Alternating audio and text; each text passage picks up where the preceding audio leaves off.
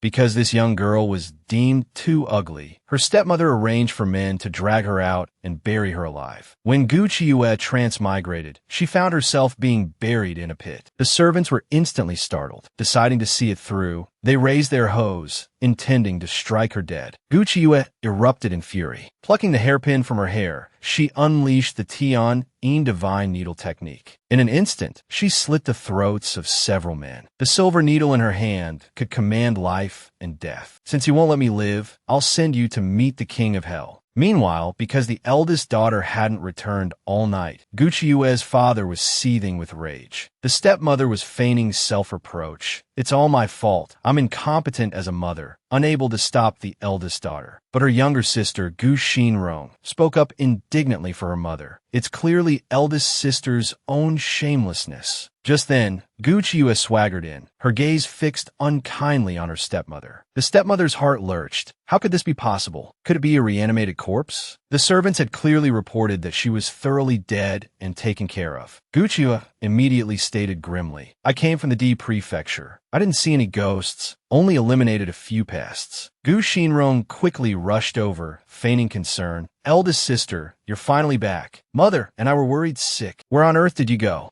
Gu Qiuyue was utterly amazed by her audacity. This half-sister was quite the actress, behaving as if the scars on her face weren't caused by this wretched girl. Originally, this Gu Xinrong had taken advantage of her coughing fit, pretending kindness by offering snow pear paste, which Gu Qiuyue ate, only to have her face ruined afterward. Gu Qiuyue instantly grabbed her hand. After doing such a wicked thing, you still have the face to come here and cry? Truly shameless. But the next second, the stepmother stepped forward, shielding Gu Xinrong behind her, offering false solicitude. Then, turning to the servants in Gu Qiuyue's courtyard, she scolded them obliquely. How could you all be so careless? The young mistress has such a volatile temper, yet you all dare to neglect her? Do you not wish to live? Gu Qiuyue almost laughed out loud. Did they think throwing their weight around could sideline her and smooth things over? She pinched her own hand. The sharp pain brought tears streaming down her face. She immediately threw herself into her stepmother's arms, wailing, Last night, Qiuyue woke up with not a single useful servant nearby. In my panic, I only wanted to return and report my safety. I didn't expect Mother to care for me so much. Then, seizing the opportunity, she wiped her snot and tears all over her stepmother's clothes. The servants in Gu Qiuyue's courtyard were stunned. The young mistress usually gritted her teeth just seeing the madam. Why was she being so intimate now? Could it be that she had another episode after returning? Her father, however, anxiously slapped her across the face. My promotion is imminent. As the eldest daughter, you stayed out all night. Our Gu family has no place for a shameless creature like you.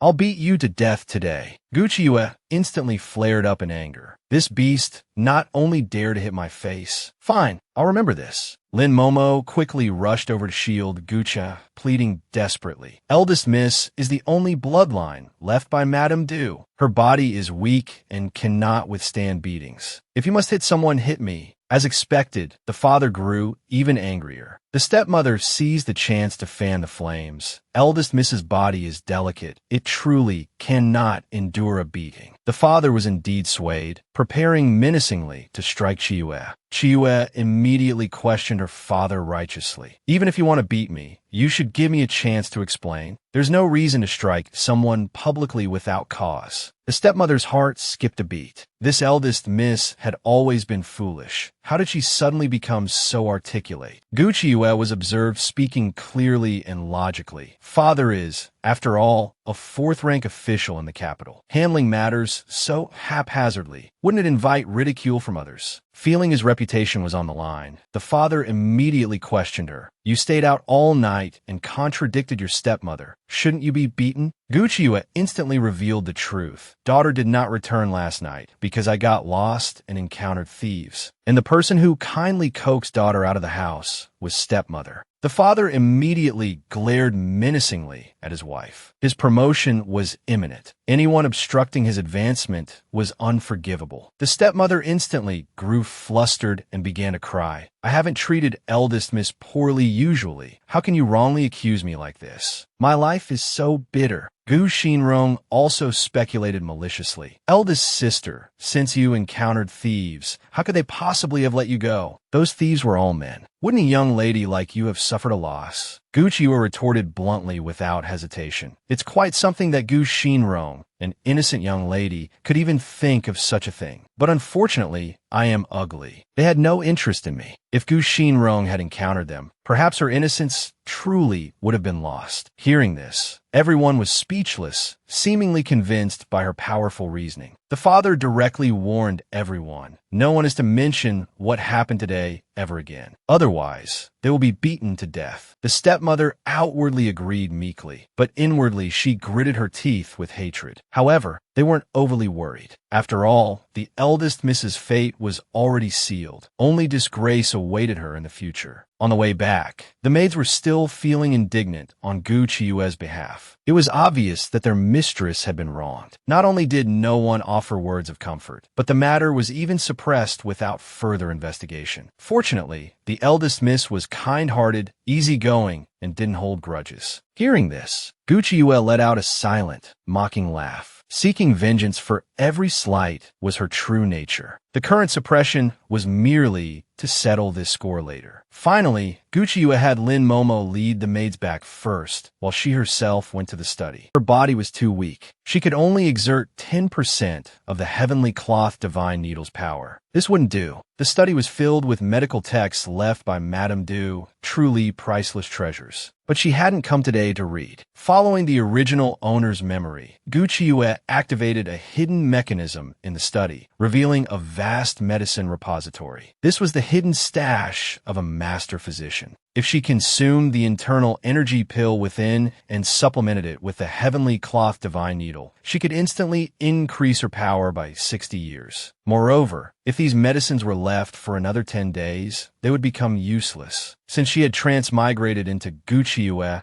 she would safeguard them properly on behalf of the original owner's mother, ensuring Madame Du's legacy wasn't tarnished. Subsequently, Gu Chiyue consumed the internal energy pill and activated the heavenly cloth divine needle in coordination. She endured the agony of meridian cleansing and marrow refining, watching her internal energy surge. Just then, a shadowy figure flashed past. Gu Chiyue had barely reacted. Before she could see clearly, a strip of cloth covered her eyes. This woman was so ugly. The male lead, even under the influence of an aphrodisiac, didn't want to touch her, even telling her to commit suicide. Originally, Gu Chiyue had been increasing her internal energy. Who knew that a figure would suddenly barge in and directly blindfold her with a black cloth? Gu Chiyue, assessing the situation, quickly stated, "I definitely won't say anything. Take whatever you want. I only have 2 conditions. Don't touch me, and don't kill me." Who would have thought Yu Wen Mingxiu would grab her chin, saying coldly, "There is only one fate for those who see my face. Death." The chilling, icy voice sent shivers down one's spine. Gu Chiyue, however, laughed out of anger. "You've already covered my eyes. How could I possibly see you?" Yu Wen Mingxiu actually developed a sliver of interest in her. This woman was quite bold, possessing a unique charm. His soul-stirring voice, combined with the rich fragrance emanating from him, made Gu Chiyue feel momentarily dazed. Then, Yu Wen Mingxiu tossed her aside, warning her, "Don't move. I'll leave once I have what I came for." Gu Chiyue immediately tried a softer approach, suggesting, "You definitely won't find it. Why don't you remove the cloth from my eyes, and let me help you search?" But Yu Wen Mingxiu didn't trust anyone, especially women. And a beautiful woman? Even less trustworthy. Seeing the gentle approach fail, Gu Chiyue instantly flared up, cursing back. "Cut the crap. It's my bad luck to fall into your hands today. Kill me or cut me up. Do as you please. Just stop talking in that damn cryptic manner." A murderous glint flashed through Yu Wen Mingxiu's eyes. No one has ever dared to speak such vulgar words to this lord. "I truly want to tear that mouth of yours apart." Gu Chiyue instantly cowered. This man actually dared to kill. Preserving her life was paramount. She immediately fawningly, revealed all the hidden mechanisms in the study to Yu Wenmingxiu. Following her instructions, Yu Wenmingxiu opened the medicine repository. However, as soon as the repository door opened, a peculiar fragrance wafted out. Yu Wenmingxiu paid it no mind and directly located the 9 revolutions pill. He poured out the pill and swallowed it in one gulp. The old injuries within his body were severe. They would kill him in half a year. Fortunately, he found the pill refined by Madame Du. This miraculous medicine was indeed extraordinary. Then, Yu Wenmingxiu's icy gaze fell upon Gu Qiuyue. Since he had obtained the spirit medicine, there was no need for this woman before him to live. This woman was intelligent but lacked backbone. She would surely become a spy in the future. Better to end her today. Gu Qiuyue instantly ground her teeth in hatred. If only she had a little more time, just a little longer, her power would have greatly increased, enough to obliterate this guy. Alas, she was just short. At this moment, Yu Wenmingxiu had already drawn his dagger, lunging fiercely towards her. In the very next second, his entire body suddenly went limp, collapsing powerlessly to the ground. His mind raced. Not good. Could it be the strange fragrance from earlier?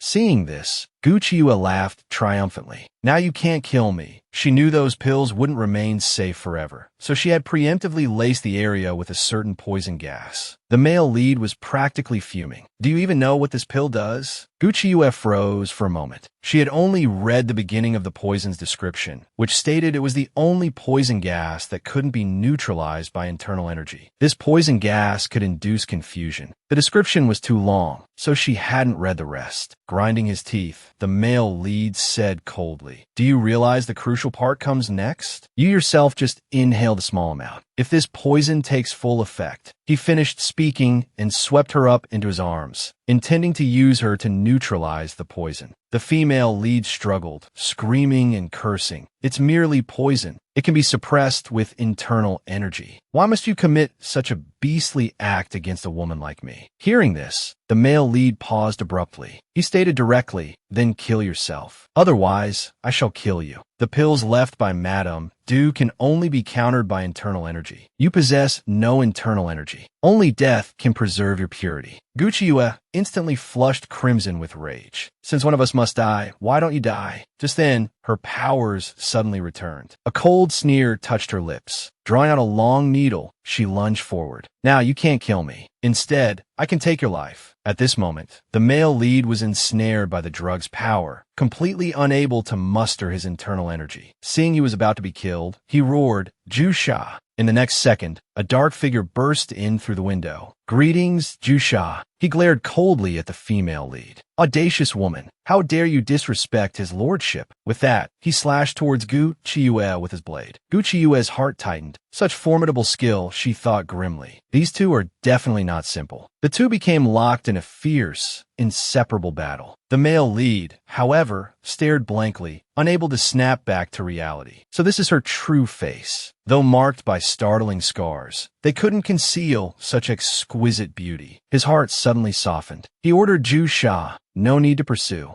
Then, the two leaped out the window and departed. The female lead was instantly filled with regret, her insides twisting. She hadn't even gotten a clear look at the man's face. She fumed silently. "If I ever find out who you are, I will show no mercy." Meanwhile, Yu Wenmingxiu had already been brought to a safe location by Ju Sha. Ju Sha had also investigated clearly. The woman was the Gu family's eldest daughter of the official wife, Gu Qiuyue. Rumored to be a useless idiot, she was betrothed to the young master of the Shao family. The male lead felt Gu Qiuyue was no ordinary woman. But just then, the poison flared up again. Ju Sha, worried, wanted to find someone to help his master detoxify. The male lead, however, recalled Gu Qiuyue's words. "If I can't even suppress a mere poison with my own power, wouldn't that woman laugh at me? Besides, the current situation is unstable. The Shao family intends to align with Prince Ning. They must be watched closely." On the other side, a maid excitedly came to report, "Young master of the Shao family. Eldest miss, your fiancé, Shao Muan, is here. He requests you come out to greet him immediately." Lin Momo felt gratified. In another year, this marriage should be formally discussed. Gu Qiuyue, however, gave a disdainful sneer. "That fiancé hasn't shown his face for ages. Why remember me now? It surely can't be anything good. She immediately went out to see what exactly he was plotting. Who knew that as soon as she stepped out, she would see Xiao Muan and Gu Xinrong laughing and flirting intimately. This young girl, because her face was ruined, was actually facing having her engagement broken off by her fiancé. Her younger sister was even openly flirting with her fiancé right in front of her, accusing the girl of being jealous and vicious. The moment Gu Qiuyue stepped outside, she saw the two laughing and hitting it off. The maid indignantly shouted, "Young Master Xiao, why are you with the second miss? You are our lady's fiancé." But Xiao Muan looked utterly dismissive. "I am Gu Qiuyue's fiancé. So what?" Her sister, Gu Xinrong, added snidely from the side, dripping sarcasm, "Brother Muan is here today. You should be happy. Why is elder sister making such a fuss? We were just joking around earlier. It's rare for him to visit. Brother Muan might have even forgotten what elder sister looks like." At this moment, Gu Qiuyue was already in a foul mood. Gu Xinrong had practically served herself up on a platter. Too lazy to waste words, she instantly flicked a small pebble, striking Gu Xinrong's knee. With a crack, Gu Xinrong fell kneeling to the ground. Gu Qiuyue coolly remarked, "Aya, no matter how much you respect me, there's no need to kneel. I really can't accept such a gesture." Gu Xinrong instantly gritted her teeth in fury, feeling utterly humiliated for life. Xiao Muan solicitously helped Gu Xinrong up. Seeing Gu Xinrong's tear-streaked face, like a pear blossom drenched in rain, he instantly erupted in fury. He turned on Gu Qiuyue, shouting abuse. "Gu Qiuyue, you're bullying Xinrong again. How can there be such a cruel and vicious older sister like you in this world? Look at what you've done." Gu Qiuyue's eyes widened in mock surprise. "We grew up together, but I truly never knew you were blind despite having eyes." Xiao Muan froze for a moment. Gu Qiuyue had never spoken to him like this before. Normally, shouldn't her reaction be heartbroken despair, clinging to him and begging him not to be angry? At this thought, shame turned into anger. He declared, "I came here this time for the matter of breaking off the engagement. Just you wait." Lin Momo was frantic. This engagement couldn't be broken.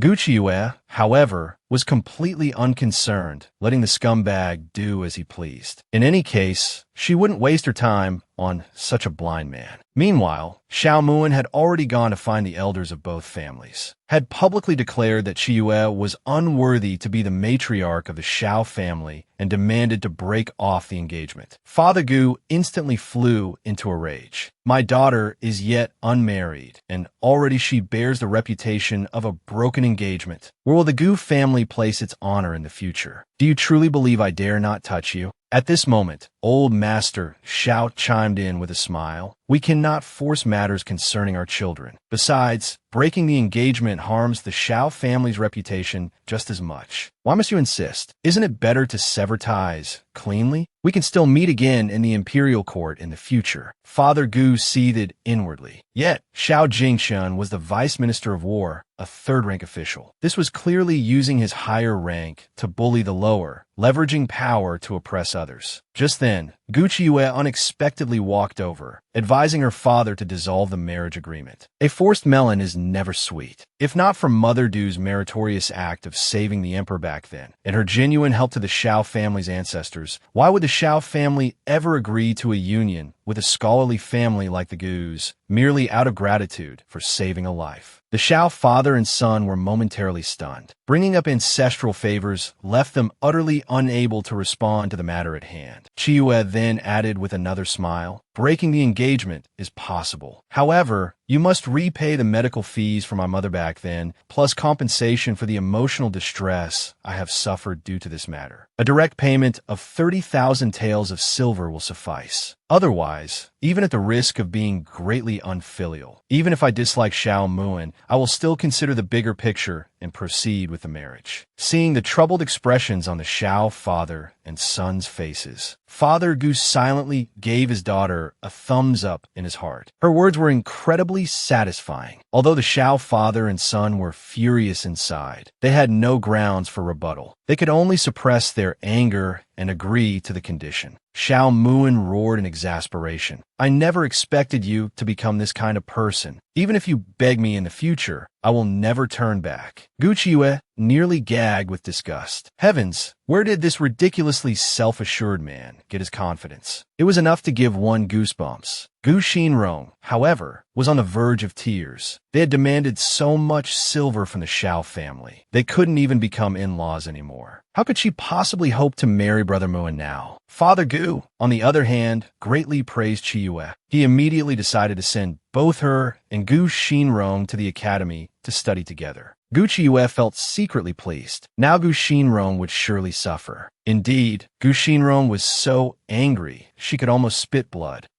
Father's becoming increasingly biased. The stepmother also gritted her teeth in hatred. However, she held sway within the academy. She would definitely make Gu Qiuyue withdraw from school and return home crying. After returning, Gu Qiuyue went out and began purchasing various items needed for entering the academy. But just then, a horse-drawn carriage sped past. The mounted guard arrogantly shouted for bystanders to make way. Gu Qiuyue suddenly realized the rider was Zhu Sha, the guard from that day. Instantly, she guessed that the person inside the carriage was the medicine thief from that day. This time, she finally got a clear look at them. At this moment, infatuated commoners crowded around, murmuring amongst themselves. Lord Yuan truly deserves the title of the most handsome man under heaven. He is the emperor's most trusted minister. Gu Qiuyue hadn't expected the medicine thief to be such a high-ranking official. It seemed seeking revenge would be rather difficult now. After returning, Gu Qiuyue still felt unwilling to let it go. She had someone sketch the jade pendant she had seen that day. This jade pendant was the item worn by the medicine thief. Her subordinate reported that this jade pendant was an imperially bestowed item. Only 4 people in the world possessed such an item: the crown prince, the 6th prince, the 9th prince, and the emperor's most favored and crucial minister, Yuan Mingxiu. He was the legendary general, like a ghost King Yama, who had reportedly buried tens of thousands of enemy soldiers alive. It was said that while recapturing the Miao territory, he was afflicted with a potent poison that had lingered uncured for a long time. Only then did Gu Qiuyue have an epiphany. No wonder he was searching for the 9 revolutions soul-returning pill left behind by her mother, Du Shi.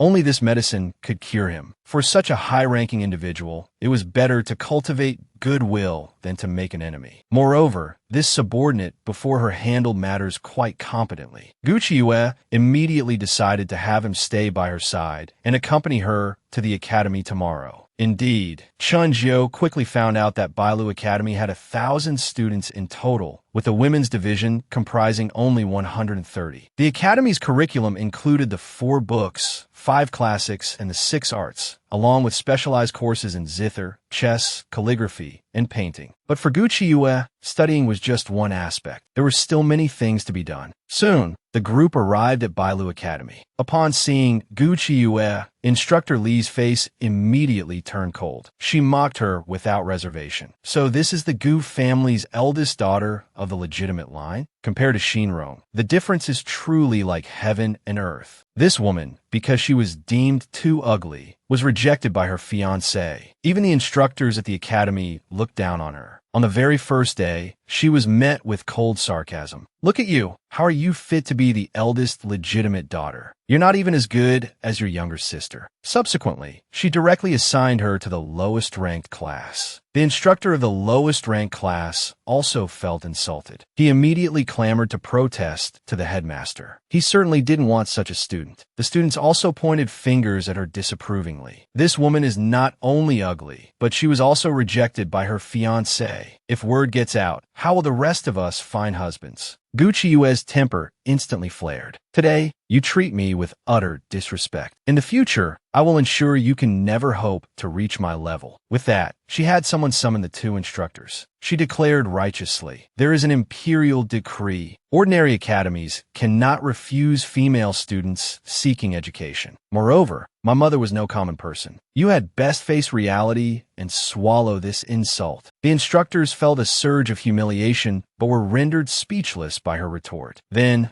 Gu Qiuyue, smiling sweetly, said, in my mother's name, I wish to donate 20,000 taels to the Academy as a scholarship fund for outstanding students. The instructors were instantly stunned. This was no small sum. Even the emperor's rewards to officials rarely exceeded 1,000 taels. Immediately, they crowded around her. If you truly donate 20,000 taels, we will petition Her Majesty to issue a certificate of merit in your name. You can join whichever class you desire. But Guqiue nonchalantly replied, "Since I've already been assigned to Class 1, I'll just stay in Class 1. The instructors inwardly sighed with relief. They had almost turned away such a righteously generous benefactor. Wouldn't that have made them the laughingstock of the entire world? Thus, Guqiue's life at the academy began to flourish. However, upon returning home that evening, Lin Momo fretted anxiously for her. Wasn't that too much silver to give? But Guqiue didn't care in the slightest. After all, she had just received 30,000 taels from the Xiao family for breaking the engagement. If she didn't spend this money, her father and stepmother would snatch it sooner or later. Moreover, she planned to revive the clinic her mother had left behind. Guqiue had already learned of 2 people who could help her reopen it. Lin Momo was overjoyed. Madame Du finally had a successor. Guqiue had endured a long day. Finally, she could relax with a comfortable bath. Suddenly, a figure flashed past the window. Guqiue keenly sensed something was amiss. She leaped out of the bathtub instantly, threw on an outer robe, and peered cautiously outside. But before she could see anything clearly, a hand clamped firmly over her mouth. A familiar scent filled the air. Guqiue realized instantly it was him again, the medicine thief. Yuan Mingxiu froze for a moment, surprised she could recognize him. Guqiue smirked mischievously. After all, we've had quite the close encounter. Of course, I recognize you.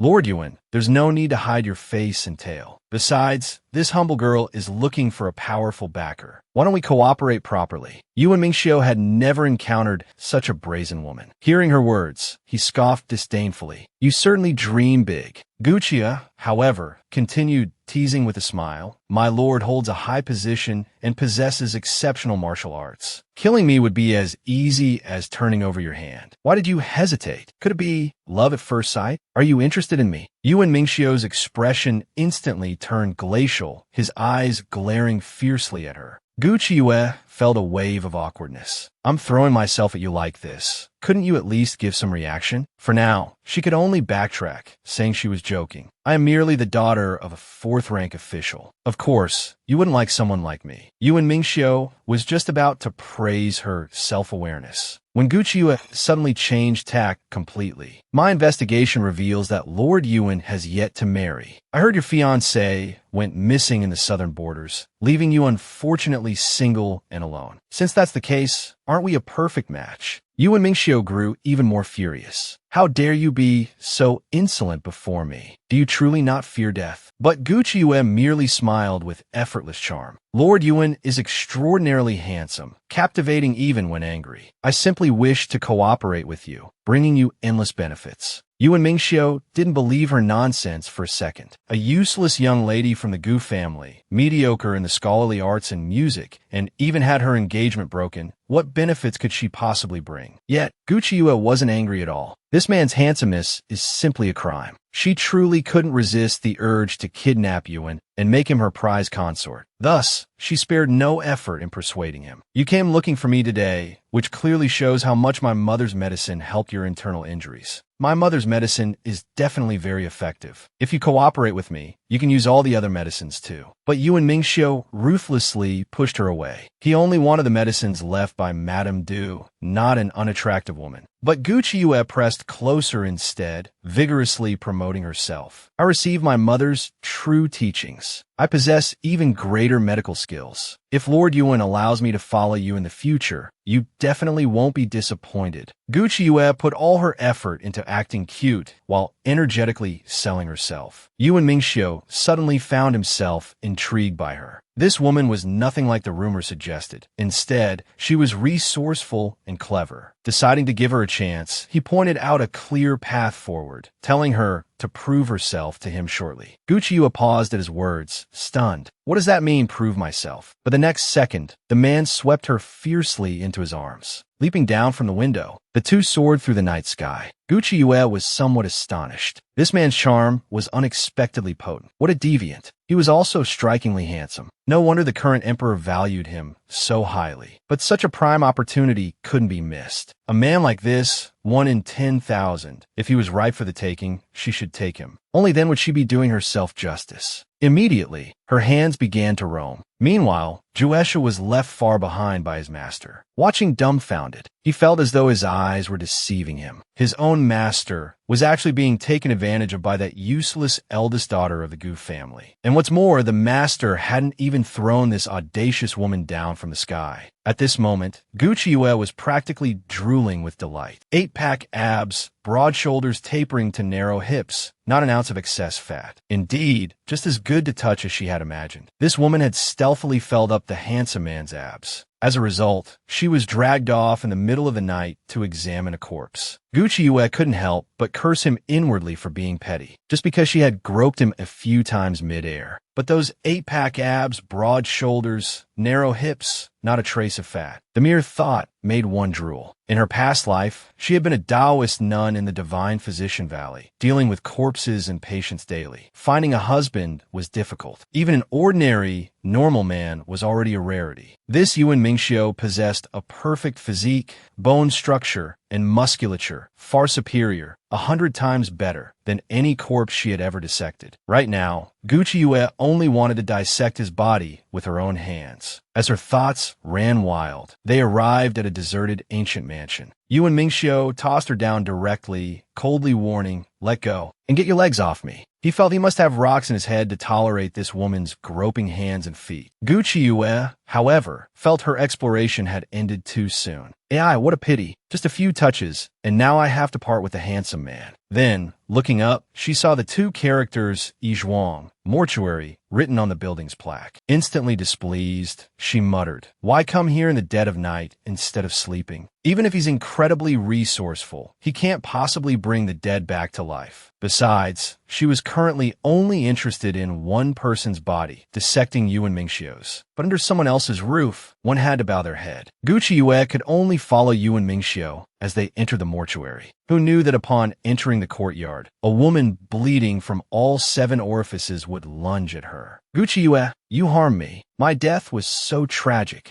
Unexpectedly, Gu Chiyue wasn't frightened at all. She countered with a punch straight to the female ghost's face, shouting defiantly, "So what if I harmed you? Come out if you dare. Let's see if you scare me first, or if I dissect you thoroughly." The next second, the female ghost suddenly reappeared, screaming face to face with Gu Chiyue. "I am your mother." Gu Chiyue remained unfazed. "You're already dead. What are you doing wandering around? Does this Yuan Mingxiu have rocks in his head? Trying to scare me with such tricks. She was a divine physician. How dare he use such childish tactics?" Immediately, she asked with ill intent, "Since you are the ghost of Madame Du, then it's perfect timing. Let me test you. Do you know the 5 flavors of the 5-flavor soup? If someone has sunken eye sockets, a weak pulse, listlessness, and dull hair, what treatment is needed?" The female ghost was stumped, unable to utter a single word. Gu Chiyue immediately scoffed dismissively. "Can't even pretend to be a ghost properly. You don't even have such basic medical knowledge. It's utterly laughable. Now scram." The ghost immediately fled in humiliation. Gu Chiyue then walked towards the lit house nearby. Pushing the door open, she saw Yuan Mingxiu amidst a room full of dark-clothed guards, leisurely sipping tea. Gu Chiyue's anger flared instantly. "While I'm outside being scared by ghosts, you're sitting here enjoying yourself, drinking tea? How boring." Thinking up such childish tricks, she immediately demanded tea from him, who knew that the petty Yuan Mingxiu would hand the teacup to his subordinate. This tea set is made from the finest materials, a tribute from the western regions. It would be a shame to waste it. Gu Chiyue cursed him inwardly for being petty. Clearly, he was still annoyed about being groped earlier and was now taking the opportunity for revenge. But Yuan Mingxiu stated she hadn't passed the trial yet. As soon as his voice fell, a corpse was thrown down with a thud in front of her. Gu Chiyue was instantly furious. She was a physician. Her duty was to heal the sick and save the living, not examine the dead. That was the job of a coroner. The man immediately scoffed dismissively. "So, the eldest Miss Gu doesn't know how. In that case, let's pretend I never saw you today, and let's forget about any talk of cooperation.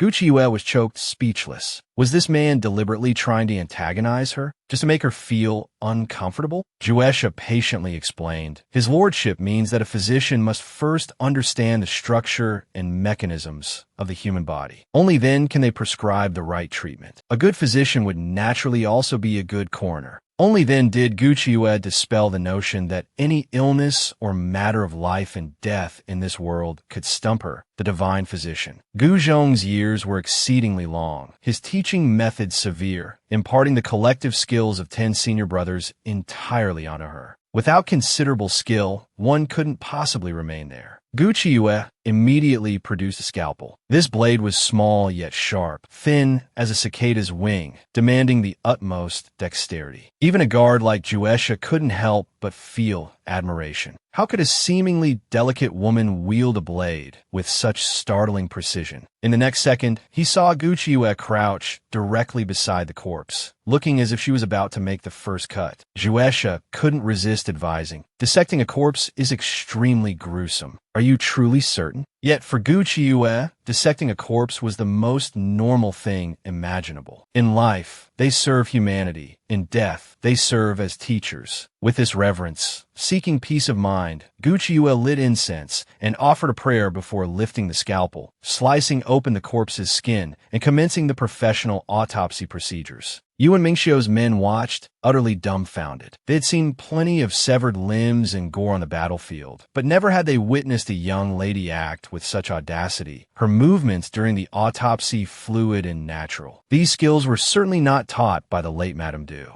Even Yuan Mingxiu couldn't suppress a flicker of surprise in his heart. By now, Gucci Yue had finished the dissection. Splattered with blood, her gaze burned brightly as she looked towards Yuan Mingxiu. She then casually instructed Juesha to fetch a basin of water, adding, "And bring soap for washing hands." The metallic tang of blood made Juesha want to gag. Reluctance filled his heart. He was a dignified imperial guard, accustomed to taking orders only from his master. How could he be commanded so freely by such a woman? Moreover, his master usually detested women, especially self-important ones. She had surely crossed the line now. Yet, to his surprise, Yuan Mingxiu said nothing, clearly giving his tacit approval. Juesha froze momentarily, utterly bewildered. Was this still the same master he knew? Suppressing his indignation, he could only comply, fetching the washing water for Gucci Yue.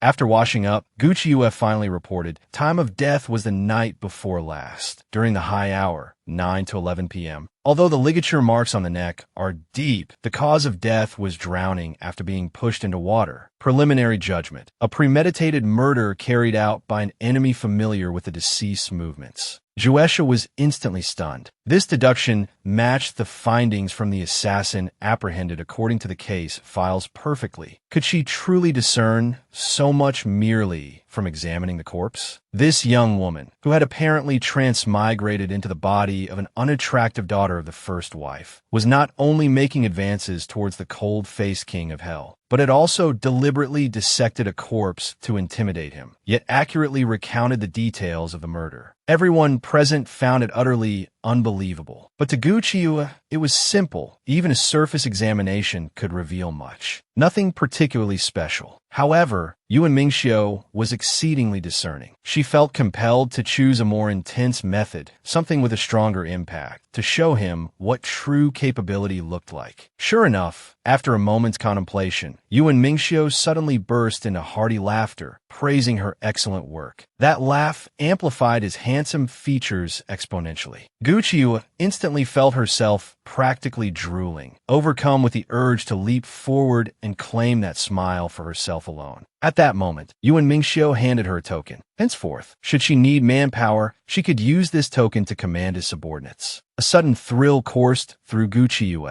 With this, she was effectively bound to Yuan Mingxiu. Seeing him about to leave after speaking, she immediately lunged forward, wrapping her arms tightly around him, whining coquettishly, "It's so late and dark. I'm scared." You brought me here, so you have to take me back." The jaws of the hidden guards collectively dropped. In front of everyone, this woman had actually embraced the master who killed without blinking, whose single word could condemn tens of thousands of captives. A ruthless barbarian. He was the great demon lord in charge of punishments and prisons, whose slightest frown could cause rivers of blood to flow. The last person who accidentally bumped into him had turned into a mist of blood the very next second. It seemed this eldest Miss Gu was facing imminent doom. But, utterly unexpectedly, Yuan Mingxiu simply responded with a calm, "All right." Everyone instantly turned to stone, feeling as though their ears were deceiving them. After such a tumultuous night, Gu Qiu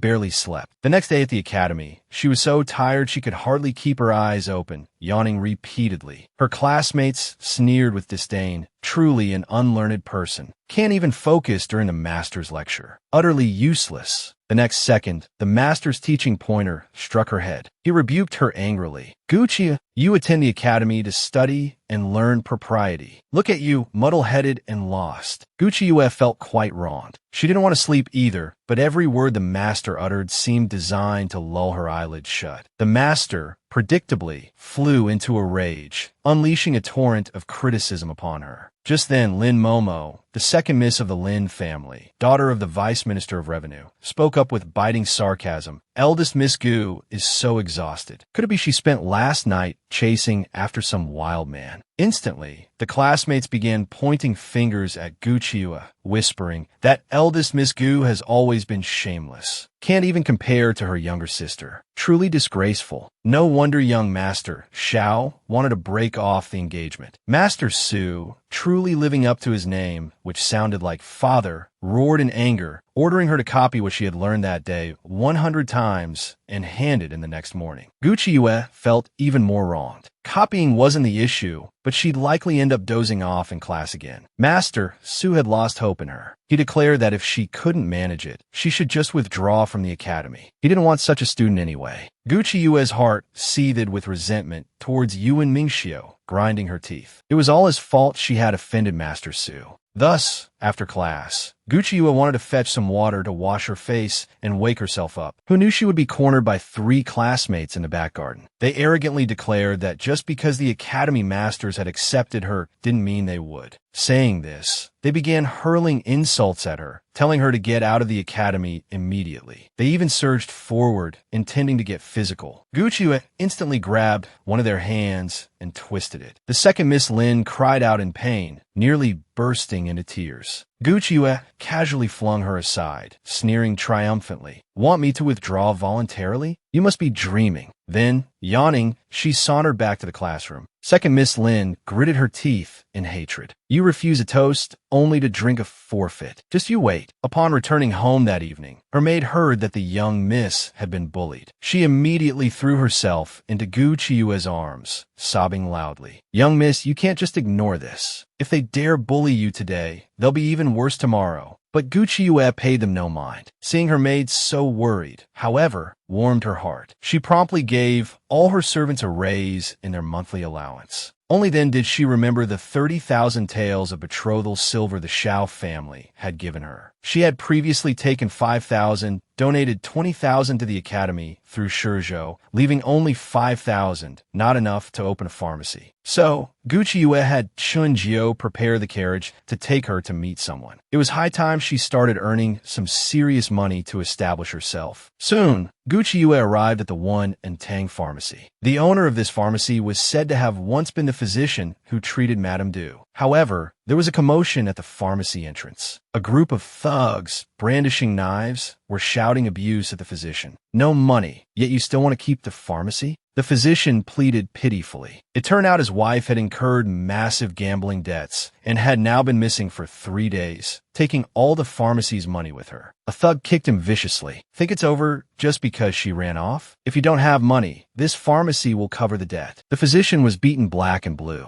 Chun Jiu, hiding in the crowd, heard everything clearly and immediately reported back. Hearing this, Gucci understood that the gambling den's true target was the pharmacy itself. Shinjo thought so too. Among the men from the gambling den was one known for shady property dealings. He had heard this area was bought by Prince Jean. It must have been premeditated. Gucci immediately instructed him to find out who was behind the gambling den, but warned him not to act rashly before getting clear information. If it involved nobility, he should tell the pharmacy owner to seek her out. However, Gucci knew she couldn't resolve this kind of matter with her own abilities. So, upon returning home, she tied the small bell to a branch outside her window. This was the secret signal Yuan Mingxiu had told her. To handle this matter properly, she needed her powerful backer involved. She just didn't know if the signal would work. Sure enough, moments later, Yuan Mingxiu appeared before her. Gucci was somewhat surprised he had come himself, that such an insignificant shrimp like her could receive such attention. And he still claimed he wasn't interested in her? This woman might be plain, but the handsome Yama King seemed to have a soft spot for her. Whenever Gucci was in trouble, Yuan Mingxiu would rush over immediately. But when Gucci tried to flirt cheekily, Yuan Mingxiu remained cold and unresponsive, cutting straight to the chase, asking what matter she needed him for. Gucci quickly explained the situation, adding that she wanted to open a pharmacy but lacked funds and manpower, so she hoped to borrow people and money from him. However, the pharmacy would still belong to Yuan Mingxiu. She would merely manage it. Yuan Mingxiu couldn't help but chuckle wryly. I heard eldest Miss Gu previously managed to run Madame Du's shop into the ground. If you want to open a shop now, you'll have to at least show me your capabilities. So far, I haven't seen any particular skills, yet you have plenty of demands. Gucci face turned green. Was he openly looking down on her? She immediately declared with brimming confidence, I was merely hiding my true strength before. This time, I will definitely manage the shop well and guarantee profits. But Yuan Mingxiu remained unconvinced. Gucci instantly fumed. If you won't help me, I won't be your subordinate anymore. I'll take Madame Du's evidence and go find the crown prince and the other princes. Yuan Mingxiu was exasperated into laughter. Have you forgotten how many people you've offended? Trying to approach people with looks like yours? They'll only be even less interested in you.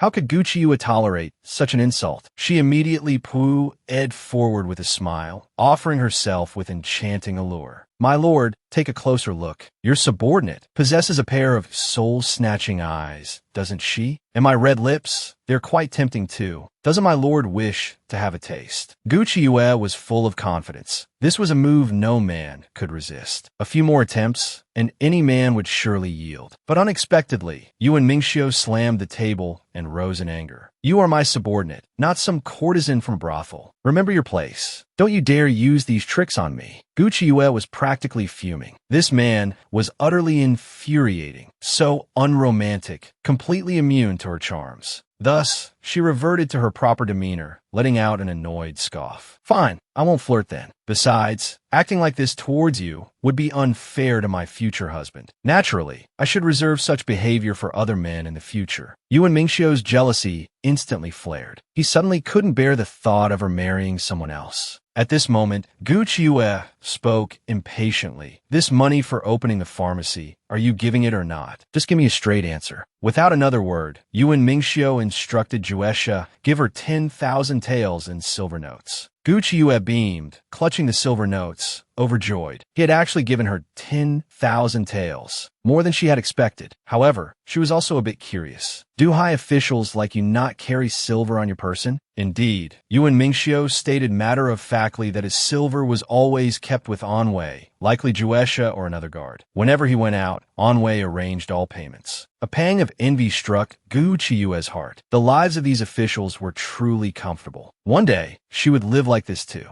Well, since the money has been received, my lord should probably head back now. Yuan Mingxiu's face instantly turned cold. Her objective achieved, she was now dismissing him so readily. Juesha was even more furious, practically boiling with rage. This woman clearly had no respect for the master. But Yuan Mingxiu raised a hand to stop him, saying with ill intent, "The silver this seat lends out is always high interest. Young Miss Gu, you owe 10,000 taels. Remember to repay 30,000, understand?" Gu Qiuyue was instantly dumbfounded. This damned profiteer, how could he be so ruthless, even towards a beautiful young lady? Not long after, the Gu residents sent someone to urgently summon Gu Qiuyue back. The moment they met, her father began to curse her furiously. "If your younger sister hadn't told me today, I would still be in the dark. You actually took 20,000 taels of the silver given by the Shao family and donated it to Bailu Academy? Are you trying to utterly disgrace our Gu family?" Gu Xinrong stood beside him, adding fuel to the fire. "That much silver is enough to feed the whole family for a year. It should have been given to father for his use long ago." Sure enough, the more Father Gu heard, the angrier he became. If that silver were in his hands, how much could it achieve? It might even secure him a promotion of at least 2 ranks. Instantly furious, he ordered Gu Qiuyue to kneel. Gu Qiuyue had already anticipated this. These people were all eyeing the money from her broken engagement. Yet, she could only kneel obediently and pay her respects. At this moment, Xiesher Jinxiu stepped forward, feigning persuasion. "Qiuyue is just a child. How would she know any better? Please forgive her." Madame Xia also chimed in. "The madam has always treated Qiuyue as her own. Master, if you punish her, who knows how worried the madam will be." Father Gu's anger subsided slightly. He then ordered Gu Qiuyue to go get the money back. "It's not easy for your father to be an official. My monthly allowance is meager. You should be helping the family." But Gu Qiuyue was not the naive original owner of this body, easily swayed by a few words. Father Gu was so fickle. His apparent leniency was merely out of consideration for Madame Du. Thus, she declared righteously, "I did nothing wrong, nor will I get the money back. Beat me or scold me as you please. Otherwise, go to the academy and ask for the money yourself. You can even announce to everyone that you people intend to use the money from my broken engagement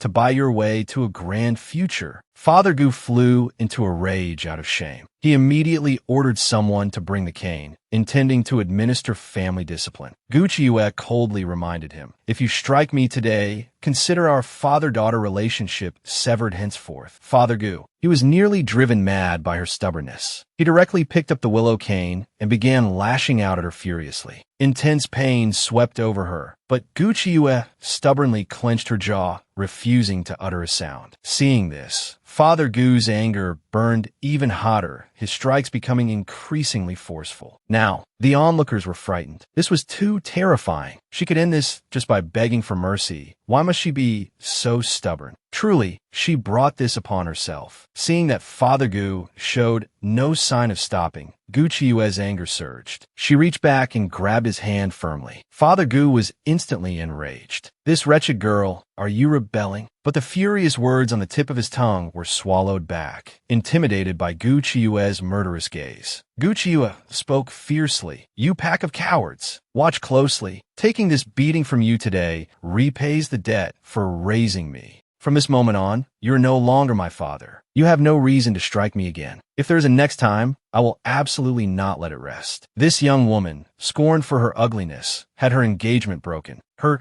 vicious family members all wanted to snatch the money from the broken engagement. Because the young woman refused to give it, her father beat her nearly to death. Utterly disheartened, the young woman seized her father's hand. Coldly, she announced that from this day forward, their father-daughter relationship was severed. "In the future, you are no longer my father. You have no reason to strike me. If there's a next time, I will absolutely not let it rest." In an instant, everyone was stunned. Just then, the second son of the Gu family, Gu Yushu, having heard the news, rushed over anxiously. As soon as he entered, he shielded Gu Qiuyue behind him, gently persuading his father not to be angry. Big sister has always been alone and miserable. No one in the entire Gu family truly cares for her. All she has is that bit of engagement money. Not only should you not insist on taking it. He then urged Gu Qiuyue to quickly find a doctor. A sliver of warmth instantly crossed Gu Qiuyue's heart. It turned out that in the entire Gu family, only Gu Yushu was a sensible person. Thus, she pulled him over to bear witness. "Starting today, Gu Yanqing and I are no longer father and daughter. He was unkind to me, so I owe him no loyalty. Father Gu trembled all over, cursing this daughter for being disloyal, unfilial, and outrageously bold. Gu Chiyue wasn't afraid. She retorted without reservation. To advance your career, you coveted your daughter's engagement money. When you couldn't get it, you beat her nearly to death. What kind of father are you? I, Gu Chiyue, am no pushover. I don't need that kind of paternal love. From now on, we make a clean break. I don't need you to provide for me either. I'll manage on my own. With that, she furiously stormed off. Gu Yushu, worried, followed her. He felt his elder sister had changed, completely different from before. Chiyue also found it surprising. Gu Yushu was born to her stepmother. The stepmother was so crooked, yet unexpectedly raised such a different son. Truly interesting. She later learned that Gu Yushu had been raised by their grandmother since childhood, so his relationship with his stepmother wasn't that close. Although Gu Chiyue already had the powerful backing of Yuan Mingxiu, having one more ally was naturally for the best. Thus, she began to get familiar with Gu Yushu as well. Afterwards, Gu Chiyue stayed peacefully in her room doing embroidery, disinclined to bother with those insufferable family members. However, one day, Gu Xinrong and Xiao Muan came again, demanding that Gu Chiyue come out to meet them immediately. Gu Chiyue couldn't be bothered to see them and directly sent them away.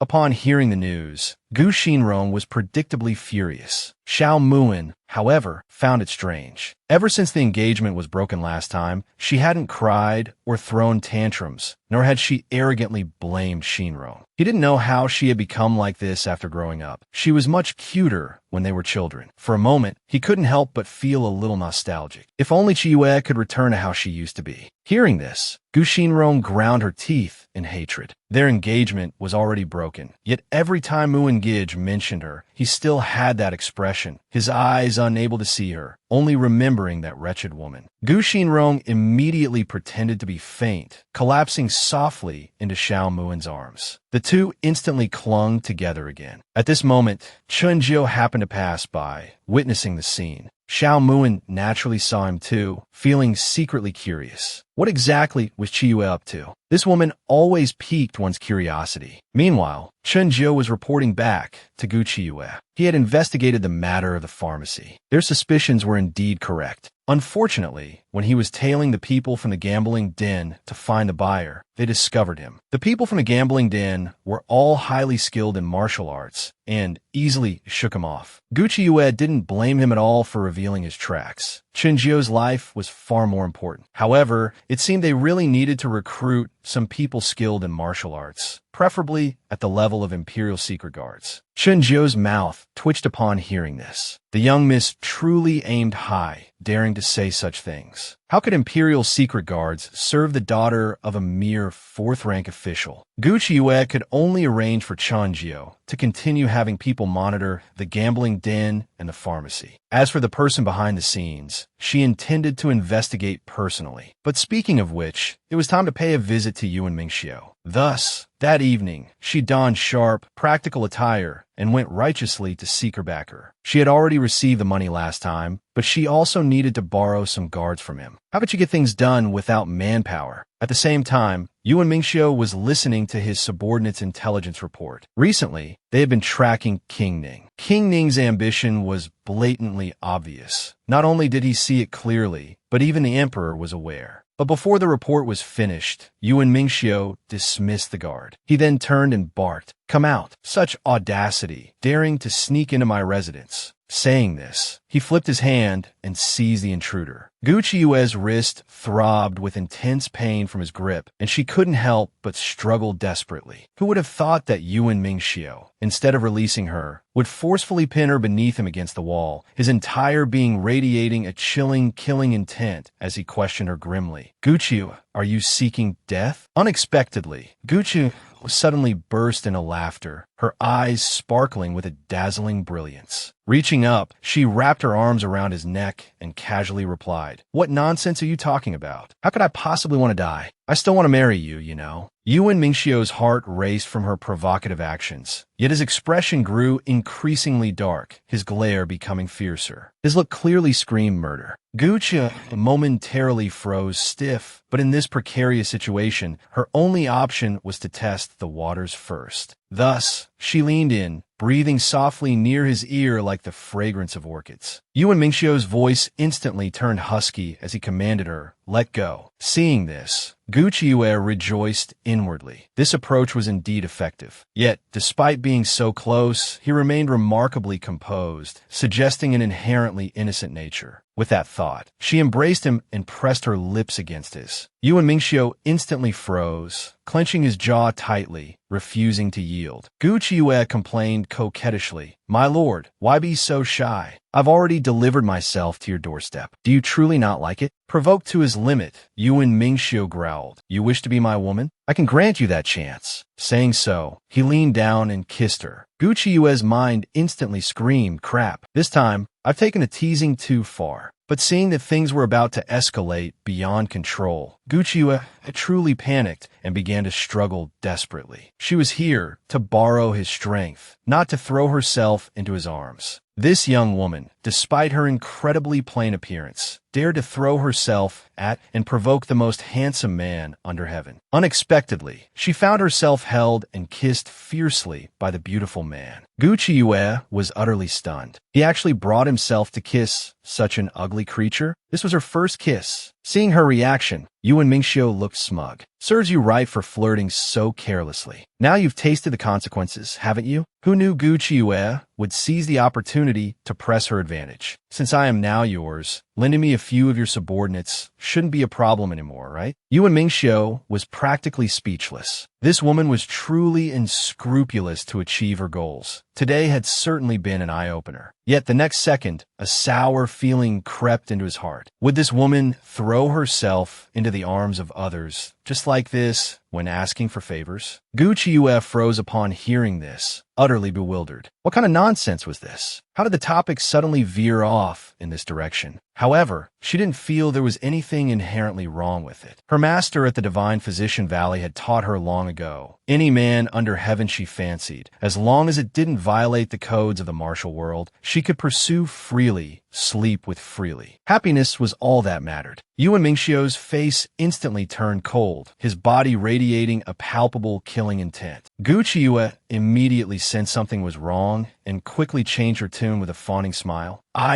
My lord, rest assured, Gu Qiuyue, would only ever use a beauty trap on you." Her sycophantic demeanor held absolutely no credibility. Yuan Mingxiu turned his head away in annoyance, his face frighteningly dark. Yet, his actions contradicted his displeasure. "What you asked for, I will naturally provide. I'll send them over in 2 days." Gu Qiuyue's face instantly lit up with joy. Following this, Yuan Mingxiu tossed a token to her. He told her to use the main entrance next time she came, so she wouldn't have to crawl through a dog hole again. Gu Qiuyue felt tears welling up. Her image was utterly destroyed today. Yet, ever since that night, whenever she closed her eyes, she couldn't help but think of that man. It seemed this loss she suffered was truly quite significant. She wasn't finished with him yet. Hearing her shouts, the maids were somewhat surprised. Since when did the eldest miss know Yuan Mingxiu? And what had Yuan Mingxiu done to make the miss so furious? Gu Qiuyue only felt incredibly wronged. "He kissed me. How can I endure such a loss? I must find him and get my revenge." As Gu Qiuyue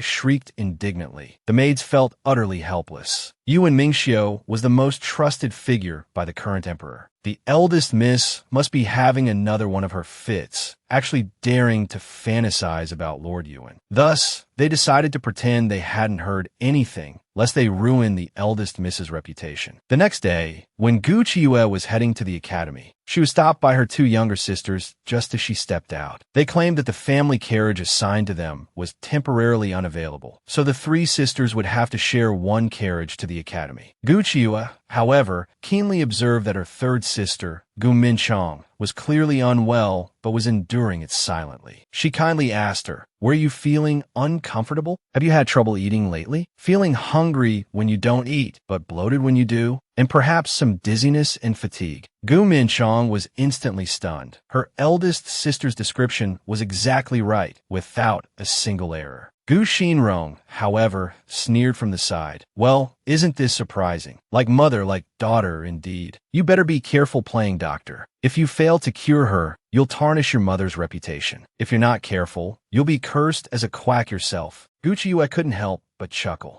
However, When Gu Minchang saw Gu Xinrong's sinister glare, her heart instantly trembled with fear. She politely declined Gu Qiue's kind offer, wanting to go back and find another doctor instead. Gu Qiue felt helpless. This younger sister had absolutely no backbone, only knowing how to read others' expressions. Soon after, the three sisters arrived at the academy. Classmates enthusiastically gathered around Gu Xinrong, faces beaming with joy as they told her, "Lord Yuan has received an imperial decree. He's coming to Bailu Academy to teach us. He's the most handsome and spirited man in the great Xia dynasty. We are truly fortunate to encounter him even once." Yet, some were dismissive of Yuan Mingxiu. What's the use of being handsome? His methods are cruel and terrifying. Haven't you heard about the incident where he buried tens of thousands alive? Besides, in a place as vast as the great Xia dynasty, absolutely no one is worthy of Yuan Mingxiu. Perhaps only the Empress's own niece, with her noble status, could possibly match him. And this person was none other than Chu Linglong, Princess Chu. In the capital city, there wasn't a single woman who didn't envy or feel jealous of Chu Linglong, nor was there a man who didn't admire her. She was of noble birth, possessed an elegant demeanor, and ranked first at Bailu Academy year after year. Rumors outside claimed Chu Linglong harbored feelings for Yuan Mingxiu. They were childhood sweethearts, perfectly matched in affection. Some time ago, Chu Linglong went to attend to the Empress Dowager, suspending her studies for half a year. She should be returning now. Bailu Academy was about to get lively. Gu Xinrong felt both anxious and jealous. Just then, someone bumped into Gu Minchang. Not only did they not apologize, but they also cursed at her loudly. Gu Minchang could only shrink aside. Gu Xinrong found her embarrassing and useless, maintaining a facade of sisterly harmony in public. But behind the scenes, she viciously beat and scolded her. Gu Minchang's eyes welled up with tears from the pain. Her body was covered in bruises from such beatings. Gu Qiue was utterly speechless. You're being bullied like this, and you can still endure it. Gu Xinrong was truly two-faced, picking on the meek one and striking such heavy blows in secret. So many injuries on your arm must hurt terribly. Don't you want to settle the score with her? If she treated me like that, I'd definitely repay her several times over. Saying this, she handed over the medicine she had, telling her to apply it directly to her arm when she got back. She added that if Gu Minchang still wanted her earlier illness treated, she was willing to help. Minchang was instantly stunned. The two of them had never interacted before. Why would she help her? Gu Qiue felt a wave of helplessness. Perhaps it was because she studied medicine and healing, making her unable to bear seeing others in pain. Just as she finished speaking, she saw Yuan Mingxiu approaching gracefully in the distance with his entourage. The female students in the academy were swooning, shouting, and calling out to him like infatuated fools. Gu Qiue, however, had absolutely no desire to see him. After all, he had just forcibly kissed her not long ago. At this moment, the Prime Minister's legitimate daughter, Princess Manhwa,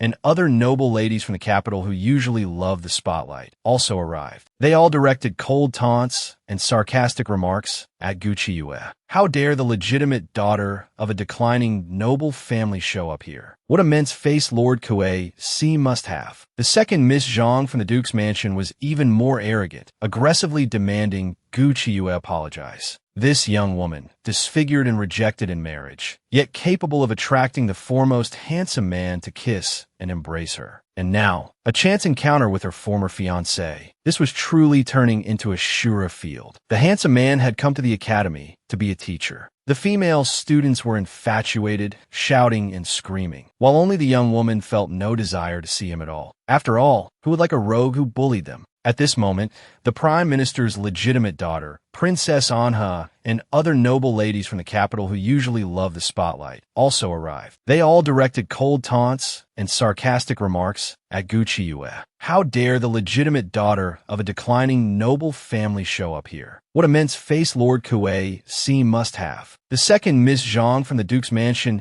shouted loudly at her, clearly intending to vent her anger on her. The protagonist felt utterly exasperated. Why was everyone rushing to make trouble for her? Seeing her remain motionless, Ms. Zhang Wutong grew angry and directly raised her hand to strike. Are you deaf? What do you think you are? I called you, and you still haven't come over. Gu Qiyu instantly flung her hand away. At this, Zhang Wutong felt deeply humiliated. She immediately rallied her classmates to help her regain face. Everyone began to down on and insult Gu Qiyu, ordering her to apologize to Miss Zhang at once. Now Zhang Wudong became even more smug. Not only did she demand an apology to herself, but she also insisted Gu Qiyu apologize to all the sisters in class Jia. The protagonist almost laughed out loud from anger. These people probably felt like anyone they encountered owed them something. She immediately retorted in a cold voice. What if I say no? I absolutely will not apologize. Hearing this, the crowd was stunned, unable to react for a moment. Meanwhile, Yuan Mingxiu had also noticed the commotion over here. He felt a wave of helplessness. This eldest Miss Gu truly managed to stir up trouble anytime, anywhere. The other male students were also somewhat curious. Those putting on airs were all young ladies from prestigious families, while the girl being demanded an apology from seemed disagreeable to them. She was, after all, the infamous Gu Qiyu,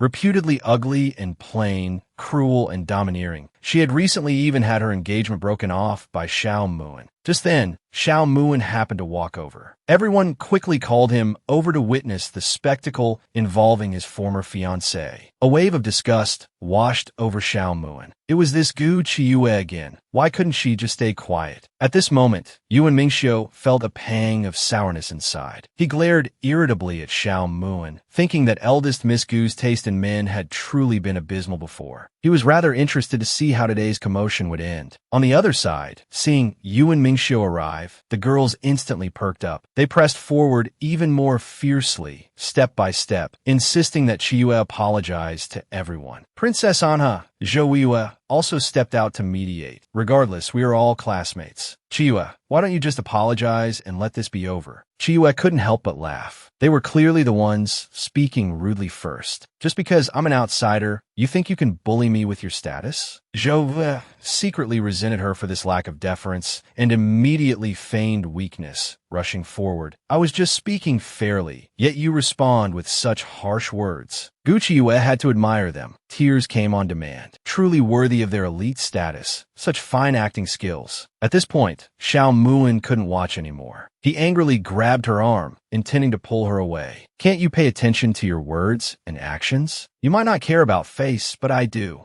Gu Qiyu shook off his hand with disgust. Don't pull and tug in public like this. I don't want anyone getting the wrong idea. How dare this kind of scumbag run over and lecture her? It was utterly infuriating. Just then, Gu Qiyu spotted Yuan Mingxiu. Her heart skipped a beat. He always sought revenge for the smallest slight, and she had even taken liberties with him earlier. If he misunderstood because of this incident, wouldn't the silver he promised to lend her vanish? Gu Qiyu panicked. The silver almost in her grasp absolutely could not be allowed to slip away. Meanwhile, Xiao Muan was still ranting furiously, accusing her of being an utter embarrassment. Gu Qiyu just wished a bolt of lightning would strike him dead. You and I have no relationship now. Our previous engagement is null and void. I advise you not to meddle in others' business. Xiao Muan looked utterly incredulous. How can you say such things? Aren't you afraid I'll completely lose heart towards you? Gu Qiyu was so angry she could almost breathe fire. Was this scumbag's brain waterlogged? What was all this damn trouble? She couldn't stand it for another second. Since this bunch of idiots is pushing me, then I'll give you all a big show. Gu Qiyu pushed Xiao Muan aside and rushed towards Yuan Mingxiu. She needed to find a backer mightier than anyone else, just to open everyone's eyes. Gu Qiyu promptly threw herself into Yuan Mingxiu's arms, hugging him tightly and crying out coquettishly, "My lord, save me." In an instant, everyone's jaws dropped. What kind of joke was this? Yet Juesha, hidden in the shadows, found it entirely unsurprising. This shameless eldest Miss Gu truly used their master with such practiced ease. The girls were immediately filled with both anger and jealousy. This woman was utterly shameless. Lord Yuan, push her away quickly, they urged, practically stamping their feet. Who would have thought Yuan Mingxiu would merely frown, wearing an expression of helpless resignation? He didn't even push Gu Qiyu away, only asking coldly, "You've clung to me. Have you considered the price you'll have to pay next?" Hearing this, Gu Gucci Yue looked disgusted. If she hadn't been forced, who would want to hug him? But in the next second, Yuan Mingxiu leaned close to her ear and whispered, "Using me time and time again. When can I finally collect some interest?" Gucci Yue outwardly appeared submissive, but inwardly she was smug. This way, the rumors about her relationship with him would be cemented. Let's see who would dare disrespect her in the future. Instantly, she felt scorching heat from behind her. The flames of jealousy threatened to engulf her. She saw the girls glaring at her, teeth gritted, looking like scorned women who wish they could kill her. Zhou Wu even lunged forward, grabbed her arm, and swung a backhanded slap towards her face. In the nick of time, Yuan Mingxiu caught Zhou Wuyue's wrist, roaring furiously with palpable killing intent. "Princess Zhou, quite the imposing display. You dare act so presumptuously before me." Zhou Wuyu instantly turned deathly pale with fright, frozen stiff and not daring to move. Gucci Yue watched with immense satisfaction. These noble young ladies, who had been acting like fierce tigers just moments ago, turned into meek kittens the instant they saw Yuan Mingxiu. How ridiculous! She immediately fanned the flames coquettishly. "My lord, why are you being so fierce? Princess Zhou here is just a girl. Look at that glare. Are you planning to kill someone?" Hearing this, Yuan Mingxiu flung Zhou Wuyue's hand away and shot Gucci Yue an exasperated glance. "They were bullying you like that, yet you're pleading for them? You certainly have a high tolerance." This display of intimacy made Zhou Wuyue burn with hidden resentment. The relationship between these two was definitely not ordinary. When on earth did they even meet? A disfigured girl faces bullying at the academy, and her scumbag ex-fiancé publicly humiliates her. The girl throws herself directly into the arms of the cold, favored minister, delicately acting cute while lodging her complaints. Yuan Mingxiu's killing intent instantly surged. The noble young ladies all trembled with fear, their hearts filled with even more hatred and jealousy towards Gucci Yue.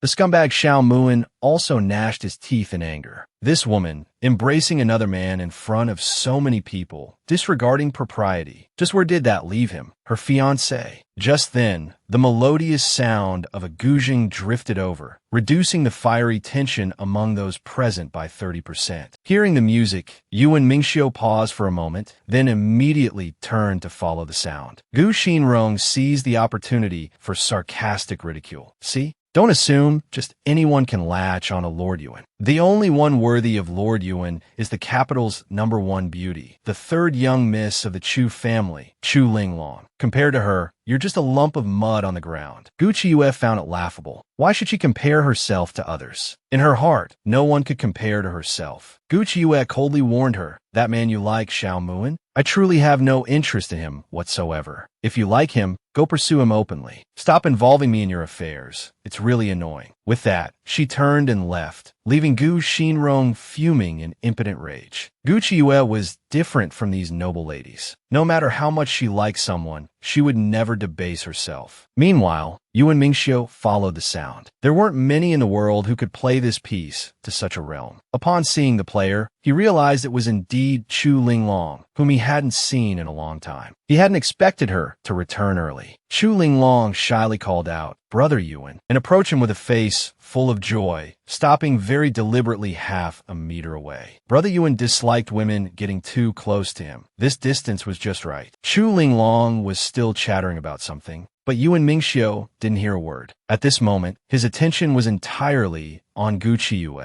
He suddenly realized that the quirky Gucci Yue was gone. How could his eyes, scanning the surroundings, escape the notice of Chu Linglong, who was constantly watching him? Thus, she curiously asked whom he was looking for. Yuan Mingxiu chuckled softly and replied lightly, "Looking for a little wildcat." Chu Linglong suddenly grew curious. Who could he possibly refer to as a little wildcat? However, Yuan Mingxiu merely lowered his head, smiling secretly, completely ignoring her question. He turned and summoned Juesha, ordering an immediate departure back to the residence. Then, without giving Chu Linglong another glance, he led his people away. After watching his figure disappear, Chu Linglong's face instantly darkened. She immediately ordered someone to investigate who had been in contact with Brother Yuan just now. And so, Gucci Yue, who was utterly bored in the classroom, eagerly waiting for dismissal, suddenly saw a maidservant approach her, demanding with an unfriendly expression that she come along. Gucci Yue found it amusing. It seemed someone else was looking for trouble. She wondered if it was County Mistress Zhou or Princess Anha. The maidservant deliberately tried to provoke her. "You wouldn't be scared, would you? I heard you were quite bold." This actually piqued Gucci Yue's curiosity. She immediately followed the maidservant. The maidservant specifically led her to a secluded spot, clearly indicating ill intentions. Sure enough, the maidservant suddenly turned, glaring fiercely at her, and reached out to grab her. Gucci Yue instantly retaliated, pulling out a silver needle. The maidservant was clearly surprised, but still agilely leaned back, narrowly dodging the attack. Gucci Yue became even more certain she hadn't misjudged earlier. This woman was a trained fighter. She immediately switched her weapon to the Ying Yi-Dao blade. This blade could not only heal, but also take a life. The maidservant hadn't expected the rumored eldest Miss Gu to possess such skill. Her subsequent moves became even more ruthless. This was clearly a professional assassin. Gucci Yue instantly understood. If she didn't comply, she wouldn't survive. Hearing this, a trace of ruthlessness flashed in the maidservant's eyes. Today, if she didn't eliminate Gucci Yue for her mistress, Gucci Yue would surely become a major threat in the future. Gucci had declared arrogantly, "I will naturally become a major threat, but first, I have to kill you." Saying this, she grabbed the maidservant's hand. The maidservant paled in shock. This woman was not the real eldest Miss Gu. She instantly dodged the attack from the Ying Yi-Dao blade. She turned, intending to run back and report, but before she could flee, Gucci Yue blocked her path, demanding to know who her master was. But the maidservant refused to speak, even on pain of death. Instead, she began to struggle desperately. Yet Gucci Yue effortlessly dodged her attack and, with a swift backhand motion, slashed her arm. The maidservant's heart instantly seized with shock. This was clearly no ordinary, sheltered young lady. Her combat skills and internal energy were both exceedingly powerful. Gucci Yue pressed one final time, demanding to know who her master truly was. But the maidservant retorted with arrogance, "Naturally, I won't tell you. However, if you dare kill me, you will offend someone incredibly powerful." Gucci Yue, however, remained utterly unfazed. She had never been one to bow to threats. Without hesitation, she drew her blade across the maidservant's throat. Blood instantly sprayed forth violently. Dying with eyes wide in disbelief, the maidservant collapsed. Gucci Yue inwardly cursed her foolishness. If she dared to manipulate even Yuan Mingxiu, arguably the most formidable man in the realm, whenever she pleased, what was a mere assassin to her? It doesn't matter who your master is. However, the fact that the assassin chose this spot. This must be the designated meeting place, she mused. Gucci Yue instantly concealed herself, deciding to wait patiently, anticipating the arrival of the mastermind to retrieve the body. Yet, after a long wait, only 2 guards showed up. Upon seeing that the maidservant, an operative from the secret guard, was already dead, the guards showed visible surprise. Gucci Yue,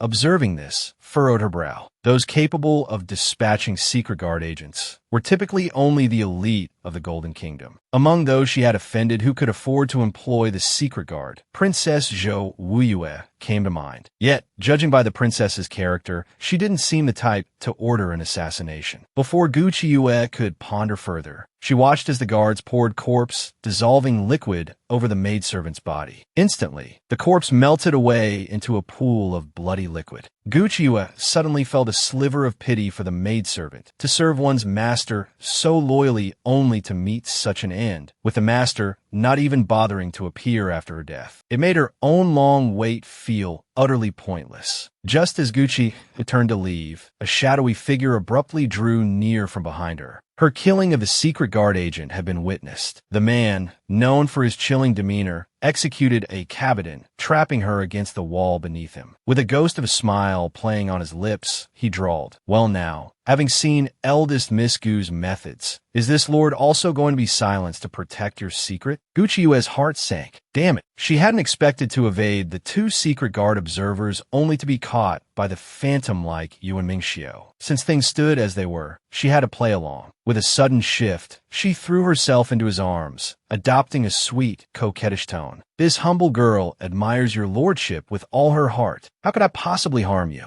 Your lordship is always so occupied with important matters, yet you took the time to follow this humble girl for several hours. Truly, I am overwhelmed by this honor and utterly unsure how I could ever repay such attention. Juesha, observing nearby, felt a wave of resignation. Every time the eldest miss resorted to this act, his master, despite seeing right through it, clearly enjoyed it. Truly, everyone meets their match. As expected, Yuan Mingxiu's lips curved into a smile. He directly asked her, "So, how do you intend to repay this lord?" Gu Qiuyue froze on the spot. She had only been making casual remarks. Thinking quickly, she recalled her shop was due to open in 3 days. An idea struck her. She would offer a cut of the monthly profits, proposing 1/10 to Juesha. Even Juesha likely marveled at her audacity, offering a mere 1/10? How could she be so brazenly stingy? Predictably, Yuan Mingxiu's expression cooled. The funds for this venture were provided by this lord. The manpower, he added, perhaps glancing at Juesha, was also provided by this lord. Pray tell, what contribution have you made? Facing his darkened expression mere inches away, Gu Qiuyue could only offer a strained laugh and begin backtracking. All right, how about 70-30? My share's 70, yours 30. Seeing no change, she tried again. 60-40? That's the lowest I can go. There will be plenty of expenses down the line, you know. Yuan Mingxiu cut her off with ruthless finality. 80-20. My share 80, yours 20. That is how it shall be. Agree, or this lord takes back the shop entirely. On the surface, Gu Qiuyue beamed and nodded enthusiastically in agreement. Inwardly, however, she was already plotting. 80-20? Fine. When the time comes, I'll just secretly skim a bit off the top, as if I won't be able to get my hands on the silver then. Yuan Mingxiu, meanwhile, seemed far more preoccupied with her safety. He immediately summoned Juesha and ordered him, investigate the origins of those secret guard agents from before, and determine precisely why they targeted Gu Qiuyue. At this mention, Gu Qiuyue adopted a pitiful, aggrieved expression. To think someone would dare attempt such a brazen assassination. It must be my own fault for lacking strength. And perhaps, she added with a pointed look, my backer isn't quite powerful enough. Yuan Mingxiu's expression immediately turned grim. He solemnly assured her, from this day forward,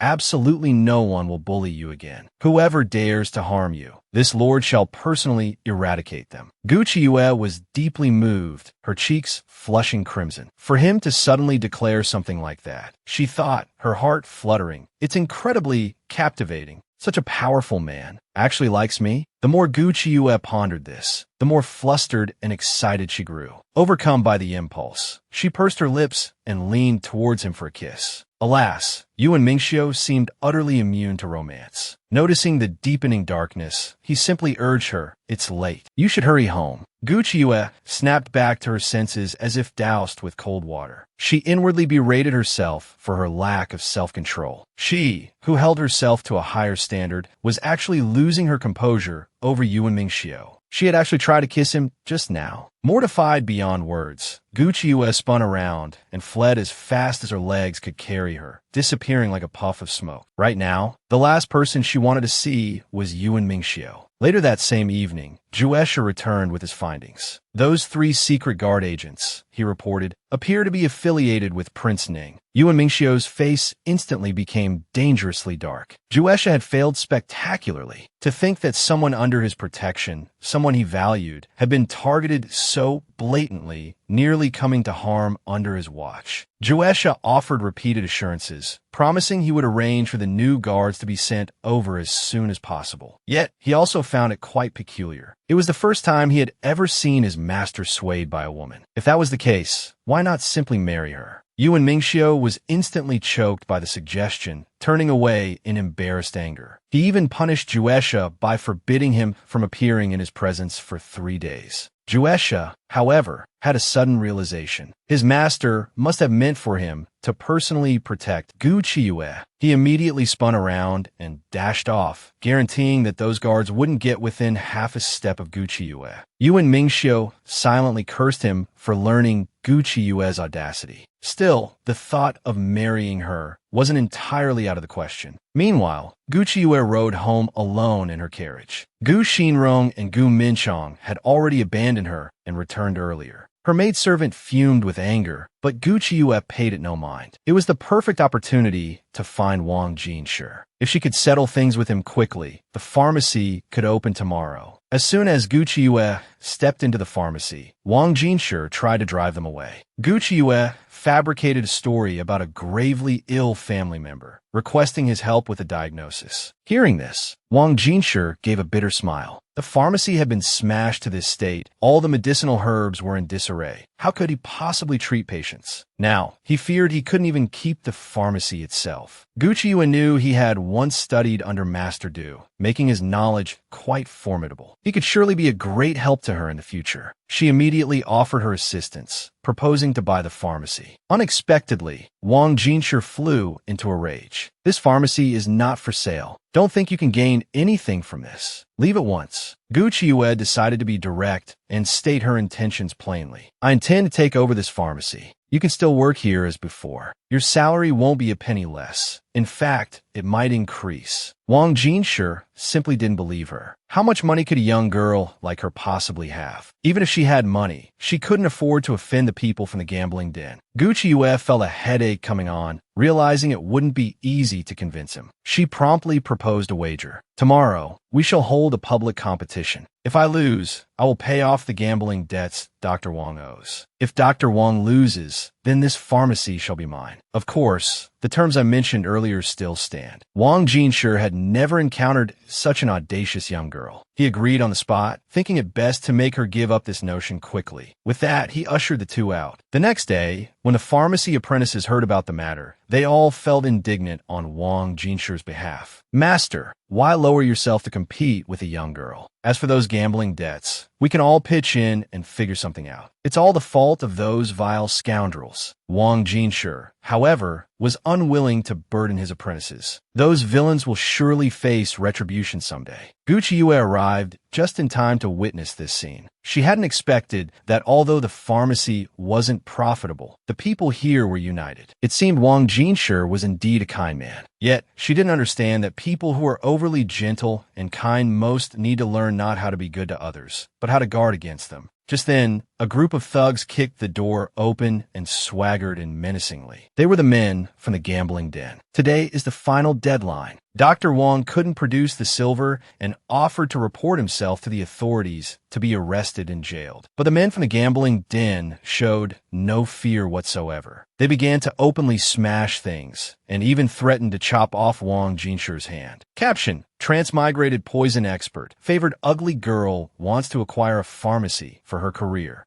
Caption: Unexpectedly encounters gambling den thugs smashing the place. Want to chop off the old doctor's hand in public. The old doctor, overcome with anger, faints. Just as he seemed about to expire, Gu Qiuyue rushed in. Seeing Wang Jinshi's sallow complexion and weak breath, symptoms of shock induced by extreme fright, she immediately took out a silver needle and inserted it into the acupoint between his eyebrows. This was one of the major acupoints in the human body. If the needle deviated even slightly, the patient would surely die. Wang Jinshi's apprentices were terrified. Is this woman trying to kill him? A mere slip of a girl dares to use such a dangerous needling technique. Hearing this, Gu Qiuyue laughed with proud arrogance. Haven't you heard of the word talent? Naturally, I possess talent 100 times greater than all of you combined. Just then, the thugs, seeing that Wang Jinshi wasn't going to die, became arrogant again. They roared that if the silver wasn't produced, they would throw everyone out and forbid them from ever setting foot in the pharmacy again. Gu Qiuyue directly threw out silver notes worth 8,000 taels, paying off Wang Jinshi's debt. From now on, this pharmacy belongs to me. Who would have thought the thug leader would casually toss the silver notes aside? With a contemptuous and disdainful expression, he sneered, "It's good that you want to step forward. Unfortunately, I'm not willing." Seeing this, Gu Qiue's expression turned cold. "You're not a child anymore. Stop throwing things around. The way you threw those silver notes just now is exactly how you're going to pick them back up for me." The thug burst into laughter upon hearing this. "Don't you even know the background of our gambling house? How dare you put on such airs?" Gu Qiuyue was even more arrogant than him. "What wouldn't I dare? Even if the owner of your gambling house knew, he'd have to speak to me politely. What makes you think you're anything special?" For a moment, the thug was genuinely intimidated, fearing she might truly be someone he couldn't afford to offend. That would spell big trouble. Just as he hesitated, uncertain, Gu Xinrong suddenly walked in, saying delicately, "Sister, what are you doing here? I've been looking all over for you."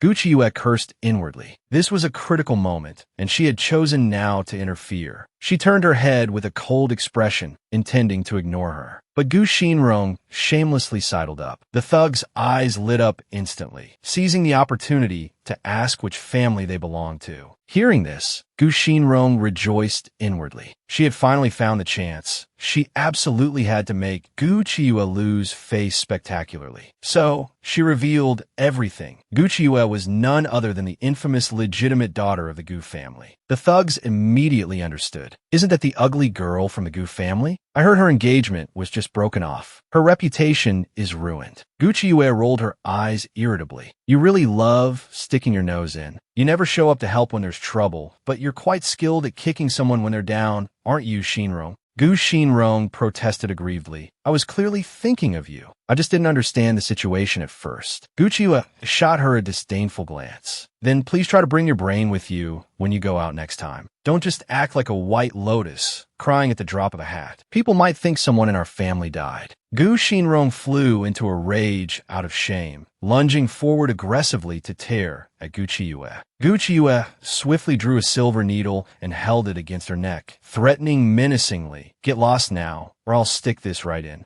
Gu Xinrong could only flee resentfully, whimpering all the way, utterly annoying. This sister plays her part so well. If she were an opera singer, she'd undoubtedly be a famous star in the capital, Gu Qiuyue mused. The thug, however, pressed with ill intent. "Eldest Miss Gu, who is this backer you rely on? Just tell us straight. After all, our gambling house isn't afraid of anyone." Gu Qiuyue immediately declared proudly, "My backer is quite powerful. You couldn't afford to offend him even if I told you." "Ever heard of Yuan Mingxiu?" The thug froze as if struck by lightning, feeling an uncontrollable tremor run through his body. "No one dares to joke using Lord Yuan's name. If you're talking nonsense, you'll only end up getting yourself killed." Hearing this, Gu Qiuyue remained calm and composed. "Look at how scared you are. Is Yuan Mingxiu really that terrifying?" Now the thugs were starting to believe her. They certainly couldn't afford to provoke Lord Yuan. Thus, they obediently picked up the silver banknotes. "Let's consider this matter closed." But the younger brother was extremely unwilling. "What if this woman is lying? We were just one step away from succeeding." The lead thug angrily kicked him away. "If you want to die, don't drag me down with you. Do you know who Lord Yuan is? If you dare mention this again, I'll chop off your hand." Saying this, he dragged the man away and fled in haste. Wang Jinshi slowly regained consciousness. Learning what had happened, he was immensely grateful to Gu Qiuyue and directly gifted the pharmacy to her. Gu Qiuyue was somewhat surprised. He made his decision quite quickly this time. Hearing this, Wang Jinshi gave a wry smile. "If I had known earlier that Master Du's daughter wasn't as useless as the rumors claimed, why would I have obstructed things? I didn't expect that I was the one who misjudged." He saw that Gu Qiuyue was not only highly skilled in medicine, but also handled matters with grace, truly different from ordinary people. Gu Qiuyue immediately declared with full confidence, "As long as you cooperate with me, this pharmacy will surely become your greatest source of pride in the future." Wang Jinshi paused for a moment before realizing she meant to keep him here to continue practicing medicine. Overwhelmed with excitement, he dropped to his knees with a thud to kowtow. Startled, Gu Qiuye quickly helped him up. Just then, the apprentice brought in the freshly brewed medicine. Wang Jinsher took just one sip and froze. This prescription was even more brilliant than his own. Truly, the new generation surpasses the old. Though Gu Qiuye looked young, she possessed such profound skill. Soon, the two finalized their cooperation agreement. Only then did Gu Qiuye leave by carriage. Her maidservant, Qing Feng, broke out in a cold sweat for her. "Miss, how could you dare use Lord Yuan as a backer?" Gu Qiuye was indeed quite displeased. "The gambling house knew I had such a powerful backer, yet they still took my money. How utterly despicable. It seems this backer, Yuan Mingxiu, isn't quite formidable enough after all." While passing by a pleasure boat, Gu Qiuye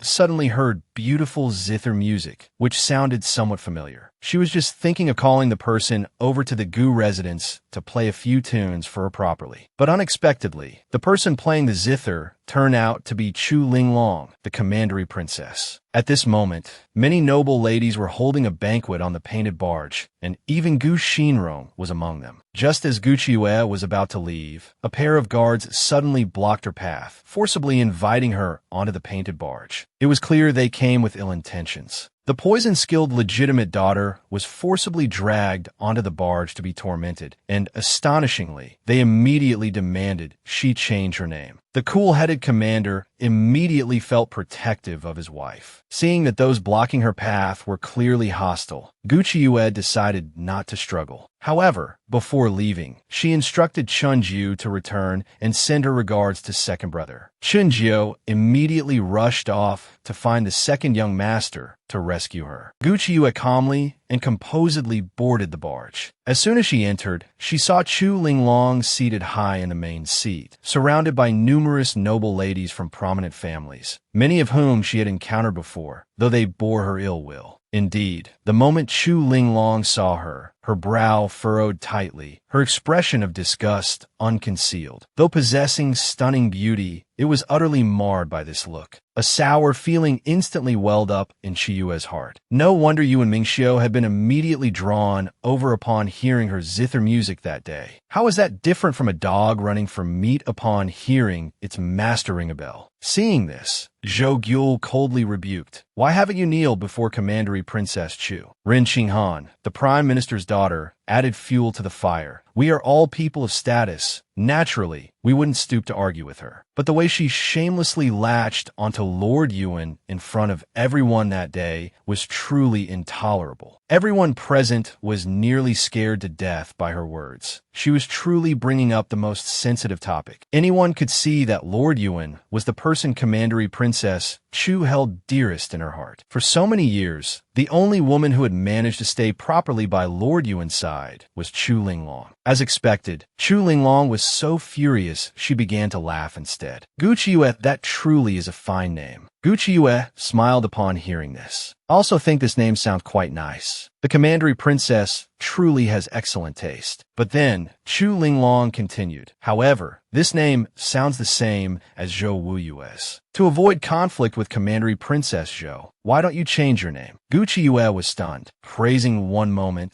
then changing face the next. This was clearly looking for trouble. She immediately retorted righteously, "I won't change it. Commandery Princess Zhou is Commandery Princess Zhou. If you're worried about the names being the same, we simply don't have to meet in the future." Zhou Gyul instantly flew into a rage. "Who do you think you are? How dare you speak to Commandery Princess Chu like that?" Gu Xinrong was genuinely terrified, secretly hating her sister. Wasn't seeking death alone enough? Did she want to drag the entire Gu family down with her? This was also the first time Chu Linglong had been contradicted so directly. Her face instantly darkened, looking as if water could drip from it. The old matron beside her immediately jumped out, shouting angrily, "How audacious! You, the mere daughter of a fourth-rank official, dare to refute the Commandery Princess's words." Chu Linglong quickly urged her not to be angry, suggesting perhaps she herself had made a mistake. The matron immediately declared domineeringly, "The Commandery Princess is of noble birth, her status exalted. If she says it's right, it's right. Even if it's wrong, it's still right." She then pointed at Gu Qiuye and roared, demanding she kneel immediately and beg for forgiveness. Of course, Mu Qiuye couldn't possibly kneel, but she worried they wouldn't let the matter drop. So she pretended to feel dizzy, swayed weakly, and collapsed softly. The matron, having overseen countless such tricks in the palace, immediately ordered people to drag her out and give her 20 strokes with a heavy plank. Chiyue hadn't expected this old woman to be so vicious. However, she lived by the principle I won't attack unless attacked. Since it had come to this, they would see who was truly more ruthless. Thus, she flicked her hand, sending the powder bouncing back out. Then, she collapsed weakly to the ground, saying feebly, "I think I've been poisoned. Please, don't come near me. It would be terrible if you got infected." The matron who was about to grab her froze instantly, suddenly afraid to approach. Seeing this, Chu Linglong stood up abruptly, slapping the table in anger. "Miss Gu, you certainly have many tricks up your sleeve. In just a short while, how many excuses have you fabricated?" Gu Chiyue, however, was fearless. Of course, she was making excuses, but she had the ability to turn those excuses into reality. Sure enough, the next second, Rin Xinghan cried out in alarm, feeling her head spin, suspecting she too had been poisoned. Seeing this, Gu Chiyue smirked triumphantly. The medicinal powder she concocted had never failed. When Chu Linglong saw she still dared to smile, she flew into a rage, grabbing a handful of her hair, about to strike. But this contact also exposed her to the powder. Her body went limp, and she fell straight down. Simultaneously, everyone else on the painted barge fainted. Only Gu Chiyue remained conscious. These so-called noble ladies were arrogant and spoiled, treating ordinary people as less than human. Even a mere matron bullied others relying on her mistress's power, likely having harmed countless servants and maids. Therefore, Gu Chiyue showed no mercy. She directly took out her silver needles and ruthlessly plunged them into the napes of everyone present, especially Gu Xinrong, always pretending to be innocent, playing the victim, constantly trying to harm her. Gu Chiyue had used countless silver needles on her. If she didn't peel off that fake skin of hers, Gucci wouldn't even qualify as merciful. She, Gu Chiyue, was utterly unique, peerless in her own right. With her elder sister's status preceding her, and her younger sister trailing behind, she wouldn't let a single person who provoked her get away. At the same time, second young master Gu Yushu also rushed over, watching the painted barge from afar.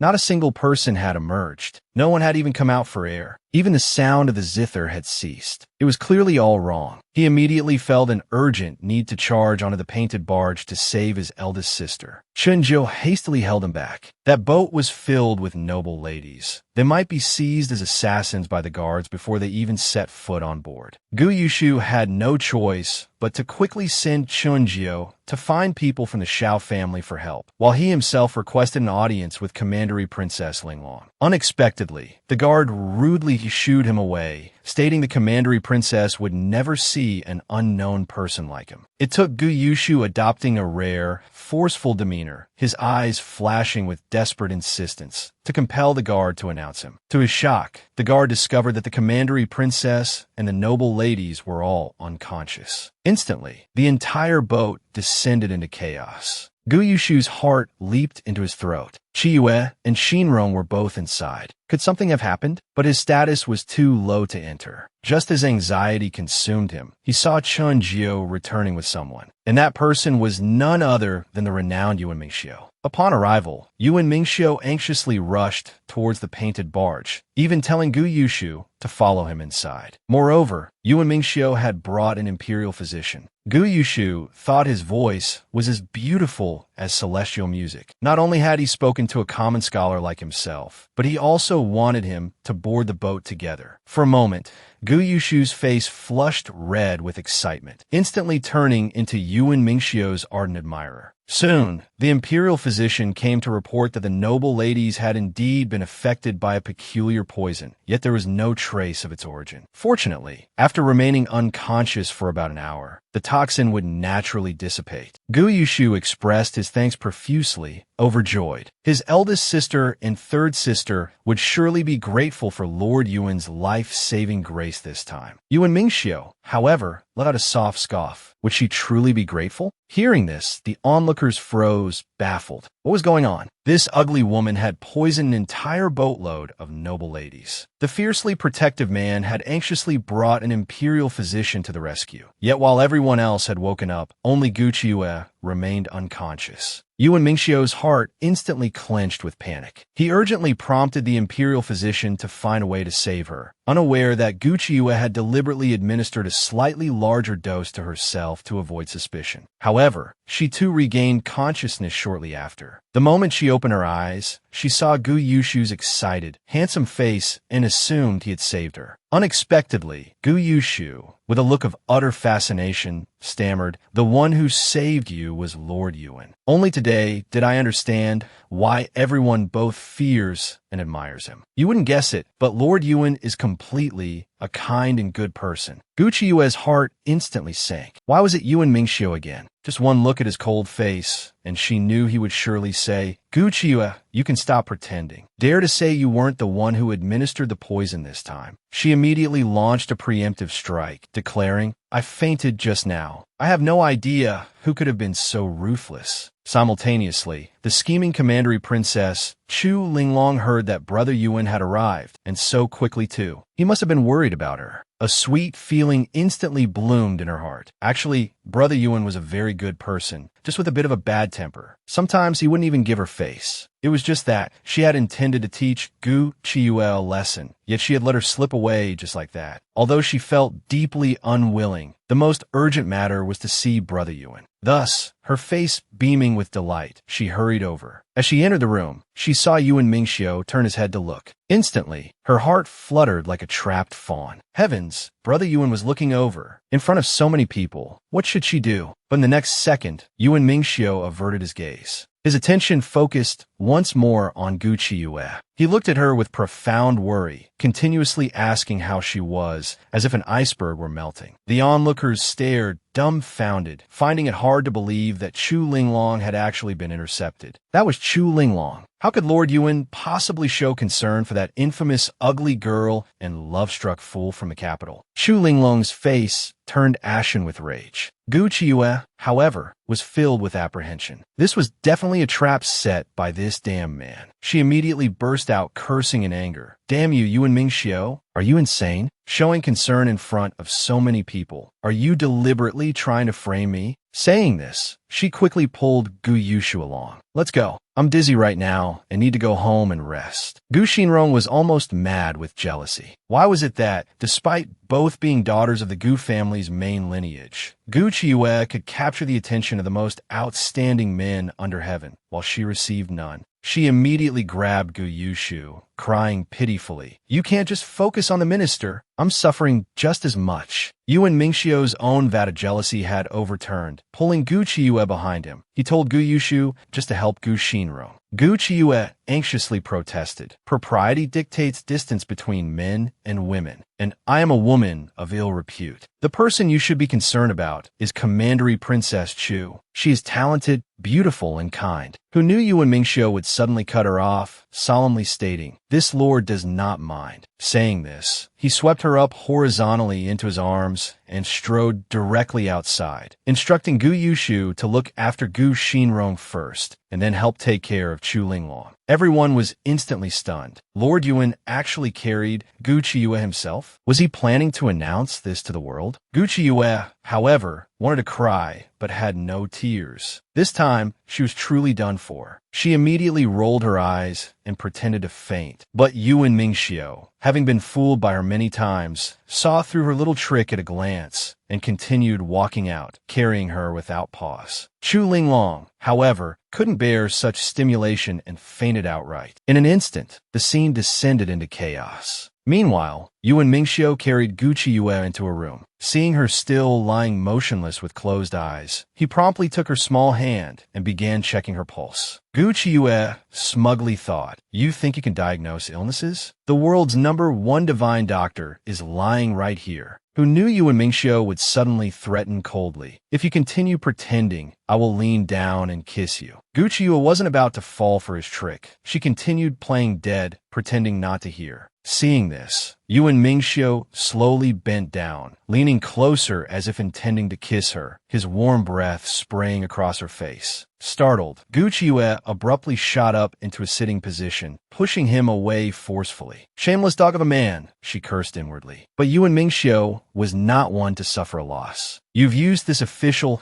so many times, swaggering about under this official's name. Are you planning to deny it all now?" Guchiue was instantly choked up, stammering, unable to form a rebuttal. The next second, Yuan Mingxiu suddenly leaned forward fiercely and kissed her. Panicked, Guchiue shoved him away, wiping her lips while furiously cursing him as a libertine. Yuan Mingxiu immediately pressed down with a cold face. "Haven't you tried to seduce this official time and again? Now everyone knows of your existence. You use this official quite conveniently. Isn't it a bit late to think about running now?" Guchiue immediately began to cry aggrievedly. "It was this humble girl's mistake before. I swear I will absolutely clear things up with your lordship. I still need to get married in the future. If my husband were to find out, it would be a catastrophe. Please, your lordship, be merciful." Hearing this, Yuan Mingxiu spoke good-naturedly. "You want this official to not pursue the matter? It's not impossible to even let you go. However, I have one condition. That is, you kiss me." Guchiue was instantly petrified. How could he utter such shameless words? Seeing her reaction, Yuan Mingxiu became displeased. "Can't you even manage such a small request?" Guchiue was fuming internally. Shameless. Is he trying to trap me to death? But hearing him say that if she didn't decide soon, he would decide for her, Guchiue hastily agreed. "I'll do whatever you ask. At worst, I'll just consider it being bitten by a dog." Thus, she abruptly pecked Yuan Mingxiu's face, blushing resentfully. "There, is that all right?" Who knew Yuan Mingxiu would push his luck, finding her peck too perfunctory, insisting on a proper mouth-to-mouth kiss. Familiarity breeds ease. Guchiue decided to throw caution to the wind, adopting an expression of facing death with equanimity. She abruptly lifted her head and pressed her lips against his. Yuan Mingxiu was very dissatisfied. "I asked you to kiss this lord, not approach your execution." He immediately pulled her tightly into his embrace and kissed her deeply. How hypocritical this powerful minister was. Towards a disfigured daughter, he used threats and coercion, demanding kisses. Yet towards the foremost beauty, the commandery princess, he was cold and distant. Chu Linglong caught up, calling out tenderly, "Brother Yuan." Yuan Mingxiu, however, coolly addressed her, "Commandery princess." Chu Linglong was instantly heartbroken. He used to call her by her name directly. When had he ever called her Commandery princess? Yuan Mingxiu immediately stated, "There should be propriety between men and women, and order between ranks." Chu Linglong still thought he was constrained by status, quickly saying, "The emperor and empress aunt will not object to us being together." Seeing she still wouldn't give up, Yuan Mingxiu decided to be direct. "I do not like you. Please mind your status in the future, Commandery princess." Chu Linglong was instantly overwhelmed by jealousy, roaring furiously. "Then who do you like? Is it that Guchiue inside?" Yuan Mingxiu didn't answer directly, merely warning her not to meddle in others' affairs. Chu Linglong instantly flew into a rage, her expression twisting as she roared. "It's all that ugly freak Guchiue. It's her fault Brother Yuan is so unsettled. I will definitely not let her get away with this."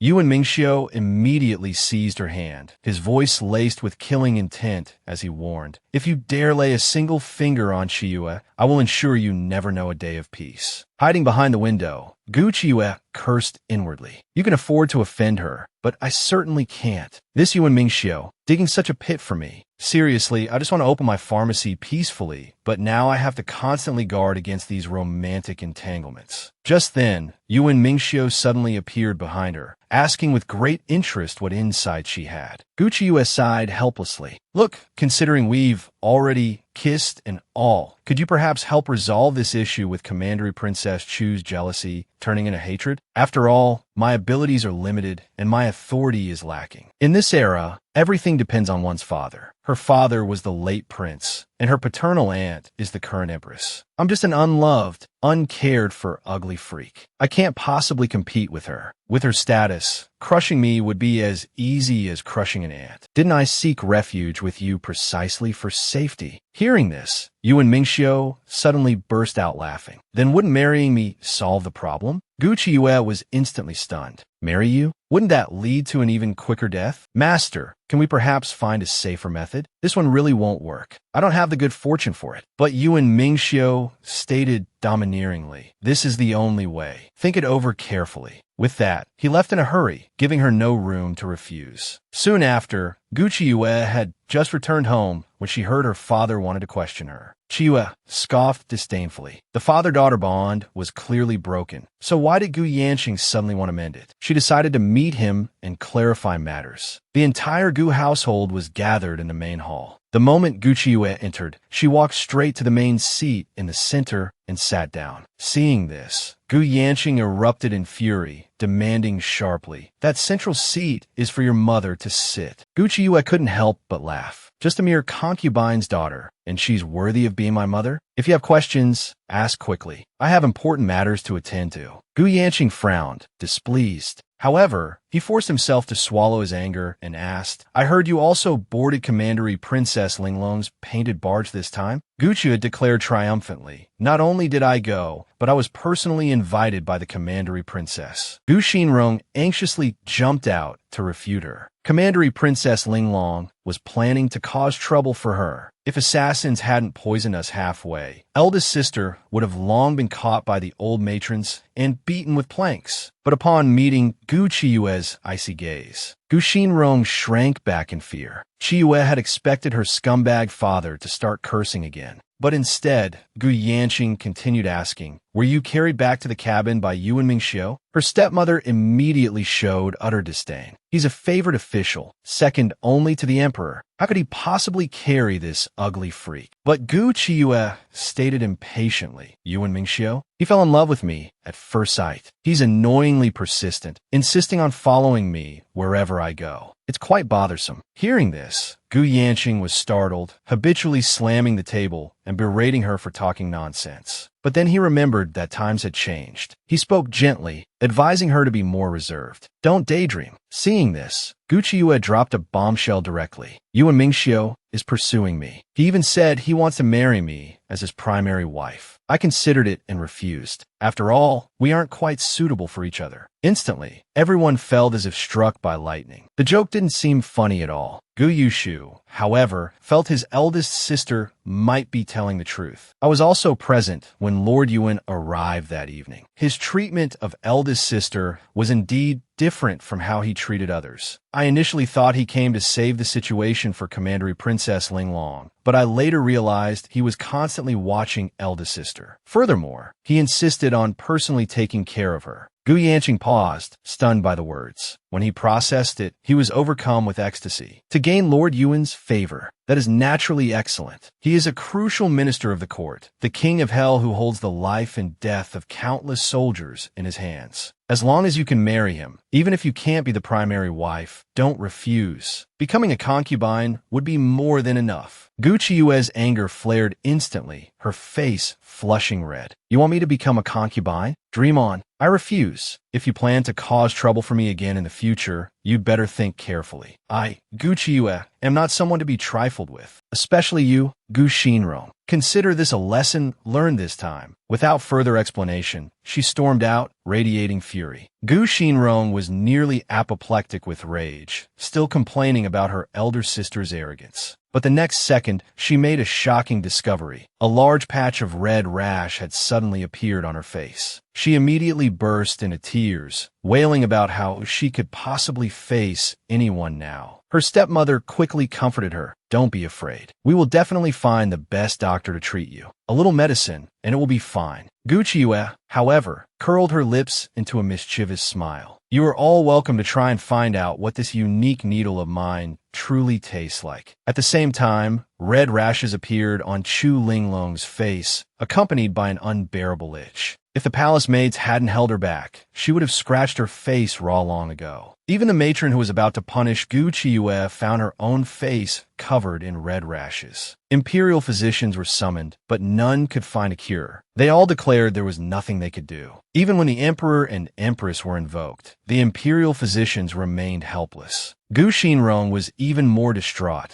leaving her stepmother fuming and cursing the servants daily. This disfigured woman was being courted by the most powerful minister of the court. Yet everyone cursed her for climbing the social ladder, tried to attach herself to power and nobility. Even her own father considered sending her to the minister as a concubine. Furious, Gu Chiyue directly issued a letter of challenge at the academy, declaring war on all its students. Instantly, the entire Bailu Academy was in an uproar. The female tutor responsible for instructing the girls was particularly incensed, her anger flaring. It's that Gu Chiyue again. For such a thing to happen in the women's academy, it's utterly absurd and laughable. She immediately ordered someone to summon Gu Chiyue, muttering that if she were left unchecked, she would cause disaster sooner or later. Soon, Gu Chiyue arrived, smiling faintly, and politely asked what the tutor required. However, the moment they met, the tutor began to berate her harshly. Bailu Academy has produced countless renowned scholars. Every one of them is learned and virtuous. How lowly is a woman? With a face like mud, you dare to emulate refined scholars? You are simply disgracing the Academy's reputation. A maidservant nearby also sneered mockingly. Even if it's to attract men, this method is far too crude. Gu Chiyue's face instantly turned cold as she glared at the maid. When a master is speaking, what right does a servant like you have to interrupt? The maidservant, enraged, retorted sharply, "Don't try to use your status to intimidate me. Even if I am just a servant in the academy, my learning far surpasses yours." The tutor grew angrier as she scolded. Not a shred of ability, yet quite adept at causing trouble. "I will report today's events truthfully to the dean." The implication was a clear threat. Unexpectedly, Gu Chiyue was prepared. The dean has already approved this matter. After all, in such a large academy, posting a notice on such a prominent board is no child's play. Everyone present was stunned as if struck by lightning, staring blankly at her, unable to speak. Gu Chiyue then strode towards the challenge stage with imposing momentum. "Didn't you call me an idiot, a waste? Then I shall use my talent to impress the world. Didn't you say I was clingy, infatuated, and foolish? Then let's set the terms clearly and settle the score. I will prove that I, Gu Chiyue,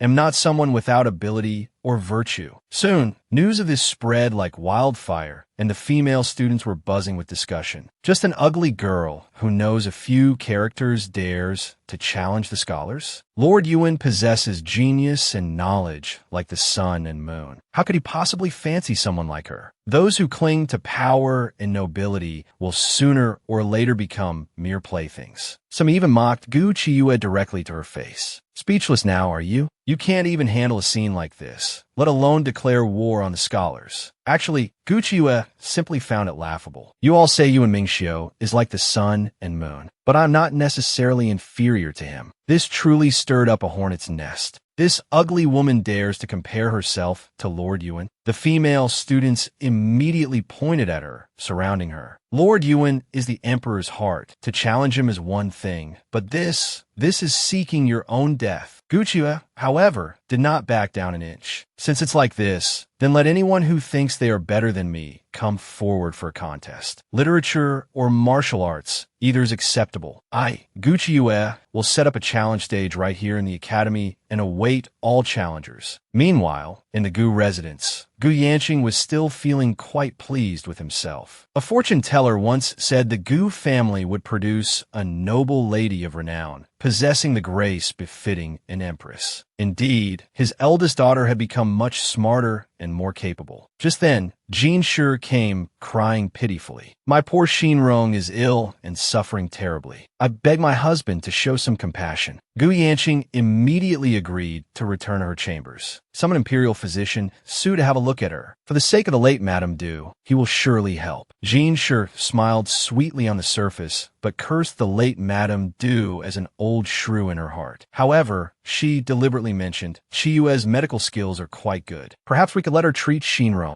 Gu Yanqing immediately decided, when Chiyue returns, have her go over and see. As the elder sister, she can't just focus on her studies and ignore her younger sister. In truth, Jinshi didn't care whether Chiyue had medical skills or not. Since Shinron was ill, Chiyue should properly stay home and attend to her. Just then, a servant rushed in, flustered. Something major has happened at the academy. The eldest miss, she set up a challenge stage and issued a challenge to all the students of Bailu Academy. It's caused a huge uproar. Everyone was instantly struck dumb, as if by lightning, unable to react for a long moment. Jinshi felt her body go weak and fainted from the shock. Inwardly, she cursed Gu Chiyue for being audacious and reckless. Publicly humiliating Bailu Academy was a grave offense. If things escalated, she feared the entire Gu family would be implicated. Meanwhile, Gu Chiyue waited for a long time at the stage, but no one came forward to challenge her.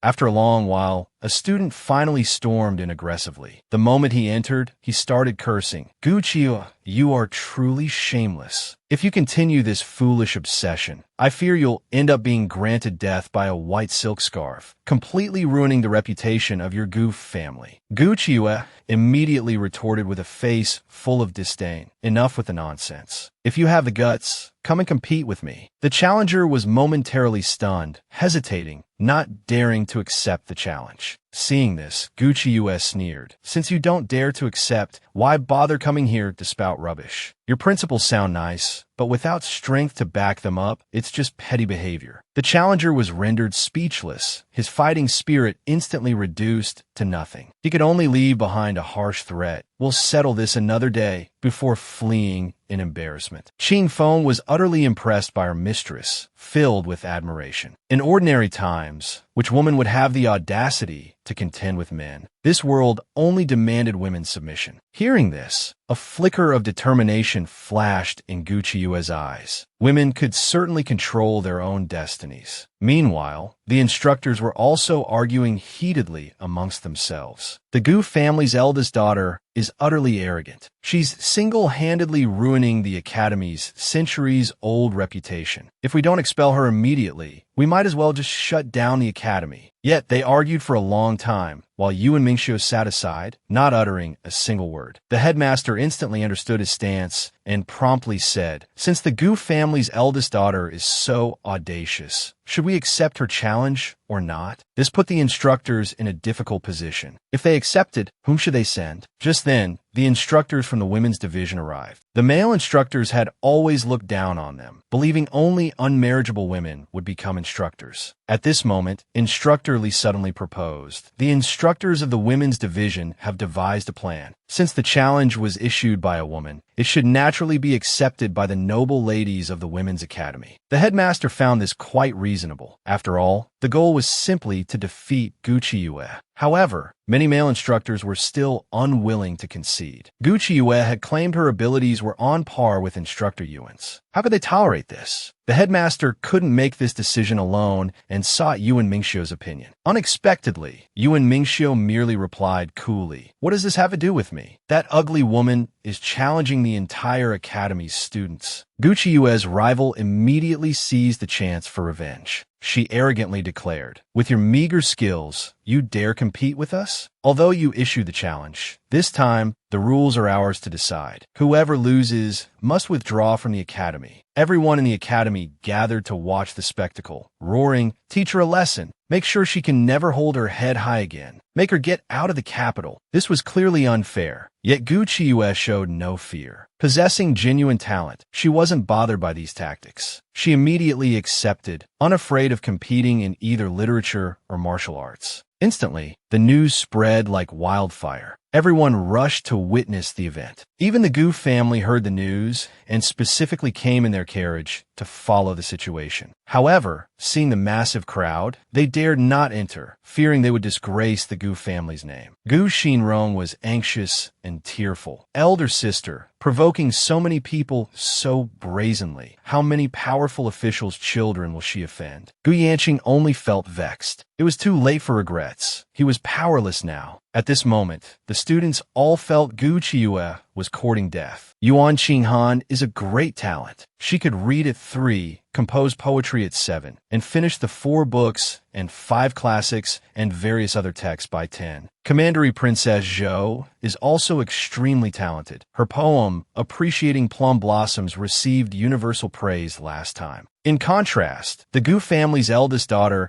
is ugly and notoriously known as a useless, infatuated fool. Instructor Li announced the start of the competition. The book in her hand contained the examination content. Shortly, she would call out titles, and they must recite. Whoever failed to recite would lose. Hearing this, the male students showed disdain. Reciting books was the most basic of basics. The women looked down on it too. Indeed, one couldn't expect too much. Yet, Ren Hanqing was full of confidence, intending to make Gu Qiuyue a stepping stone on her path to fame. Then the instructor announced the first topic, recite the Ballad of Milan. As soon as the words fell, the 3 contestants struck their wooden hammers simultaneously and began reciting in unison. Gu Qiuyue was not the least bit inferior to the other 2. Zhou Guiyue was instantly aghast, never imagining Gu Qiuyue could also recite. Outside the academy, the Gu family members were equally incredulous. Gu Xinrong had always believed her elder sister never read books. Jin Shi, however, immediately understood. They had all been deceived by Gu Qiuyue. She had actually studied, but they hadn't noticed. Gu Yanqing watched her, his expression thoughtful. Meanwhile, the male students were calling Xiao Muin over to watch the show. Isn't that your former fiancée? You always insisted she had poor character, a good-for-nothing who knew nothing of zither, chess, calligraphy, or painting. How come she looks different from what you describe now? At this point, Gu Qiuyue had already finished reciting the entire Ballad of Milan. She had clearly hidden her true abilities, made Han Qing panic instantly. Could he really beat me? No, I must hold on. I should definitely win this competition. Subsequently, Master Li announced the second question. Begin reciting Memorial to Yeyang Tower. Gu Qiuyue and Ren Hanqing immediately struck the wooden hammer and began reciting fluently. But Zhou Guiyue was dumbfounded. She had only read this essay, never memorized it. And although Ren Hanqing could recite it, she sounded wooden and mechanical. Gu Qiuyue, however, recited with poetic feeling, completely immersed in the beauty of the text. The male students were somewhat surprised, not expecting Gu Qiuyue to possess such literary talent, seemingly connecting with the author's spirit. Master Li had to admit, it was clear at first glance who was superior. Zhou Guiyue stared blankly at the 2, while the male students mocked her. Indeed, women just can't cut it. Princess Zhou only recited a few lines and couldn't continue. Zhou Guiyue could only concede defeat, adding haughtily, "Anyway, I've never liked reciting like this." And so, she was eliminated. Next, Master Li announced the third question. Begin reciting Shuo Shu, large rats, from the Book of Songs. However, by this point, Gu Qiuyue's reputation as a talented woman had already spread. It was also said that the Gu family had intentionally downplayed her talent. Inaudible text, likely related to family reputation. Someone, likely the stepmother Jin Shi,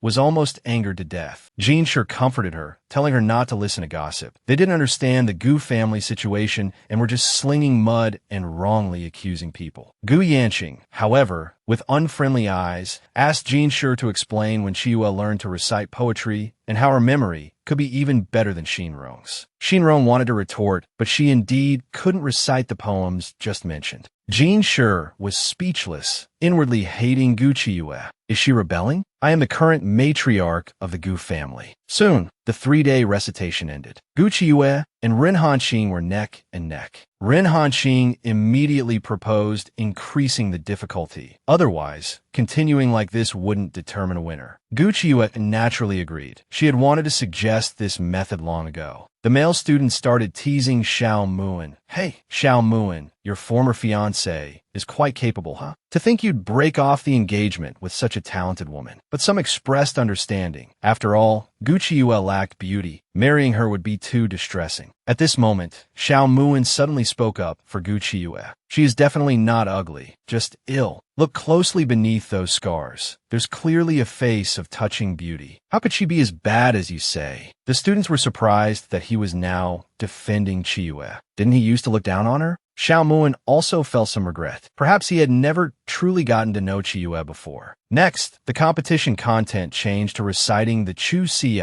Songs of Chu. The male students were shocked. These were chapters even they found difficult to memorize. However, both Gu Chiyue and Ren Hanqing recited fluently, without a single stumble. Now Master Li was truly astonished. Ren Hanqing had received rigorous training since childhood, so her ability to recite wasn't surprising. But he hadn't expected Gu Chiyue to be so proficient as well. No one knew that Gu Chiyue was once the young master of the divine physician Bu family. Her master had been strict with her since childhood. Chiyue possessed a photographic memory. She read books early in the morning, practiced martial arts late at night, and washed clothes. Decades of this routine built her current strength. For instance, now, she quickly finished reciting. She thought to herself, Master was indeed right. Skills are never a burden. Ren Hanqing, however, gritted her teeth in anger. She had truly underestimated this woman. Hearing this, Gu Chiyue retorted directly, You can't judge a book by its cover, nor the sea by a bushel. Sometimes it's not that you underestimate someone, but rather that you're like a frog in a well. The two were evenly matched, ending in a tie. News quickly spread throughout the entire academy. The male instructors discussed disdainfully, This woman is clearly using this opportunity to make a name for herself. Such arrogance means she won't amount to much. Yuan Mingxiu, however, couldn't be bothered with them. His interest in Gu Chiyue grew stronger. This woman who didn't play by the rules really knew how to surprise him. He wanted to see just how long this little surprise from Chiyue could last. This woman was notoriously known as a useless, ugly freak. Yet she challenged the entire academy and even fought the renowned talented woman to a standstill. For the last piece, Ren Hanqing couldn't recite it. The male students sneered. See, women are just women. When it comes to profound discussions, policies, and state affairs, they just can't handle it. Hearing this, Gu Chiyue was furious. She stood up and questioned loudly. Who says matters of state and country shouldn't concern women? Let me ask you all, if the country is broken and homes are destroyed, does that also not concern women? This sharp question struck everyone's hearts, rendering them speechless for a moment. Zhou Guiyue couldn't help but express her admiration. She hadn't expected him to possess such magnanimity. It seemed she had misjudged him before. The other female students were even more impressed, bowing down in respect, praising Chiyue one after another for bringing honor to women. Instructor Li's gaze also softened. He had finally completely accepted this student. Ren Hanqing also conceded defeat, openly admitting he was inferior to her. Gu Chiyue, flushed with success, immediately asked loudly, Is there anyone else willing to compete with me? The male students murmured amongst themselves in dissatisfaction. How could she be so arrogant? Didn't she know when to quit while she was ahead? Soon enough, she'd only face humiliation. Among them, Zheng Jingming found it particularly unbearable. Do you think knowing a few poems means you can challenge all the students of the entire White Egret Academy? He immediately stepped forward to accept the challenge. This was a descendant of the Zheng family, a southern clan, who had already passed the provincial examinations. Gu Chiyue smiled and accepted the challenge, not feeling nervous in the slightest. The stronger her opponent, the stronger she would become. Seeing this, Zheng Jingming sneered contemptuously. Women shouldn't be showing their faces in public in the first place. Making a spectacle of yourself here. I fear you won't be able to marry in the future. Having said that, he told the instructor he could pose any question he liked. The instructor was taken aback upon hearing this. The scope would be vast. Yet, Gu Chiyue was even bolder than him. Regardless of the discipline, questions ranging from astronomy above to mathematics and etiquette below are all acceptable. The male students were stunned. Had this woman gone mad? Zheng Jingming, however, remained dismissive,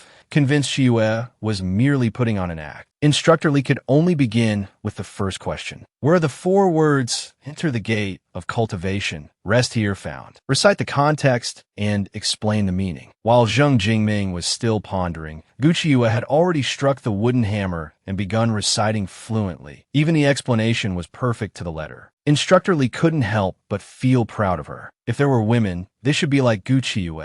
The male student started heckling Zheng Jingming. Can you do it or not? Losing to a woman is too shameful. Zheng Jingming, flustered and angry, explained, I was just slow because I wasn't familiar with the rules earlier. You won't be so lucky next time. Hearing this, Gucci Yue merely smiled and provoked him slightly, hoping he truly possessed the skill he claimed. But half an hour later, Zheng Jingming was thoroughly beaten. He hadn't won a single question. He immediately flew into a rage and started finding fault. The questions asked just now were from the precepts for women. How could a dignified man like me read women's books? Instructor Lee, however, felt that books were just books. How could reading be divided by gender? The male instructors were now genuinely starting to worry. They hadn't expected a seemingly useless woman to actually defeat someone who had passed the provincial exams. This woman's strength was terrifying. The academy was truly going to become a laughingstock. Someone couldn't resist approaching Yuan Mingxiu. Sir, you were, after all, sent to the academy by His Majesty. What do you think should be done about this? The person beside him was nearly scared to death. It was already fortunate that Lord Yuan wasn't losing his temper. How dare you court death? Who knew that Yuan Mingxiu would suddenly smile and say, I will challenge her. Meanwhile, Zheng Jingming was still arguing unreasonably, insisting on framing this as a conspiracy by the Women's Academy, deliberately colluding to make him lose. Instantly, the male students' anger was ignited. They pointed fingers at the female students, cursing loudly. How dare a group of women challenge the ways of men? It was outrageous. Might as well just shut down the Women's Academy. The female students were all afraid. If particularly nasty rumors spread in the capital, how would they ever get married? Zhou Guyue, hearing this, became furious. They were just targeting women because they thought they were easy to bully. What was there to be afraid of? She then encouragingly patted Qi Yue's shoulder. You won this time. I will definitely stand by you. Ren Hanqing also stepped forward to support her, though he still claimed, disingenuously, that he was merely siding with reason, not personal ties. The three instantly shared a common enemy. These wretched men were too hateful. They clearly couldn't handle losing. The true nature of these so-called talented scholars was actually so despicable. They weren't worthy of women's admiration at all. The male students, bullying the weak and fearing the strong, targeted only Gucci Yue. They cursed her, saying she was vengeful and ill-tempered, that no one would dare marry her. She might as well shave her head and become a nun. Otherwise, how could she escape the condemnation of scholars across the land? Instantly, the clamor for Gucci Yue to shave her head echoed. Zhou Guyue was absolutely furious, wanting nothing more than to roll up her sleeves and fight. Ren Hanqing was also helpless, only able to advise Qi Yue to retreat for now and avoid immediate disadvantage. But Gucci Yue, having issued the challenge, had never considered retreating. These men had lost, yet they resorted to using their numbers to bully a lone woman. It was truly disgraceful to the scholarly spirit. If they weren't taught a lesson, wouldn't these idiots walk all over them? Gucci Yue pointed menacingly at the male students and berated them furiously. I am Gucci Yue. If I don't teach you a good lesson, should I even keep my title as the successor of the Divine Pen? Who led the charge just now? Stand up. If you're a man, then stand the hell up for this old lady. When Yuan Mingxiu rushed over, the words he heard were precisely, this old lady. He immediately stopped in his tracks, intending with great interest to watch the show,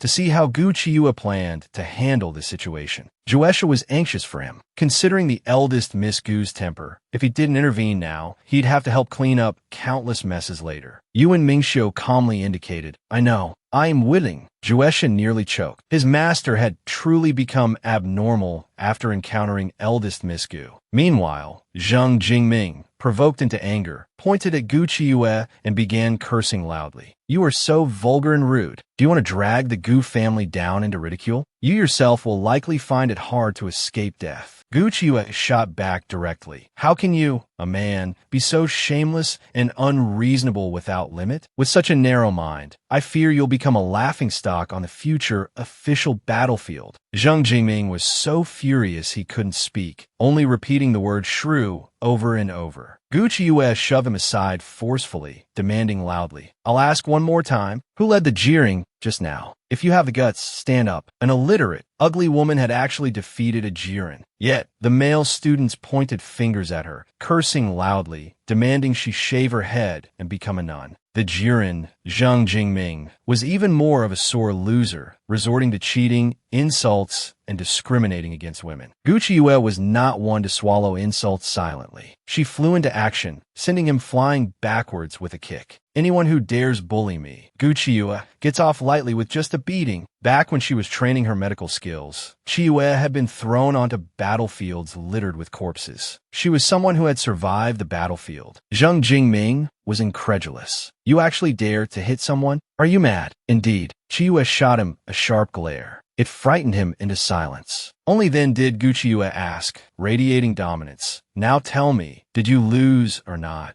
The male students' faces showed indignation, yet not a single one dared to utter a word of rebuttal. Gu Qiuyue finally smiled with satisfaction. Very well. Silence equals admission. Men should be able to accept both victory and defeat. If you lose, you must admit it. Just then, Xiao Muin suddenly grabbed her arm, saying with heartache, "Stop making trouble. Come home with me. I truly didn't know that breaking the engagement hit you so hard, that you become like this." Gu Qiuyue was stunned. Did this scumbag have a hole in his brain? At that moment, Yuan Mingxiu suddenly appeared, saying coldly, "Gu Qiuyue, get over here." Gu Qiuyue's face instantly lit up with joy. She practically flew to his side. Finally saved. Seeing his backer had arrived, Zhang Jingming immediately began to wail pitifully. This woman not only issued a challenge letter, shaming White Egret Academy, but she also assaulted students. It's treasonous. Instructor Yuan, please uphold justice for us. The male students chimed in with agreement. Gu Qiuyue was almost choked by their shamelessness. Terrified Yuan Mingxiu might be swayed. She quickly leaned closer, whispering a reminder, "I'm your person. They're outsiders. You have to cover for me." Yuan Mingxiu immediately stood tall and rebuked them sternly. As students of White Egret Academy, pillars of the state, you can't even compare to a woman? You've utterly disgraced our great Xia dynasty. The male students were momentarily stunned. Zhang Jingming hastily explained, "They conspired to make me recite." The women only recited a few lines. She even resorted to violence. Gu Qiuyue cursed furiously. "You're talking nonsense. You can't even handle a woman, and you act like a sore loser. Why don't you mention how you slighted the female students?" Yuan Mingxiu threatened her fiercely, swearing again, "Do you want me to tear your mouth out?" Gu Qiuyue instantly admitted her fault. Yuan Mingxiu couldn't very well reprimand her further in front of everyone. But Zhang Jingming grew bolder. "Even Instructor Yuan says you're wrong. Why don't you reflect on your actions quickly?" Gu Qiuyue gritted her teeth in anger. Yuan Mingxiu's face instantly turned cold. "Are you very proud? Yet I feel that living like you is worse than death." Zhang Jingming felt utterly crushed. For Lord Yuan to say such a thing was tantamount to severing his path to success. Yuan Mingxiu then turned to lecture the crowd of male students. "All of you are just like him. When you're wrong, you should admit it. Your first mistake was underestimating your opponent's strength, bringing humiliation upon yourselves. Second, you cling to worldly views, refusing to progress. You look down on women the most, yet you were defeated by a woman. How ironic and how laughable. All of you, go back and copy the policy essay once. Then, write an account of today's events and submit it to Instructor Lin." The male students, having been thoroughly scolded, could only obediently admit their faults and accept the punishment. Gu Qiuyue felt incredibly satisfied. His Excellency Yuan truly had an imposing aura. Who knew Yuan Mingxiu would then turn his attention to her? Issuing a challenge and winning should be rewarded. However, your conduct was crude, constantly saying this old lady. Gu Yanqing is, after all, a fourth-rank official. How did he end up with such an unruly daughter? You're also at fault in this matter. Come with me to receive your punishment. Soon, word of the incident spread outside. Loudly cursed his sister for being a disgrace, fearing she would implicate him and bring untold trouble upon the Gu family in the future. Gu Yanqing, however, found his perception of his two daughters completely overturned, though he too feared being dragged down by Gu Qiuyue.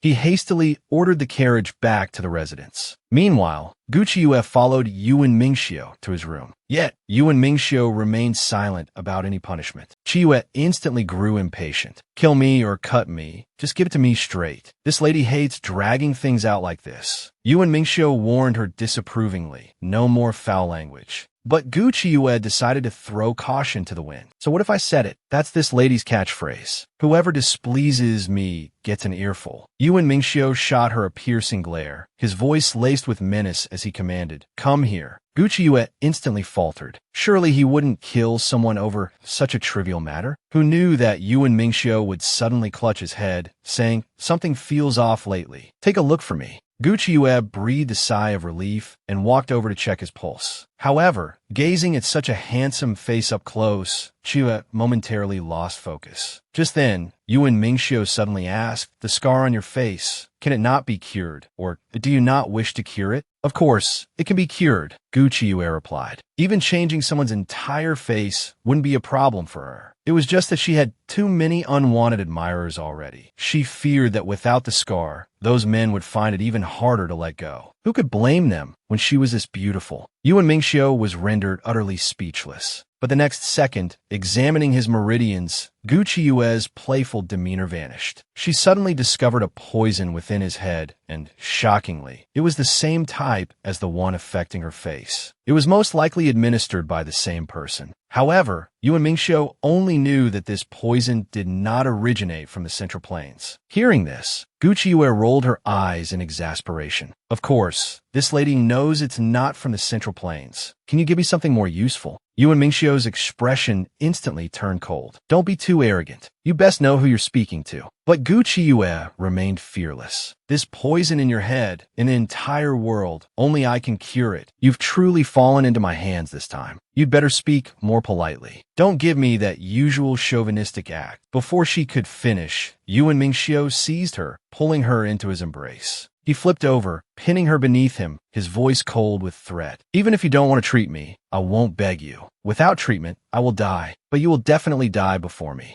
Gu Qiuyue was startled, quickly forcing a smile and admitting fault. She promised to obediently treat his illness and stop causing trouble. But Yuan Mingxiu merely smirked wickedly. "Too late for apologies now. You must accept your punishment." With that, he leaned down to kiss her. Gu Qiuyue instantly flared up. This damned pervert was clearly using this as an excuse to take liberties. She shoved him away forcefully, flipping over to pin him down instead. For a moment, both froze. The position was far too suggestive, sparking the imagination. This ugly woman was practically kissing the handsome man. Suddenly, an arrow shot in from outside. Yuan Mingxiu reacted with lightning speed, grabbing Gu Qiuyue and diving aside, narrowly dodging the projectile. Gu Qiuyue felt a wave of lingering fear. If they had remained in their original spot, they would likely have been turned into pincushions by now. Without a second thought, she leaped aside to take cover. After all, Yuan Mingxiu possessed excellent martial arts. The assassin was his problem. In truth, Gu Qiuyue had noticed the fierce momentum and extreme accuracy of the arrows, deducing the attacker must be a master archer. Through careful observation, she pinpointed the enemy's hidden location and alerted Yuan Mingxiu, allowing him to evade a fatal strike. Yuan Mingxiu immediately ordered Juesha heed Gu Qiuyue's words. "Search for the assassin under the eaves over there." Juesha acknowledged the command and departed at once. Only then did Gu Qiuyue let out a breath of relief, unable to resist complaining to Yuan Mingxiu. "Is it always this dangerous around you? It seems I need to cure your poison quickly. Only when you're healed can you protect that life of yours." Yuan Mingxiu, however, couldn't shake the feeling that she was actually thinking of how to get rid of him sooner. Hearing his unspoken thought, Gu Qiuyue immediately launched into effusive flattery, sweet words flowing like free currency. Yuan Mingxiu clapped his hands dismissively. This woman was indeed fickle and dangerous. Finally, his face hardening, he ordered her to first prepare the medicinal ingredients to cure his poison. Furthermore, she was to go back and cure the princess's poison as well, restoring her original appearance. Gu Qiuyue's metaphorical vinegar jar instantly overturned. She questioned him sourly. "Do you perhaps like Chu Linglong?" Yuan Mingxiu looked at her coldly, remaining silent. Gu Qiuyue instantly flew into a rage. "Are you trying to kill me? Even if you kill me, I have to ask clearly. I don't want a woman who opposes me to become my mistress one day. If Chu Linglong is to be my mistress, then you will no longer be my lord." Meanwhile, Zhou Biyue and he Ren Han Qing waited anxiously outside the door, wondering what was happening inside the room. They imagined it must be some incredibly harsh punishment. They truly felt a bit sorry for Gu Qiuyue. Afterward, Gu Qiuyue returned home. Her father, stepmother, and sister had been waiting for a long time. As soon as they met, her father demanded that she cure the injury on her sister's face. Hearing this, Gu Qiuyue scoffed. I can treat her, but why should I? After all, my own face was ruined at her hands. How could I possibly tolerate her? At this point, her father had already witnessed Gu Chiyue's capabilities and naturally wouldn't oppose her directly. Since your sister was wrong first in this matter, let her bear the consequences herself, all right? Her sister was instantly aghast. Seeing her pathetic appearance, Gu Chiyue couldn't help but laugh out loud. Her mood greatly improved. She agreed to treat her. However, there's one condition. Her father, overjoyed upon hearing this, quickly said, "No matter what condition you name, father will agree to it." Gu Chiyue immediately made her sister swear an oath right there. She would never marry Xiao Muan. Without a second thought, her father agreed on his daughter's behalf. Anyway, there were plenty of men in the world, and he had long since wanted to break off the marriage alliance with the Xiao family. The sister had adored Xiao Muan since childhood. Gu Chiyue was clearly trying to break them apart. Yet, Gu Chiyue, with a bright smile, forced her to choose. Do you want your face, or do you want your beloved? Without hesitation, the stepmother made the choice for her sister. Let's get the face treated first. Then she persuaded her sister to endure the humiliation for now. Anyway, once your face is healed, I will support you. The sister could only swallow her pride and choose the treatment. However, just as the treatment was about to begin, the stepmother was still extremely worried. She had never seen Gu Chiyue practice any medical arts. Gu Chiyue immediately retorted impolitely, "If you don't trust me, I can leave right now." The stepmother gritted her teeth in anger inwardly, but had to maintain a smiling face and speak pleasantries. Only then did Gu Chiyue enter the room. At this moment, the sister was already lying on the bed, waiting. The moment she saw Gu Chiyue, she warned fiercely, "Don't ruin my face. Otherwise, I'll be irreconcilable enemies with you." But Gu Chiyue couldn't be bothered with her. Did she think everyone in the world was like her, brainless and heartless? However, Gu Chiyue was not one to be trifled with. She directly took out a needle over 10 centimeters long and thrust it towards her sister. The sister turned pale with fright, but was too scared to move a muscle. In the end, she was directly pricked until she fainted. Actually, the sister's minor ailment didn't require acupuncture at all. Gu Chiyue had merely taken it out to frighten her. She had come here today to retrieve what rightfully belonged to her. While her sister was unconscious, Gu Chiyue rummaged around the room. Finally, she found a treasured brocade box. Opening it, she saw inside the 3 knives left behind by her mother, Du Foran. Back then, Du Foran had relied on these 3 knives to dominate the medical world, scraping bone, peeling skin, cutting flesh. Besides the one Gu Chiyue already possessed, there was this ice snow knife, the sharpest. Paired with the formula on the white cloth, it could regenerate flesh on white bones and grow new skin. Using it to treat the residual poison on Gu Chiyue's face was perfectly suitable. As for her sister's face, that was merely incidental. She was getting off easy. Soon,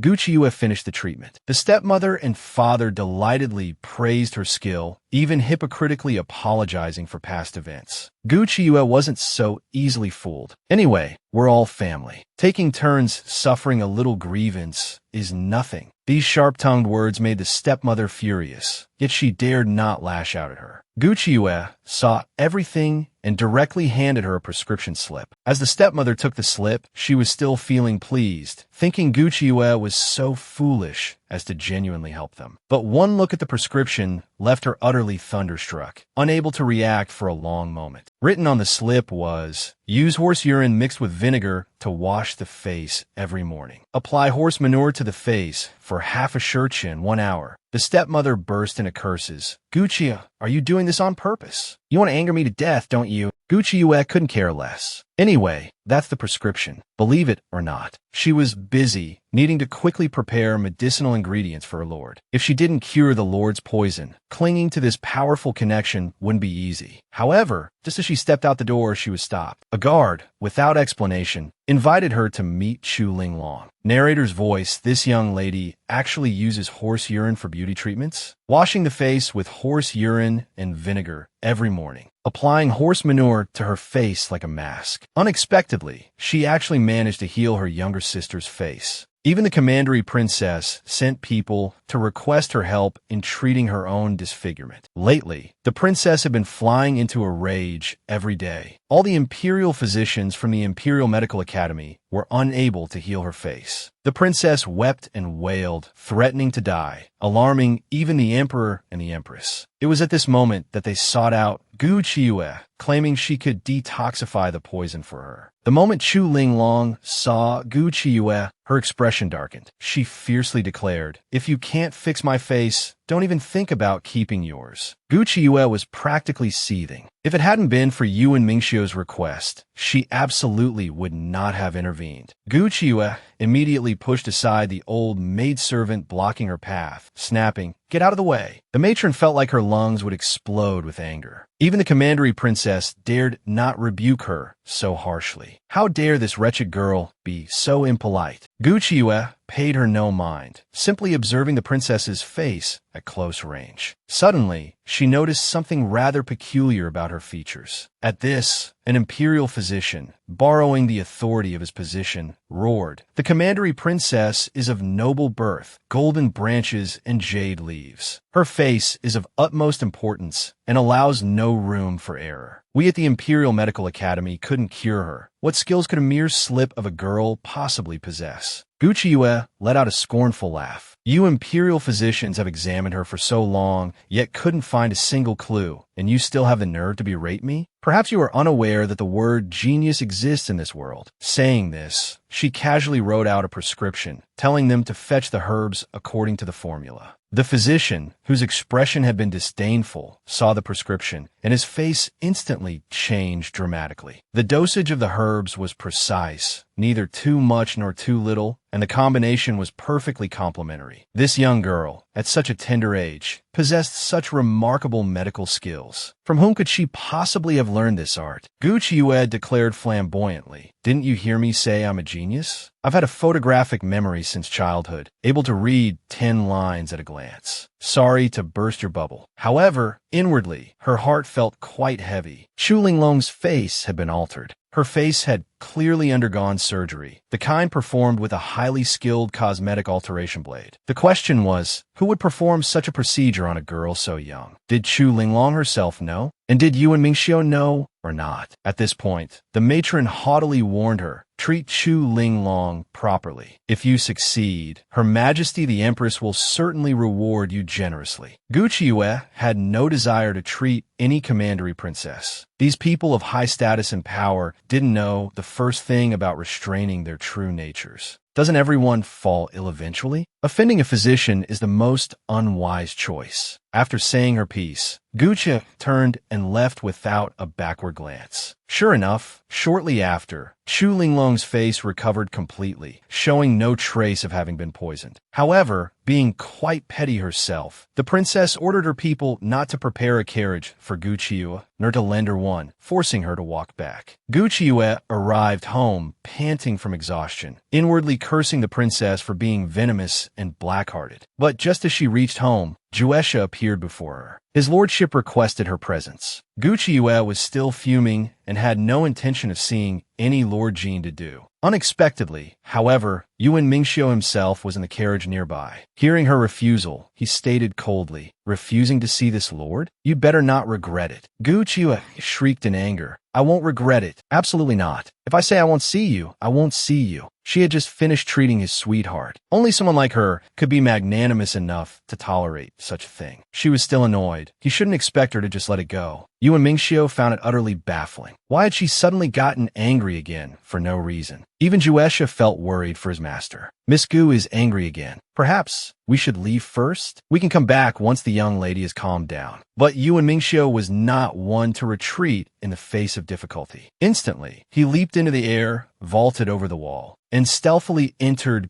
Gu Qiuyue's room, striking her acupoints while she wasn't paying attention. Gu Qiuyue's heart leaped in alarm, but it was too late to resist. Her entire body was immobilized. When she saw clearly that the person before her was actually Yuan Mingxiu, she immediately erupted in furious curses. "Damn you, Yuan Mingxiu. You're supposed to be an upright, iron-willed general. Why do you always enjoy playing the gentleman on the rafters in a young lady's room?" Yuan Mingxiu, however, turned a deaf ear instead pouring himself tea and complaining that it tasted awful. Gu Qiuyue was about to go mad with rage. Are you an idiot? Didn't you hear me speaking? If you find my tea disgusting, then get out. Yuan Mingxiu's anger was also provoked by her scolding. Gu Qiuyue had defied him more than once. Do you really wish for this lord to kill you? Just now, when this lord summoned you, why did you refuse? Is it because I've been too lenient with you lately that you dare to be so arrogant? Speak. How do you wish to die? Gu Qiuyue immediately backed down, saying coyly, I don't want to die yet. Why must there be killing between us? Let me go, and I will naturally tell you the truth. Disdain was written all over Yuan Mingxiu's face. In reality, however, he found himself utterly unable to resist Gu Qiuyue's coquettish charms. He immediately released her acupoints, asking why she was so certain he wouldn't kill her. Just then, Gu Qiuyue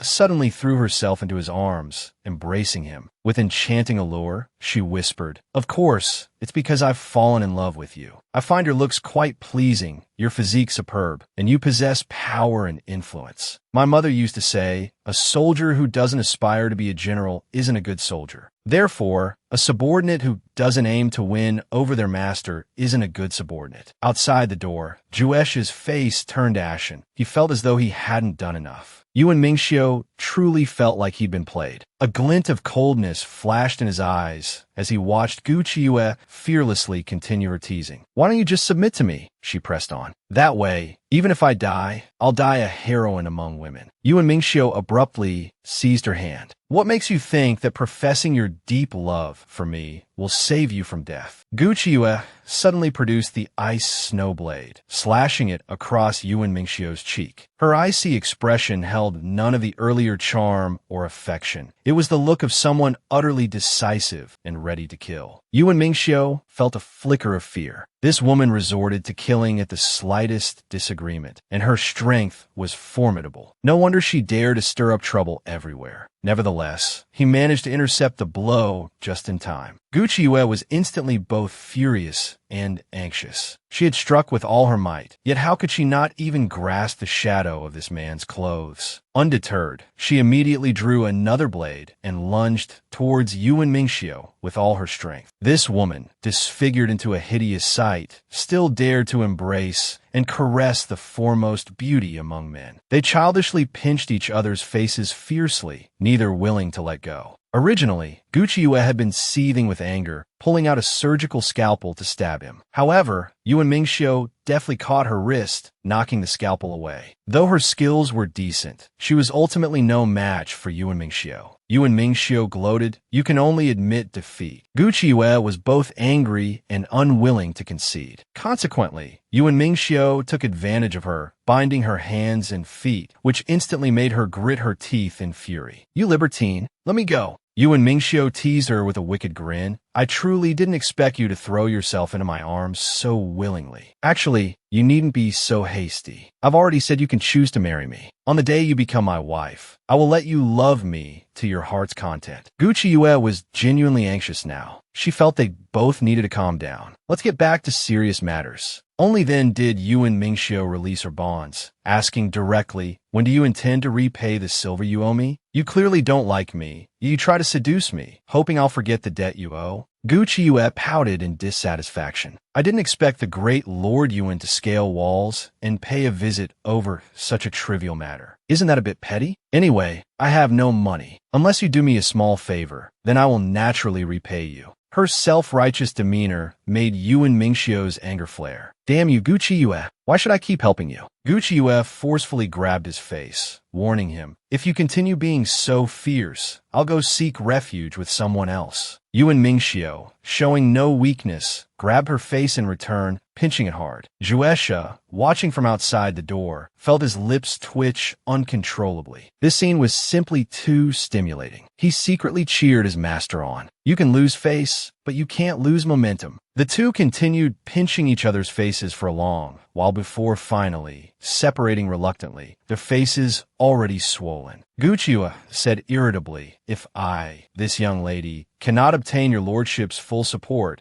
and am forced to switch allegiance, should I have to pay some price? Well, the price of being a girl, I suppose I'll just have to bear it. Yuan Mingxiu, however, was full of confidence, certain she wouldn't find a better master than him. Hearing this, Gu Qiuyue chuckled darkly. She looked forward to the miserable day Yuan Mingxiu spoke of. Anyway, she had fulfilled her promise to Yuan Mingxiu to treat Chu Linglong's illness. Thus, she unceremoniously waited for him to leave. However, Yuan Mingxiu demanded she go to the medical hall tomorrow. There was a patient needing her diagnosis. That person's illness was a difficult and complicated case. It would all depend on Gu Qiue's abilities. Gu Qiue remained silent, not answering, as if she hadn't heard him at all. On the way back, Juesha complained resentfully. The eldest Miss Gu provokes you time and again. Master, why do you still keep her around? Yuan Mingxiu merely felt Juesha had too much free time and thought about finding him something to do. Juesha instantly turned green with fright. The last time his master thought he was being meddlesome, he'd thrown him into a pile of venomous insects for 3 days. The memory brought tears to his eyes. He quickly changed the subject to official business. King Yama has started to make his move. Miss Gu's pharmacy happens to be in that area. If its reputation grows, it will surely attract unwanted attention.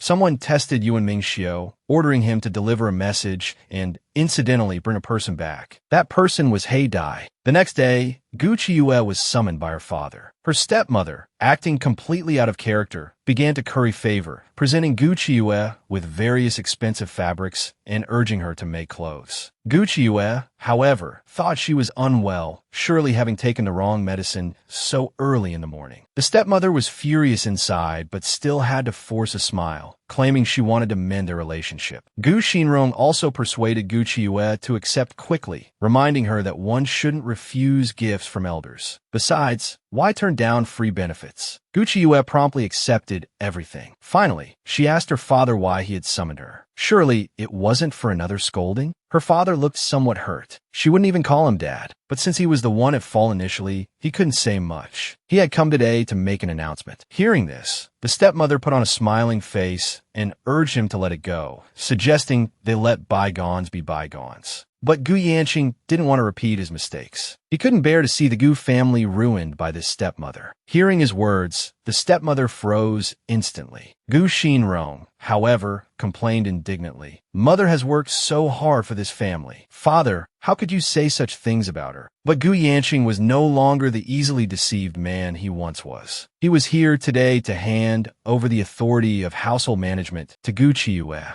He ordered the stepmother to give the keys to the storerooms to Gu Qiue. The stepmother was instantly aghast. Where in this capital city is there a precedent for a daughter taking charge while the mother is still well? People will laugh at us if word gets out. Gu Yanqing, however, was unconcerned. When you were ruining Qiyue's reputation back then, why didn't you consider that it would become a laughingstock? The family descended into chaos, with crying and shouting filling the room. Qiyue merely found it all incredibly annoying. Her father wanted to repair their relationship, but it was too late. What use was knowing his mistake now? His indulgence and tacit approval had already led to the original owner's tragic death. Saying this, she turned and walked away, utterly disregarding the shrieking pleas from behind her. At this moment, the stepmother was nearly exploding with rage. How could Gu Yanqing treat her like this? It showed absolutely no respect for their marital bond. Ultimately, she believed his heart still belonged to that woman, Du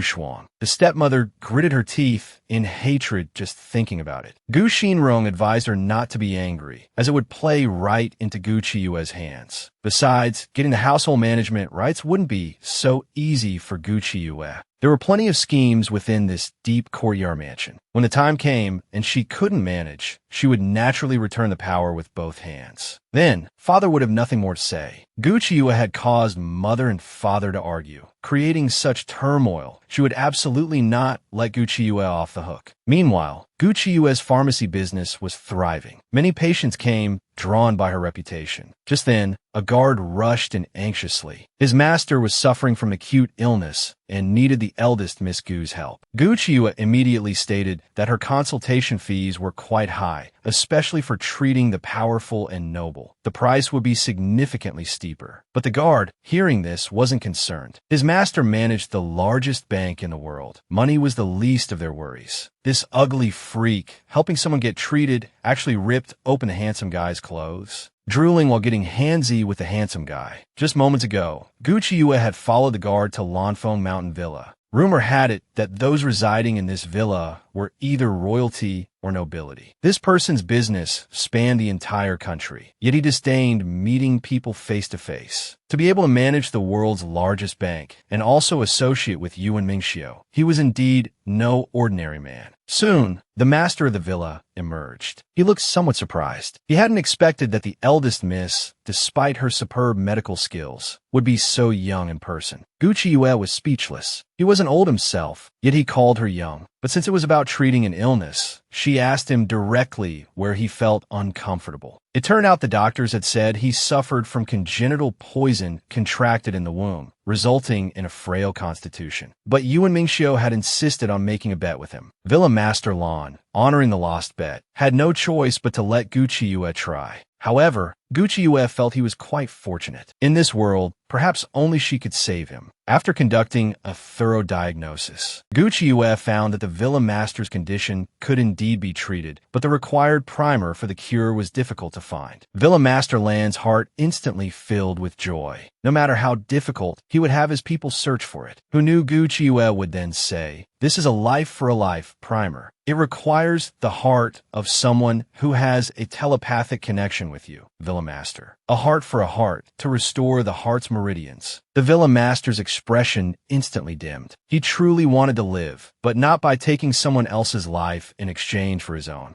Gucci Yue found him somewhat peculiar. People of his status and wealth rarely showed compassion for others. However, luckily for him, Gucci Yue was here. As long as he could prepare sufficient funds, that would be enough. With that, Gucci Yue ripped open Villa Master Lan's clothes, revealing fair, firm muscles. Villa Master Lan was instantly stunned. Gucci Yue, however, ran her hands over his muscles, examining him. Although he didn't have an 8-pack, the texture of his skin was fine. To a physician, this was the ultimate temptation. Gucci Yue's mouth nearly watered at the sight. Just then, a guard happened to push the door open, witnessing this explosive scene. His jaw dropped in shock instantly. He cursed loudly at Gucci, "You shameless nymphomaniac. You're clearly trying to take advantage of my Villa Master." Hearing this, Gucci Yue's face turned cold. With a flick of her wrist, a silver needle flew out. It grazed past his face, leaving a bright red scratch. Gucci Yue threatened irritably, "Take one more step forward, and I can't say whose life I might take." The guard gritted his teeth in hatred, but fearing she might suddenly go mad and actually kill the Villa Master, he didn't dare utter another word. Then, Gucci Yue looked back at Villa Master Lan's excellent physique. She then raised her hand, swish, swish, swish, applying the divine Ghost 19 needles. This could guarantee his heart and internal organs would be unharmed for 3 years. He could choose to do whatever he pleased. In other words, Villa Master Lan could finally walk out of the villa like a normal person. Villa Master Lan was instantly ecstatic. However, Gucci Yue poured cold water on his excitement. If, after 3 years, a suitable heart couldn't be found for replacement, then he would surely die. Yet, Villa Master Lan felt very happy. Compared to living this sunless life plagued by illness, he would rather go out, travel across thousands of mountains and rivers. That way, even if he died, he would have no regrets. Gucci Yue, however, guaranteed with a smile, absolutely no problem, as long as he prepares enough consultation fees. Besides that, she had one small request. If, after 3 years, the Villa Master passes away, then please trouble yourself to lend me your body to play with for a few days. Villa Master Lan was momentarily stunned. The guard, however, flew into a rage. "I knew you were shameless. I knew your thinking was abnormal, but I never expected you to have necrophiliac tendencies." Gucci Yue felt he was overreacting. "Your master hasn't even spoken. What are you yelling about?" Villa Master Lan good-naturedly agreed. He found Gucci Yue even more interesting than he had imagined. Gucci Yue was also somewhat surprised. She hadn't expected him to accept such a request without hesitation. Truly a renowned figure, worthy of being Yuan Mingxiu's friend. Finally, the steward respectfully escorted Gucci Yue out, remarking with emotion that their Villa Master was a good man who enjoyed poetry. It was just a pity that fate had been unfair. Gucci Yue felt Villa Master Lan was quite lucky. At the very least, being able to meet her was already the greatest turning point. Only then did the guard complain discontentedly. "That woman clearly isn't a good person." The steward, however, felt he was still young and lacked insight. "This young lady is clearly a good person." Meanwhile, Ching Song laughed heartily with excitement in the carriage. 100,000 taels in silver notes. Eldest miss just inserted a few needles. Isn't this money earned too quickly? But he didn't know that people were willing to pay an even greater price for their lives. Afterwards, to celebrate this huge income today, the two went to the market to select fabrics. Who knew they would run into her younger sister, Gu Shinrong? This time, the sister was accompanying Anning Junju, Princess Anning, the daughter of General Wen. With backing, she had become arrogant too. You're so ugly. Why are you even buying clothes? Seeing Gu Qiuyue remain silent, she instantly became smug. Weren't you very arrogant before? Do you dare come play with us? Gu Qiuyue had no desire to bother with them, lest she invite trouble. But the next second, her path was blocked by two tall, sturdy guards. Clearly, they came with ill intentions. Princess Anning laughed haughtily. What I want to do, I must achieve. How dare you oppose me? Gu Qiuyue was somewhat speechless. Every friend her sister made was as foolish as she was. Her sister, still unconvinced, wanted to yell curses at Gu Qiuyue, who knew Gu Qiuyue would directly rip open her clothes. She was truly exasperated. How many times had this sister acted up? After suffering so many losses, she still hadn't learned her lesson at all. The sister cried aggrievedly. Princess Anning couldn't stand watching anymore and immediately decided to vent this anger for her good friend. Princess Anning just couldn't stand the way Gu Qiuyue showed off everywhere. She immediately invited her to a horse race. Gu Qiuyue accepted her challenge without hesitation. Moreover, she proposed a condition. After all, time is money. Now you are wasting my time. If I win, you must pay me an extra 500 taels of silver. The young lady, Gu Qiuyue, had kindly helped her sister heal her face. But the sister turned around and went to Princess Anning to cause trouble for Gu Qiuyue, even crying and complaining about being bullied. Princess Anning immediately haughtily threatened Gu Qiuyue. She couldn't stand the sight of Gu Qiuyue showing off everywhere. Right then, she invited her to a horse race. Gu Qiuyue had intended to leave, wanting no part in these matters. However, she was blocked by two tall, imposing guards. Instantly, her temper flared, and she accepted the challenge. Moreover, she added a condition. After all, time is money. Since you are wasting my time now, if I win, you must pay me an extra 500 taels of silver. Her sister, Gu Shinrong, feigned concern, advising Princess Anning to forget it, saying so much silver wasn't worth it. As expected, Princess Anning's anger was provoked. She was a dignified princess. A mere 500 taels was a trifle. She immediately set a meeting with Gu Qiuyue for the Yushur, 5 to 7 p.m., hour tomorrow at the racecourse. If you dare not show up, you will come to my residence yourself. Kaodao, admit your fault, and present 1,000 taels of silver. I intend to give it to Sister Shinrong as part of her dowry. Gu Qiuyue was utterly speechless. It seemed this princess was not only arrogant, but also quite unwell. Shinjiu genuinely broke into a cold sweat for her. Princess Anning was descended from military generals and had once followed her father onto the battlefield. Though spoiled and willful, her equestrian skills were indeed formidable. Gu Qiuyue had chosen this horse race competition. Yet, Gu Qiuyue remained completely unfazed. After all, she never fought a battle unprepared.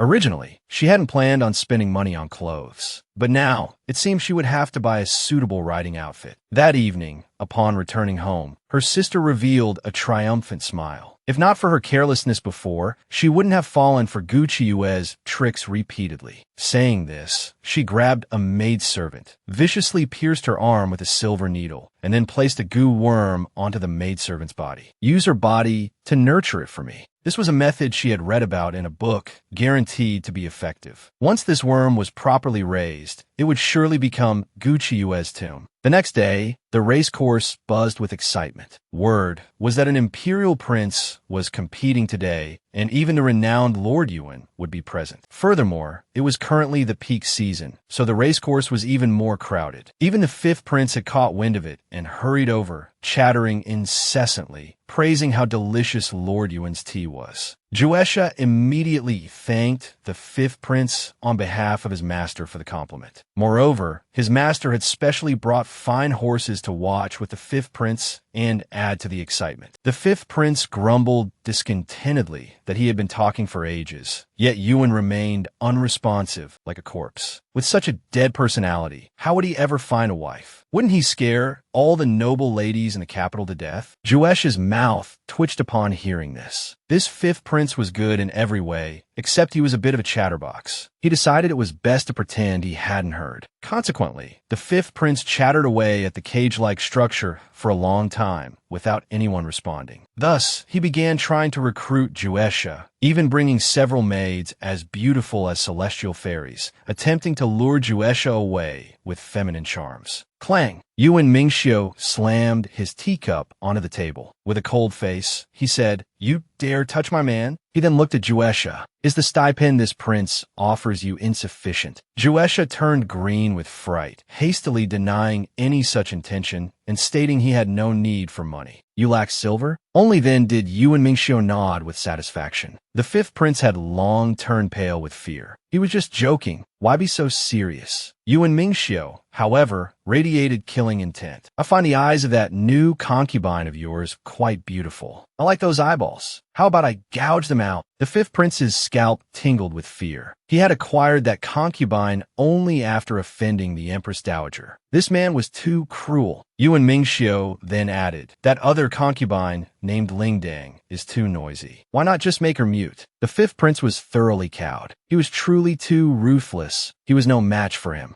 Instantly disregarding his princely dignity, he repeatedly assured Yuan Mingxiu he would absolutely not touch Juesha. Only then did Yuan Mingxiu let the matter drop. However, today, the third prince had proposed challenging Yuan Mingxiu to a horse race, but Yuan Mingxiu adamantly refused. The prince is the ruler. Yuan Mingxiu is the subject. He had no interest in crushing the prince's confidence. Just then, Chu Linglong approached with a group of noble ladies. She greeted Yuan Mingxiu with a delicate air, while the group of young women gazed at him with infatuated eyes. Yuan Mingxiu didn't spare them a single glance. The fifth prince secretly wondered, could it be true, as the rumor suggested, that once he had a woman he liked, he kept his distance from all others, turning a blind eye? It was said that Yuan Mingxiu once had a younger sister who resembled the princess and was also named Linglong. Unfortunately, that Linglong only lived to the age of 5. Yuan Mingxiu's willingness to treat Chu Linglong slightly better was solely because of this. Thus, he personally stepped forward to help smooth things over, striking up a conversation with Chu Linglong. Only then did he learn about the interesting competition happening today. It was well known that Princess Anning adored riding horses more than anything. Today, she was set to compete, and against a rather peculiar opponent at that. The fifth prince's interest was suddenly piqued, and he thought to invite Yuan Mingxiu to stay and watch the intriguing competition unfold. However, his invitation was met only by an even colder expression hardening on Yuan Mingxiu's face. The surrounding crowd froze, nearly forgetting Yuan Mingxiu's well-known aversion. He utterly detested crowds, and even more so, women gathering around to spectate. Instantly, the group scattered in fright. Even Chu Linglong, rumored to be closest to Yuan Mingxiu, fled in terror. The fifth prince couldn't help but grumble. With all the girls scared away, how am I supposed to find any romance standing here with you? Yuan Mingxiu curtly told him to hurry off and mingle with the noble ladies. Leave me alone. You're annoying me. Meanwhile, the crowd was busy mocking Gu Qiuyue, sneering that she would stop at nothing to gain fame. This race was surely Princess Anning's victory. Just then, Gu Qiuyue made her entrance, looking valiant and heroic. The moment Yuan Mingxiu saw her, his eyes widened in astonishment. The fifth prince watched, utterly amazed. The notoriously cold Lord Yuan's gaze actually changed upon seeing this woman. It was truly unbelievable. At that moment, the crowd continued to taunt Gu Qiuyue, muttering how ugly people always stir up trouble. In the next second, Princess Anning, already mounted, charged swiftly towards Gu Qiuyue. Chunjiu quickly rushed forward, shielding Gu Qiuyue behind him. The young lady, framed into participating in a horse race, had barely entered the racecourse before nearly being trampled to death. Princess Anning was seen galloping towards her at full speed. Fortunately, Chunjiu reacted swiftly, grabbing Gu Qiuyue and pulling her back, narrowly dodging the furiously pounding hooves. Princess Anning reined in her horse, looking down at Gu Qiuyue with undisguised malice. Chunjiu and Qingfeng gritted their teeth in anger. This was outrageous. What if the horse had kicked the young miss? Could she even afford to compensate? Every single one of these people wanted to see the young miss make a fool of herself. Young miss, you must be extremely careful later. But before the words were even finished, Princess Anning cracked her horsewhip. It landed less than a centimeter from Gucci Yue's toes, a clear provocation, deliberately intended to humiliate her. Gucci Yue, however, responded with a mischievous smirk, attempting to sow discord. Princess Anning, your temper is quite foul. Hitting me is one thing, but what if you accidentally struck the flowers and plants, especially near Princess Linglong, whom you fear the most? Wouldn't that be disastrous for you? Indeed, Chu Linglong was standing near her horse, glaring fiercely at Anning. Startled, Princess Anning retorted angrily, "Stop spouting nonsense. I'm only targeting you." Gucci Yue couldn't be bothered with her, wearing an expression that clearly said, "I see you're just making things up." The immediate priority was to select a horse and prepare for the race. Nearby, her sister, Gu Xinrong, stared at Gucci Yue with hatred in her eyes, deciding to observe the situation first. Even if Gucci Yue managed to defeat Anning, the others wouldn't let her off easily. She would find her own way later. This time, she was determined to make Gucci Yue suffer greatly. Meanwhile, the crowd was buzzing. Princess Anning's racing skills were extraordinary. How dare Gucci Yue challenge her? She would surely be dragged off her horse. Hearing this, Qing Feng grew frantic and quickly asked Chen Jiu what was going on. Only then did Chen Jiu explain that Princess Anning's prowess stemmed from her ability in mounted archery. Consequently, any noble lady who raced against her often ended up terrified or had their horse outright stolen. Qing Feng was so frightened he nearly burst into tears. If it's that terrifying, we must quickly call the young miss back. Chen Jiu, however, had immense faith in Gucci Yue.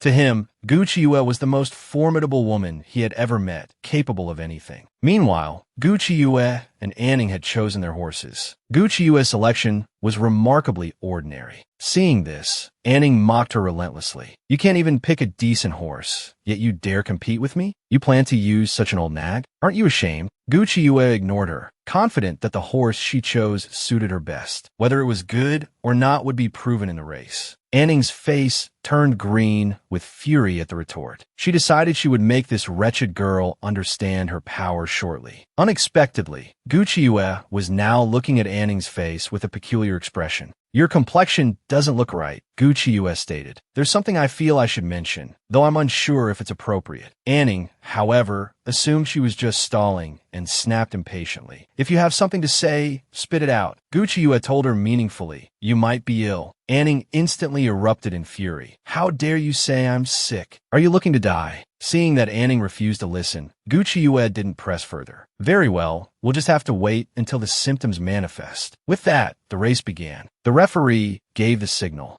Gucci Yue spurred her horse on, bolting forward like lightning. Butly Anning, distracted by her fury, failed to react immediately. Instantly, she ground her teeth in frustration. She had actually been tricked by this wretched girl. Falling a step behind, she then gave chase. The fifth prince watched, roaring with laughter. "This Miss Gu is truly interesting. Such a temper, a personality as cunning as Yuan's." Unexpectedly, Yuan Mingxiu's expression remained unchanged. He even thanked him for the compliment. Hearing this, the corner of the fifth prince's mouth twitched. He clearly detested this fellow, all right? However, the fifth prince mused, "Anning's equestrian skills are second to none. Forget the noble ladies. Even among the young lords, few can keep up with her." Even using such tactics, the eldest Miss Gu might not necessarily win this race. Yuan Mingxiu, however, let out a disdainful scoff. "That level of skill? It's not even as good as my ordinary soldiers. Anning is no match for Gucci Yue.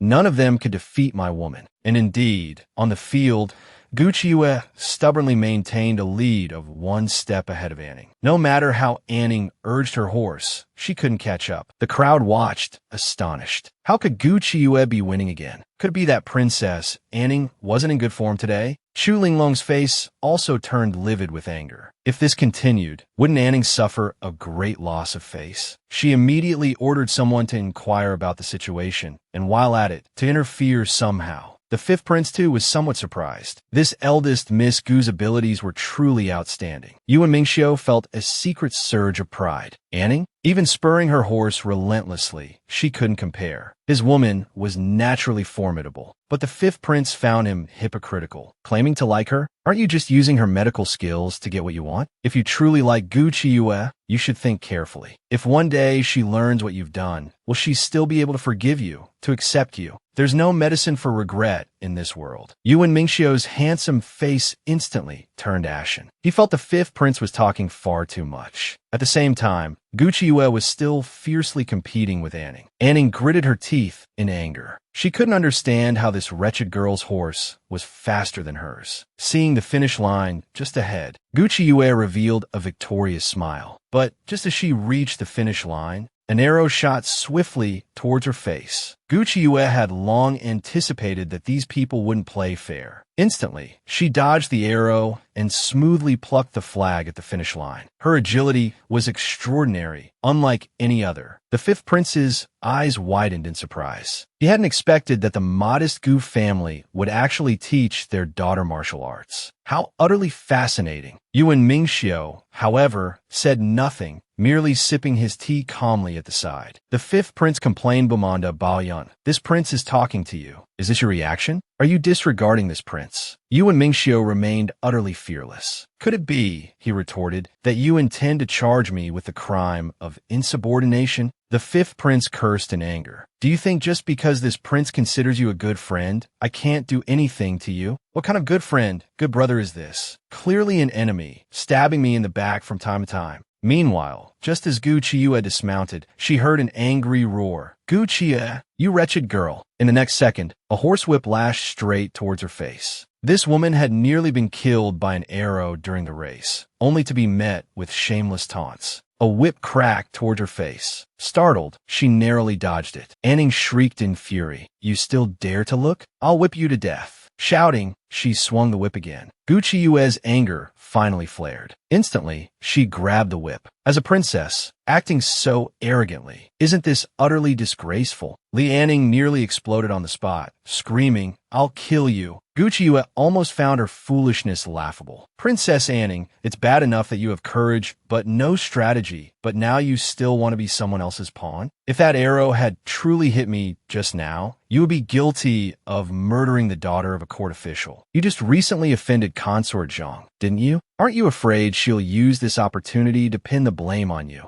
Anning, however, was fearless, relying on her backing. The Empress Dowager is very fond of me. My mother also has a very good relationship with the Empress Dowager. Gu Qiuyue couldn't help but laugh derisively. Princess, living within the royal family, surely you understand the intricate games played here? You and I had no prior grudge. You were merely provoked by others. Once the princess figures this out, perhaps you might consider cooperating with me. Li Anning thought she was daydreaming. How could she possibly cooperate with her? Yet, deep down, a flicker of interest couldn't help but ignite. At the same time, the group of noble ladies gathered together, plotting how to deal with Gu Qiuyue next. Sure enough, as Gu Qiuyue and Princess Anning returned, the group surged forward to meet them. Did you resort to some underhanded trick to defeat the princess? One accused maliciously, gesturing for servants to bring forth Anning's horse. We knew you'd try to talk your way out of this. Gu Qiuyue, another sneered. So now, let the facts speak for themselves. With that, they summoned a servant. Tell us, they demanded, what exactly happened with this horse? The servant, trembling slightly, reported, this horse, it was drugged before the race. It simply couldn't run fast. Hearing this, the noble ladies blanched, erupting in furious accusations. Gu Qiuyue's victory was a sham, utterly despicable. Drugging a horse, she'd stop at nothing. Gu Qiuyue, however, couldn't be bothered to engage in their squabble. Since you insist on distorting the truth, she stated coolly, there's little I can do. But this was a private competition between Princess Anning and myself. Why are you all so invested in meddling? Have you nothing better to occupy your time? The noble ladies turned to Princess Anning, urging her on. Your Highness, you know the injustice you've suffered better than anyone. How can you simply let Gu Qiuyue go? You must teach her a lesson. But Anning, unexpectedly, didn't rise to the bait. Instead, she stated with surprising composure, it was merely a horse race. I lost, fair and square. There's nothing more to be said. Even with a different horse, Anning continued, I'm not certain I could have won against her. The surrounding young ladies stared, utterly dumbfounded. Was the princess actually defending that ugly creature? Chu Linglong stepped forward, her demeanor imperious as she admonished Anning. Handling it like this will only encourage such improper behavior and bring shame upon the royal family. Leave this matter to me. I shall see that justice prevails. She announced sharply, I have already made inquiries. This horse was indeed fed something, but dew was added to its fodder, rendering it too weak for sustained running. Everyone knows of Gu Qiyue's medical expertise. Chu Linglong continued, her gaze fixed on Gu Qiyue. And if one knows medicine, one naturally understands poisons as well. If you weren't responsible for such a low-handed trick, who else could it possibly be? Gu Qiyue met her accusation with a derisive chuckle. I've always heard that Princess Linglong was remarkably clever, she retorted. But it appears those rumors were greatly exaggerated. Try using your brain, Your Highness. If I had truly been the one to drug the horse, would I have made it so obvious that even amateurs like yourselves could detect it so easily? The individuals managing this racecourse are far more suspect. Knowing Princess Anning was to compete, why provide such a debilitated animal? What could their motives possibly be? Chu Linglong, utterly refuted and speechless, could only turn and storm away in a fury. Gu Qiyue called after her retreating figure, her voice laced with mockery. Leaving so soon, Princess? Are you sure you don't want to stay and chat a little longer? Perhaps try riding this fine horse yourself. Nearby, Zhou Gyul and Ren Hanqing felt a chill run down their spines on Gu Qiyue's behalf. She had thoroughly provoked Chu Linglong this time. To antagonize such a figure and still be standing, it was nothing short of miraculous. Gu Qiyue herself felt exasperated observing their worry. If you're so frightened for me, shouldn't you be keeping your distance? Sticking close seems rather unsafe, wouldn't you say? Yet, the two shamelessly persisted, determined to befriend her. Just at that moment, a sudden uproar broke out further away. A maidservant rushed towards them, reporting breathlessly, "The young master of the Shao family. He's collapsed. No one knows why. The other young masters are in complete disarray." Hearing the news, a corner of Gu Qiyue's mouth twitched involuntarily. Surely, it couldn't be that Xiao Moen, could it? Zhou Gyul reacted swiftly, ordering attendants to summon imperial physicians and any available doctors to see to young Master Xiao. However, the maidservant explained frantically, the Marquis uncle also fell ill. All the physicians have been summoned to his residence. Young Master Zhao's condition is critical. Any delay could be disastrous. Just then, Gu Xinrong rushed towards them, tears streaming down her face. She threw herself before Gu Qiyue, pleading, "Save Moen. Please, elder sister, I know you despise me, but brother Moen, he's innocent in all this. Elder sister, your skills are unmatched. Right now, only you can save him." Gu Qiyue felt a wave of exasperation wash over her. So, this younger sister, who had schemed relentlessly to steal her fiancé, had apparently done it all for true love? Fine, if you love him, then love him, Gu Qiyue stated flatly. What concern is it of mine? If I choose to save him, rest assured, it will not be for you. It will be simply because I am a physician. With those words, she strode toward Xiao Moen's room. Outside, a crowd had gathered, murmuring anxiously amongst themselves. Xiao Moen, he's the Xiao family heir. If anything happens to him here, Princess Anning will undoubtedly face repercussions. What is to be done?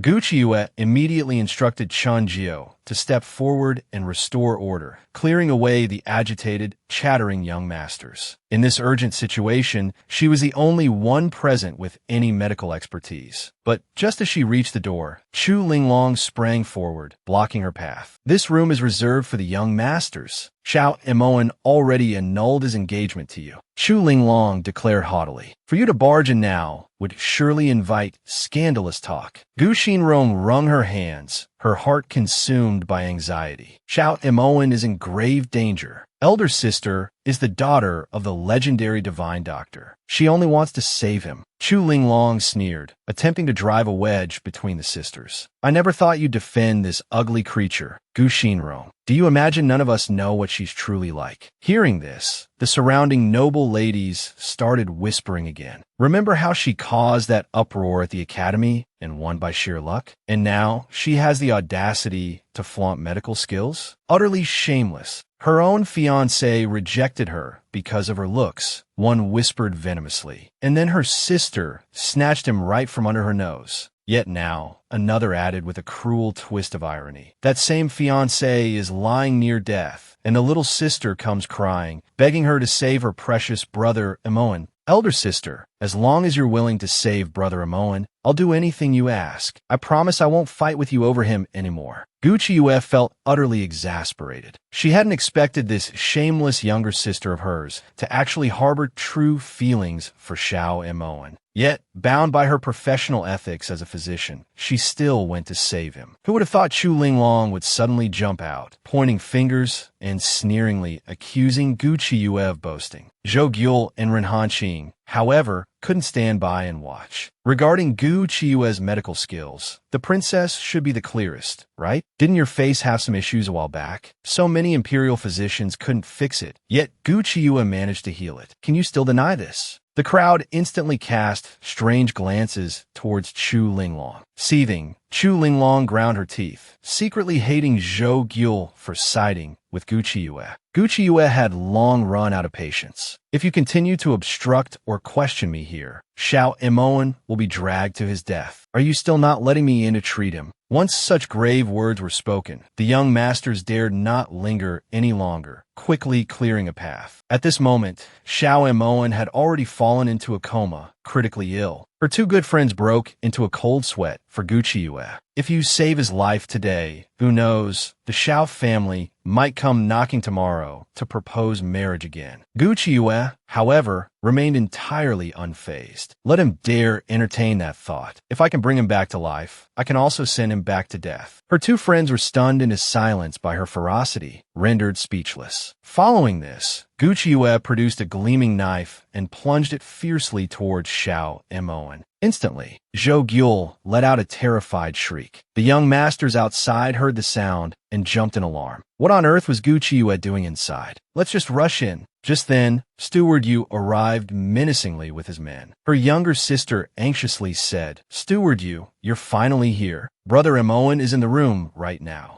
Cold sweat dripped down Steward Yu's face from anxiety. The previous imperial physician had said that once the young master's illness flared up, it was incurable. If not alleviated promptly, his life might be forfeit. Saying this, he rushed towards the room. Just then, Chun Jiu timely blocked his path. Without the young Mrs. permission, no one enters. Steward Yu immediately roared, "Insolence! Men, seize him and take him away." At this moment, Gu Qiuyue calmly walked out of the room. With a cold expression, she reprimanded, "Steward Yu, such audacity! You dare touch my people." Seeing her, Steward Yu flew into a rage. "Why is it you again? What have you done to our young master?" Gu Qiuyue couldn't be bothered with him. "In any case, Xiao Emoan won't die. That's settled. However, your Xiao family laid hands on my subordinate. This debt must be settled clearly." She immediately retaliated, ordering them to release Chunjiu. But the Xiao family servants paid her no mind. Where did this little girl come from, daring to give us orders? However, in the next second, Gu Qiuyue kicked one squarely in the chest, sending the man flying backwards. Chunjiu excitedly cheered for his master. "Master is truly amazing and powerful." Steward Yu, however, was dumbfounded with shock. Was this still the same timid, fearful Gu Qiuyue from before? Gu Qiuyue, radiating dominance, issued a furious warning. "Dare to touch my people, and getting a beating is letting you off lightly." Princess Chu's lackey jumped out again, roaring, "Princess Linglong is still here. You are far too insolent." At this time,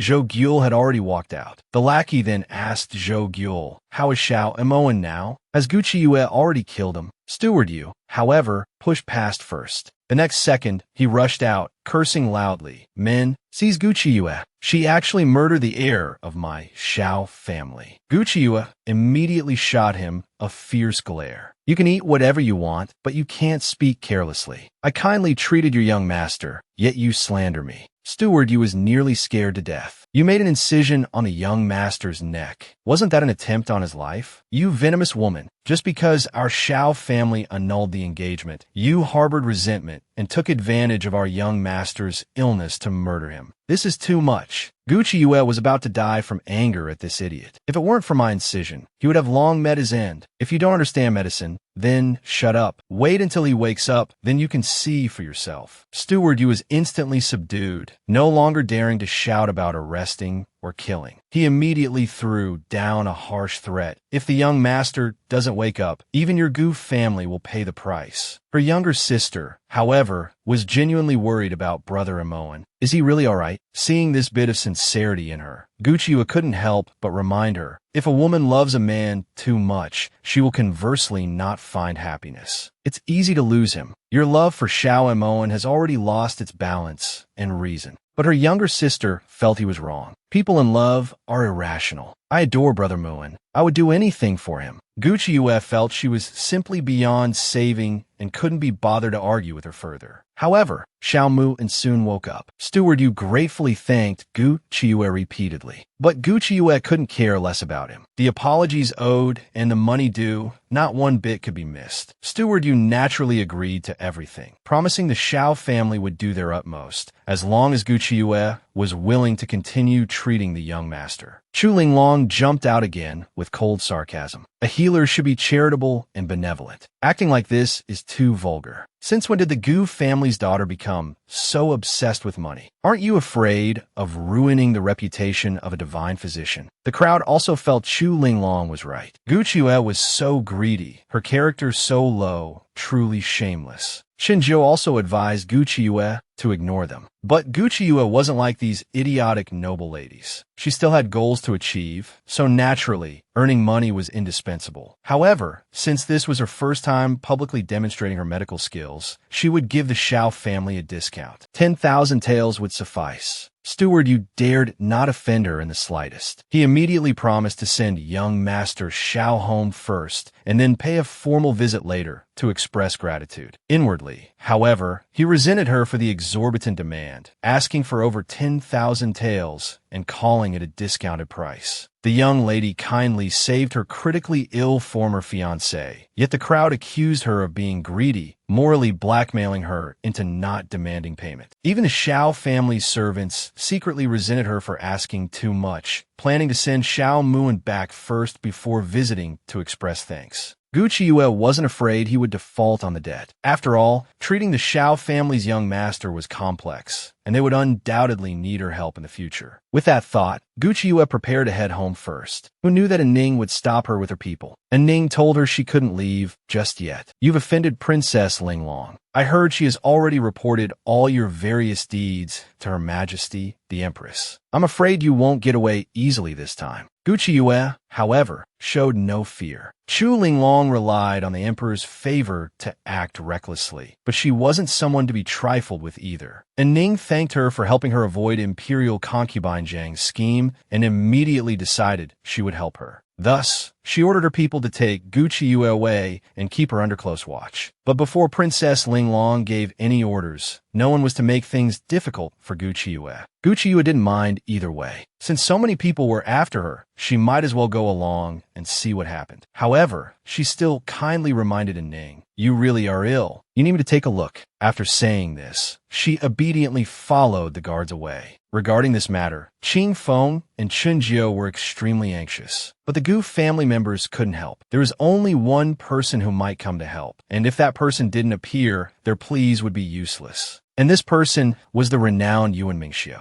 Gu Chiyue was locked in a room, furiously kicking the door in anger. That wretched princess! I restored her appearance, and she repays kindness with enmity. How despicable! But even if Gu Chiyue could escape, she would become a fugitive wanted by the court. Gu Chiyue kicked the door until her foot hurt, but it was futile. Just then, Chu Linglong walked in with a malicious smile. I didn't expect the eldest Miss Gu to be completely unafraid, to remain so calm even at a time like this. Gu Chiyue retorted just as impolitely. Princess Chu, resorting to such methods just for a man to detain Gu Chiyue. Just by looking at her expression, without her needing to speak, she knew she wanted her to leave Yuan Mingxiu voluntarily. Yuan Mingxiu, as long as you leave, I can let this matter drop. Even if you wish to promote your medical skills, it would only take a word from me. This mix of threats and inducements made Gu Chiyue laugh. Actually, I myself would love to agree, but I have no choice in this matter. It's not that I insist on clinging to Yuan Mingxiu. It's that he loves me to death and can't leave me. What can I do? Chu Linglong's face instantly twisted with jealousy. She immediately roared, Gu Chiyue, just wait for death. I will absolutely make you die miserably. Gu Chiyue watched Chu Linglong leave with a triumphant expression, only for her face to fall afterward. She had said it before, Yuan Mingxiu would definitely be the death of her, without compensation. It seemed she wasn't wrong. Just then, Yuan Mingxiu suddenly appeared, saying irritably, "You really know how to stir up trouble." The moment Gu Qiuyue saw him, her anger flared. "It's clearly the woman infatuated with you who's too outrageous. Don't you think about why that woman keeps pestering me? Isn't it all because of you, you femme fatale? Just now, she even came to warn me, telling me to withdraw. All this trouble is caused by that face of yours. Deal with your own romantic entanglements." Gu Qiuyue said, angrily poking his handsome little face. Yuan Mingxiu was backed up, unable to get a word in. Only after she finished did he faintly say, "Are you jealous?" This time, Gu Qiuyue completely exploded, roaring furiously. "How could I possibly be jealous? I'm very busy. Every day, I have to think about earning money to support my family. Where would I find the leisure time to play games with important people like you?" Yuan Mingxiu was momentarily at a loss. He wanted to coax her, but didn't know how. So he said, "If you don't have money, you can ask me." Gu Qiuyue didn't believe his nonsense for a second. Since when was he so kind as to offer her money? But Yuan Mingxiu eagerly insisted, "I lent you a considerable sum before, so naturally, I can lend to you again this time."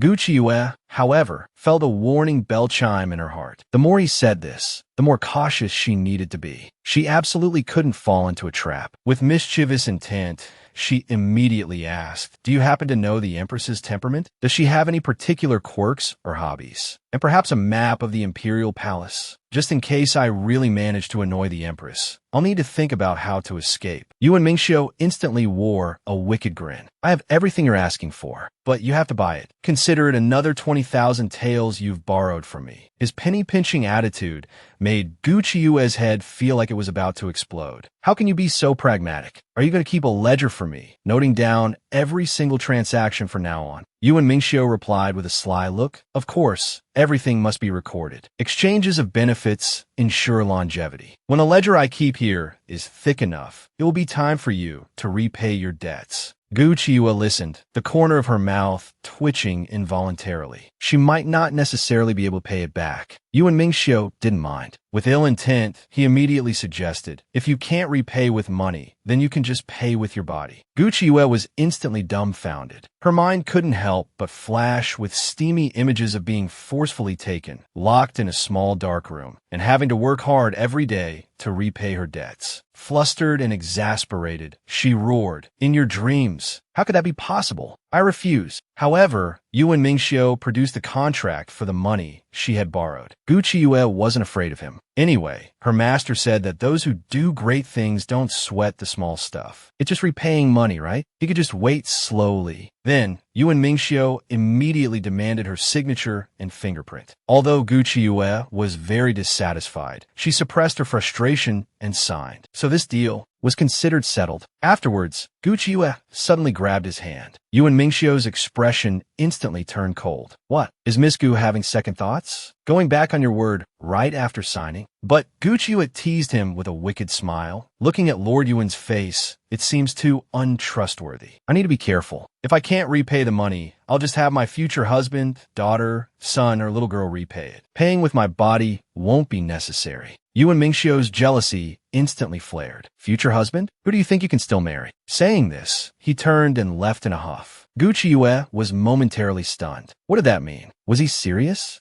Before leaving, Yuan Mingxiu instructed her again. "This time, I will leave someone for you. From now on, she can stay by your side at all times. This person is extremely familiar with the Imperial Palace. Bringing her with you is equivalent to carrying a map of the entire capital and an intelligence agency." As soon as his voice fell, Yuan Mingxiu departed. The next second, a woman with cold, beautiful features appeared silently, saying her name was He Dai. She was a hidden guard trained by Yuan Mingxiu. Gu Qiuyue jumped in fright. This woman appeared so suddenly. Even with her skills, she couldn't sense her arrival. At the same time, Chu Linglong ran to the Empress to complain that she had been bullied. The young lady had kindly saved the princess's face, yet the princess went to the Empress, demanding her life. She even sent people to intercept and kill her within the Imperial Palace. Linglong acted cute and coquettish, coaxing the Empress in a hearty laughter. However, the attending mama couldn't stand it anymore. complaining aggrievedly. Princess Linglong is indeed considerate, but some people use despicable means, even framing such a good princess. Hearing this, the Empress's face instantly turned cold. What does that mean? Quickly tell me what happened. Chu Linglong pretended to be magnanimous, saying, Linglong is fine. I'll just endure it. Mama, don't speak carelessly. But the mama couldn't hold back. How can we let just any riff-raff bully the princess? Hearing this, the Empress became even more furious. What insignificant family dares to bully the princess? Quickly tell me everything. The concubines present mentally admired Chu Linglong's skill. It was top-notch. With just a few words, she made the Empress happy and even got the mama to help her complain. Then, after hearing the mama recount the whole story, the Empress was furious. What a daughter, the Gu family. One incident after another, simply harmful. Have her brought before me later. I want to see with my own eyes what kind of tricks a mere woman can possess. Soon, someone was ordered to bring Gu Qiue to see the Empress. He Dai was extremely worried. The palace has sent people this time. My lady might be in grave danger. Gu Qiue, however, showed no fear. It seems, He Dai, you still don't understand my capabilities. This is a good opportunity to show you.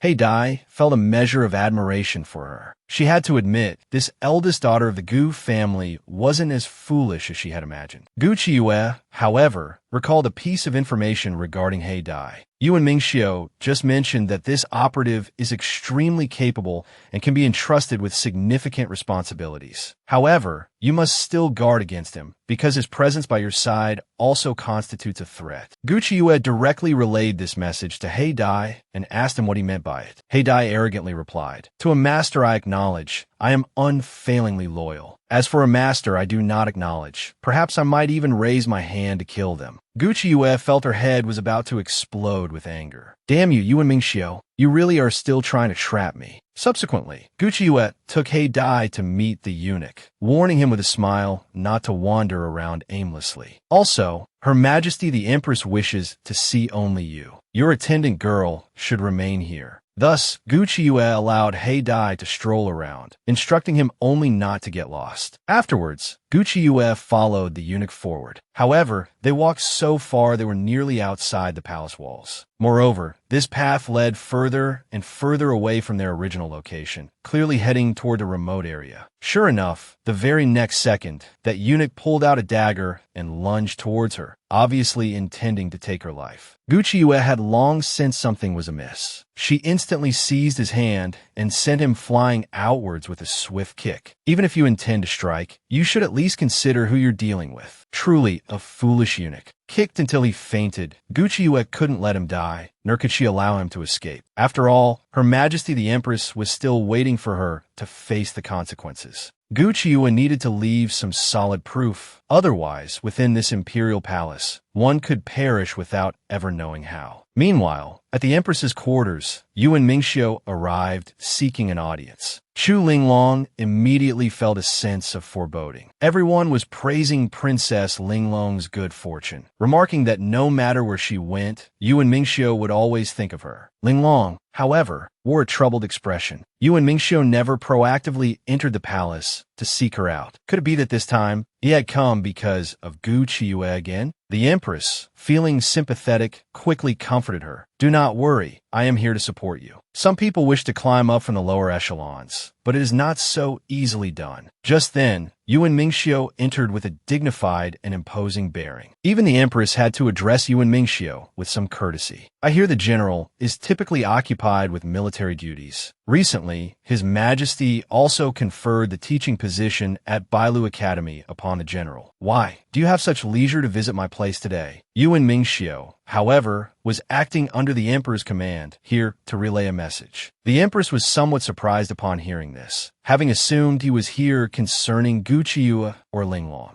Who would have thought Yuan Mingxiu would say, His Majesty is aware that the Empress will soon be hosting the hunting ceremony, which will be rather demanding. He specifically instructed me to come and inform you that you may freely utilize the personnel from his side. The Empress merely praised Yuan Mingxiu for his competence and thoughtfulness, even specifically instructing Linglong to serve tea to Yuan Mingxiu. Linglong shyly presented the tea. Yuan Mingxiu, however, treated her as if she were mere air, not even sparing her a glance. Just at that moment, a palace maid came forward to report that Gu Qiuyue had arrived. The empress, intentionally or otherwise, began to probe. This palace invited the eldest daughter of the Gu family over for a conversation. I hear she is an interesting person and also a classmate of Ling Long's, as well as a student taught by Lord Yuan. Has my lord perhaps heard of her? Yuan Mingxiu replied with a cold expression. I do not know her. My memory has always been poor. Chu Linglong felt a surge of resentment inwardly. How could you possibly not know her? If not for your powerful backing, how would Gu Qiuyue dare to be so audacious? Unexpectedly, the person who entered from outside was He Dai, alone. Chu Linglong was instantly taken aback. Why is it only you? Where is Gu Qiuyue? Who knew He Dai would reply. The young miss was called away by someone within the imperial palace. Chu Linglong immediately laid the blame on her. Knowing full well the empress summoned her, she still chooses to hide? Truly detestable. As expected, the empress erupted in fury. The daughter of a mere fourth-rank official, displaying such utter lack of decorum. Immediately, seize her and bring her back to me. Observing this, Chu Linglong revealed a malicious smile, absolutely certain that Gu Qiuyue could not possibly appear here today. Little did she know, Yuan Mingxiu observed everything with perfect clarity. Yet, he remained entirely unconcerned. After all, Gu Qiuyue was not so foolish. Indeed, not long after, just as the empress's patience was beginning to fray, a palace maid arrived to announce that Gu Qiuyue had come. The very next second, a eunuch was flung in through the doorway from outside, drenched head to toe in fresh blood. In an instant, the sight terrified the onlookers into screaming aloud. Gu Qiuyue strode in with formidable momentum, sneering with ridicule. Attempting to harm me? You don't stand a chance. This ugly girl assaulted the chief eunuch dispatched by the empress. Yet the emperor lauded her cleverness and even arranged her marriage to the most handsome man under heaven. Gu Qiuyue carried the guide, eunuch, and tossed him down before the empress. The empress, seething with rage, cursed her audacity. Princess Linglong also took the opportunity to fan the flames. Gu Qiuyue, how audacious you are! This is clearly a slap in the face to my empress aunt. Unexpectedly, Gu Qiuyue dropped to her knees with a thud, engaging in exaggerated flattery. Her Majesty the Empress is as beautiful and kind-hearted as a fairy. Mingyu only feels reverence for you.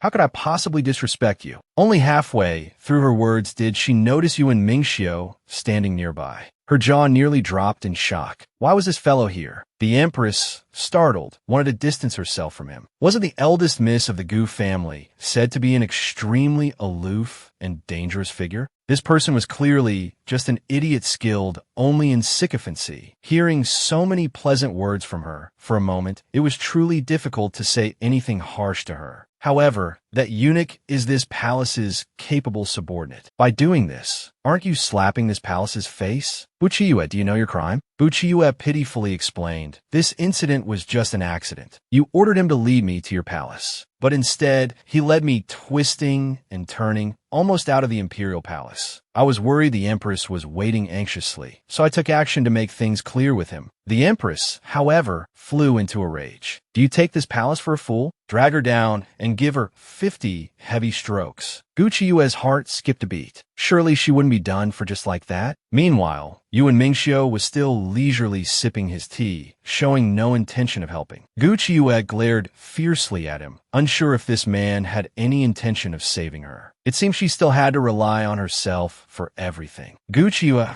immediately defended herself loudly. Clearly, tying up this eunuch was for Her Majesty the Empress's safety. Lingnu discovered a weapon on his person. Saying this, she retrieved a dagger and a letter from the eunuch's body, respectfully presenting them for the Empress to see. Unexpectedly, Yuan Mingxiu picked up the letter first. A single glance caused his expression to change drastically. He quickly turned and handed it to the Empress. The Empress frowned impatiently. Initially, she had wanted to seize Gu Qiuyue first, then push her out for execution and be done with it. She hadn't expected her to have such a move up her sleeve. But when she took the letter and looked at it, her eyes nearly popped out of their sockets in shock. Chu Linglong, unwilling to give up, fanned the flames. This dagger and note could very well have been planted on him to frame someone. Gu Qiuyue retorted bluntly, better safe than sorry. Her Majesty the Empress is of noble status. Who can afford to gamble with her safety? Chu Linglong was so angry she wanted to curse aloud. The empress sharply cut her off with a stern reprimand. Turning, she ordered people to drag the eunuch out and beat him to death with rods. Chu Linglong was instantly dumbfounded. She had clearly bribed the young eunuch to deal with Buqiyue, but how had things turned out like this? What was the deal with the dagger and note just now? Then, the empress praised the young eunuch's loyalty. Fortunately, Miss Gu was clever enough to see through the plot. She immediately rewarded her with 100 taels of gold. Guqiyue's eyes instantly lit up. This was her favorite thing, gold. Chu Linglong ground her teeth in hatred, her killing intent almost solidifying. Afterwards, the empress asked curiously, "I heard you treated the young master of the Shao family to death?" Hearing this, Yuan Mingxiu spat out a mouthful of tea, nearly choking with laughter. Seeing this, Guqiyue shot him a fierce glare. What was so funny about that? She plaintively cried out about the injustice. If it weren't for me, Shao Nuoan would have died long ago. He is now past the critical stage and is recuperating. He'll recover completely before long. I don't know who has been spouting nonsense in front of your majesty. If the patriarch of a Shao family knew about this, he'd be half dead with anger. If your majesty doesn't believe me, feel free to send someone to inquire. I will stay right here and wait for news. Hearing this, the empress was stunned. Chu Linglong had clearly said Shao Muan was dead. Just how many lies had this girl told her? Just then, the emperor suddenly arrived. Guqiyue's heart jumped in surprise. The emperor wouldn't come here for no reason. It was likely Yuan Mingxiu's doing. She just didn't know what his purpose was. After entering, the emperor first praised the empress for arranging the sacrificial ceremony so well. Thus, he had specially come to see if the empress was eating and sleeping well. The empress was moved to tears.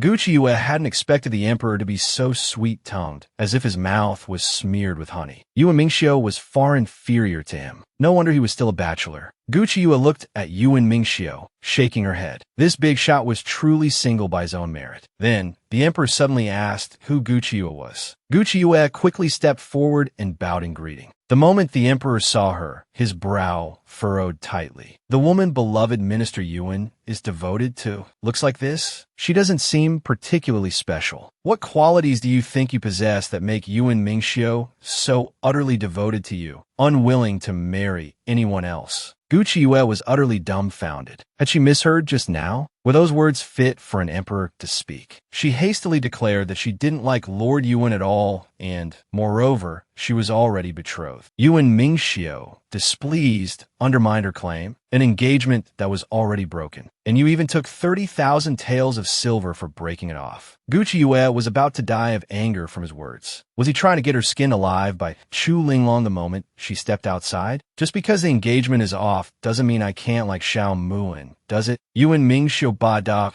Ly proclaimed, "You belong to this lord. You can only like this lord." The emperor watched the two bicker and roared with laughter. This pair was truly a case of bickering lovers. He immediately bestowed a marriage upon them. Guqiyue was completely stunned. She had merely made a trip to the palace. How had she ended up betrothed by decree to this most dangerous man? Yet, Yuan Mingxiu was urging her to receive the decree and express her gratitude. Guqi, furious, muttered under her breath, "What on earth are you playing at?" Chu Linglong, heartbroken, looked utterly lost. Why wouldn't Brother Yuan even spare her a glance? She felt incredibly unwilling to accept this. But Yuan Mingxiu cheerfully pressed Guqiyue to accept the decree and offer thanks. Guqiyue felt utterly wronged. It was clear she had absolutely no say in the matter. However, the emperor was still dissatisfied with Guqiyue's appearance. A person with a flawed face is unworthy of being beloved Minister Yuan's principal wife. Guqiyue could only promise to heal her face as soon as possible. The emperor, instantly pleased, ordered, "The wedding shall be held for them in 2 months." Just then, Consort Lu suddenly collapsed to the ground. Consort shrieked in terror. "Oh no, Consort Lu, she's dead." Yuan Mingxiu had just had his wish granted, receiving the emperor's decree for marriage. Before he could even rejoice, Consort Lu died right before their eyes. The emperor instantly flew into a rage, immediately ordering people to investigate. Guqiyue looked inexplicably at Yuan Mingxiu. "Consort Lu has passed away. Why are you holding my hand?" Yuan Mingxiu warned her irritably, "Don't get involved. This matter has nothing to do with you. Stand behind this lord.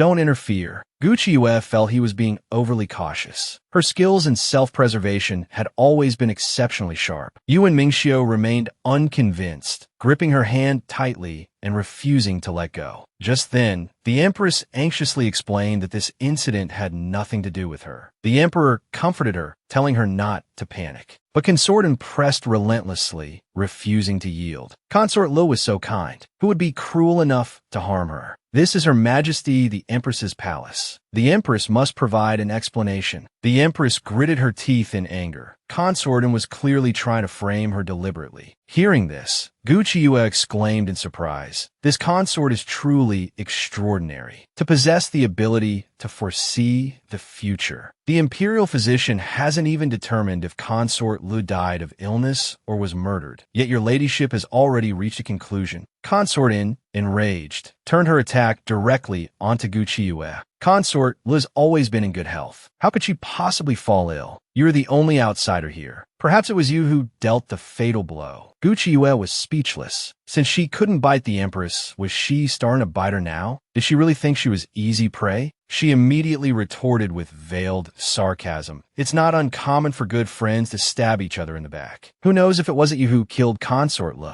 Besides, the cause of Consort Li's death is currently unknown. The priority is to uncover the truth, not to randomly suspect others. The Empress couldn't help but admire her greatly. Although Gu Qiue had a disfigured appearance and an eccentric personality, she was a rare, fair-minded young woman. The Emperor impatiently interrupted their argument, ordering the imperial physician to conduct a thorough examination. Before all the facts are clear, no one is to speak recklessly. After speaking, he beckoned Gu Qiue to sit beside him. Gu Qiue instantly froze. Didn't she want to keep a low profile? How had the opposite happened? Yuan Mingxiu gloated beside her. You brought this entirely upon yourself. This lord told you to speak less, listen more, observe more, and just follow this lord. Why did you have to needlessly seek the limelight? Gu Qiue argued defiantly. This is called repaying malice with virtue. Towards those who want you dead, you should be so good to them that they can't bring themselves to strike. At this moment, the imperial physician, after examining for a long time, could not determine the cause of Consort Li's death. The emperor immediately flew into a rage. Consort Lu died right before our eyes, and now you can't even determine the cause of death? What use are you imperial physicians? Then, the emperor noticed Yuan Mingxiu standing aside, calm and composed. He instantly felt displeased. While we are suffering here, this man acts as if nothing has happened, not saying a word from beginning to end. He immediately ordered him to solve the case. Otherwise, we shall bestow your Gu Qiue upon someone else. Gu Qiue's heart instantly leaped with joy. If Yuan Mingxiu failed to solve the case, wouldn't she be free again? Who knew that Yuan Mingxiu would accept the order directly, even stating he would definitely solve the case quickly. Then, he turned his head and ordered Gu Qiue to investigate the cause of Consort Li's death. Gu Qiue had no intention of helping. She wasn't a fool. She had no desire whatsoever to get entangled with the imperial family. But Yuan Mingxiu openly threatened her. You can choose not to solve the case. However, if I cannot marry you, then I certainly won't let the man who does marry you off the hook. Furthermore, people like Chu Linglong will also take the opportunity to move against you. Are you certain that without the status of my wife, you can walk out of the imperial palace alive? Gu Qiue had to admit that he made a very valid point. Chu Linglong had always held a grudge and wanted revenge against her. Right now, only by marrying Yuan Mingxiu could she truly elevate her status. Yuan Mingxiu then tempted her with a wicked smile. I am about to be enfeoffed as a prince. At that time, you will be the princess consort. Chu Linglong is merely a commandery princess. In the future, she will have to kowtow upon seeing you. Even if she manages to marry a prince later, she'll still have to call you sister-in-law. Are you sure you want to pass up such an opportunity? Gu Qiue cursed inwardly, unwillingly. That shameless Yuan Mingxiu was digging another pit for her to fall into. Yuan Mingxiu knew immediately she was cursing him. He instantly retorted with schadenfreude. You're the type who loves digging pits to bury yourself. Ever since our first meeting when you drugged yourself, I knew you were an idiot. Gucci Yue was so angry she nearly exploded on the spot. You're the idiot. Your whole family are idiots. After saying this, she huffily ran off to examine the body, suddenly finding the matter quite interesting. She extracted a poison needle from Consort Li's chest. The poison Consort Lu was afflicted with could kill with just a single drop. In the entire world, only Gucci Yue could counteract it. Moreover, if more than 15 minutes passed after being poisoned, it would become completely incurable. Furthermore, there was no mark of a needle piercing Consort Li's heart. This poison needle was not inserted in her chest by someone. This method of death was indeed peculiar. Subsequently, Gucci Yue reported to the emperor that Consort Lu died from a rare Western region's poison, the golden spider toxin. The killer used a rather unique method to insert the silver needle into Consort Li's chest. The poison then flowed through the bloodstream to all parts of the body, presenting these spider silk-like dark patterns. Only then did the emperor have a sudden realization, feeling a chill creep into his heart. Yuan Mingxiu concluded that this was deliberately done by someone and immediately requested permission to investigate further. The emperor also extended the deadline for him. If he wanted to marry Gucci Yue, he must solve the case. Yuan Mingxiu gladly accepted the order. Afterward, the group left one by one. Gucci Yue deliberately lagged behind, creating space for Yuan Mingxiu and Chu Linglong to be alone. Yuan Mingxiu really couldn't stand it anymore. Must you walk so slowly? Do you have to stay so far away from me? Chu Linglong didn't want Yuan Mingxiu and Gucci Yue to talk, deliberately saying pitifully, "Brother Yuan, I have something I want to say to you."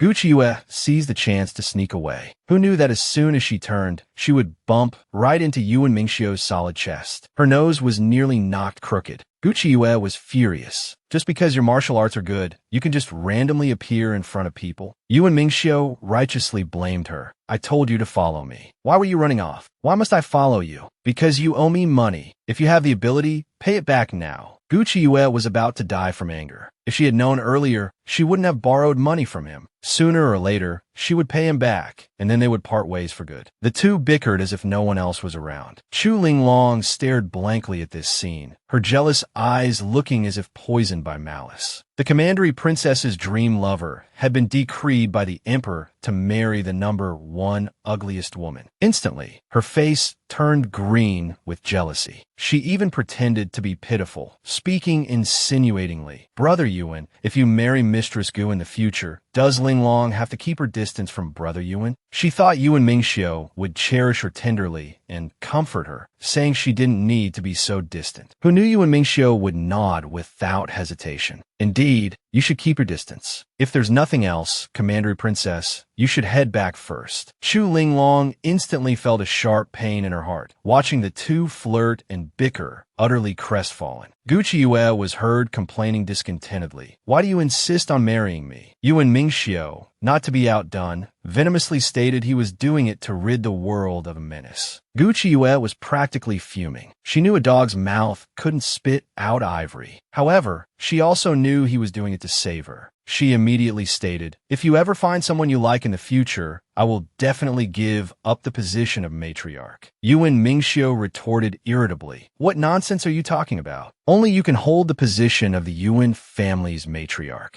Gucci Yue suddenly felt that marrying him might not be so bad after all. Anyway, no one else could catch her eye. As for Yuan Mingxiu, although he didn't know why he wanted to marry her, he just didn't want her to belong to someone else. Subsequently, Yuan Mingxiu pulled Qi Yue to the cold palace. The place was gloomy, terrifying, dilapidated, and desolate. Gucci Yue instantly understood. She grabbed his hand tightly, comforting him softly. This place must have some connection to you, right? Are you feeling deeply affected by the scene? Life is still beautiful. You must keep your heart towards the sun. That's how the tropes always go in dramas. Saying this should be correct. Unexpectedly, Yuan Mingxiu irritably pushed him away. They were here to investigate a case. A consort from the western regions used to live here, one who understood things like spider venoms. But she died later, and this place became empty, leaving behind only a doggerel verse. Only then did Gucci Yue realize she had misunderstood. She quickly pondered what clues the doggerel verse might be hinting at. Yuan Mingxiu kindly offered to help. This prince has always felt you probably don't possess that level of intellect. Gucci Yue was so angry her lungs could explode. Her fighting spirit instantly ignited. Racking her brains for a long while, she actually found a clue.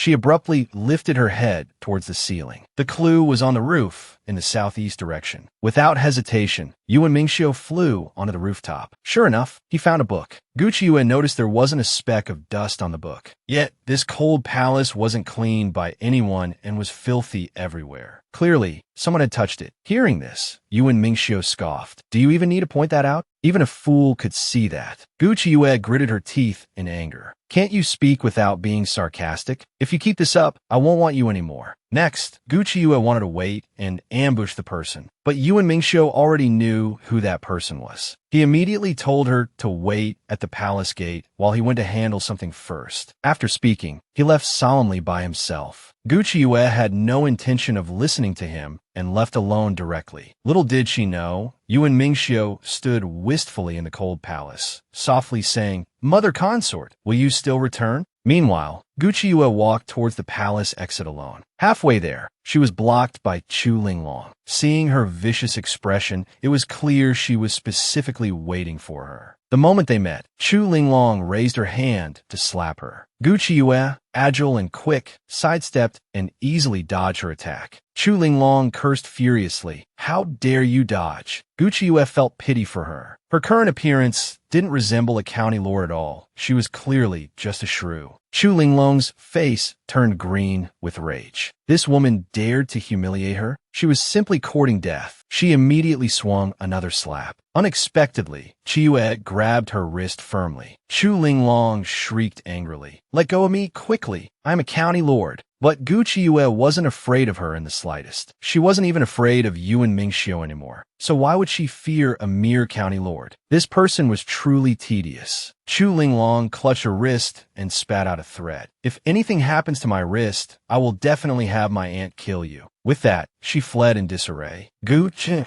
scoffed disdainfully. "Dare to fight with me? This is just a light lesson. Next time, I'll make you hurt for half a year." However, looking at it this way, the imperial marriage decree was still very important. When the time comes, this young lady will be a Wang Fei. Let's see who dares to bully her then. The next day, someone from the Xiao family came, asking to see Gucci Yue.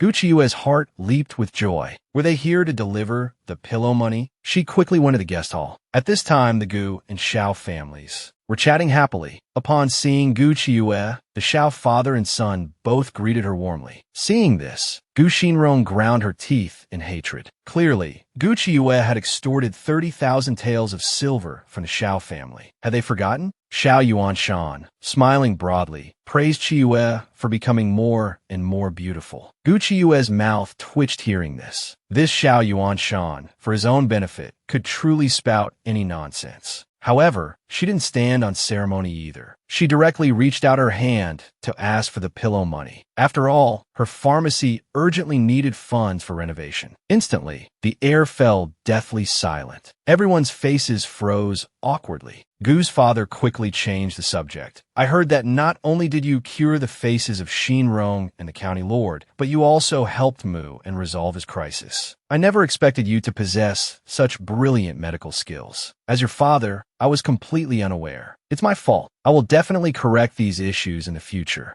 Gucci Yue couldn't even be bothered to acknowledge him. The original owner of this body was already dead. Forgiveness or non-forgiveness was not something she could decide on the original owner's behalf. Gu Xinrong disapprovingly rebuked her. "How can you have such an attitude towards father?" Gucci Yue directly ignored her and simply held out her hand to Xiao Yuanshan for the money. Xiao Yuanshan's smiling face stiffened. Before giving the silver, he had to ask clearly about his son's illness this time. What exactly was the situation? Could it be completely cured? Gucci Yue had never met such a shameless person. She immediately stated that this illness had no fundamental cure, but its recurrence could be prevented. As long as the money was provided, he could be no different from an ordinary person. My master said this should be a type of allergy. As long as the allergen is removed and care is taken in the future, it won't flare up. Hearing this, Xiao Yuanshan was ecstatic, willing to give any amount of silver. Seeing this, Gu Xinrong started making sarcastic remarks again, sowing discord. "Uncle Xiao, you must be careful. Who knows what sister might do? After all, there's bad blood between sister and brother Muin. This ugly girl saved the life of her scumbag ex-fiancé. The ex-fiancé's entire family came to offer apologies and thanks. The scheming stepsister desperately tried to sow discord. Uncle Xiao, you really must be careful. Who knows what sister might do? After all, there's history between sister and brother Muin. But Xiao Muin said affectionately, I trust Chiyue. She won't harm me.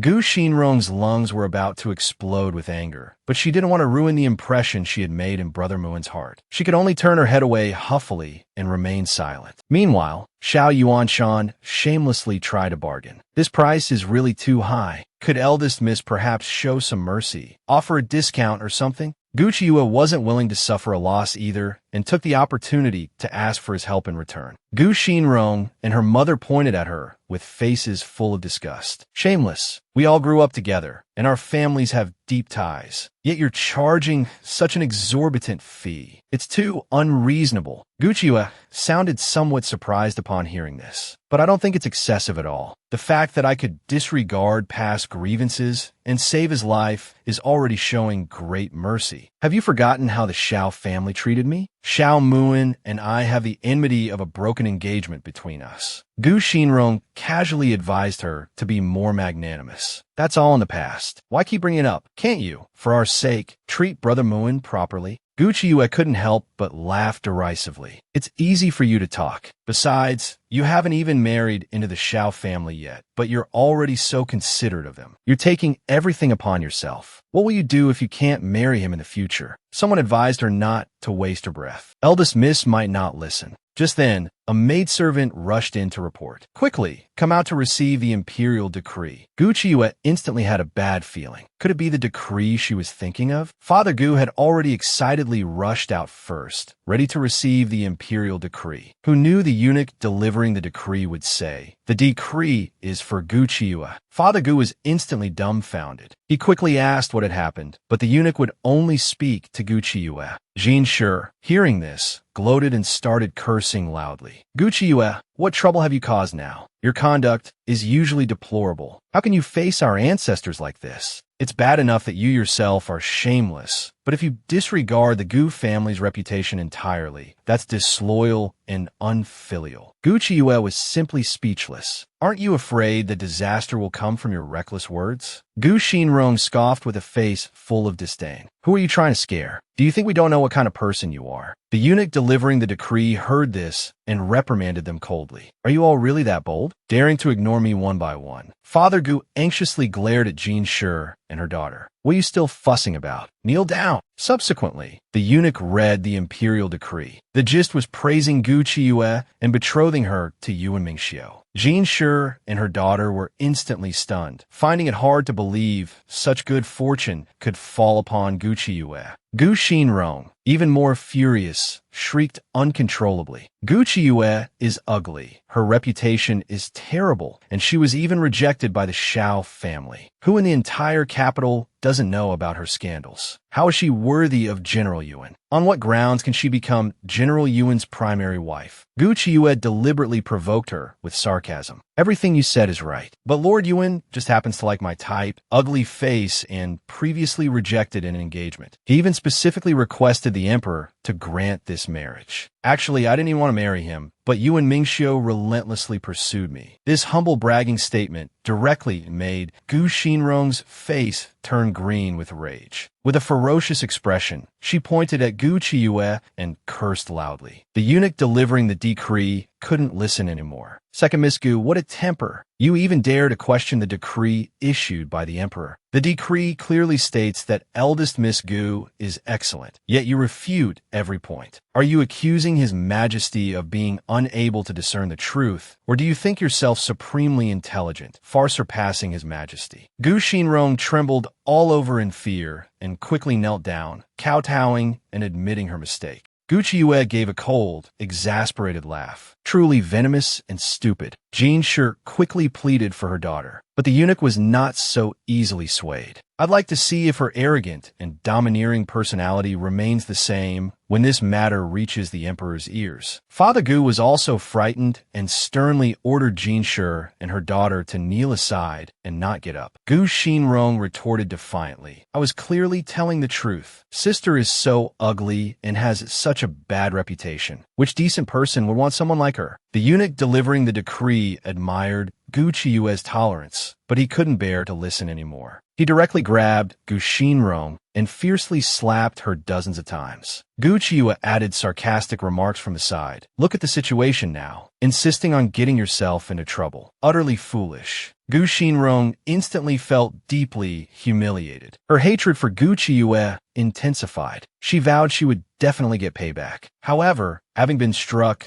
she now had to kneel and thank the Gong for the lesson. The Gong treated her with disdain and cold rebuke. Towards Gu Chiyue, however, he wore a smiling face and offered compliments, every word a kind one. Gu Chiyue was also very perceptive, directly giving him a large red envelope as a tip. The Gong excitedly praised the eldest Mrs. Generosity over and over again. Lord Yuan had already made arrangements beforehand, ensuring no one would cause difficulties. From this, it was clear Lord Yuan held deep affection for the eldest Mississippi. Gu Chiyue merely chuckled upon hearing this. She hadn't seen any sign of it at all. Afterwards, even Qing Feng broke into a cold sweat for her, worried Gu Xinrong would retaliate later. Chiyue, however, wasn't worried at all. The immediate priority was preparing for the academy examination 2 days later. She heard there was also a reward from the emperor. Meanwhile, Princess Anning had fallen ill. She initially thought Gu Chiyue was spouting nonsense during the horse race, but unexpectedly, the illness manifested as soon as she returned. At this moment, a servant came to report Gu Chiyue and General Yuan had been granted marriage by the emperor. Li Anning admired Gu Chiyue even more. She had actually defeated Princess Linglong and even received the emperor's marriage decree. This indicated she had simultaneously gained the favor of both the emperor and Yuan Mingxiu. These two individuals happened to be the most formidable and untouchable figures in the palace and the imperial court. Her attendant worriedly reminded her that Princess Linglong was also not someone to be easily offended. Li Anning, however, did not want to live humbly, catering to others' whims. She immediately chose to side with Gu Chiyue. Meanwhile, upon learning the news, Chu Linglong flew into a rage, smashing things in her residence. She then turned around and decided to host a mid-autumn festival banquet, specifically sending an invitation to Gu Chiyue. The #1 heartthrob, secretly adored by the scheming princess, had been betrothed by the emperor to the ugly Gu Chiyue. Driven mad with anger, Chu Linglong deliberately organized a mid-autumn banquet and sent an invitation to Gu Chiyue. Gu Chiyue thought she must have water on the brain. Even a fool could see she intended to set a trap. However, Chiyue wasn't afraid of these petty schemes. It was a good opportunity to play along and relax. Qing Feng felt Princess Linglong was being unreasonable. Why insist on opposing their young miss? With General Yuan as her backer, there was hardly anyone in the world who dared to provoke her. But right now, Gu Chiyue was busy going to treat Xiao Muin's illness and, incidentally, collect the remaining payment. If she didn't seize the chance to earn more money, when would she ever repay the debt owed to Yuan Mingxiu? The mere thought made her feel sad enough to cry. Qingfeng's mouth twitched upon hearing this. Isn't the eldest miss going to marry Lord Yuan? Once they're husband and wife, why talk about money? Wouldn't Lord Yuan's silver all become the young Mrs. Silver?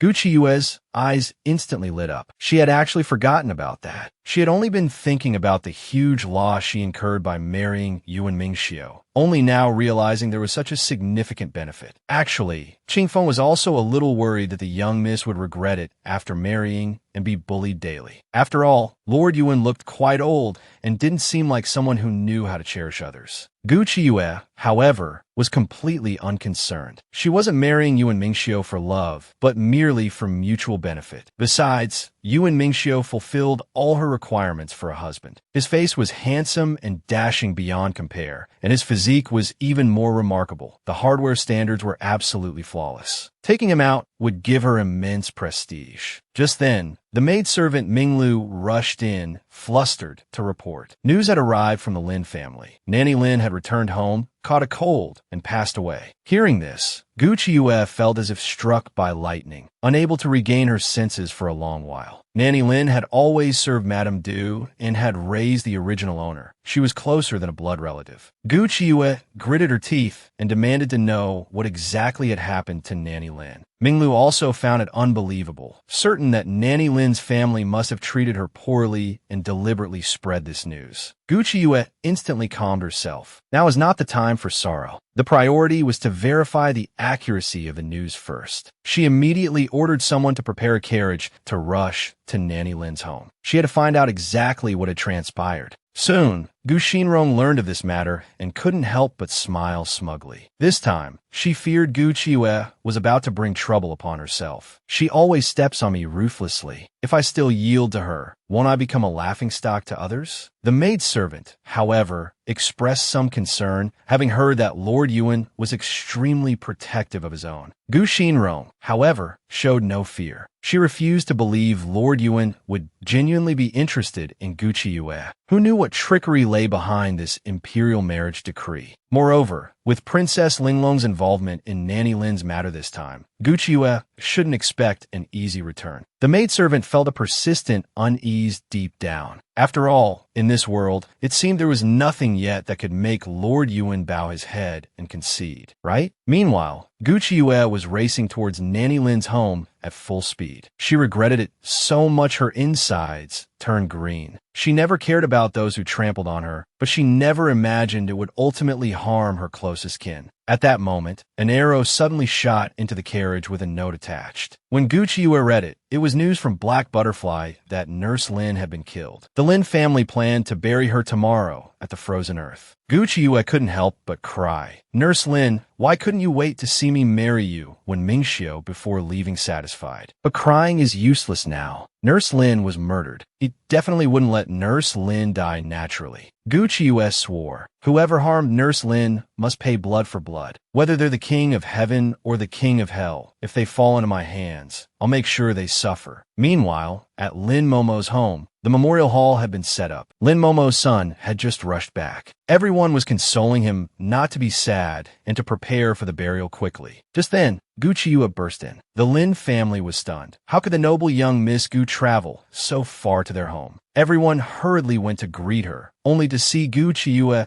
immediately rush to the coffin. The Lin family frantically tried to stop her, urging her not to delay the burial timing. Gu Qiuyue's face turned cold as she insisted on having a private moment with Nurse Lin. The Lin family panicked and tried to intervene again. Chen Jiu immediately stepped in front of Gu Qiuyue, saying, "Everyone, please step aside. My young miss just wants a moment with Lin Momo. It'll only take 15 minutes and won't delay the timing." The Lin family members muttered sarcastically, "Who talks to a corpse? Could this young Miss Gu be mentally ill?" Gu Qiuyue's face instantly darkened, and she gave command. Instantly, several bamboo poles flew in and planted themselves around the coffin. Simultaneously, Black Butterfly descended from above, setting up a large black cloth on the poles, creating a temporary room enclosing Gu Qiuyue and the coffin. Black Butterfly coldly warned everyone, "My young miss is having a final moment with Nurse Lin. Whoever dares to step forward will end up like this." She thrust her sword into a nearby pillar, which collapsed with a crash. The Lin family members turned pale with fear and dared not say another word. Meanwhile, Gu Qiuyue looked sorrowfully at Nurse Lin's body. She was preparing to examine the body. She had to find the cause of Nurse Lin's death to avenge her. Meanwhile, Yuan Mingxiu was playing chess with the fifth prince. The fifth prince lost every game and was about to explode with anger. "I'm a prince after all, and you're just a general. Couldn't you show some respect?" Yuan Mingxiu coolly reminded him to mind his image, saying it wasn't appropriate for someone competing for the throne to be so agitated. The fifth prince was so angry his nose went crooked. Zhu Sha felt helpless. Knowing Lord Yuan's personality, why deliberately seek trouble? Yuan Mingxiu was so bored, he was about to doze off. Gu Qiuyue was more interesting. She dared to owe him money and even scheme against him, even threatening to seduce him. The fifth prince, frustrated, retreated, saying, "Playing chess with you is boring. This prince is done."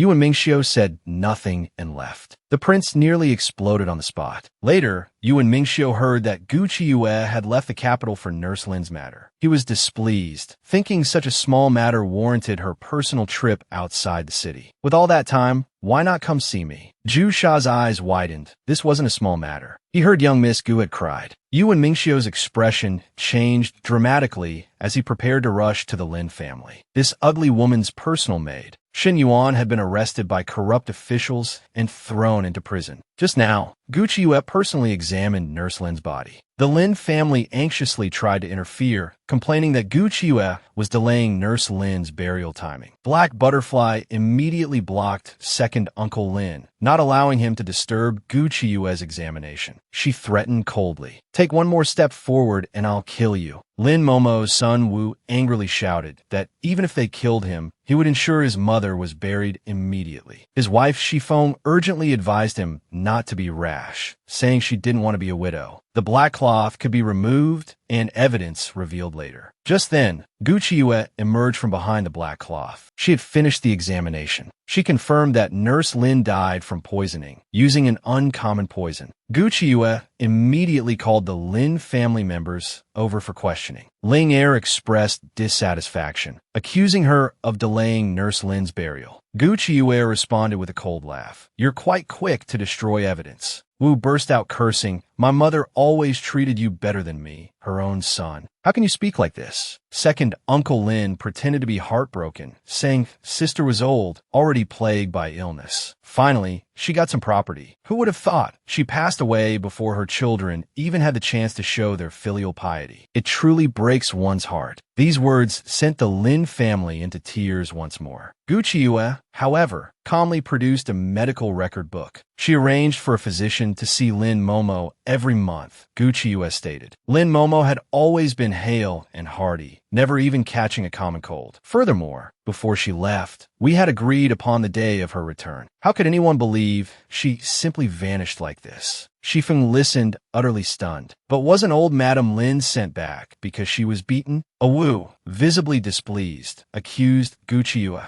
"You're acting recklessly? What are your true intentions?" Gu Qiuyue immediately challenged them. If Lin Momo truly died of natural causes, then why does her body bear purplish-black spots, indicative of poison? Why are her lips black? Other members of the Lin family also found this peculiar. Indeed, one murmured, the day she returned, she showed no signs of illness. This is truly strange. But Shifeng countered, even if it were poison, many people have come and gone since old Madame Lin passed. Who's to say someone didn't tamper with the body afterwards? Another Lin relative pointedly added, just now, Gu Qiuyue blocked the coffin and even touched Lin Momo's body. Perhaps she is the one who tampered with it. Qingfeng and Chunjiu were incensed. If you truly doubt the cause of death, Chunjiu declared, why not summon the coroner for an immediate autopsy? At this suggestion, the Lin family members grew fearful, stammering incoherently. Even Shifeng couldn't bear the hesitation. Just agree to the autopsy, she urged. Just then, second cousin Uncle Lin, appearing entirely unfazed, proposed,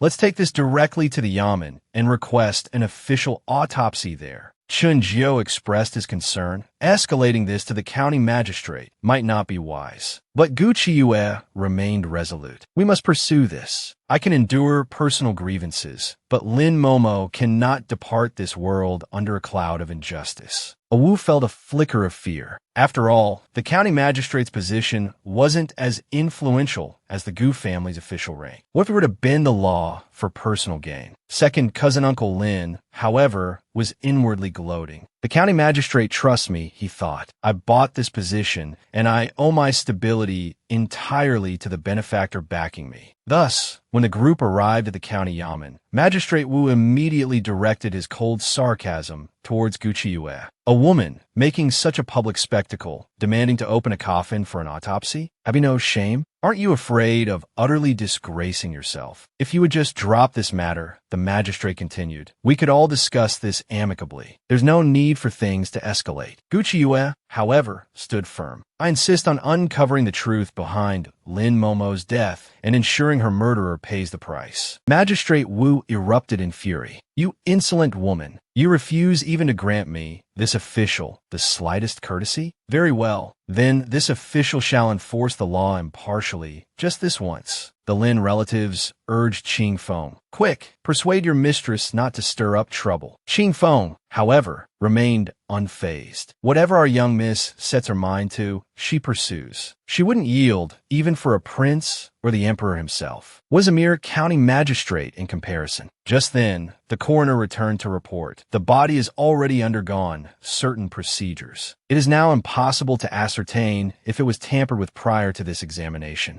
A Wu pointed an accusing finger straight at Gucci Yue.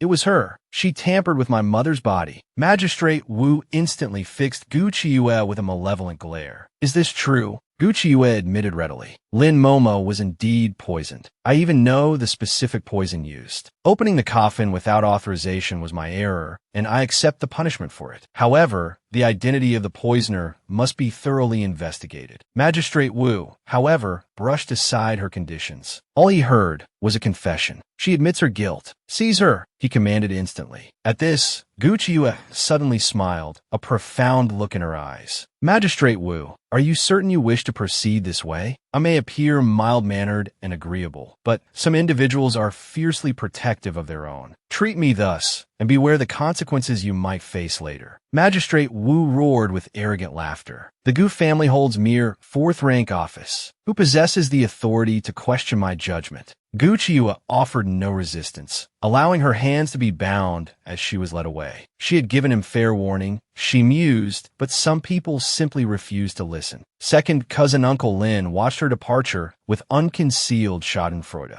"Young Miss Gu, why insist on this path? If only you'd listen to reason." Gucci Yue smiled back over her shoulder. "Do you truly believe you've won? I think it's far too soon to celebrate. Let's wait and see." A Wu, his face contorted in disgust, muttered pointedly, "Once a woman like that sees the inside of a jail cell, her reputation is ruined forever. Anyone wishing to marry into our Lin family certainly shouldn't follow her example." The other Lin relatives murmured in agreement. "This young Miss Gu has thoroughly shamed the Gu family. Who would marry her now?" Meanwhile, Chun Jiu galloped furiously back towards the city, desperate to find help. To his astonishment, halfway there, he spotted the unmistakable carriage of Yuan Mingxiu. He immediately spurred his horse forward to meet it. Yuan Mingxiu's attendants recognized Chun Jiu as one of Gucci Yue's people and quickly intercepted him, demanding to know what had transpired. Elsewhere, Gucci Yue found herself being locked away. The county jail. The inmates took one look at her and knew instantly. Another victim fleeced by Magistrate Wu. A female prisoner from the adjacent cell sidled up curiously to the bars to chat. Gucci Yue assessed her with a single glance. "You're here for accidental manslaughter, aren't you?" The female prisoner stared, utterly astonished. How could you possibly know that? That's incredible." Gucci Yue could even tell he wanted to get out. Immediately, full of confidence, she declared she would get him out later. The female inmate, however, didn't believe her at all. These days, once a woman was imprisoned, her family would find her disgraceful, wishing they could sever all ties. Gucci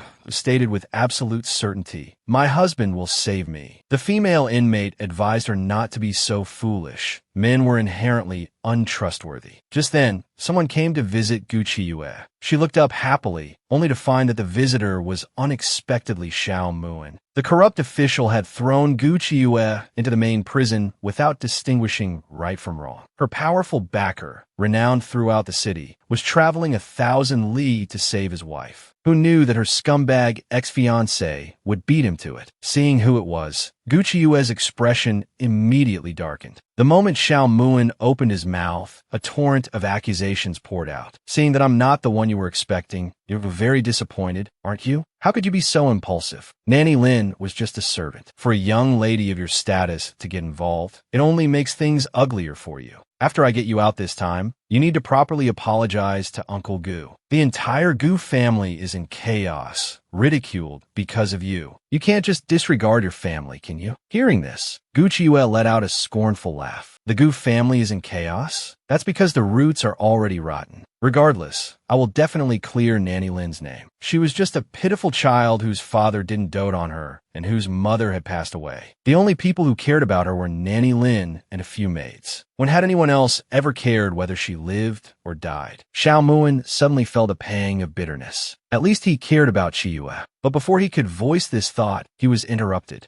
Gucci didn't want to leave. Otherwise, how could this jail possibly hold her? However, she could ask him to get the female inmate next door out. Unexpectedly, the female inmate adamantly refused to leave. She was rather curious now. Just how wonderful was this man who could make Chiyue's eyes light up like that? Xiao Muin could only leave dejectedly. Hearing that Chiyue wasn't suffering in jail gave him some relief. He immediately ordered someone to add bedding for her at night and to burn some charcoal in her cell to keep it warm. The jailer was somewhat surprised upon hearing this. Wasn't it rumored that the two had already broken off their engagement? It seemed this young master, Xiao, still harbored lingering feelings. Just then, Yuan Mingxiu arrived, fashionably late. Xiao Muin quickly stepped forward and bowed respectfully. Yuan Mingxiu didn't pause, eager to find Gu Chiyue. The jailer certainly didn't dare to obstruct him. If other high officials were blocked, it would merely be an offense. But the Empress doted on this Lord Yuan to no end. If Lord Yuan was displeased, heads could roll with a flick of his wrist. Seeing this, Xiao Muin's heart skipped a beat. Could it be that Chiyue's significant change recently was all because of Yuan Mingxiu? Meanwhile, Yuan Mingxiu strode swiftly into the women's prison. The female inmate was still curious, wanting to see what the man Gu Chiyue yearned for looked like. But upon seeing him, the female inmate stared, utterly astonished, unable to utter a single word. Yuan Mingxiu walked up to Gu Chiyue's cell. Chiyue was still waiting for him to offer a few words of comfort. Who knew that Yuan Mingxiu wouldn't say a word? He simply turned his head to look at Juesha. Juesha immediately understood and led everyone present away, including the inmate in the adjacent cell. The female inmate teased with a mischievous smile. That's quite the thigh you're hugging. With a man like that, you have to cling to him relentlessly, understand? Gucci irritably told her to get lost. She would never be so pathetic. The female inmate retorted sarcastically. And who was it, sitting in jail waiting for her man to rescue her, bragging incessantly about him right in front of me? Hearing this, Yuan Mingxiu's mood suddenly brightened immensely. He smiled and beckoned Gu Chiyue to follow quickly. Gu Chiyue grumbled irritably. What took you so long? I've been waiting ages. Yuan Mingxiu's vinegar jar instantly overturned. Indeed, not as fast as that person just now. Gu Chiyue knew immediately he had seen Xiao Muin. She suddenly felt rather wronged. It wasn't like she had asked him to come. Who knew why Xiao Muin would suddenly show up? She herself had been startled to see him. Yuan Mingxiu found it somewhat strange. Wasn't she usually quite brazen? Why wasn't she saying things to deliberately provoke him this time? Gu Chiyue felt helpless too. After all, she had asked Chunjiu to call for help. She couldn't be too unreasonable. Yuan Mingxiu felt like choking. He had clearly taken the initiative to come and back her up, yet he couldn't quite say it aloud. Fuming, he strode quickly away. Gu Chiyue's face instantly froze. Were all men under heaven this petty? How could they possibly achieve great things? It was Juesha who couldn't bear to watch anymore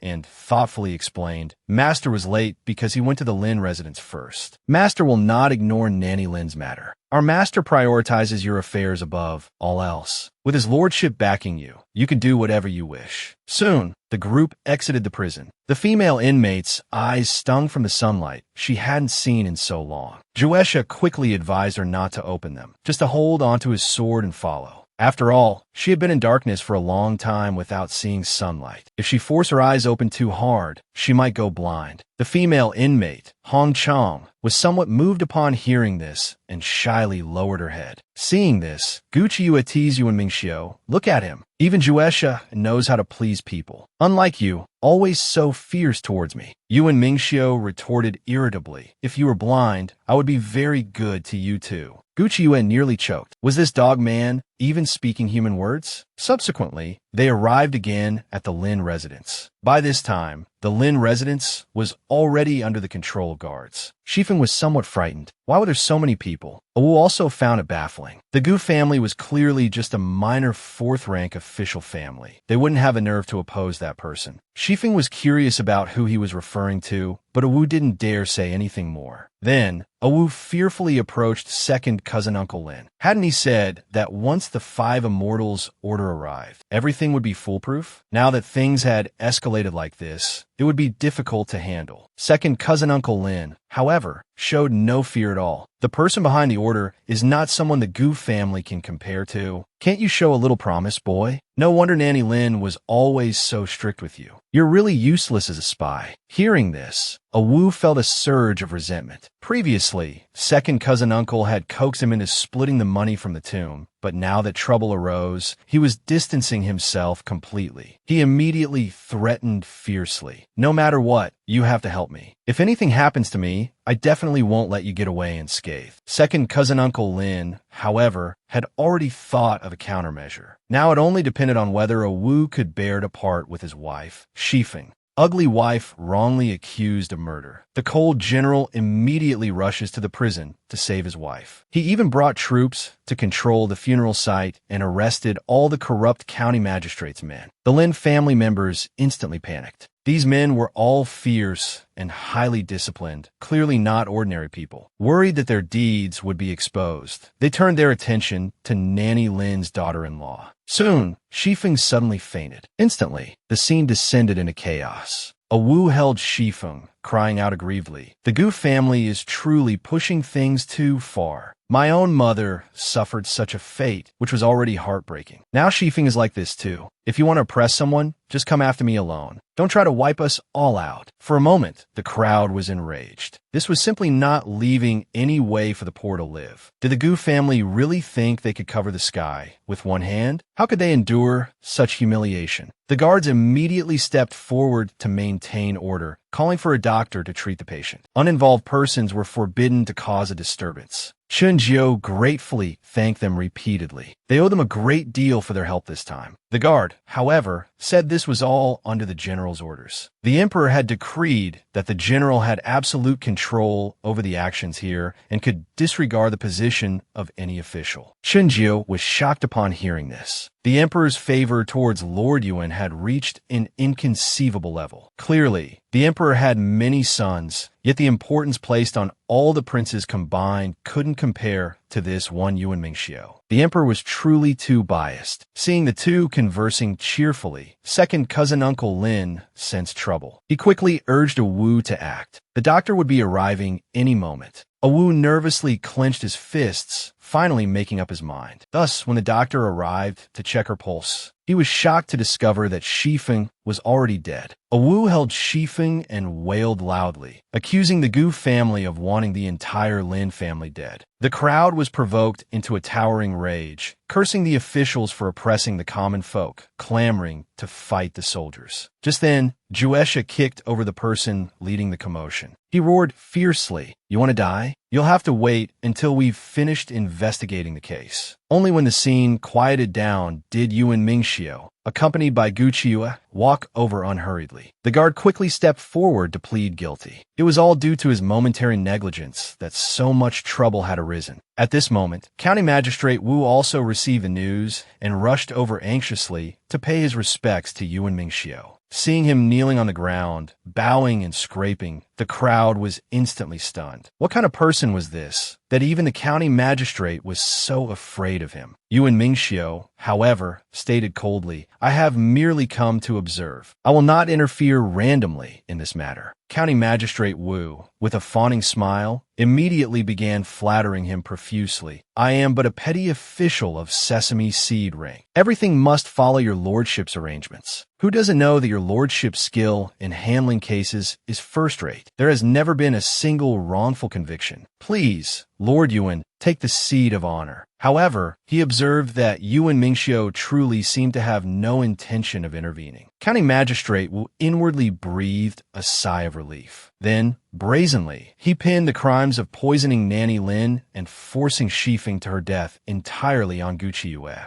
Gu Qiue almost laughed out of sheer anger. They were convicting her without even holding a proper trial. And this Yuan Mingxiu, he was clearly here to back her up, yet now he was just calmly watching the spectacle from the sidelines. Gu Qiyu immediately erupted in furious curses. I'd certainly like to hear how you, this muddle-headed official, judged this case. County Magistrate Wu roared, unable to contain his fury. Such audacity! How dare you insult an imperial official? This is lawlessness. But Gu Qiyu retorted with righteous conviction. A murder occurs, and you jump to conclusions without sending anyone to investigate? Who knows if you aren't colluding with the plaintiff, eager to silence others? Otherwise, tell me, where's the coroner's autopsy report? What about the sequence of events, the witnesses, the physical evidence? You want to decide life and death and ruin someone's reputation without a shred of proof. County Magistrate Wu had already decided. Shifeng was the witness, but you killed her to silence her. The physical evidence is Nanny Lin's corpse. Second cousin Uncle Lin is also a witness. Now, surely, the evidence is conclusive, isn't it? The coroner's findings also indicate that Nanny Lin was poisoned after she died. Gu Qiyu cried out in desperation, proclaiming her innocence. Nanny Lin had already passed away when I arrived. At most, I could be guilty of desecrating a corpse. How did I become the murderer? Where did the poison Nanny Lin ingested come from? What kind of poison was it? And what motive would I have for killing Nanny Lin? County Magistrate Wu was actually stumped by her questions, momentarily choked, speechless. Yuan Mingxiu let out a disdainful chuckle. His words contradict themselves. This magistrate truly is an idiot. Murmurs rippled through the crowd. This young Miss Gu makes a lot of sense. The Lin family certainly seems questionable. Besides, young Miss Gu wasn't even present when Shifeng died. And Lin Jingwu wasn't exactly easy to manage as a child either. Seeing this, County Magistrate Wu flushed with anger and embarrassment, lashing out. You shrew. You've utterly disgraced the Gu family. You publicly desecrated Nanny Lin's corpse and poisoned someone. The witnesses and physical evidence are irrefutable, yet you still try to argue? But Gu Qiyu pointed directly at him, demanding sharply. Nanny Lin saved nearly 1,000 taels of silver while working for the Gu family. Apart from what she used for daily household expenses, she saved the rest. So, where's the remaining silver now? The Lin family members were instantly aghast, their faces turning green with fright. Lin Jingwu desperately counterattacked. Gu Qiyu, my mother never mentioned this sum of money. We never saw it. You're clearly trying to divert attention. Hearing this, Gu Qiyu gave a cold laugh. She directly asked him how Shifeng acquired the golden hairpin she wore. That hairpin is solid gold, of considerable value. It definitely came from the largest jewelry shop in the capital city. Who in the village could afford such an item? Lin Jingwu, flustered, blurted out that Shifeng had found it. Gu Qiyu was amused. Jewelry made by that shop in the capital is all registered. A simple check will reveal who purchased it. Watching Gu Qiyu interrogate Lin Jingwu until he was speechless, County Magistrate Wu felt a sense of dread, frantically trying to figure out how to respond. At this moment, Yuan Mingxiu finally spoke. This lord finds that young Miss Gu's words hold some merit. I wonder what the county magistrate thinks now. This ugly girl was being bullied and framed by a muddle-headed official. The overbearing general stepped forward to support her. County Magistrate Wu instantly felt intimidated. He quickly made an excuse. Traveling back and forth to the capital to verify the hairpin's ownership will take time. We can only wait until all witnesses and evidence are gathered before pronouncing judgment. Gu Qiyu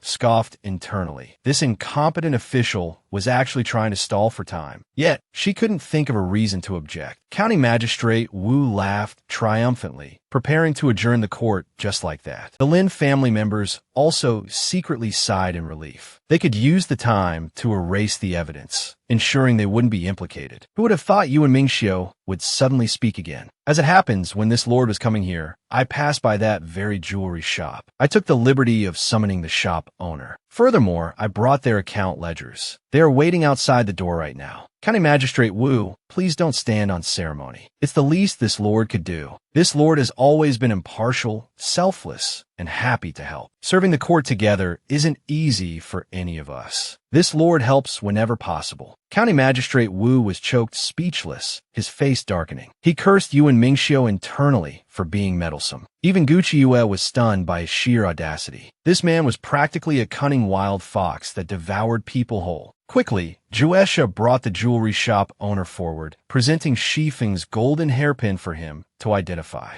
The owner recognized it at a glance. It was sold 7 days ago. He remembered because the man who bought the hairpin didn't look like someone who could afford such expensive jewelry. The man had even argued with the shop assistant before slapping down several hundred tael silver banknotes. Because such an incident was rare, he remembered it clearly. Juesha asked him if he could still recognize the man if he saw him again. The owner, being a businessman, affirmed that recognizing people was a skill he had specifically trained. Definitely, he said, scanning the courtroom. Recognized him instantly. The person who went to the shop to buy jewelry back then was none other than Matron Lin's son, Lin Jingwu. Second cousin Uncle Lin cursed him for talking nonsense, vehemently denying that Lin Jingwu would buy any jewelry. But the shop owner presented concrete evidence. The man who bought the hairpin wore a pair of old, handmade cloth shoes. When he walked, his left foot landed heavier than his right, causing uneven wear on the soles. Everyone in the Lin village knew Lin Jingwu indeed walked like that. It seemed the shop owner wasn't lying.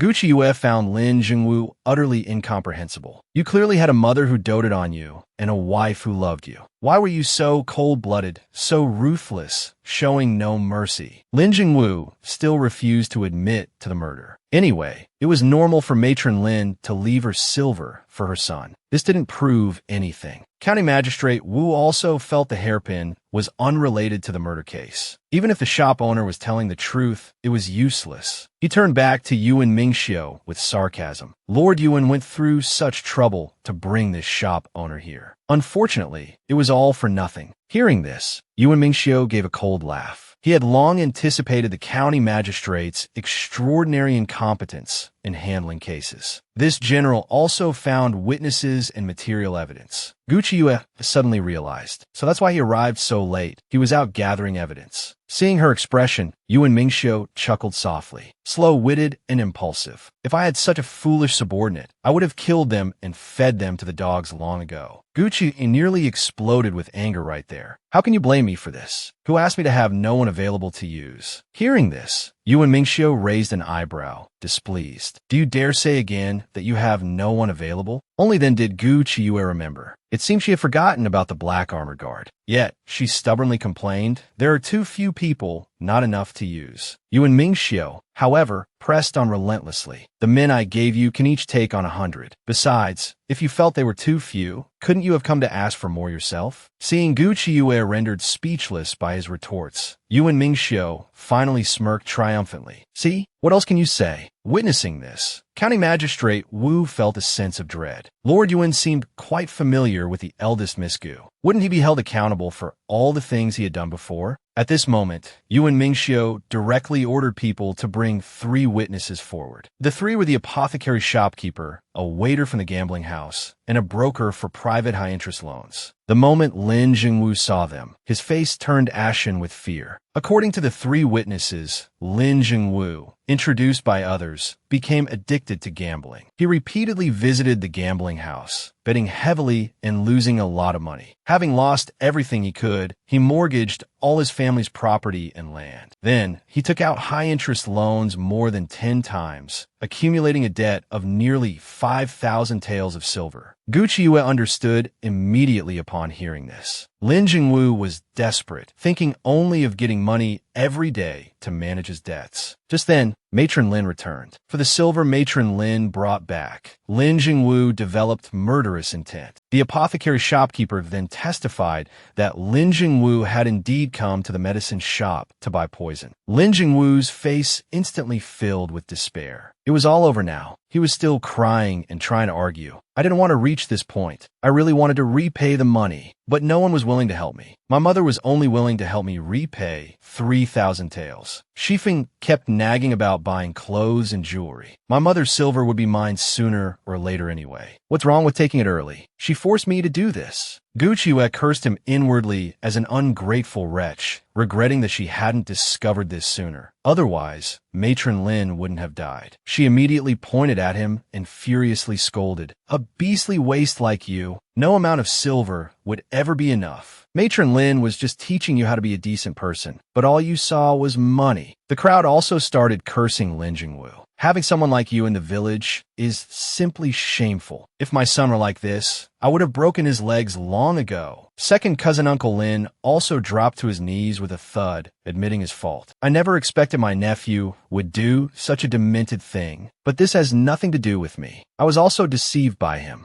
However, Gu Qiue knew clearly he wasn't that innocent, but all the evidence was unrelated to him. No one could convict him. Yet, seeing Yuan Mingxiu still maintaining a cold and calm demeanor, she guessed he already had a plan in mind. She instantly felt much more at ease. County Magistrate Wu, with a fawning smile, excessively flattered. Eldest Miss Gu is truly brilliant. Such a complex case, yet you solved it so effortlessly. Truly worthy of being the legendary talented woman. Gu Qiue was bewildered by the praise. Was this county magistrate out of his mind? He had just thrown her into jail. Had he forgotten so quickly? Yuan Mingxiu leaned closer, whispering, "He's noticed the connection between you and me." Then he turned his head, a faint smile playing on his lips. County Magistrate Wu, you truly make one see you in a new light. In that case, this general must praise you properly. Your disfigured girl was bullied by the county magistrate. The domineering general immediately rushed over to vent her anger. The terrified county magistrate forced a smile and showered him with flattery. Seeing this, Yuan Mingxiu grinned smugly. He's noticed the connection between you and me. Gu Qiue cursed furiously. Who has feelings for you? Stop slandering my innocence. Yuan Mingxiu, however, coolly remarked, "You've already seen this general naked." Still trying to deny it, Gu Qiue's head felt like it would explode. She clamored that she absolutely wouldn't acknowledge Yuan Mingxiu. Hearing this, his face darkened and he shot a sharp glare her way. Gu Qiue instantly felt a chill. She quickly, meekly said, "Acknowledge, acknowledge, acknowledge." But inside, she felt utterly wronged. Usually, this young lady was boundlessly arrogant, but when Yuan Mingxiu truly got smug, she would inexplicably turn timid, and it had even become a habit. County Magistrate Wu and Juesha watched the show from the side, eating melon seeds. Looking at the bickering couple, they wore identical, knowing smiles. Yuan Mingxiu instantly became flustered and angry. County Magistrate Wu, shouldn't you continue presiding over the case? The witnesses and evidence are all here. Surely there are no more excuses to delay for several days. County Magistrate Wu immediately tested the waters cautiously, declaring Lin Jingwu the main culprit, but stating he needed to report to his superiors before handling it according to law. Yuan Mingxiu's face instantly darkened, glaring murderously. Was he trying to use his backer to pressure him?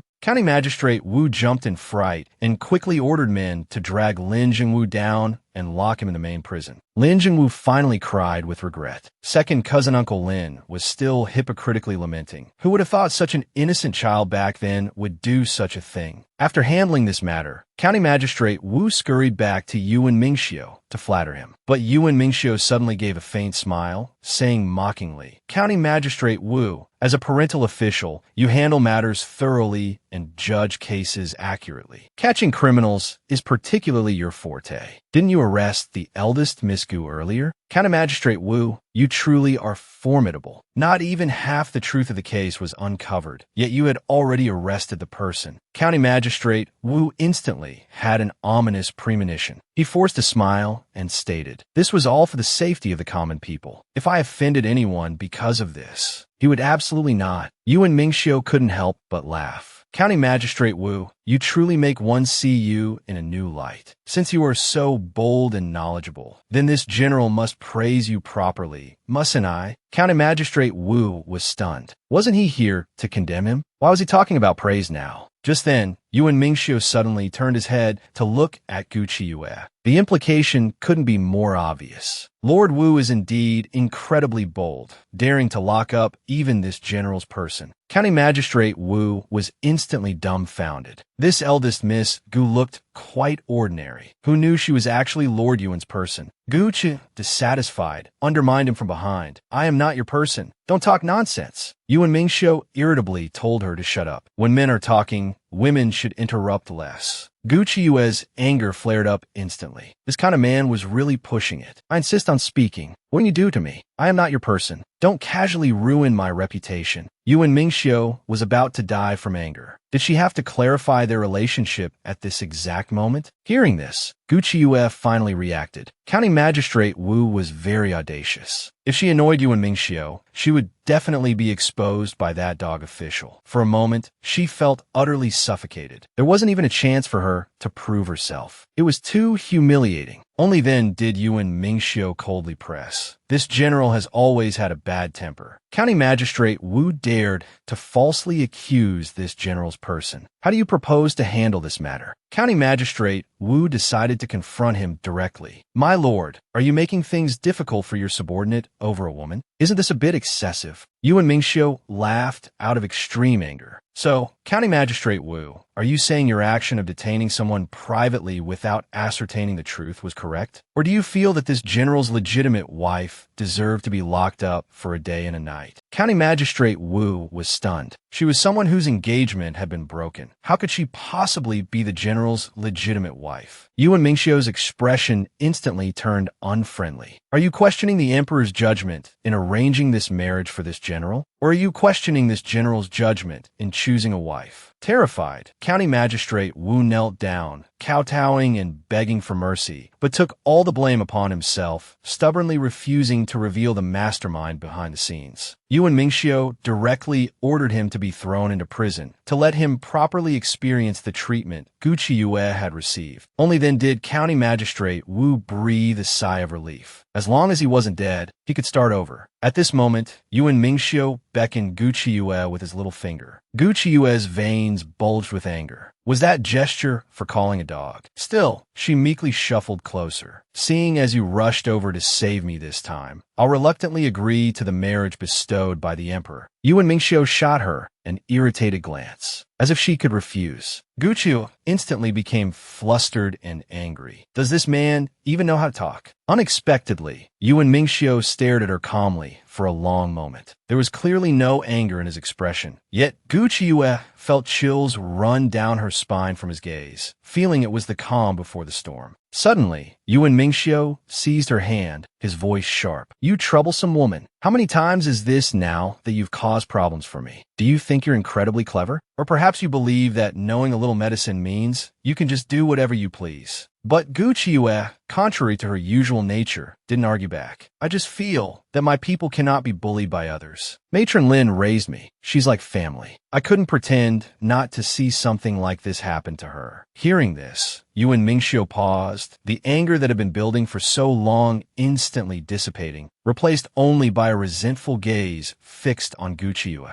Gu Qiuyue felt her scalp tingle. If you have something to say, just say it properly. Why are you looking at me so strangely? Yuan Mingxiu pressed. You just said your people. You don't want them to be bullied, correct? Gu Qiuyue nodded, looking bewildered. Well, of course. My people naturally need my protection. Is there something wrong with that? Yuan Mingxiu immediately bristled with dissatisfaction. Then what about me? Am I yours? If something were to happen to me, would you shed tears for me? The domineering general was jealous again. His wife-to-be had risked her life for a matron, claiming she wouldn't let her own people suffer. Yuan Mingxiu glared at her, his face etched with grievance. Then what about me? If something happened to me, would you cry for me? Meanwhile, County Magistrate Wu had been thrown into the main prison by Yuan Mingxiu, left to taste the suffering Gu Qiuyue had once endured. Before long, however, a jailer came to deliver him a meal. County Magistrate Wu irritably told him to scram. Who had the appetite to eat now? Unexpectedly, the jailer suddenly let out a cold snort, his entire being radiating a chilling, killing intent. County Magistrate, you will eat this meal whether you want to or not. With that, he clamped a hand around the magistrate's neck and forced the food down his throat. Soon, County Magistrate Wu began vomiting fresh blood. In an instant, the county office descended into chaos. Guqiu rushed over immediately to examine the corpse. She discovered that the county magistrate had been poisoned to death after consuming alum. At the same time, Yuan Mingxiu received news. Second cousin Uncle Lin was also dead. Guqiu instantly ground her teeth in hatred. Who could this person behind the scenes be, acting with such utter depravity? Yuan Mingxiu found her reaction somewhat surprising. Didn't you say before that these people deserve to die? Why are you speaking up for them now? It seems you actually feel it's a pity they died. Women certainly change their minds quickly. Guqiu shot him an annoyed glare. The state has its laws. How can personal vendettas be carried out? Besides, the person who killed County Magistrate Wu isn't necessarily eliminating evil for the people. Yuan Mingxiu was taken aback. He hadn't realized she was so devoted to upholding the law. Guqiu seized the opportunity to push her luck. Not only do I abide by the law, but I've always been a good subordinate who listens to her superior. So, my lord, would you consider giving me a raise in salary or something? He harassed her constantly on normal days. She ought to collect some interest back. If it weren't for the fact that he was handsome and she coveted his body, Guqiu would have slaughtered him long ago. Yuan Mingxiu could tell instantly that she was cursing him in her heart again. He scoffed. And you still want to raise with that attitude? When you finally stop cursing me inwardly, perhaps then I will consider it. Guqiu, redirecting her anger, roared at the bailiffs nearby. Take your county magistrate to the coroner's room. I'm going to cut him into 8 pieces. Her inner resentment felt almost tangible. She, a renowned physician, was now being humbly used as a mere coroner. It was an utter waste of talent. Even the bailiffs were somewhat surprised. They had heard that eldest Miss Gu was a useless idiot, yet unexpectedly, she turned out to be a skilled coroner. Subsequently, Guqiu approached County Magistrate Wu's corpse, a ferocious smile playing on her lips as she prepared to cut him open. Long Chong was frightened. Isn't this inappropriate? Aren't you supposed to marry Yuan Mingxiu? Handling knives and touching corpses. If he sees you later, won't he wake up in the middle of the night and faint from fright? Guqiu remained unconcerned. She was born for this. With that, her knife sliced down. Instantly, blood spurted out. Long Chong fainted dead away. The bailiffs quickly carried him aside to rest. Guqiu, however, remained perfectly composed, methodically beginning the autopsy. Soon, the examination was complete. The bailiffs watching nearby were astounded. A young lady from a prestigious family was actually 100 times more skillful than a professional coroner. They were instantly filled with profound admiration for Guqiu. Suddenly, they understood why Lord Yuan would want to marry this disfigured eldest Mississippi. Guqiu heard this and was somewhat speechless. Couldn't it possibly be because of her beauty that she gained favor? She quickly moved on, reporting the autopsy results. County Magistrate Wu was indeed poisoned. His heart and lungs have both turned black. It should be the venom of a western region's viper. This type of viper is unique to the Tian Shan Mountains and extremely difficult to capture. Whoever possesses such a poison is definitely no simple character. Yuan Mingxiu knew the rest was his affair. He urged Guqiu not to get involved any further. But Guqiu was unwilling to let it go. Matron Lin's death had a temporary resolution, and vengeance had been served, in a way. But the true mastermind behind it all had not yet been caught. The waters behind this ran too deep. It could only be left for Yuan Mingxiu to handle. Guqiu knelt before Matron Lin's tombstone, silently bidding her farewell. Qing Feng tried to console her, saying Matron Lin surely wouldn't want to see her like this. Yet Guqiu still felt deeply sorry towards Matron Lin. Lin Jingwu was, after all, the matron's own flesh and blood. Now, because of her, he faced the death penalty. Matron Lin had always been clever. How could she not understand those despicable tactics? She knew Lin Jingwu's character was hard to change, yet she only blamed herself. Matron Lin was perfectly clear about what second cousin Uncle Lin and Lin Jingwu had done. After all, Matron Lin had followed her mother for many years. How could she not know? Perhaps she was just substituting her own food and drink moderately, merely disappointed in her relatives. Grief greater than death itself had silenced her heart. The more Gu Qiuyue spoke, the more aggrieved she felt. How could the matron forget about her? Even Xing Feng was moved to tears alongside her. Ming Lu quickly urged her not to be too sad. Matron Lin was gone, but they were still here, weren't they? When the young miss became the general's wife in the future, there would be too many maids and servants in the residence. If any were disobedient, they would need to help manage them. Gu Qiuyue was coaxed into smiling through her tears, immediately promising that the maids in the courtyard would listen to the two of them from now on. Xing Feng immediately beamed with joy. Ming Lu was left speechless. This girl was too easily appeased. Afterwards, Gu Qiuyue went to Lin family village to bid farewell. This time, the village head treated her with great kindness and respect. Moreover, he remembered something. Some time ago, Matron Lin had sought him out and given him a small box. Gu Qiuyue was instantly stunned, not expecting this surprising find. But the village head also found it strange. Inside were just some handmade children's toys and clothes. She had said she was worried her son would scold her for making things randomly, so she entrusted them to him for safekeeping. Who knew that trouble would strike just a few days later? Saying this, he had someone fetch the box and hand it to Qiuyue. But the next second was awkward. This thing was quite heavy. He feared the young miss wouldn't be able to move it at all. Who knew that Hei Dai would suddenly appear like a phantom? With a clean flick of her whip, she pulled the box over. Hoisting it onto one shoulder, she walked towards the carriage with ease. The village head was dumbfounded. Was this person really a woman? Just then, Yuan Mingxiu happened to walk in. Gu Qiuyue immediately put on a mischievous grin and started ordering him around. You, go move the box onto the carriage. Don't let my dyer get tired. Everyone was instantly stunned. Young Miss Gu was probably going to get beaten to death. This general appeared cold, ruthless, imposing, and domineering. In reality, in front of his wife, he was obedient and compliant. If told to move the box, he moved the box. Gu Qiuyue publicly told him to move the box onto the carriage, lest the maid get tired. The crowd instantly felt their souls about to fly out in fright. That was Lord Yuan. How dare young Miss Gu order him around? Truly audacious. Lord Yuan would surely reprimand her sharply. Besides, where in the world would a man do chores for a woman? Who knew that Yuan Mingxiu would take the box without a second word? Humming a little tune, he walked towards the carriage. Hei Dai was so frightened she dropped directly to her knees, her terrified heart almost stopping. Where was there ever a case where the subordinate didn't do the work, but the master stepped forward to do it? This was too horrifying. Gu Qia, however, stated righteously, it's only right for men to do a bit more work. Hei Dai was instantly filled with utter admiration for her. Lord Yuan was an existence that made everyone in the imperial court tremble with fear upon hearing his name. Now, before Gu Qiuyue, he was so docile and obedient. To make their formidable master help with chores. This scene was simply unbearable to watch. Once they were in the carriage, away from prying eyes, Yuan Mingxiu finally let out a cold snort. You seem quite comfortable ordering this lord around, don't you?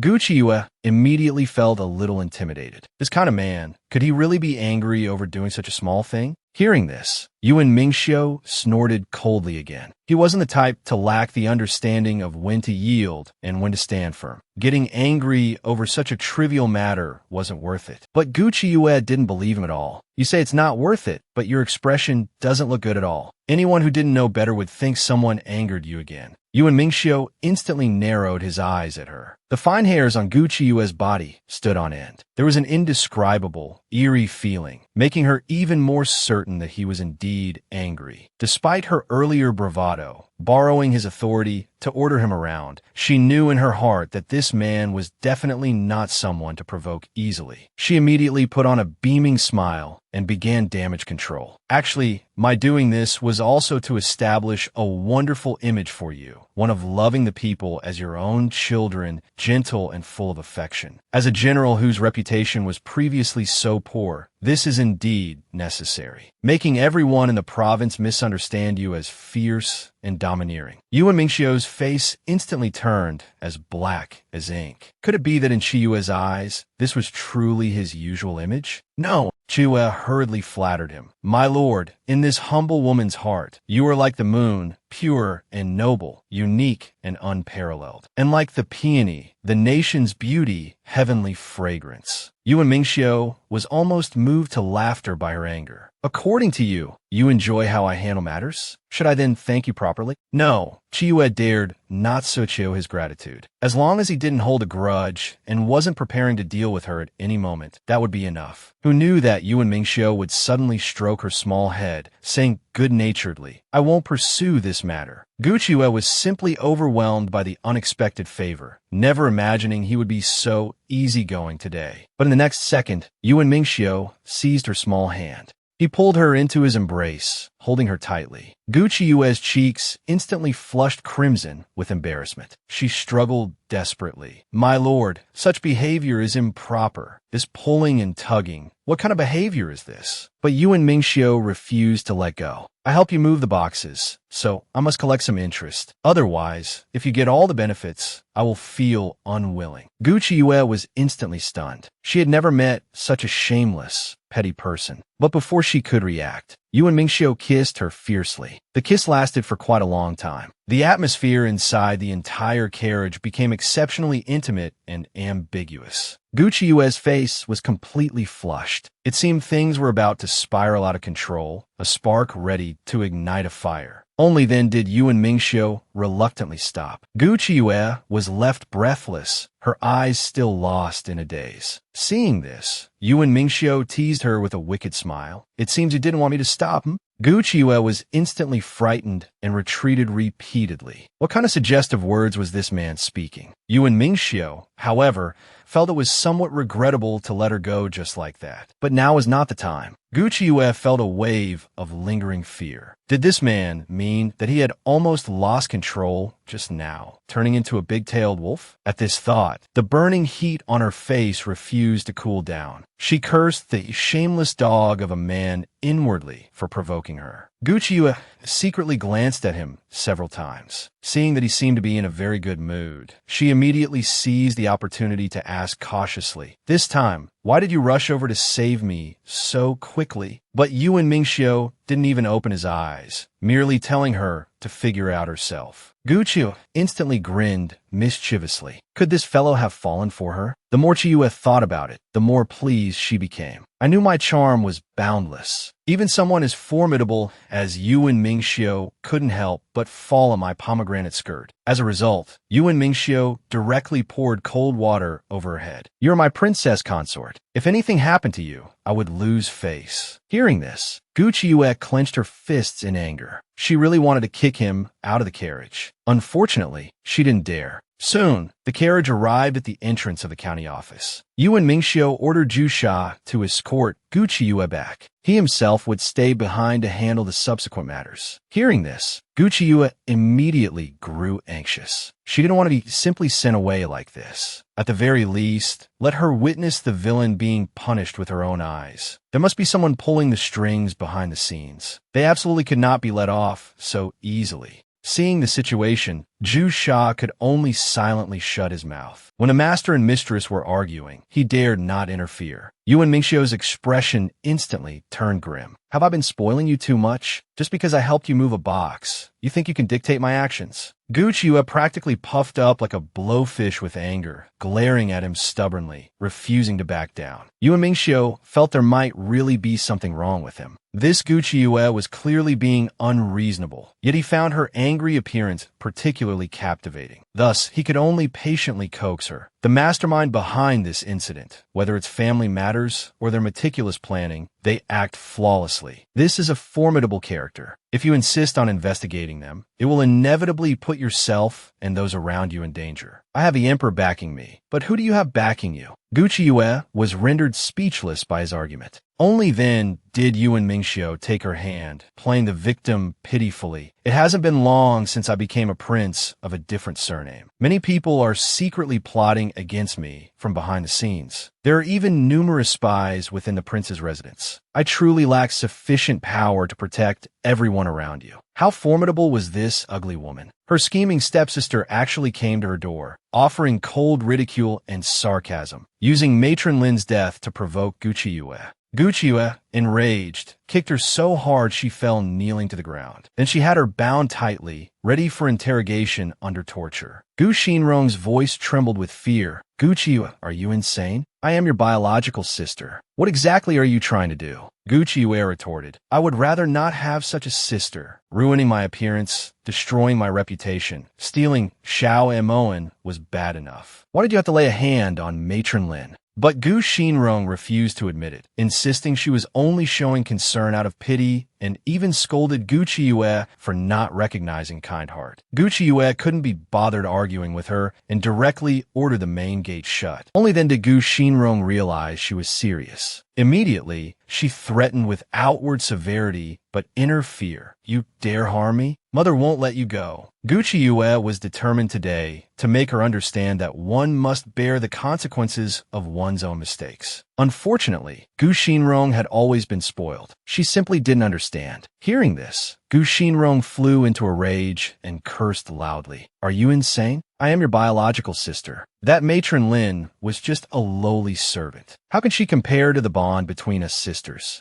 Gucci swung backhand and slapped her across the face. Gu Xinrong was completely stunned by the blow, finding it unbelievable that Gucci actually dared to strike her. Seeing this, Gucci advanced step by step, looking down on her. Did you think I would never hit you or scold you? That I would even yield to you every time we spoke? Gu Xinrong indeed felt emboldened. Matron Lin was just an outsider. Even if I did lay a hand on her, it was merely dealing with a disobedient servant. Gucci immediately pulled out Hei Dai's knife, casually playing with it as she pressed. So, this matter is indeed related to you? Gu Xinrong, terrified, quickly explained, Sister, I did it for your own good too. Matron Lin is old, no longer qualified to serve you. Helping you clean up a bit is no big deal. A sharp pang shot through Gucci's heart. Matron Lin had indeed died because of her. Taking a deep breath, she forced herself to remain calm and continued questioning how Gu Xinrong had made Matron Lin leave. Gu Xinrong felt the matter was simple. Matron Lin only trusted you.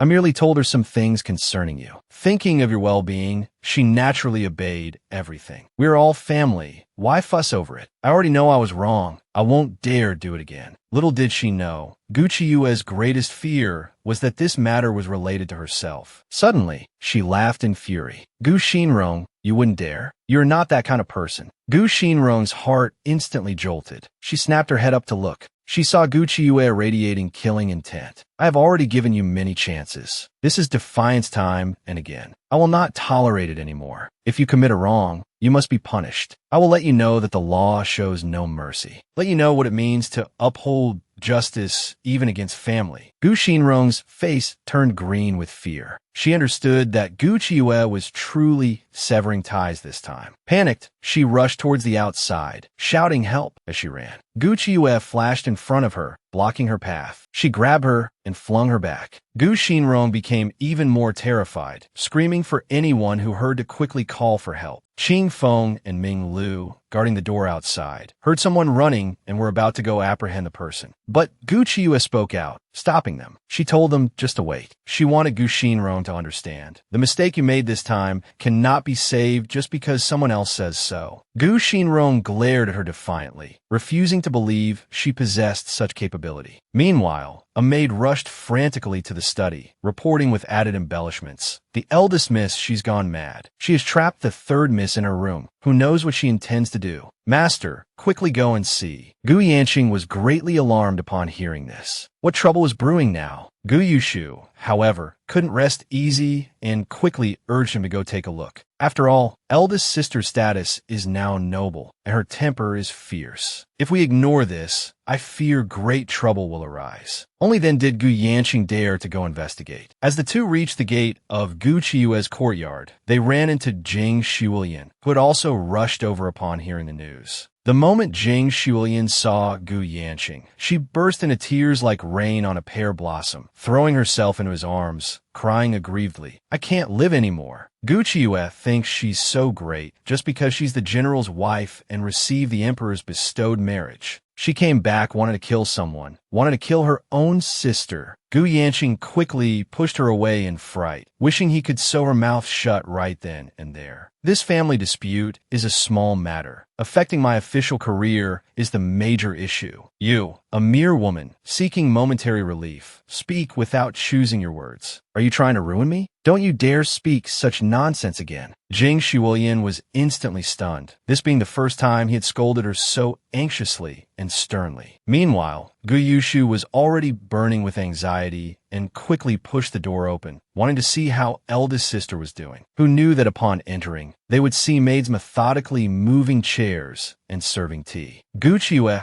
sat grandly in the very center of the courtyard, legs crossed, waiting for them to come find fault. The moment Jing Shuoyan saw her, she flew into a rage. What exactly have you done to my daughter? Don't think you can do whatever you want just because you're about to become the general's wife. I warn you, this marriage isn't completely settled yet. Quickly release Rong. Gu Chiyue refused without hesitation. If a mistake is made, one must bear the corresponding responsibility. The mistake Gu Xinrong made is grave enough. I have already decided to send her away for spiritual cultivation, accompanied by green lanterns and ancient Buddhas, to properly reflect on what she should and should not do. Everyone was instantly stunned. Jing Shuoyan was even more uncontrollably furious. How dare you, she roared. Gu Chiyue, however, remained perfectly composed. Whether she dared or not would soon be clear anyway. Gu Yushu was genuinely worried. Seeing her this angry, had something terrible happened? Chiyue couldn't be bothered to explain further. She directly ordered someone to bring Gu Xinrong out. Let her speak for herself. The moment Gu Xinrong saw her backers had arrived, she immediately started wailing. Father, mother, save me. This Gu Chiyue has gone mad. She wants to kill me. Hearing this, Jing Shuoyan felt her heart twist in agony. She immediately wanted to rush over and save her daughter. Hey Dai suddenly flashed before her, blocking her path. Jing Shuoyan cursed furiously. Where did this vicious maidservant come from? How dare you stop me? Narrative overlay. Disfigured daughter? Domineeringly dealing with the scheming beauty. Narrative overlay. Directly sending the scheming stepsister to become a nun. The vicious stepmother anxiously tries to rush over and comfort her. Haidai directly stepped forward to block her. Jing Shuoyan cursed furiously. Where did this vicious maidservant come from? How dare you stop me? Hearing this, Gu Chiyue mocked coldly. Madam's temper is certainly impressive. To actually insult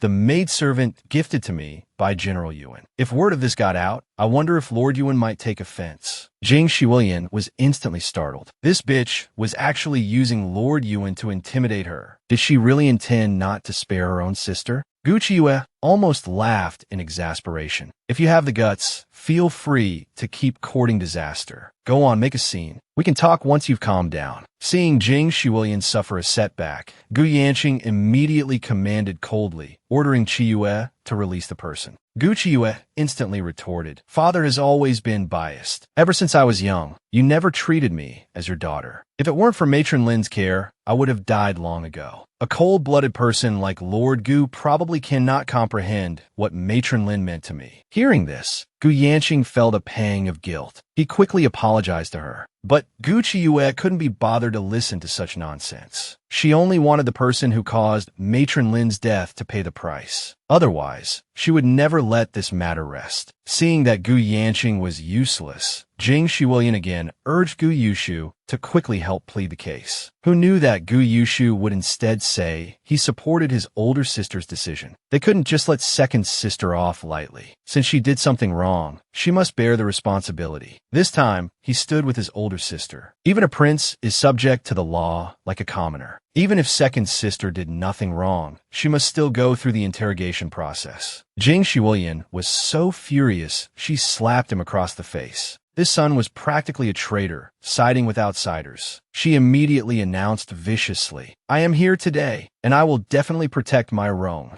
I like to see how this ends. Are you going to send me to prison or just kill me directly? Miss Gu is about to become General Yuan's official wife. Surely you wouldn't dare risk gaining the reputation of forcing your stepmother to her death. Saying this, she lunged towards the wall, intending to smash her head against it. Heidai instantly flashed over and grabbed her. She asked Gu Chiyue how to proceed. Chiyue trusted her abilities completely. Handle it as you see fit, she said directly. One might have thought that, given Heidai's temperament, she would probably just tie Jing Shiwilian up and gag that foul mouth of hers. Who knew that Heidai's killing intent would surge in an instant? She immediately moved to take her to the mass grave. Dive further away, lest you defile the young Mrs. Eyes. Hearing this, Jing Shiwilian was scared out of her wits. Her legs gave way, and she collapsed kneeling on the ground, no longer daring to utter any words about seeking death. Gu Chiyue herself was stunned. How could this maidservant be even more ruthless than her? At this moment, Gu Yanqing jumped out, shouting, "Audacious maidservant! Release madam at once." But no matter how anxiously he stomped his feet, Heidai paid him no attention whatsoever. Her master had only ordered her to obey Miss Gu's commands. As for others, no one would be foolish enough to dare shout at her. Gu Yanqing's heart instantly clenched. Only then did he remember. This was General Yuan's maidservant. For a moment, he was too frightened to speak. Seeing this, Gu Chiyue scoffed, "Lord Gu, why bother getting angry with my maidservant? The authority to manage this household was handed over to me long ago. Whatever you say now, no one will listen." Gu Yanqing was so angry, he felt like vomiting blood. He had truly reared a tiger only to invite calamity upon himself. Gu Chiyue, however, showed no fear. She was good to those who were good to her. Anyone who dared to harm her, she would repay 100-fold. Gu Yanqing was deeply shaken. He found it hard to believe how she had become like this. But he couldn't afford to offend this woman either. He could only compromise first. This time, just let Ronger reflect in the Buddhist hall. That should suffice. I will specially select a room in the Gu family's rear courtyard for her to pray for Matron Lin's blessings. Hearing this, Gu Chiyue scoffed disdainfully. Did you think making a concession would be enough? How could a decision I've already made possibly be changed just like that? She immediately refused outright. Matron Lin represented a life, not some trivial matter. Lord Gu's actions were ill-considered. Gu Yanqing trembled from head to toe. Bringing shame upon the Gu family with a tarnished reputation was one thing. But had he truly lost the ability to distinguish between close and distant relations? How could blood relatives possibly compare to a mere servant? Wasn't he afraid of becoming a laughingstock? Yet in Gu Chiyue's eyes, how could these so-called finest relatives ever compare to Matron Lin, Qing Feng, and Ming Lu? When I was ill and bullied, none of you came to see me even once. What right do you have to come here and plead for mercy now? Gu Yanqing nearly choked, spitting cold fury. Pointing at her, he roared, "Wicked daughter!" Gu Chiyue's temper flared in response. She immediately ordered Heidai to escort them out. Jing Shiwilian rushed to stand protectively before Gu Xinrong. "Who dares touch my daughter? I'll take you down with me." Then she began sowing discord, turning to her husband. "My lord, how can you allow a daughter who will marry out to tyrannize the household and bully your own flesh and blood?"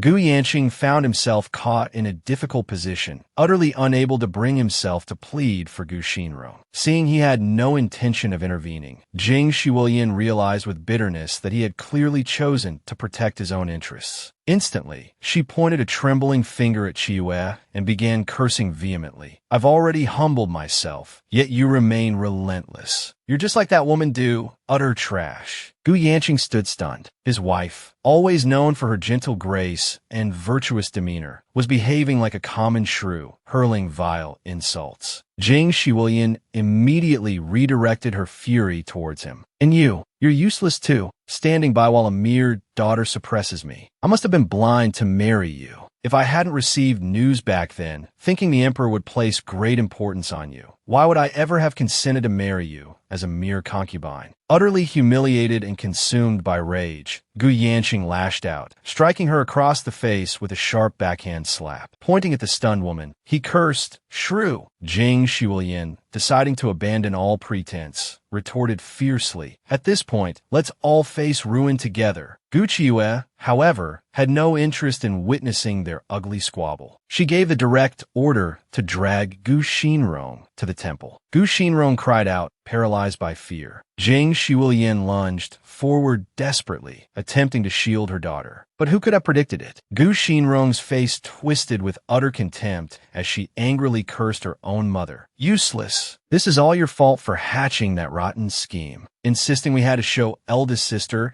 just how formidable we are. With those words, she forcefully shoved Jing Shiwilian aside. Then, with a heavy thud, she dropped to her knees before Gu Qiu, adopting a pitiful expression as she confessed her supposed wrongs and begged for leniency. She deftly shifted all responsibility onto Jing Shiwilian. After all, with her own sister marrying the powerful General Yuan, it could only bring advantages, never harm. Jing Shiwilian stood utterly heartbroken, reeling from the shock, unable to fathom that her own daughter would betray her so callously. Gu Qiu, however, saw through the pathetic act instantly. She didn't believe a word of Gu Xinrong's deceitful plea. Without hesitation, she ordered her attendants to drag her away to the nunnery for the tonsure. Gu Xinrong froze, looking as though she had been struck by lightning. She absolutely refused to become a bald nun. And just how fiercely protective was this domineering general of his future wife? When various civil and military officials had dared to spread malicious rumors tarnishing his fiancé's reputation, the general hadn't hesitated. He had directly ordered their most cherished sons to be seized and punished. Just moments ago, Gu Qiu had issued the command, drag Gu Xinrong to the temple, shave her head, make her a nun. The word struck Gu Xinrong like a physical blow. She absolutely, positively refused to become bald, forced to eat plain cabbage and tofu every single day, monotonously striking a wooden fish. If she became bald, how could she ever dare to show her face in public again? How could she possibly face her beloved brother Muin? Even Gu Yanqing couldn't help but voice his objection. It was merely the death of a servant. Isn't this punishment far too severe? Gu Qiu retorted sharply, her voice cutting through his protest. This time, Gu Xinrong didn't just cause Matron Lin's death. A county magistrate also perished, and the entire affair now implicates General Yuan himself. If I fail to punish her adequately, and the investigation eventually traces back to our own household, do you truly believe you'll be able to hold onto your official position?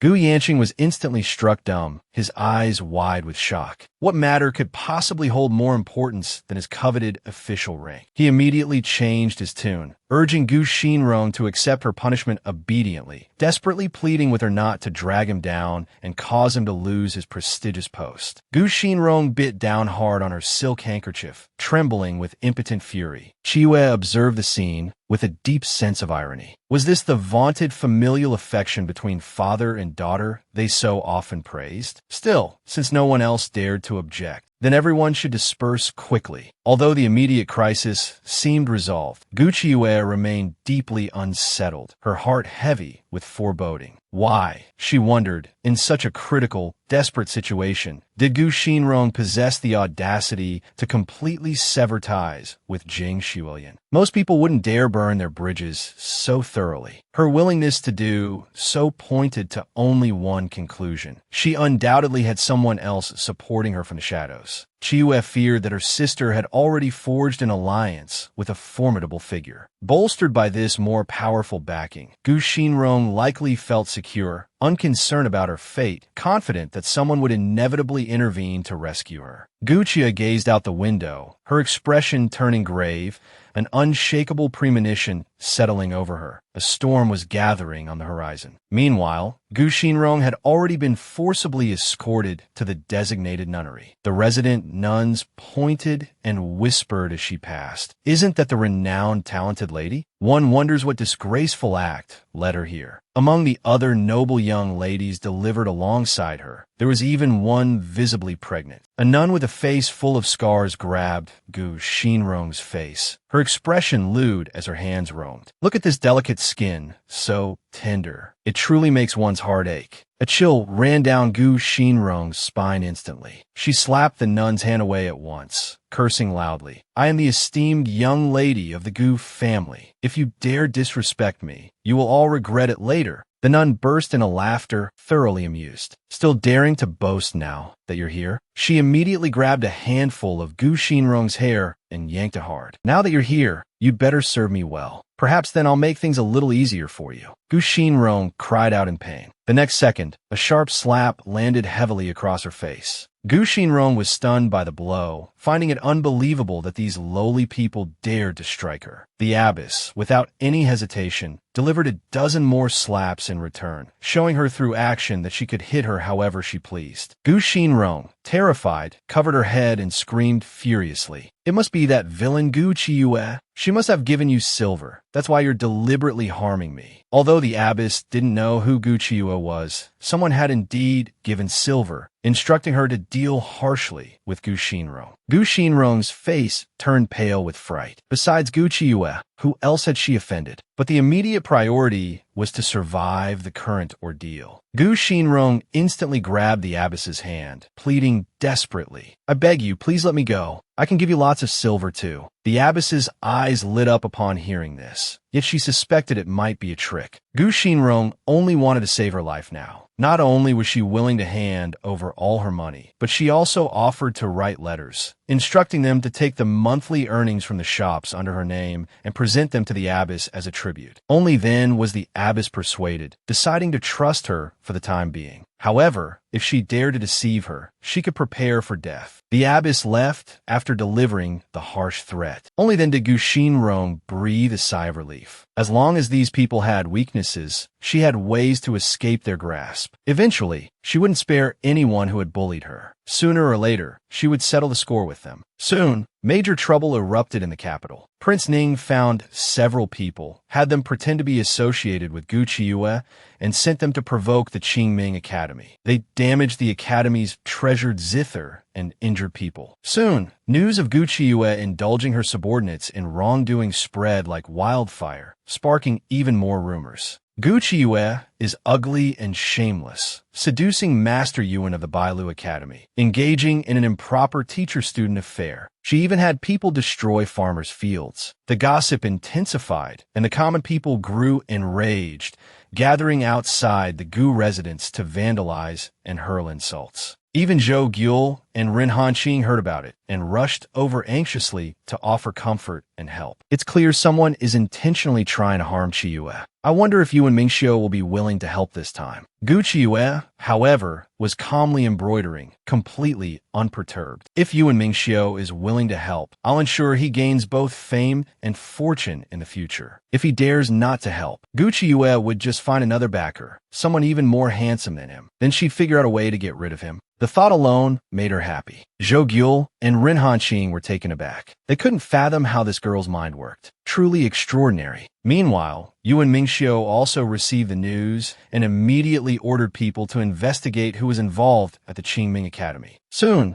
Zhu Sha reported back. The third grandson of the Lao family is involved, as well as the future heir of a Grand Secretariat's family, not to mention the descendants of various other civil and military officials. Yuan Mingxiu couldn't help but chuckle darkly. Prince Ning was really trying to stir up chaos. Even Zhu Sha broke into a cold sweat for Prince Ning. The prince truly never learned his lesson. Ever since childhood, every time he clashed with their master, had he ever gained any advantage? Learning that Gu Qiyue had obediently hidden away to avoid the storm, Yuan Mingxiu felt a wave of relief. He chuckled exasperatedly. She certainly knows how to relax, causing trouble and leaving me to clean up the mess. Zhu Sha was already used to it. Young Miss Gu is famous for being first-rate at causing trouble. But isn't this all because the master indulges her? Subsequently, Yuan Mingxiu gave an order. Bring back one son from each of the civil and military officials involved. Since Gu Qiyue loves acting and this lord loves watching plays, let's just make it a big one. Zhu Sha was stunned upon hearing this. One a drama queen, the other a drama enthusiast, truly a perfect match. But how could the master say such terrifying things with such a nonchalant expression? Disfigured girl, jointly denounced by civil and military officials. Overbearing general fiercely protects his wife, confronting the officials. Rumors spread through the capital that Gu Qiyue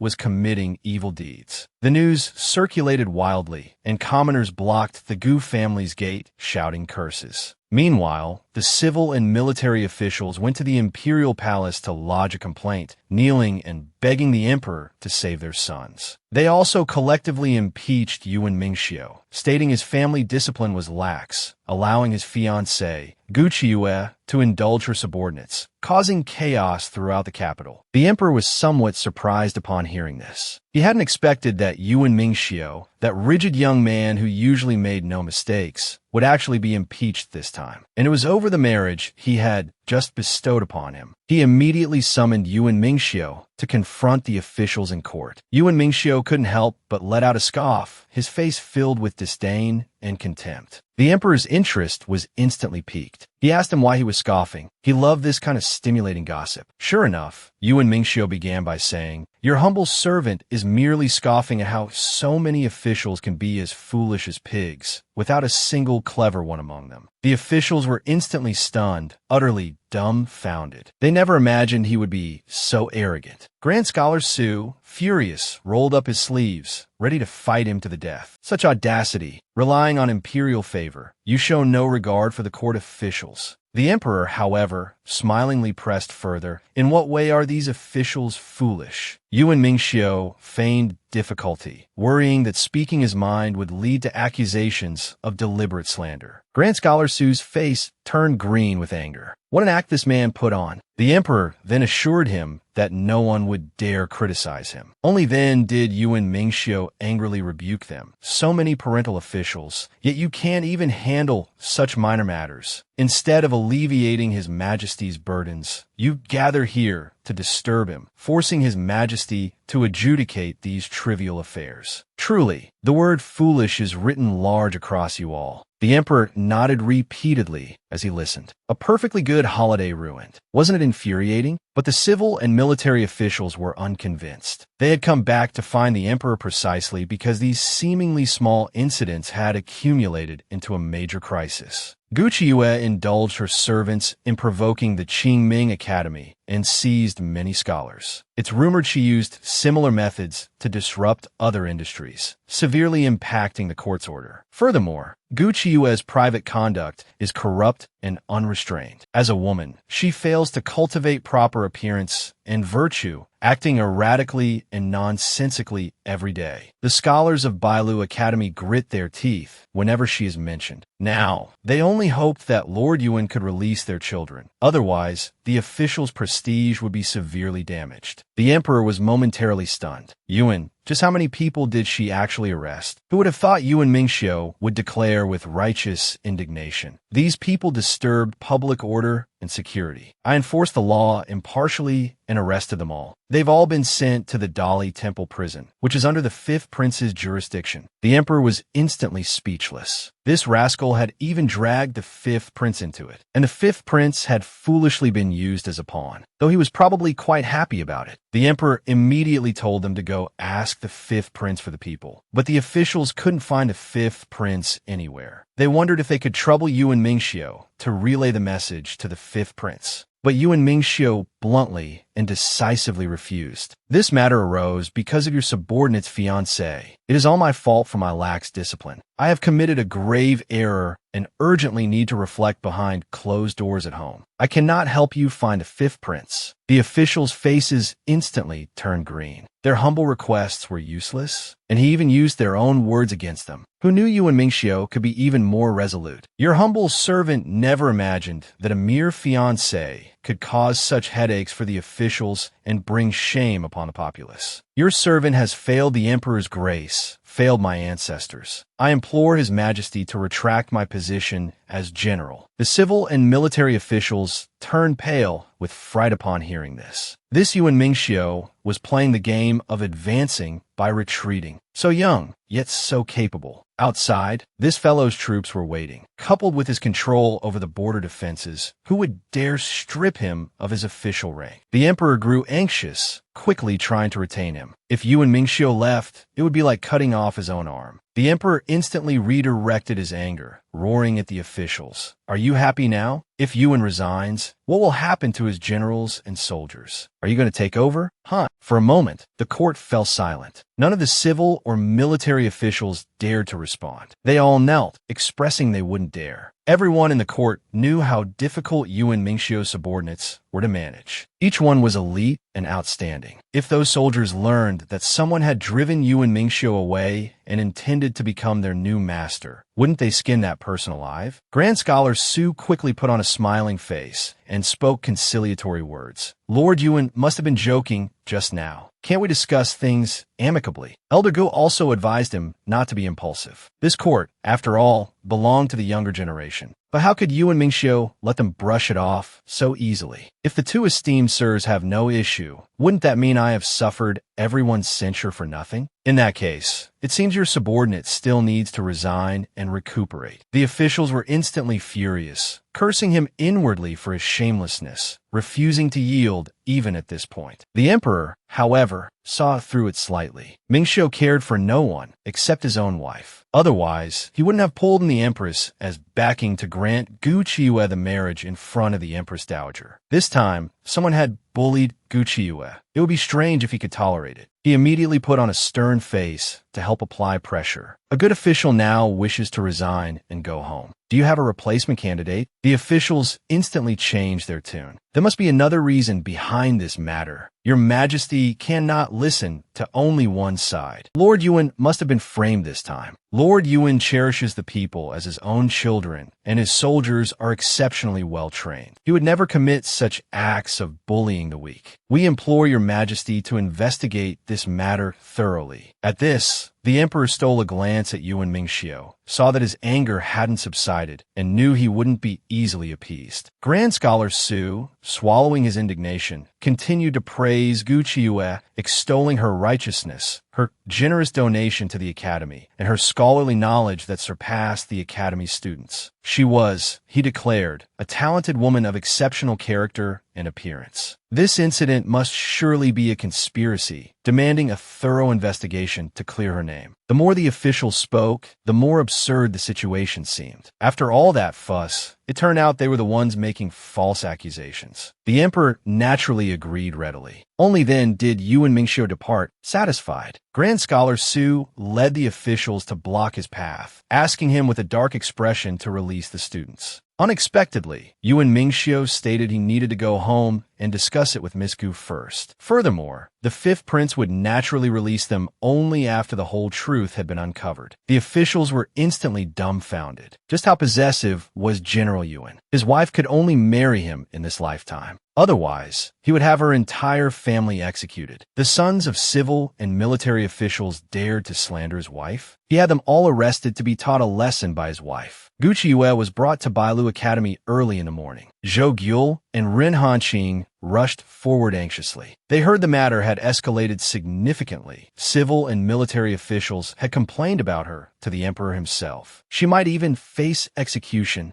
Gu Qiyue, however, remained utterly fearless. These were merely trivial matters. She was Yuan Mingxiu's fiancée. After all, that fellow couldn't possibly stand by and do nothing, could he? Just then, the fifth prince hurried out to greet them, visibly relieved upon seeing her. Gu Qiyue was somewhat surprised by his reaction. If she hadn't come, would it really have been such a major problem? Unexpectedly, the fifth prince explained with an awkward expression. Yuan Mingxiu said, "If you didn't come, I was to invite your father over." The meaning behind that invitation is rather uncertain. Gu Qiyue cursed inwardly, infuriated. This was a blatant threat. That shameless Yuan Mingxiu. She immediately demanded angrily, "Where is he then? Why doesn't he dare show his face?" At that moment, Yuan Mingxiu suddenly appeared behind her, smiling. "What are you thinking of me, Miss Gu? Are you well today?" Gu Qiyue instantly felt awkward, her earlier anger dissipating. Her shoulders slumped slightly, unsure how to respond. Yuan Mingxiu leaned in closer, scrutinizing her. "Your complexion seems quite good, just a little thin."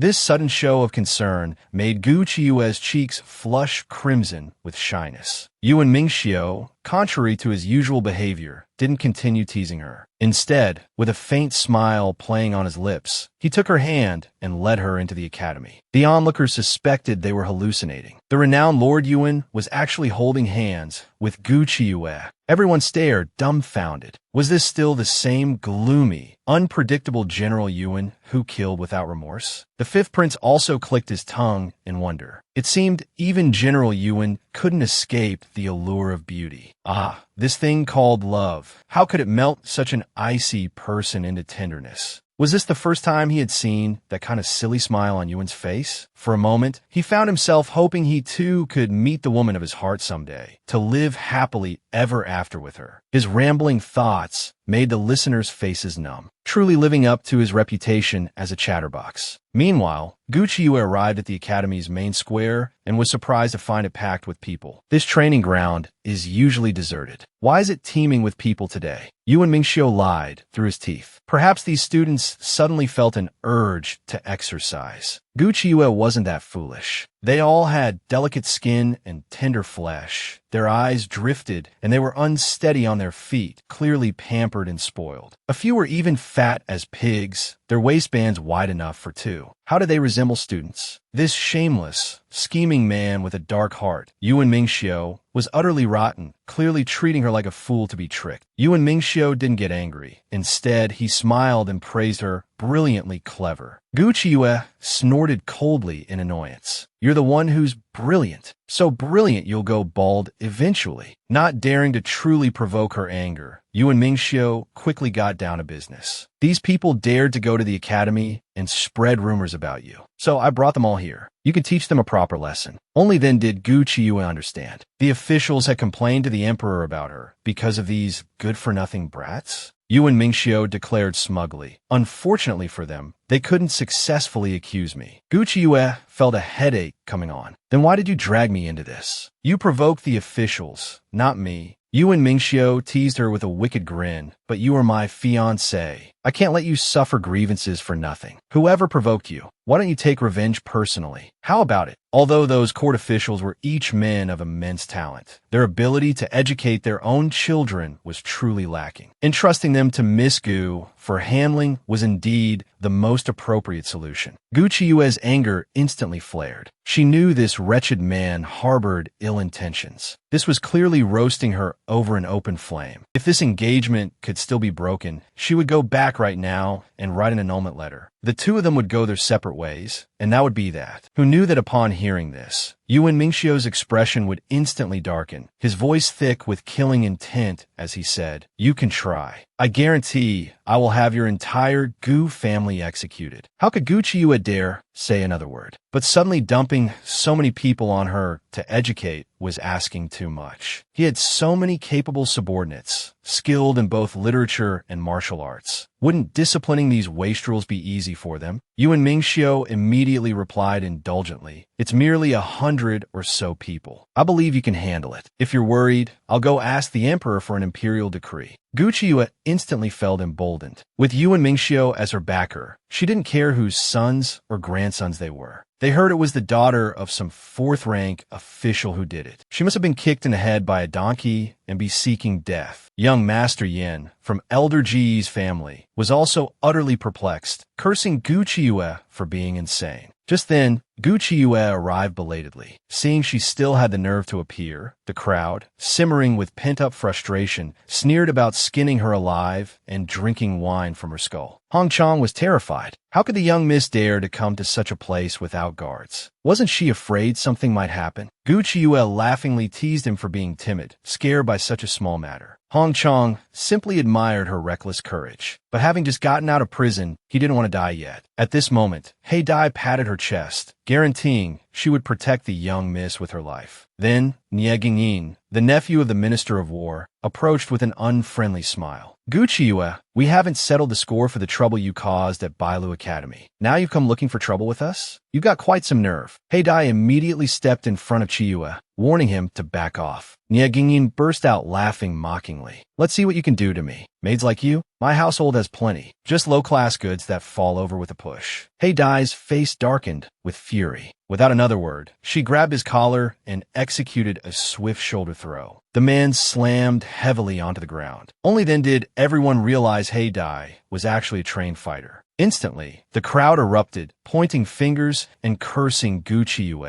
the disfigured young woman, slandered by rumors spread by the wastrels. General Gu had directly arrested the men to vent his wife's anger. Several hundred young wastrels hurled abuse at Gucci Yue. Gucci Yue gave them a taste of her authority. Heidi swiftly executed a Shuda's. The minister's son, who had stepped forward first, was slammed heavily onto the ground. For a moment, everyone was stunned. Then came indignant fury, as they all accused Gucci Yue of bullying others using borrowed power, showing no respect even for the minister. They wondered who she relied on, what powerful background she possessed. Gucci Yue was waiting for him. The leader among this group of noble sons and grandsons, the grandson of Grand Scholar Su. Young Master Su immediately sneered with biting sarcasm. How could I compare to your prowess? Spreading rumors everywhere to ruin the reputation of a weak woman like me. What have I done to deserve such devoted attention from all of you? Young Master Yin retorted righteously. Even if some dissatisfied words were expressed in the study society, that's freedom of speech. It doesn't warrant being arrested and brought here. The crowd began to clamor in discontent. They didn't even know Gucci Yue. They had no idea why they'd been arrested. Hearing this, Gucci Yue couldn't be bothered with pointless talk. In any case, she was just following orders. Young Master Su, unwilling to give up, pressed on. Whose orders is Miss Gu following? Who is pulling the strings behind the scenes? Gucci Yue's smile turned provocative as she stated. Either way, you can't afford to provoke them, so don't bother trying to find connections for yourselves. The crowd was so angry their lungs felt ready to explode. This daughter of the Gu family was truly arrogant. Seeing her was indeed more telling than just hearing about her. Gucci was seen swaggering to the central seat, crossing her legs, holding her little white cat, and saying meaningfully, "Next, I will make each and every one of you pillars of the state." Instantly, the wastrels were stunned. They hadn't expected this woman to be so audacious. They had never seen someone boast with such style. She really dared to say anything. Gucci Yue immediately challenged them with a smile. "You are welcome to test my abilities. Or perhaps you're simply afraid, unwilling even to try." This time, she had truly poked the hornet's nest. The wastrels exploded. "Since you're seeking death, we'll take that bet with you." Yin-san and Su-de were even more sarcastic. "We grew up with these people. Don't we know what kind of characters they are? That son of the Vice Minister of Revenue? He's busy with crickets and opera all day. Look, he probably still has traces of heavy grease paint on his face. And the one from the Minister of Right's family? All he knows is eating and drinking every day. His belly is almost as fat as a pig's. Then there's the son of the Minister of Justice. Born timid as a mouse, afraid of everything, cries at the drop of a hat. Even Hong Chong thought Gucci Yue must have lost her mind. Did she really think she was that formidable? Gucci Yue, however, showed no fear. There was nothing in this world she couldn't accomplish. This time, too, she would definitely win. Just then, Heidai returned to report. The training ground had been fully prepared. The carpenters and blacksmiths were all top-notch masters, working with practiced ease. Various types of equipment had been installed, sufficient for martial arts practice. The noble scions were all stunned. Had she moved the entire armory here? Did she really intend for them to learn skills? Wasn't she afraid they'd turn the place upside down? Suddenly, Sudai's heart skipped a beat. He remembered something crucial. Gucci Yue seemed to have been betrothed to Yuan Mingxiu by the emperor. The person backing her was very likely General Yuan himself. Instantly, a chill ran down both their spines. No wonder no one had come to let them go yet. Gucci Yue immediately leaped onto the high platform, shouting with imposing momentum, "Assemble!" Hong Chong stared, dumbfounded, wondering if she was even a woman. If she wasn't exceptionally unique, then something was definitely wrong with her. The crowd pointed at her, cursing and grumbling. "What are you yelling for? Do you really think that affects us? Is she brain damaged? With a voice that loud, she'll definitely never marry. We just won't go over. Let's see what you do." Zheng Jingming, however, knew she was no ordinary woman. The last time at Bailu Academy, during the examination, she had displayed astonishing strength. He felt it was best to listen to her and assemble quickly. Besides, behind her stood the unseen Yuan Mingxiu. That was not someone to be trifled with. These scions of noble families didn't understand Lord Yuan's protectiveness over Gucci Yue.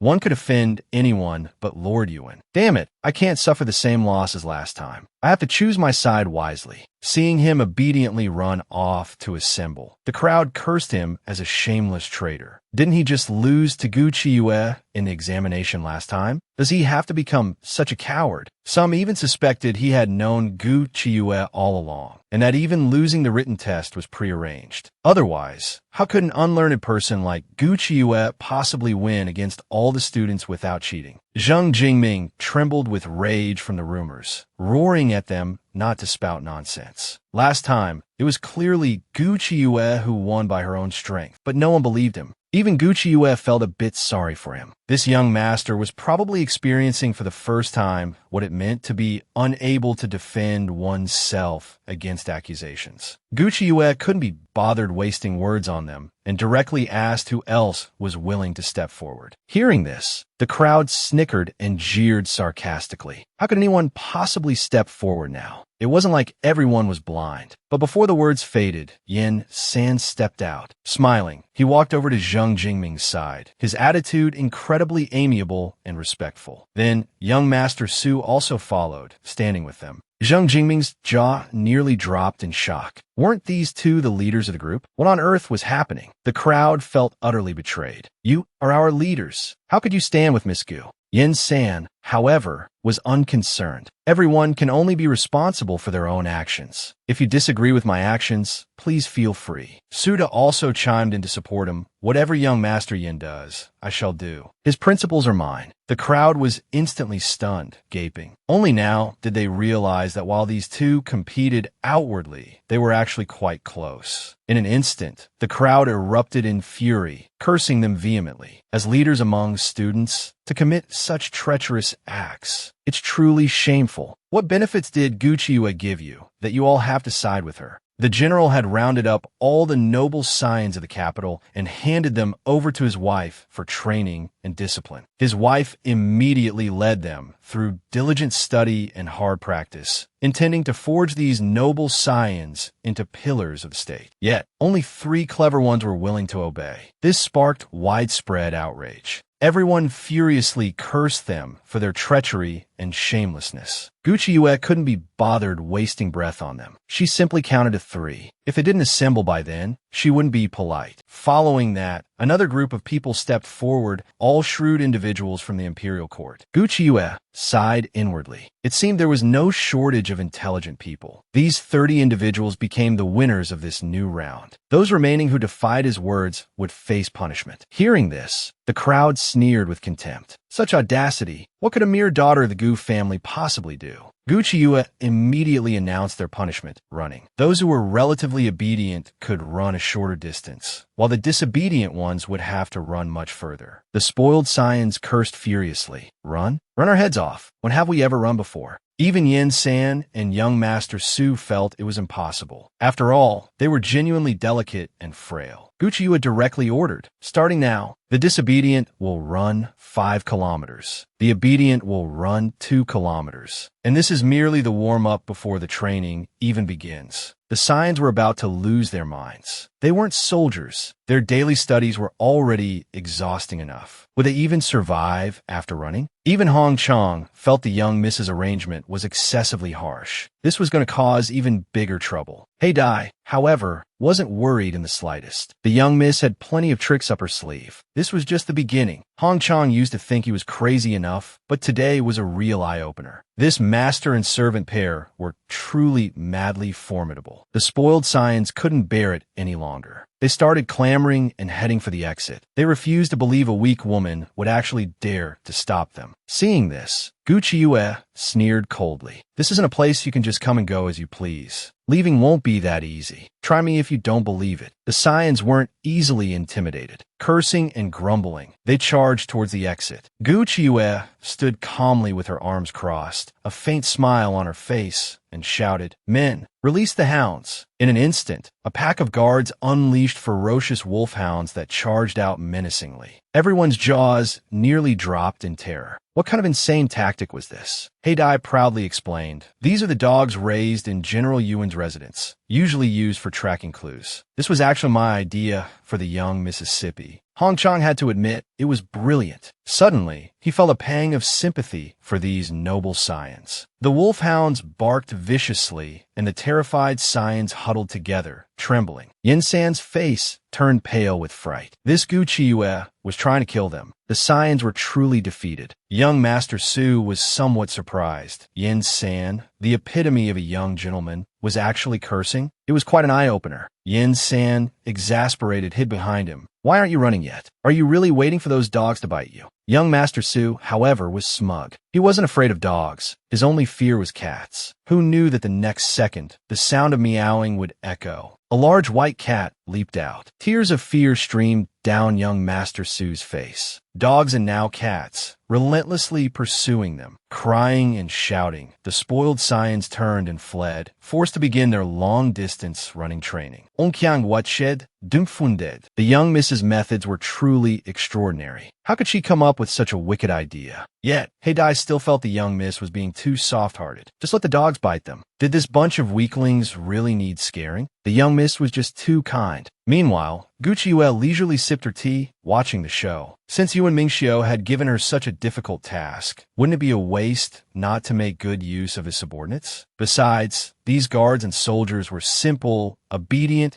and incredibly easy to command. Just then, a guard came forward to ask for instructions. The shadow hounds and scout cats are in position. What is the next step? Gu Qiuyue ordered them to supervise the scions, ensuring they completed the specified kilometers. Whoever fails to finish, release the shadow hounds and scout cats to bite them. Heidai cheered excitedly. Young Miss should have dealt with them like this from the start. The guard leader immediately announced loudly, "The young Miss has ordered. Anyone who doesn't properly accept their punishment will have the hounds and cats sent over to play with them." The crowd was instantly stunned. What kind of depraved tactic was this? With the shadow agents, these damn cats and dogs. The exhausted scions could barely breathe, cursing Gu Qiuyue through gritted teeth. But before the words left their mouths, the cats and dogs sped up, baring their teeth as they lunged forward. Terrified, the scions quickly increased their speed, crying out for their parents as they ran for their lives. They finally barely made it. The moment they crossed the finish line, they collapsed to the ground with a thud, feeling utterly exhausted, almost dead. Never in their lives had they run such a long distance. The only silver lining was that they had followed Yin San's group, so they only had to run 2 kilometers. Those who had to run 6 kilometers must be truly wrecked. Everyone praised young Master Yin San for his wisdom, saving them 4 kilometers of running. He was practically their savior. Yin San, however, didn't feel wise at all. If he had known this would happen, he wouldn't have joined the research society in the first place. That Gu Qiuyue could devise such a malicious plan, and behind her stood the formidable figure of Yuan Mingxiu, who was definitely helping her. Provoking someone like him? It would be strange if they didn't lose a layer of skin. Young Master Su, meanwhile, trembled in fear of the small cat, crying, "Don't come near me." He hid fearfully behind Yin San, begging him to quickly shoo the cat away. Yin San felt like punching him to death. Scared of even a cat? Was he even a man? But before they could even catch their breath, An Wei summoned them to assemble. Gu Qiuyue, smiling faintly, offered cold sarcasm. Getting this exhausted after running just a few steps? And you call yourselves pillars of the nation? Truly speechless. Then, she appointed Yin San and Su De as leaders of the group. Although your abilities are somewhat lacking, at least your brains are passable. The two instantly looked at each other in consternation. They were so outstanding, yet this was the evaluation they received. Unbelievable. However, it was already nearing noon.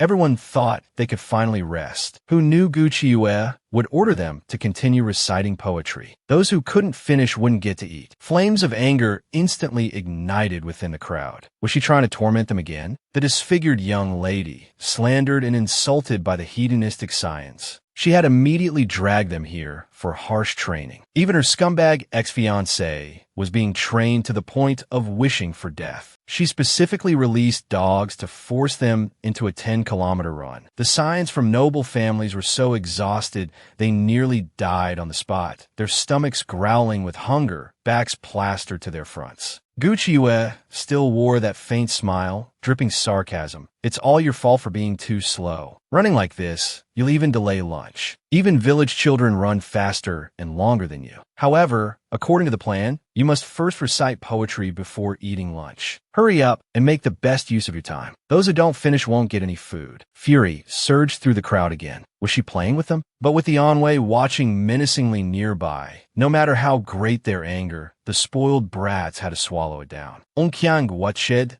Dumfunded. These scions of noble families were subdued by just a few dogs. Heidai knew this was only temporary. But even if they were defiant, there was nothing they could do. The young miss was not someone to sit idly and wait for doom. Besides, they the Anwei were here. The master would never find fools to cause trouble for the young miss. Hong Chong found his tone strange and quickly assured him, I won't be stupid enough to cause trouble for the young Mississippi. Heidai instantly radiated killing intent, threatening, You'd better not. Otherwise, I'll make your death very unpleasant. Meanwhile, the noble scions were still reciting poetry on empty stomachs, bitterly wondering where Miss Gu got so many wicked ideas. Now, they somewhat envied Xiao Muan. He was the only one absent due to illness. But just as the thought crossed their minds, Xiao Muan strode over, his expression cold, brows tightly furrowed. Clearly, he did not come with good intentions. Everyone instantly perked up. Now there would be a good show to watch. Murmurs immediately broke out. What a pity Gu Qiyu missed out on such a fine man like Xiao Muan. How could General Yuan possibly fancy such a woman? Xiao Muan walked straight up to Gu Qiyu and politely apologized for his tardiness. Gu Qiyu felt like her head would explode. Yuan Mingxiu, damn you, she cursed inwardly. Causing such a commotion, I won't even mention it. But why did you have to drag Xiao Muan into this too? Outwardly, however, she remained calm as a bronze gong, directly telling Xiao Muan to join the formation. Xiao Muan stared blankly at her for a long moment, then suddenly said, Thank you. Gu Qiyu was somewhat surprised by his words. She hadn't expected him to actually possess a conscience. Since you've recovered from a serious illness, if you can't endure the training later, you don't have to continue. Who knew Xiao Muan would continue? If it weren't for you at the racecourse that time, I would have died. You saved my life. But one thing is separate from another. I won't change my principles just because of one incident. There are some things I must still remind you of. Women should understand that compliance is valued. You shouldn't be too willful. Otherwise, be careful you don't invite disaster upon yourself, perhaps even imprisonment. Gu Qiyu was practically dying of anger. Truly, a leopard can't change its spots. Hong Chong immediately jumped out, retorting angrily. What my young miss is like and what consequences she faces are none of your business. My young miss has Lord Yuan protecting and caring for her. You should mind your own business. I, on the other hand, would very much like to ask young Master Xiao, how do you view the matter of my family's second miss shaving her head to become a nun? Xiao Muan was stunned speechless by the question, stammering, unable to form a coherent reply. Gu Qiyu decided to clarify things directly with him. You and I have absolutely nothing to do with each other anymore. Besides, I am engaged to Lord Yuan. Your constant concern for me like this will cause misunderstandings. For the sake of mutual peace and quiet years ahead, it's best if we speak less to each other.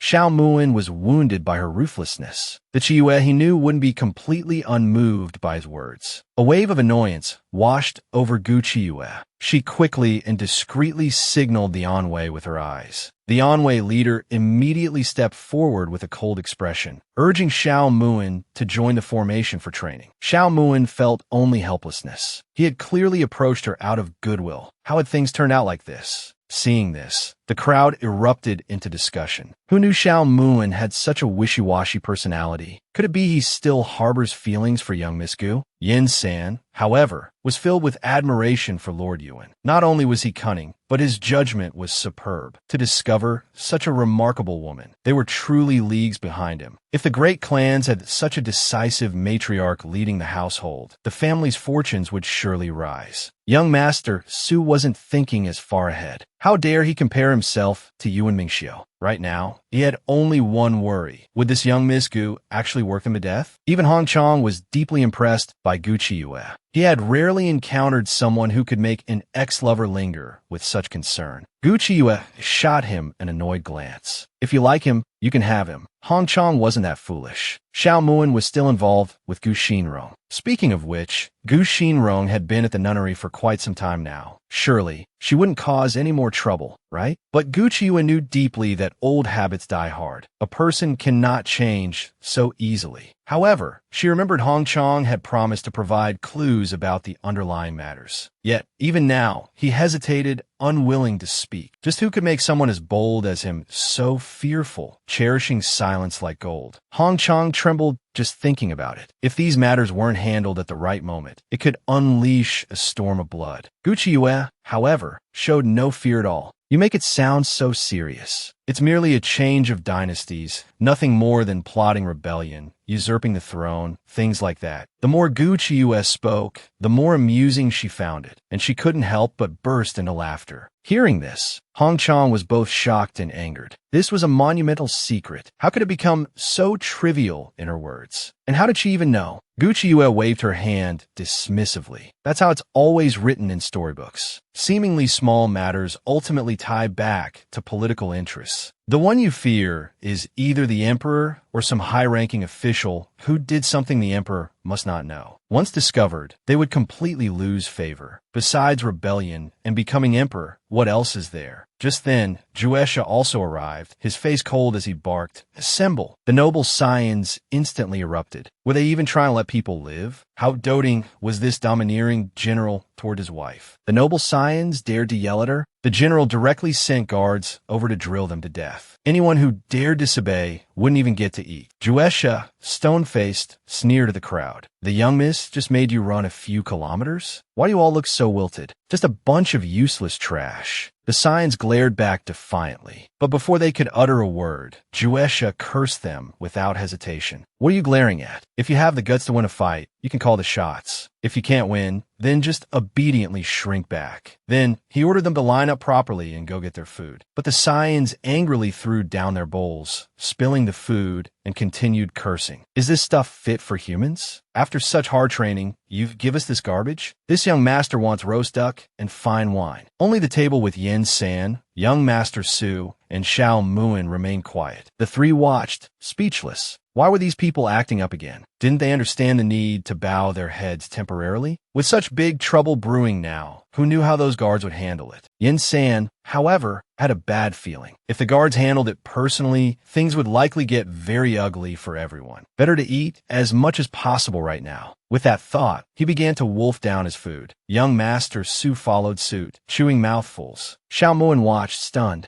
So, these scions appeared well-mannered on the surface, but their eating habits were utterly unsightly. Sure enough, Juesha soon noticed the bowls scattered on the ground. His face immediately darkened as he demanded to know who did it. The stubborn scions stepped forward one by one, thinking there was safety in numbers and the law wouldn't punish the masses. They clamored discontentedly. "This food is disgusting. It made our throats hurt so badly we couldn't swallow." Everyone echoed in agreement. "The food is truly terrible. You can't blame us for this." They expected Juesha to fly into a rage. Who knew he would actually start laughing? Everyone shivered in fear, a sudden ominous feeling washing over them. As it turned out, Juesha stated with a terrifying smile, "Since the food is so unpalatable to you, then don't eat it." The crowd breathed a sigh of relief. Indeed, sometimes resistance was necessary. Let them know who's boss, and the days ahead might be easier. Who knew that Juesha's tone would shift again? Not eating means you're not hungry yet, and you can continue training. Since you have such perseverance to forego sleep and meals, using eating time for further exercise, I truly underestimated you. So, our recruits are this formidable. Everyone was stunned upon hearing this. When did we ever say we wanted to use our mealtime for training? Don't put words in our mouths. Now, everyone was anxious to eat, but Juesha directly ordered the food to be taken away. The pampered scions became frantic. "We want to eat, but you won't let us. This is simply abuse." Juesha, however, replied with a faint smile, "It's too late to want to eat now. Hurry up and start training." Instantly, tears welled up in everyone's eyes, but they couldn't cry. Xiao Muin couldn't help but admire Yin San's foresight. Otherwise, he would have nearly ended up starving like that group of fools. Just then, Juesha roared menacingly. "What are you still standing around for? Everyone get out, assemble, and start training. Anyone who's slow by 3 beats will face punishment." The aristocratic scions, weeping, obediently complied. Yin San and Su De, having eaten their fill, ran with more energy than the others. It seemed they were set to become model students again. Xiao Muin, panting heavily, caught up. Suda teased him in surprise. Weren't you said to have a chronic illness? Looks like you're completely recovered. Xiao Muin retorted irritably. While you're suffering here, Scholar Su was worried about you all night, unable to sleep. His words were utterly blunt. Suda's face darkened at the sarcasm. The two confronted each other, neither willing to back down, sparks of anger instantly flaring between them. Yin-san watched, speechless. Why did they have to argue the moment they met? Even in this situation, since we're all standing on young Miss Gu's side, we should be harmonious. Xiao Muin was somewhat surprised by these words. Did they know Chiyue? Although Yin-san hadn't had much interaction with Chiyue, he greatly admired her strength. From a young age, they were taught that choosing a side was a necessary survival instinct. Only then did Xiao Muin realize these two had chosen Gu Chiyue, thus aligning themselves with Yuan Mingxiu's faction. However, Yin-san and the others had also heard that the Xiao family had already chosen to ally with Prince Ning. They couldn't help but sigh that the Xiao family had been too hasty. Xiao Muin actually didn't agree with it, but it was the decision of the entire Xiao family, and he was powerless to change it. However, the Xiao family's decision was indeed made too hastily. Not only was the current emperor in good health, but there were also numerous princes. How could an heir possibly be decided so quickly? Yin-san still felt it was a pity for him. This way, the Xiao family and the Gu family were no longer in the same faction, meaning Xiao Muin couldn't marry the second young miss of the Gu family, whom he liked. Xiao Muin retorted irritably. It seems a bit premature to worry about the Xiao family now. Who knows what opportunities the future holds? Meanwhile, Gu Chiyue had just learned from Yuan Mingxiu that the emperor wanted her to teach at the Women's Academy. Gu Chiyue was instantly stunned, suspecting she was hearing things. Had the emperor gone senile? How could he possibly come up with such an idea? Someone like me becoming a teacher at the Women's Academy? Isn't this just messing around? Yuan Mingxiu nodded in agreement, stating bluntly, "You're right. You are indeed unworthy. However, this is ultimately the emperor's decree. Even I can only obey him. Consider this the result of me taking the punishment on your behalf." Gu Chiyue felt he was talking nonsense. She hadn't done anything wrong, so how could someone else take punishment for her? Yuan Mingxiu sighed helplessly. It's about offending the sons of the officials. You caused the trouble, so you have to do something to make amends. Gu Chiyue thought the emperor's brain must be waterlogged. There was no logic connecting these two matters. Besides, she couldn't possibly manage so many girls. Yuan Mingxiu encouraged her with a smile. You single-handedly challenged the entire academy. That feat isn't something an ordinary person can achieve. You could almost be called a model for 100 women, the pride of the academy. Gu Chiyue snorted coldly, unimpressed. Did you come here just to mock me? Unexpectedly, Yuan Mingxiu suddenly said, I came to remind you, the wedding date is approaching. Don't forget to embroider your wedding dress and my wedding attire. This domineering general, disfigured for years, needed his wife to tell him daily, I miss you, and praise his looks. He missed her terribly if they were apart for even a minute, needing a kiss to feel better. Yuan Mingxiu urged Qin Tianjian to quickly set the wedding date, then turned to coax Gu Chiyue into embroidering the wedding attire herself. He eagerly anticipated how beautiful the wedding dress personally embroidered by Chiyue would be. Gu Chiyue found it utterly baffling. There are embroiderers. Why should I meddle in this? I'm very busy. Yuan Mingxiu feigned regret. It seems young Miss Gu doesn't want to earn this sum of silver. Hearing the word silver, Chiyue's eyes instantly lit up. Only then did Yuan Mingxiu cast the bait. Whoever personally makes my wedding attire will receive 10,000 taels of silver. Add young Miss Gu's wedding dress, and that makes 20,000 taels. If the wedding clothes are made by someone else, I'm afraid the silver will also fall into someone else's hands. Without a second thought, Gu Chiyue accepted. That was real silver. What was embroidering some wedding clothes? Just don't complain if the wedding attire isn't good enough then. Anyway, even if it's not good, you'll still have to wear it. Yuan Mingxiu was already mentally prepared, having no illusions about her embroidery skills. But you must embroider it to my satisfaction to get the silver. Gu Chiyue felt like her lungs were about to explode from anger. Didn't she have any pride? Being dragged by him to do hard labor every time. What rotten luck. Saying this, she turned around huffily to leave. Yuan Mingxiu immediately grabbed her back. If she just left like that, wouldn't he be at a great disadvantage? Gu Chiyue wanted to push him away forcefully, but facing this handsome face, she couldn't bring herself to be harsh. This handsome face was simply toxic. Indeed, people shouldn't be too good-looking. Yuan Mingxiu continued to ask plaintively, "You've been away from me for so long. Don't you miss me?" Gu Chiyue was stunned. Hadn't they just seen each other?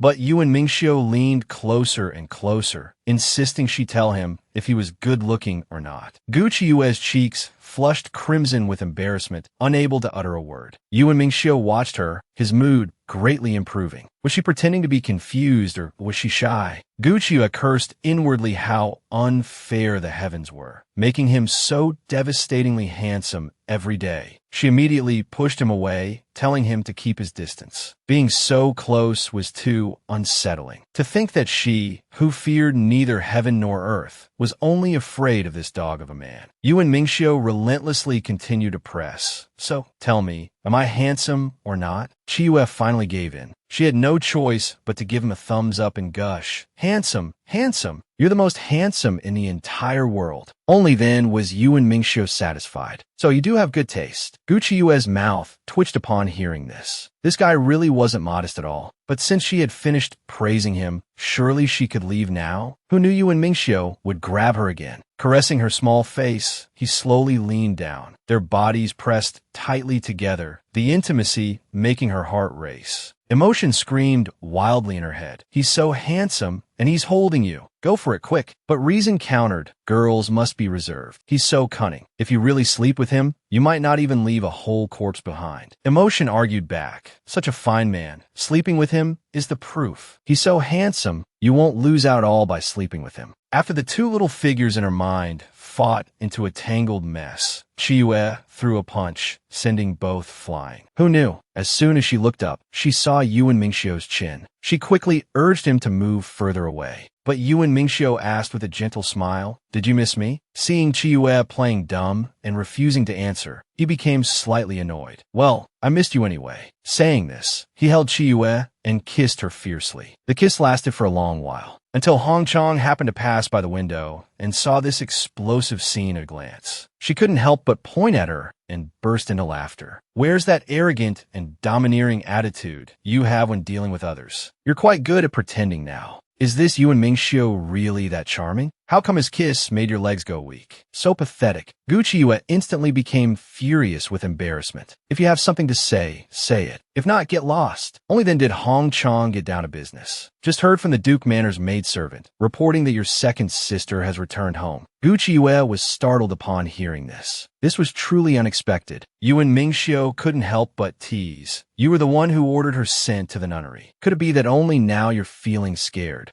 Gu Chiyue forced herself to appear calm. "I knew long ago this would be complicated. It seems the person behind Gu Xinrong can't sit still any longer." Hong Chong couldn't help but laugh. "Young miss, your nature just hates admitting defeat." Immediately, she pushed Chiyue into Yuan Mingxiu's arms. "Asking for help isn't the same as admitting defeat. As long as you ask, Lord Yuan will definitely not stand idly by." Gu Chiyue was so embarrassed she couldn't even lift her head. Hong Chong, this woman who loved to undermine her, how could she maintain her dignity now? Yuan Mingxiu felt utterly helpless. "Even your own maidservant knows my intentions. Why must you be so stubborn?" Gu Chiyue, however, didn't think so. Although they were engaged, she wasn't so incompetent as to rely on others for even trivial matters. Besides, dealing with that sister of hers, whose depths were unknown, didn't require that much brainpower yet. Subsequently, she temporarily entrusted the noble scions to Enwei and the others for supervision, then directly took Hong Chong and rushed back to the Gu Manor overnight. Yuan Mingxiu suddenly felt a sense of pride. This Gu Chiyue truly lived up to being the woman he had set his sights on. Meanwhile, Gu Xinrong had already returned to the Gu residence, still dressed as a nun. Jing Shuilian's heart ached, tears streaming down her face. But with her daughter back, she felt relieved. However, Gu Yanqing felt a chill creep up his spine. This Gu Xinrong seemed abnormal, completely different from before. Just then, a maidservant came to report that the eldest miss had returned. Gu Yanqing instantly felt a headache coming on. The household was going to be in chaos again. He immediately ran off to sleep, escaping the disaster. Even if the sky fell, no one was allowed to wake him. At this moment, Gu Qiuyue had already walked in. Gu Yanqing enthusiastically welcomed her, but Gu Qiuyue didn't even glance at him as Jing Shuilian pulled her into the room. Gu Yanqing, furious, wanted to step forward and argue. How dare Qiuyue ignore him? She hadn't even called him father. Even Jinxiu beside him was speechless. Why wouldn't the eldest miss call him father? Don't you have any self-awareness? She quickly advised him not to make things difficult for himself. Qiuyue now had General Yuan as her backer. He should spare himself the trouble. Gu Yanqing immediately spat out harsh words before swiftly retreating to sleep. Meanwhile, on the other side, Jing Shuilian was cursing Gu Qiuyue vehemently. It's all your fault my daughter became like this. How dare you show your face? Gu Qiuyue paid her no mind, her gaze fixed directly on Gu Xinrong, who was uncharacteristically composed and calm, still serenely reciting scriptures even now. This young woman had been disfigured by her scheming sister, who had also stolen her fiancé. The young woman had retaliated by locking her sister in a nunnery, shaving her head, and forcing her to become a nun. Who would have thought the sister would return prematurely and, contrary to her usual nature, appear so composed and calm? Even when facing Gu Qiuyue, she could calmly recite scriptures. Gu Qiuye's heart instantly sank. It seemed Gu Xinrong had changed considerably. Enraged, Jing Shuilian charged directly at Qiuyue, ready to strike and curse her. However, Heidai swiftly caught her arm. Yet, Jing Shuilian continued to struggle frantically. Even if I have to risk my life, I won't let you bully my daughter. At this moment, Gu Xinrong suddenly spoke, ordering Jing Shuilian to be taken away. Hearing this, Jing Shuilian looked utterly incredulous, crestfallen as Heidai led her out. Witnessing this, Qiuyue grew inwardly vigilant. Gu Xinrong's face, compared to her past viciousness, now held an added layer of gloominess and composure. She could even politely and courteously call her elder sister. She invited her to sit and talk. Gu Qiuyue had to admit she seemed to have gained quite a bit more sense. Gu Xinrong chuckled upon hearing this. It's all thanks to elder sister's guidance. Otherwise, I fear I might have remained foolish for life. Qiuyue had no patience for her nonsense and directly asked who had released her. The person behind this certainly has some means. Who knew Gu Xinrong would merely offer a bitter smile and an evasive answer. Actually, I used to hate you deeply. You stole the man I loved. You were born with a dignity and status superior to mine, something I had to strive with all my might to obtain. You possessed it from birth. So how unfair the heavens are. How could I possibly tell you who is behind me? Your current position is due to General Yuan, and I too am being supported by someone. Just as I can make Xiao Muan like me back then, I can do so now. I can make the noble person backing me look upon me with favor. Gu Qiuyue was speechless upon hearing this. That noble person merely values your ability to potentially bring me down, or perhaps bring down Yuan Mingxiu behind me. You've already become someone else's pawn, yet you can still be so pleased? Gu Xinrong felt utterly humiliated. Of course, she knew she was worth less than a dog kept by that person. But now, she couldn't afford to lose. If she lost, where would her pride go? How could she establish herself in the Gu family in the future? She had no way out. As long as I can trample you underfoot, make you taste the humiliation I once suffered, then I will consider it a victory.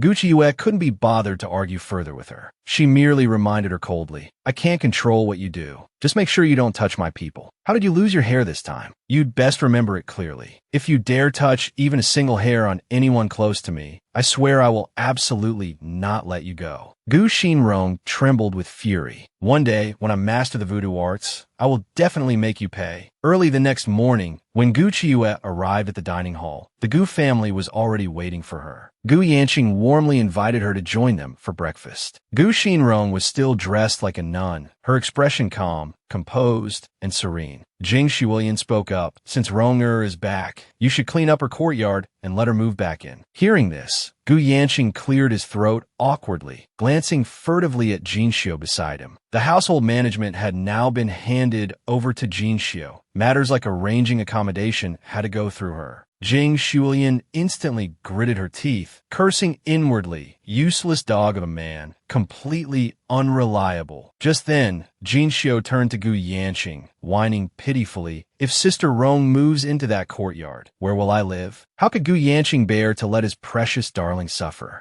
Besides, there are many courtyards in the manor. It's not like we're short that one. Enraged, Jing Shuilian burst out. Gu Yanqing, are you mad? That courtyard originally belonged to Rong. Do you have the heart to snatch it away for someone else? This useless man was truly hopeless, neglecting his own daughter for a mere concubine. Gu Qiyu watched, suppressing laughter. This melodramatic farce was quite entertaining with breakfast. Meanwhile, Jin Xiu softly fanned the flames. Rong made a mistake, yet she still gets to live in such a fine courtyard? Wouldn't that bring shame upon the Gu family? Hearing this, Gu Yanqing immediately praised her thoughtfulness. The courtyard will remain yours for now. Rong can just sleep in the ancestral hall. We'll reconsider based on her behavior later. Jing Shuilian and her daughter trembled with rage, rendered speechless. Towards Shiyue, however, Gu Yanqing was amiable and gracious. He even asked pleasingly if she found these arrangements satisfactory. Gu Qiyu couldn't be bothered with such trivialities. What do your family matters have to do with me? Do as you please. I won't get involved.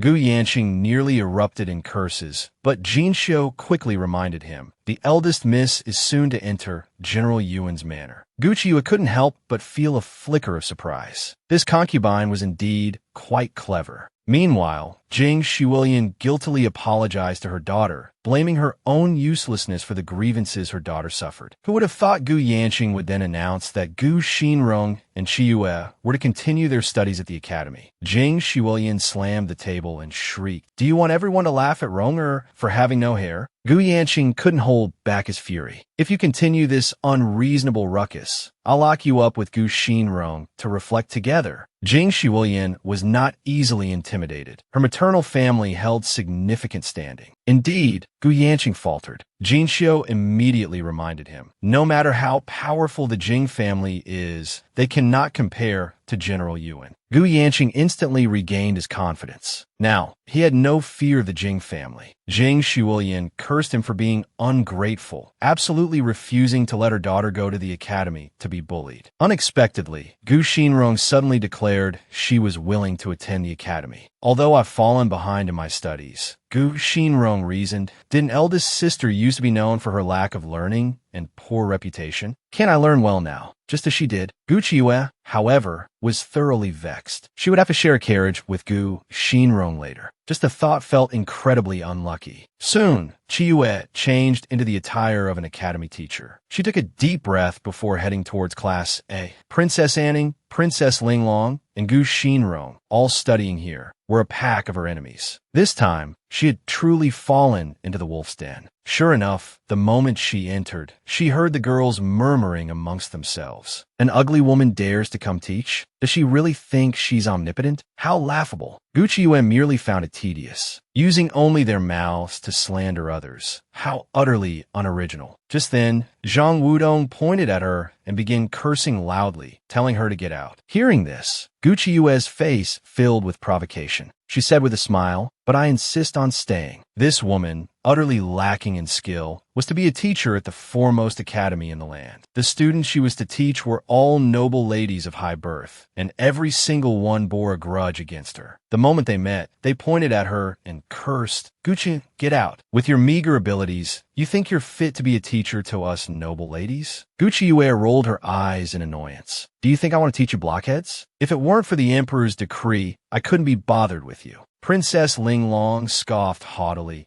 What airs eldest Miss Gu puts on? Since the emperor has ordered you to teach, why waste words? Perhaps I should report to his majesty that eldest Miss Gu is not yet qualified to instruct the likes of us. Gu Qiyu didn't get angry. Instead, a cunning smile spread across her face. She beckoned them to follow her outside. The students were instantly astonished. Since when could classes be held outdoors? This was simply unprecedented. Could she be plotting something? Chu Linglong immediately decided that no matter what Qiyu said, none of them should listen. Let's see what kind of teacher she could possibly be. When the group arrived at the rear hill, they discovered another class of students already there, preparing for a joint lesson. Both groups instantly bristled with indignation. What trick was this Gu Qiyu playing? Everyone knew Class A and Class B were incompatible. Why insist on putting them together? Little did they know, Gu Qiyu suddenly experienced a pang of conscience. She asked He Dai, training these girls using assassin methods. Won't it kill them? He Dai replied with airy indifference. If we want them dead, they'll die. If we don't, they couldn't die even if they wished for it. Our methods are certainly sufficient. Only then did Gu Qiuyue breathe a sigh of relief. She handed the girls training entirely over to He Dai. Just don't kill them. They must be forged to have hides of iron and bones of steel. The noble ladies were instantly stunned. Gu Qiuyue was deliberately making things difficult for them. It seemed they would have to teach her a lesson. Zhang Wudong was the first to charge at Gu Qiuyue, but He Dai stepped forward to block her. Zhang Wudong pointed at He Dai and shrieked, "Get out of the way, you lowly servant girl. This is no place for you to speak. Tell Gu Qiuyue to come here and kneel." He Dai actually chuckled with contempt. How dare she address the teacher by name? Zhang Wutong only yelled louder. What teacher? She's nothing but a menace, deliberately seeking personal revenge to bully Princess Linglong. Without warning, He Dai struck backhanded, delivering a dozen slaps that made Zhang Wudong's face swell instantly. The noble ladies gasped in terror. A mere servant girl actually dared to strike the second miss of the Zhang family? Zhang Wutong clutched her face, staring incredulously at Gu Qiuyue, and let out a frenzied scream. "I'll kill you, and you, servant girl, I'll have you sliced into 1,000 pieces."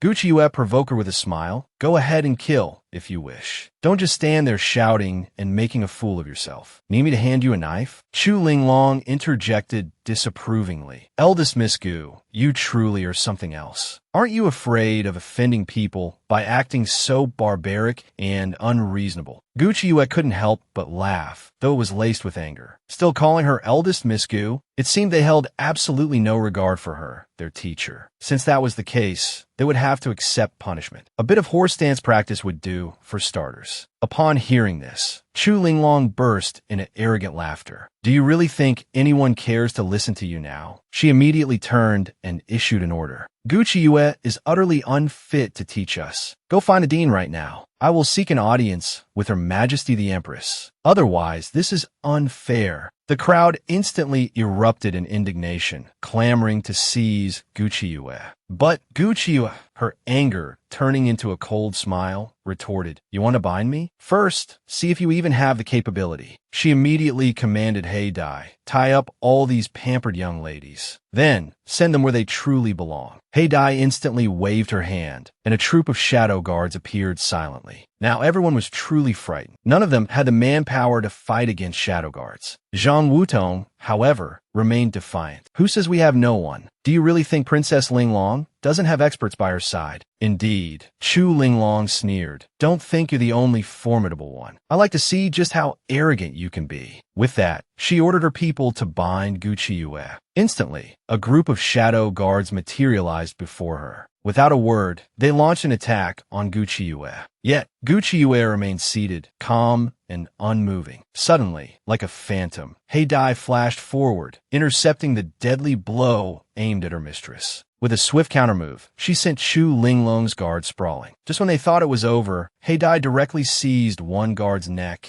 and, with a sickening crack, snapped it. Swiftly, He Dai eliminated all the guards who had attacked Gu Qiuyue. Even Gu Qiuyue was stunned. He Dai often spoke of killing, but she had assumed it was mere talk. She hadn't expected her to actually do it. Zhang Wutong, who had been the most vocal, collapsed to the ground with a thud, her face deathly pale, breaking out in a cold sweat. The other noble young ladies trembled uncontrollably with fear. This servant girl actually dared to kill. It seemed second Miss Zhang, getting just a slap, was incredibly fortunate, practically escaping death. Seeing their reactions, Gu Qiuyue smiled tauntingly. "Anyone else want to try capturing me personally? But how could any of them dare make a rash move now?" They feared feeling that same fatal grip on their own necks. Only then did Gu Qiuyue smile with satisfaction. "Now, isn't that much more obedient? Does anyone else have objections to me being your teacher?" Under He Dai's benevolent gaze, everyone meekly indicated their acceptance. Chu Linglong, however, ground her teeth in hatred. Brother Yuan was treating Gu Qiuyue so well. Even a mere servant girl was stronger than her own imperial palace guards. However, she knew assassinating Gu Qiue was currently impossible. She could only wait until the training was complete and then seek help from her aunt. Meanwhile, civil and military officials had surrounded the Gu family's main gate, loudly denouncing Gu Qiue's alleged crimes. Gu Yanqing was utterly terrified. Every single one of these officials held a higher rank than him. A higher rank meant absolute authority. He paced anxiously, like an ant on a hot pan. He cursed Gu Qiue for causing such a huge commotion, yet he was completely powerless to control her. Just then, Gu Yushu arrived, having heard the news, and told him there was a way to resolve the situation. Gu Yanqing's eyes instantly lit up. As long as the situation could be resolved and his life saved, he would do anything. This ugly girl teaching her enemies. The students had united, wanting to tie her up. The ugly girl directly had her servant girl take action. She directly snapped the neck of the princess's guard. Instantly, the noble young ladies were scared out of their wits, forced to obediently begin practicing the horse stance. Meanwhile, their fathers had all descended upon the Gu residence, blocking the entrance and hurling abuse. Gu Yanqing was beside himself with anxiety. He cursed Gu Qiue for only knowing how to cause trouble, and trouble involving officials far more powerful than himself. Just then,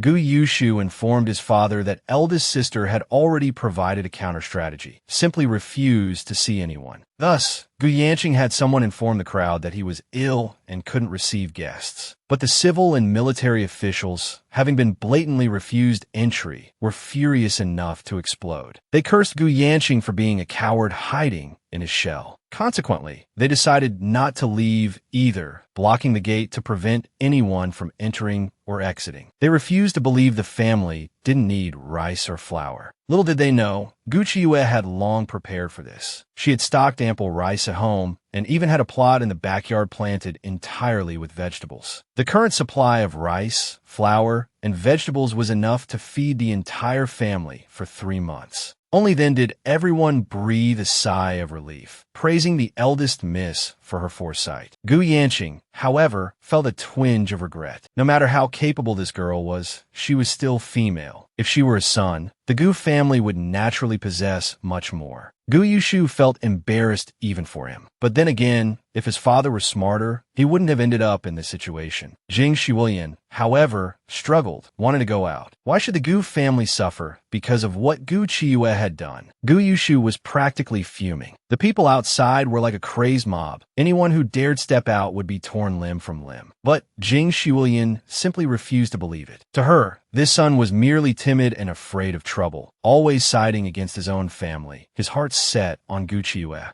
Gu Yushu couldn't be bothered to waste his breath any longer. He issued a cold warning. If anyone dares let mother out and escalate this matter, I'll hold each and every one of you responsible with your lives. The maids quickly grabbed Jing Shiwilian, holding her tight. Jing Shiwilian, furious, cursed him as an unfilial son. Meanwhile, Gu Xinrong was still waiting for his mother to rescue him. Seeing that she never arrived, he silently cursed his mother for being useless. If his mother didn't come, it meant his maternal grandmother couldn't help either. Gu Qiue was truly detestable. He couldn't fathom why the emperor listened to her so readily. His only hope now rested with that esteemed person. The man in black reassured him. The young master promised he would do everything possible to get you out. However, before Gu Xinrong could even feel a flicker of joy, he heard the man in black add, "Right now, the imperial court is in chaos because of eldest Miss Gu. The young master is also facing quite a few minor troubles." Gu Xinrong immediately understood and sensibly replied that he would wait patiently and not cause trouble for the esteemed person. After all, he had endured even the tonsure. Waiting a little longer was nothing. The man in black vanished instantly. If Zhu Sha and He Dai hadn't been absent today, he probably wouldn't have even been able to get in. The next day, the Wei came to Gu Qiue to confess their failing. Yesterday, they had all been drugged, and not a single one had noticed. They had only smelled a peculiar fragrance at the time and were powerless to resist, falling asleep until the Cho hour, 1 to 3 a.m., before waking. A wave of fear washed over Gu Qiue. If the intruders had intended to kill, everyone present would likely be a pile of corpses by now. Fortunately, none of the Wei were harmed, and according to their investigation, nothing was lost. Gu Qiue instantly realized it was the students' doing. It seemed there were some capable individuals among this group of scholars.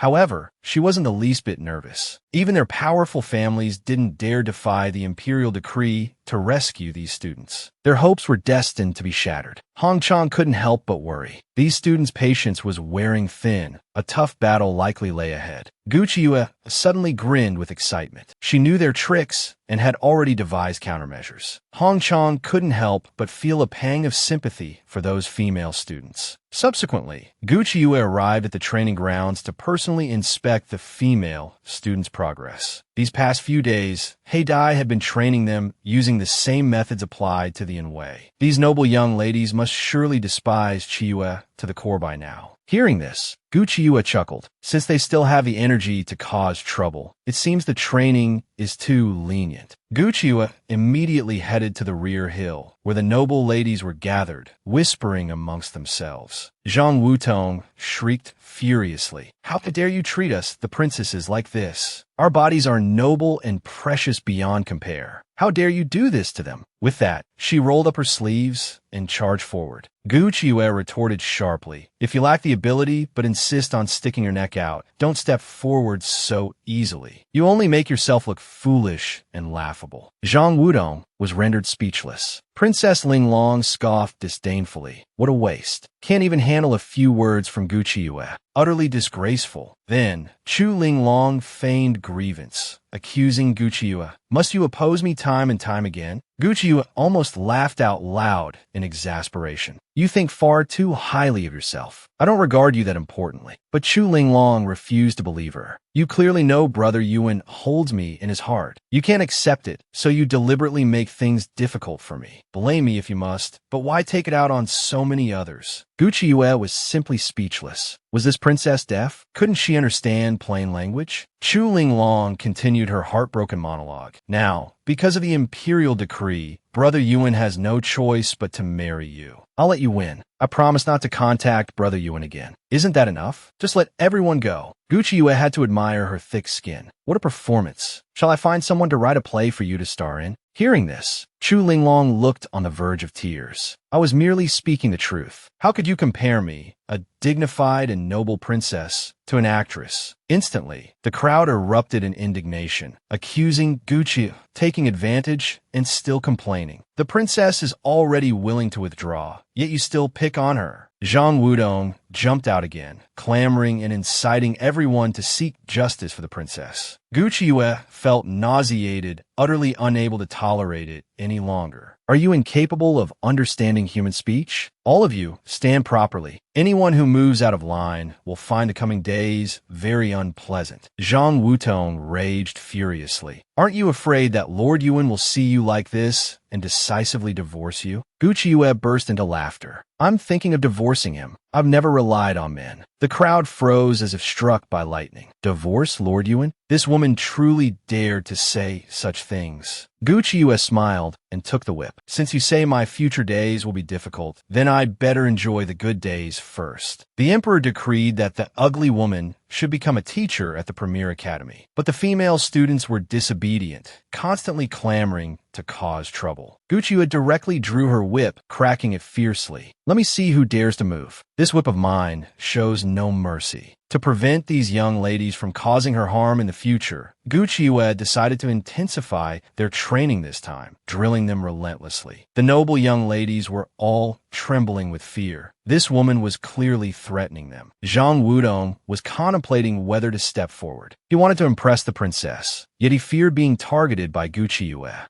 Just then, Chu Linglong pinched the soft flesh at his waist sharply, forcing him to step out and cause trouble. Zhang Wudong was too terrified to move a muscle. He certainly didn't want to be killed by Gu Qiuyue. Chu Linglong simply kicked him forward. Go when you're told. What's with all the nonsense? Gu Qiuyue saw everything, but decided to play along and make an example of him. Killing intent flared. She ordered He Dai to take the man away. Soon, Zhang Wudong was tied to a bed. He threatened fearfully, if you dare lay a finger on me, you're finished. Gu Qiuyue remained unfazed, directly ordering people to remove his shoes and socks. Zhang Wudong's heart leaped in alarm, thinking she was going to cut off his feet or sever his tendons. He was instantly scared out of his wits, Gu Qiue's demonic laughter echoing in his ears again. Zhang Wutong wailed in terror, begging Gu Qiue to let him go, crying that he truly knew his mistake this time. Gu Qiue didn't believe his nonsense, thinking he could get off so easily. In his dreams, the noble young ladies were also deeply frightened, pleading with Princess Linglong to save him. After all, they were good friends. Chu Linglong, hearing this, showed disdain. Who's friends with him? He's just a somewhat useful dog. The young ladies felt a chill in their hearts. Apart from her extreme devotion to Lord Yuan, the princess clearly didn't care about anyone else. Soon, their attention was drawn away by bursts of loud laughter. Everyone turned towards the sound. They saw Gu Qiue instructing someone to gently tickle the sole of Zhang Wudong's foot with a feather. Zhang Wudong was laughing so hard tears streamed down his face, continuously crying and begging for mercy. But Gu Qiue showed no mercy, ordering them to continue tickling him. How could Zhang Wudong endure such torture? He truly understood his mistake now and would never dare provoke Gu Qiue again. The young ladies watched, their jaws nearly dropping. They had never witnessed such a form of punishment. Gu Qiue warned them with a smile, "If anyone else dares to oppose the training, I'll swap the peacock feather for a little kitten. Let you taste the exquisite sensation of being both pained and tickled." Everyone trembled in fear as expected. Chu Linglong gritted her teeth in hatred. She had never suffered such humiliation. Yet, every time she encountered Gu Qiue, misfortune followed. Gu Xinrong advised her not to be angry, saying that once Her Majesty the Empress and Lord Yuan learned of her situation, they certainly wouldn't let Gu Qiue act so arrogantly. But Chu Linglong irritably told her to leave. Seeing anyone from the Gu family annoyed her now. Unexpectedly, Gu Xinrong didn't get angry at all, continuing to urge her to calm down and settle scores with Gu Qiue later. Chu Linglong was suddenly surprised. "You used to be famously thoughtless. This time, you've learned to be calm first." Hearing this, Gu Xinrong calmly offered to devise strategies for the princess. Chu Linglong suddenly grew curious. Now that she had become more formidable, the conflict between these two sisters would surely be fascinating to watch. Meanwhile, Hong Chong broke into a cold sweat for Gu Qiue.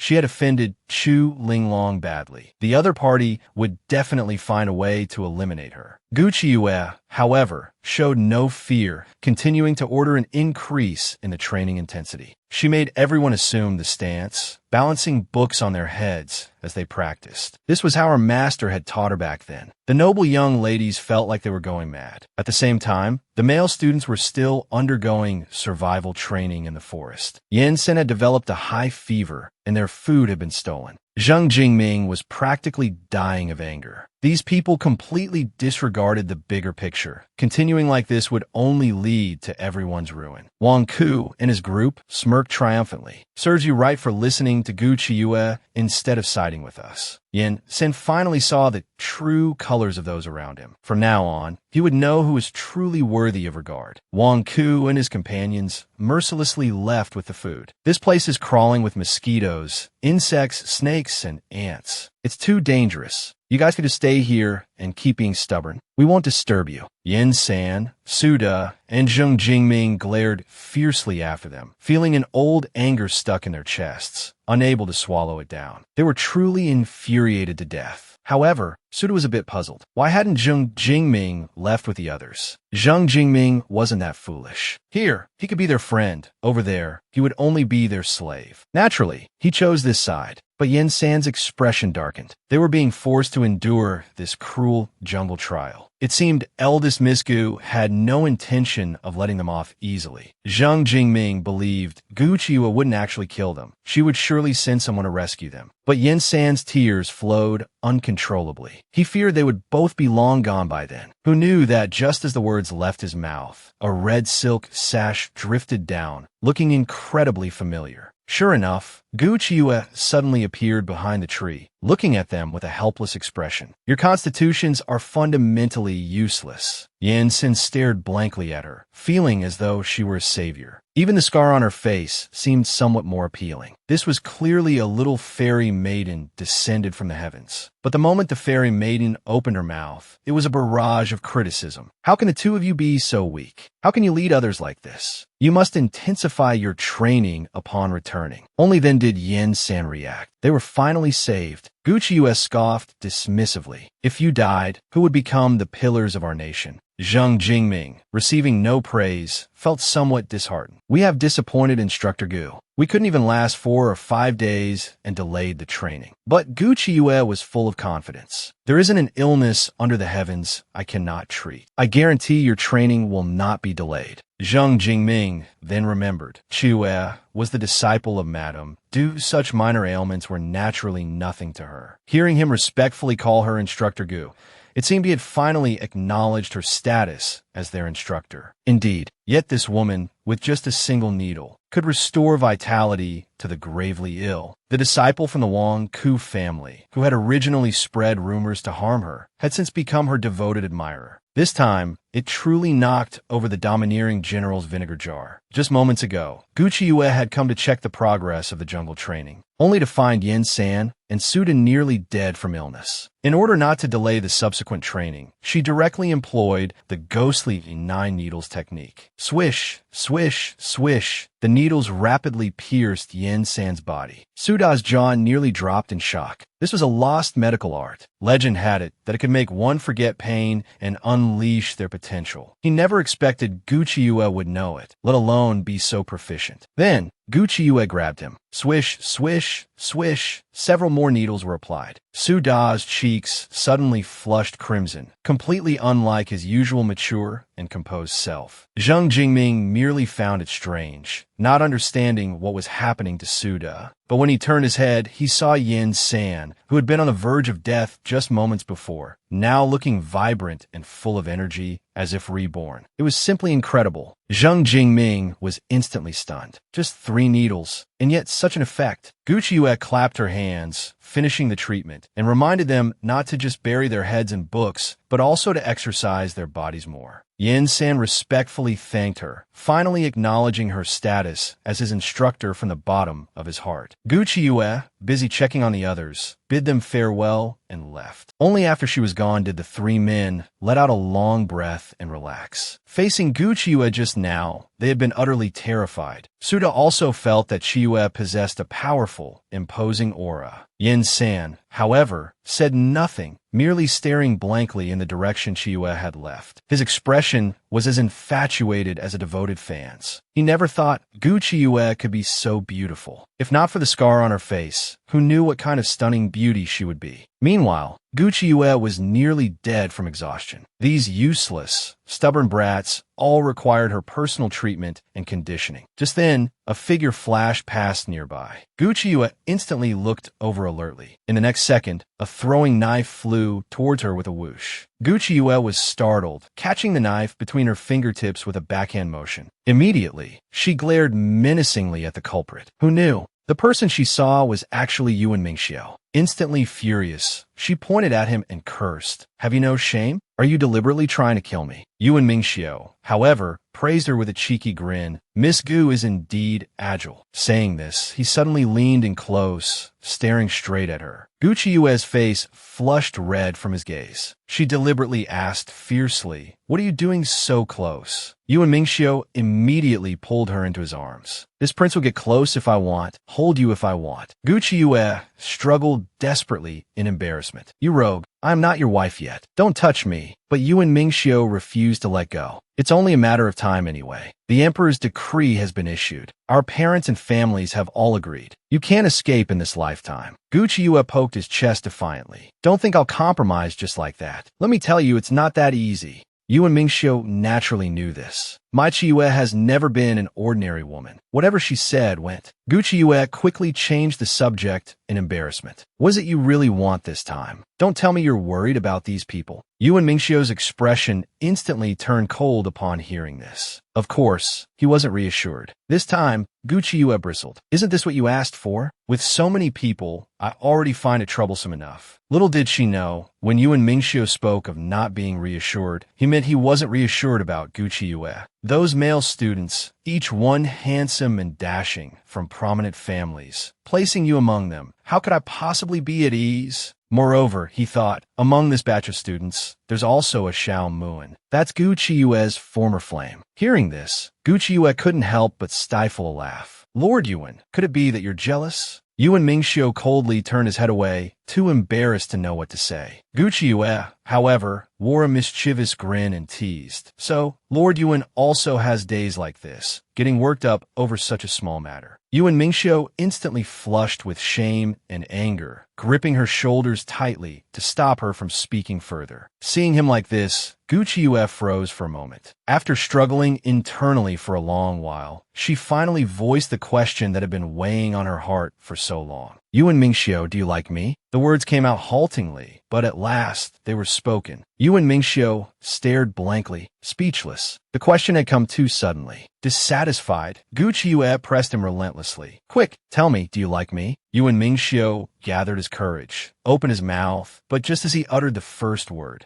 Zhu Sha suddenly appeared, inquiring, Master, can our plan commence now? Gu Qiue could have died from anger. This Zhu Sha, he could have come earlier, he could have come later, but he had to appear at this exact moment. She was so close. Instantly, a murderous aura emanated from Gu Qiue. Zhu Sha froze instantly. The look in the young mistress's eyes inexplicably filled him with a sense of dread. Gu Qiue, exasperated, scolded him furiously. Can't you see I'm talking with your master? Don't you know how to prioritize things? Zhu Sha quickly apologized and admitted his mistake. This subordinate should not have disturbed the master and mistress while they were being intimate. With that, he immediately turned to leave. But before leaving, he still wanted to clarify one thing. When exactly could he interrupt? When could he come to report on work progress? Being a guard these days wasn't easy, especially when the master was in the middle of a romance. Gu Qiue, furious, directly brandished a handful of silver needles, frightening Zhu Sha into fleeing with cries of terror. Gu Qiue was practically exploding with rage. This kind of behavior clearly showed he had no respect for her. Yuan Mingxiu quickly tried to calm her down. Don't be angry. When we get back, I'll slaughter Zhu Sha.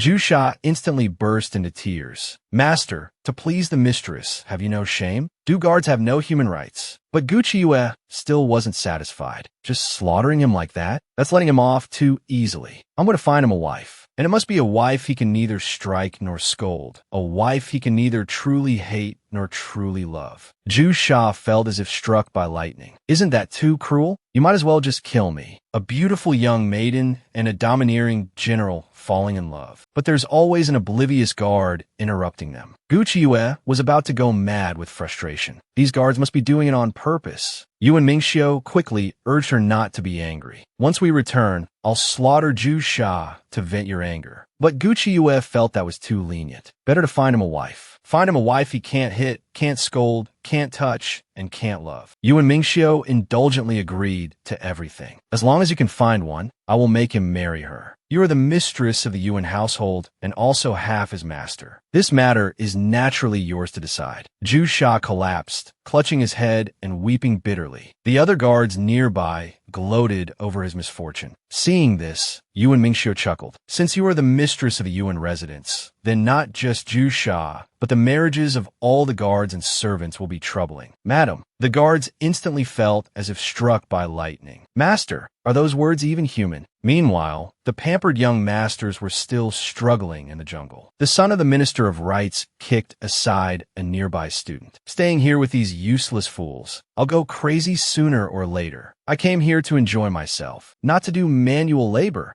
It's all that Gu Qiue's fault. This is our territory, so naturally, we call the shots. Saying this, he rallied the crowd with a shout. Are you willing to follow me? The crowd immediately cheered, expressing their willingness. The son of the Minister of Rights promptly declared, Everyone, rest where you are. That evening, the group gathered around a small campfire, unrolling their beddings and preparing to sleep. Just then, a hungry wolf charged out. Everyone instantly trembled in fear. The tearing power of a wolf pack was definitely not insignificant. Moreover, the wolves were far more united than they were. The son of the Minister of Rights quickly woke everyone up, ordering them to prepare and light torches. These wolves were still afraid of fire. However, more and more wolves were arriving. The pampered young masters were so terrified their souls nearly flew out. They scattered in chaos, fleeing in all directions. The Minister of Right's son was utterly dumbfounded. Weren't these people supposed to protect him first?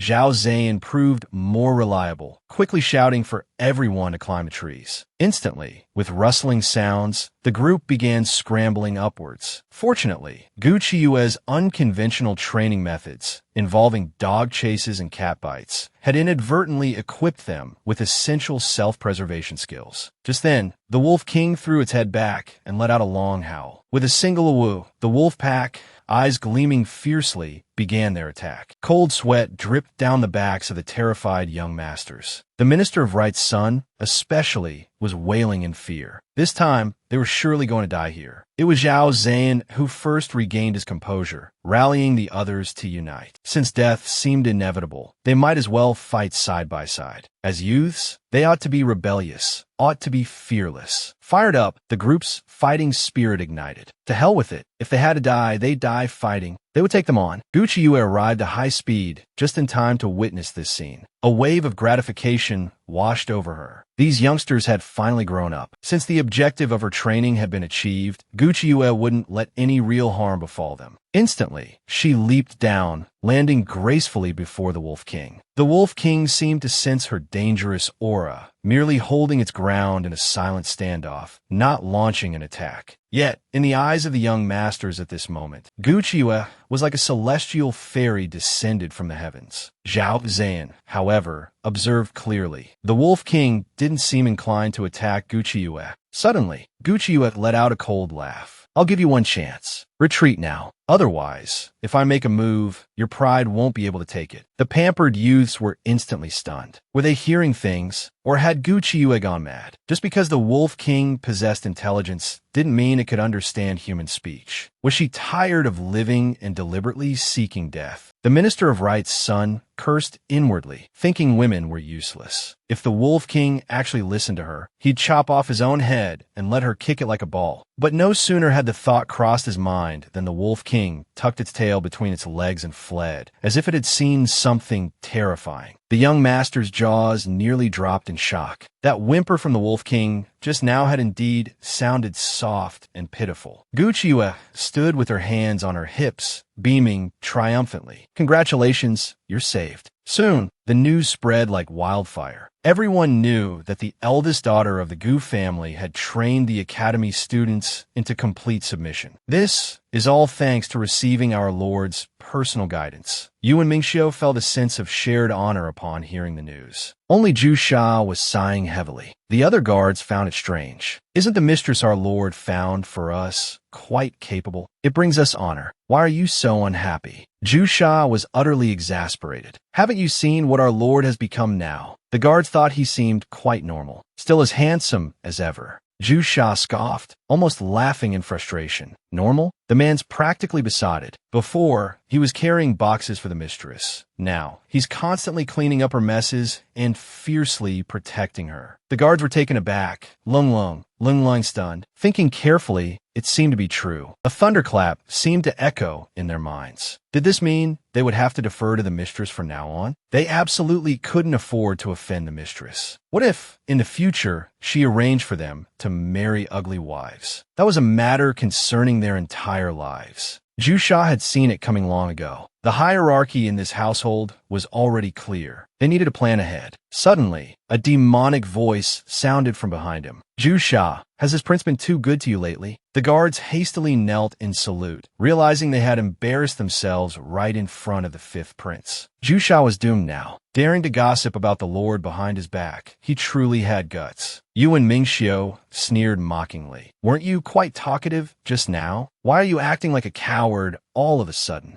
Zhu Sha immediately adopted a serious expression. Before the Lord, I am indeed a grandson. This grandson pays his respects. Yu and Mingxiu was rendered speechless. The guards were also stunned by his shamelessness. This fellow was truly cunning. No wonder he was the only one among all the guards who stood out. Just then, the fifth prince chimed in pleadingly. This grandson isn't wrong. Looking at the current situation, Gu Qiue is definitely the one in charge in your household. So, he wasn't wrong. Yu and Mingxiu, however, wasn't so easily fooled. His gaze turned chillingly cold as he looked at Zhu Sha. "Tell me, how do you wish to die?" Terrified, Zhu Sha kowtowed repeatedly, crying tearfully, "My lord, spare me." This subordinate is also completely loyal to the mistress. The mistress already considers this subordinate one of her own. If I were gone, the mistress would be heartbroken. Besides, the mistress is currently looking for excuses to delay the wedding date. My lord shouldn't disrupt the grand scheme of things. Yuan Mingxiu was actually persuaded by his words, finally agreeing to give him a chance to redeem himself through meritorious service. Before long, Zhu Sha ran to find Gu Qiuyue, crying out, "Young miss, save me. My lord, he wants to kill me." How adept this general was at flirting, feigning illness to trick his wife into caring for him, deliberately revealing his 8-pack abs to entice his wife to touch. He even needed his wife's gentle touch to feel better. Zhu Sha ran crying to find Gu Qiuyue, tears streaming as he yelled, "Save me. My lord wants to kill me." But Gu Qiuyue just thought he talked too much. No wonder Yuan Mingxiu wanted to kill him. Zhu Sha froze instantly. The mistress wasn't playing by the script. How was he supposed to continue this act? Seeing this, Gu Qiuyue actually felt a bit sorry for him and immediately offered to put in a few good words for him. Zhu Sha was so moved, tears welled up. He had finally managed to persuade this little ancestor to return. He had almost run out of options. Thankfully, Miss Gu had relented. It truly hadn't been easy. Meanwhile, Yuan Mingxiu had long grown impatient waiting. How was Zhu Sha handling things? Getting slower and slower. Perhaps it was better just to kill him.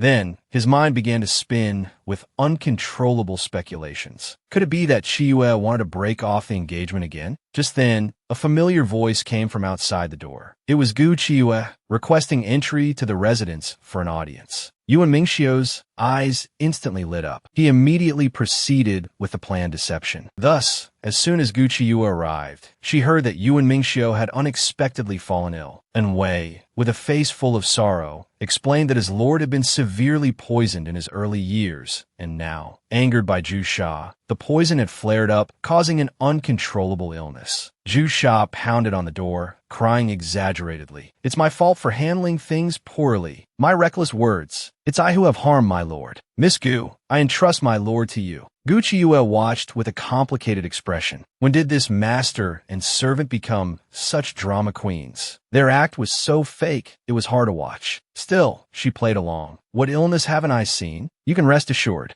Zhu Sha waved a small handkerchief and continued his wailing. "The life-saving doctor is here. My lord, you must hold on." Gu Qiuyue abruptly slammed the door shut, unable to listen anymore. She had no idea what kind of trick Yuan Mingxiu was playing this time. However, as she looked up, she was stunned by the splendor of the general's residence. Only after a while did she spot Yuan Mingxiu lying on the bed. But Gu Qiuyue wasn't anxious at all. Instead, she leaned closer to admire his stunning beauty. Indeed, he looked handsome even when ill. Her scorching gaze made Yuan Mingxiu break out in a cold sweat. He almost gave himself away. This was when Qiuyue took his pulse and immediately knew he was pretending. Gu Qiuyue instantly produced her silver needles. "It seems my lord is indeed quite ill this time. Fortunately, you have me, a divine physician. Just let me use my miraculous Ghost 19 needles, and I guarantee you'll feel comfortable all over." Saying this, she yanked open Yuan Mingxiu's clothes, revealing his firm chest. Yuan Mingxiu, instantly flustered and enraged, snapped his eyes open and grabbed her hand. "Audacious! What are you doing?" As a woman, carelessly tearing a man's clothes. What propriety is this? Gu Qiuyue was still practically drooling as she stared intently at him. This physique, these muscles were real. The touch had already felt amazing through his clothes last time. It truly hadn't been a waste studying medicine for so many years, encountering such a prime human specimen. Was this fate ordained by the heavens? Yuan Mingxiu, seeing her gaze fixed on him, felt his jealousy flare. Could it be that all this time, this is how you've treated male patients? Besides the young master of Blue Peak Manor, does it also include that Xiao Muan? Gu Qiuyue became displeased upon hearing this. When seeking medical treatment, why care about the method? In the past, now, and in the future, I will always do things my way. If you cannot stand me treating male patients, feel free to break off the engagement. At worst, I'll just endure it and not covet this unique body of yours. Yuan Mingxiu felt utterly helpless. This woman truly dared to say anything. He immediately glared at her accusingly. Let me ask you, you never take the initiative to seek me out, do you? Gucci just thought he was being petty. I'm merely dedicated to the art of medicine. My lord, if you are ill, then seek treatment. Who knew Yuan Mingxiu would suddenly pull her into his embrace, his warm breath fanning across her face. Yuan Mingxiu leaned down and kissed her directly. This kiss cures all ailments. Gucci Yue's eyes widened in shock, her mind foggy and unable to process. Only one thought drifted numbly. What nonsense was Yuan Mingxiu spouting? What kiss could cure all ailments? Why had Master never mentioned this? Yuan Mingxiu seemed to sense her lack of focus and tightened his arms discontentedly, cinching her small waist firmly, deepening the kiss even further. Gucci Yue was kissed until she could barely breathe, feeling more and more certain that this was clearly a trap to deceive a doctor. She immediately struggled, pushing him away. Unfortunately, the kiss had left her weak all over. Her push was soft and powerless. Yuan Mingxiu couldn't help but laugh teasingly. Are you trying to push me away or take further advantage of me?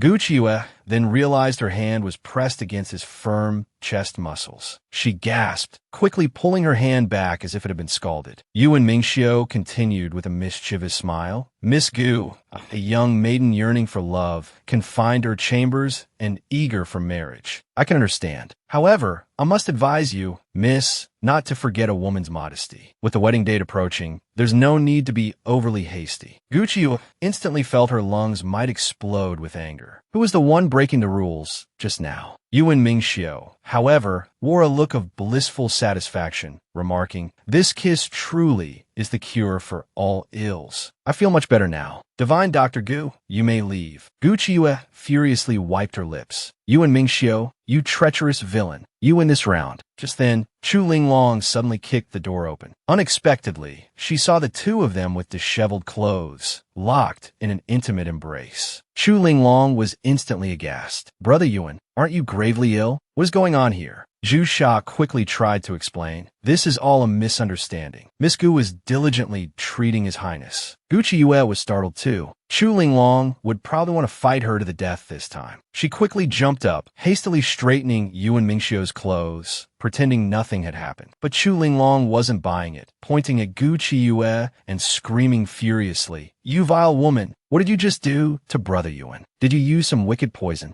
Gucci Yue was too flustered to speak. Yuan Mingxiu's face instantly darkened, his expression turning icy as he questioned, "Princess Linglong, perhaps you should first explain how matters within my, Yuan's, residence reached your ears so quickly." The domineering general eagerly anticipated marrying his wife, only to discover his wife just wanted to cling to his powerful status, thinking daily about how to escape. He felt his lungs might explode with anger. Just moments ago, Yuan Mingxiu had feigned critical illness, tricking Gucci Yue into kissing and embracing him. Chu Linglong suddenly burst in, demanding to know what Gucci Yue had done to Brother Yuan, accusing her of using some sinister poison. Gucci Yue panicked, unsure how to respond. Yuan Mingxiu's face instantly turned grim, his voice sharp and filled with killing intent as he questioned, "Princess Linglong, perhaps you should first explain how matters within my, Yuan's, residence reach your ears so quickly? Furthermore, is the Yuan residence a place one can simply barge into at will? Miss Gu and I have a prior marriage agreement. This matter requires no scrutiny from anyone else. And by what authority does the princess trespass into my private chambers?" Chu Linglong was interrogated until she was on the verge of tears. She had clearly only been overly concerned about Brother Yuan's well-being. Yet, Yuan Mingxiu showed no appreciation, instead pulling Gucci Yue away. Before leaving, he delivered a chilling warning. "I hope the princess exercises self-respect and reflects on her actions. Do not overstep." Chu Linglong ground her teeth in extreme jealousy. "Despicable Gucci Yue, this princess will not spare you." The next day, civil and military officials blocked the entrance of Bailu Academy, loudly denouncing the academy for harboring filth and aiding Gucci Yue in unlawfully detaining their children and grandchildren. If this continued, their families would be ruined. They demanded the release of their children today. The headmaster of the academy had no choice but to come out and address them, politely asking everyone to return home and not disturb the students' rest. He stated that Instructor Gu was merely teaching according to the rules and had done nothing improper. But the officials refused to believe him, convinced the academy was covering for Gucci.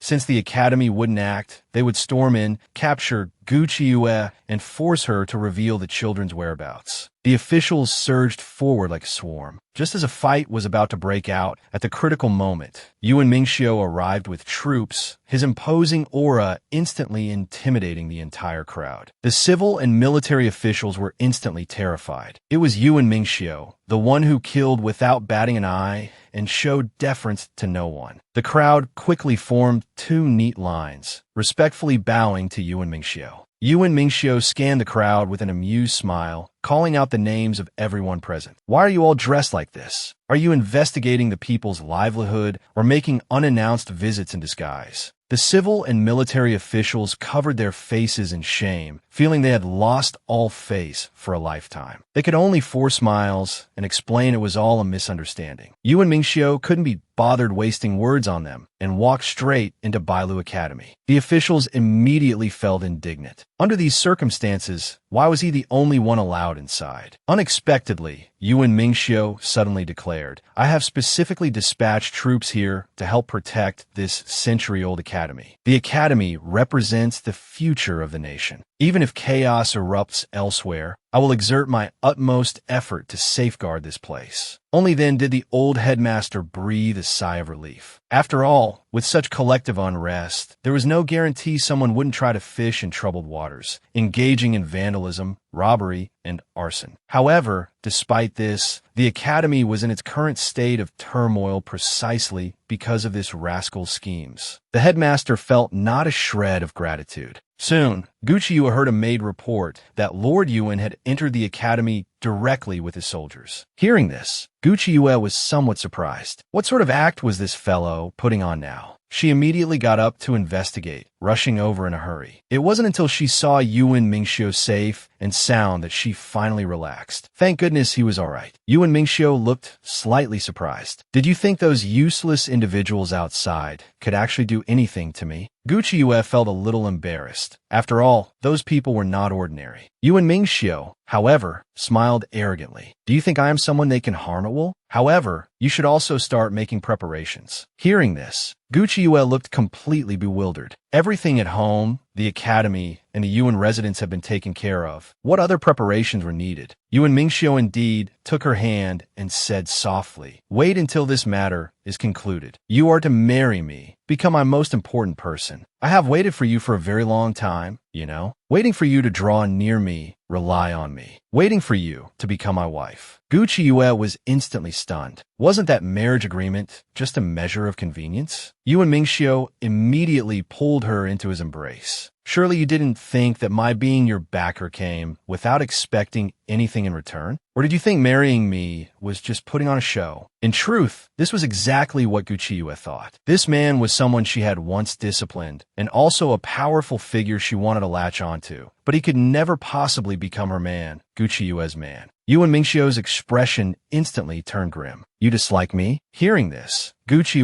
reflexively retorted, "Of course I don't particularly like." But before she could finish, she met Yuan Mingxiu's furious expression. For a moment, she was taken aback. Could it be that he actually likes me? She immediately changed her tune, frantically laying on the flattery. "You are my financial backer, my creditor, and my lord. I can't afford to provoke you. Of course I like you." Yuan Mingxiu instantly felt a wave of frustration in his heart and didn't want to pressure her too much. "But Gucci, if you don't like me, then why didn't you resist when I kissed you, when I touched you? You don't like me, yet you intend to marry me. Your thoughts truly are incomprehensible to me." Gucci coughed awkwardly several times, feeling as though she sounded like some kind of heartless player. She quickly forced a beaming smile. "You're so handsome. How could I possibly dislike you? You shouldn't think that way. You are my lord. How could I possibly disobey?" A dull ache spread through Yuan Mingxiu's heart. "What I want isn't obedience. It's for you to genuinely fall in love with me. Think about it carefully." Leaving her with these words, he turned and left abruptly. Gucci was instantly dumbfounded. Could he actually be angry? How can this person be so petty? Getting angry just like that? She immediately transferred her anger, glaring at Zhu Sha. "What on earth is wrong with your master? Why does he seem so strange?"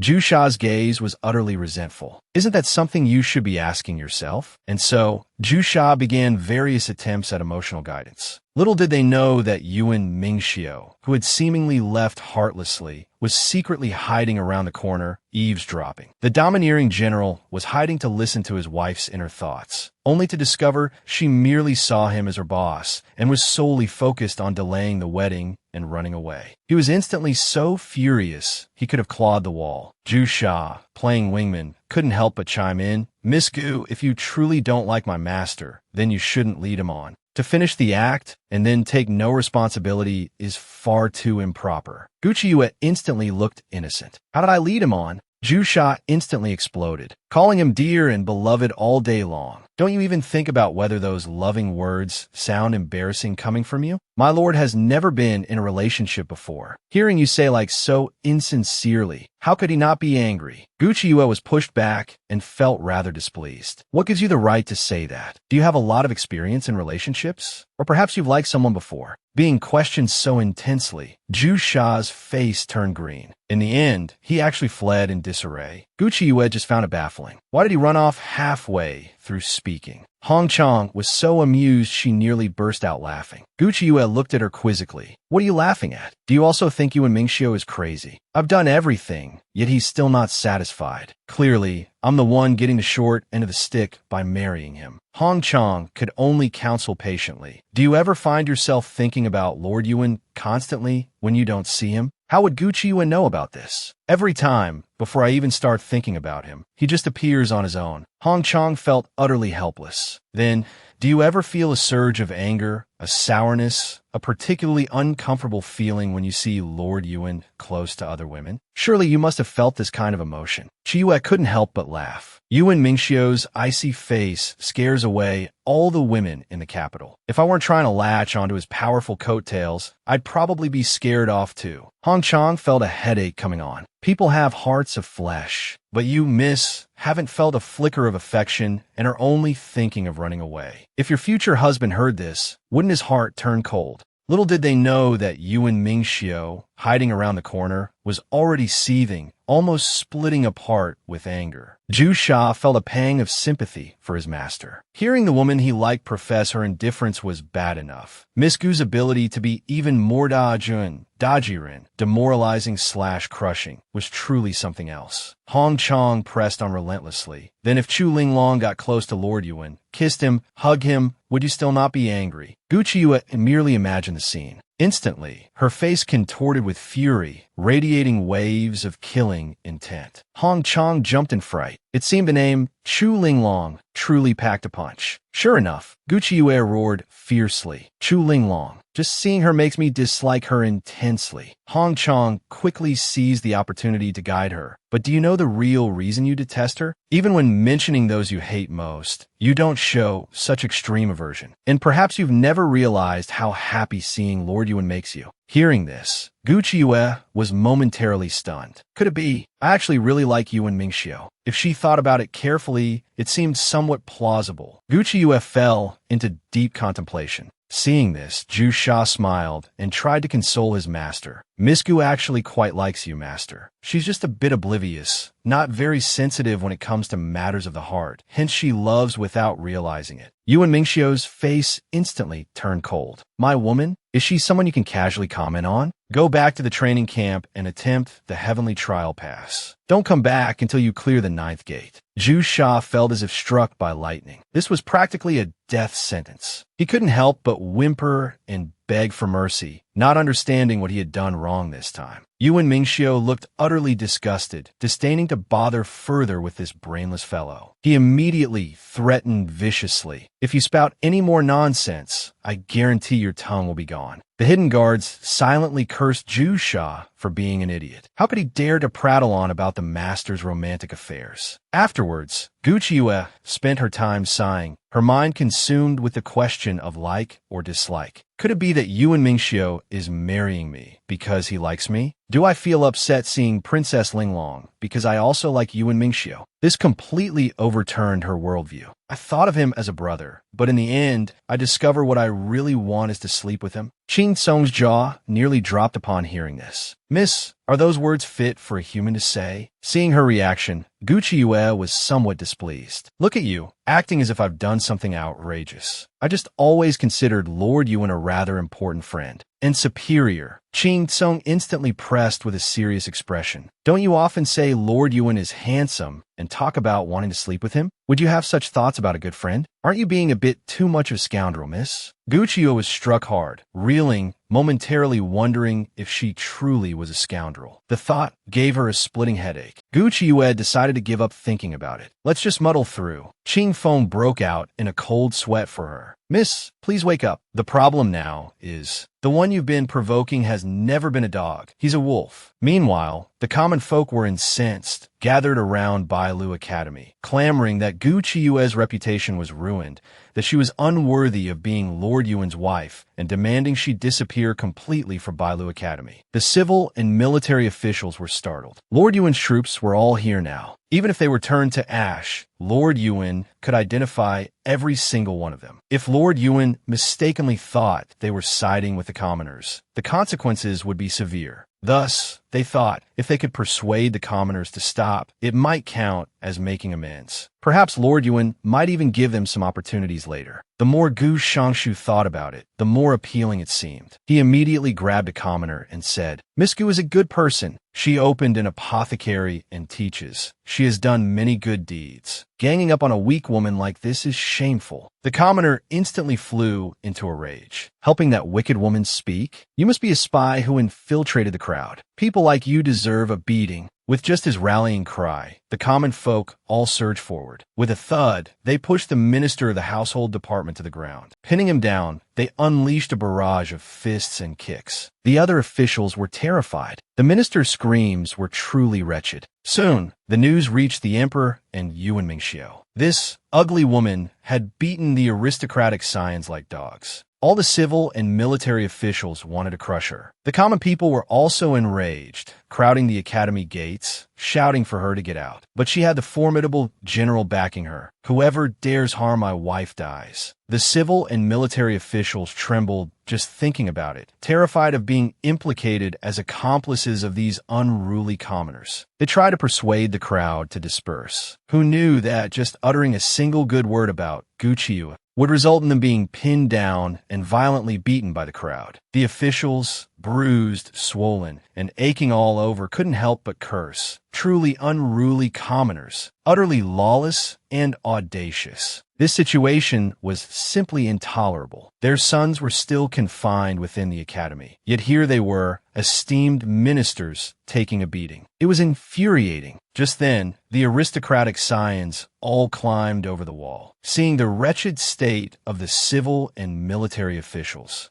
They were stunned as to how their own fathers had ended up like this. The officials were also astonished to see their sons unharmed. How could they look completely fine? The scions found it utterly baffling. What could possibly happen to them inside the academy? They quickly urged their fathers to leave quickly and stop making trouble for Gu Chiyue. It was embarrassing even to mention. The officials were nearly angered to death by these little rascals, usually such rakes. Now they not only failed to speak up for their fathers, but even came over to criticize them. The aristocratic scions, however, wore looks of disdain. Did we ask you to come rescue us? Although we suffered a bit, we managed to endure it ourselves. Really, nothing happened. These official fathers had to admit their sons indeed looked much improved. Meanwhile, Gu Chiyue also received the news. Hadian wanted to go capture all the escaped scions, but Gu Chiyue stopped him. After such a significant event, these good-for-nothings, who only knew how to be freeloaders, ought to have shown some growth. Although she said this, Gu Chiyue still went to the training ground to wait, completely ignoring the gloomy sky overhead, flashing with lightning and rumbling with thunder, threatening an imminent storm. Hong Chong was somewhat worried. What if they don't come back? It's about to rain. But Gu Chiyue was confident she hadn't misjudged them. They will definitely return. Heidi also stood beside her in support. If the mistress is going to stand in the rain, naturally I will too. The scions were also out in the downpour, persuading their respective fathers to leave. The civil and military officials all wanted to seize the chance to take their sons away. But the Saiyans unanimously refused, insisting on completing Teacher Gu's task before returning home. Saying this, Zhao Ziming raised his arm with a shout, calling his companions to go back together to find Teacher Gu. Seeing this, the civil and military officials were stunned. How, in just a few short days, had these children been tempered to possess such a different aura? Could this all be because of Gu Qiuyue?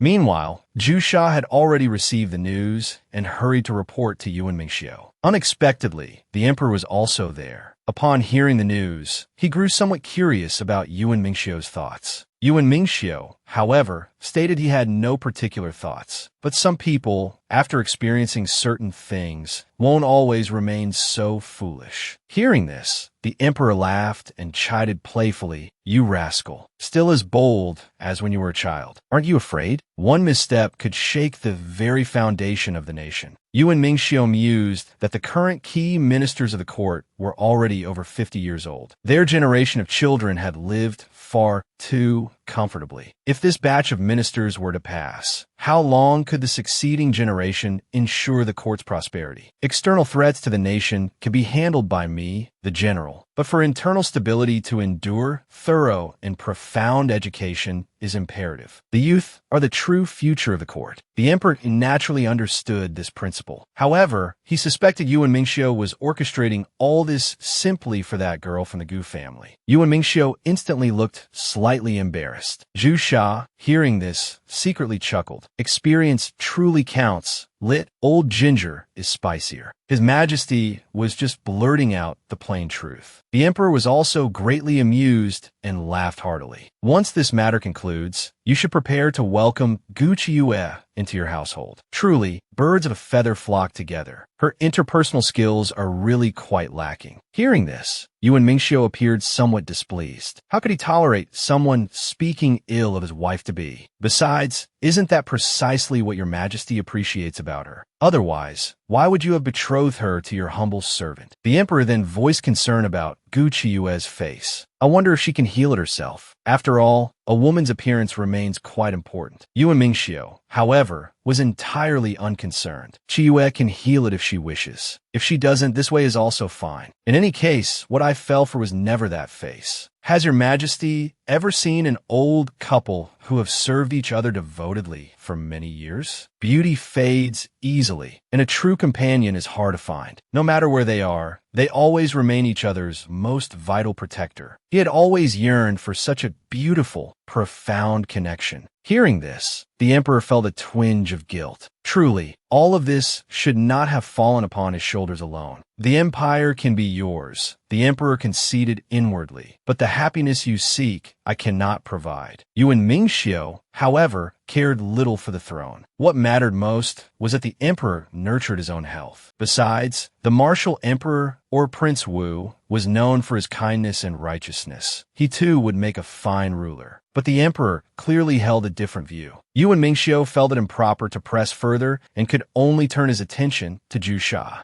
Zhu Sha, what was the news you intended to report earlier? Only then did Zhu Sha speak up. The officials outside had abruptly shifted their stance, now speaking in defense of eldest Miss Gu. Yuan Mingxiu didn't need to guess. He knew they must have suffered some form of retribution. Nevertheless, his concern for Gu Qiuyue remained. He immediately rushed off to check on her. Who would have expected the emperor to follow suit? From a distance, they spotted Gu Qiuyue standing resolute amidst the wind and rain, insisting on personally awaiting the return of the Saiyans. No one could sway her. The emperor couldn't resist a teasing smile. That girl certainly has a stubborn streak, but she's wagering on the human heart. Not just anyone would dare make such a gamble. Yuan Mingxiu felt the emperor's words held weight. She had always possessed great courage, yet tempered it with even greater caution. The emperor, too, hoped Gu Qiuyue could bring that unruly group under control. Only then could he truly feel at ease. In truth, Gu Qiuyue's heart harbored a degree of apprehension. Would those youths genuinely return? At that very moment, braving the downpour, the Saiyans scaled the wall and hurried back. Upon entering the academy grounds, they saw from afar Gu Chiyue standing drenched on the training field. Instantly, they were overcome with emotion. Instructor Gu had been waiting for them, believing without doubt that they would come back. The scene stirred them so deeply they felt tears welling up. But in the pouring rain, who could tell they were crying? Although every single one of them had returned, not one was missing. Yet, Gu Chiyue remained sternly impartial. A breach of discipline demanded punishment. The Saiyans harbored no resentment. After all, this was precisely Instructor Gu's way. Without delay, they all stepped forward voluntarily, beginning the familiar weighted 10-kilometer run. Everyone present was thoroughly impressed, filled with admiration for Gu Chiyue. She had actually managed to subdue these obstinate young disciples. But just then, a registrar rushed in, frantic, bearing news. The students who had remained in the camp had all been poisoned. The disfigured girl had won over the Saiyans through sheer grit and training. Yet someone had dared to poison them. Gu Chiyue's expression instantly turned glacial. A palpable killing intent emanated from her. Regardless of who the hidden perpetrator was this time, she vowed to unearth them and ensure severe punishment. Within the camp at that moment, the Saiyans were wailing in agony. The instant Gu Chiyue stepped into the tent, she detected a strange, distinct odor. Her face changed dramatically. She immediately ordered everyone to carry the afflicted students outside for treatment. The imperial physicians all wore solemn expressions. The poison was exceptionally potent. Gu Chiyue's mind raced, unsettled. Since when did the Xia dynasty possess such a formidable toxin? It was the kind only she should have been capable of creating. Could it be? Was there another poison expert of her caliber present? A smile suddenly touched Gu Chiyue's lips. She had consistently found this world utterly monotonous. Now, finally, an interesting individual had emerged. She was determined to find this person and gauge the true extent of their abilities. Meanwhile, Yin San was weeping inconsolably. Am I going to die? If I die now, it's so utterly worthless. I've lived all this time for nothing. Gu Chiyue kicked him sharply, exasperated. How could such a trivial affliction possibly defeat me? Though Yin San's body convulsed with pain from the kick, a smile brimming with hope spread across his face. He had finally awakened to his purpose after so long and had no intention of dying without accomplishment. Gu Chiyue swiftly worked to neutralize the poison affecting everyone. Regrettably, she discovered no clues pertaining to the toxin itself. The relentless effort left her visibly drained, so much so that she failed to notice Yuan Mingxiu's arrival some time earlier. Catching sight of him now, she quickly moved to offer a salute. To her surprise, Yuan Mingxiu stepped directly towards her, leaning close to her face, his brow furrowed as he asked, "You're exhausted, aren't you?"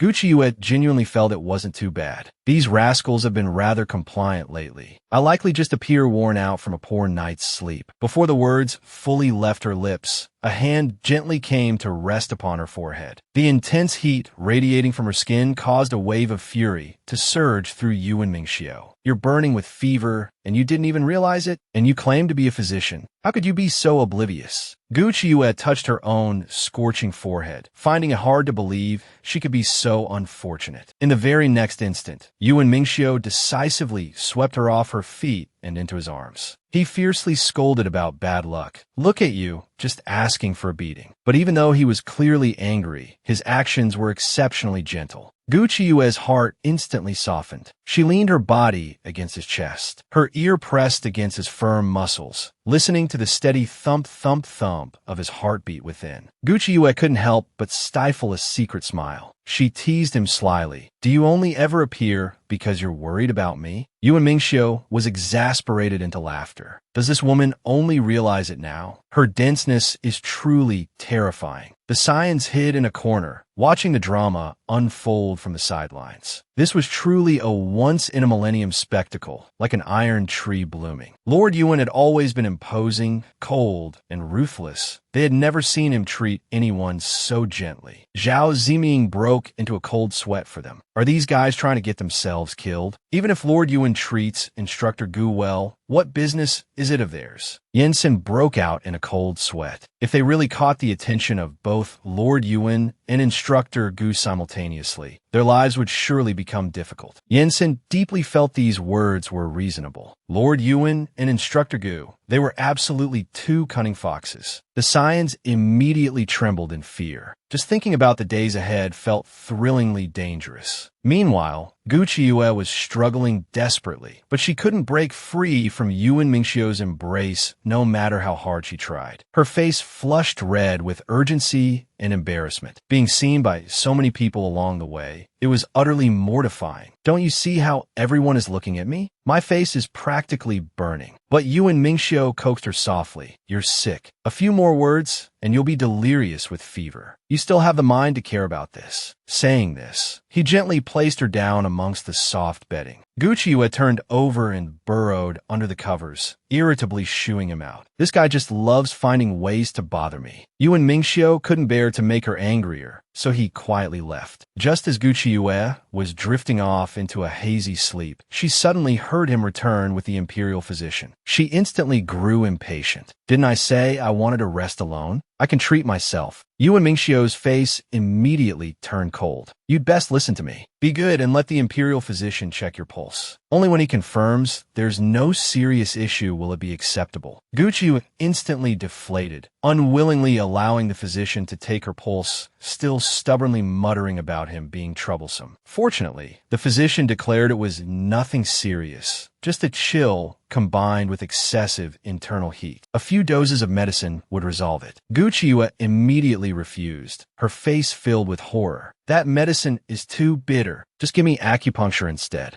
Yuan Mingxiu couldn't help but burst out laughing. Such a formidable instructor Gu is actually afraid of medicine. Gu Qiuyue awkwardly turned her head away. Everyone knew she detested taking medicine more than anything. Seeing this, Yuan Mingxiu coaxed her amusingly. Let's not resort to needles. Good medicine is bitter, but beneficial for illness. It's meant to cure you. Just endure it. Gu Qiuyue huddled under the covers, trembling, pleading pitifully for a long while, but to no avail. Suddenly, she flew into a rage born of embarrassment, lashing out. What right do you have to manage me? Who do you think you are to me? I won't be threatened by you. Yuan Mingxiu laughed in exasperation again. At a time like this, you're still asking who I am to you? On what ground should I care for you? He immediately ordered the physician to bring the medicine over. Then, catching her off guard, swiftly pressed Gu Qiuyue's acupuncture points, immobilizing her. Yuan Mingxiu looked at her with a mischievous grin. I still believe taking medicine is the safer option. Acupuncture is merely supplementary. How could I allow you to recklessly disregard your own body?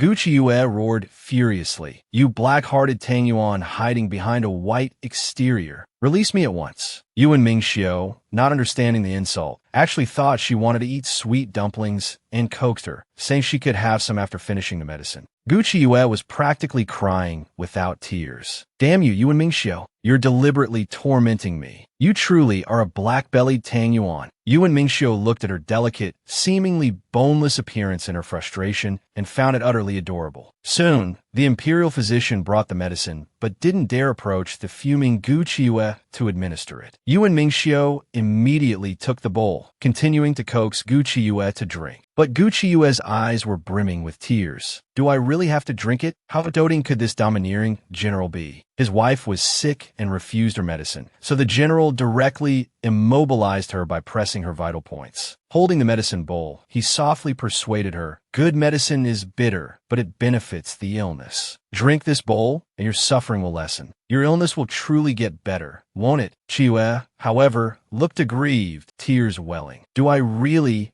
have to drink this medicine? Yet, despite her protests, her heart felt sweet. He's treating me like a child he needs to coax. Seeing her adamantly refuse to drink, Yuan Mingxiu didn't get angry. Instead, he tilted his head back and poured the entire bowl of medicine into his own mouth. If she was truly that afraid of the bitterness, he would just feed it to her himself. Then he leaned down and kissed her, prying open Gu Qiuyue's small mouth and pressing forward. This close-up assault of beauty, coupled with a gentle, yielding smile, made Qiuyue swallow involuntarily, gulping down the medicine without realizing it. Suddenly, she felt it wasn't bitter at all this way. Seeing this, Yuan Mingxiu smiled smugly. Since this trick worked, he would continue. With that, he kissed her again, transferring the medicine into her mouth. But afterward, each kiss lasted longer than the last. Gu Qiuyue felt like crying, but had no tears. She was almost suffocating from the kisses. After a long while, Yuan Mingxiu finally relented and released her acupoints. With a roguish look, he declared that what needed to be done was done. If you want to curse me, now is the perfect time. Gu Qiyu dazedly covered her lips, as if she could still feel that gentle touch. Instantly, she feigned nonchalance, saying, I am magnanimous. I can't be bothered to argue with you. With that, she turned over, pretending to sleep. Yet, the blush on her face betrayed her shyness. Yuan Mingxiu's heart ached for the suffering she endured from her illness, so he quietly stayed beside her, no longer teasing her. Watching Yuan Mingxiu sit upright by the window, engrossed in flipping through a book, a trace of fascination flickered in Chiyue's eyes. She felt she could look at such a face for a lifetime and never tire of it. And just like that, she drifted off to sleep unknowingly. She slept very soundly. When she opened her eyes again, she discovered Yuan Mingxiu was actually sleeping right beside her. His handsome face was merely a centimeter away from hers. How could Chiyue endure such stimulation? She quickly and quietly tried to shift backward, only to be pulled into Yuan Mingxiu's embrace and held tightly. Gu Chiyue froze for a moment, then began to struggle desperately after a beat. This guy was clearly pretending to be asleep. Yuan Mingxiu immediately pinched her small chin and fiercely kissed her incessantly chattering lips. Gu Chiyue could hear his heart beating rapidly, and in that instant, she too began to gradually succumb. Meanwhile, the Prince of Ning was furious. Gu Xingrong knelt on the ground, pleading bitterly, Please give me a little more time. I will definitely do more things beneficial to the main attack. But the Prince of Ning had already lost his patience. Gripping her chin, he coldly commanded, Go seduce Xiao Muan. Marry into the Xiao family as soon as possible. If you cannot accomplish this within 2 months, you should be very clear about the consequences. Gu Xingrong felt extremely troubled. The Xiao and Gu families were already at odds. Marrying Xiao Muan seemed incredibly difficult, almost impossible. Moreover, it would cause the Gu family members to despise her, making her situation even more precarious. But the Prince of Ning showed no sympathy. Since you've decided to consort with demons, you must accept being controlled by them. Gu Xingrong was powerless to resist. The hatred in her heart for Gu Chiyue deepened. She turned around and sought out Chu Linglong, handing her a packet of medicine. Just put this into Lord Yuan's teacup. Become Yuan Mingxiu's woman. Then, have the Empress make the decision, and you can marry Yuan Mingxiu. Once that happens, you can deal with Gu Chiyue however you wish. Chu Linglong was indeed tempted, but she wasn't that foolish. Who knew if this powder actually worked? She immediately demanded that Gu Xingrong verify it for her personally. Thus, that very evening, Gu Xingrong approached Xiao Muan, asking when he would finally marry her. Xiao Muan felt extremely troubled. Now is not the right time. The Xiao and Gu families have fallen out. Besides, Gu Yanqing personally stated they would never form a marriage alliance with the Xiao family. Gu Xingrong's expression instantly darkened. Does this mean you don't want to marry me? Xiao Muan hastily explained, That's not what I meant. Marriage is a family matter. I must have my parents' support and consent. But Gu Xingrong couldn't be bothered to listen to these excuses any longer. With a flick of her sleeve, she scattered the medicinal powder. Xiao Muan inhaled the strong fragrance, and his consciousness began to blur. He couldn't help but embrace Gu Xingrong, climb onto the bed, and press down on her, beginning to kiss her frantically. Yet, the image in his mind was of Gu Chia. Gu Xingrong shed tears of guilt. She never thought she would resort to such methods to obtain her brother Muan. After the drug's effects wore off, Xiao Muan awoke with a splitting headache, only to find himself sleeping beside Gu Xingrong. Gu Xingrong's clothes were disheveled, her body covered in suggestive marks. She looked at him with tear-filled eyes, crying out, Brother Muan, do you regret it? Although Xiao Muan was shocked and disappointed, he still decided to take responsibility. Only then did Gu Xingrong become happy. Grabbing Xiao Muan's hand, she urged him eagerly, I am your woman now. You must remember to go to the Gu family to propose marriage. She failed to notice how stiff Xiao Muan's smile was. Meanwhile, Gu Chiyue gathered the Saiyans and announced that the training was ending early. Everyone could go home. The Saiyans were both surprised and reluctant to leave. They now understood their instructor's intentions and vowed never to bring shame upon her in the future. Gucci also felt a bit wistful. When they first met, these rascals had wanted nothing more than to get rid of her, yet now they were so harmonious. Deep down, they were still proud. Thus, she encouraged everyone. No matter where they went, they must remember their original intentions. Do not forget your promises and oaths to me. A gentleman honors his commitments. The young masters swore to the heavens, vowing never to break their word. Gucci politely clasped her hands in farewell to everyone. Yin-san and Suda grew increasingly fond of Gucci, secretly envying Yuan Mingxiu's good fortune in striking first. They certainly had the heart to compete, but alas, they were simply no match for Yuan Mingxiu. The thought alone filled them with helplessness. However, they wouldn't let it go just like that. That would be too unbecoming. They had to do something. After all, they were quite different now. Everyone just wait and see. Meanwhile, outside the gates of Bailu Academy, civil and military officials were anxiously awaiting Gucci Yue's appearance. Seeing this, Yuan Mingxiu's face turned grim. What you all gathered here for? Are you looking to trouble Teacher Gu again? Every single one of you must be courting death. This cold-faced general was notoriously biased, ruthless towards officials, yet gentle as water towards his wife. Seeing the civil and military officials gathered outside Bailu Academy once more, his expression instantly darkened, his killing intent surging. What are you doing gathered here? Thinking of troubling Teacher Gu again? Every last one of you is simply asking for death. Who knew the officials would reply with beaming smiles, stating they were here to thank Miss Gu for transforming their sons. Miss Gu was practically their entire family savior. They rattled off a lengthy explanation, terrified that Lord Yuan might misunderstand them. If he did, he would surely have the Anwei torture them half to death. The mere thought of that scene sent shivers down their spines. Right now, the only person who could save them was Miss Gu. Miss Gu was a living bodhisattva, radiating light, saving them from suffering. After a long while, Gucci finally, under everyone's eager anticipation, walked out slowly. The crowd immediately surged forward excitedly. Gucci turned pale with fright. Were they planning to swallow her whole? But unexpectedly, everyone opened their mouths only to shower her with compliments. Thank you, Teacher Gu, for saving the useless bum in my family. Their current sensibility is all thanks to your excellent teaching. Indeed, yet Gucci didn't believe a single word. This had to be some kind of trap waiting for her to fall into. Who knew that the civil and military officials would then order someone to bring forward a gift box? Lifting the large red cloth revealed a plaque inscribed with the words, "World's #1 female teacher." Gucci was instantly stunned. She couldn't possibly bear such an honor. Yuan Mingxiu came closer, smiling as he congratulated her, feeling immensely proud himself. But Gucci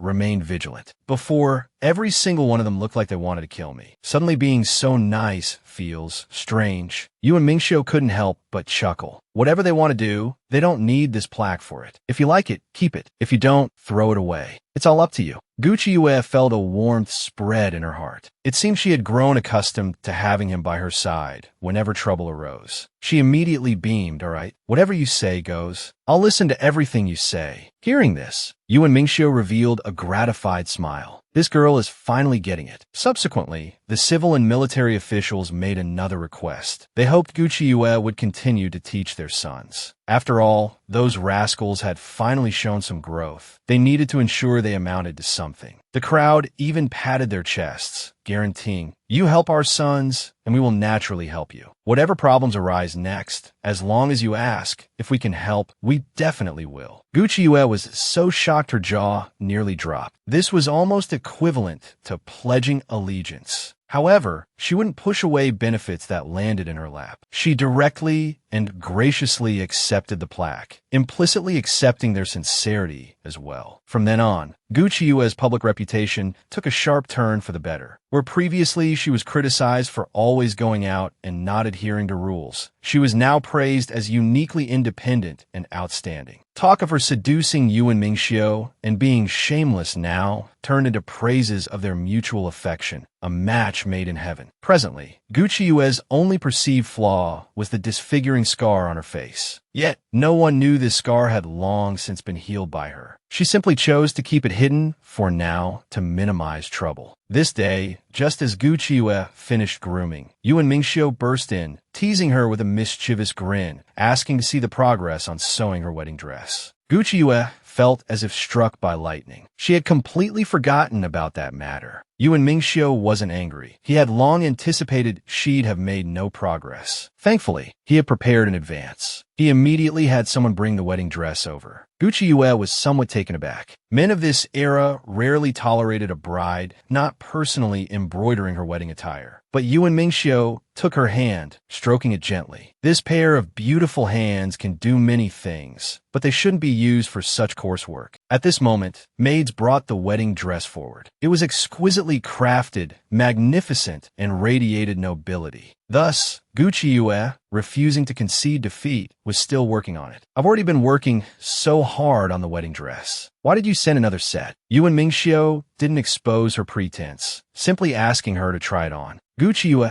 instantly bristled. Doesn't this fellow trust me? She declared she wouldn't wear it. Absolutely not. Seeing this, Yuan Mingxiu didn't get angry, but instead appraised her from head to toe several times. Gucci Yue shyly covered her chest, fiercely roaring, "What are you looking at?" In response, Yuan Mingxiu smiled threateningly. "If you don't change into it yourself, then I'll personally help you change." Gucci Yue jumped in fright. How had this fellow become so improper? Juesha and the maidservant were watching the drama unfold like delighted spectators, silently giving their master a thumbs up. Indeed, the shameless one was more formidable. Gucci Yue shyly scratched her face, reluctantly saying, "Fine, I'll change." Hearing this, Juesha cheered excitedly. They would soon see their mistress looking beautiful. Yuan Mingxiu's vinegar jar was instantly overturned. Killing intent immediately flared as he thought possessively towards Juesha, "My wife can only be looked at by me." Juesha, terrified, quickly averted his gaze, acting demurely. Only then was Yuan Mingxiu satisfied. With a soft hum, soon Gucci Yue had changed into the wedding dress and walked out shyly. Yuan Mingxiu's eyes instantly locked onto her, a trace of fascination flashing within them. Then, he picked up a hairpin. He personally inserted it into her phoenix crown. This was an act signifying the affection of a new husband. Gucci Yue touched the hairpin, her cheeks flushing crimson, as if they were truly married already. Yuan Mingxiu's possessiveness surged instantly. He dismissed everyone. Juesha and the maidservant, wearing knowing smiles, quickly scurried away, afraid of incurring their master's wrath. Gucci Yue suddenly became flustered. They've all left? If anyone saw this, my reputation would be ruined. Yuan Mingxiu, however, was completely unconcerned. You and I are about to be married. With me here, who would dare utter half a word of gossip? Gucci Yue, her words betraying her heart, stubbornly protested. Who said I will definitely marry you? Yuan Mingxiu immediately pulled her into his embrace and kissed her fiercely. Gucci Yue kissed until she was nearly breathless, pounded hard against his chest. Only then did Yuan Mingxiu reluctantly release her, then said with a wicked grin, "Then let me give you some air." Saying so, he leaned down and kissed her deeply once more. Only after long, while did this kiss end. Yuan Mingxiu held Gucci Yue tightly, affectionately uttering the most important sentence of his life. The disfigured young woman was soon to marry the cold and aloof general. Yet the empress actually wanted her to share a husband with the scheming princess. Gucci Yue, leveraging her modern beauty products, had ignited a craze throughout the great Xia dynasty. Women were scrambling over each other, desperate to buy the beauty cream, rumored to make skin become fair and radiant. Chu Linglong burned with envy and hatred, inwardly cursing Gucci Yue for being obsessed with money. Such a grasping personality that fixated on wealth was truly shameful. What was even more infuriating was that she, too, desired better skin. Yet, she felt too embarrassed to use products made by Gucci Yue. Gu Xingrong, upon hearing this, was ecstatic. Now everyone knew that Gucci Yue's ointment could make one's skin delicate and fair. They could purchase those creams, and then, if problems arose on their faces after using them, Gucci Yue would be unable to escape the consequences. Chu Linglong instantly beamed, praising her, truly worthy of being called a talented woman. To think of this step in such a short time, she immediately ordered people to buy up all the ointment, ensuring it absolutely did not fall into anyone else's hands. At the same time, the Empress suddenly summoned Gu Qiue to the palace, yet only had her massage her shoulders and engage in idle chat. Gu Qiue found it utterly baffling. However, since the Empress seemed to like her, she expressed her willingness to come often and give the Empress massages. My medical skills are actually quite excellent, but right now, I can only perform small tasks for Yuan Mingxiu. It's truly a waste of great talent. The Empress couldn't help but chuckle. Are you deliberately coming here just to show off your affection? General Yuan perhaps doesn't quite know how to treat a young woman well, but in his heart, he values you greatly. Anyway, this Empress has never seen him treat anyone else this way. Gu Qiue felt it was somewhat strange. Previously, the Empress had held quite strong opinions against her. Why did she seem rather different this time? Just at that moment, Chu Linglong suddenly walked in. Seeing Gu Qiue, she spoke with ill-concealed irritation. To run into you even here. What a coincidence. Gu Qiue instantly performed her courtesies, understanding dawned. So, this was the trap laid for her. She immediately replied with a smile that didn't reach her eyes. Indeed, it must be fate. That would be an ill-fated connection, too. Besides, forcing an arrangement and calling it fate is rather contrived. She implored the Empress to quickly persuade the two to exchange fewer words. You'll all be family soon. Don't be so confrontational the moment you meet. Hearing this, Gu Qiue's heart skipped a beat, a sudden sense of foreboding washing over her. Sure enough, the Empress took Chu Linglong's hand, saying, "You two will enter General Yuan's household in the future. You must consider the bigger picture in your actions. In any case, Qiue is your elder sister." Chu Linglong, instantly blushing shyly, promised, "I will certainly be more mindful in the future and not cause sister any trouble." Gu Qiue immediately retorted with a cold face, "Who is your sister?" The Empress, however, asked with a gentle smile, "How about letting Linglong be your younger sister? The two of you can serve General Yuan together." Gu Qiue was utterly speechless. Wasn't this question knowingly asking the obvious? Try to undermine her, Gu Qiue? Did they think she was a pushover? Both the Empress and Chu Linglong watched her nervously, wondering if she would agree. Who would have thought Gu Qiue would suddenly let out a soft laugh, meekly stating, "I shall defer to your Majesty's arrangement." The two were instantly stunned, mouths agape. She actually agreed? Had the sun risen in the west? Little did they know, Gu Qiue was secretly gloating. Making such a decision without Yuan Mingxiu's consent? The outcome would surely be spectacular. The Empress suddenly felt a little uneasy. You just clarified things, yet this palace is already arranging another woman into your relationship. Don't you find this palace excessive? But Gu Qiue replied with a beaming smile, "My health. What if I alone cannot adequately serve General Yuan? Besides, the general has quite a temper, fond of fighting and killing. What if I displease him? It would be wonderful to have a sister share the burden." Hearing this, Chu Linglong was also taken aback, genuinely worried she might suffer under the Empress's arrangement. She quickly forced a smile and offered reassurance. Although General Yuan has a temper, he probably wouldn't go so far as to do anything too excessive. Only then did Chu Linglong muster her courage. She didn't believe Brother Yuan could be that fierce. She was willing to marry him and live together. Chu Linglong even deliberately provoked with false sincerity, "Sister, rest assured, I will definitely help you share what you consider sorrow, but which is happiness to me." On the surface, Gu Qiue smiled nonchalantly, but inwardly she was raising her middle finger and cursing volubly. The two walked side by side out of the Empress's palace. Chu Linglong, still dissatisfied, accused Qiue, "You don't love Brother Yuan at all. Otherwise, why would you show no reaction when I'm set to marry him?" Gu Qiue wasn't falling for it. "You want to see me heartbroken, crying, begging you? If you're sick, get treatment early." Chu Linglong furiously cursed. "Just you wait. Sooner or later, Brother Yuan will know who truly loves him." With that, she stormed off in a huff. Gu Qiue scoffed disdainfully, only then allowing an unhappy expression to surface. Who knew? The moment she turned, she bumped into a solid embrace. It turned out Yuan Mingxiu had been worried the Empress would give her trouble and had rushed over. The first thing he asked was, "What did Her Majesty the Empress summon you for?" Gu Qiue pretended nonchalance,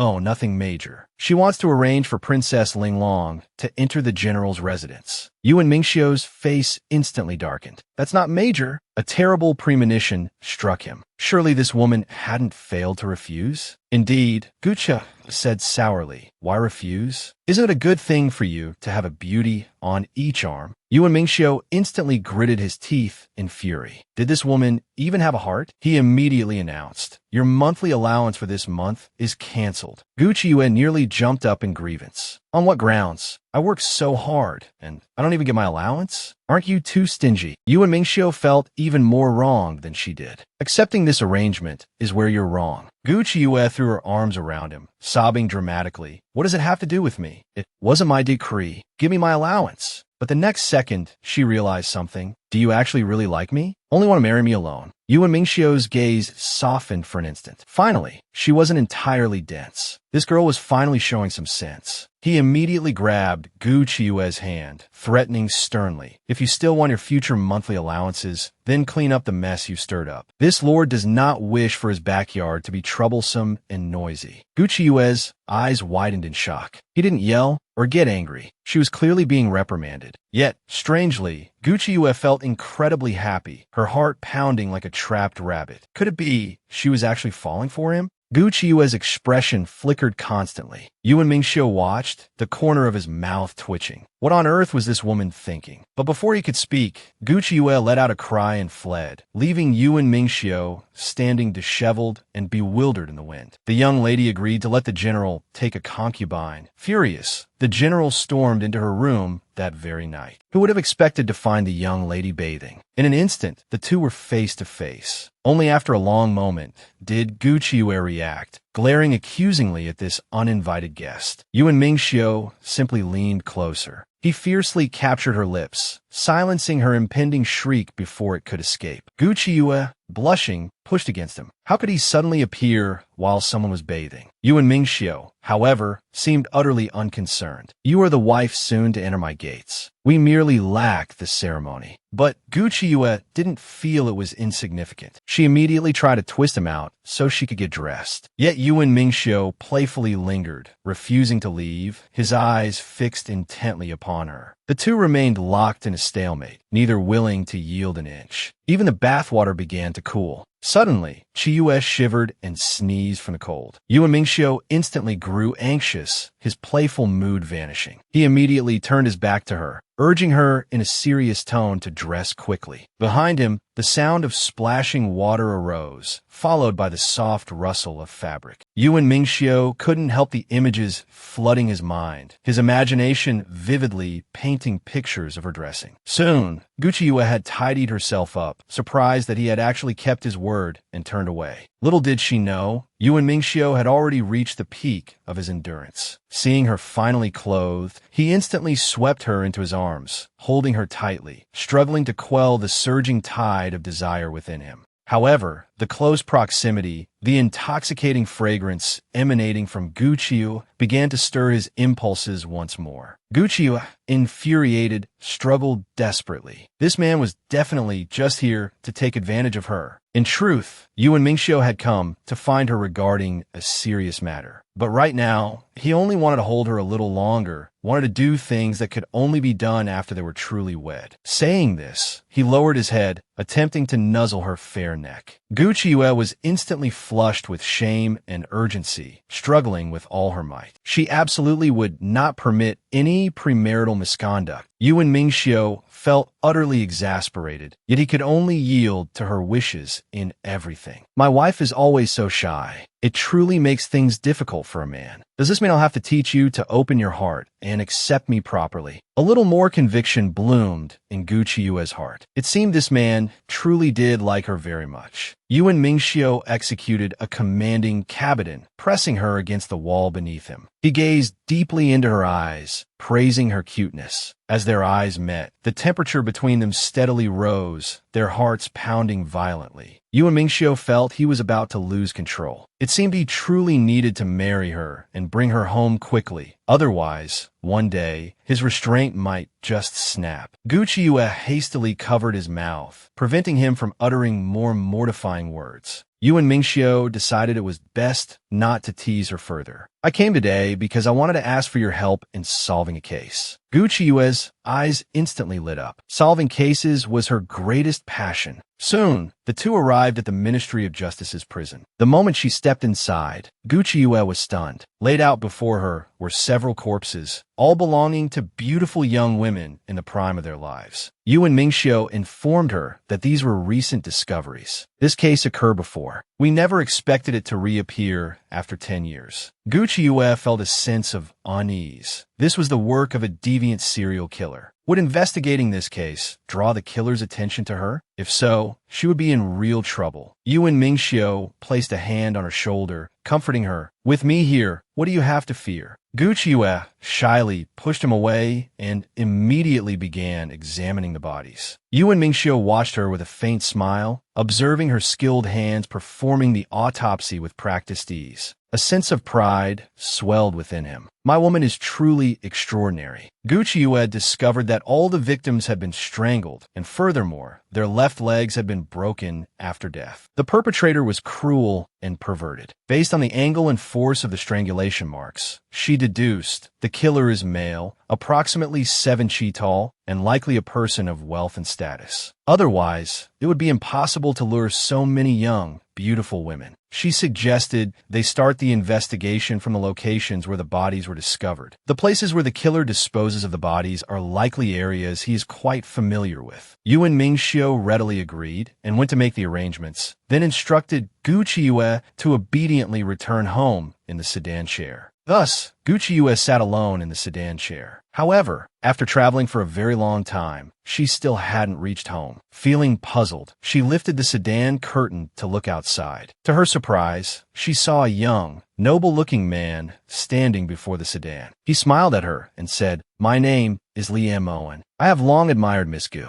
I suffer from a congenital illness, and having heard of Miss Gu's exquisite medical skills, I wish to request a consultation." Gucci Yue was momentarily taken aback, thinking to herself that her reputation had indeed spread far and wide. And so, she followed Liam Owen into a room to take his pulse and diagnose his condition. She found his constitution to be truly poor. It was highly likely he wouldn't survive past 5 years. Hearing this, Liam Owen's expression fell, filled with disappointment. He sighed faintly. This is fate. Perhaps death is a release. Gucci Yue quickly urged him not to think such things. Life isn't about length, but value. We cannot decide our lifespan, but we could decide the direction of our lives. Do what you want to do, things that are meaningful. Make every moment of life count. That is enough. Otherwise, living a long but meaningless life, isn't that more pitiful? If you remain positive, perhaps a true miracle might occur. Who knows? This dose of encouragement seemed to work. Liam Owen felt as if he'd been suddenly enlightened, his eyes regaining their sparkle. Gratefully, he expressed, "From now on, I'll have to ask Miss Gu to come often and help me manage my health." Gucci Yue indeed felt a bit troubled. I have a jealous husband at home. If he doesn't agree, I can't make this decision myself. Liam Owen immediately offered a high price of 2,000 taels per visit. Gucci Yue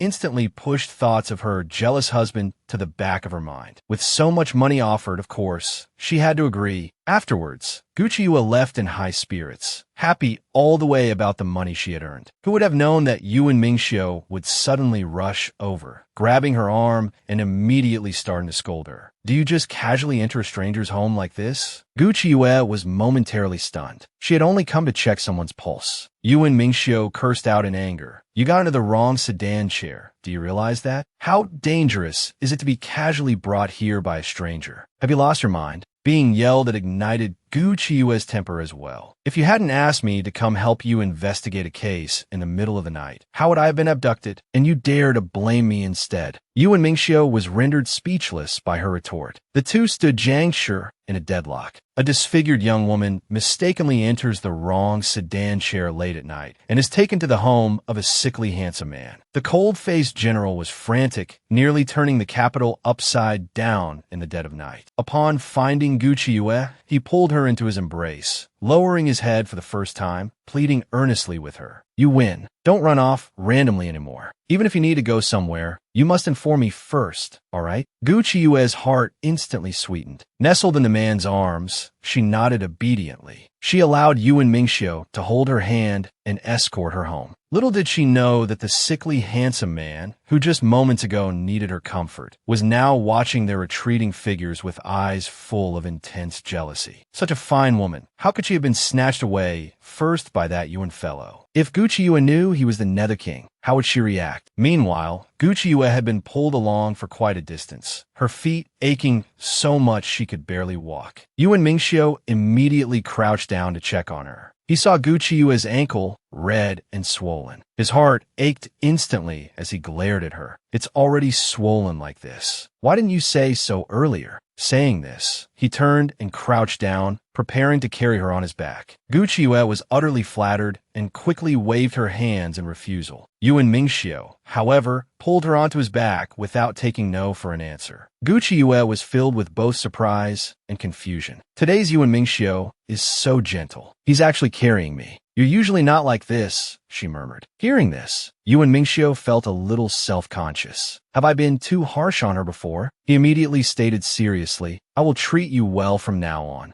Gu Qiue's heart instantly fluttered like a trapped deer, her affection for him deepening even more. Who knew that as soon as the two entered the Bumanor's main gate, their expressions would immediately turn cold. Gu Yanqing and his son were standing right at the entrance. Upon seeing them, Gu Yanqing burst out in anger. Gu Qiue, get down. How can you let Lord Yuan carry you? Gu Qiue was startled by the shouting and was about to jump down and walk herself. However, Yuan Mingxiu tightened his arms, holding her firmly and not allowing her to get down. With a stern face, he coldly commanded, Qiue is my wife. It is only right that I carry her. I am taking her back to her room. All of you withdraw. Mu Yushu, witnessing this, felt greatly relieved. It seems the eldest brother-in-law truly treats the eldest sister well. Such a man is indeed very reliable. After leaving the Doom Manor, Juesha finally couldn't resist asking, My lord, you already had the carriage prepared for her. Why did you still personally carry Miss Gu back? Weren't you tired? Yuan Mingxiu instantly became annoyed and embarrassed, shooting him a sharp glare. What? Do you have an opinion? Juesha quickly put on a fawning smile, saying, No, of course not. I was just worried that my lord would be tired. My lord, where are we going now? Yuan Mingxiu let out a dissatisfied cold snort and ordered, Go pay a visit to that man, surnamed Li. He soon arrived at Prince Ning's mansion. Li Emoan immediately understood the reason for his visit. Qiue had paid him a visit, which had displeased Yuan Mingxiu. Instantly, a broad smile spread across his face as he went to greet him, his eyes filled with smug triumph. Yuan Mingxiu offered a forced smile and said, Your Highness seems rather different today. Li Emoan was wondering just how he was different. When Yuan Mingxiu delivered a direct blow, Your Highness looks even more inadequate. Li Emoan's expression instantly darkened. Coming here with such sharp words the moment you enter. Are you here to cause trouble for this lord? Yuan Mingxiu decided to be direct. If Your Highness hadn't abducted my fiancée and deliberately provoked this subordinate wouldn't have come calling so late. Hearing this, Li Emoan sneered mockingly. You actually came looking for trouble over a woman? That truly doesn't seem like you. Yuan Mingxiu couldn't be bothered wasting words with him. He had come solely to warn the prince. I particularly dislike it when someone lays hands on my people. Moreover, I hold grudges. I will definitely not let you off easily. Having said his piece, he turned and left with imposing momentum. Li Emoan's brow furrowed tightly in anger. His indignant chamberlain offered to kill Yuan Mingxiu for the prince. But Li Emoan knew very well that Yuan Mingxiu was formidable, both in martial prowess and intellect. Even all his guards combined couldn't truly harm him. However, there would be time yet. After all, he now knew such a significant weakness of Yuan Mingxiu's. The next day, Gu Qiue went out shopping with her maidservant, only to realize she had become separated from Ming Lu. She couldn't find her anywhere. Gu Qiue instantly grew anxious. Following a clue, she found herself in the kind of place where some of the previously deceased women had been discovered. Looking at the two large wooden barrels on the dock, each half a person tall, Gu Qiue felt a sudden ominous premonition. She prayed silently that Ming Lu would be all right. Who could have known that upon lifting the lid, she would find her maidservant trussed up tightly inside the barrel? It was Ming Lu. She saw her bound tightly, eyes wide with terror, unable to close them even in death. There were clear ligature marks on her neck, just like the women killed by the serial killer. Gu Chiyue felt as if struck by lightning, unable to believe this could happen so close to her. Tears streamed down her face as she roared in anguish. "Who killed my Minglu? I will never let them go." Devastated, Gu Chiyue stumbled towards the general's residence, subconsciously seeking out Yuan Mingxiu. The moment Yuan Mingxiu saw her, he smiled teasingly. "You usually don't come even when invited. What brings you here today?" But before he could finish, he saw Gu Chiyue lift her head, her expression grief-stricken, her eyes red from crying. Instantly, his heart clenched with pain. He embraced Chiyue, urgently asking what had happened. "Tell me, and I will solve it for you." At this, Gu Chiyue completely broke down, letting out a loud wail. "Why haven't you caught the killer yet? That murderer, he killed my Minglu." Saying this, she threw herself into his arms, pounding his chest forcefully, blaming them for their ineffective investigation. Yuan Mingxiu held her tightly, his heart aching. "It's all my fault. If you're upset, vent as much as you need. You can hit me, curse me, anything." Gu Chiyue could no longer hold back, clinging to him and sobbing uncontrollably. Only after long, while did her choked sobs subside. Embarrassed, she pushed Yuan Mingxiu away slightly. "I was just borrowing your shoulder for a moment. Don't get any ideas." But Yuan Mingxiu smiled and said, "My shoulder is always available for you to use, and only for you." Gu Chiyue's small face flushed crimson with shyness, her grief easing somewhat. However, the killer had abducted someone in broad daylight, strangled her, and then disposed of the body. His psychological fortitude was considerable, and he showed utter disregard for the law. Yuan Mingxiu immediately took his men and sealed off the street, ordering them to show the portrait around and make inquiries. The disfigured young lady's maidservant had been murdered. The young lady wept heartbrokenly. The cold-faced general's heart ached for her. He immediately ordered the entire street to be sealed off. He had men take the maidservant's portrait and inquire everywhere. Minglu often came here to buy picture books. Just then, a bookstore owner mentioned having seen Minglu. He sold humorous picture books, but Minglu had flipped through only 2 pages before becoming very frightened,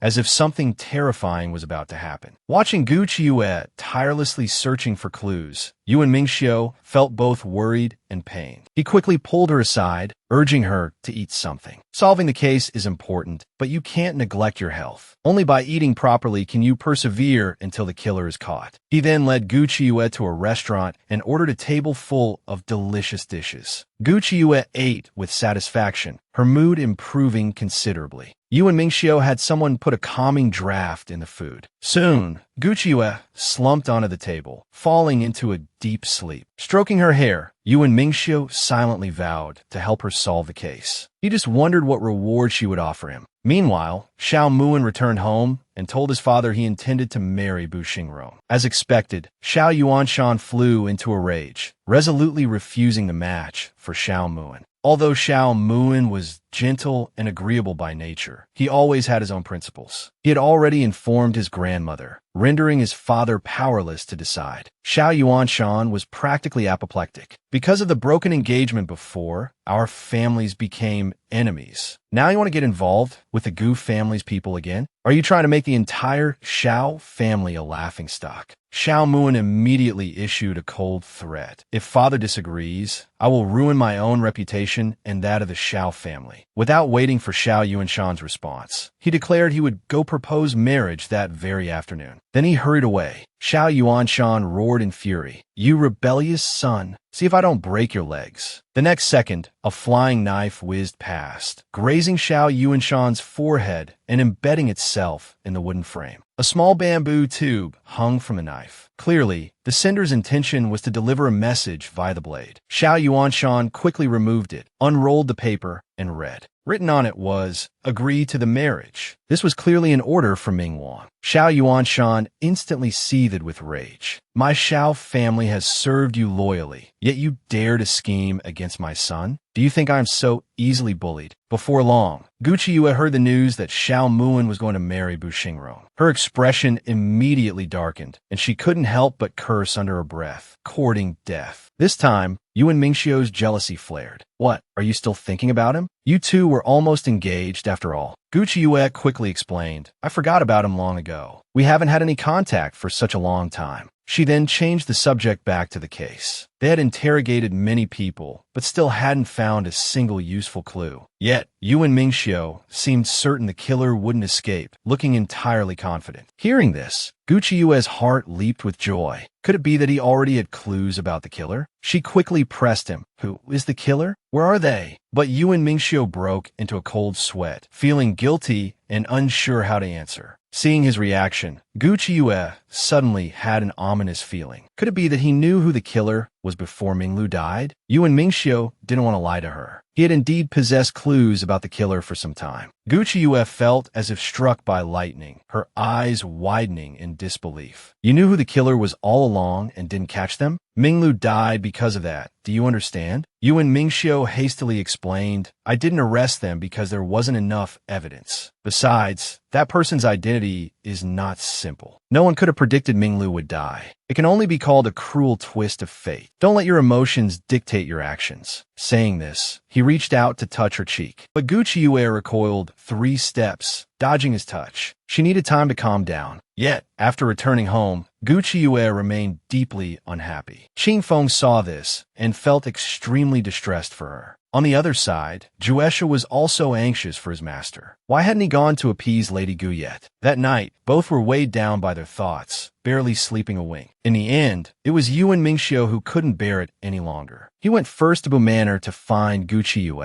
Gucci Yue was somewhat surprised, not expecting him to be the first to yield. Yuan Mingxiu presented a small box to her. Gucci Yue's heart instantly lifted. She assumed it was a gift for her. Opening it, she found a pair of exquisitely beautiful hairpins inside. Though clearly happy, she deliberately said, You didn't need to buy this for me. I told you I needed to calm down for a while. I still can't convince myself to let this matter go. Unexpectedly, Yuan Mingxiu curved his lips into a mischievous smile. Don't flatter yourself. I just brought this treasure for you to look at. It wasn't bought for you. Gucci Yue flushed with embarrassment and anger. If it wasn't bought for me, why show it to me? Silently, she berated herself. This is utterly humiliating. Yet, she couldn't stop herself from asking sourly, if this hairpin wasn't bought for me, then who is it for? Hearing this, Yuan Mingxiu let out a cold snort, teasing her with sarcasm. Who am I giving it to? Does Lady Gu still care? Lady Gu never seems to care whether I live or die, always thinking only of others. Why should you mind now?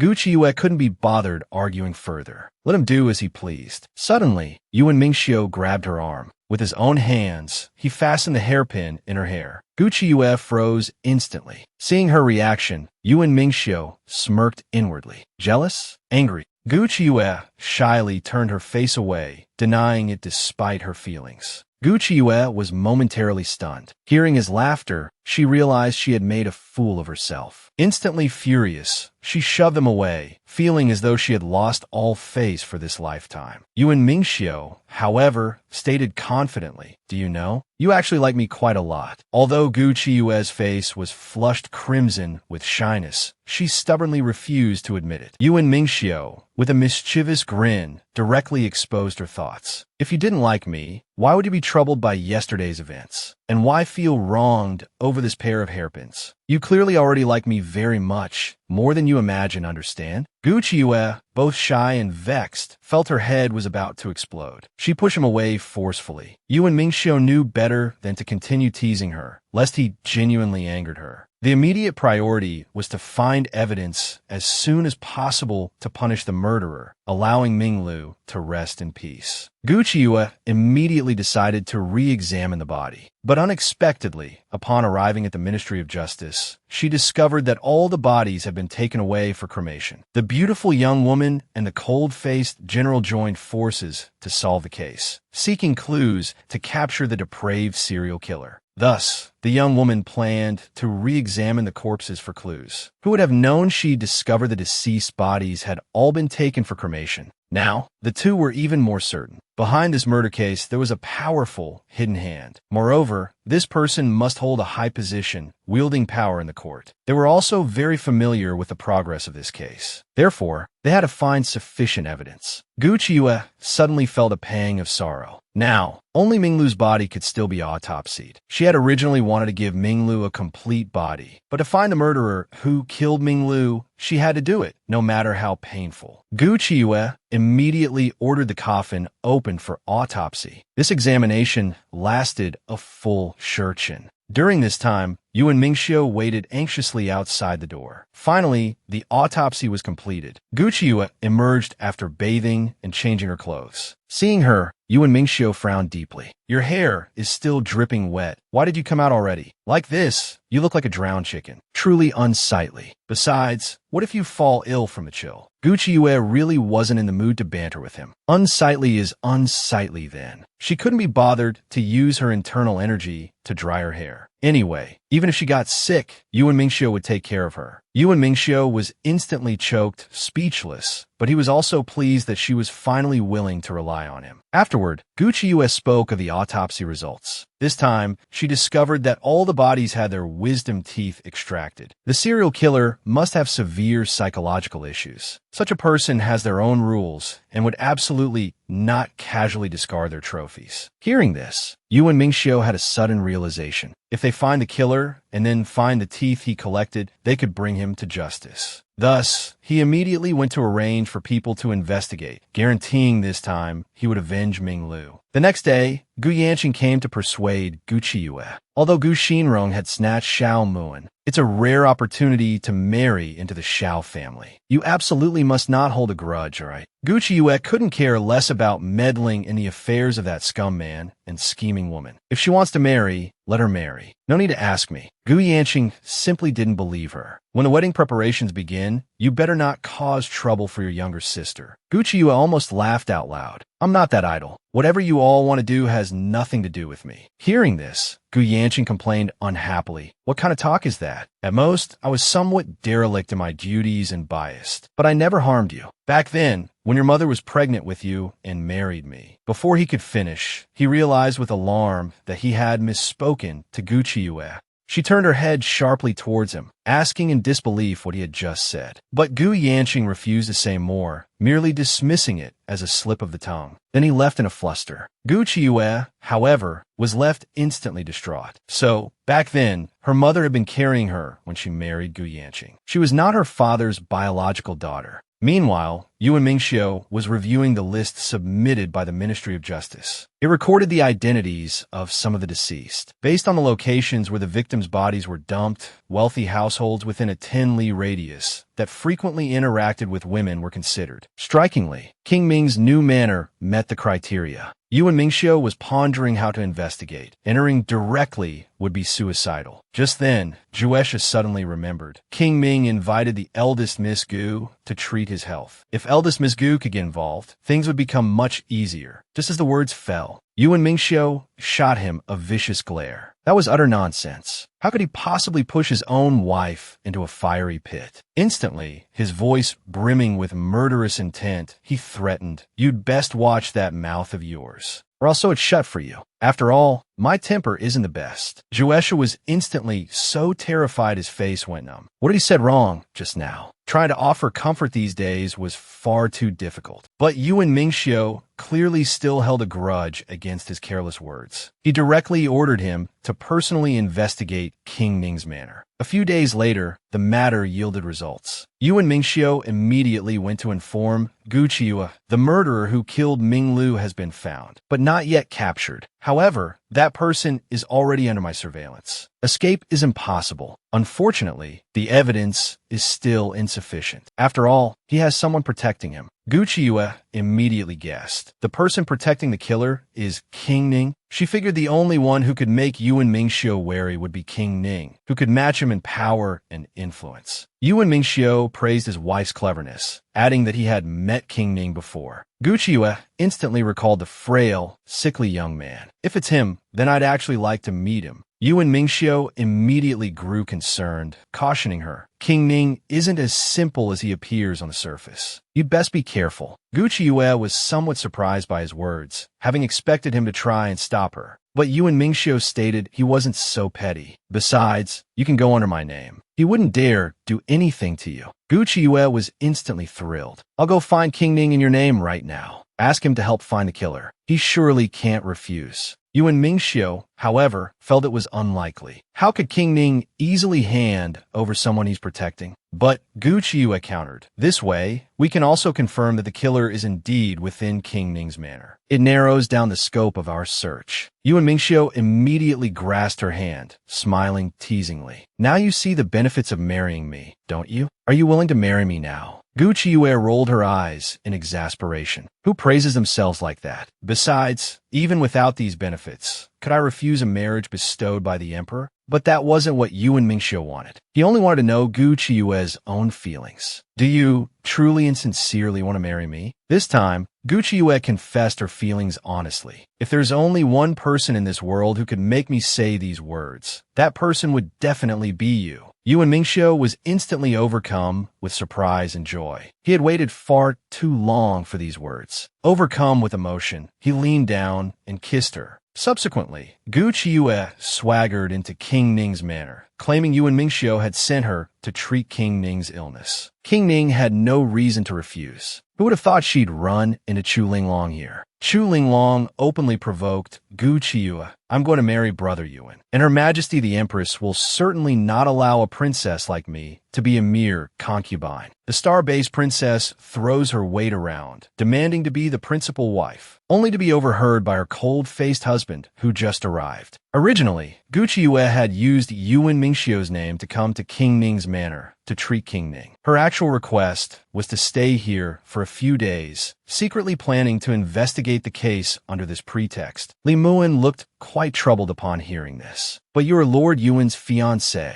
Staying here will invite gossip. Gu Qiuyue had anticipated he would say this and immediately suggested, I can invite my students here to play together. That way, we can avoid suspicion. After all, she was the #1 female teacher under heaven, with students accompanying her. Playing at the manor for a few days wouldn't attract gossip. Li Muan was instantly caught in an awkward position. He hadn't expected her to pull such a move, yet he couldn't find a reason to refuse. He could only watch helplessly as the matter was thus cheerfully decided. Soon, the group of incorrigible students arrived in full force. Even Zhou Wuyue and Ren Hanqing came to show their support. Gu Qiuyue went out happily to welcome everyone. However, unexpectedly, Chu Linglong had also arrived uninvited. The moment they met, she began with sarcastic remarks. Miss Gu, you are already about to be married, yet you're staying at another man's residence. Aren't you afraid of being ridiculed by the court officials and noble families? Gu Qiuyue merely found it amusing. Wasn't she doing the same? Why did she have to criticize her? But Chu Linglong continued her provocation with a veiled tone. I am about to become sisters with Teacher Yuan. Your husband is about to marry another woman. Aren't you afraid?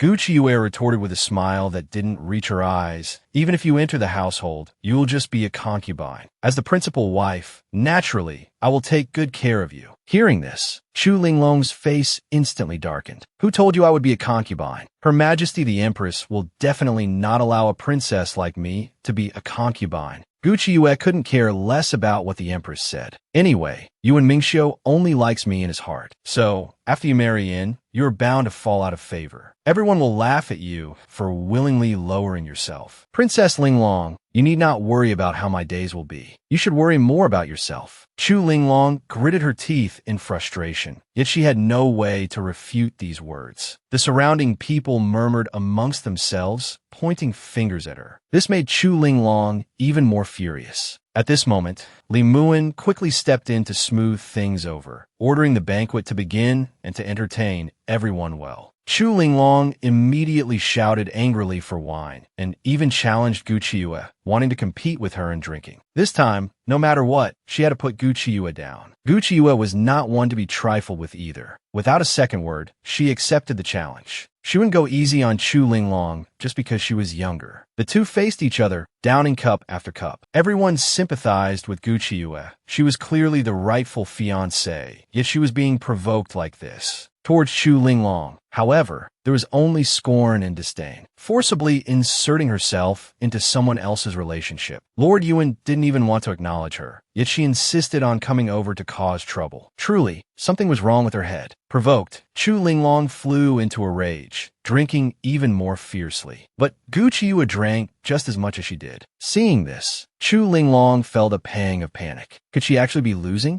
Gu Qiuyue calmly and composedly stated, "However much you drink, I'll match it." This made Chu Linglong grit her teeth in hatred. "You really are full of yourself. I truly detest you." But all she received was Gu Qiuye's calm expression and a faint "oh." Now she was even angrier. "I'm talking like this, and you're not angry at all?" Gu Qiuyue almost laughed. "Why should I be angry? So many people like me. I don't need one more like you." Chu Linglong suddenly slammed the table and stood up in fury. "Don't get too complacent. I refuse to believe that after I marry Yuan Mingxiu, you'll still be able to laugh at me. Don't think Lord Yuan likes you that much. Men's hearts are fickle. When he stops liking you, let's see what you do then. Right now, you're just relying on his favor. What's there to be arrogant about?" Gu Qiuyue suddenly felt a bit sorry for her. Tying her entire self-worth to a man was truly pathetic. Li Muan quickly came over, smiling, trying to mediate. "Ladies, give me some face. Let's eat properly, don't argue." Hearing this, Chu Linglong curved her lips into a malicious smile. "If Ms. Gu can agree to one request of mine, then naturally, I'm willing to give King Ning face." Gu Qiuyue remained non-committal. "What request? You can tell me." Who knew Chu Linglong would be so shameless? "Since both you and I are to join the Yuan family and become sisters, you should first call me older sister. Then I won't give you trouble at this banquet." Gu Qiuye's face darkened. "Although I was betrothed by the emperor's decree, the marriage hasn't happened yet. If you were to marry him alongside me, I might not necessarily go through with it." Instantly, the scene erupted in an uproar. Gu Qiuyue dared to resist the imperial decree? Was she not afraid of the emperor's wrath? Amidst the noisy chaos, no one even noticed Yuan Mingxiu's arrival. Gu Qiuyue continued, "The emperor decreed the marriage, but he can't control whether we consummate it or not. If I'm unwilling, can the emperor stand by and watch? Besides, even if I really do marry, can't I still seek a separation?" This time, Yuan Mingxiu couldn't listen anymore. He immediately barked sharply. Gu Qiuyue jumped in fright. Why was this guy here?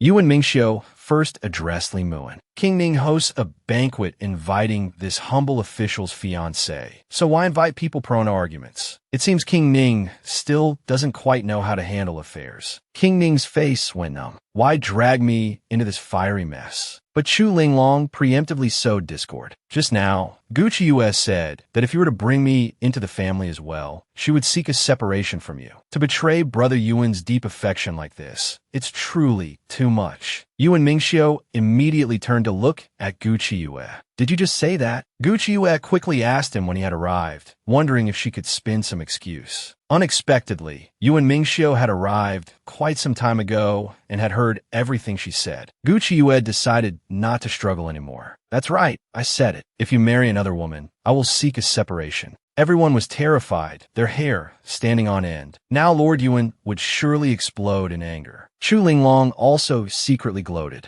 "Gu Qiuyue, just wait to bear Brother Yuan's fury." Who knew that Yuan Mingxiu would instead break into a happy smile? In a cheerful mood, he murmured, "Are you jealous?" The disfigured maiden threatens separation out of jealousy. The cold-faced lord, however, laughs heartily with delight. He hadn't expected to be so important in her heart. The scheming princess shrieked madly in anger. "What kind of bewitching potion has Gu Qiuyue fed you? She doesn't have you in her heart at all. Why do you insist on valuing her so much?" But Yuan Mingxiu paid her no mind, merely clasping Gu Qiuyue's small, cold hand, warming it within his own. Chu Linglong felt she could practically die from fury. "Brother Yuan, why won't you speak to me?" Only then did Yuan Mingxiu coldly rebuke her. "Linglong, you've overstepped. What happens between Shao Qi and me is none of your concern. Whether our relationship is good or bad, what business is it of yours?" A sweetness instantly bloomed in Gu Qiuyue's heart. How could one not be moved by this fiercely protective husband? Chu Linglong, however, was so incensed that tears welled up. Gritting her teeth, she cried out, "We'll see about this." Then, she departed in disarray. Only then did Gu Qiuyue let out a breath. The nuisance was finally gone. Yuan Mingxiu's face immediately turned cold. "Miss Gu, quite the temper you have. Not even married yet, and already thinking of separation?" Gu Qiuyue instantly felt guilty, denying it repeatedly. Oh no, was this man about to settle scores with her? Following that, Yuan Mingxiu directly ordered wine, wanting to share a cup with Gucci Yue. But Gucci Yue didn't move, only watching him cautiously. Yuan Mingxiu instantly grew displeased. What? Does drinking with me make you uncomfortable? Gucci Yue couldn't afford to provoke the enraged dog of a man. She immediately raised her cup and gulped it down glug, glug, glug. But she drank too hastily, causing her to choke and cough violently. Yuan Mingxiu's heart immediately ached for her. Wiping the corners of her lips, he chided gently, "Drink slower. What's the rush?" The onlookers watched with envy, jealousy, and resentment. Lord Yuan was simply too doting on teacher Gu. King Ning, however, strongly disapproved. "Miss Gu, if you do not wish to drink, why must you force her?" Yuan Mingxiu's expression instantly turned grim. "Is King Ning also very interested in my family affairs? I hear King Ning's health is poor, yet you dare host a banquet in such a windy place? If you were to accidentally catch a chill, wouldn't my wife be implicated? Moreover, Xiao Qi came to treat an illness, yet she's forced to attend a banquet here. If word got out, people might think King Ning's illness has already fully recovered." King Ning was rendered speechless by this tirade, unable to stop a wronged expression from appearing as he looked towards Gucci Yue beside him. She immediately shouldered the responsibility. "Yuan Mingxiu, if you must blame someone, blame me. Don't bully His Highness King Ning." Yuan Mingxiu's vinegar jar instantly overturned. Had this woman fallen for King Ning? Is that why she spoke up for him? Gucci Yue quickly reminded him in a low voice, "Don't forget the plan." Only then did Yuan Mingxiu cease his pursuit, but he still let out a dissatisfied cold snort, turned, and walked out. Gucci Yue was completely bewildered by him. Was he angry? What exactly was he here for? Gucci Yue wanted to chase after him and clarify things, but she was stopped by King Ning. "He treated you like that just now. Why bother chasing him? Besides, Miss Gu possesses great ambition. You shouldn't be confined by a small backyard." "I can." But Gucci Yue didn't feel it was a pity. She already had everything she wanted and wished even more to protect all that she currently possessed. After speaking, she hastily chased after him, failing to notice King Ning's face filled with envy, jealousy, and resentment. Gucci Yue quickly caught up with Yuan Mingxiu and grabbed his hand. But Yuan Mingxiu remained cold-faced, telling her to let go immediately. Gucci Yue was simply speechless. "I just drank a little wine. Is it really necessary?" Yuan Mingxiu almost laughed from anger. "So you think drinking wine isn't a big deal?" Speaking of this made Gucci Yue feel even more wronged. "The reason I drank was because of that little fangirl princess of yours. And isn't she targeting me because of you?" Yuan Mingxiu felt a breath catch in his chest. "So after all this, it's my fault? Are you planning to stop investigating your case and catching your murderer?" Hearing this, Gucci Yue grew even more furious. "If it weren't for that murderer, would I even be getting scolded by you?" Yuan Mingxiu corrected her, dissatisfied. "You're being scolded by me not because of the murderer, but because you drank wine." But Gucci Yue wouldn't listen at all. "It is because of the murderer. If it weren't for him, I wouldn't be here attending some strange banquet, and then none of this would have happened." Watching her nonsensical rambling and unreasonable twisting of logic, Yuan Mingxiu finally realized she was drunk. He immediately questioned unhappily, "Didn't you take the sobering medicine beforehand?" Of course, Gucci Yue had taken it, but she still felt a bit dizzy now. As she spoke, she softly swayed and collapsed. Yuan Mingxiu was startled, quickly catching her just in time. Then, he swept her up horizontally into his arms and strode towards the bedroom. After settling Gucci Yue properly in bed, Yuan Mingxiu watched over her while reviewing official documents. Who knew Gucci Yue was such a restless sleeper, constantly kicking off the covers? Yuan Mingxiu could only help her cover up again and again. Clearly, drunken women were usually the most detestable. Yet towards Yue, he felt an inexplicable fondness. Just then, Gucci suddenly started crying out, "Master, I don't want to read books and practice dancing anymore. It's so tiring. When will this ever end?" Yuan Mingxiu was somewhat puzzled upon hearing this. As the eldest legitimate daughter of the Gu family, living within the Gu residence, secluded from the outside world, when did she ever have a master? But then Gucci Yue started randomly tearing at her clothes again, uncomfortably complaining, "So hot." Seeing the alluring glimpses revealed beneath the disheveled clothes, Yuan Mingxiu instantly blushed crimson. He quickly turned his head away, closed his eyes, not daring to look again. This woman, she didn't know how to protect herself at all when drunk. Didn't she know how dangerous it was outside now? He didn't realize, however, that Chiyue had already woken up. She secretly opened her eyes to peek at him. Seeing Yuan Mingxiu embarrassed, Gu Chiyue chuckled inwardly, deciding to tease him properly. So, she started loudly shouting again, so hot, while forcefully tearing at her clothes with both hands. Hearing the rustling sounds of clothes being removed behind him, the hidden desires in Yuan Mingxiu's heart surged ever stronger. He couldn't stay here any longer, or something might happen. But just as he was about to get up and leave, he saw Gu Chiyue suddenly slide off the bed. He quickly rushed back and caught her in his arms. Then, Gu Chiyue seized the opportunity to press her face against the nape of his neck, nuzzling haphazardly while hugging his neck and shouting, "Mommy, I want kisses." The disfigured girl pretended to tease her cold-faced husband. First, the temptation of taking off clothes, then hugging her husband's neck, calling for mommy, and even pestering unreasonably for mommy's kisses. Yuan Mingxiu immediately realized she was pretending to be asleep. He was instantly both annoyed and amused. This woman's audacity was truly growing. Gu Chiyue kept her eyes tightly shut, refusing to admit she was feigning drunkenness under any circumstances. Yuan Mingxiu immediately threatened coldly, "If you keep being mischievous, I'll throw you into the prison cell to sleep with the rats." Though his words were harsh, his hands gently placed her back onto the bed. But Chiyue took him seriously. She complained pitifully, looking aggrieved. "My life is so miserable. Bullied by my husband all day long. He won't even let me sleep properly." Yuan Mingxiu felt quite hurt. "Do you feel miserable being with me?"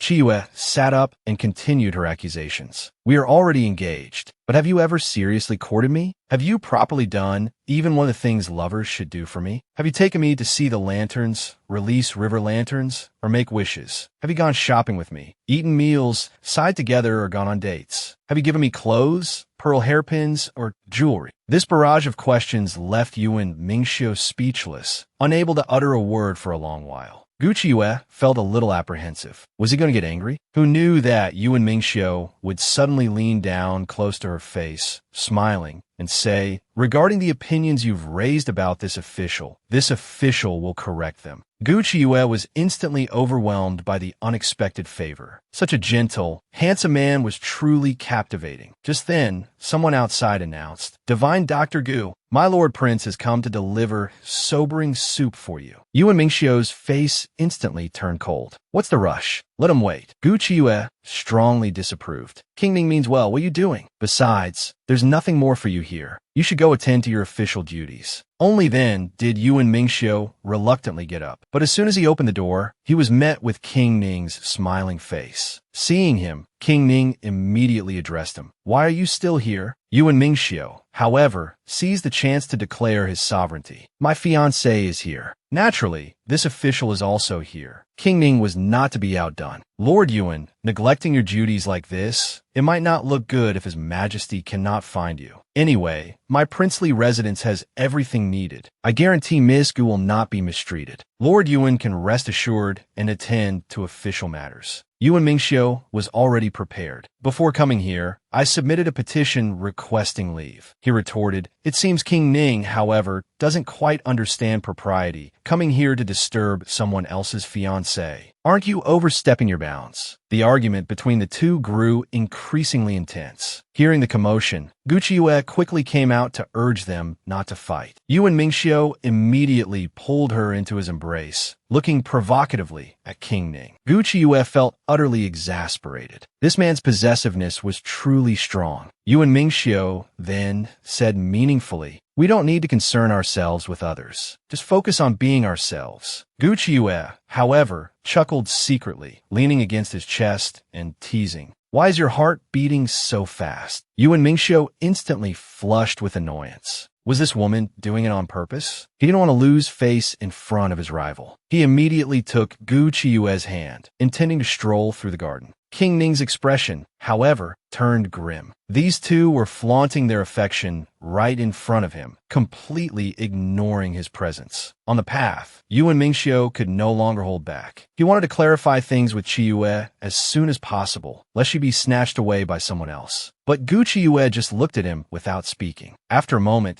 she said with a faint smile, "Isn't this already decreed by the imperial edict?" Yuan Mingxiu wasn't so easily fooled. Then why didn't you respond immediately? Are you perhaps unwilling? Gu Qiuyue reluctantly lowered her head. Indeed, she wasn't entirely willing. Hearing this, Yuan Mingxiu was taken aback. You're actually unwilling? What? Gu Qiuyue felt he was stating the obvious. Did he even need to ask? Who would want to share a husband? Before she could finish her thought, Yuan Mingxiu questioned her darkly. Have you fallen for him? Gu Qiuyue almost laughed. You haven't even sorted out your own affairs, yet you have the nerve to question me. Furious, Yuan Mingxiu stormed off with a flick of his sleeve, showing no intention of communicating properly. Gu Qiuyue found it utterly baffling. He was the one being fickle, yet he had the audacity to throw a tantrum. Marrying me while bringing along a Chu Ling Long? Shouldn't I be the one in a bad mood? How dare he give me attitude? Let's see who has more backbone then. Meanwhile, Yuan Mingxiu ran into King Ning again on his way. King Ning smilingly chided him for getting angry with Qiuyue. Yuan Mingxiu's anger flared instantly. Does your highness harbor some improper thoughts towards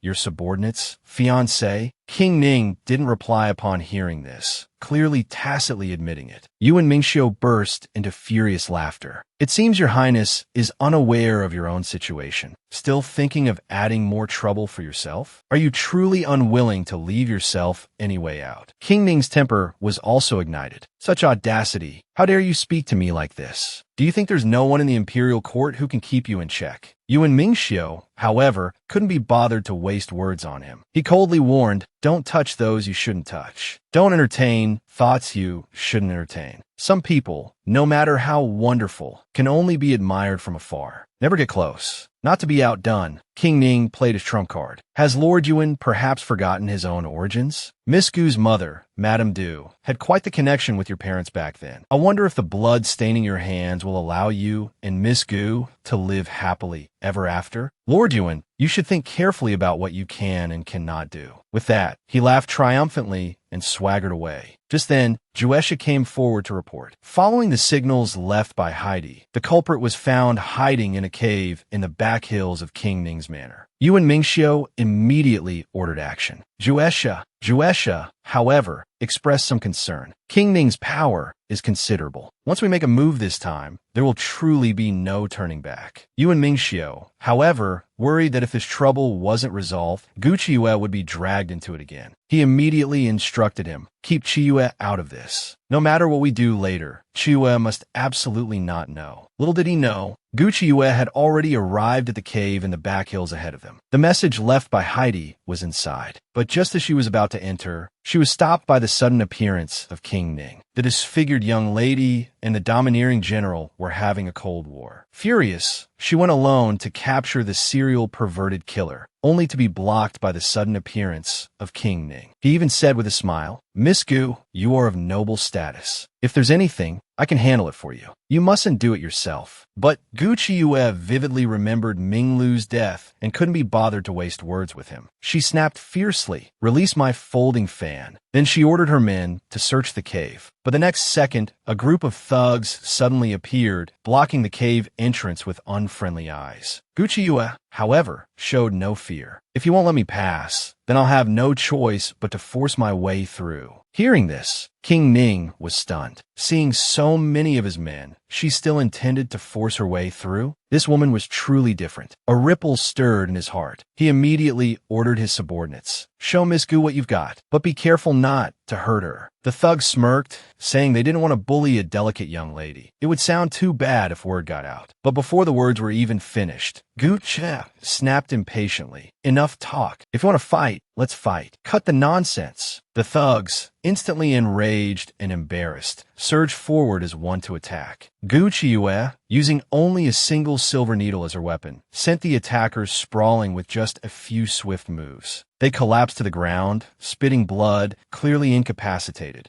Thus, Gu Qiuyue charged into the cave unimpeded. As soon as she entered, she saw He Dai bound tightly. She immediately erupted in anger. cursing aloud. How dare these people capture you? I'll make them pay later. Heidai was genuinely surprised. Young miss, you actually came specifically to rescue me. For a moment, she was too moved to speak. Only when Guchiue took her hand, ready to leave, did Heidai regain her senses and say, "Cave, mountain." Deep inside the cave, there are several other women imprisoned. Guchiue immediately told her to lead the way. Reaching the deepest part of the cave, they found several beautiful young women huddled together, trembling uncontrollably. Seeing newcomers, they instinctively recoiled. A sharp pang of pain shot through Guchiue's heart. Minglu, before she died, was she also imprisoned here? As pitiful as these women, crouching down, she spoke gently. "Don't be afraid. I'll get you out." Then she ordered someone to bring clothes for the women to change into. Afterward, Heidai asked them, "Have you seen a girl dressed similarly to me?"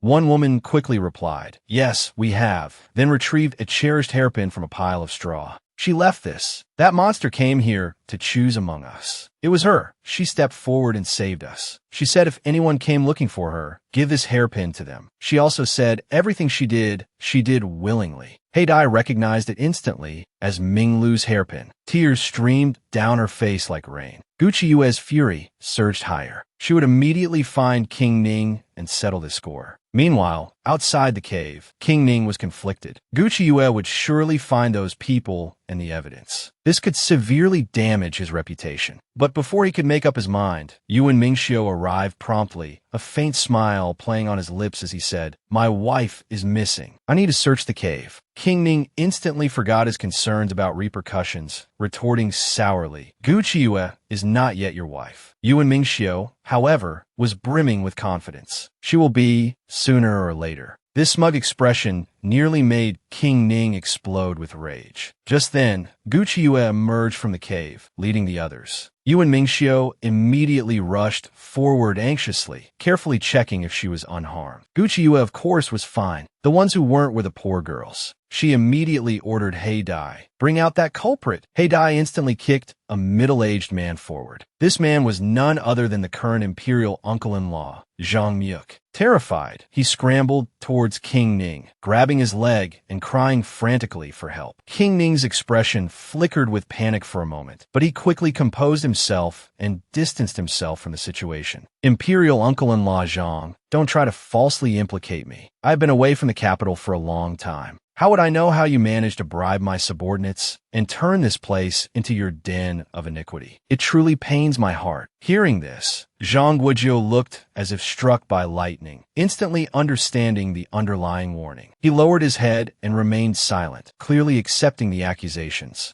Guchiue knew there was no point pursuing it further with King Ning, so she handed over the subsequent matters to Yuan Mingxiu. Yuan Mingxiu immediately ordered, "Take Zhang Guizhou and all these young women away." King Ning anxiously tried to explain to Guchiue, "My manor is large, with many subordinates. I truly did not know about Zhang Guizhou and the cave incident." Guchiue remained noncommittal. Besides, there was no direct evidence linking him, and investigating was Yuan Mingxiu's responsibility. Everything would be handled by him. This made King Ning feel a pang of bitterness. Yuan Mingxiu is truly fortunate to have a virtuous wife like you in the future. Guchiue pretended not to understand his implication. "Your Highness can also find a virtuous wife if you settle down." King Ning's expression turned somber at her words. He decided to be direct. "This prince has indeed met someone who moves his heart," he hinted, though she was already engaged. "If I had encountered a woman like Miss Gu earlier, perhaps this prince would have married long ago." Guchiue was instantly stunned. A dignified prince was actually confessing to a married woman. Little did she know, Yuan Mingxiu was standing not far away, hearing their entire conversation crystal clear. Even Zhu Sha felt embarrassed for his master. Eavesdropping like this wasn't quite appropriate, was it? Yet, Yuan Mingxiu stubbornly denied it. "This lord is merely admiring the scenery. Since when was I eavesdropping?" Zhu Sha felt the corner of his mouth twitch upon hearing this. Was this still the same cold and ruthless master? Meanwhile, King Ning was still unwilling to give up. "Chiwe, you are truly wonderful. The most unique woman this prince has ever met." If this prince were to tell you that this prince admires you, what would you do? Hearing this, Yuan Mingxiu instantly tensed up, his heart leaping into his throat.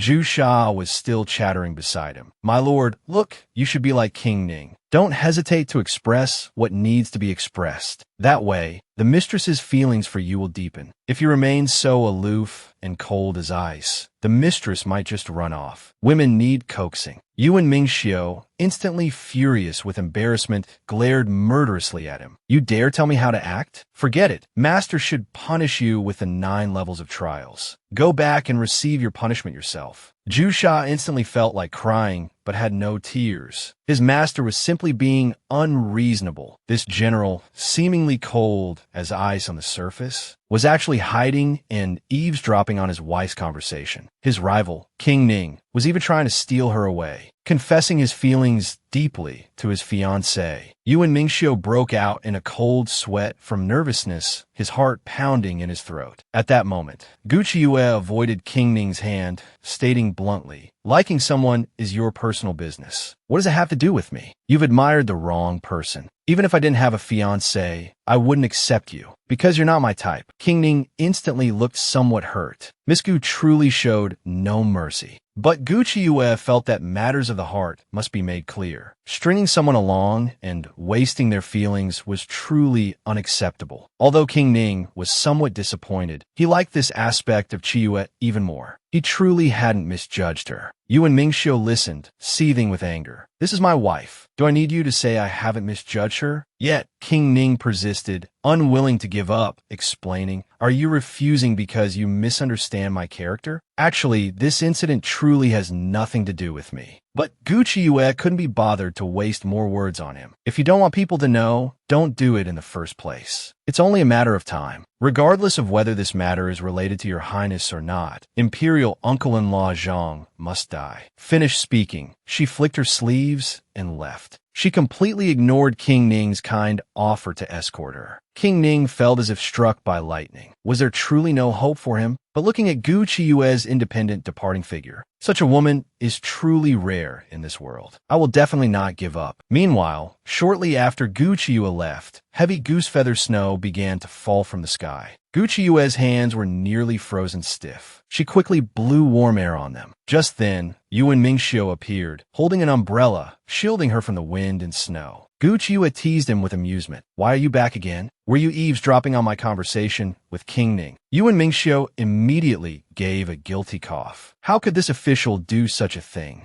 Gu Qiuyue almost burst out laughing. "I also have profound inner strength. When you heard King Ning say he liked me just now, your breathing became chaotic. Did you think I couldn't hear it? Now, tell me honestly, you actually like me a lot, don't you?" Yuan Mingxiu's handsome face flushed red with shyness, yet he still stubbornly turned his head away. He said one thing, but meant another. "What are you talking about?" But Qiuyue persisted deliberately. "If you didn't like me so much, why would you eavesdrop? And why would you return with an umbrella, afraid I'd get soaked by the snow? I knew it. You like me just that much." "Me too." Yuan Mingxiu's eyes widened in shock instantly. "Do you know what you're saying?" Gu Qiuyue immediately grasped his hand, saying affectionately, "Yuan Mingxiu, I like you the most." Overcome with emotion, Yuan Mingxiu pulled her fiercely into his embrace, feeling that his long wait had finally been answered. However, after a long moment, Gu Qiuyue still hadn't heard his response. She couldn't help but ask tentatively, feeling a little anxious. "So, do you like me?" Yuan Mingxiu looked down at her, amused. He didn't answer. This girl is really silly. Does she even need to ask? Gu Qiuyue indeed grew anxious. "I'm warning you. You no longer have the right to say you don't like me. From now on, you can only be good to me alone." Yuan Mingxiu immediately cupped her small face and kissed her fiercely. After a long moment, they reluctantly parted. He gazed at her dotingly, his deep voice filled with emotion. "Silly little Qi, you are the most important person in my heart, the one I want to earnestly protect, always. I like you." I like you so much that sometimes I fear you'll disappear. So much that I feel afraid, worried. Gucci was instantly ecstatic. She stood on her tiptoes and took the initiative to kiss him. Unbeknownst to them, King Ning watched this scene forlornly. Hatred instantly flared in King Ning's heart. Gucci, you have failed me to this extent. However, I still possess a chess piece that can cause you considerable trouble. The next day, Yuan Mingxiu was accompanying Gucci on a stroll through the streets. They were chatting and laughing, getting along harmoniously. Suddenly, Chu Linglong jumped out again, her face full of resentment. With an ugly expression, she accused them. What are you doing being so intimate on the main street? Have you forgotten that I am also set to marry into the Yuan residence? Brother Yuan, where does this leave my dignity? Gucci rolled her eyes helplessly. Here we go again. This princess truly has thick skin. Chu Linglong continued her mournful accusation. Brother Yuan, we used to have such a good relationship. Why have you changed so suddenly? Yuan Mingxiu decided to make things clear to her. You and I are merely friends. It was only because your appearance resembled a girl I met in my childhood that I spoke a few more words with you. It's not that I've changed, it's that your demands have increased. Hearing this, Gucci felt a sourness creep into her heart. What girl did he meet in his childhood? Could there be some past romance? Chu Linglong, however, felt hatred bloom. I merely want to marry you, yet you treat me like this. I won't let you two be happy. Just wait until I marry into the Yuan general's residence. Yuan Mingxiu's face instantly turned cold. He stated firmly, that's impossible. Seeing this, Chu Linglong smirked triumphantly. How do you know it's impossible? I definitely can. Yuan Mingxiu's expression grew even darker. Wasting no more words, he simply told her to turn around and look behind her. Chu Linglong suddenly had an ominous premonition. She whirled around abruptly, only to see Eunuch Tong Guan approaching, holding an imperial edict. He announced loudly, Yuan Mingxiu, receive the decree. Yuan Mingxiu immediately pulled Gucci down to kneel with him. The decree-delivering eunuch immediately read the imperial edict aloud. By His Majesty's command, Yuan Mingxiu and Gucci are ordered to be wed on the 6th day of this month. The two respectfully kowtowed, received the decree, and expressed their gratitude. While kowtowing, Gucci secretly asked him, did you request this? For us to get married quickly? Yuan Mingxiu teased her with a mischievous smile. Even if you're unwilling, it's too late now. You can only marry me as soon as possible. Hearing this, Gucci felt a little unwilling. She warned fiercely, if you dare treat me poorly, watch me run away. Yuan Mingxiu immediately hugged her, pleading pitifully, in this lifetime, I will only be good to you alone. So please don't run away, all right? It was the first time Gucci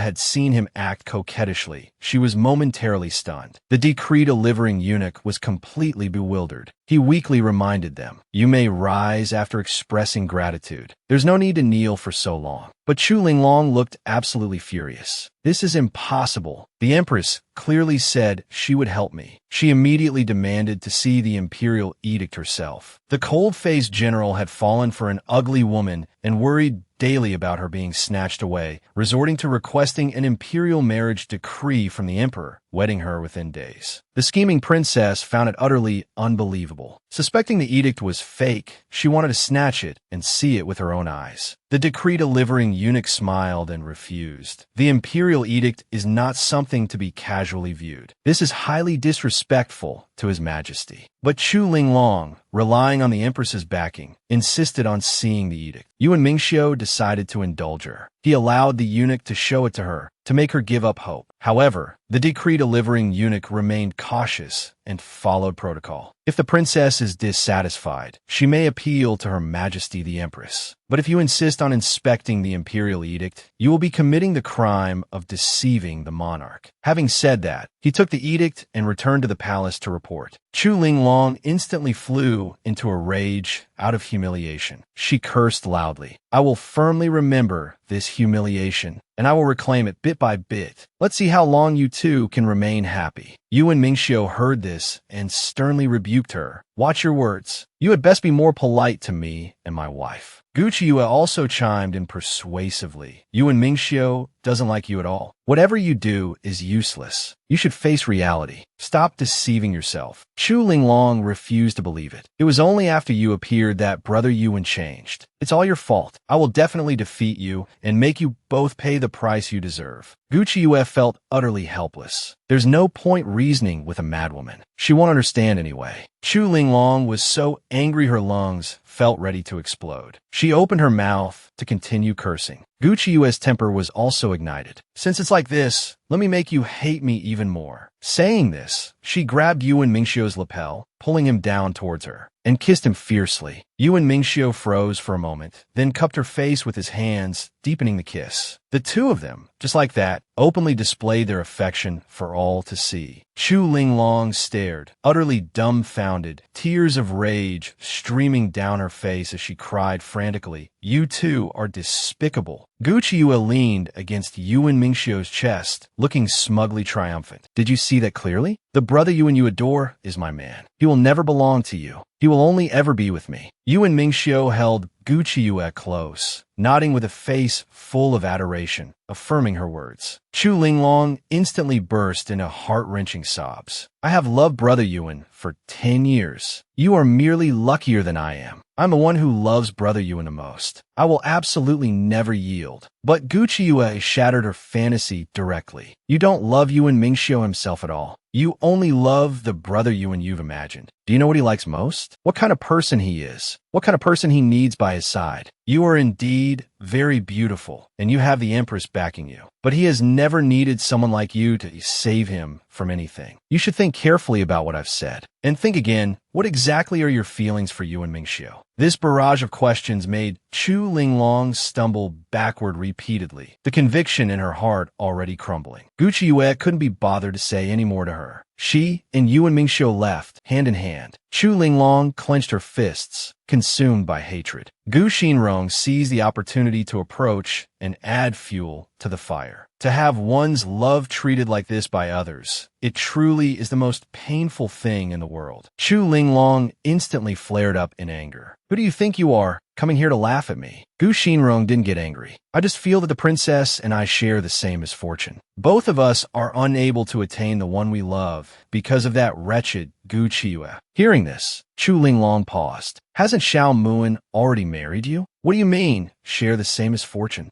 Gu Xinrong's expression immediately turned on. "Anren, why not? I may have his person, but I do not have his heart. Gu Qiyu will forever reside in his heart." Chu Linglong felt the hatred within her stir. "I truly don't understand. Why can't he see how wonderful I am?" Gu Xinrong seized the chance to fan the flames. As long as Gu Qiyu isn't there, occupying all his thoughts and attention, he will eventually see you. As long as you and I cooperate to eliminate that coarse woman, we can both achieve our desires. Chu Linglong was swayed by her words and quickly asked her what they should do. Gu Xinrong immediately extended her hand, from which emanated a peculiar fragrance. "Princess, have you ever witnessed the sight of thousands upon thousands of insects foraging in winter?" Chu Linglong followed her gaze and was instantly aghast. She saw the ground densely covered with all sorts of insects. Linglong was so frightened she nearly screamed aloud. But Gu Xinrong said, "This is the best way to deal with Gu Qiyu." Meanwhile, Gu Qiyu was indeed feeling gloomy. Qingfeng watched her, somewhat puzzled. After Lord Yuan's discussion with King Ning, Zhang Wu had been summarily executed. King Ning's mother consort had also been demoted, and even Zhang Wudong had been implicated and punished. What else is there for the eldest miss to be unhappy about? Gu Qiyu complained resentfully. The Empress decreed that Chu Linglong should also marry into the residence. Qingfeng quickly tried to soothe her. "Don't be angry, eldest Mississippi. In any case, you've married the man you like. As for the rest, it wasn't something Lord Yuan could control. Right now, everyone outside is speculating about which wife's room Lord Yuan will enter on the wedding night. Eldest Miss, please don't pick a fight with Lord Yuan now and let Princess Linglong gain the advantage." Hearing this, Gu Qiyu flew into a rage. "If Yuan Mingxiu dares, I will divorce him immediately." Soon, the wedding day arrived. Early in the morning, the maids and matrons responsible for her toilette came and dressed Gu Qiyu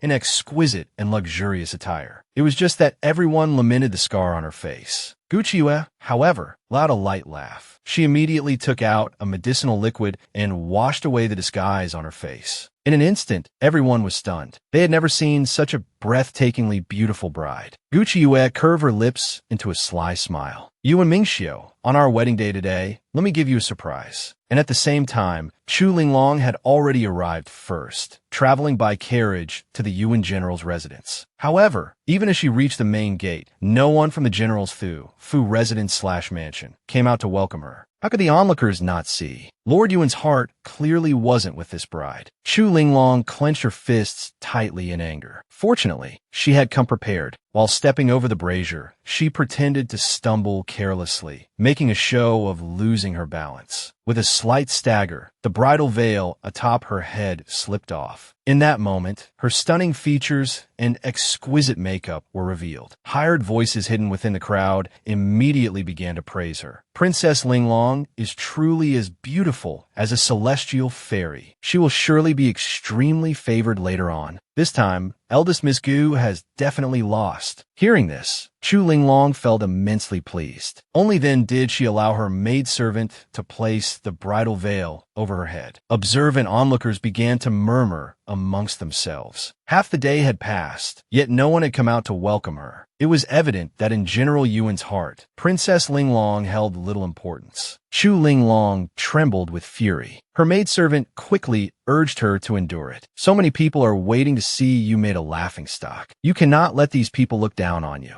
Chu Linglong thought venomously of Gucciue. "Just you wait. I will make you return everything you have gained today." Just then, her maidservant suddenly cried out in alarm. "Princess, you cannot go any further." The disfigured young lady and the scheming princess were marrying the same man. Everyone was speculating. With which wife would the cold-faced general consummate the marriage? On the wedding day, the scheming princess had rushed ahead to arrive first at the general's residence. Who would have thought that, after waiting for half the day, no one came to welcome her, just as she was preparing to enter on her own initiative? Who knew the maidservant would suddenly cry out in alarm, "Princess, you cannot go any further." Hearing this, Chu Linglong showed her displeasure. "Why can't I enter the residence?" Only then did the maidservant timidly explain, "Because no one has come to open the residence gates." Chu Linglong was instantly enraged and tore off her bridal veil. "This is truly outrageous." Meanwhile, Yuan Mingxiu, mounted on a tall horse and leading the bridal procession, personally came to escort Gucciue back. The crowd immediately burst into discussion. It seems General Yuan only has eyes for eldest Miss Gu. At this moment, Yuan Mingxiu dismounted. He personally helped Gucciue down. Hand in hand, they walked towards the general's residence. Yuan Mingxiu's gaze upon Gucciue was filled with affection. The hatred in Chu Linglong's heart surged. She immediately signaled for her plan to proceed. Soon enough, someone started deliberately finding fault. "Eldest Miss Gu is getting married. Why not let everyone see what the bride looks like?" Hearing this, Gucciue coldly retorted, "The sages have said, do not judge a person by appearance. I have never felt that a face holds any importance." The scarred man immediately sneered derisively. "Who doesn't know that eldest Miss Gu's face is covered in scars, hideous beyond compare? You are utterly unworthy of being the general's wife. Being so ugly, how can you face the entire imperial court and foreign envoys? You truly tarnish Lord Yuan's reputation." Yuan Mingxiu instantly flew into a rage, ordering his men to seize these insolent troublemakers at once. Gucciue, however, stopped him. She simply asked the scarred man what exactly he wanted. The scarred man bluntly replied, "Naturally, you should lower yourself to be a concubine. Don't tarnish Lord Yuan's name." Gucciue couldn't help but laugh. "So that was your intention? Let me tell you directly.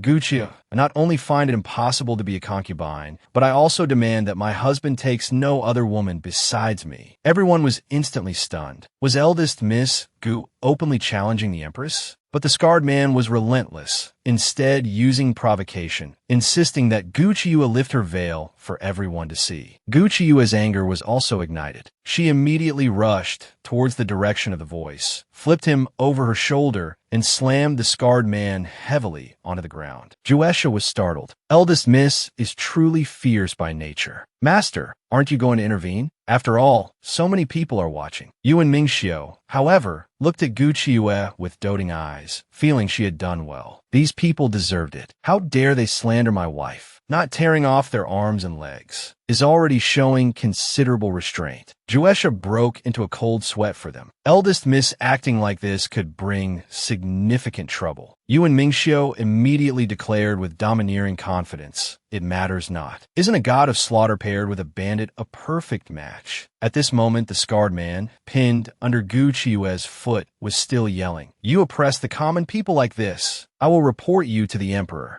Gu Qiue, however, was utterly fearless. "Go right ahead. Do you take me for one of those delicate young ladies, frightened into an action by just a few words from you? If I don't settle this score, won't anyone be able to point fingers at me in the future? I heard that according to the law, a daughter like me should first receive several dozen strokes of the military cane." The scarred man was instantly stunned, finding it hard to believe she dared to be so audacious. Gu Qiue, however, laughed heartily with satisfaction. "Did you think I would swallow my pride and let you mock me? Whether I am beautiful or not is none of your business. What kind of person I am is not for you to decide." Hearing this, the scarred man sneered. "After all that talk, you're still ugly. You're simply not as beautiful as Princess Ling Long." This time, Gu Qiue completely lost her temper. She immediately ordered Juesha, "Throw him out." Juesha immediately stepped forward to drag the man away. The scarred man struggled and managed to snatch off Gu Qiue's bridal veil, revealing her true face. Only Gu Qiue's stunning beauty, capable of captivating nations, was unveiled. Were the traces of disfigurement. Instantly, gasps rippled through the surrounding crowd. How could someone so breathtakingly beautiful exist in this world? Eldest Miss Gu must surely be a goddess descended from the heavens. Gu Qiue, however, incandescent with fury, sent the scarred man flying with a powerful kick. The scarred man spat out a mouthful of blood, crashing heavily right before Yuan Mingxiu. Yuan Mingxiu looked ready to explode with rage. "My wife's veil. It should have been I who lifted it." His hand was utterly unnecessary. "Cut it off for me." Without a second thought, Juesha drew his blade, moving to seize the scarred man's arm and carry out the sentence. But Yuan Mingxiu suddenly hesitated, swiftly countermanding, "Hold, expose this man's arm." Juesha immediately shoved up the scarred man's sleeve. A single glance was enough. He was clearly a Turkic man. Yuan Mingxiu's expression instantly turned glacial. It seems those people, having stayed hidden for years, have grown considerably bolder. Juesha's face mirrored the resentment. "Back then, we slaughtered them until they fled in terror and willingly surrendered. Only a few years have passed, yet their treacherous ambitions persist. How dare they send someone here to cause trouble? They are truly courting death." Yuan Mingxiu immediately commanded Juesha, "Take this scarred man away for interrogation." Witnessing this decisive action, the crowd erupted in cheers. To be a soldier, be like Juesha. To be a general, be like General Yuan. Gu Qiue gazed at Yuan Mingxiu, a faint smile touching her lips, feeling a surge of shared pride. Chu Linglong, however, stood utterly thunderstruck. How could this be possible? Were the scars that marred Gu Qiue's face? In that instant, she felt nothing but chilling despair, the cold realization washing over her. She could never truly escape Gu Qiue's shadow. Just then, Yuan Mingxiu turned towards Gu Qiue, extending his hand with a warm, inviting smile. "Come, my bride," he urged gently. Gu Qiue, however, met his gaze with a frosty expression. "Lord Yuan," she questioned sharply, "today you simultaneously take two wives. Are we expected to enter together?" Yuan Mingxiu was instantly flustered. "Today is our grand celebration. Please don't cause a scene." But Gu Qiue's anger was palpable. "You knew perfectly well what I objected to, yet you allowed it to happen anyway. If you had truly resisted, could Her Majesty the Empress have actually forced you?" Yuan Mingxiu froze, momentarily lost for words, unable to form a response. Who could have predicted it? Gu Qiue suddenly produced a document, divorce papers. She declared loudly for all to hear, "I refuse to share a husband with anyone. However, I cannot defy the emperor's decree. Yuan Mingxiu, if you proceed with marrying another woman today, then you forfeit the right to be my husband, Gu Qiue's husband." Yuan Mingxiu stared, dumbfounded, at the bold characters spelling divorce papers, feeling his entire composure crumble. The young maiden had finally married the stoic general. But the empress had decreed that the scheming princess should also enter the general's household on this very day. Seething, the maiden threw down the divorce papers. Since you insist on marrying another alongside me, you are no longer qualified to be my husband. Yet, Yuan Mingxiu suddenly broke into laughter. He found that even in her defiance, Gu Qiuyue possessed a captivating beauty. Gu Qiuyue herself was taken aback. Wasn't this man even the slightest bit angered by her actions? Who would have guessed Yuan Mingxiu would speak with such indulgence? Do whatever your heart desires, he said softly. Within the sphere of my protection, you have absolute freedom. Instantly, Gu Qiue's fury evaporated, replaced by a surprising flicker of warmth, even emotion. This infuriatingly charming man, he was truly something else. Sensing the shift, Yuan Mingxiu pressed his advantage. Let me make this perfectly clear. This wedding ceremony is for you, and you alone. If it were not you, this ceremony would hold no meaning. My heart is yours. In this entire world, I wish only to grow old alongside you. So, would you perhaps consider, after divorcing me, marrying me again? The crowd erupted once more, shouting in unison, "Marry him! Lord Yuan is such a fine man. You two are truly destined for each other."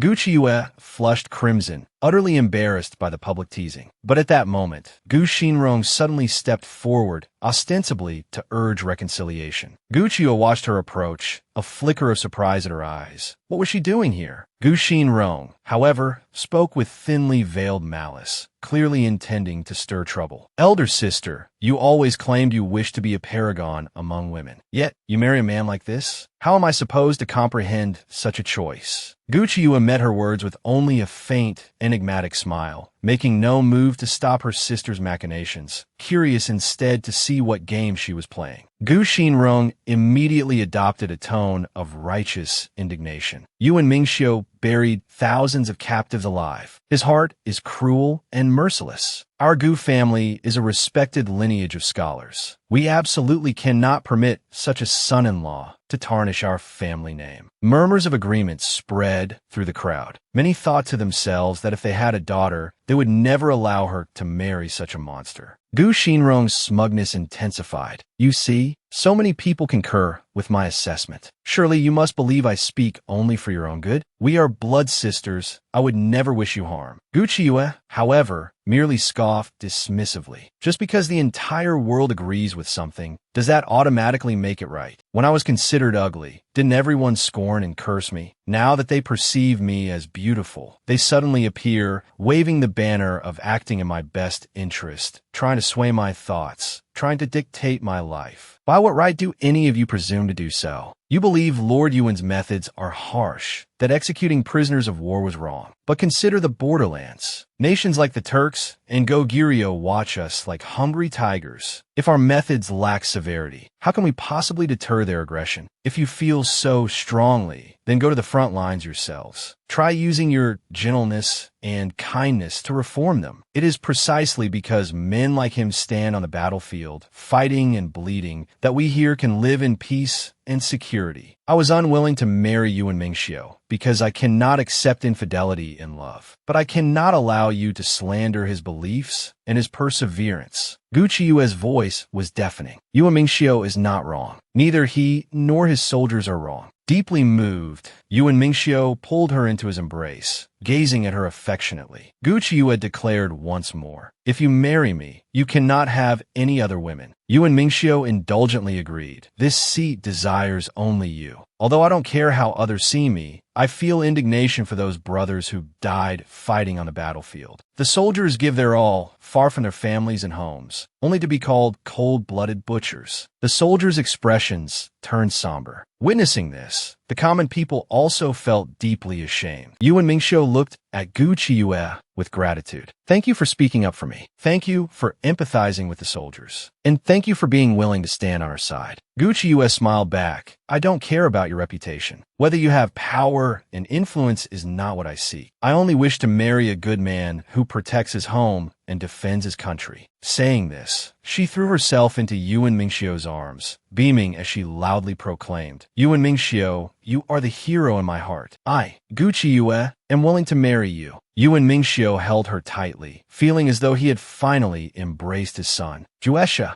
also knelt gratefully in thanks. Your subordinate thanks, madam, for speaking for us. Madam, please enter the residence. The soldiers also lined up in welcome. Respectfully welcome sister-in-law madam into the residence. The generals also ran over to offer toasts. They were about to depart for battle and specifically came to share this cup with madam. Guchiwa raised her cup magnanimously. I wish to drink with all the generals. May you all return victorious. Watching the harmonious and loving couple, how could Chu Linglong accept this? Was she truly defeated so utterly? Her maidservant looked at Chu Linglong with pity, suggesting they go plead with the empress again to intervene. Just then, an old palace maid arrived with orders from the empress, summoning the princess back. Her Majesty the Empress has words for you. The princess need not hang herself from one tree. There are truly matters. The maidservant angrily cursed. Since Her Majesty the Empress foresaw this outcome, why did she agree to the princess's request in the first place? Isn't this just humiliating the princess? Chu Linglong quickly shushed her in fright. Wasn't this openly offending the empress? Indeed, the old palace maid was displeased. The incompetent maids around the princess should be disciplined, lest they bring you trouble. Chu Linglong dared not say more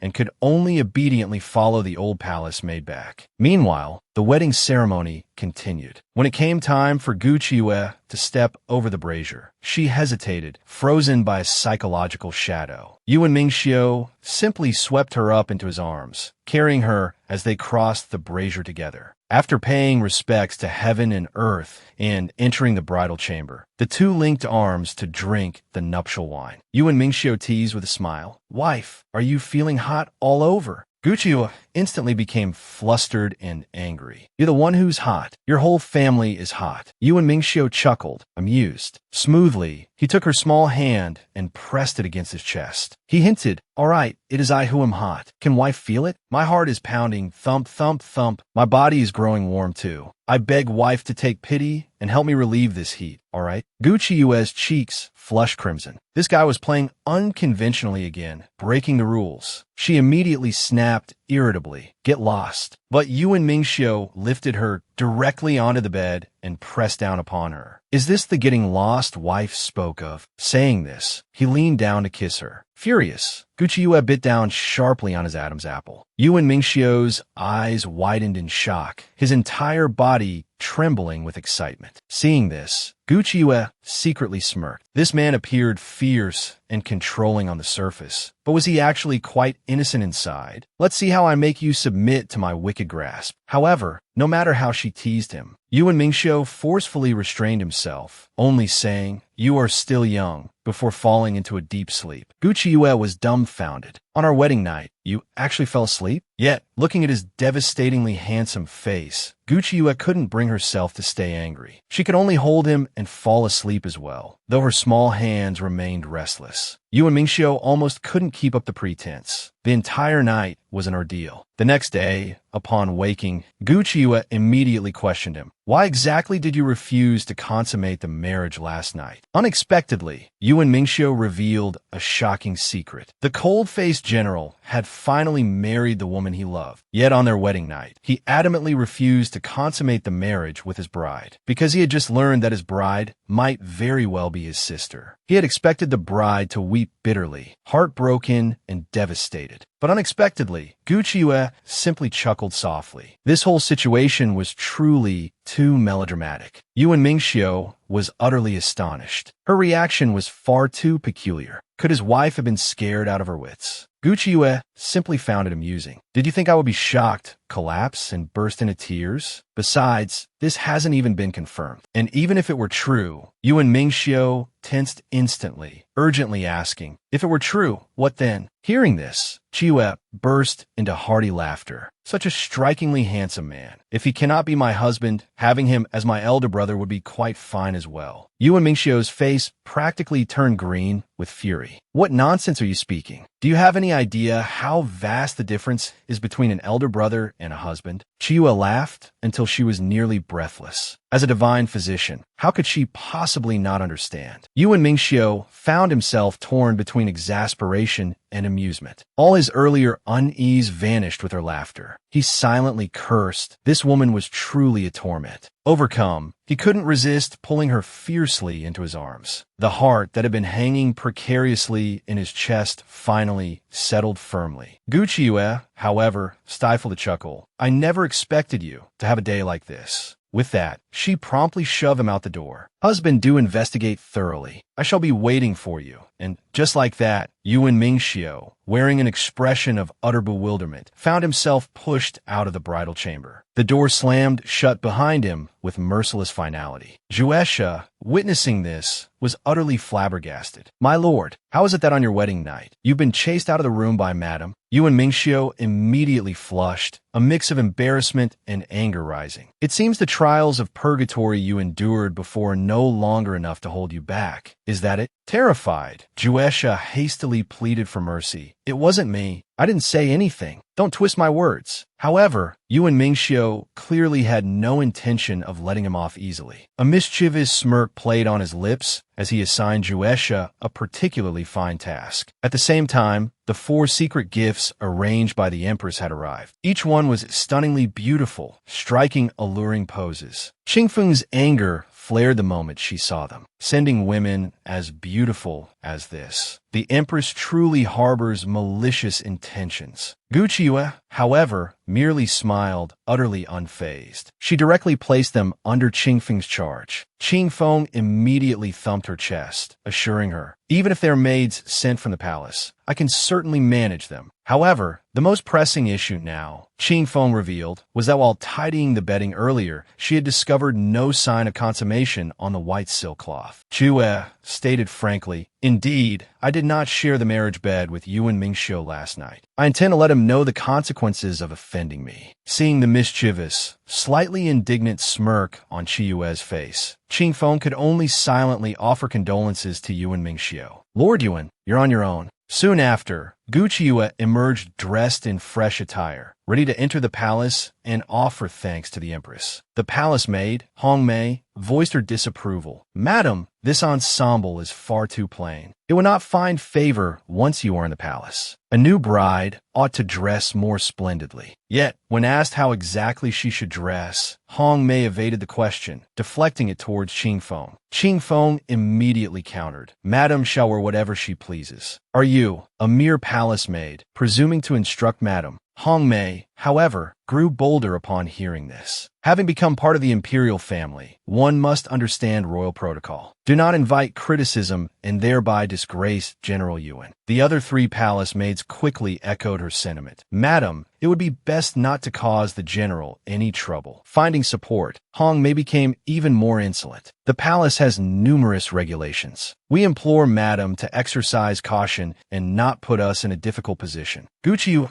almost laughed aloud at their audacity. In this general's residence, the rules are dictated by me. I shall dress as I please. If you dislike it, you will simply have to bear it. Seeing them attempt to sway her, Qingfeng spoke with a cold expression. Madam, rest assured, all the dirty, laborious tasks in the general's manor shall be their responsibility. Furthermore, ensure the other maids ostracize them. Still feeling unsatisfied, Gu Qiuyue added, and reduce their food rations. When they are at their most wretched, Qingfeng, remember to remind me, so I can go and offer them some warmth. One had to admit, Madam possessed a ruthless streak. Just then, Yuan Mingxiu arrived personally to escort Gu Qiuyue. The moment he laid eyes on her, he praised her directly. Madam, you look truly beautiful. Hearing his praise, Gu Qiuyue responded with a teasing smile, but surely not as handsome as my dear elder brother? Silently, Yuan Mingxiu lifted her into the carriage, pulling her close and holding her tightly within his embrace. Gu Qiuyue, however, struggled forcefully against his hold. Feigning nervousness, she exclaimed, My lord, you are holding me far too close. If others were to see, it would surely invite scandalous talk. Yuan Mingxiu was momentarily stunned. Why was his wife suddenly treating him, her husband, with such formality? Gu Qiuyue couldn't suppress a hidden smile. Well, Who asked you to be my dear elder brother? Yuan Mingxiu found this unbearable. I've considered this thoroughly, he stated firmly. I do not believe we resemble siblings in the slightest. I see no feature in you that mirrors mine. Gu Qiuyue also found it peculiar. It's true, I'm not Gu Yanqing's biological daughter. But as for who my father truly is, that requires further investigation. However, if it were suggested he is the emperor, that I would not believe. Speaking of which, Gu Qiuyue herself was quite astonished. She hadn't anticipated that Yuan Mingxiu's actual father was the reigning emperor. Yet he was raised as the sole son of the old General Yuan. This entire affair was truly momentous. Gu Qiuyue couldn't help but wonder, could he possibly harbor ambitions to seize the throne and become emperor himself? Yuan Mingxiu had no desire whatsoever to be emperor. However, that depended on whether Gu Qiuyue wished to be the mother of the nation. Gu Qiuyue certainly didn't want to be some empress. Just being a teacher had been troublesome enough. How could becoming empress possibly be any better? Yuan Mingxiu couldn't help but wonder what she truly wanted to do. In reality, Gu Qiuyue only wished to be an ordinary person, with money and leisure, free to go wherever she pleased. Speaking of money, Yuan Mingxiu suddenly remembered that she seemed to still owe him silver. Wasn't it time now to repay it, principal and interest included? Gu Qiuyue,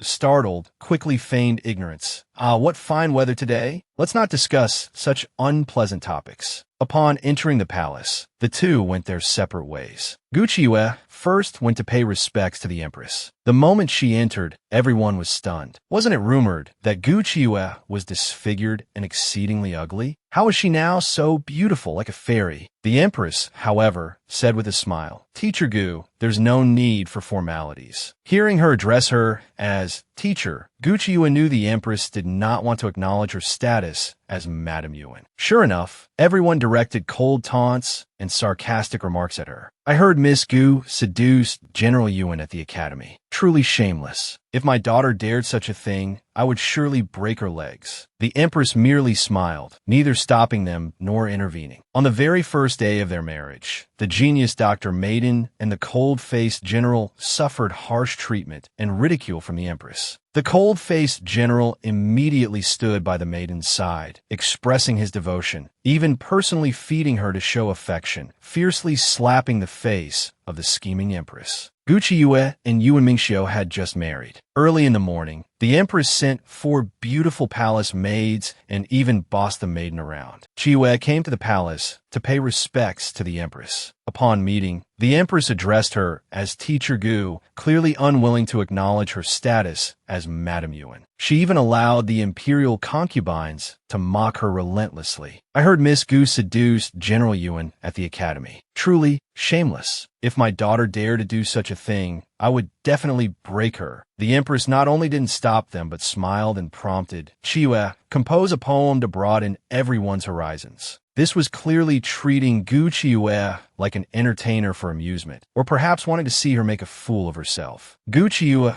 immediately feigned difficulty. My husband is quite a temper and is very strict with me. He doesn't allow me to show my face in public, nor does he permit me to compose poetry. How about your majesty the empress send someone to the emperor's side to summon him? As long as he agrees, I will compose a poem for everyone. The empress dared not provoke the emperor or Yuan Mingxiu, so she could only regretfully state that she wouldn't force Gu Qiuyue. Only then did Gu Qiuyue calmly take her seat. Before long, Yuan Mingxiu, worried, hurried over. After paying respects to the empress, he immediately rushed to Gu Qiuyue's side, asking with concern if anyone had given her trouble. The empress and the concubines were utterly embarrassed, asking such a question in public. Did he think they were invisible? But Yuan Mingxiu ignored them completely, sitting down beside Gu Qiuyue to accompany her. Instantly, there was an uproar among the crowd. Was this the legendary imperial favor? Subsequently, Yuan Mingxiu personally served her food, feeding it to Gu Qiuyue's lips, completely disregarding the assembled concubines. Only when Gu Qiuyue couldn't eat anymore did he take her hand and rise. Gu Qiuyue blushed. She didn't know when he had started always liking to hold her hand. Yuan Mingxiu took Gu Qiuyue's hand and requested leave from the empress. The empress was instantly displeased. wanting to keep them longer to continue her down on, making things difficult, but suddenly noticed the emperor had appeared behind the screen. He faced her and gently shook his head, his eyes filled with cold, murderous intent. The empress's heart instantly tightened. She could only watch helplessly as the two left hand in hand. After the banquet ended, the emperor coldly warned the empress, "Yuan Mingxiu is our valued minister. Guqi Yue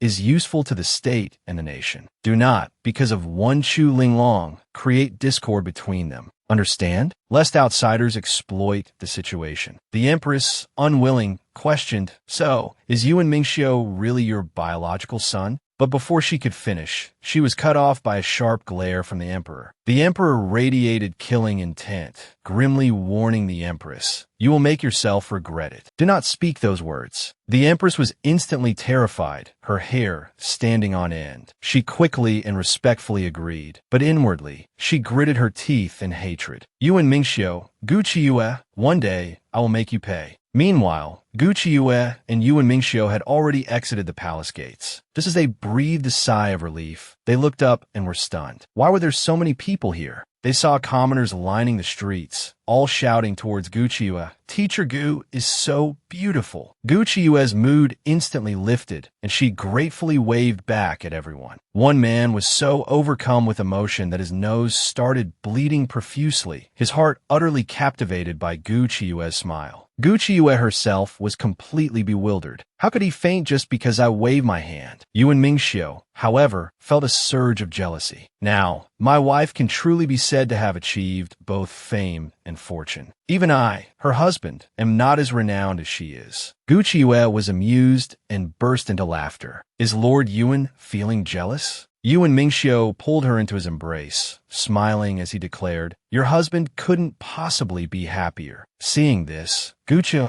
with a mischievous glint in her eyes, leaned closer. "What was it you called me?" "My song." Yuan Mingxiu's expression instantly turned awkward. He quickly told her not to call him that randomly. "I have found some clues regarding your origins." Guqi Yue paused upon hearing this, then eagerly urged him to tell her quickly. Only then did Yuan Mingxiu begin to explain. "From my earlier conversation with the emperor, I learned that Madame Du, following her father's letter, arrived at the Gu family already 6 months pregnant. Your maternal grandfather must have played a role in this." Guqi Yue hadn't been in contact with her maternal grandfather for a very long time, but for the sake of uncovering her origins, she decided she must go back for a visit. Yuan Mingxiu couldn't bear the thought of her going alone and immediately insisted on accompanying her. Just at that moment, an assistant from the pharmacy rushed over, panting and panicked, saying, "A woman is having a difficult birth. She's been in labor for a day and still can't deliver. It's highly likely twins, a boy and a girl. One wrong move can mean 1 corpse and 3 lives lost." Guqi Yue immediately dashed towards the pharmacy. Inside, she saw a pregnant woman wailing in excruciating pain. The doctor beside her was frantic, sweat pouring down his face, utterly helpless. Guqi Yue first took the woman's pulse. Then, she decided to perform a cesarean section to deliver the babies. The doctor was aghast. "How can you do that? If it fails, the blame will fall entirely on you. You could even be handed over to the authorities." But Guqi Yue couldn't be bothered to argue further. To save lives, she couldn't afford to hesitate. Besides, failure wasn't a certainty. Any more delay truly risked 1 corpse and 3 lives. She immediately ordered preparations to be made. The doctor could only grit his teeth and comply. Afterwards, Guqi Yue quietly instructed the assistant, "When you speak of this to others later, remember to describe the mother's condition as extremely perilous and severe." The doctor's eyes instantly lit up with understanding. He couldn't help but admire her shrewdness. The laboring woman, her breath as faint as a thread, whispered, "Don't worry about me. Save my children." Guqi Yue immediately grasped her hand, offering encouragement. "Don't be afraid. I will save all 3 of you, mother and children." Soon, a large crowd had gathered outside the pharmacy, many murmuring criticisms about Guqi Yue's audacity. Performing a cesarean section, they worried, could easily result in death. Some had even summoned the city guards, ready to apprehend Guqi Yue at a moment's notice. However, it wasn't long before the distinct cries of newborn infants echoed from within. Mother and children, all 3, were safe and alive. The crowd outside was utterly stunned. Guqi Yue had actually succeeded. The children's father emerged, holding his babies, to joyfully announce the news. The crowd erupted in praise, hailing Gu Qiuyue as a divine physician. Yuan Mingxiu, who had stood guard outside the pharmacy the entire time, felt an immense sense of pride swell within him. Just then, Gu Qiuyue walked out of the pharmacy. The common folk spoke in unison. Gu Qiuyue is as kind-hearted as she is beautiful, and her medical skills are brilliant. She and General Yuan are truly a match made in heaven. Gu Qiuyue, however, ignored the praise and ran straight towards Yuan Mingxiu. Yuan Mingxiu was just stepping forward, ready to take her home, when he abruptly sensed a lethal killing intent. His expression changed dramatically in alarm. While shouting an order to Juesha, "Protect the mistress," he simultaneously lunged towards Gu Qiuyue. At that precise moment, a hidden arrow streaked through the air, aimed directly at her. The cold-faced general's wife was under attack. The general, enraged, immediately ordered the assassins hunted down. In the instant that hidden arrow flew towards Gu Qiuyue, Yuan Mingxiu's face had turned pale with terror. He reached Gu Qiuyue's side in a flash, throwing himself in front of her, his sword slashing the incoming arrow. He held Gu Qiuyue tightly, his voice laced with tension as he asked repeatedly, "Are you all right? Are you hurt?"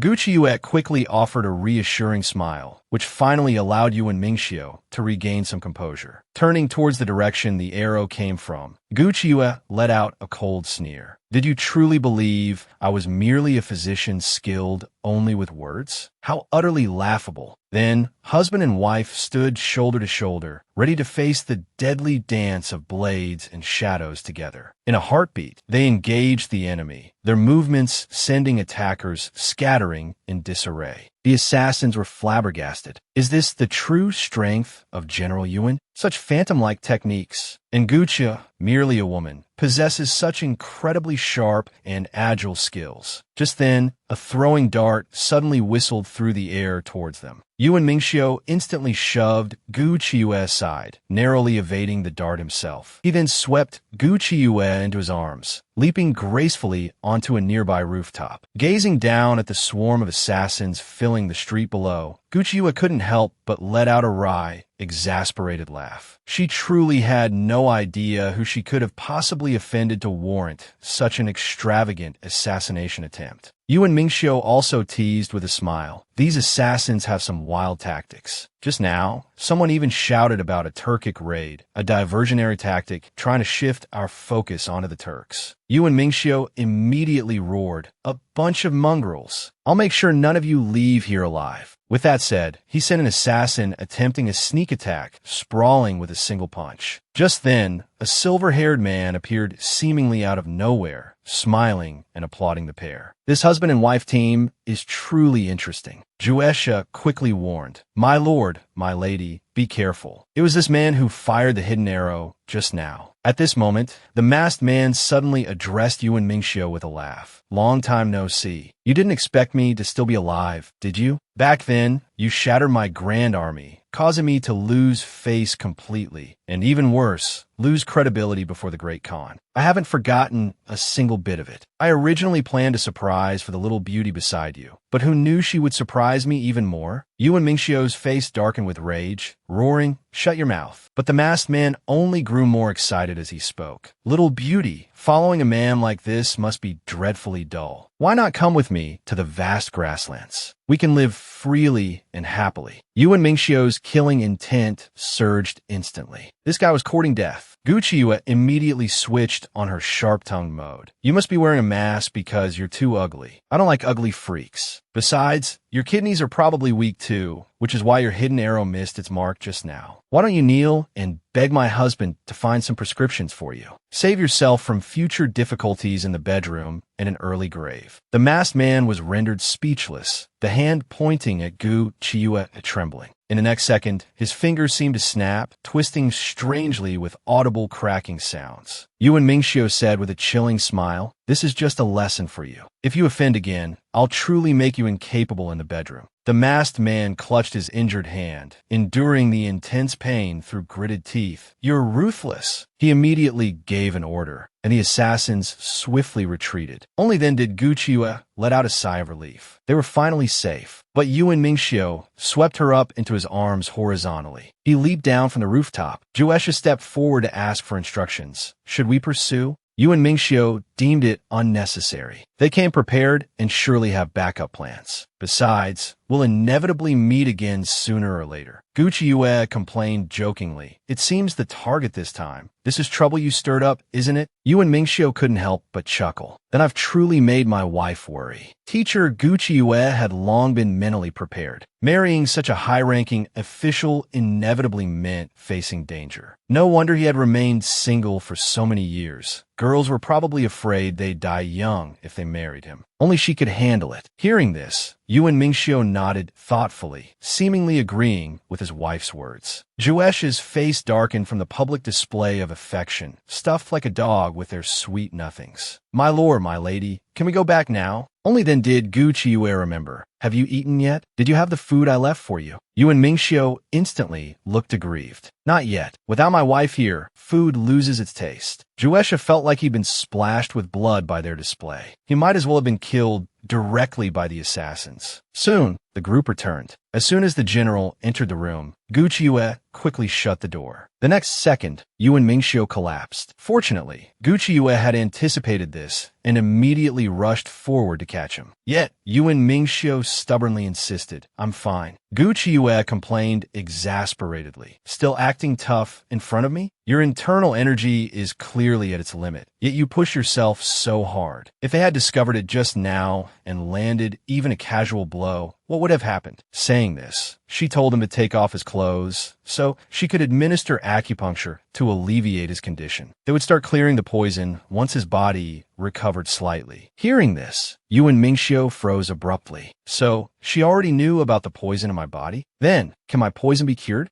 Gu Qiyu was full of confidence. Your poison shares the same source as the poison on my face. If my face can be cured, then of course the poison in your body can be cured too. However, when it was actually time to insert the needles, faced with his firm chest, muscles, and explosive physique, Gu Qiyu's mind instantly wandered, and she couldn't resist reaching out to touch him. For a moment, she was infatuated, practically drooling. My husband is too handsome. Your wife truly cannot restrain herself. Yuan Mingxiu immediately pulled her into his embrace. In that case, there's no need to restrain yourself. Gu Qiyu instantly lost her nerve and quickly got up, trying to run outside. Yuan Mingxiu didn't force her, merely reminding her to take more hidden guards when she went out in the future. Hearing this, Gu Qiyu was somewhat dissatisfied. My skills aren't weak. Didn't you see today? Yuan Mingxiu immediately put on a worried expression. No matter how good your skills are, you must still be careful. Otherwise, I will worry. Gu Qiyu was instantly swayed, cursing inwardly in frustration. This man really knows how to say anything now. Afterward, Gu Qiyu had someone prepare lunch. She then fiercely lectured him, insisting that meals must be eaten on time. Many illnesses arise simply because people don't properly manage their diet and rest. Hearing this, Yuan Mingxiu obediently nodded, indicating he would listen to his wife in all matters. Gu Qiyu's expression immediately darkened. Why was this man suddenly so agreeable? She quickly urged him to eat faster. Don't tell me I have to feed you? Who would have thought Yuan Mingxiu would actually place the spoon into her hand? He obediently opened his mouth, waiting to be fed. The cold-faced general, who killed without batting an eye on the outside, was so docile and obedient before his wife, even waiting for her to feed him. Gu Qiyu stared at the spoon in her hand, completely dumbfounded. She quickly prompted him. Tell me about that ghost-masked man from earlier. How did you become enemies? He seemed to hate you to the very bone. Yuan Mingxiu, however, seemed unconcerned. Let him hate. Am I supposed to be afraid of him? Hearing this, Gu Qiyu asked with a sly smile, suppose you weren't here today. Guess whether I would have been captured by that ghost-masked man. The terrifying image flashed through Yuan Mingxiu's mind, and his heart instantly clenched. He quickly pulled Gu Qiyu into his arms. He couldn't dare imagine what would happen if Qiyu were taken, how he could possibly go on living. Thinking this, he agreed that there were indeed some things she ought to know. Thus, Yuan Mingxiu led Qiyue to the study. He opened a secret passage hidden behind the bookshelf. Gu Qiyue was terrified of the dark and could only let Yuan Mingxiu lead her pitifully by the hand. Upon entering the secret passage, she discovered it was filled with treasures. Gu Qiyue was instantly stunned. Stockpiling so much treasure. Surely you're not planning a rebellion? Yuan Mingxiu told her these treasures were collected by his soldiers, many being spoils from foreign tribes. The emperor is kind-hearted by nature and didn't press the issue. From now on, these all belong to you, my wife. Saying this, he pushed open the innermost door. In an instant, a dazzling golden light flooded out, nearly blinding Gu Qiyue. Inside, gold ingots were piled high like small mountains. Gu Qiyue was so astonished her jaw nearly dropped. This was enough money to last several lifetimes. Why not use it for disaster relief? There are still many common people suffering in the realm. However, Yuan Mingxiu worried that if this hoard came to light, not only would it fail to provide disaster relief, but it would also invite trouble. He feared even the emperor wouldn't be able to protect him then. Therefore, he planned to use it for the army's daily operational expenses. Gu Qiyue felt his reasoning wasn't wrong. A nation's prosperity is intrinsically linked to the strength of its military. You've worked hard, my husband. Hearing this, Yuan Mingxiu chuckled softly. The next steps will require my wife's help. Gu Qiyue immediately wanted to refuse without a second thought. The responsibility was far too great. But Yuan Mingxiu countered, my wife is already part of the Yuan family. Refusal is not an option. Gu Qiyue instantly cried out, overwhelmed. She absolutely had to refuse such a troublesome matter. However, Yuan Mingxiu simply stroked her head gently, calming her down. You became acquainted with Madame Lu in the palace. You need some silver for investment. Why don't you open some more shops with her? Think about how much money you could earn that way. If you need it, everything here is available to you. Gu Qiyue was immediately tempted. With his investment, one shop could become two could become four. It would practically be raking in gold daily. Just thinking about it made her happy. Yet, Gu Qiyue knew very well that even if she earned vast sums, filling the bottomless pit of military expenses would still be incredibly difficult. Upgrading equipment, feeding the men, fodder for the horses, everything cost money. But Yuan Mingxiu employed his charm, whispering softly in her ear, I believe in my wife's business talents. Besides, with Madame Lu helping you, I am quite reassured. Gu Qiyue complained irritably. You even used Madame Lu to scheme against me? Is everyone around me part of your plan? Yuan Mingxiu grinned slyly, replying, if someone can be used, why not use them? Gu Qiyue was utterly speechless. This scoundrel's schemes truly ran deep. Subsequently, Yuan Mingxiu spoke again of the ghost-masked man. He is Hamong, a prince of the Turks. I once used a scheme to drive a wedge between him and his father, and incidentally killed the fourth Turkic prince, framing Hamong for it. Coupled with the fact that I defeated him in the past, this man has been hunting me for 2 years. Gu Qiyue immediately declared with great bravado, then let him come. It's a perfect opportunity to let him witness the despicable shamelessness, no wait, the resourcefulness and cunning of us Central Plains people. Of course, Yuan Mingxiu wouldn't let her face him alone. He clapped his hands. A pair of shadow guards appeared silently. These guards, accustomed to living in darkness, could handle surrounding assassination attempts or carry out assassinations themselves. More and more people have their eyes on you now, so you cannot refuse the arrangements I've made for you. Gu Qiyue could sense his worry and obediently accepted. But Yuan Mingxiu, still uneasy, repeatedly cautioned her, many factions will emerge. You must protect yourself well. I truly cannot lose you. A sweetness instantly filled Gu Qiyue's heart, her smile radiating warmth. A sudden impulse stirred within Yuan Mingxiu. He wanted to consummate their relationship right then and there. Gu Qiyue immediately retorted playfully, you'd better endure it. Wait until we find proof that we aren't related by blood. Then we can consummate our marriage. I won't keep you here, General. With that, she heartlessly shut the door on Yuan Mingxiu, leaving him to stare mournfully at the wooden panel. Meanwhile, the Empress was nearly exploding with anger. Chu Linglong had volunteered to marry the Turkic prince, but now she actually wanted to back out. Chu Linglong wept pitifully, full of grievance. It's all Brother Yuan's fault. Why wouldn't he marry me? He hurt me, belittling me in front of so many people, rendering me worthless. Aunt, my heart is unreconciled. Hearing this, the Empress felt a splitting headache. to do such a thing over a man. But you made your choice, and you must bear the consequences. This affects the diplomatic relations between two nations. Even as Empress, I cannot reverse this for you. Tears streamed down Gucci Yue's face in despair. I only wanted Yuan Mingxiu. I never truly intended to marry someone else. But now it was too late for words. The Empress could only lament her insufficient power. Otherwise, Yuan Mingxiu wouldn't have dared to refuse Chu Linglong. A realization dawned on Chu Linglong. Is it because I lack overwhelming power that I cannot control my own destiny? She instantly decided she would marry the Turkic prince in grand style and then ascend to the pinnacle of power. Chu Linglong thought viciously, once I become the Turkic queen, just you all wait and see. On the other side, Gucci Yue hadn't had much peace lately either. Hong Chong was being pursued by assassins and was fortunately rescued by He Dai. Ren Hanqing was being pressured by her family into matchmaking sessions, luckily resolved thanks to Gucci Yue's clever planning. Just then, Qing Feng rushed in, flustered, reporting, "Madam, quickly, go see General Yuan." This man was the demonic general who held sway over the entire court. But secretly, he was a fool in love, neglecting court duties just to make soup for his wife. At night, he even brought his wife water to wash her feet, acting cute and seeking affection.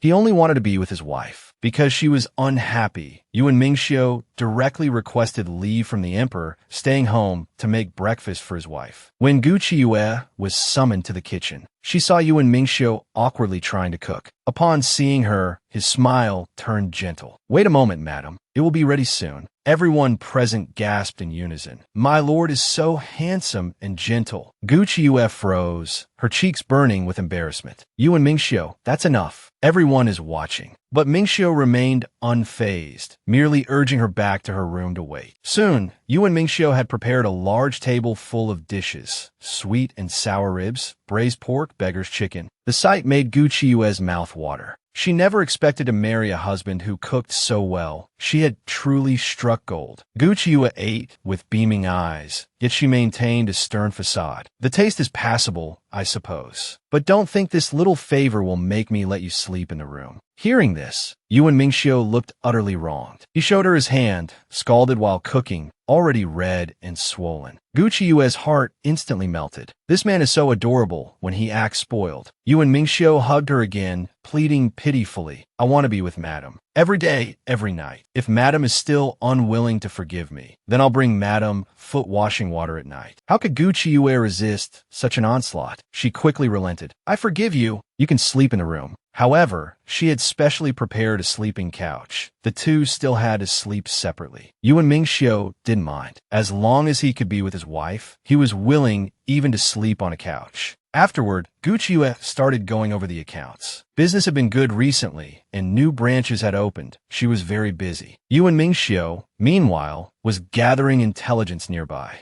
Zhang Guo lures attractive men and women to his residence under the guise of saving lives. Some are tortured to death by him, while others are controlled and forced into prostitution, sold to powerful individuals with peculiar tastes. Yuan Mingxiu slammed his fist on the table in anger. These scum are worse than beasts. But the intense emotion triggered a sharp pain in his chest. Yuan Mingxiu suddenly collapsed onto the table, his last conscious thought a cry of "Qiyue." Thus, Qiyue quickly rushed over, completely stunned. At this moment, Yuan Mingxiu had already fallen unconscious. Gucci Yue hurriedly called for Juesha to help move Yuan Mingxiu onto the bed. Then she asked how long he had been experiencing this condition. Juesha explained that it had been happening since childhood, but the master himself wasn't aware of it, only having occasional vague impressions. Gucci Yue realized he suffered from a severe psychological illness. If it persisted, he might become mentally unstable, even forgetting who he was. This was dissociative identity disorder. She couldn't help but wonder, did Yuan Mingxiu have a painful childhood? Did the emperor and empress know about his condition? Juesha recalled that when he first started serving the master, he was already like this. He had only seen the master have an episode once throughout his childhood and adulthood. That was when the master was 10 years old, upon learning that both the old General Yuan and his wife had perished on the battlefield. The master suddenly collapsed like this. He regained consciousness on his own after half an hour and never had another episode since. Juesha carefully pleaded, "Please, madam, do your utmost to treat the master. He truly suffers greatly." Guchiyue couldn't help but chuckle. "Do you think I'll stop liking him just because he's ill? No matter who he is or what he becomes, I will always like him." Guchiyue looked at Yuan Mingxiu with heartache. "You must have suffered terribly in the past. I will cure you." Saying this, she administered an acupuncture needle. The next day, Yuan Mingxiu woke up. Seeing Guchiyue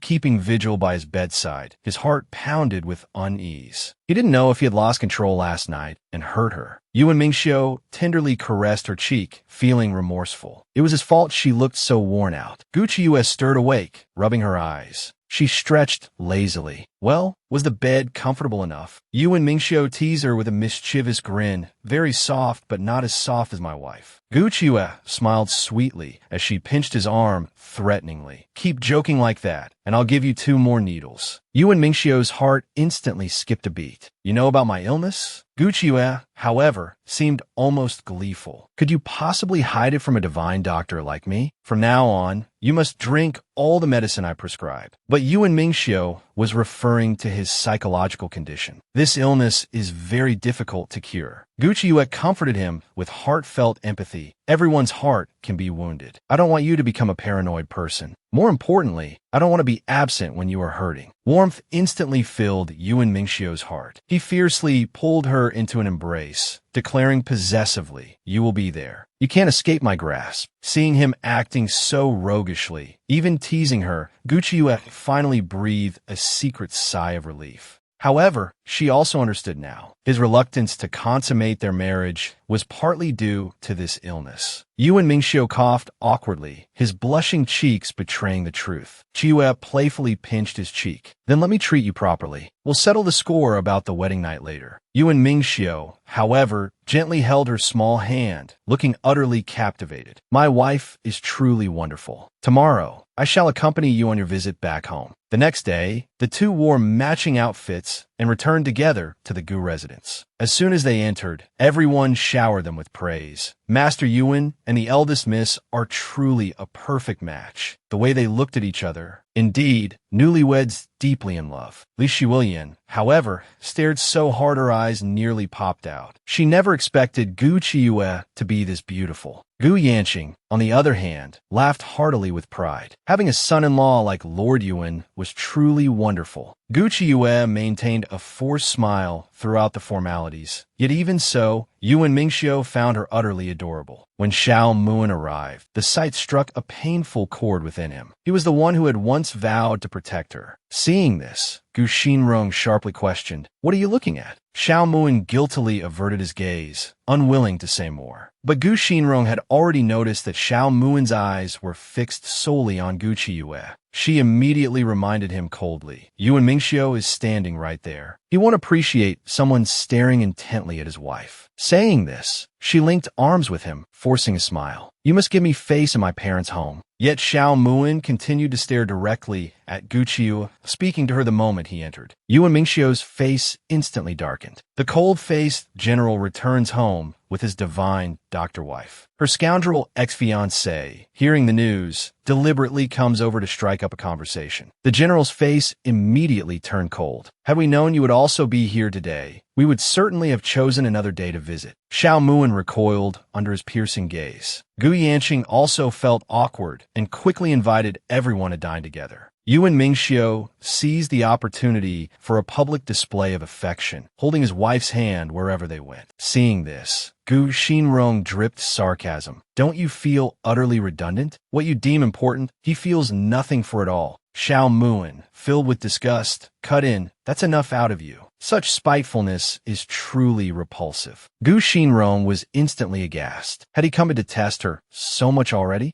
But Xiao Muan couldn't be bothered to waste more words on her, walking straight to the dining table. The family gathered around, yet a heavy silence hung between them. Yuan Mingxiu, indifferent to the tension, focused only on thoughtfully serving his wife choice morsels of food. Witnessing this, Gu Xinrong's voice took on a biting, sarcastic edge. Big sister is truly enviable. Not only doted upon by her husband, but even the scars on her face can be healed. Guchiyue offered a dismissive reply. My medical skills are superb. If little sister wishes to have her face treated, she can seek me out. Who could have known Gu Xinrong would retort with pointed meaning? There's no need. It's not as if I could grow a face like yours anyway, one that garners all the attention and admiration. Xiao Muin, struck by the truth in her words about his own feelings, remained silent. Gu Yanqing, anxious not to provoke their powerful connection, Yuan Mingxiu quickly told her to speak less. But Gu Xinrong grew indignant. What's wrong with me saying a few words? Is it going to cause anyone physical harm?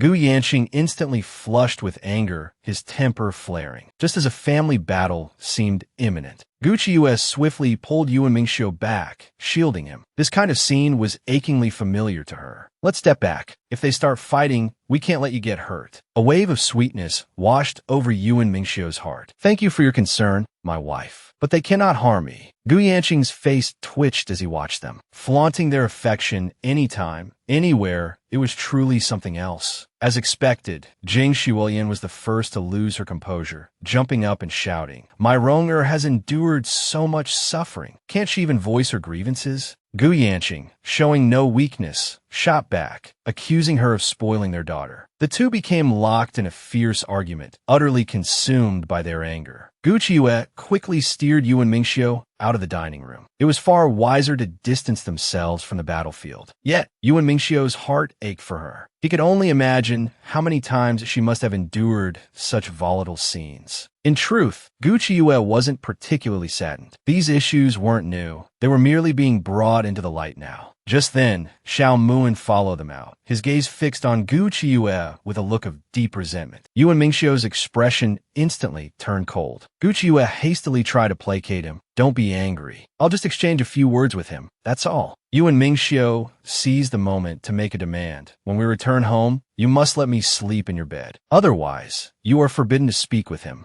Gu Qiue felt utterly powerless against his tactics and could only agree with a sigh of resignation. Only then did Yuan Mingxiu depart, albeit reluctantly. Witnessing this exchange, Xiao Muin offered a bitter smile. It appears you are living quite happily. The smile on Gu Qiue's face was impossible to conceal. Yuan Mingxiu truly treated her very well. Xiao Muin suddenly felt that she had changed profoundly, so different from the girl he once knew. Little did he know that the soul within Gu Qiue was no longer the original one. She could only advise him gently, look towards the future. It would be best if we limit our interactions from now on. Hearing her words, a sharp pang of pain pierced Xiao Muin's heart. He recalled their childhood, inseparable companions, how he had promised he would marry her when they grew up. But now he could only stand by and watch as Gu Qiue walked away, their lives diverging on separate paths, never to intersect again. Meanwhile, Gu Qiue went in search of Yuan Mingxiu, finding him in discussion with the fifth prince. The few captives they had managed to take alive had all committed suicide. The trail leading to the Turkic prince had gone cold. Yuan Mingxiu, however, asserted the Turkic prince cannot die. If he does, the Turkic king will seize the opportunity to launch an attack against our dynasty. The fifth prince was deeply troubled. Even if we don't kill him, we must track his whereabouts. At the very least, we cannot allow him to remain within the Xia dynasty, stirring up trouble. But Yuan Mingxiu immediately suspected another layer to this matter. Gu Qiue, having overheard only fragments of their conversation, already knew there had to be a mole within the Dali temple. The fifth prince was so startled he exclaimed, "Don't speak such nonsense." But Gu Qiue presented her reasoning logically. There must be someone of extremely high rank and influence who has hidden the prince. This person has also planted their own operatives within the Dali temple to relay information. The fifth prince instantly erupted in fury. I would very much like to see just who dares to hide within my Dali temple and secretly orchestrate chaos. Gu Qiue was momentarily taken aback. This was the first time she had witnessed the fifth prince truly lose his temper. Yuan Mingxiu bluntly undermined him. He's merely a paper tiger. One poke, and he collapses. The prince, thoroughly embarrassed, could only swallow his anger, silently nursing the grudge in his heart. Turning back to Gu Qiue, he put on a smile and pleaded for her assistance. Please examine those who took their own lives. See if you can find any commonalities among them. At his words, Guchiyue's eyes lit up. It had been far too long since she'd encountered the familiar, pungent scent of corpses. The thought filled her with a strange sense of nostalgia. Even the fifth prince broke into a cold sweat for his friend. Aren't you scared sleeping at night? What if you open your eyes and Guchiyue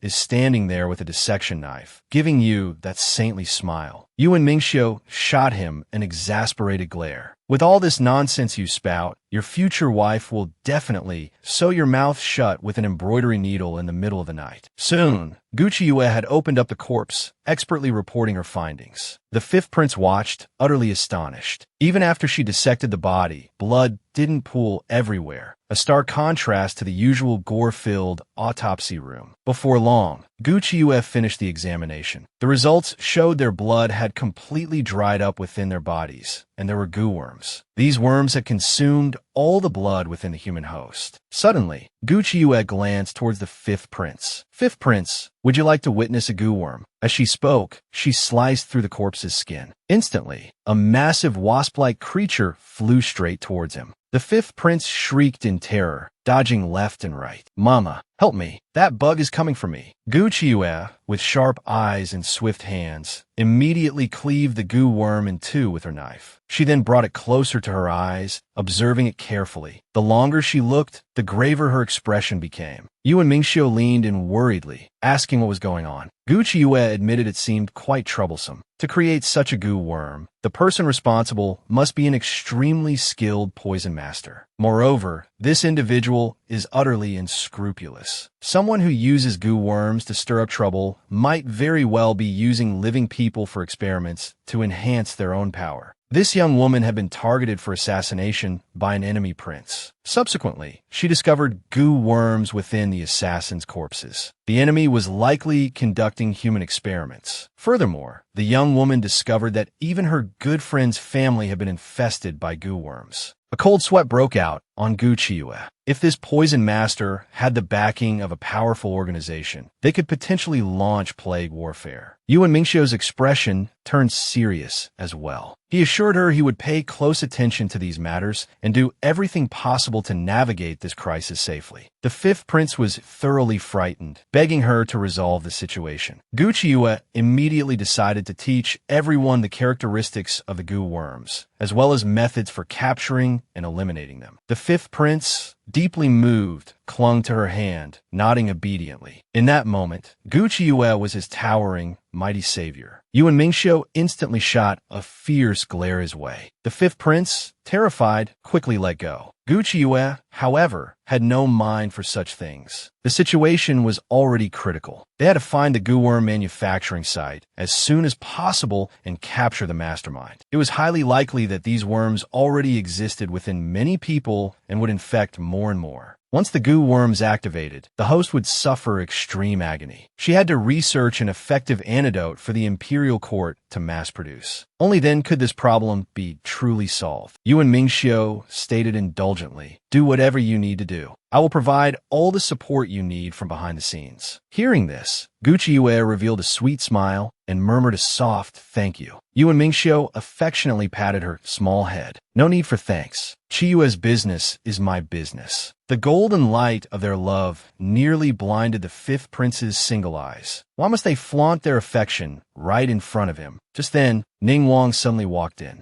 Upon entering, his gaze fixed directly on Guchiyue. Smiling, he addressed only her, "Divine Dr. Gu, it has been a while." Guchiyue could only offer a polite smile in return. Yuan Mingxiu's face instantly darkened. The sour scent of jealousy was so strong, even the fifth prince could smell it. He quickly stepped forward to mediate, asking Ning Wang the purpose of his visit. Ning Wang explained that he, too, had come to ascertain the identities of this batch of assassins, hoping to locate the Turkic prince. The good-natured fifth prince invited him inside to take a look, mentioning that the autopsies were just completed. However, Ning Wang insisted on inviting Guchiyue to accompany him, requesting she personally explain her autopsy findings. Yuan Mingxiu's jealousy instantly boiled over. He stepped protectively in front of Gu Qiue, his eyes warning Ning Wang not to interfere. Then, forcing a smile, he took Gu Qiue's hand and led her away, saying he was taking her to see some jewelry. Gu Qiue immediately nestled into his embrace, sweetly calling out, "All right, husband." After all, she adored gold and jewels the most. This sudden, heavy dose of public affection nearly choked the fifth prince. Ning Wang, however, looked unwilling to concede, his face darkening as he ground his teeth and let out a cold snort. Afterwards, Yuan Mingxiu specially arranged a dedicated space for Gu Qiue to research the goo worms. Gu Qiue tested numerous concoctions and finally found a medicinal liquid that significantly affected the goo worms. It should be capable of eliminating them. However, it wasn't yet suitable for use on humans. The goo worms had to die instantly without struggling, otherwise, the host's body could suffer damage. Yuan Mingxiu instantly understood. If these goo worms struggled so violently within a human body, the host would undoubtedly sustain severe injuries. Furthermore, Gu Qiue discovered that once these worms bit someone, they would cause the body to decay, leading to death. What's more, children born to those infected with the goo worms would suffer various deformities. Yuan Mingxiu instantly grew tense. You must be even more careful researching this to avoid infection yourself. Gu Qiue nodded solemnly. She was a woman with a family now. Naturally, she would protect herself well. The next day, the Anping Commandery Princess hosted a banquet for guests from all quarters. Gu Qiue was also invited. Upon meeting Lianing, she was shocked to find her looking unbelievably frail. Lianing, however, explained that she was merely exhausted from recently preparing the banquet. As a commandery princess, she had responsibilities she couldn't shirk. If she didn't fulfill them, the Empress Dowager would punish those around her. Gu Qiue couldn't press further and could only help her back to her room. She performed acupuncture on her to regulate the flow of qi and blood within her body, dispersing stagnant blood clots. But as she did, her expression turned to one of utter shock. She saw that Lianing's body actually contained goo worms. Lianing was also startled upon seeing the goo worms. Gu Qiue quickly asked if she had recently visited Miaojiang or had contact with any outsiders. But Lianing rarely left her residence and hadn't encountered such people at all. Gu Qiue breathed a sigh of relief. It seemed Lianing had only recently been infected. Therefore, apart from the weakness, no more severe consequences had yet manifested. Lianing also realized the gravity of the situation, but she hadn't had contact with outsiders. Could it be someone close to her? Only then did Gu Qiue recall seeing Lianing's maid, Huigung, earlier. Beneath the maid's skin, there had been faint greenish-blue lines. Instantly, she suspected that most people in the commandery princess's residence might already be infected. Moreover, the greenish-blue marks on Lianing were fainter than others, indicating her infection was the most recent. Yet Lianing couldn't fathom how she could have possibly been infected. Gu Qiue immediately instructed her to suppress all news of this. At the same time, she ordered everyone in the commandery princess's residence not to leave or wander around casually in the near future. After returning to her own courtyard, Gu Qiue cultivated a type of tracker bee. As soon as these bees detected goo worms nearby, they would emit a faint blue light. Furthermore, these bees were numerous. Releasing them all would make finding the goo worms merely a matter of time. Qing Zhong's eyes instantly shone with admiration, exclaiming, "Madam is amazing, truly brilliant." Gu Qiue immediately ordered that no one be allowed near this area, then prepared to make a trip to the commandery princess's residence.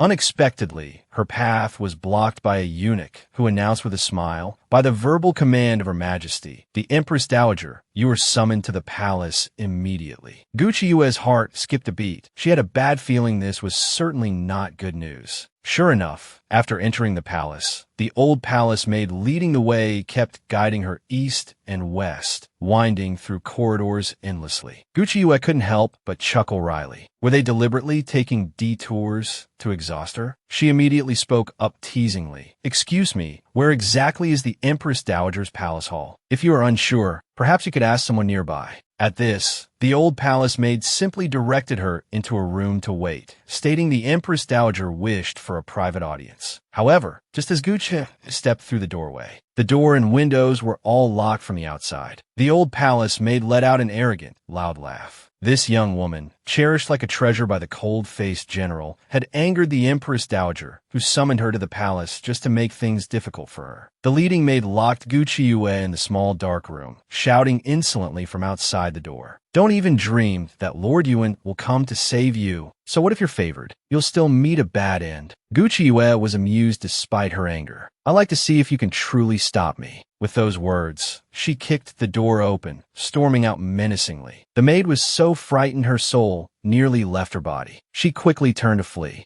Gucci Yue swiftly grabbed her and struck her acupoints. The maid continued her arrogant shouting, "Let go of me. If the Empress Dowager finds out you're so lawless, she definitely won't spare you." Gucci Yue wasn't intimidated in the slightest. She simply began dragging the maid towards the Empress Dowager's palace. Seeing this, the maid laughed triumphantly. "You really are stupid, walking right into the trap. You'll even implicate Lord Yuan. Are you trying to stall for time, waiting for Lord Yuan to rescue you?" Gucci Yue couldn't be bothered wasting words on her. Such a shallow person could never understand. What she aimed for had always been to stand shoulder to shoulder with Yuan Mingxiu. Reaching the outside of the hall, Gucci Yue requested an audience with the Empress Dowager. "This maid falsely relayed your decree to make things difficult for me. I have apprehended her and brought her here to await your majesty's judgment, rewarding palace maids and eunuchs. This Gucci Yue is far too audacious. She will certainly face punishment." Sure enough, upon hearing the news, the Empress Dowager flew into a rage. This Gucci Yue is truly arrogant beyond measure. No wonder the rumors outside claim that even Yuan Mingxiu must defer to her whims. A woman with such cunning and manipulative skills absolutely cannot be allowed to remain by Yuan Mingxiu's side. Thus, the Empress Dowager sent word, summoning Gucci Yue for an audience. The moment they met, the senior maidservant stood tall and scolded, "Why do you not kneel upon seeing Her Majesty the Empress Dowager?" The guiding maidservant also played the victim first, complaining, "It was Lady Yuan herself who wandered off randomly and mistreated this servant. I implore your majesty to seek justice for this servant." But Gucci Yue remained entirely unfazed. "Before I kneel, I very much wish to ask the senior maidservant. This servant girl falsely relayed the Empress Dowager's decree, led me wandering aimlessly, and damaged the Empress Dowager's prestige. What crime should she bear?" At this, the maidservant who had made the false accusation cried out, "Gucci Yue holds no regard for you, your majesty. She claims she has her husband's backing and can do whatever she pleases." This servant merely argued a few points and was dragged here by her. Hearing this, the Empress Dowager's expression turned grim. She coldly questioned Gucci Yue,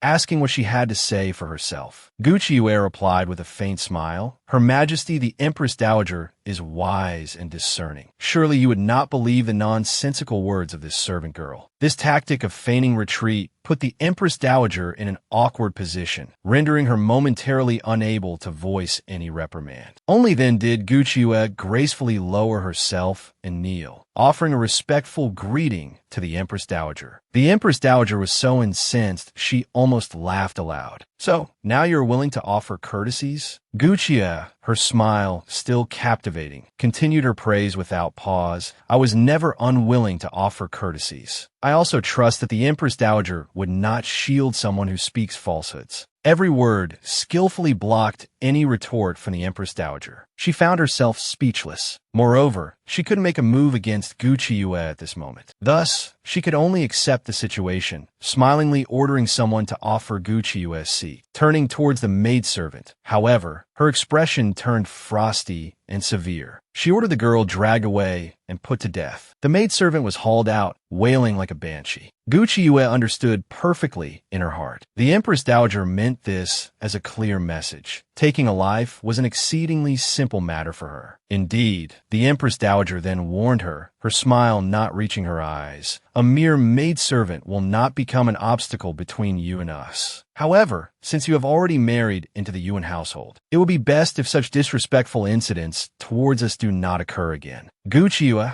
refusing to show weakness, countered, "My husband toils day and night for the nation and for your majesty. Yet, behind his back, someone uses the Empress Dowager's name as a banner to treat me with disrespect. I imagine that military wives like myself, left to guard empty homes, would find this utterly unacceptable. With this statement, Gucciue effectively positioned herself as the representative of all military wives. The Empress Dowager could no longer casually discipline her, lest she incite discontent among all the soldiers towards the imperial family. The Empress Dowager couldn't even betray a hint of displeasure, though inwardly she frowned deeply. So astute at such a tender age. If she wasn't curbed soon, she feared Gucciue would become even more difficult to manage later. Just at that moment, the Empress arrived with the 4 high-ranking consorts to pay their respects. The moment Gucciue heard this, she knew. This was yet another set of significant troubles being arranged for her. Sure enough, the Empress had brought Chu Linglong along. Smiling sweetly at the Empress Dowager, the Empress said, "Look, Your Majesty, our Princess Linglong has grown up so much." The Empress Dowager's face instantly turned cold. With such thoughts in her mind, she has indeed grown up. Chu Linglong immediately dropped to her knees, crying out about the injustice. "I haven't done anything untoward. You must have misunderstood me after hearing slander from malicious people." Gucciue retorted with a gentle smile. "Are you implying that the Empress Dowager cannot distinguish right from wrong and readily believe slander?" Chu Linglong was struck dumb by the comeback, only able to weakly apologize for her words. The Empress Dowager inwardly cursed Gucciue for sowing discord. Chu Linglong was clearly no match for her. But then, her heart softened towards a girl. "You are a good child whom we watched grow up. You were merely deceived by others." The Empress quickly added her support. "It's just that this child is too trusting. She gets used and bullied without even realizing it." Gucciue was momentarily taken aback. Are they directing their criticism at me now? Chu Linglong seized the chance to obediently admit her supposed fault. It is all Linglong's fault. Linglong will definitely be more mindful in handling matters, so as not to cause worry for the Empress Dowager and the Empress. The Empress Dowager's expression immediately became warm and pleasant. She beckoned Linglong to rise quickly. Chu Linglong promptly stood up again and began making pointed remarks. "Brother Yuan has always been so cold and distant. I never imagined that one day he would become so tender and protective toward a fair lady." Gucciue countered with her own brand of subtle sarcasm. "People possess more than one facet. Princess Linglong, don't you also present one face in public and another in private? The way you behave before Her Majesty the Empress Dowager is quite different from your usual manner, is it not?" Chu Linglong instantly dissolved into aggrieved tears, crying, "Gucciue,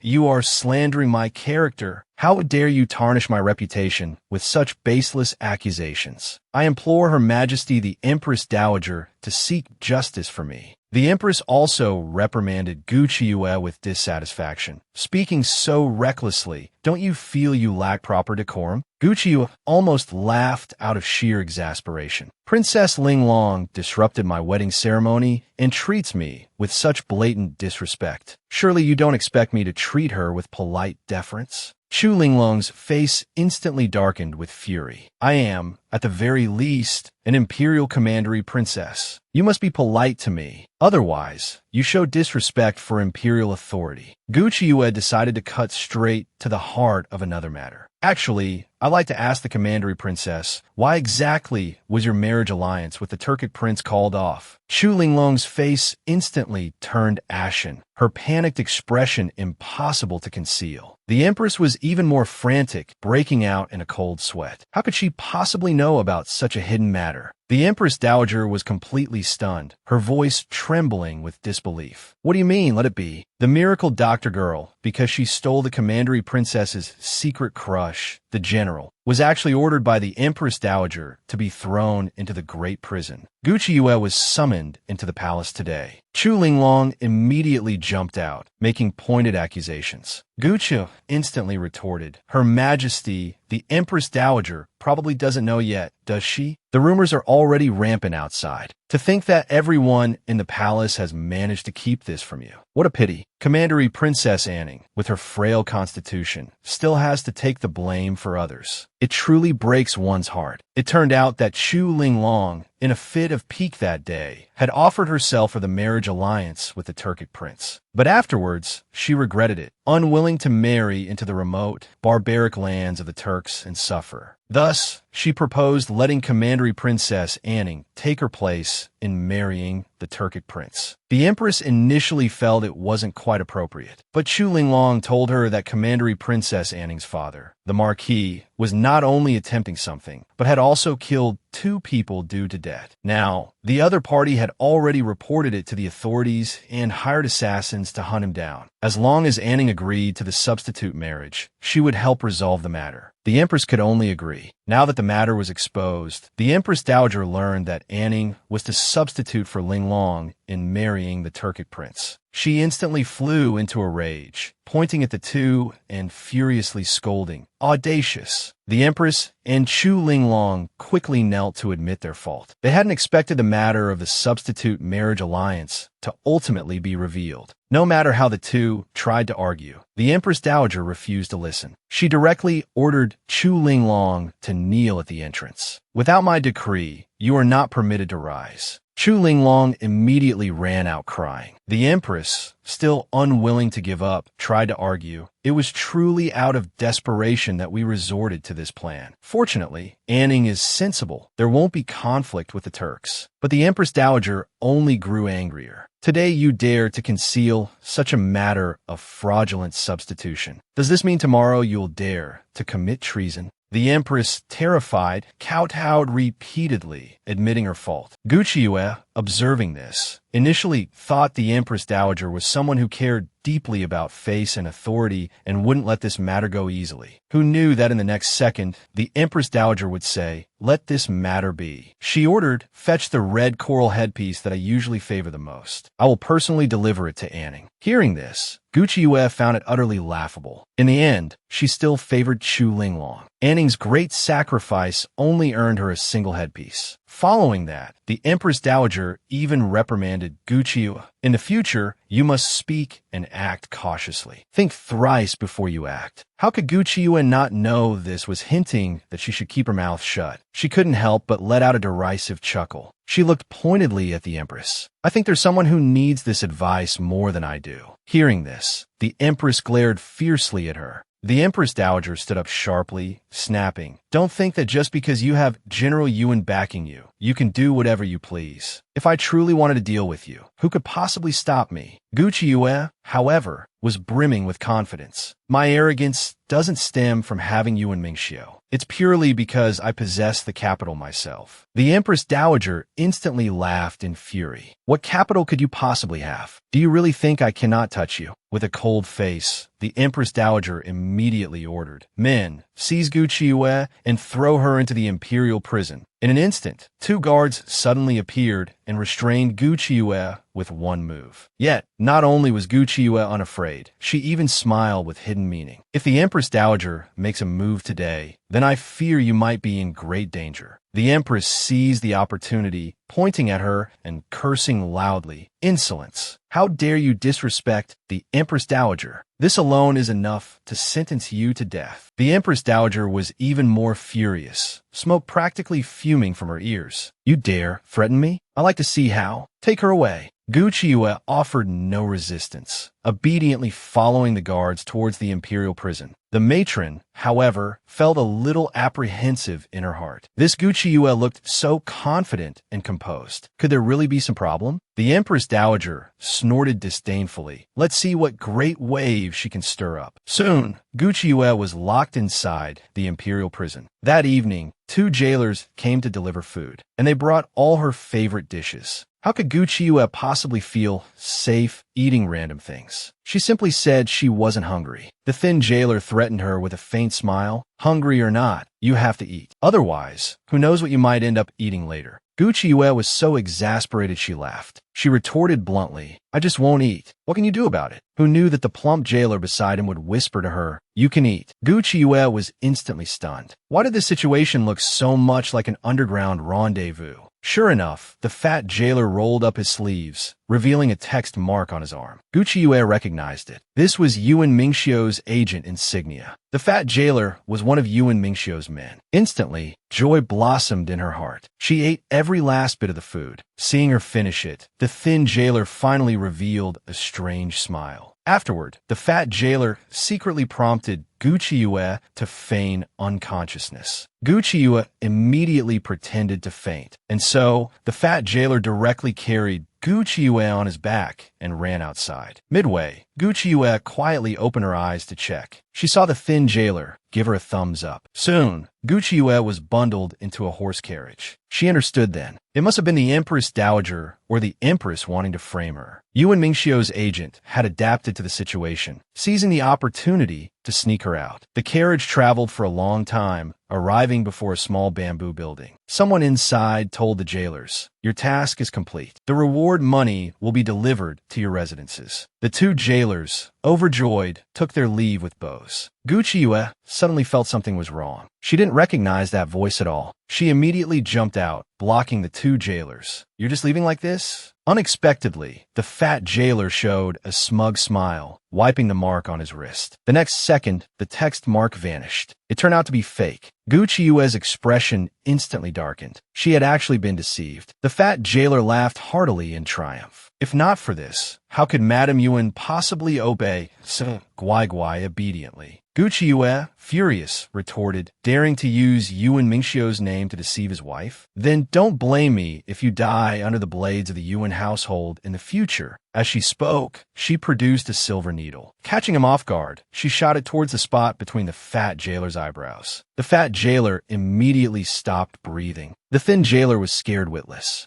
Just as Gu Qiuyue was about to pursue him to eliminate the threat completely, a voice suddenly sounded from behind her. "Madame Yuan, what imposing airs!" Gu Qiuyue instantly snapped. "Who's there? Stop playing tricks. Show yourself." As she spoke, she shot a silver needle, flying towards the direction the voice came from. Unexpectedly, the silver needle was easily caught by a silver-haired man, who even said with a smile, "So fierce. I like it." The genius doctor girl, thrown into the imperial prison by the Empress Dowager, was rescued midway by the Turkic prince, who even invited her to be a guest in the Turkic lands and taste their delicacies. He even offered to gather handsome men for her enjoyment. Gu Qiuyue wasn't falling for it. This man merely wanted to use her to stir up trouble. "Right now, I am an escaped fugitive. The Empress Dowager can freely hunt me down, even execute me on the spot. Even Yuan Mingxiu wouldn't be able to interfere. This way, Yuan Mingxiu and the imperial family would become irreconcilable enemies. Isn't that exactly what you desire?" The Turkic prince, Hamung, roared with laughter upon hearing this. "You can guess everything. Truly worthy of being Gu Qiuyue. But so what if you've guessed?" Gu Qiuyue already had a silver needle pinched between her fingers. As he approached, she immediately stabbed towards him. This strike went straight for Hamung's vital point. Hamung, however, didn't even try to dodge, merely saying with fearless confidence, "Yuan Mingxiu is currently leading men to search for the goo worm nests using your method. If he finds the most potent goo worms, I'm afraid he'll die without a burial place." Gu Qiuyue's heart instantly dropped. The movement of her hand paused. The next second, Hamung caught her silver needle. "Do you like him that much? To even forego the best chance to ambush me?" Gu Qiuyue, however, was frantic with worry. "You wouldn't say this just to scare me. What exactly is going on?" Hamung immediately grabbed her hand, saying smugly, "The goo worms you've seen are just one type. There are more powerful ones you can't handle." Gu Qiuyue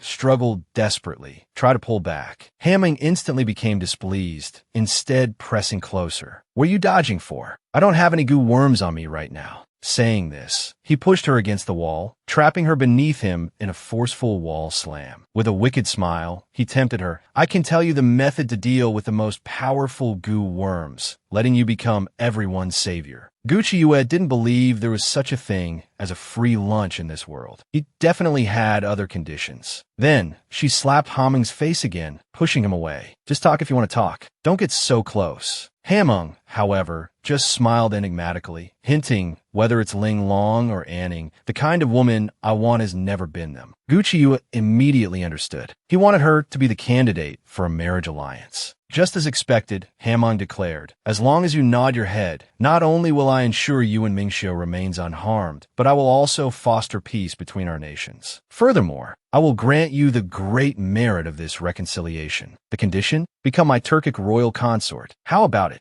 Gucci Yue, incensed, flew into a rage and kicked out at him. What kind of absurd daydream are you having? But Hamung had anticipated this, deftly dodging her attack. In the next instant, a steel cage descended from above, trapping Gucci Yue securely inside. Hamung advised her to consider carefully and not to panic. Whatever you wish to eat, drink, or use, just ask. I will certainly not mistreat you. Gucci Yue felt she could die from anger. Treating me like a prisoner, yet claiming you won't mistreat me? Hamung laughed triumphantly. What choice do I have? You're just too difficult to capture. Gucci Yue cursed inwardly, realizing she had fallen into this villain's trap. Meanwhile, upon learning of Gucci Yue's escape from prison, the Empress Dowager erupted in fury. The Grand Imperial Prison cannot even hold a mere commoner? Useless fools. Execute them immediately. The Empress seized the opportunity to interject soothingly. Let's send people to recapture her. It's best to use our own personnel. This way, if she happens to be injured or killed, it can simply be attributed to a conflict during the capture. Even if Yuan Mingxiu seeks to make trouble, we can just push forward some officers to take the blame. The Empress Dowager was indeed persuaded and immediately issued a decree. Gucci Yue has disregarded the law and acted recklessly. Her status as the general's wife is hereby revoked, reducing her to a commoner. Hearing this, the Empress rejoiced inwardly. With Gucci Yue reduced to a commoner, Linglong could enter the Yuan residence and finally hold sway over her. The Empress Dowager was also pleased for Linglong. Feelings develop between people over time, with Gucci Yue standing in the way. No matter what Linglong does, she cannot catch Yuan Mingxiu's eye. Now that Gucci Yue has fled, there's a vacancy by Yuan Mingxiu's side. The Empress instantly understood. She turned and instructed Chu Linglong to act. The Empress Dowager hinted meaningfully, no man is immune to temptation. Linglong must seize this opportunity. If she succeeds, the Empress Dowager, will naturally support her. Thus, the next day, as Yuan Mingxiu led his men in search of Gucci Yue, he noticed a soldier who looked strangely out of place. He immediately roared, "Which woman dares to infiltrate the ranks?" Who would have thought? The person turned around with a pleading expression, softly calling out, "Brother Yuan." It was none other than Chu Linglong. Yuan Mingxiu was momentarily stunned. What is she doing here?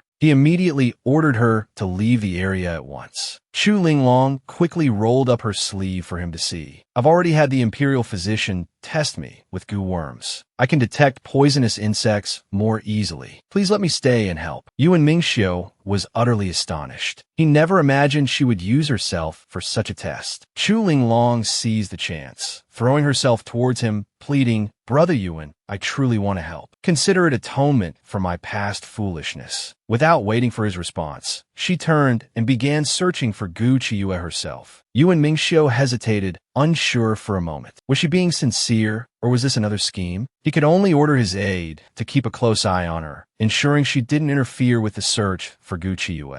Meanwhile, Gucci Yue, confined in the cage, was noisily slurping noodles. Hamung couldn't help but chuckle, eating quite heartily, truly unflappable in the face of adversity. Gucci Yue irritably demanded, "When are you going to let me out?" Hamung, however, smiled and said, "Right now." Gucci Yue didn't believe for a second he would be so kind. Unexpectedly, Hamung glanced at the noodle bowl in her hand. "You've already eaten my goo worm. What else is there to worry about?" Gucci Yue's face instantly paled with shock. She hadn't realized she'd been tricked. With a soft chuckle from Hamung, the cage imprisoning Gucci Yue ascended. Gucci Yue was finally free. Hamung, grinning, said he wanted to take her to see a good show. Gucci Yue didn't understand, nor did she wish to obey him. Yet, Hamung simply uttered, "Follow me." Instantly, Gucci Yue felt her body move beyond her control, her limbs acting of their own accord. Hamung gloated, "This is our Turkic specialty, the obedience goo. It takes 10 years to cultivate one. Consider yourself lucky. Now, I'll take you to watch a fine spectacle involving your dear husband." Just as they stepped outside, they heard whispers all around. Commandery Princess Linglong and Lord Yuan are inseparable, acting intimately. Soon enough, in the woods, they spotted Yuan Mingxiu. Suddenly, Chu Linglong cried out, "Aya!" and stumbled directly into Yuan Mingxiu's arms. a divine maiden, controlled by the Turkic prince's obedience Gu, is forced to watch her cold-faced husband flirt with the scheming commandery princess. 只见楚玲珑哎呀一声，倒进宇文明修怀里，娇滴滴地喊着：“我好像被什么东西咬到了。”随之，宇文明修直接一把将她推开，让人带她去看军医。Chu Linglong, refusing to give up, clung to him, pleading pitifully, "Brother Yuan, please come with me." Yuan Mingxiu pulled his hand back without ceremony. "I don't know medicine. What use would I be?" Chu Linglong could only play her trump card. What if it was a goo worm that bit us? With Brother Yuan there, you could see it clearly. Yuan Mingxiu's curiosity was suddenly piqued, and he quickly leaned closer to inspect. But from Gu Qiue's perspective, it looked like the two were intimately embracing. Prince Hamming couldn't help but let out a scornful chuckle. "Your husband isn't reliable, is he? We Turkic men would never behave like this." Gu Qiue refused to let him gloat. Turkic men? One moment chasing Ling Long, the next a Ning, and now trying to provoke me. Gu Qiue,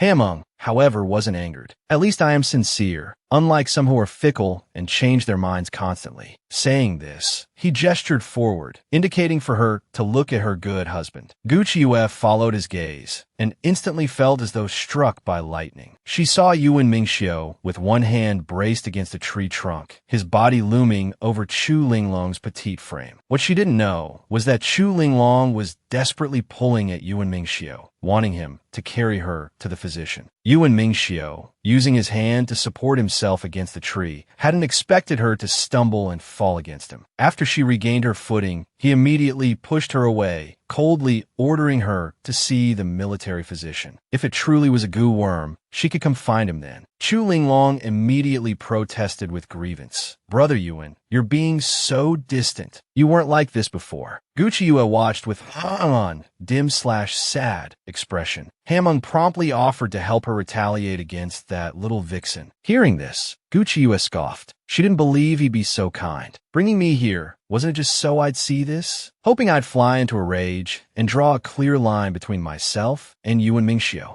Hamming didn't deny it, but added that he didn't want to see Gu Qiue upset. Sensing she was about to speak or move, he preemptively ordered, "Don't move and don't make a sound." Just as he commanded, Gu Qiue found herself completely unable to move or utter any sound. Instantly, her entire body felt numb. Then, Hamming produced a goo worm, saying with a smile, "Let me teach that little vixen a lesson for you. How about you call me good brother?" Gu Qiue, her face cold, couldn't be bothered to respond. Is this man out of his mind? Hamming didn't wait for her answer and directly released the goo worm. The goo worm shot straight towards Yuan Mingxiu. Unexpectedly, Chu Linglong threw herself forward, shielding Yuan Mingxiu with her own body. The next second, the goo worm struck her, burrowing into her neck. Chu Linglong let out a terrified scream and fainted softly into Yuan Mingxiu's arms. Gu Qiue practically puffed up like a blowfish with anger, glaring fiercely at Hamming. "You call this helping me?" Hamming retorted. "This goo worm is potent. It'll make that little vixen writhe in agony. Isn't that avenging you?" But Gu Qiue watched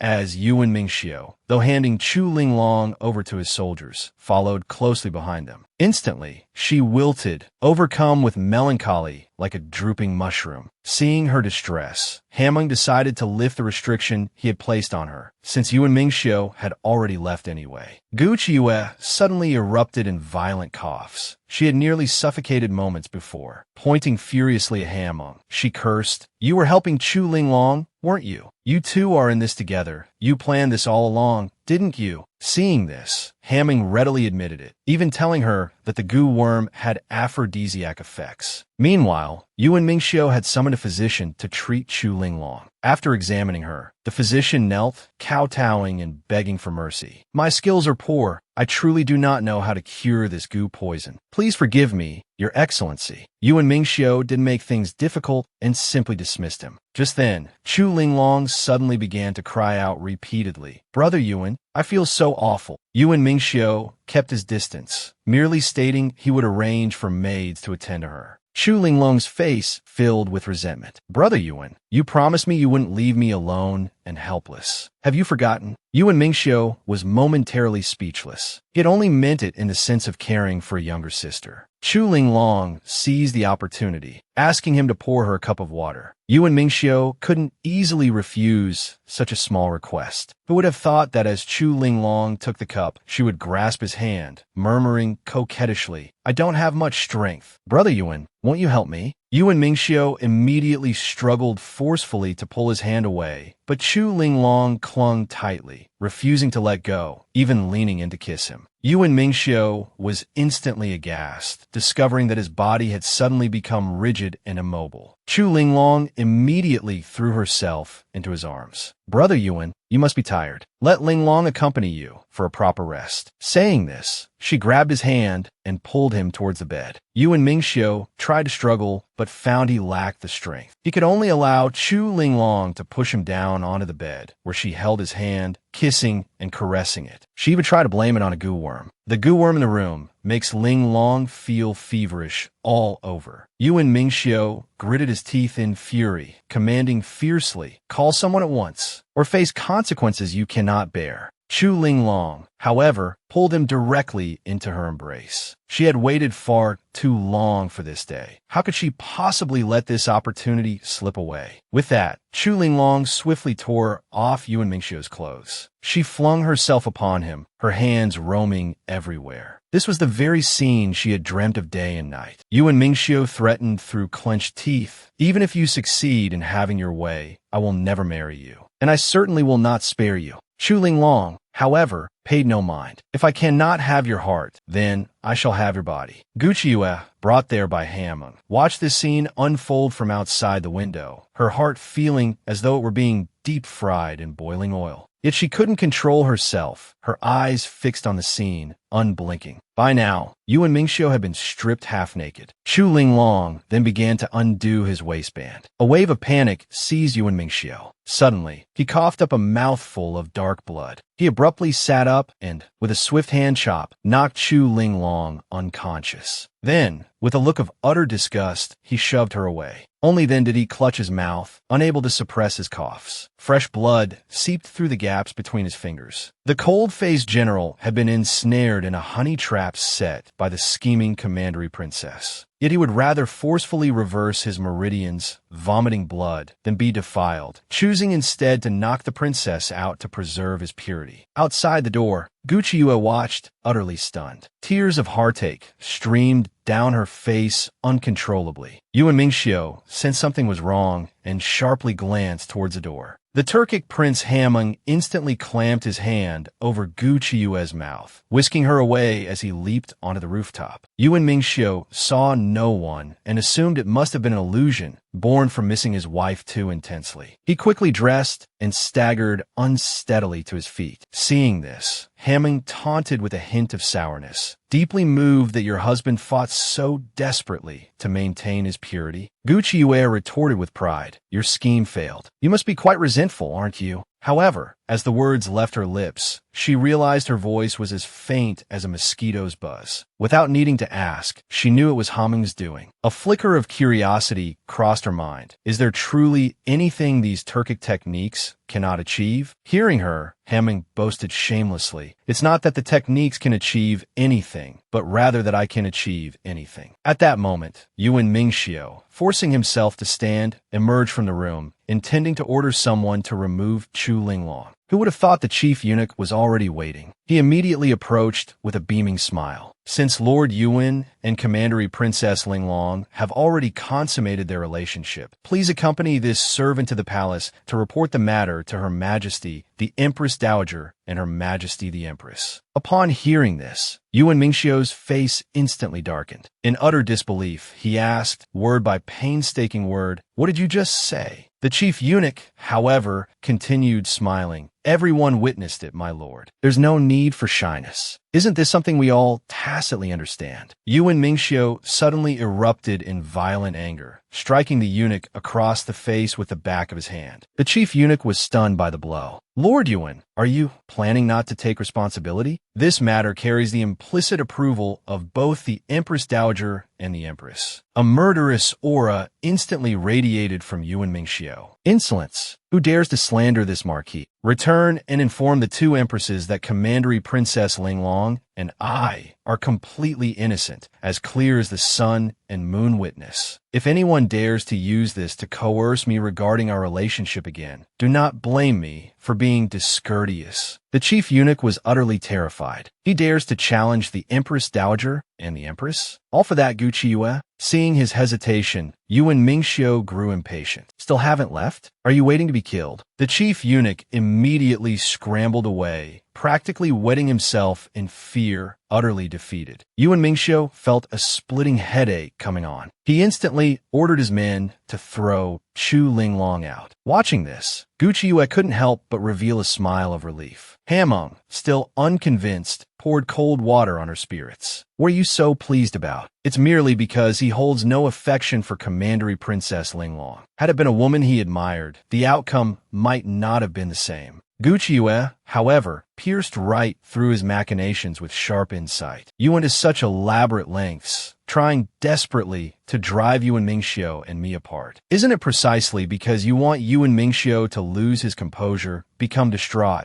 so that the Turks can then seize the opportunity to gain various advantages within our country? Am I right? Hamon was instantly aghast, utterly shocked that she had managed to deduce even this. This woman is indeed excessively clever. He then resorted to a cold threat. Regardless, you cannot escape my grasp. Why not simply submit to me? It would save me the trouble of having to kill you. Unexpectedly, Gucci Yue simply responded with a smile. Then go ahead and kill me. But do you dare? Hamon was instantly dumbfounded. He hadn't anticipated such boldness. He had been completely checkmated. Soon, the news reached the imperial palace. The empress tearfully sought the emperor's intervention. The emperor found it somewhat hard to believe. Besides, Yuan Mingxiu had already clarified things with Gucci Yue.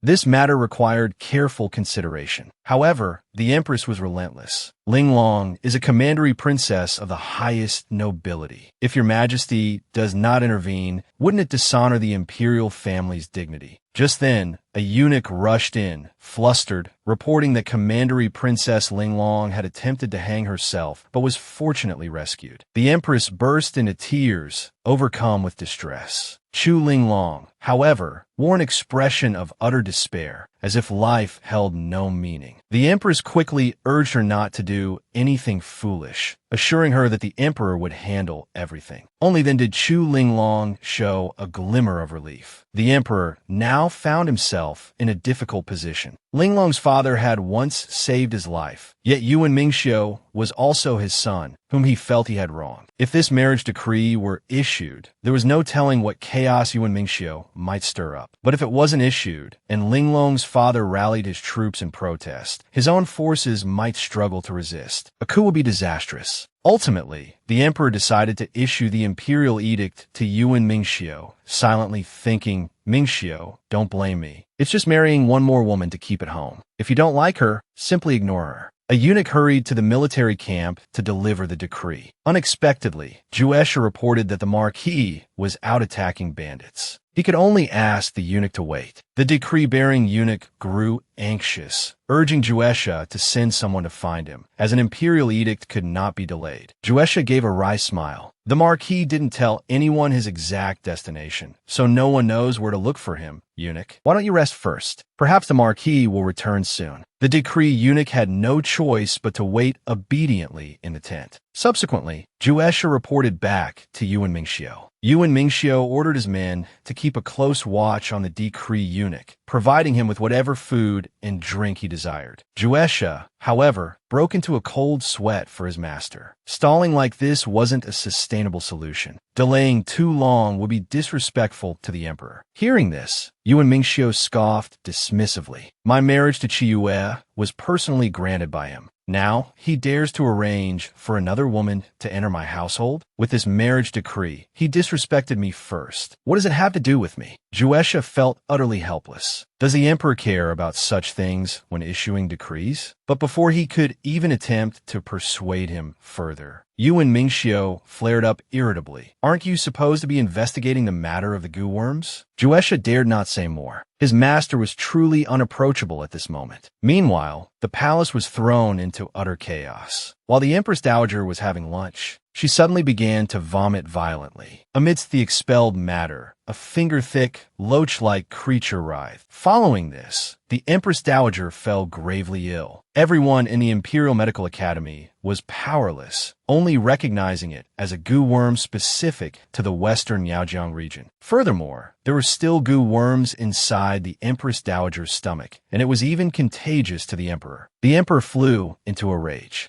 A bunch of incompetent physicians. You can't identify the source of the goo worm, nor do you know how to counteract its poison. What use are you to me? At this point, an imperial physician suggested that Madame Yuan possessed exceptional medical skills and could be consulted. The emperor immediately ordered Gu Qiyue to be summoned to the palace. The empress's face instantly turned pale with fright. She immediately knelt down, stating that Gu Qiyue had committed a crime, was imprisoned in the celestial dungeon, subsequently escaped, and her current whereabouts were unknown. The emperor became furious, but now was not the time for settling scores. He immediately decreed a citywide search for Gu Qiyue, ordering that she must be brought back to the palace unharmed. Hearing this, the empress felt her soul nearly leave her body. She quickly ordered her confidant to find the Turkic prince. This general served the country loyally in battle. Yet the empress colluded with the Turkic prince, abducted his wife, and even the emperor had ordered him to marry the commandery princess as a concubine. Now, the Empress Dowager was afflicted by the goo poison, and no one could cure her. Only then did the emperor remember Gu Qiyue. He ordered a citywide search, insisting Gu Qiyue be brought back unharmed. Terrified, the empress hastily sent someone to find the Turkic prince. Since this involved goo worms, to prevent further complications from being uncovered, he needed to send Gu Qiyue back immediately. Although Hamung was very reluctant, he had no choice but to come and release Gu Qiyue, who knew Gu Qiyue was heartily munching away, thoroughly enjoying her meal. It's quite nice here. Why should I leave? Hamung instantly felt a wave of exhaustion. This woman was indeed not someone easily fooled. He could only force a smile and try persuasion. Didn't you always want to leave? Aren't you going to show some concern for your husband? Gu Qiyue wasn't so easily deceived. You're letting me go willingly? Something extraordinary must have happened, and my continued presence here must surely be disadvantageous to you. Hearing this, the corner of Hamung's mouth twitched. Knowing he couldn't hide it any longer, he decided to be direct. The Empress Dowager vomited. Goo worms. The Emperor specifically asked for you. Gu Qiyue instantly understood. If I don't go out soon, I'm afraid the Emperor will discover your collusion with the Empress.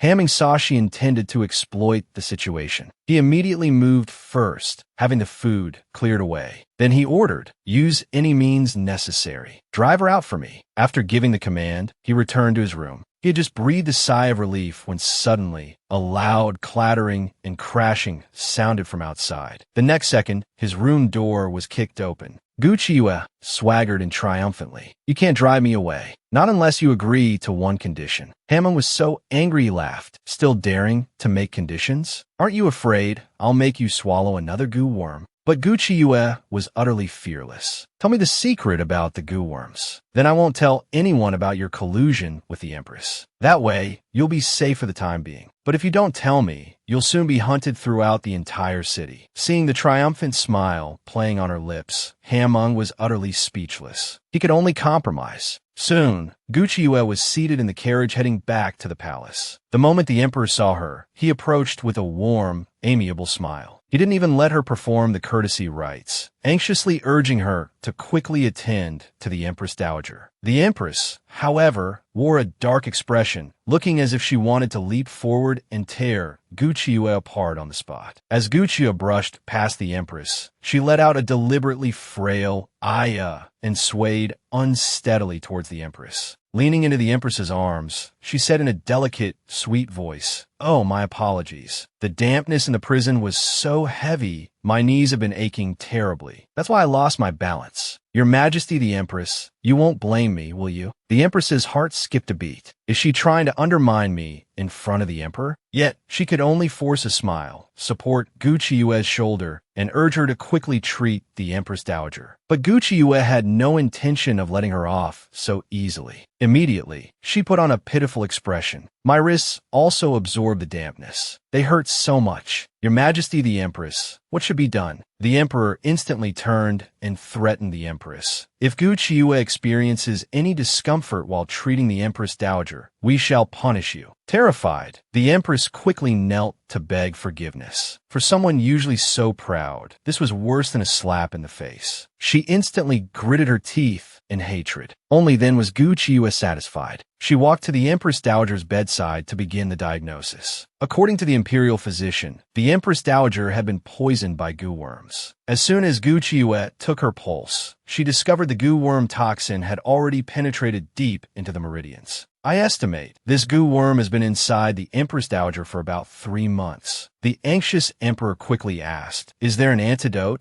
Gu Qiue confidently declared, "Of course there is." Hearing this, the empress sneered disdainfully. All the imperial physicians and famous doctors in the capital were helpless against this goo poison, yet you claim to have a method? Could it be that you were the one who poisoned Her Majesty the Empress Dowager? The empress immediately pointed at her and cursed loudly. No wonder. When Her Majesty the Empress Dowager ordered you locked in the celestial dungeon, you said things like hoping Her Majesty wouldn't regret it. Honestly confess, did you commit this vile act? Your Majesty, you must investigate this thoroughly. Who knows if Gu Qiue won't use this opportunity to worsen Her Majesty the Empress Dowager's condition. Gu Qiue couldn't help but burst into loud laughter. Provoked into fury and embarrassment, the empress exasperatedly demanded, "What are you laughing at?" Gu Qiue couldn't even be bothered to speak with such a fool. She directly asked the imperial physician to help explain. The imperial physician helplessly stated, "This goo worm has been in the Empress Dowager's body for over 3 months. 3 months ago, the Empress Dowager had not yet returned to the capital, making it impossible for her to have met Lady Yuan." The empress was rendered speechless. She had made a fool of herself again, becoming a laughingstock. Furious, the emperor sharply rebuked the empress. "As the mistress of the rear palace, you actually make baseless accusations to slander others. You truly disappoint us." The empress hastily knelt to beg forgiveness. Such a scene had already occurred several times today. She had completely lost face. Gu Qiue couldn't be bothered watching their drama. Treating the Empress Dowager and removing the remaining goo worms was more urgent. Indeed, on the Empress Dowager's arm, goo worms could be seen constantly writhing beneath the skin. Therefore, Gu Qiue immediately raised the silver needle and pierced down fiercely, precisely, and swiftly picking out all the goo worms. Throughout the process, her eyes gleamed with a green light, appearing incredibly fierce. The emperor's heart trembled with fear. The marriage decree sent to Yuan Mingxiu, was it still possible to retract it now? Soon, Gu Qiue completed the treatment. However, completely eradicating goo worms was extremely difficult, but she had already developed a medicine that could kill the goo worms within the body. Hearing this, the imperial physician's eyes lit up and he blurted out, "May I borrow the prescription?" Only after speaking did he realize his impropriety. Everyone had initially thought that such a crucial, original prescription would not be easily shared by her. They estimated she would surely demand something in return. Who knew Gu Qiue would agree without hesitation, intending to give it to all the imperial physicians to save those afflicted by goo worms. The imperial physicians were utterly impressed by her, vowing to do their utmost to eliminate the goo worms. The emperor also greatly praised Gu Qiue for someone so young to possess such magnanimity. If she could become a pillar of the state, it would be highly beneficial to the court. Thus, Gu Qiue began to generously share the prescription and the methods for prevention and treatment without holding anything back. Gu Qiue thought to herself, "I will do my best to handle the situation here. Wait for you to return and stand up for me." Soon, Yuan Mingxiu received the news. The marriage decree had been secretly withdrawn by the emperor. Hearing this, Yuan Mingxiu smiled brightly. This was something he had anticipated all along. In the next second, they discovered the stronghold of the Turkic people, and horrifyingly, they were using living humans for goo worm experiments. The cold-faced general led the pursuit, investigating the goo poison released by the enemy nation, completely unaware that his wife had already been imprisoned in the celestial dungeon. Fortunately, his wife was clever and highly skilled in medicine, finally gaining the emperor's approval, leading to the secret withdrawal of the marriage decree. Hearing this, Yuan Mingxiu felt secretly pleased. This was within his expectations. He would marry no one but Gu Qiue. Seeing this, Juesha teased with a smile, "Master, do you miss the madam?" Yuan Mingxiu instantly became angry out of embarrassment and ordered him to stay behind and guard the place tonight. Juesha was momentarily stunned. I'm the one who charges into battle. How would a master treat me like this? Yuan Mingxiu glared at him irritably. This lord finds you displeasing to the eye right now. Why should I take you? To annoy me further? Juesha looked aggrieved, tears welling up. It seems I can't mention the madam. The master clearly misses her already. Mentioning her just irritates him more. So, he quickly changed the subject back to serious matters. This group of Turkic people has been lingering here for a long time. We've been watching them for so many days. Why haven't we made a move yet? Yuan Mingxiu remained calm and patient, waiting only for concrete evidence to emerge. Just as his words fell, a plume of thick smoke rose in the distance. This was the signal for success. Yuan Mingxiu's spirits instantly lifted, and he immediately ordered the attack. In an instant, the soldiers swarmed forward, fiercely battling the Turkic spies. Only then did Yuan Mingxiu realize these Turkic people dared to use living humans for goo worm experiments. He immediately ordered the small bamboo building burned to ashes. At the same time, a signal flare shot into the sky. This meant the other team had also succeeded. Soon, Juesha came to report. The mountain stronghold was full of cultivated goo worms. Many common people afflicted with goo worms were also held captive there, and they had all suffered abuse. They had now all been rescued. Yuan Mingxiu immediately ordered all the goo worms destroyed and lime powder scattered at the cave entrance to prevent further infection. He deeply detested the Turkic people for harming the common folk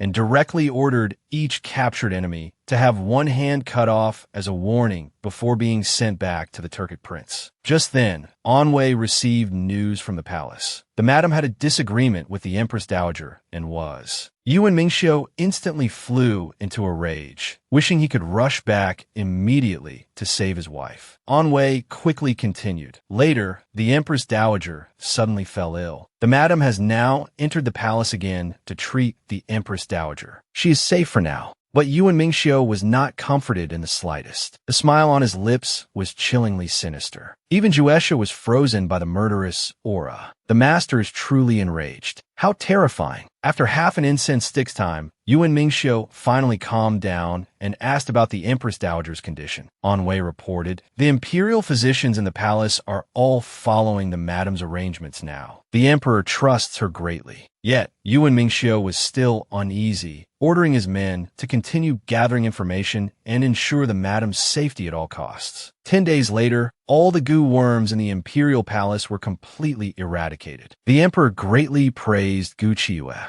If not for the madam's timely intervention this time, the entire imperial palace might have been destroyed. Gu Qiyu humbly replied, without your majesty's support, my techniques for treating goo worms could not have been implemented. The emperor, however, was still shaken with lingering fear. The palace had been infiltrated to such an extent, yet he had remained completely unaware. Nearly 300 people had been afflicted. If it hadn't been discovered early, even the Empress Dowager might have perished unjustly, not to mention how severe the situation might be among the common people. This was practically like a plague. Gu Qiyu immediately requested the emperor to order a city-wide investigation. I wish to work with all the imperial physicians, she proposed, to teach more doctors how to treat the goo worms. As for diagnosis and isolation, we will need the help of the soldiers. The emperor granted her full authority, assuring her that everyone would cooperate fully. In the days that followed, Gu Qiyu mobilized the students of the White Deer Academy, calling upon everyone to set aside past grievances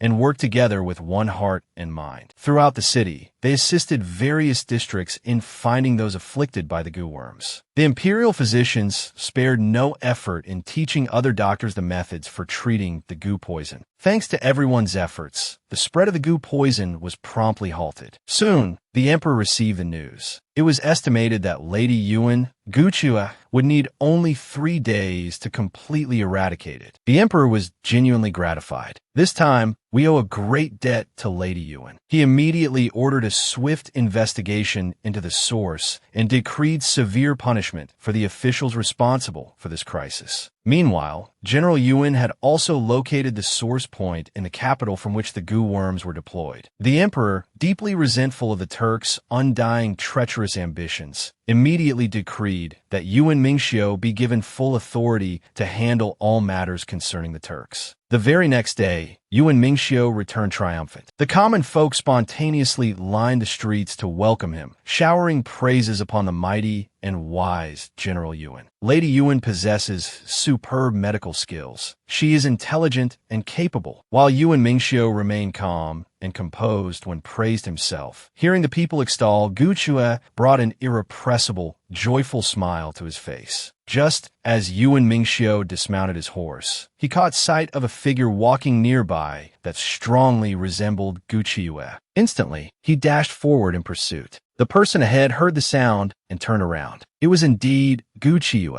The moment Gu Chue saw Yuan Mingxiu, she flew into his arms, overcome with emotion. They held each other tightly. The joy of reunion after a long separation, mingled with the torments suffered during these days, surged into her heart, causing Gu Chue to burst into tears. Sobbing, she cried out, "I missed you so much. Let's never be apart again." Yuan Mingxiu's heart ached as if pierced, filled with tenderness. He immediately promised in a deep voice, "We will never be separated again." Juesha, watching secretly, also shed tears of joy. The master has finally reunited with the mistress. Unexpectedly, Yuan Mingxiu shot him a fierce glare, warning him not to be an eyesore here. Juesha instantly shrank back meekly, yet couldn't resist peeking again. Gu Chue, tears streaming, caressed Yuan Mingxiu's handsome face. No matter how she looked, she felt he had grown thinner. Yuan Mingxiu also felt heartbroken that Gu Chue had lost weight. Hearing this, Gu Chue pouted unhappily. "Nonsense. I've clearly gained weight recently." Yuan Mingxiu immediately gave her slender waist a firm squeeze. "You can gain some more. It feels better."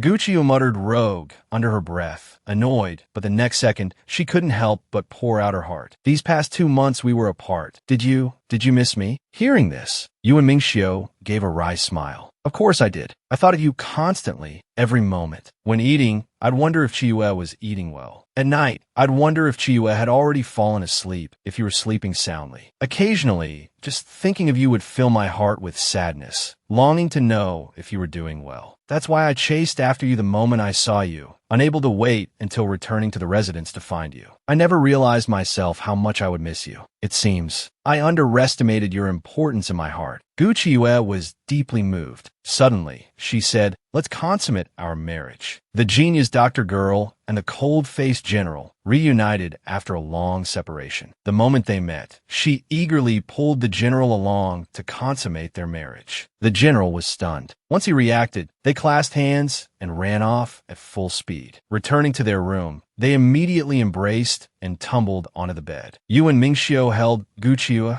murmuring emotionally, "I have waited for this day for a very long time. I want to give you a beautiful, unforgettable wedding night. It cannot be so casual." Gu Chue couldn't help but chuckle. This man is truly infuriatingly adorable. She immediately pretended to be displeased, saying, "Then we'll talk about it once you're ready." Now, Yuan Mingxiu became anxious. He hugged Gu Chue, nuzzling against her, even resorting to soft, cute coaxing, finally managing to get Gu Chue to nod in agreement. They immediately began a frantic session on the rocking horse. Waking early the next morning, Yuan Mingxiu was still reluctant to part. He wanted just one more ride on the rocking horse. Gu Chue, embarrassed and annoyed, lightly pounded his chest with her small fists. "Stop thinking about it. No more thinking." Yuan Mingxiu instantly looked aggrieved, gazing pitifully at her. In the end, he could only pull her into an embrace for a quick kiss before they quickly tidied themselves up to enter the palace for an audience with the emperor. The moment the emperor saw the couple, he showered them with praise. Regarding the goo worm eradication this time, both of you, husband and wife, are meritorious subjects. In 3 days,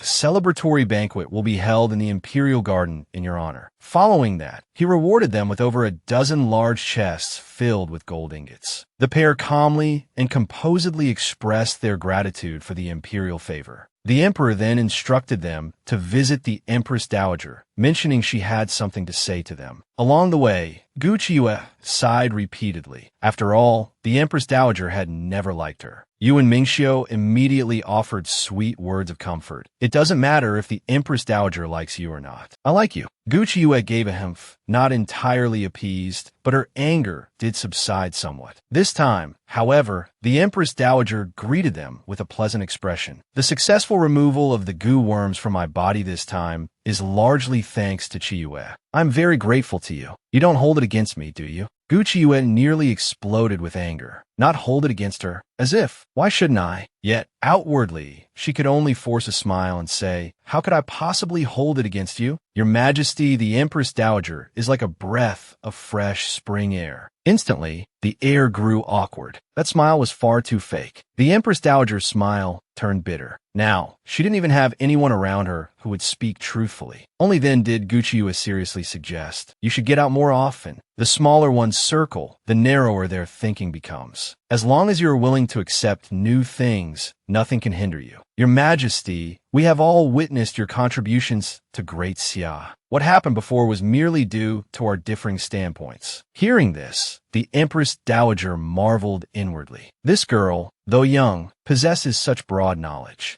It seems you and Mingxiu truly did not marry the wrong person. You two are indeed well matched. Remember to have children soon and bring them into the palace for me to see. Gu Chiyue blushed furiously at the teasing. You and Mingxiu, however, magnanimously thanked the Empress Dowager for her guidance. After the couple left the Empress Dowager's chambers, Gu Chiyue huffed irritably. Who allowed you to agree? Who wants to have children with you? You and Mingxiu suddenly leaned in close, whispering, if not with me, who would you have children with? With that, he grabbed her hand and quickened his pace towards the exit. Gu Chiyue looked puzzled. Why the sudden rush? You and Mingxiu grinned mischievously. To go home and make babies, of course. Gu Chiyue instantly flushed, fuming with embarrassment, and lunged forward, pummeling him playfully. You and Mingxiu roared with laughter. The palace maids nearby watched, whispering enviously. Lord Yuan and his wife are so affectionate. It seems Princess Linglong doesn't stand chance. Who knew that Chu Linglong herself would overhear them? She instantly flew into a rage. How dare you gossip about me behind my back? I'll make you pay. She immediately ordered the two maids dragged into a dark room. With a vicious stomp, she crushed one maid's hand bones.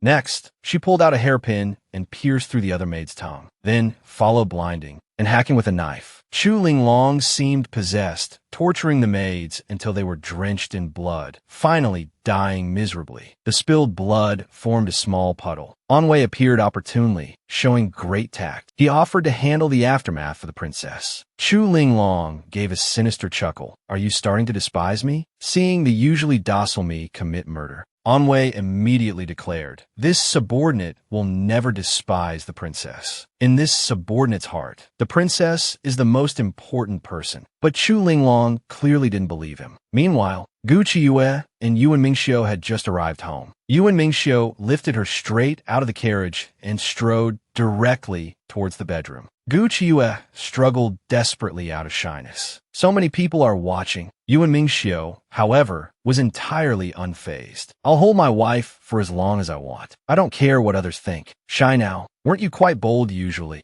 Gu Chiyue became furious from embarrassment, pounding his chest harder with her small fists. Yuan Mingxiu carried her straight into the house. He pressed her onto the bed, kissing her passionately. Gu Chiyue felt utterly helpless. Ever since this man had tasted meat, he had turned into a kissing fiend. Besides, wasn't it inappropriate to do such things in broad daylight? Couldn't they just chat, talk, or perhaps discuss matters of state? Yuan Mingxiu had no interest in discussing state affairs. Those were matters for outside the home. Right now, all he wanted was to sleep with his wife. With that, he eagerly leaned down and pressed on her. Gu Chiyue felt like screaming. How had she never realized before that this man was a lecherous demon? Yuan Mingxiu felt even more wronged than she did. Do you know how hard it's been for me to restrain myself? I want to be like this every day. Having spoken, he pounced fiercely, resuming their passionate activities. The next day, just as Gu Chiyue woke up, Gu Xinrong arrived with Xiao Muan for a visit. She feigned sincerity, saying, we are, after all, good sisters. Sure enough, the next moment, Gu Xinrong began to retch dryly. It was obvious she was pregnant. No wonder she and Xiao Muan seemed to be on relatively good terms. It turned out to be because of the child. Gu Xinrong even pretended to show off. I didn't expect to have such good fortune either. Elder sister should also hurry up and have a child with Lord Yuan to continue the Yuan family line. Gu Chiyue almost laughed out of anger. There's a hidden meaning in her words, isn't there? How shameless could this woman be? Getting pregnant before marriage, snatching her older sister's fiancé, and now bringing her husband over to mock her?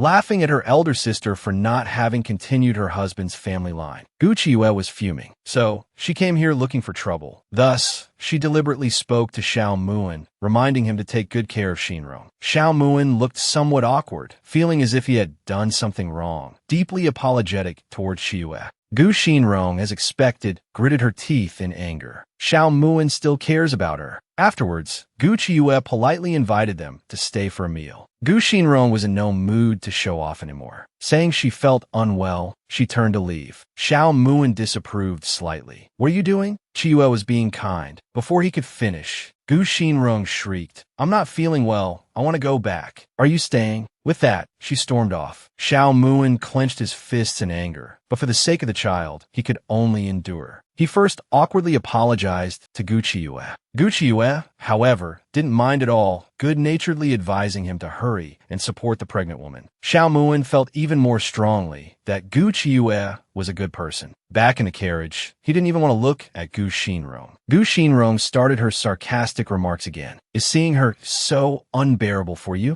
If you treat me badly, I'll take your child and die with you." Xiao Muan finally couldn't bear it anymore. "You're about to be a mother. How can you say such things?" Gu Shinrong instantly burst into aggrieved tears. "Your heart is always thinking of her. You should only be thinking of me." Xiao Muan just felt she was being utterly unreasonable, impossible to talk sense into. He could only turn a blind eye. Gu Shinrong bit her lip in humiliation. "If you are unkind, don't blame me for being ruthless. I will make both you and Gu Qiuyue regret this." Meanwhile, Qingfeng was still feeling indignant on Gu Qiuye's behalf. "I've never seen someone as shameless as the second miss. After targeting you like that before, she still has the nerve to visit now." Gu Qiuyue, however, was calm. She's just pregnant and wanted to show off a bit. Qingfeng was so angry her head felt like it would explode. "What right does she have to show off? My lady, you should quickly have one yourself to show her." Qiuyue felt embarrassed and wanted to scream. "Why compare such things? However, if I have a child, you'll need to help me take care of it. You can't do that without experience, right? So, you should have a child before me. That way, you'll be more adept later on." Qingfeng instantly blushed crimson, stammering as she tried to retort. But Gu Qiuyue had long seen that she and Chunjiu were mutually in love, and immediately decided to arrange their marriage. Qingfeng shyly lowered her head. "Everything is up to the lady's decision." Later, when Yuan Mingxiu learned of this, he worried slightly that after Qingfeng married, Gu Qiuyue would no longer be the first person in her heart. Gu Qiuyue, however, understood completely. After all, since getting married herself, she had also placed Yuan Mingxiu first. Hearing this, Yuan Mingxiu was ecstatic. "So, I'm the most important person in my wife's heart." Gu Qiuyue grabbed his ear in playful anger. Is that the main point? Nevertheless, Gu Qiuyue had always treated Qingfeng like family. This wedding had to be celebrated grandly. Yuan Mingxiu wrapped his arm around her, expressing his support. "I will definitely help my wife wholeheartedly to arrange this wedding perfectly." Gu Qiuyue then mentioned going to pick up Qingfeng tomorrow. Qingfeng had already gone home ahead of time to discuss the marriage. Yuan Mingxiu instantly turned into a pitiful puppy, complaining aggrievedly. "You're going to be separated from me?" Gu Qiuyue could only coax him gently. "It's just for a short trip out. We can't let Ming Lu's situation happen again, can we?" Yuan Mingxiu seized the chance to make a demand. "Agreeing isn't impossible, but you'll have to join me for another passionate ride as a thank you." Saying this, he swept her up into his arms and headed straight for the bedroom. Gu Qiuyue was utterly speechless. Couldn't he think about something else besides these things all day long? Soon after, she found herself lost with Yuan Mingxiu in the throes of their passionate ride. The next day, Gu Qiuyue brought Chunjiu and He Dai to Qingfeng's old home. They had arranged to visit today, but strangely, Qingfeng didn't come out to greet them. Chunjiu suddenly felt something was wrong. Qingfeng wouldn't forget something so important. Qiuyue immediately led them to Qingfeng's house. However, the person who opened the door was a sharp-tongued woman. He Dai got straight to the point, saying they were looking for Qingfeng. But the woman smiled unnaturally. She even claimed she didn't know where Qingfeng had gone. He Dai instantly became displeased and questioned her. "Qingfeng came back to find you. What do you mean you don't know where she went?" The woman immediately changed her tune. Who knows if your general's manner lost her, and now you're here wrongly accusing people. She then identified herself as Qingfeng's stepmother. Gu Qiuyue had lost her patience. She ordered her people inside to search. The woman continued to curse. What are you doing? Just because you're officials, you think you can bully people? Gu Qiuyue's face instantly turned cold as she threatened. I am extremely protective. Whoever bullies my people, I will retaliate fiercely. Previously, someone disrespected my maid, so I chopped off his hands and feet. That person boasted about having powerful backing, so I got angry and skinned him alive. Qingfeng is my maid. If anyone treats her badly, I will definitely give them the full treatment, flaying and pulling tendons. The woman looked as if struck by lightning, trembling all over in fear. Just then, Heidai suddenly rushed out and kicked the woman, sending her flying. The woman spat blood as she fell to the ground, pleading for mercy in terror. Only then did Chun Jio carry Qingfeng out. Qingfeng looked haggard and couldn't even stand steadily. Gu Qiuyue was stunned.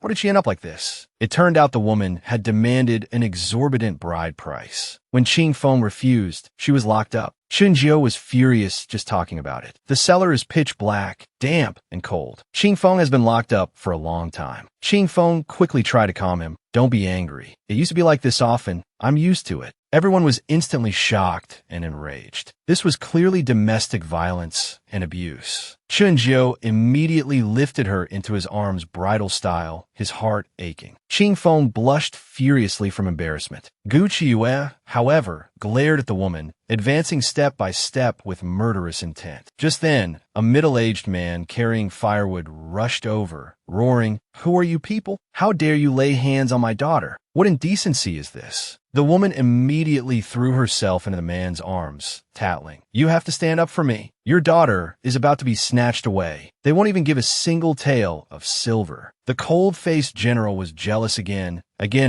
His wife actually left him for a maid, and some shameless lemon came to curry favor with his wife, sending gifts every day. The general was practically puffed up like a blowfish with anger. Only his wife's gentle touch could soothe him. Gu Qiuyue's back ached from the demands of the clingy Yuan Mingxiu. She had finally managed to come to Qingfeng's house to discuss the marriage proposal. Who knew she would discover Qingfeng being abused by her parents? She was instantly furious enough to kill. Qingfeng's father, Du Hai, arrogantly roared, "Put my daughter down, you lawless bunch. Do you think you can snatch my daughter without paying a single cent?" Heidai was so angry, she punched him straight to the ground with a loud thud. It was clear he had fallen hard. Gu Qiuyue's anger was also ignited. She sneered murderously. "Are you trying to sell your daughter?" Du Hai brazenly shouted back, "What do you mean, sell? Didn't it cost money to raise her this big? Did she ask me before deciding to get married? Why should some wild man from who knows where get her for free?" He then pointed at Chun Jio and cursed loudly. "Who the hell do you think you are? Put her down now." Qingfeng, protective of Chun Jio who was suffering injustice for her sake, quickly explained, "He is the one I want to marry." Chun Jio stepped forward, assuming a protective stance. "I am Qingfeng's husband, Chun Jio. Even if you are her father, you cannot treat her like an object." Du Hai instantly roared in fury. "She is my daughter. You think you could just take her away? If you dare take her, I'll report you to the officials." Gu Qiuyue, however, was entirely unfazed. "Go ahead and report us. I'll wait right here." The stepmother, somewhat frightened, quietly reminded Du Hai, "This is the general's wife. Reporting her will be useless." This made the situation awkward. While money might be the world's truth, the thought of the bride price gave Du Hai courage. He pointed at Gu Qiuyue and began cursing vehemently. "Even if you were the Jade Emperor himself, you can't just take my daughter. I've already found a match for Qingfeng. She absolutely cannot marry this wild man." Blood rushed to Chun Jio's head in anger, but for a moment, he didn't know how to retort. Gu Qiuyue heard this and sneered coldly. "Have you found a good family, or just sold her for a good price?" She placed the choice entirely in Qingfeng's hands. "You choose. Stay here and obey your father, or come with me." Hearing this, Du Hai grew anxious. "How can you just take my daughter? I told you, you have no right." Gu Qiuyue couldn't be bothered wasting words on him. She directly commanded Qing Feng to choose. After all, this was Qing Feng's own life. Qing Feng, without the slightest hesitation, chose to go with Gu Qiuyue. Only then did Gu Qiuyue breathe a sigh of relief. She immediately turned to leave with her people, completely ignoring Du Hai and his family. Du Hai was instantly enraged beyond measure and actually lunged towards Gu Qiuyue to strike her. He Dai reacted instantly, executing a shoulder throw and slamming Du Hai hard onto the ground once more. Gu Qiuyue looked down at him and scoffed derisively. Qing Feng was sold to my Gu family long ago. She has had no connection to you for a long time. What's wrong with me taking her away?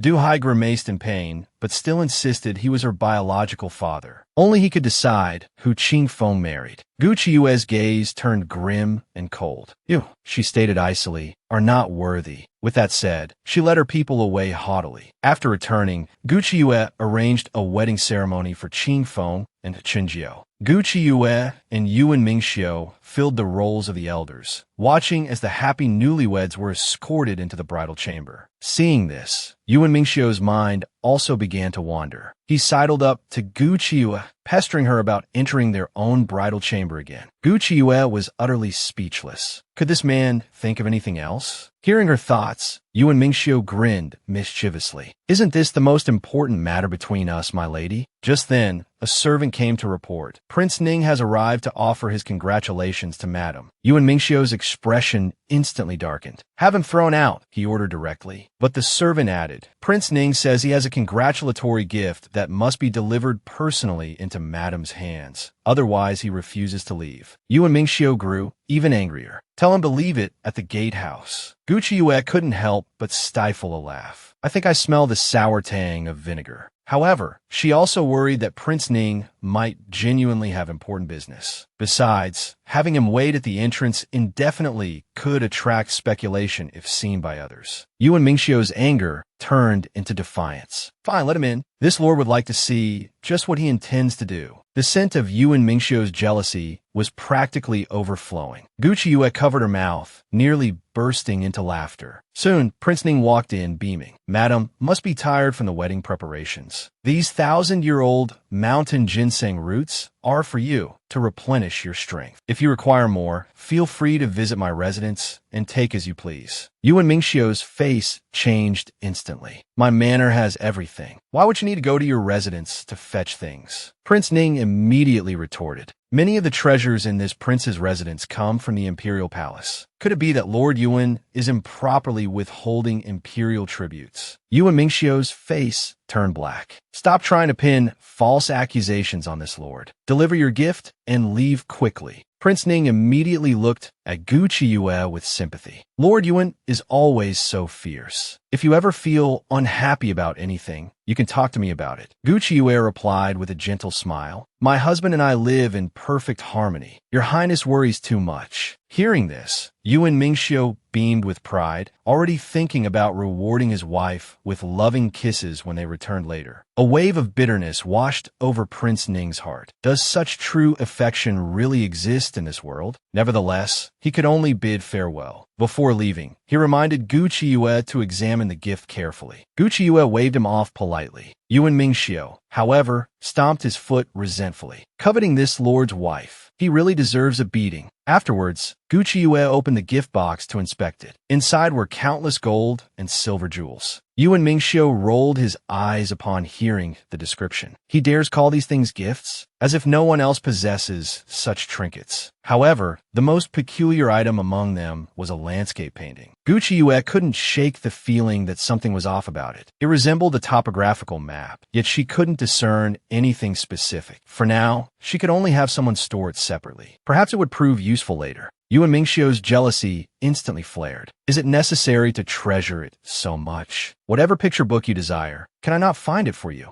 Gu Qiuyue couldn't help but chuckle, amused by his possessiveness. This jealous king truly needed a cure. A cure. Yuan Mingxiu's eyes immediately lit up. How do you plan to cure me? To his surprise, Guqia stood on her tiptoes and pressed her lips against his. Yuan Mingxiu instinctively wrapped his arms around her, deepening the kiss. Yet, neither could have ever imagined what would transpire the next morning at the imperial court. The Turkic prince unexpectedly declared that he would marry no one but Guqia. In an instant, the court erupted in an uproar. Yuan Mingxiu's killing intent surged explosively. If marrying one's wife to the prince of an enemy nation could secure 10 years of peace for the country, how would one choose? The Turkic prince's sudden proposal, insisting on marrying none other than Guqia, sent shockwaves through the imperial court. Yuan Mingxiu's killing intent instantly spiked, his face darkening as he roared. Say that again. The trembling envoy had no choice but to repeat, bracing himself. The Turkic prince stated that if he can marry Guqia, the Turks will not invade for 10 years. This is a matter beneficial to the nation and its people. Consumed by fury, Yuan Mingxiu seized the envoy by the neck, lifting him clean off the ground. The emperor cried out in alarm, immediately ordering him to stop. Only then did Yuan Mingxiu toss the man aside. The envoy, bruised and battered from the fall, glared venomously at him. Yuan Mingxiu immediately bowed, volunteering, I request to lead the army against the Turks. I shall not return until victory is achieved. The emperor, hearing this, was taken aback, reluctant to initiate such a large-scale conflict. The civil and military officials also knelt in unison, kowtowing and pleading with the emperor to reconsider. Yuan Mingxiu felt his lungs might burst with rage. What a bunch of useless freeloaders. The Turks have plagued us for years. They should have been eradicated long ago. I implore your majesty to decide. Yet, the emperor was genuinely troubled. Attacking the Turks would require immense manpower and resources. Even with Yuan Mingxiu leading the troops, the outcome was uncertain. Thus, he could only announce the court's dismissal, keeping Yuan Mingxiu behind alone to discuss the matter. Meanwhile, Li Anning was browsing jewelry in a shop. She was soon to be married into the Turkic alliance. Guqia had offered to gift her jewelry as a wedding present, something that wouldn't allow the Turks to look down on her. Just then, Chu Linglong appeared, gloating maliciously. Someone whose engagement has been broken still has the mood to pick out jewelry. Li Anning turned pale with shock. Where did you hear that? Chu Linglong continued her sarcastic taunts. The Turkic prince declared he'll marry no one but Guqia. What Turkic princess dreams are you still having? It's spread all over the capital, and you still don't know? That good sister of yours, Guqia, didn't dare tell you, did she? After snatching her good sister's position as princess, how could she dare speak of it? Having her own husband, yet stealing another's. Truly shameless. Guqia entered just in time to hear this accusation. She retorted sharply, Who are you calling shameless? Isn't speaking ill of others behind their backs shameless? With that, she ignored Chu Linglong completely, taking Li Anning's arm and chatting cheerfully, treating Chu Linglong like thin air. Chu Linglong felt her lungs might explode with fury. How dare you ignore me, the Junju County princess? Acting as if nothing happened. Are you planning to marry him together, serving one husband alongside Guqia? Guqia fixed her with an icy stare. The person originally set to marry the Turkic prince, wasn't that you? Are you here making a scene out of jealousy now? Do you want to marry into the Turkic lands that badly? Shall I request an imperial decree for you? Chu Linglong instantly paled, her voice trembling with fear. The emperor already held some dislike for her due to past incidents. She absolutely could not afford to cause trouble that reached his ears again. Seething with humiliation, she could only shriek. First you stole my man, now you steal hers. You won't meet a good end. Having spat out her threat, she turned and fled in disarray. Guqia quickly turned to Li Anning to explain, The Turkic prince is just trying to make trouble for us. His talk of wanting to marry me is merely a ploy to sow discord among us. Li Anning, of course, harbored no suspicion. She was merely adrift, uncertain of what her fate would now be. But Guqia firmly believed that destiny was held in one's own hands. Don't rely on others. Just be brave. Tell me, do you want to marry into the Turkic lands? Li Anning's expression instantly clouded over. Reluctantly, she shook her head. Guqia clapped her shoulder, laughing heartily. Excellent. That's how it should be. Take good care of yourself. Don't overthink things. Leave everything to me. With that, she hurried away. Upon returning to the general's manor, Guqia found Yuan Mingxiu staring blankly ahead, his face stern. She immediately leaped onto his back, clinging playfully. Just do me this one favor regarding the Turks. Before she could finish, Yuan Mingxiu cut her off decisively. If you intend to put yourself in danger, I will absolutely never agree. Gu Qiuyue could only try to persuade Yuan Mingxiu gently. She was thinking if they could use this opportunity to completely sever the threat the Turks posed to them. Wouldn't that be wonderful? But Yuan Mingxiu just couldn't swallow this insult. He dares to covet you? He's truly courting death. Gu Qiuyue immediately leaned over and pecked him on the cheek. Feeling better now? Yuan Mingxiu's face instantly flushed red. He shyly murmured, "Not quite," then pointed to his lips, pitifully adding, "Here too." Gu Qiuyue couldn't help but laugh, exasperated. "Give him an inch, and he'll take a mile." "Fine, but only if you agree to my plan. Then I'll kiss you." Yuan Mingxiu suddenly chuckled. "So now you've learned to threaten me?" Saying this, he grabbed her hands, flipped her around, and pinned her against a pillar, trapping her beneath him. "What I want, I always take myself." Then he leaned down and kissed her, leaving Gu Qiuyue breathless. Only then did his expression turn solemn as he said, "If it involves putting you in danger, even if you kiss me all night, I will absolutely never agree." Gu Qiuyue, however, showed no fear. After all, she had her ultimate trick. She immediately started whimpering pitifully. "You're squeezing me so tight, it hurts." Yuan Mingxiu quickly let her go, taking her hand to examine it carefully. "Does it hurt badly?" "I didn't use much force." While he was softened and concerned, Gu Qiuyue seized the moment to reason with him. "The Turkic prince has made an unreasonable demand. We can use this chance to negotiate peace with them. If talks fail, then sending troops will be justified." But Yuan Mingxiu remained worried. Why would the Turkic prince be willing to negotiate? Gu Qiuyue had already thought of countermeasure. The Turkic king's health has always been poor, and there's fierce internal strife. The Turkic prince must be eager to return quickly to consolidate his position, securing his future succession to the throne. The Turks are currently strong. A direct confrontation isn't wise. We can secretly send people to stir up their internal conflicts. Then, the Turks certainly won't be able to dispatch troops, and will have no choice but to sit down for peace talks. With your forces threatening him from the front and internal chaos pulling him back, the Turkic prince will have no choice but to agree during the talks to not invade our 5 dynasties for 5 years.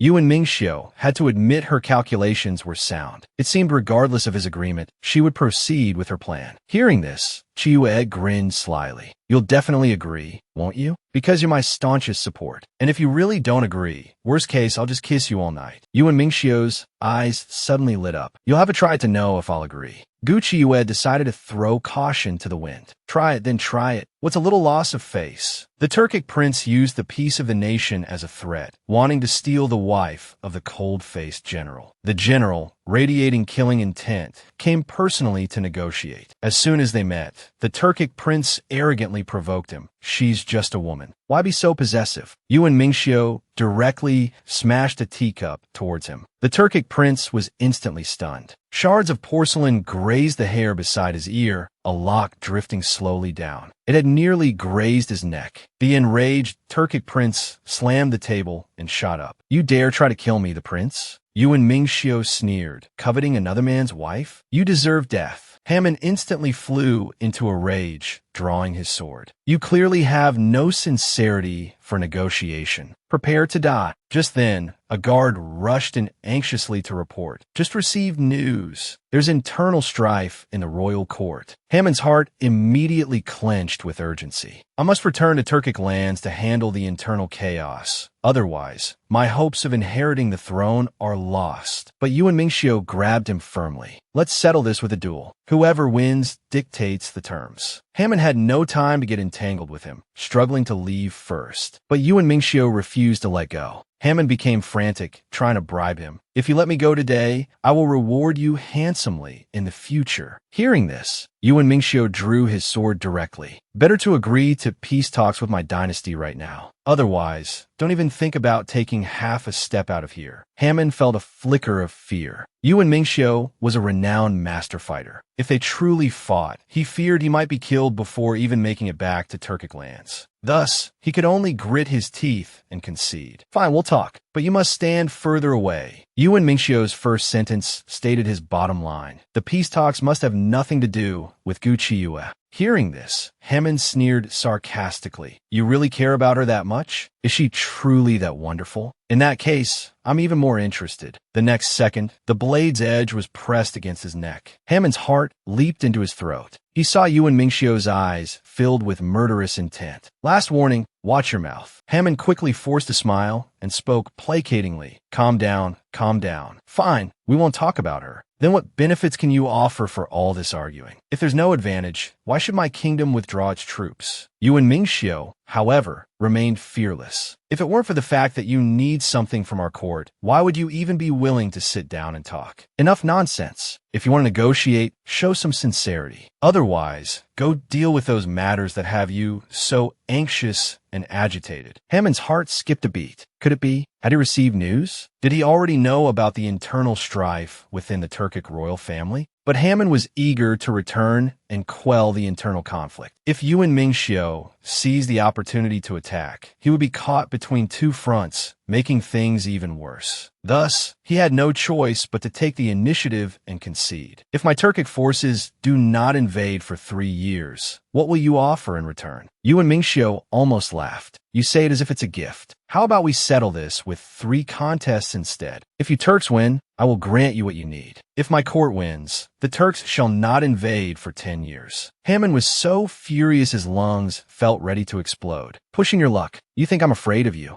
Yet Yuan Mingxiu remained calm and composed, indifferent to Hammond's threats. Hammond, enraged, practically rolled on the ground, clutching his head. He actually threatened me. I'm so angry. But Hammond had no other choice. He could only agree to the contest. However, 5 years of non-invasion at most. In the end, the negotiations were successful. The emperor personally hosted a celebratory banquet, publicly praising Yuan Mingxiu for his indispensable contribution. Yuan Mingxiu clarified before the crowd, "This was all my wife's idea. Your subject merely carried it out." Gu Qiyue shyly tugged at his sleeve. "You don't need to say that. It doesn't matter whose achievement it is." Hearing this, the emperor roared with laughter, praising the couple for being perfectly in tune, a match made in heaven. He also bestowed upon them many treasures. The crowd buzzed, discussing how favored Gu Qiyue was. Was she truly intelligent, or was Lord Yuan deliberately elevating her status? However, Gu Qiyue and Yuan Mingxiu paid them no mind. Hand in hand, they gazed deeply at each other, supporting one another, helping each other achieve. This was the most beautiful form of love. Watching this scene, Chu Linglong felt Etienne, Cyan, piercing glare/eyesore. Her face twisted with envy. Gu Qiyue is so favored just because of her stunning beauty, isn't she? If she lost that beauty, let's see how you remain so cherished. Thus, she beckoned with her hand, ordering her palace made to proceed according to plan. Not long after, Gu Qiyue rose to change her clothes. Yuan Mingxiu couldn't very well follow her. Seeing this, Chu Linglong let out a cold snort. Soon, you won't be smiling anymore. Presently, Gu Qiyue finished changing. Just as she washed her hands, a palace maid brought fragrant balm for her to apply. This balm is very moisturizing, made from the finest ingredients. It can also be used on the face. Gu Qiyue, however, felt a strange intuition. She sensed something was wrong with the fragrance.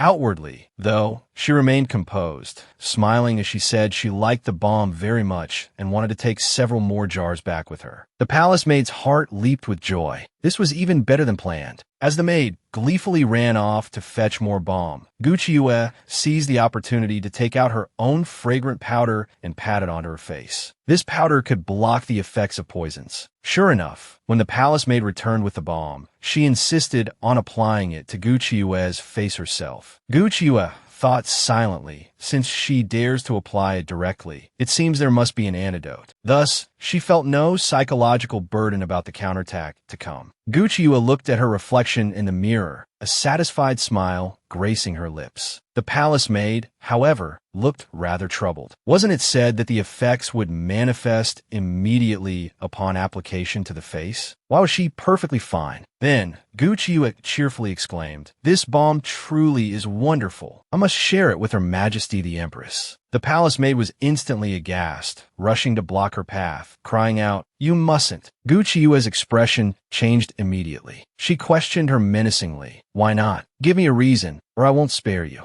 Knowing the plot was exposed, the palace maid fell to her knees, kowtowing and begging for mercy. Something was mixed into this balm. It will cause the skin on the face to become red, swollen, and ulcerated, and it will peel off layer by layer. Gu Qiue then asked her if there was an antidote. The maid claimed there wasn't. Gu Qiue didn't believe her. "Then I'll apply it all over your face and body. Let's see if your master comes to save you." Saying this, she moved to apply it herself. The palace maid shrieked in terror, finally confessing honestly, "The antidote is with Princess Linglong." Only then did Gu Qiue issue a cold threat. "From now on, do exactly as I say. Otherwise, even if Princess Linglong spares you, I will ensure your face rots completely." How could the palace maid dare to disobey? Trembling, she indicated she would obey meekly. Gu Qiue let out a cold snort. "Chu Linglong, the real show is about to head your way. Just you wait." The scheming princess, jealous that the divine maiden had stolen her beloved, secretly ordered someone to drug and ruin the maiden's face. Something was mixed into the maiden's balm that would cause the skin on her face to become red, swollen, and ulcerated, peeling off layer by layer. Gu Qiue saw through this conspiracy in a single glance. She even threatened the palace maid into doing her bidding. Consequently, when Chu Linglong went to curry favor with the empress, just as the empress was attending to her toilette, the palace maid deliberately presented that balm which had been tampered with. Chu Linglong was still singing her own praises. "This is a balm I specially commissioned the imperial physicians to formulate. It can make the skin smooth, fair, with a rosy undertone." The palace maid could only watch, wide-eyed and helpless, as she applied the balm onto the empress's face, instantly beginning to tremble uncontrollably. This was going to be a catastrophe. Indeed, the very next second,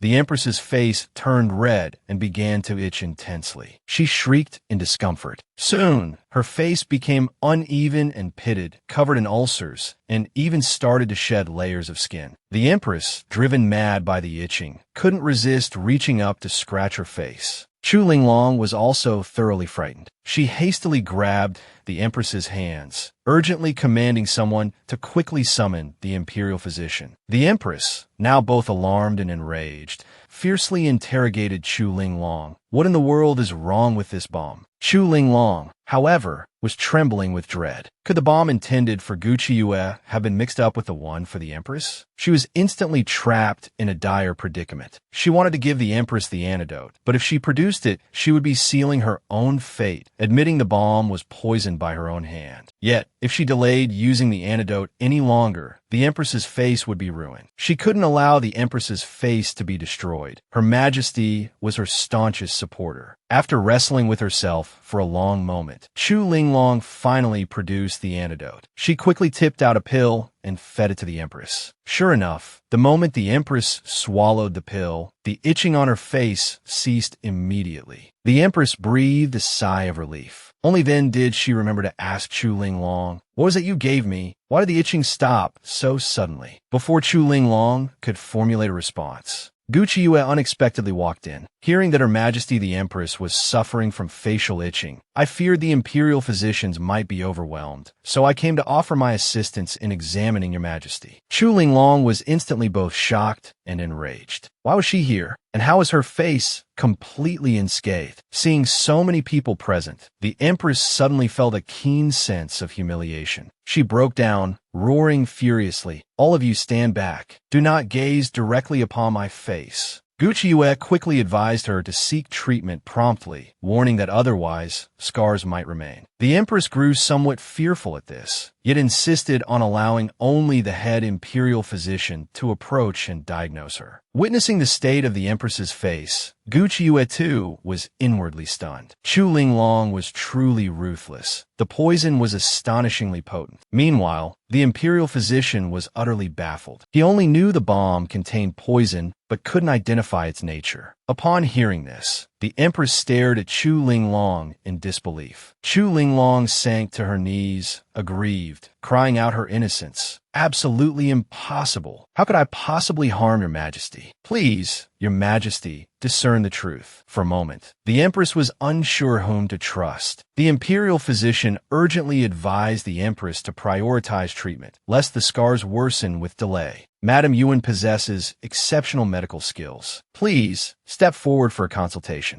Gu Qiuyue took merely a glance before feigning astonishment. This poison should clearly be spreading continuously. Why has it stopped? Could it be that your majesty has already taken some medicine? The empress was reluctant to cause further trouble. Chu Linglong immediately snapped irritably. Enough nonsense, quickly treat her. Gu Qiuyue, however, refused to yield. If it remains unclear what medicine you have already ingested, what if the prescription I provide clashes with the previous medication, endangering your majesty's well-being? Who then shall bear the culpability? With her own face at stake, the empress had no alternative but to confess she had taken the medicine provided by Chu Linglong. Hearing this, Gu Qiuyue let out an exaggerated gasp. What medicine did the princess give that possesses such miraculous properties? Chu Linglong guiltily lowered her gaze, merely stating it was an ordinary anti-itch pill. But Guta relentlessly pressed further. If the princess does not clearly state the ingredients of this pill, I dare not proceed with diagnosing her majesty. Naturally, Chu Linglong refused to divulge the information. The empress grew frantic and roared, "Speak up at once. Do you wish for my face to be utterly ruined?" Startled, Chu Linglong could only honestly reveal the components. Gu Qiuyue listened, clicking her tongue in marvel. The princess is actually so knowledgeable about these obscure medicinal ingredients. I have truly underestimated the princess. The empress, too, began to regard Chu Linglong with suspicion. Could she have prepared the antidote in advance, merely waiting for my face to react? But why? Meanwhile, Gu Qiuyue had already penned a prescription, repeatedly instructing the head imperial physician to personally oversee the brewing of the medicine. Then, while gently dabbing the bloodstains on the empress's face, she sighed, "I truly cannot fathom the intentions of the person who poisoned you. What could they possibly gain by ruining your face?" Fortunately, the princess administered the antidote to you in time. The empress couldn't help but follow this line of reasoning. Ruining my face, what could Linglong possibly gain? In a moment of panic, Chu Linglong blurted out, "Stop trying to sow discord. This bomb must have been switched by you.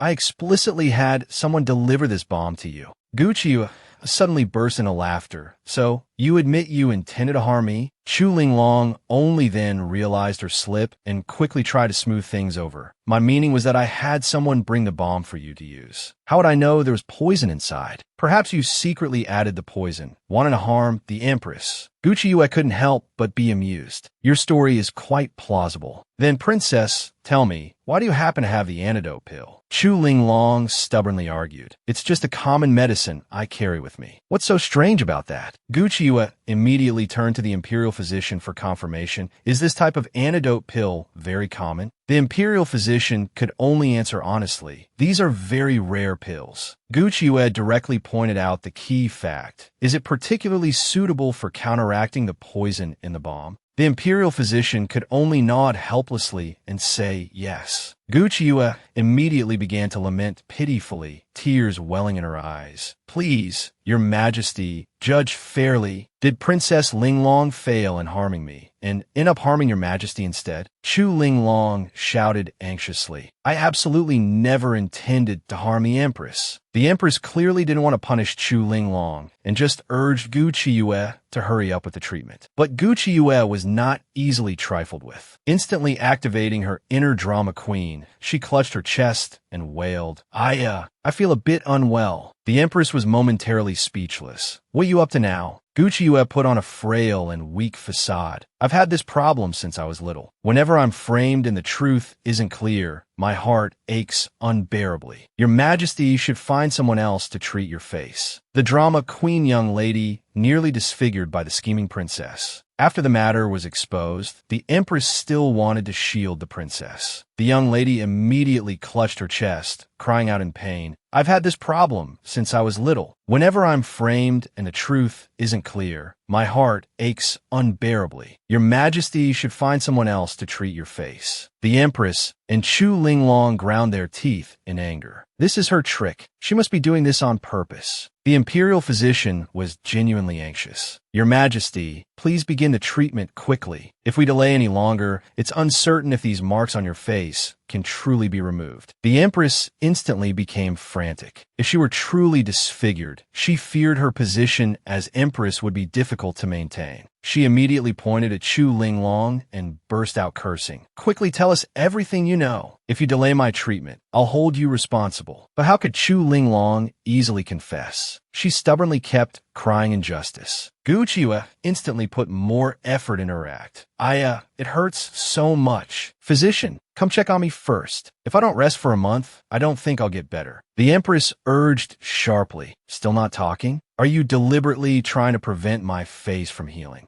Gu Qiyu secretly smirked. Chu Linglong saw this and seethed with hatred, her teeth itching. Unable to provoke the empress, she could only confess honestly. "It was I who ordered someone to send the poison bomb to Gu Qiyu. To prevent accidents, I prepared the antidote beforehand. But how the empress's bomb here got poisoned, I truly don't know." The empress glared irritably at Gu Qiyu. "Are you satisfied now? Can you start treating my face?" Gu Qiyu, however, clutched her chest with a troubled expression. "The person who plotted against me hasn't been punished. The pain in my heart, it can't completely stop." The empress's anger was also provoked. She warned sharply, "Don't push your luck." Gu Qiyu immediately groaned in pain. "Ouch, ouch, my heart is hurting again." Chu Linglong shouted anxiously, "Your Majesty, don't listen to her unreasonable nonsense." The empress was also grinding her teeth in anger, but thinking of her own face, she could only compromise. She immediately ordered, "Take Princess Linglong to the great prison." Chu Linglong was instantly aghast and thought of acting cute to beg for mercy. But where her own interests were concerned, the empress could only turn a blind eye and ordered her guards to drag her away directly. Only then did Gu Qiyu agree to treat the empress's face. The empress, venting her anger, snorted coldly, "If you can't cure it, don't think you'll get away unscathed either." Gu Qiyu, however, was full of confidence. She directly took out silver needles one by one and swiftly pricked them into the empress's face. After the treatment was finished, the empress looked in the mirror and was dumbfounded. She saw that her reflection in the mirror was covered in ugly marks. She instantly let out a piercing scream. The ears of everyone present were nearly deafened. The empress pointed at Gu Qiyu and burst out cursing. "How dare you ruin my face? I will sentence you to death." Gu Qiyu, however, showed no fear. She calmly offered a handkerchief, asking her to wipe her face clean and see. The empress quickly wiped her face haphazardly. Sure enough, the marks on her face disappeared, replaced by soft, delicate skin, fair with a rosy tint. Everyone chimed in unison, congratulating the empress on recovering her beauty, looking as lovely as a celestial fairy. The empress was also bursting with joy, feeling that she seemed even more beautiful than before. She immediately wanted to reward everyone.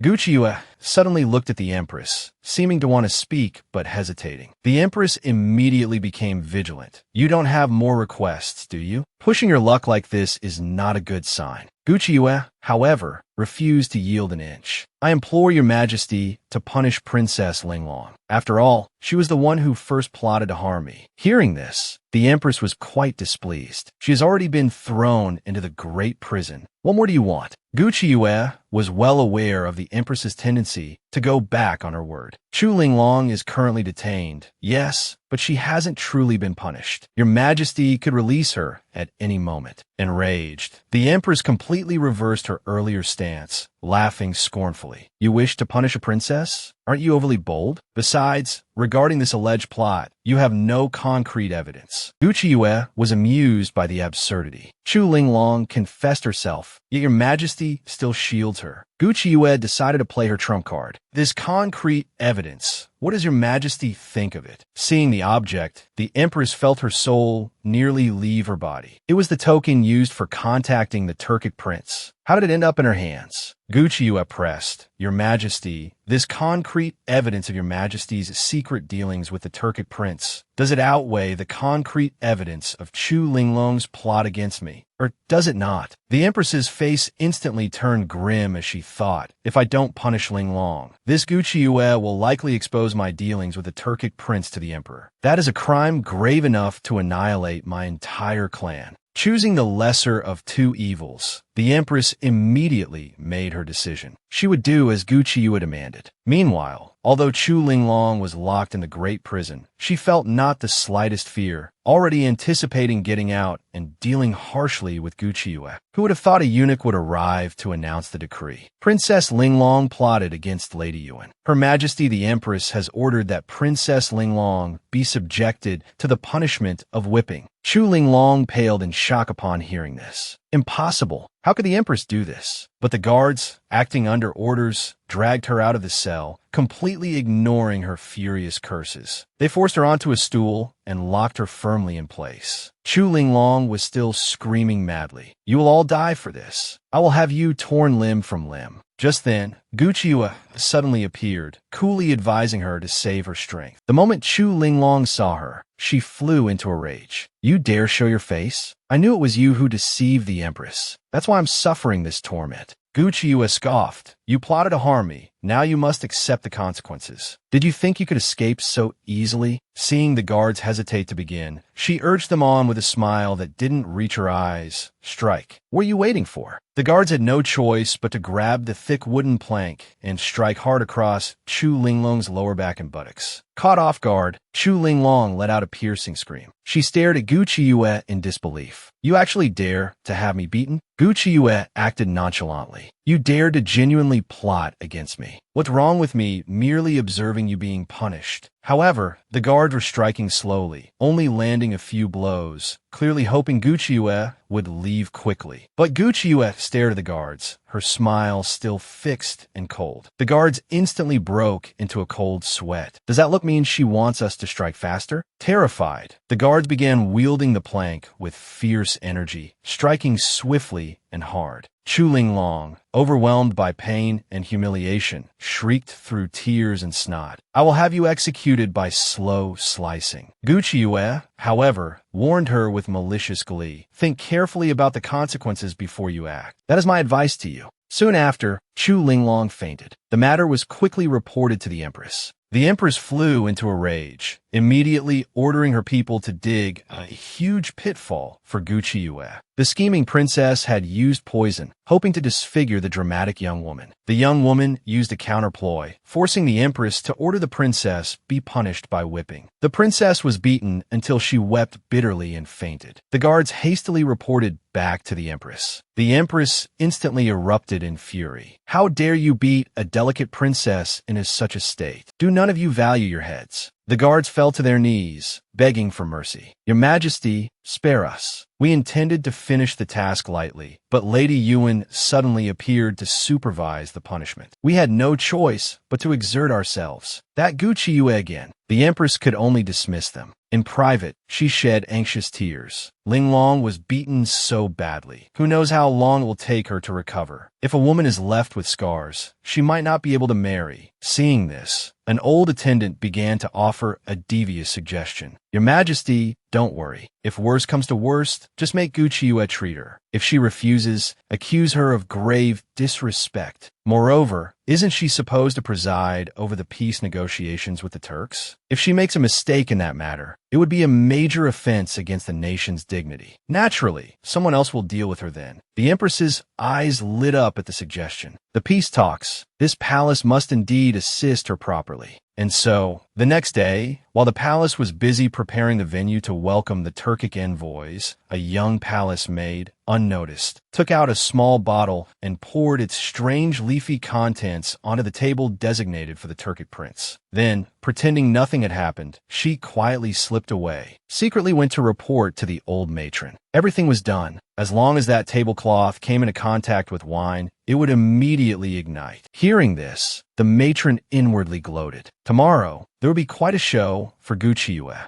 The next day, the Turkic Prince Haman, accompanied by his attendants, came to pay respects to the emperor of the great Xia dynasty. But as soon as he was seated, Haman's gaze fixed intently on Gu Qiuyue. Seeing Gu Qiue's eyes only for Yuan Mingxiu, the two exchanging a tender, affectionate glance, Haman felt his jealousy surge, nearly overflowing. He let out a cold snort. The emperor immediately announced a welcoming banquet for the Turkic delegation, ordering dancers and fine wine to be brought forth. Haman first exchanged a few pleasantries with the emperor. Then, at the first opportunity, he approached Gu Qiuyue. Lady Yuan, I wish you peace, prosperity, and lasting fortune. Gu Qiue's face instantly stiffened. Was he deliberately causing trouble? Trying to show everyone around how ruthless she could be? Perhaps someone would even start rumors about her having an affair with the Turkic prince. Especially Yuan Mingxiu beside her, his face darkened like ink, looking ready to explode. Gu Qiue quickly leaned in, cooing sweetly. Husband, could you drink this cup for me? Only then did Yuan Mingxiu's expression soften. Since my wife cannot hold her liquor, it is naturally my duty to drink on her behalf. Saying this, he raised his cup and toasted Haman from afar. Haman nearly choked on his wine. He cursed inwardly. Who the hell asked you to drink for her? The crowd, however, began to whisper amongst themselves. This Turkic prince was indeed coveting Gu Qiuyue. Fortunately, she had no interest in him. Otherwise, she wouldn't have used Lord Yuan as a shield. Gu Qiuyue immediately snuggled closer into Yuan Mingxiu's embrace. It seemed they would have to put on a good show of being a loving couple today. Yuan Mingxiu found it somewhat amusing. Did they really need to act, being as they were? Saying this, he picked up a piece of meat and brought it to Gu Qiue's lips. This is my wife's favorite flavor. Gu Qiue blushed shyly. Although they needed to display affection, wasn't this a bit too much in public? The onlookers, however, cried out in envy. Lord Yuan dotes on Gu Qiue so much. Seeing Gu Qiue hesitate to open her mouth, Yuan Mingxiu gave a mischievous grin. If my wife won't eat, does she want her husband to feed her mouth to mouth? Gu Qiue's face flushed red with indignation. She quickly took the bite he offered. Only then did Yuan Mingxiu smile with satisfaction, even taking out a handkerchief to gently wipe the corners of her lips. The noble ladies present watched with eyes green with envy. Heavens, the affection between these two was unbearable. Haman's attempt to stir trouble had backfired spectacularly. He felt as if a ton-weight stone had crashed onto his heart, leaving him speechless with frustration. Subsequently, the emperor summoned dancers. A dancer swayed seductively before Haman, striking poses, and even offered him a vibrant flower. Haman, assuming it was a custom of the great Xia dynasty, accepted it casually. Pollen scattered from the flower. The next second,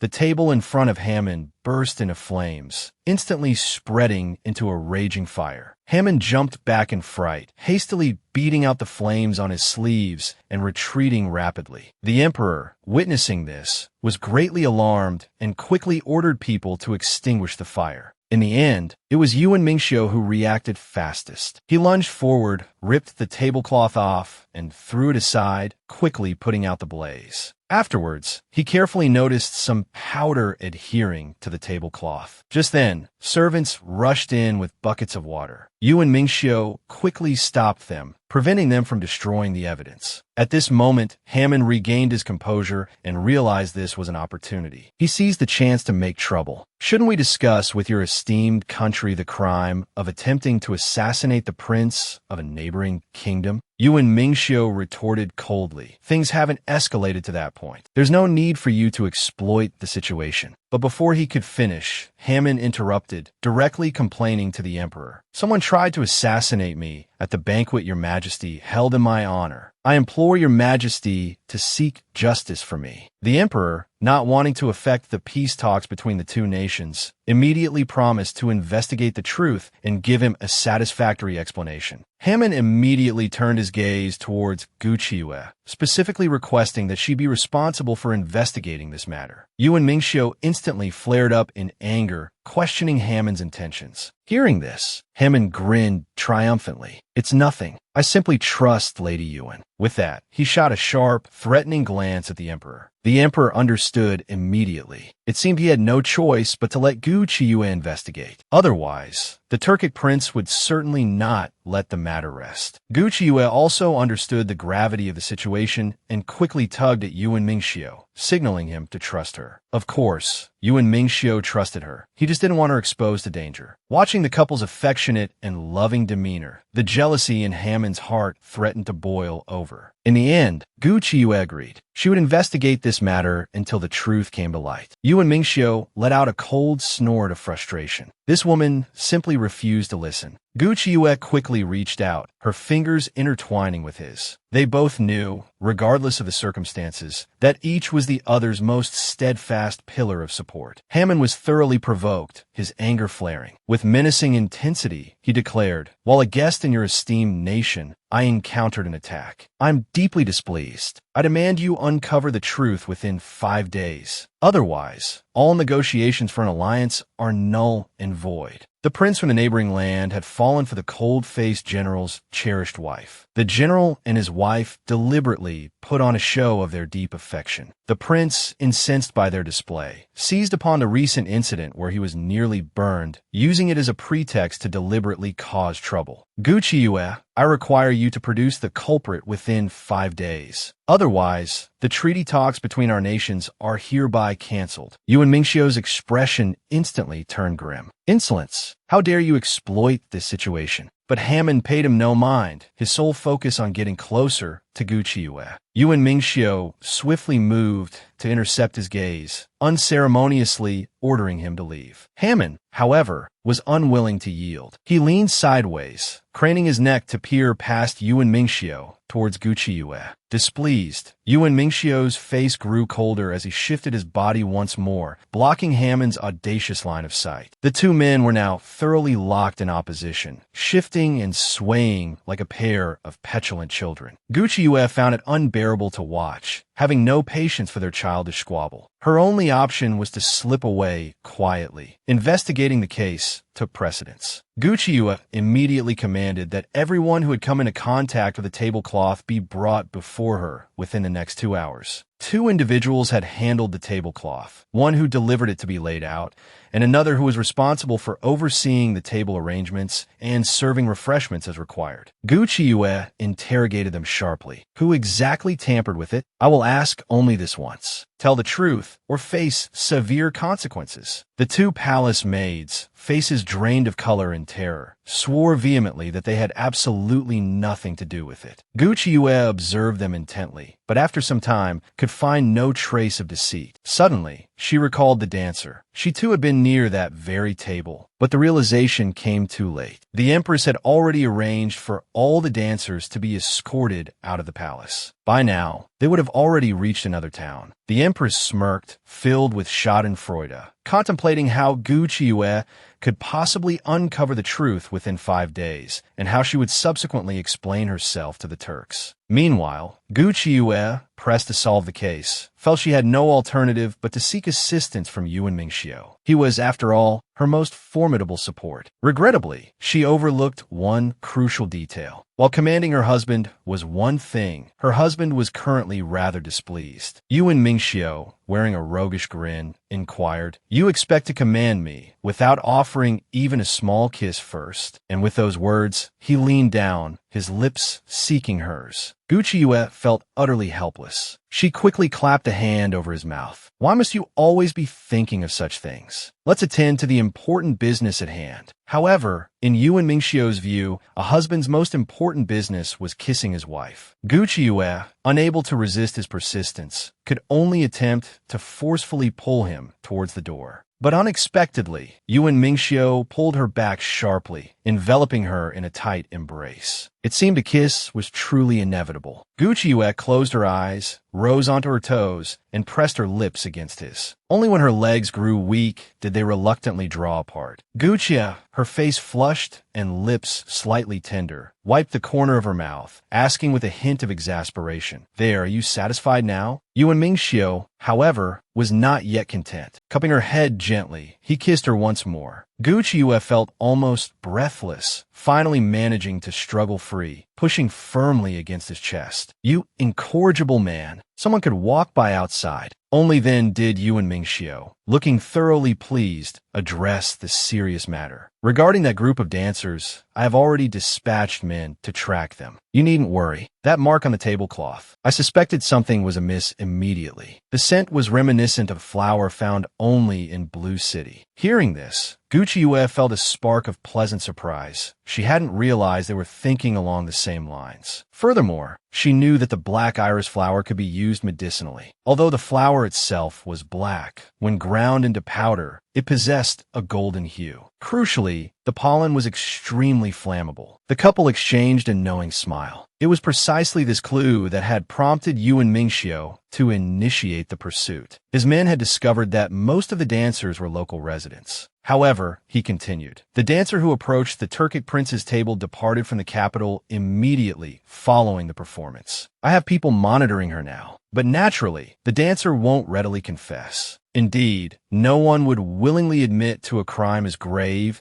as jeopardizing relations between two nations. Gucci Yue, however, already had a strategy forming. We simply need to create a situation where the dancer has no choice but to confess. Soon, the Empress received the news. The dancer had unexpectedly disappeared. She had originally assigned people to keep an eye on the dancer, but now someone had actually begun hunting her down. The Empress grew anxious upon hearing this. Someone must be impersonating our people to hunt down the dancer, try and make her worry and reveal us as the masterminds to seek protection. The Empress knew without thinking it had to be Gucci Yue's doing. Coupled with Yuan Mingxiu's security forces and capabilities, who couldn't they hunt down if they wished? The Empress immediately dispatched her death commandos. Even if they had to kill the dancer, they absolutely could not let her fall into Gucci Yue's hands. That very night, the death commandos caught up with the dancer. And indeed, beside the dancer was one of the security guards providing protection. The commandos viciously yelled, "Our blades are ready. If you know what's good for you, Scram." The dancer cried out in fear, "Don't leave me. Save me." But the security guard, terrified, still fled, leaving only the dancer, alone and helpless, trembling uncontrollably in fear before the drawn blades. Who would have known? In the very instant the death commando raised his blade to strike, the corners of the dancer's lips, hidden beneath her veiled hat, curled into a strange, unsettling smile. Then, with a flick of her wrist, a white powder scattered through the air. Caught completely off guard, the moment the powder touched the commandos, they collapsed powerlessly to the ground, unable to exert even the slightest strength. The dancer laughed triumphantly. "Can you still stand up and kill me now?" Only then did the commandos realize this woman wasn't the dancer at all. The woman removed her hat, revealing her true face. It was none other than Gucci Yue, smiling as she threatened, "Tell me, on whose orders have you come? Perhaps I can show leniency." The commando's heart sank. Betraying the Empress meant certain death anyway. It was better to end his own life. But the next second, he discovered in horror that he lacked even the strength to bite his own tongue. Seeing this, Gucci Yue gloated, "You've been hit by my specially concocted Su sand powder. Still thinking of biting your tongue to commit suicide? I'd call you impressive if you could even move a finger." With a wave of her hand, the guard reappeared and bound the death commando securely with iron chains.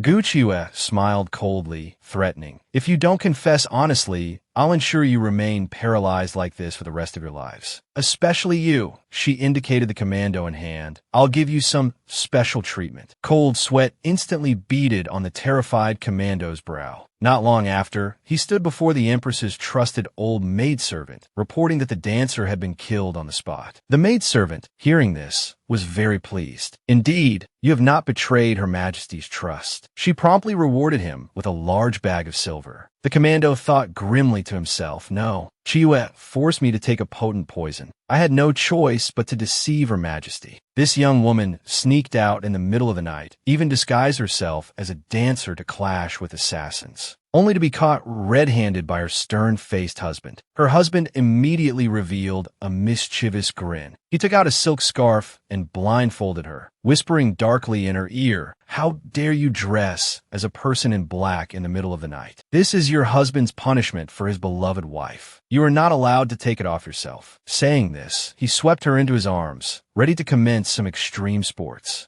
Gucci Yue struggled, clapping a hand over his mouth. "Are you convicting me based solely on these black clothes? How can you prove I went out dressed like this? Yuan Mingxiu immediately began exploring her body with his hands. Are there any signs of struggle on my wife's body? Your husband must personally inspect. Saying this, he kissed her fiercely. The kiss went on and on, as if he wished it could last for eternity. Gucci Yue pushed him away irritably. If we delay any longer, we'll miss the emperor's banquet, won't we? Yuan Mingxiu instantly felt deflated. This woman really knew how to pour cold water on things. The atmosphere vanished in an instant. He immediately complained, disgruntled. Who wants to go to that tedious banquet? Apologize to the Turks, they say. What is there to apologize for? Gucci Yue quickly patted his shoulder soothingly. We nearly burned their prince at the banquet. Don't we need to make amends? But Yuan Mingxiu still held a grudge. Besides, you already agreed to solve the case within the time limit. You've given them enough face. What more do they want? Hearing this, Gucci Yue happily threw herself into his arms. She knew he cared about her. Only then did Yuan Mingxiu feel better. He decided immediately, I'll go to the palace first. As for sneaking out dressed in black, I'll punish you for that when I return.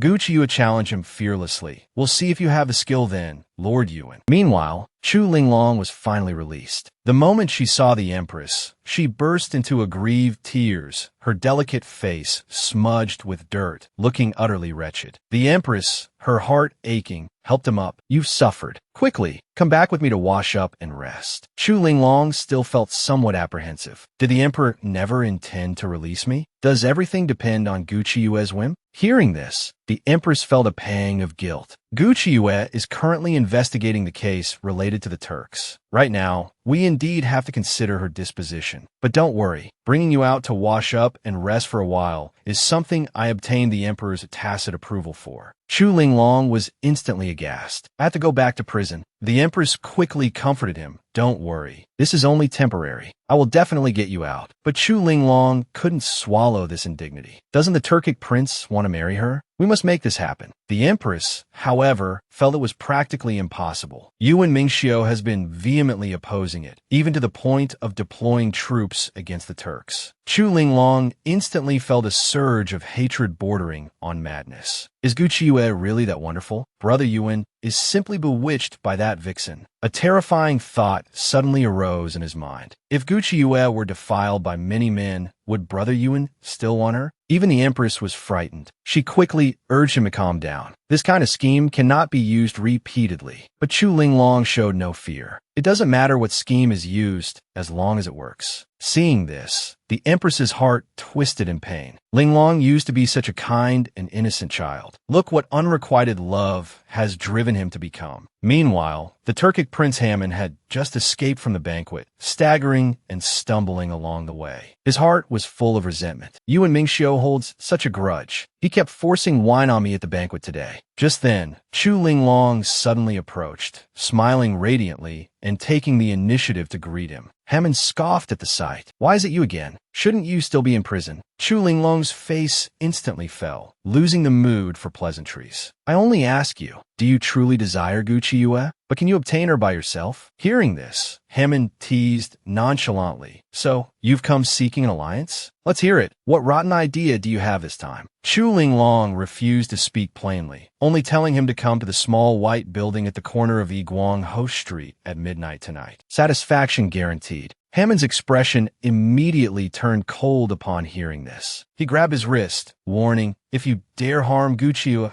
don't blame me for being ruthless. Chu Linglong gritted his teeth in hatred. What's so good about Gucci Yue? Why do all the men protect her? Meanwhile, Gucci Yue was taking Qing Feng to a nearby pastry shop to buy something. Unexpectedly, just as they entered a small alley, a large net fell from the sky. Caught completely off guard, the two were firmly trapped. As they struggled desperately, Gucci suddenly warned Qing Feng, quick, hold your breath. There's Yihuan sand powder on this net. Unfortunately, it was a step too late. Qing Feng had already fainted. Seeing this, Gucci Yue had no choice but to pretend she knew nothing, collapsing groggily to feign unconsciousness. Soon, two men emerged. They hoisted the pair up and carried them off in different directions. Gucci Yue was bound tightly and thrown into a room. Before long, Prince Ning walked in. Stroking her small face, he sighed. These people truly don't know how to cherish beauty. Should this prince stage a heroic rescue, or would directly possessing you be better? Saying this, Prince Ning couldn't help but lean down closer. This was the first time he had been so close to Gu Qiuyue. Just as his wish was about to be fulfilled and he could savor her fragrance, suddenly, the door was pounded violently. Someone shouted for him to open up. Open the door. What unspeakable deeds are you planning inside? Prince Ning instantly flared up in anger. Who dares disturb this prince? Truly courting death. The next second, the door was kicked open forcefully. Hammond swaggered in, arms crossed, mocking coldly. Your Highness, the esteemed Prince Ning, what exactly are you planning to do? Prince Ning's face darkened ominously. How did this fellow get here? Unexpectedly, Hammond pointed at Gu Qiuyue, shouting possessively, This woman belongs to this prince. Hearing this, Prince Ning chuckled darkly. Prince Ning gritted his teeth in anger. Did you come here just to argue with this prince? Hammond chuckled upon hearing this. I have a great idea. It will allow you to obtain her and also shatter Yuan Mingxiu's dignity. Next, Prince Ning heard a shocking sentence. The divine doctor maiden, drugged unconscious by the vicious county princess, was sent to be violated at will by a dozen men. He even wanted to bring all the concubines to catch them in the act. Prince Ning was the first to arrive at Gu Qiuyue's bedside, just as he was about to fulfill his desire and savor the moment. Who knew the Turkic prince would suddenly kick the door open and barge in, shouting, This woman is mine. The two refused to yield to each other, arguing incessantly. Hammond suddenly thought of a brilliant idea. It allows you to have her, and it shatters Yuan Mingxiu's dignity. I can let you have your fun with her first. Then I'll take her away afterward. How about that? Prince Ning heard this, both shocked and furious. You foreign barbarian, truly shameless. Hammond, unhappy at being scolded, retorted, Are you going to do it or not? Isn't this a situation that pleases us both? I don't even mind you getting close to her first. The more Hammond spoke, the more aggrieved he felt. Prince Ning got a headache just looking at him and immediately, irritably, tried to chase him out. Hammond was practically driven mad with anger. Why won't you agree to such a good plan? The two men, one despising the other's lack of shame, the other cursing the opponent's hypocrisy, neither willing to back down, started fighting privately. Gu Qiuyue could barely keep up her pretense. Are these two bastards treating me like some object? Still fighting over me here. So, while the two were brawling, she quietly struggled, trying to untie something. Just then, Prince Ning suddenly opened his fan and waved it. A white powder scattered out. Caught off guard, Hammond got a face full of it. Instantly, he felt his body go limp, collapsing powerlessly to the ground. Furious, he cursed at Prince Ning. Outrageous! How dare you use that vile drug on me? Prince Ning, however, laughed triumphantly. The woman this prince has set his eyes on, is she someone you can touch? This prince will let you witness how to make a woman fall into his arms. Meanwhile, Gu Qiuyue had already secretly untied her ropes. Yet she continued to feign unconsciousness, waiting for the right moment. Just wait and see how I deal with you later. Prince Ning was still boasting shamelessly. As long as this prince fans Gu Qiuyue like this, she will obey my commands. Do you believe it? Hammond gave a scornful laugh. Using such methods on a woman you like? Do you think she will appreciate it? Prince Ning was utterly unconcerned. Doesn't matter if she likes it or not. What matters is, she can never be with anyone else again. Little did he know, Gu Qiuyue was already behind him, watching like a predator, the silver needle in her hand poised to strike. Especially after hearing such shameless words, Gu Qiuyue's expression turned cold as she raised the silver needle high. Hammond saw this and seized the opportunity to cover for her. He began a long speech directed at Prince Ning. Since you insist, then let me see how Gu Qiuyue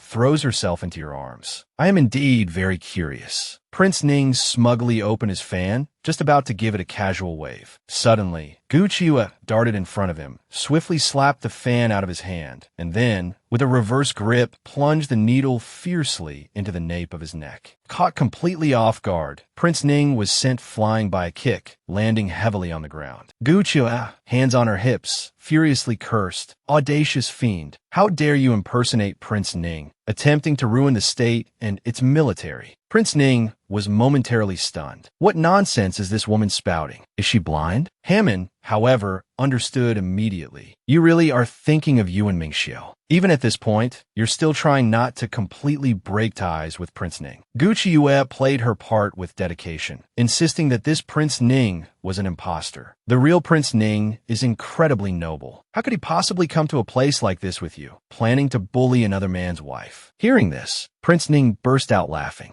Gu Qiuyue, you truly are an intelligent and wonderful person. This prince was not mistaken about you. But before he could finish, Gu Qiuyue shot him a look brimming with killing intent. The glare sent a shiver down his spine, and he smartly changed his tune. Gu, it seems Prince Ning's favor towards you's been wasted. Gu Qiuyue rolled her eyes irritably. Don't talk about favor. I can't afford it. Hammond had long been dumbfounded. Are these two acting in front of me? Just then, Gu Qiuyue crossed her legs elegantly and began her interrogation. Speak. Who kidnapped me? And who sent you two here? Prince Ning and Hammond both hesitated, choosing silence together. Hammond even pouted aggrievedly. What's there to say? We failed anyway. Who knew that in the next second, a silver needle would shoot fiercely towards him, stopping barely a centimeter from the space between his eyebrows. Any closer, and he would have been done for. Cold sweat broke out on Hammond's brow. Gu Qiuyue turned her head and flicked the needle embedded in Prince Ning. Prince Ning instantly felt immense pain, making him grimace and grit his teeth. Gu Qiuyue threatened menacingly. If this needle stays in your bodies for longer than the time it takes to drink a cup of tea, the pierced area will be permanently paralyzed. Hammond, however, remained defiant. You don't even dare to ruin your relationship with Prince Ning. Would you really dare to harm the Prince of the Turks? Gu Qiuyue stared at him as if looking at a fool. I could just as easily claim you're impersonating the Turkic prince, and then have you killed. Hammond froze, struck as if by lightning. He hadn't even considered that possibility. Prince Ning, however, knew how to read the room. He confessed directly. Commandery Princess Linglong informed us you were here. Hammond, though deeply resentful, reluctantly corroborated, implicating Chu Linglong. Hearing this, Gu Qiuyue showed no surprise at all. I knew it had to be that scheming dog again. She then offered, now, I'll give you both a chance to redeem yourselves. Play along with me in a little act. We'll make Chu Linglong herself confess to all the wonderful things she's done. Hammond felt like he was dreaming. How could Chu Linglong possibly confess in front of the Emperor and Empress? Wasn't that courting death? Prince Ning, however, found the prospect quite intriguing, curious as to how she planned to achieve it. Gu Qiuyue didn't elaborate, merely smiling with an eerie air. It's very simple, as long as you two cooperate. A sudden chill ran down Prince Ning and Hammond's spines. They had a distinct feeling this wouldn't end well. Soon enough, Chu Linglong arrived, bustling with excitement. Hearing that Gu Qiuyue, Prince Ning, and the Turkic prince were all inside, a gloating smile spread across her face. When the Empress and the others arrived, she would immediately let them witness Gu Qiuyue's wanton display. By then, she thought, Brother Yuan will surely divorce Gu Qiuyue, and my wish will finally come true. Growing happier with the thought, Chu Linglong quickened her pace and rushed upstairs. Crouching outside the room, she peered through the crack in the door. Sure enough, she saw all three figures on that bed. She was so delighted she nearly laughed out loud. What an utterly indecent sight. The timing seemed perfect. Chu Linglong immediately ordered her people to bring the Empress and the others over. Following them were titled ladies of the harem and court officials. As they neared the door, various lewd sounds drifted out from within. Io, where are you touching? Hurry up, let's all do it together. The crowd froze instantly, struck as if by lightning. The sounds were far too suggestive, sparking wild imaginations. The venomous commandery princess frames the divine Dr. Maiden, accusing her of carrying on with two men simultaneously. She even arranged for the Empress to be notified, bringing the harem's noble women to catch them in the act.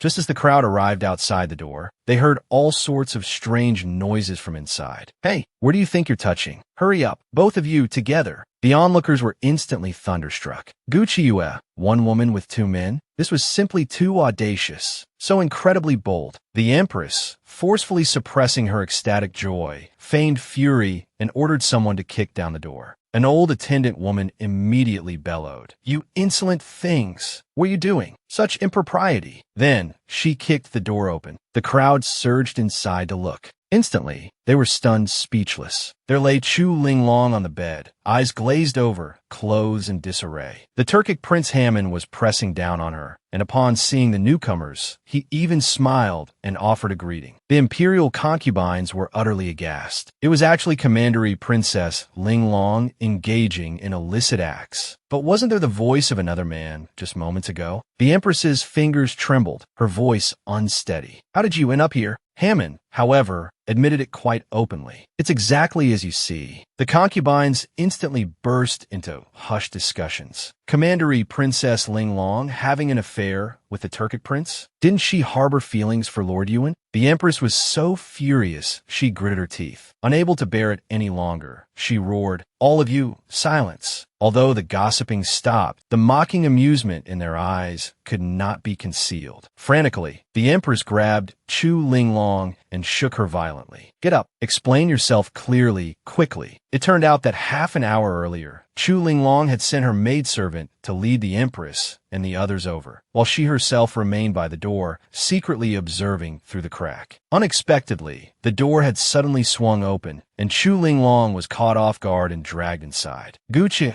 gripping her neck, sneered, "What exactly did the Commandery Princess wish to see?" Chu Linglong, unafraid, grabbed her hand and struggled desperately. Instantly, Gucci Yue pressed a silver needle against the point between her eyebrows. "If you move recklessly again, and my hand happens to slip, I can't guarantee I won't prick you." Terrified, Chu Linglong resorted to threats. "If you harm me, that is a grave crime punishable by the extermination of your entire clan." Gucci Yue couldn't help but laugh. "Oh, how terrifying. That just makes me want to try it even more." With that, she plunged the needle in. Instantly, Chu Linglong felt her head grow heavy and muddled. Her entire body weakened, unable to even stand steadily. From that moment on, she could only obey Gucci Yue's commands. Gucci Yue grabbed her and tossed her onto the bed. "How you treated me is how I shall treat this matter." Hammon pointed irritably at his own forehead. "Surely you can remove his needle now." Prince Ning quickly chimed in as well. "And mine, your highness." Gucci Yue cautiously reminded them that they were poisoned, though it wouldn't take effect immediately. "Follow my arrangements. After we deal with the matter at hand, I will naturally give you the antidote." Subsequently, she arranged for Hammon to sit by the bed and feign intimacy with Chu Linglong. Prince Ning, meanwhile, was tasked with making noises, pretending Chu Linglong was involved with both men. "Once the Empress and the others enter, you can jump out the window and escape, lest you implicate me," Gucci Yue instructed Prince Ning. Hearing this, Prince Ning's heart leaped with joy. "You're actually worried about implicating me?" Now Hammon felt terribly wronged, stamping his foot in strong protest. "Why must I be the one playing the adulterer?" But Gucci Yue couldn't be bothered with their feelings. She only wanted to avoid causing trouble for her husband. As for Hammon, a foreigner from a neighboring state, playing the adulterer wouldn't draw much attention anyway. His crime, naturally, was his own. Hammon was instantly struck by the term adulterer, feeling faint. Even if he had to be an adulterer, he only wanted to be Gucci Yue's adulterer. All right? Gucci, however, clapped her hands happily. The scene was quickly set. All that was left was for the adulterer catchers to arrive. At this moment, Chu Linglong was oblivious to everything. When she regained consciousness, her first question was, "Has Gucci Yue been caught?" The Empress shrieked in anger. "Open your dog eyes and see clearly. Whose affair are we catching here? It's you who's been caught. Hurry up and explain yourself." The Empress grabbed Chu Linglong and shook her violently, finally jolting her fully awake. Instantly, she was utterly stunned. Only then did she realize everyone was staring at her, covering their mouths and snickering secretly. "How did I end up like this? Why is it me and not Gucci Yue?"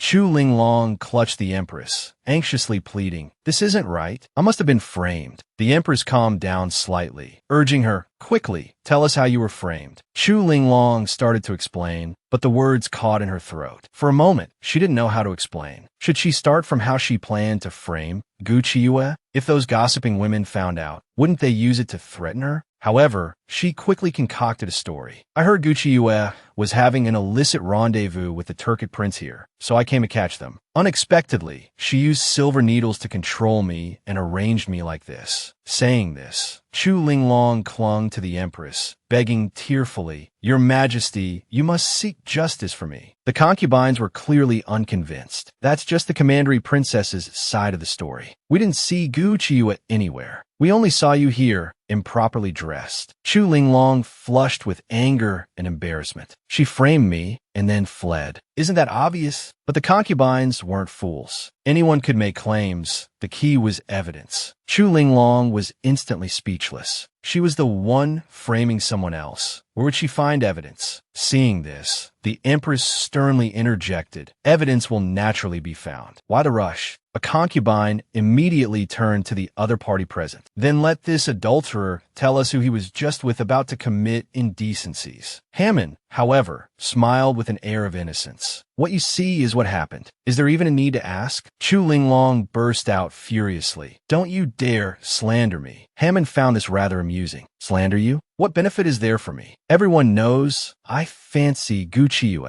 If I were to slander someone, wouldn't it be better to slander her? Wouldn't it be good to prevent her from becoming Prince Yu's wife? Unfortunately, I have always been a very honest person. Chu Linglong felt like she was about to explode with rage. Were you honest? You're full of lies. The Empress also threatened menacingly. You must be responsible for your words. If a commandery princess of noble status has had such intimate contact with you, you must marry her according to state protocol. The scheming commandery princess, a young maiden, was handed over to two men for humiliation. The maiden retaliated in kind, ensuring she was caught in the act. The Empress and the harem concubines all witnessed it firsthand. Even the Turkic prince was willing to help Gucci Yue.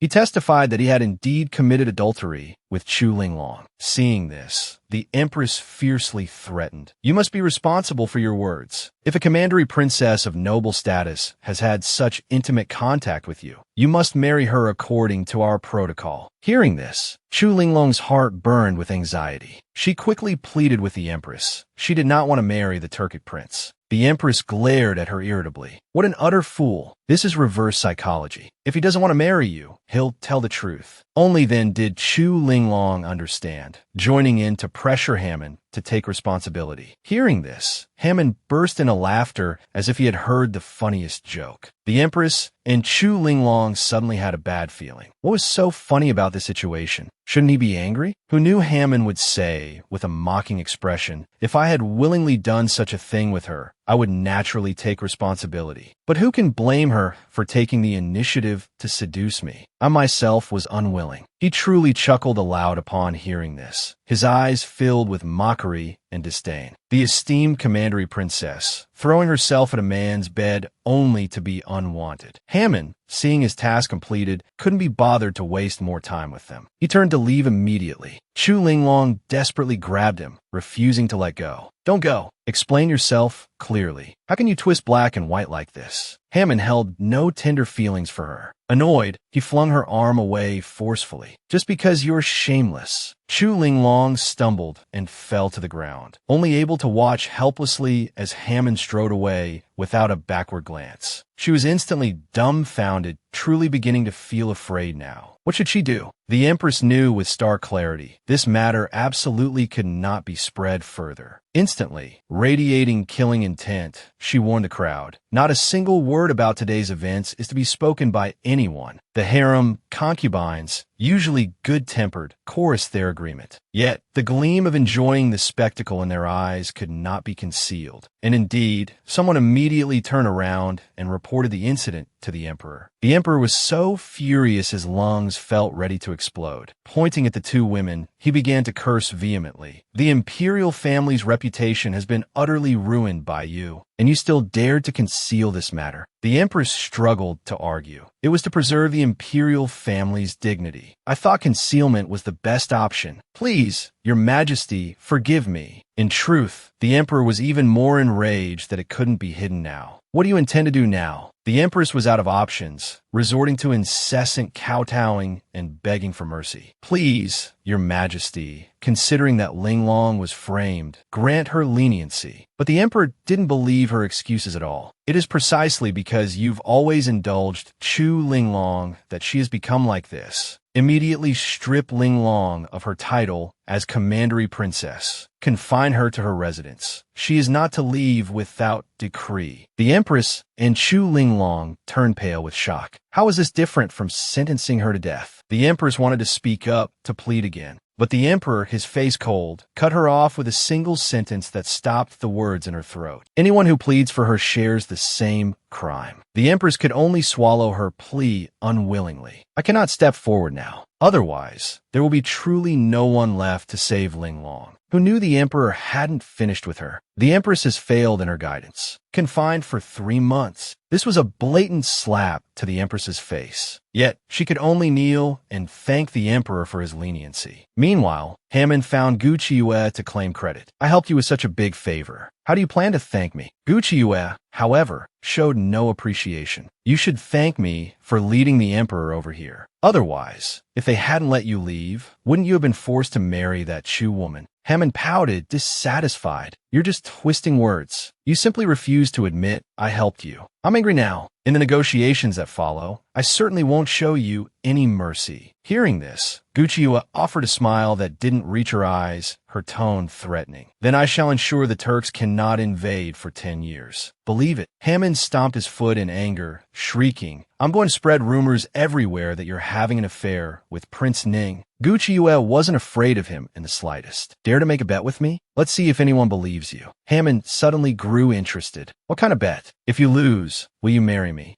Gu Qiuyue irritably landed a fist on his face. Is that the only thing in your head? Hammond sprawled dramatically on the rooftop, whining, You cruel woman, can't you see my sincere heart? Gu Qiuyue couldn't be bothered with his theatrics and played her trump card directly. Do you still want to quell the Turkic rebellion and become king or not? Hammond instantly perked up. Is the bet you want to make related to this? Gu Qiuyue was already brimming with confidence. 10 years of peace between the Turks and our nation. That should be enough time for you to handle the internal strife, shouldn't it? Hammond found this somewhat amusing. 10 years of peace. This woman is truly greedy. However, he did indeed need this time. All right, tell me, how do we bet? Gu Qiuyue proposed. In the 3 trials that follow, if our nation emerges victorious, the Turks shall not invade for 10 years. Hammond couldn't believe his country would lose. Do you think the Turkic trials are mere child's play? What happens if you lose? Gu Qiuyue offered a sly smile. Then the Turks shall not invade for 5 years. Hammond was instantly dissatisfied. How come we don't lose out either way? Do you take me for a fool? Gu Qiuyue remained utterly unfazed. You can also choose not to accept. In that case, I'll send someone right now to escalate the level of internal strife among the Turks. Hammond was instantly choked up. He knew she possessed such capability. If the Turkic internal chaos didn't cease, forget becoming king, the entire Turkic nation might be opportunistically destroyed by Yuan Mingxiu. After careful consideration, Hammond finally agreed to the condition. The two struck palms, sealing the agreement then and there. Gu Qiuyue,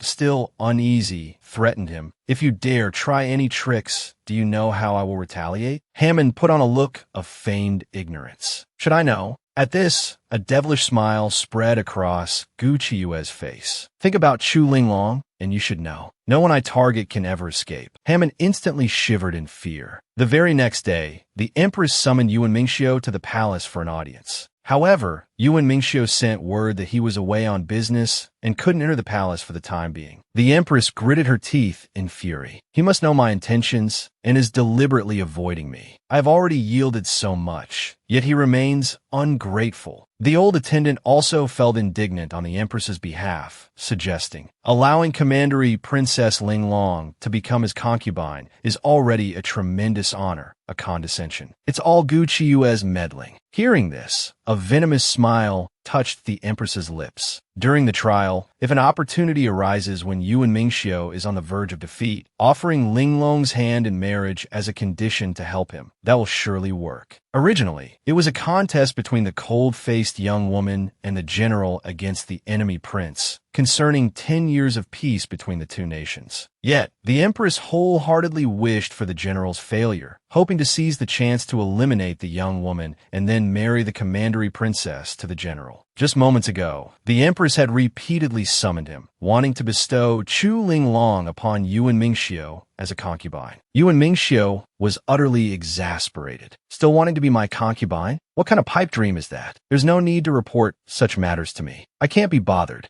Gu Qiuyue had just returned home when she overheard this, and instantly, the vinegar jar overturned. Lord Yuan's luck with women is truly quite something, isn't it? Even Chu Linglong is willing to be a concubine. That's truly giving him immense face. Yuan Mingxiu immediately pulled her into his embrace, asking with a grin, Chu Linglong's punishment. It had something to do with you, didn't it? Gu Qiue's jealousy deepened, her words turning sarcastic. What, does your heart ache for her? Zhu Sha quickly made his escape. The radiance of love was too blinding. He feared getting caught in the crossfire. Yuan Mingxiu couldn't help but laugh. This little girl was just prone to jealousy. How can my heart ache for any woman other than you? But Gu Qiue pressed on. Then, if we have a daughter in the future, will your heart not ache for her? Will you not love her? Yuan Mingxiu, displaying a strong desire for offspring, declared, a daughter must naturally be cherished dearly. But still, it won't surpass my love for you.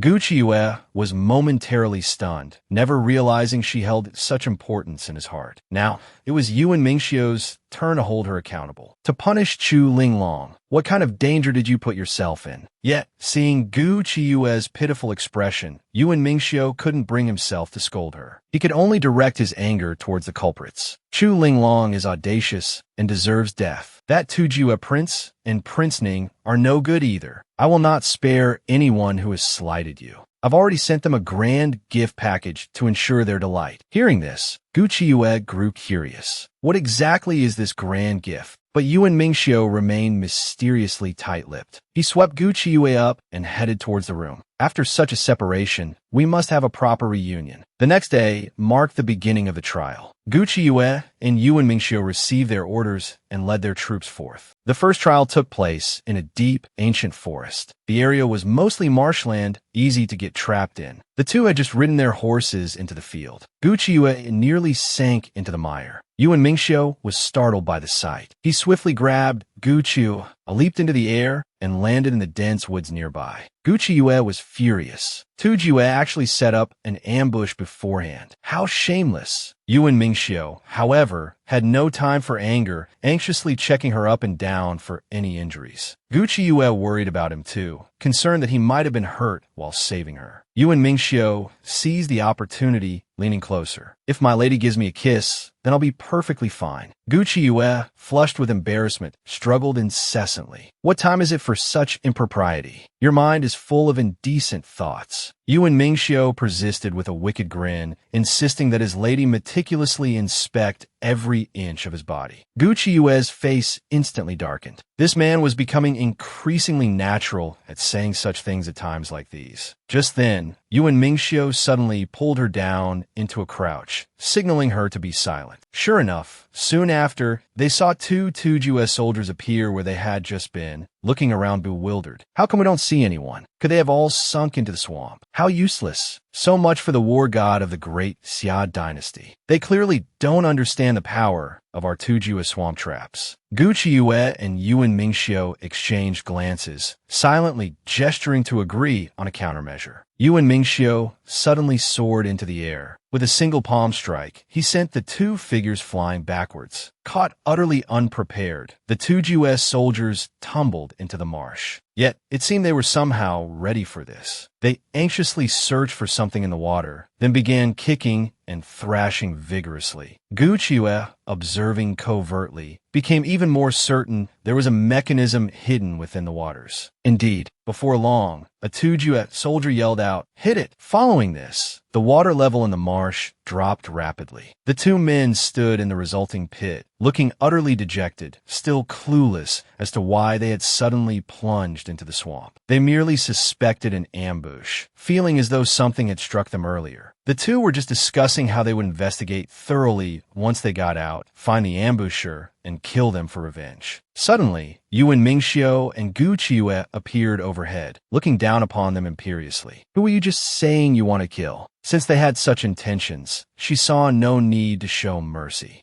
Gu Qiue directly lifted a stone weighing a ton, threatening them. How does the mechanism in this marsh work? Speak or don't. The Tujue soldiers, terrified, immediately knelt and begged for mercy. The mechanism is usually on the east side. Just kick a protruding stone. Seeing that they spoke truthfully, Gu Qiue decided to let them off lightly. Their punishment was merely to stay in the swamp for one night and come out tomorrow. Before leaving, she offered a threat veiled in a smile that didn't reach her eyes. If you dare come out the moment we leave, I will claim that you two attempted to murder us, husband and wife. For the sake of peace between our nations, your prince will surely execute you. At this, the two men were so frightened their souls nearly flew out. They hastily swore oaths, guaranteeing they absolutely wouldn't dare emerge prematurely. Gucci then seized the opportunity to press further. What other traps lie ahead? If you don't tell me properly, I'll riddle you full of holes like a sieve. As she spoke,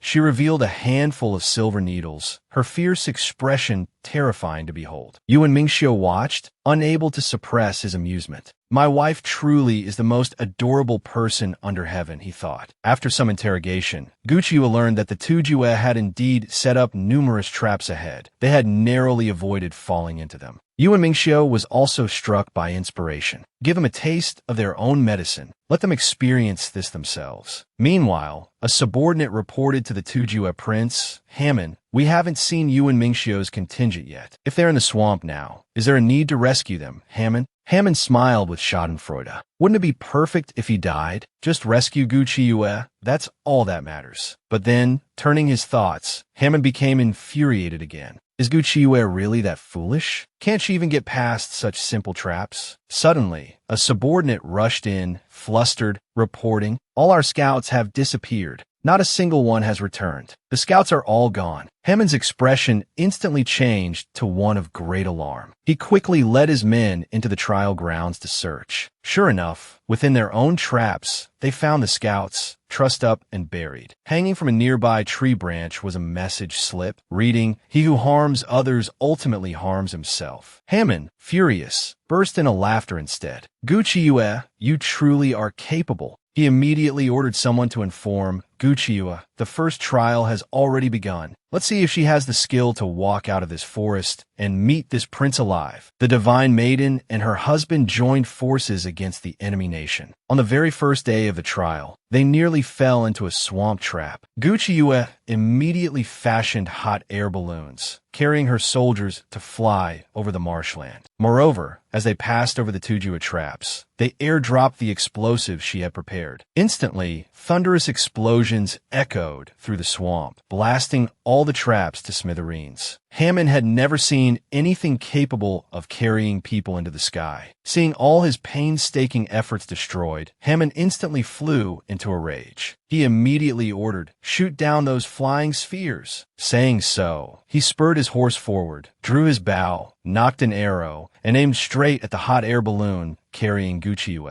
In an instant, a dense rain of arrows flew towards them. Fortunately, Gucci Yue was prepared. She immediately commanded, "Deploy umbrellas." Instantly, countless umbrellas, seemingly made of steel ribs and iron frames, snapped open, shielding the front of the hot air balloons. The rain of arrows struck the iron umbrellas and snapped in two. Hammond's jaw dropped in astonishment. How can they do that? But don't think it's over just like that. He too had prepared a counter-move. Hammond brought his fingers to his lips and blew lightly, producing a clear, crisp whistle. Instantly, two giant eagles shot towards the hot air balloons like rockets. Their sharp talons easily tore through the balloons. The soldiers of the great Xia dynasty quickly began to plummet downwards. Even Gucci Yue was caught off guard, swaying precariously and about to fall. Yuan Mingxiu, remaining on the ground for defense, shouted urgently, "Chia, grab the umbrella and jump down. I can catch you." Hearing his words, Gucci Yue didn't hesitate for a second. Clutching the iron umbrella, she leaped downwards. On the ground, Yuan Mingxiu raised his hands, poised and ready. Who could have known that Hammond would suddenly swoop down from midair, snatching Gucci Yue into his embrace? Yuan Mingxiu instantly turned pale with shock, but stranded on the ground, he was powerless to intervene. Gucci Yue, however, reacted swiftly, immediately throwing a punch. Yet Hammond caught her fist effortlessly, teasing with a grin,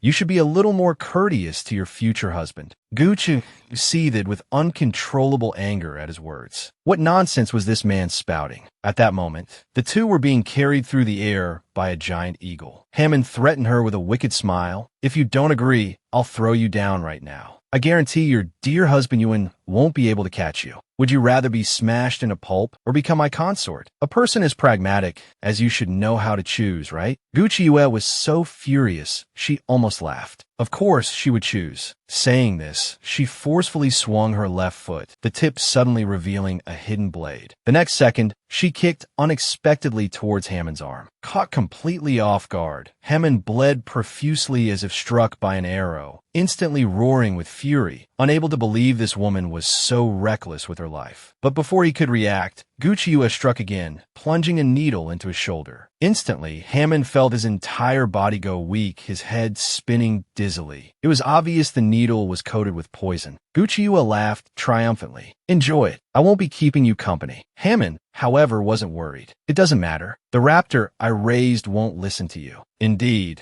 Gucci tried several times, but the giant eagle completely ignored her commands, flying off to some unknown destination. Left on the ground, Yuan Mingxiu watched Gucci disappear further and further into the distance. His heart burned with anxiety. He immediately mounted the fastest horse, sternly ordering his men tracking the raptor. Report its location. Be quick. Zhu Sha voiced a terrifying thought. Could the raptor be taking the madam directly to the Tujua main camp? Rescuing her would be incredibly difficult then. Hearing this, Yuan Mingxiu's killing intent surged violently. Hammond, how dare they imprison my wife? Do they think they have the nerve? Zhu Sha's heart leaped into his throat. It seemed if the madam didn't return, the master would lead the army to annihilate the Tujue entirely. Meanwhile, the giant eagle indeed carried Gucci to the Tujue main base, a private villa belonging to the Tujue prince, Hammond. Gucci knew she couldn't just wait passively. She searched around the courtyard and finally found a length of rope. First, she securely tied up Hammond, perfect for using him as a hostage. As for the disobedient giant eagle, Gucci showed no mercy, directly brandishing a silver needle. One jab, and the giant eagle foamed at the beak before collapsing unconscious to the ground, lying neatly beside its master. Gucci sighed with regret. If only this big bird would listen to me too. Fortunately, she had come prepared. She immediately fired a signal flare. Yuan Mingxiu, searching nearby, spotted it instantly and ordered his men to advance at full speed towards the signal's direction. The leader of the hidden assassins, tracking them secretly, saw the flare and commanded, "Follow them. Kill Gucci on sight." Yuan Mingxiu led his men and horses into the treacherous forest. Suddenly, a thick fog rose around them, obscuring visibility beyond even a meter. Yuan Mingxiu immediately ordered his men to splash medicinal water around. Slowly, the thick fog began to dissipate, gradually revealing the appearance of the dense woods. It was filled with tightly packed thorns and brambles. Passage for men and horses was extremely difficult. Yuan Mingxiu decisively ordered, "Set it on fire." Just then, Chu Linglong suddenly rode up, shouting frantically, "Stop! Stop quickly!" The moment Yuan Mingxiu saw her, he was filled with extreme annoyance, having no patience for her nonsense. He directly ordered his men to block her. Chu Linglong desperately yelled, "There's gunpowder in the forest. You can't set it ablaze," since it involved the safety of his soldiers. Yuan Mingxiu finally relented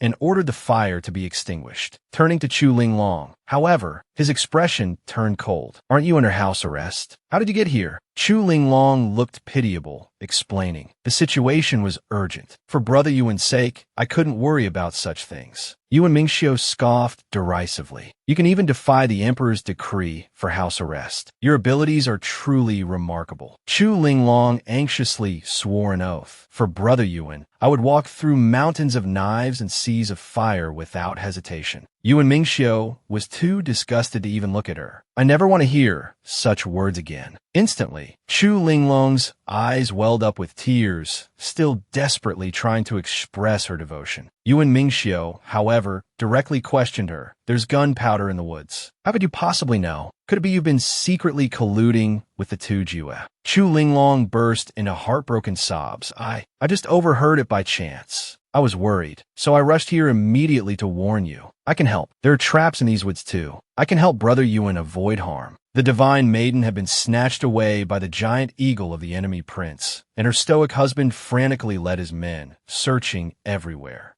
Now, this scheming princess had arrived to deliver news. "These woods are filled with mechanisms and traps. I can help Brother Yuan avoid harm. The two Jue used a master craftsman from the capital to build the traps. Afterwards, they killed the man. But the craftsman's son happens to be a servant in my household. He told me everything. Yuan Mingxiu almost laughed in exasperation. What a remarkable string of coincidences. Chu Linglong frantically swore an oath. Brother Yuan, please just trust me this once. If I fail to help, or if I cause any trouble, I swear I will never appear before you again. Unwilling to let go of even the slightest possibility of saving his wife, Yuan Mingxiu immediately ordered his men to tie her up and have her lead the way. Hearing this, Chu Linglong was utterly heartbroken. Brother Yuan, how could you treat me like this? But Yuan Mingxiu didn't spare her a single glance, ordering curtly, continue forward. Zhu Sha unceremoniously bound Chu Linglong. Tied to a horse, she was dragged forward. Who asked her to bully the master's wife? Chu Linglong's eyes welled with aggrieved tears, the resentment in her heart deepening. Meanwhile, in the Tujua prince's private villa, Hammond was slowly regaining consciousness. He looked at his meticulously raised giant eagle, now foaming at the mouth, uncertain if it was dead or alive. Instantly frantic, he thrashed and screamed, "Gu Qiue, get out here! Hurry up and release me!" Only then did Gu Qiue appear, looking thoroughly pleased with herself. How does it feel to be schemed against? Hammond, refusing to show weakness, retorted, I scheme against you. You scheme against me. Hammond and you are quite inseparable, aren't we? Gu Qiue couldn't be bothered with his flirtatious banter. Tell me, what other ambushes and traps have you set up nearby? Perhaps I'll consider untying you. Hearing this, Hammond gave a wicked smile. Come here and kiss me, and I'll tell you. This time, Gu Qiue was truly furious. She lifted the 80-gene heavy hammer, preparing to bring it down. Hammond was instantly stunned. You dare kill a Tujua prince? Aren't you afraid of sparking a war between our nations? Without a second word, Gu Qiue slammed the hammer down, demonstrating through action that she dared. Only then did Hammond reluctantly offer a hint. Your greatest love rival should have reached your husband's side by now. Hearing this, Gu Qiue burst into arrogant laughter. I have a love rival. Besides me, who else could Yuan Mingxiu possibly fancy? Hammond was instantly exasperated. You're unbelievably arrogant. But he had to admit, she did have a point. Gu Qiue pressed on. You brought Chu Linglong here. What exactly were you planning? Hammond let out a meaningful laugh. You can look forward to it. Perhaps you'll soon have a sister joining your household. Gu Qiue was startled. She could understand the Empress wanting to push Chu Linglong into Yuan Manor, but she hadn't expected a Tujua prince to harbor the same idea. Little did she know, Hammond had already figured it out. If Chu Linglong, driven by hatred, became Yuan Mingxiu's woman, then Gu Qiue would surely leave him. And then, you'll be mine. Just thinking about it makes me happy. Gu Qiue furiously kicked him, sending him rolling far away like a tumbling gourd. Yet, he continued to provoke her smugly. Your husband is about to become someone else's husband, and there's nothing you can do about it from here. Meanwhile, Yuan Mingxiu was following the path indicated by Chu Linglong. Suddenly, Chu Linglong spoke, her face filled with fear. Brother Yuan, Gu Qiue's body might be over there. The Tujua prince would surely kill her and bury her in such a messy place. Yuan Mingxiu's face turned pale with shock, heart pounding in panic. He lunged in that direction. A moment later, he realized what was happening and abruptly stopped. He had almost fallen for this woman's trick. He immediately ordered his men, untie Chu Linglong's ropes. Let her go over there and find the body herself. However, Chu Linglong showed no sign of her ploy being exposed. Instead, she put on a worried expression, comforting him. Don't be too heartbroken. Yuan Mingxiu clenched his jaw tightly, feeling tense. He knew it was most likely fake, yet he couldn't control the frantic rhythm of his heart. He stared intently at Chu Linglong without blinking. But he didn't see that as she turned her back. A triumphant smile flashed across her face as her scheme succeeded. The next second, she stepped right onto a trap. Just as she was about to fall, she desperately grabbed onto Yuan Mingxiu, pulling him down with her. The two landed heavily in the deep pit. Yuan Mingxiu was so exasperated, he almost laughed. So this is what you call helping? Chu Linglong subconsciously lit a torch, her face full of apology. I truly didn't know. Falling down here with you was completely unexpected. But Yuan Mingxiu wasn't so easily fooled. You knew enough to bring a torch beforehand, and you still dare call it an accident. Hearing this, Chu Linglong dropped the pretense. If Brother Yuan hadn't kept me at arm's length, I wouldn't have had to resort to such measures. Yuan Mingxiu's face instantly turned cold. Quickly tell me the way out. Otherwise, before he could finish, he was interrupted. Chu Linglong revealed a morbid smile. Brother Yuan, ever since you got together with Gucci Yue, you're always threatening me. I'm very unhappy about that. Saying this, she moved closer to Yuan Mingxiu. Suddenly, with a wave of her hand, she scattered a powder. Caught off guard, Yuan Mingxiu inhaled it. His body instantly went numb, unable to move. The sensation was all too familiar. He immediately understood it was that same despicable drug powder again. Enraged, he cursed loudly. A dignified commandery princess, always resorting to these vile methods. Are you worthy of your status? Chu Linglong, however, shamelessly climbed onto him, saying wretchedly, "It was you and Gucci Yue who forced me to do this. This time, it's just the two of us. No one else will come to disturb me. I can finally be with Brother Yuan." Yuan Mingxiu, furious, shut his eyes tightly, refusing to look at her. "Even if you succeed today, I will absolutely never allow you in my household." But Chu Linglong didn't mind in the slightest. She leaned down, pressing against him. "If I can't have your heart, having your body is acceptable too. Anyway, as long as I can discuss Gucci Yue, I'll be perfectly happy." With that, she ripped open Yuan Mingxiu's clothes, revealing his firm chest muscles. Meanwhile, on the other side, Gucci Yue dragged Hammond along to lead the way. But Hammond dawdled, refusing to walk faster.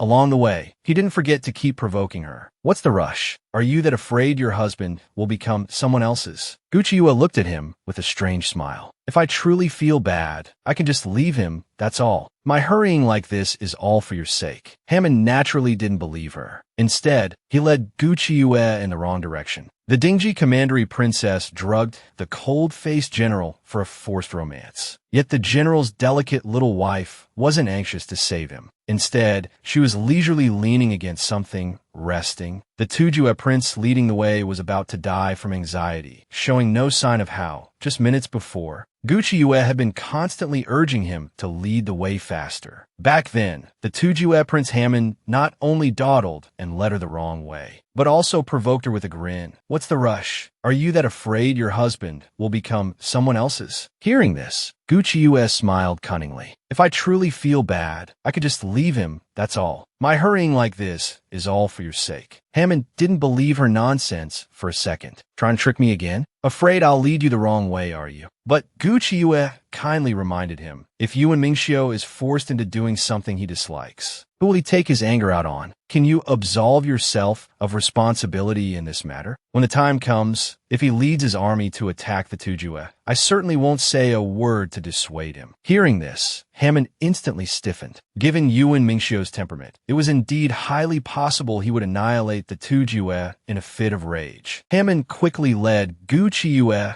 towards another direction, forcing a smile. "I went the wrong way just now. It's actually this way." Who knew that this time, Gucci Yue wasn't in a hurry anymore. Instead, she complained about being too tired from walking and leaned against something nearby, preparing to rest. Hammond was so anxious he almost screamed. "If we don't go now, your husband will belong to someone else. How can you not be worried at all?" But Gucci Yue smiled with serene confidence. "Worst case, I'll just find another husband. Could my loss possibly be greater than yours?" Hearing this, Hammond's anger turned into amusement. "You're doing this on purpose, aren't you? Do you enjoy seeing me anxious that much? If you keep this up, I might misunderstand and think you actually like me a little." The more Hammond spoke, the more outrageous he became. Gucci Yue unceremoniously kicked him away. "It's not even dark yet. What kind of daydream are you having?" After that, Hammond obediently led the way. Soon, they arrived beside the trap Yuan Mingxiu had fallen into. Only then did Gucci Yue's expression show worry. Seeing this, Hammond burst out laughing. "Where's all that composure from earlier? Didn't you say you could just find another husband? So, you do get nervous after all?" His expression was utterly punchable. But Gucci Yue had no mind to deal with him. She leaped straight down into the pit, dozens of meters deep. Hammond was instantly both anxious and angry, muttering sourly, "So you really do care about him after all? Meanwhile, Guqiue searched everywhere in the pitch-black cavern, urgently calling Yuan Mingxiu's name. But for a long while, no one responded, but instead saw the figure of Chu Linglong. She immediately questioned her, "Where is Yuan Mingxiu?" Upon seeing it was Guqiue, Chu Linglong instantly revealed a smug grin. "After Brother Yuan was possessed by me, he felt too ashamed to face you.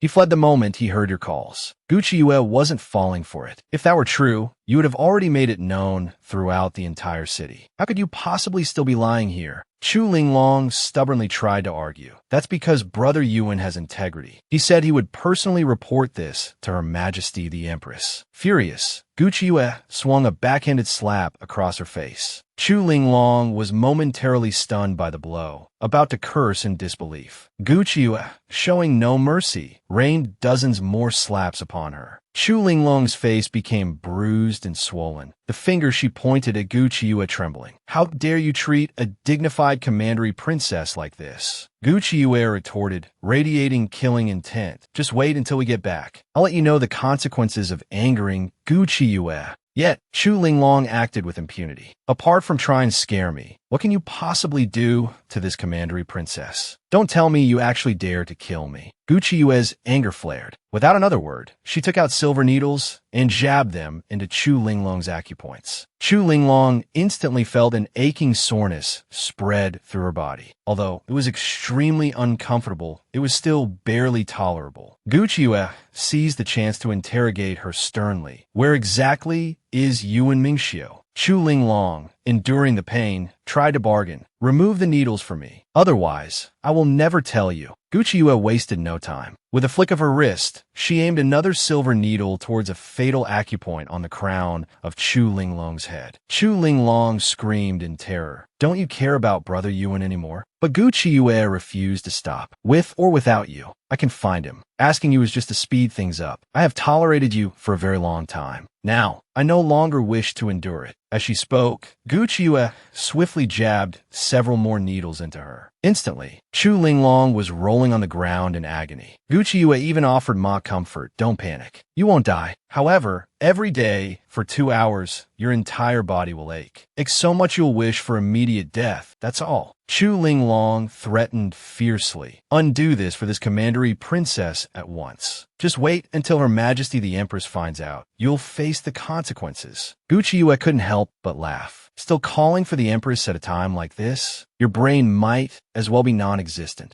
If you were to die here, I could easily claim the Tujue people did it. What would it have to do with me? So, do you want to live in pain, or do you want to die?" Chu Linglong was utterly unwilling, yet she knew Guqiue spoke the truth. Tears of fury welled up in her eyes. "You are simply bullying me too much." Guqiue felt no pity for the venomous woman. "So what if I bully you?" She immediately unleashed a flurry of blows upon her. After several punches, Chu Linglong's tears streamed down her battered face. Unable to bear it any longer, she could only confess honestly. "Yuan Mingxiu," he ran away. "Even though he was drugged with the aphrodisiac, he wouldn't touch me. Instead, he knocked me unconscious with a palm strike. To maintain clarity, he stabbed himself in the arm with a knife. He would rather inflict such harm upon himself than touch me. How could he despise me to this extent?" The more Chu Linglong spoke, the harder she cried. Hearing this, Guqiue felt a pang in her heart, wondering how he was doing now. She immediately turned and left, completely ignoring Chu Linglong's frantic, furious shouts from behind. "I've told you everything. Untie me. I don't want to wait every day." But Guqiue had already vanished. Chu Linglong could only clutch her head, screaming and writhing in agony on the ground. Meanwhile, Yuan Mingxiu had managed to escape,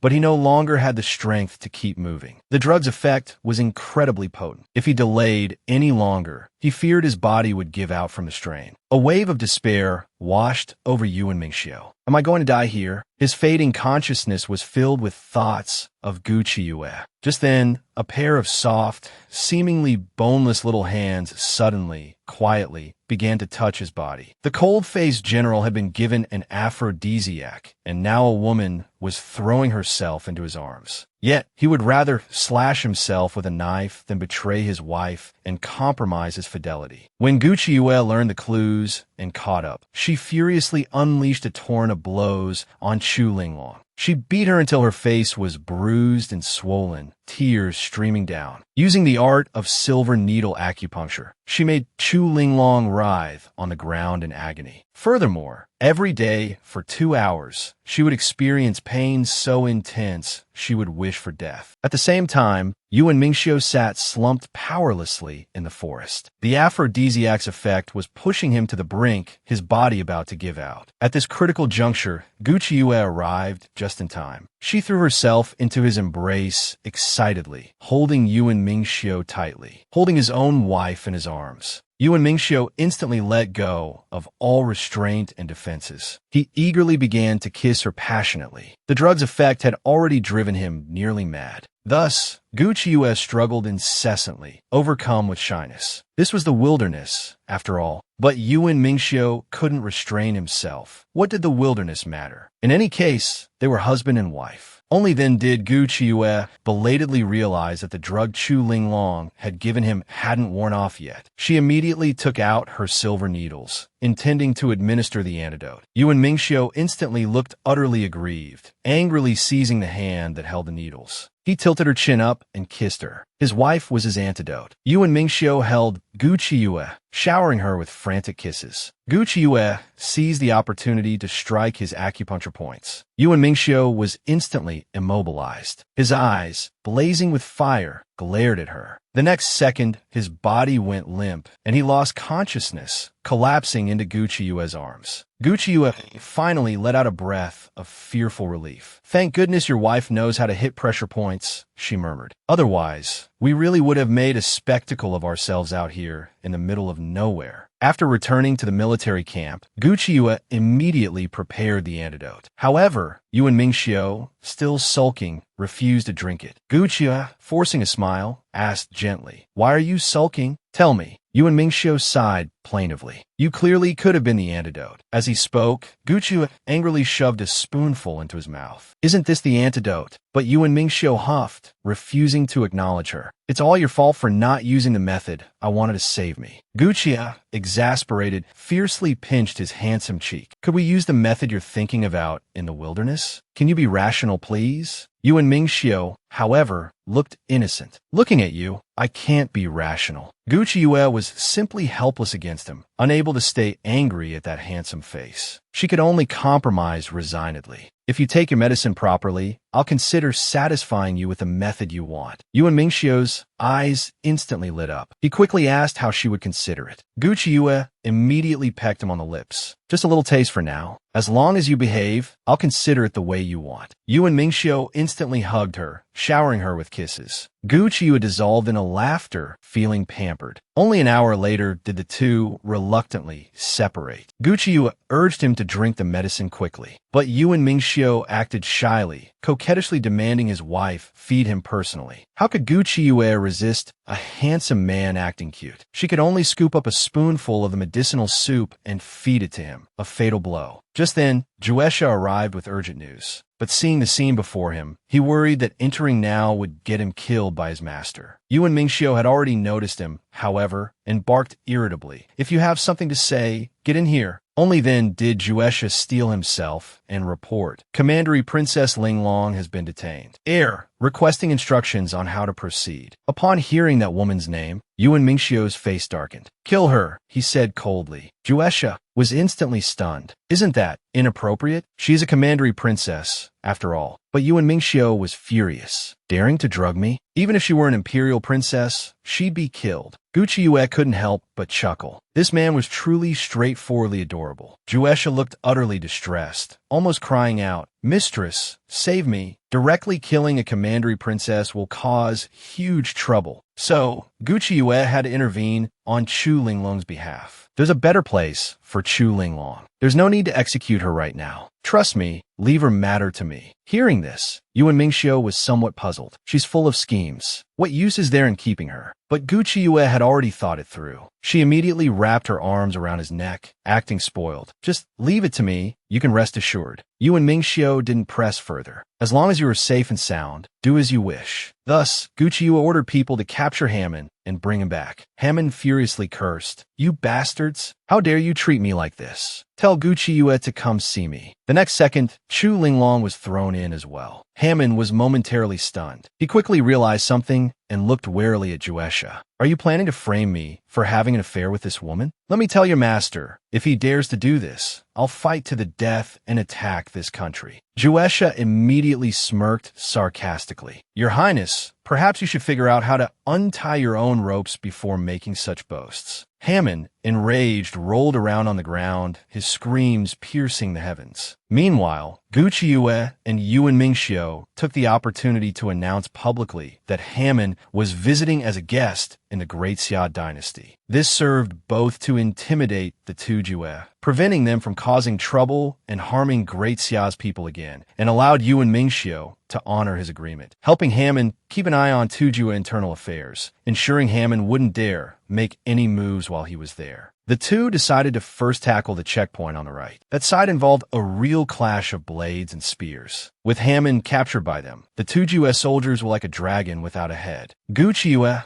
driving a war chariot, charged recklessly, scattering the Tujue forces into disarray. The Tujue soldiers were indignant. Our prince isn't here. That's why you managed to overrun us. But Gu Qiuyue, with a mischievous grin, sowed discord. Your prince has no time for you now. He's busy whispering sweet nothings to the beauty, Commandery Princess Linglong. How could he possibly remember you? The other soldiers were instantly stunned. The prince was actually lost in sensual pleasures, but many refused to believe it. Our prince would never fancy that Commandery Princess. The one he clearly likes is you. Yuan Mingxiu instantly radiated killing intent. Those who wag their tongues loosely have no need for them. Cut them all out for me. The Tujue soldiers trembled violently, hastily kneeling and kowtowing, begging for mercy. Yuan Mingxiu was furious. Without a second word, he ordered his men to act. Juesha immediately brandished his blade and rushed forward. The Tujue soldiers, terrified, clamped their hands tightly over their mouths.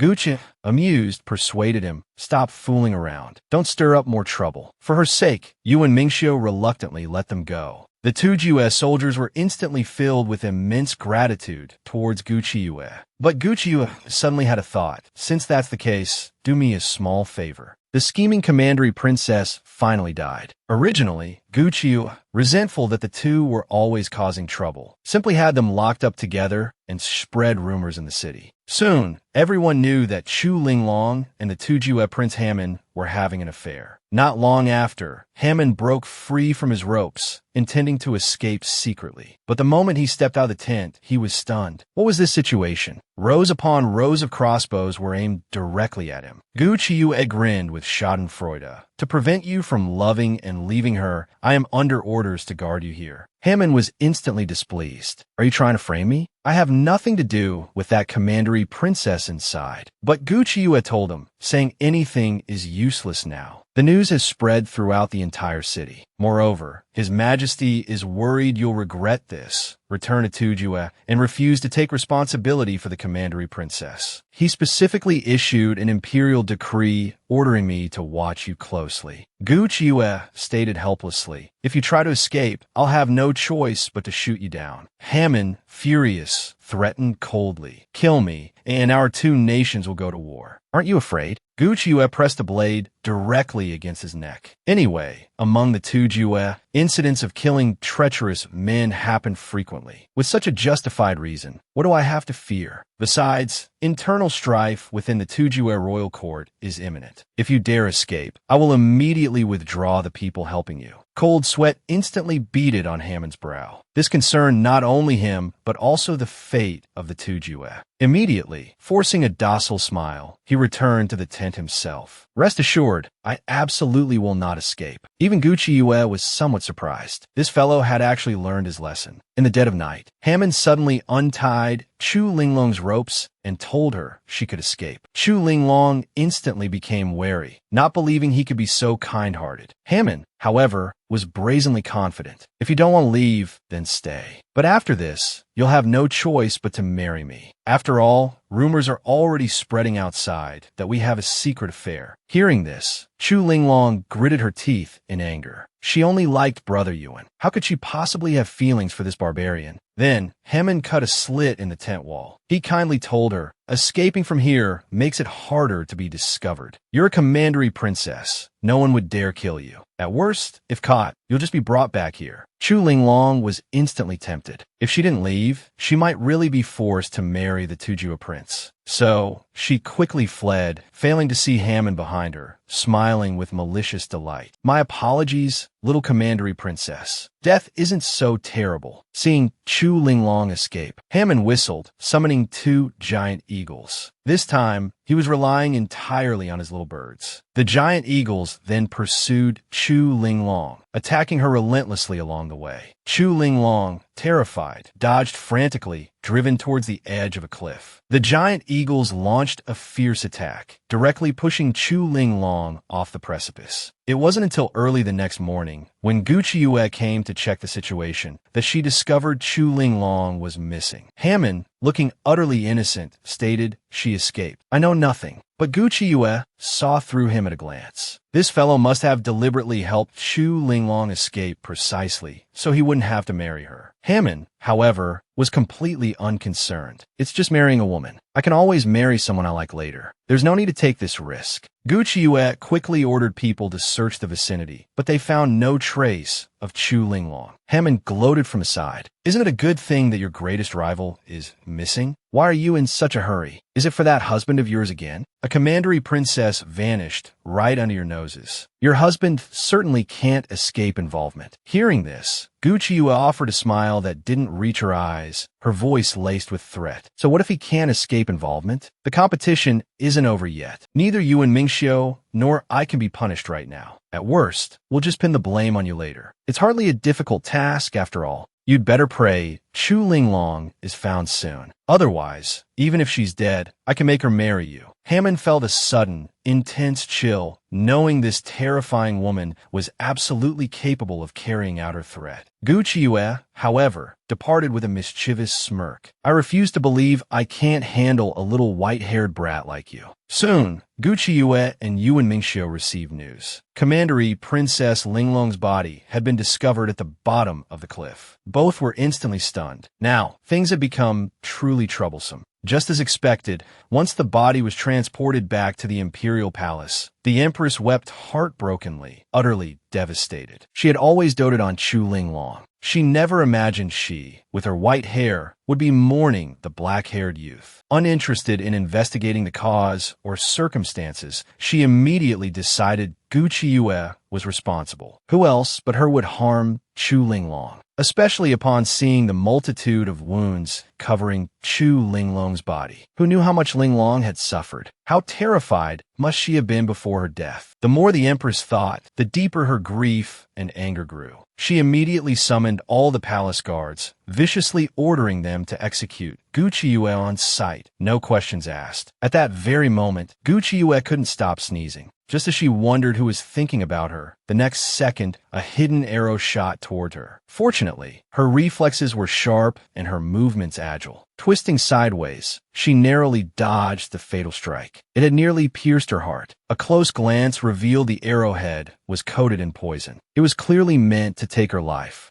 Gu Qiuyue made a split-second decision and quickly fled the tent, anticipating that her attacker had more planned. Indeed, the next moment, a dense volley of arrows rained down upon the tent, every single arrowhead poisoned. Gu Qiuyue suspected there was more to come. She immediately rendezvoused with her hidden guards, ordering everyone to be on high alert and search the surroundings. However, she quickly conceived a clever idea. She had to satisfy the mastermind's eager anticipation somehow. Soon, news reached the emperor. Gu Qiuyue had been ambushed by assassins, suffering grievous injuries, and was now on the verge of death. The emperor's face turned green with rage. It was just a competition. How could the Tujue people be so audacious? But the hidden guards reported it wasn't the Tujue. The perpetrator was still unknown. Anxious, the emperor immediately ordered the head of the Imperial Medical Academy to go and treat Gu Qiuyue. But the guard added that Lord Yuan, incandescent with rage, had already already stormed towards the Empress's palace. The Emperor was instantly aghast. Did Mingxiu suspect the Empress? This conjecture terrified the Emperor. No, the Empress wouldn't be so reckless. Meanwhile, Yuan Mingxiu had already forced his way into the Empress's chambers. The Empress shrieked in terror and fury. "You are utterly lawless. How dare you attempt to assassinate the Empress of the Central Palace?" His wife was gravely injured, near death, after being assassinated by the Empress. The cold-faced husband, consumed by rage, stormed directly into the imperial palace, his sword pointed straight at the Empress. "Your audacity truly surpasses the heavens." The Empress screamed shrilly. "You are utterly lawless. How dare you attempt to assassinate the Empress of the Central Palace?" Yuan Mingxiu, however, showed no fear. To avenge his wife, he feared nothing. "My beloved wife lies in mortal danger, yet you are still alive and well." With those words, his sword slashed forward. The Empress let out a piercing shriek. The blade cut through the fabric over the Empress's chest. The palace maids were nearly mad with fear. The Empress, however, suddenly composed herself and laughed with malicious glee. "It seems Guqi Yue really is dying. But what can you do to me? You have no proof, anyway." Yuan Mingxiu's killing intent surged violently. "It doesn't matter if you don't admit it. Let me tell you, this sword is poisoned. If you don't hand over the antidote, you will die from the poison within 3 days." Hearing this, the Empress was both shocked and terrified, resorting to curses and demanding he hand over the antidote. Yuan Mingxiu, however, turned a deaf ear, sheathing his sword and leaving. As he exited, he happened upon the Emperor rushing over anxiously. Seeing the fresh blood on his sword, the Emperor paled, thinking he had actually killed the Empress. Yuan Mingxiu, however, remained defiant. "Whatever crime there is, I alone will bear the responsibility. But don't even think I will bow my head and admit fault." Hearing this, the Emperor felt frantic. No matter how furious Mingxiu was, he shouldn't have wounded the Empress. "Do you realize the crime you've committed? Even I, the Emperor, cannot protect you." Yuan Mingxiu, however, remained utterly fearless. "If anything happens to Qiyue, I swear the Empress's entire clan will accompany her in death." The Emperor was instantly stunned, his eyes wide. Had this man lost his mind, driven mad over a woman? The moment the Empress saw the Emperor, she burst into heart-wrenching sobs. "This is treason, Your Majesty. You must uphold justice for your consort. Yuan Mingxiu must be severely punished." The Emperor merely gazed at her coldly, saying nothing. Everyone present held their breath in terror. Yet, the Empress continued her tearful clamor. "So many people witnessed Yuan Mingxiu attempting to assassinate your consort. Your Majesty, can you truly intend to let this pass?" The Emperor immediately questioned her in a frigid tone. "Were you involved in Qiyue's poisoning? I want the truth." Seeing him so stern and severe for the first time, the Empress was momentarily struck speechless with fear. Her eyes, however, darted meaningfully towards the surrounding palace attendants. The Emperor instantly ordered everyone to withdraw, leaving only the two of them. He asked her one last time, "Will you tell me yourself, or must I force the truth out?" Only then did the Empress collapse to her knees with a thud, weeping heartbrokenly. "Linglong is already dead. Who will avenge her? Why shouldn't Qiyue pay with her life for Linglong?" The Emperor felt he might die of anger. "Right now, we are in delicate negotiations with the two Jiyue. If something truly happens to Gu Qiyue, what do you think Yuan Mingxiu will do?" The Empress, however, wore a face full of resentment. "So, Your Majesty does not intend to seek justice for your consort? Do my injuries mean nothing to you?" But the Emperor had reached his limit. "I have tolerated your willfulness far too many times. Do you truly not understand?" With that, he didn't spare the Empress another glance, striding away swiftly in a fury. Only the Empress remained, slumped powerlessly on the ground, a terrifying chill spreading through her heart. Meanwhile, the imperial physicians were utterly helpless against the poison afflicting Gu Qiyue,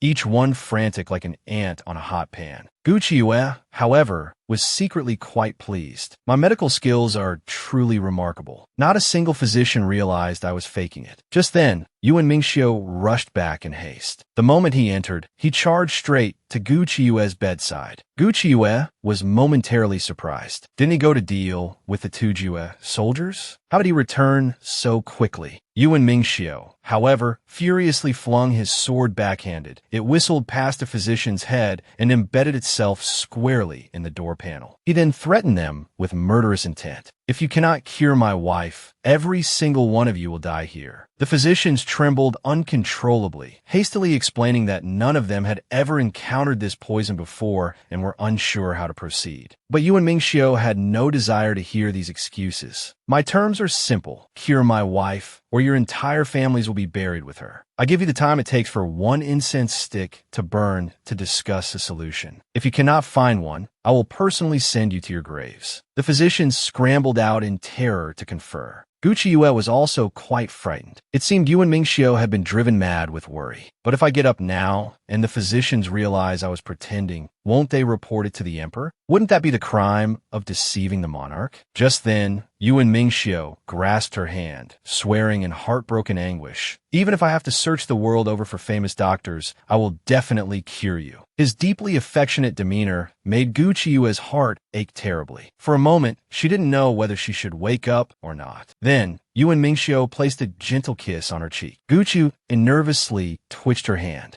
Yuan Mingxiu was instantly ecstatic. Qiue, can you hear me speak? At this, Gu Qiue could no longer keep up the pretense. She could only open her eyes, indicating she was all right. Yet Yuan Mingxiu didn't believe her at all, instead trying to comfort her. Though your poison is difficult to cure, there must be a way. I've already poisoned the Empress as well, ordering her to exchange the antidote. Gu Qiue was so shocked, she sat bolt upright. She hadn't expected him to be so audacious. Yuan Mingxiu, however, was stunned. You can sit up? Gu Qiue quickly clamped her hand over his mouth, terrified that in his surprise, he would shout and let everyone know. Yuan Mingxiu suddenly understood. She had been pretending all along. Gu Qiue explained with an innocent look, since they came trying to kill me, I naturally had to scare them back. I just didn't expect to frighten you. Weren't you supposed to return in a few days? Yuan Mingxiu's face was blank, and he remained silent for a long moment. Gu Qiue felt a pang of guilt. Could he actually be angry? She quickly put on an apologetic smile and explained, I didn't intentionally try to scare you. I just didn't know how you returned so quickly. Please, say something. Unexpectedly, Yuan Mingxiu suddenly pulled him into his arms, holding him so tightly it felt as if he wanted to merge their bodies. His voice choked with emotion. I thought I was going to lose you.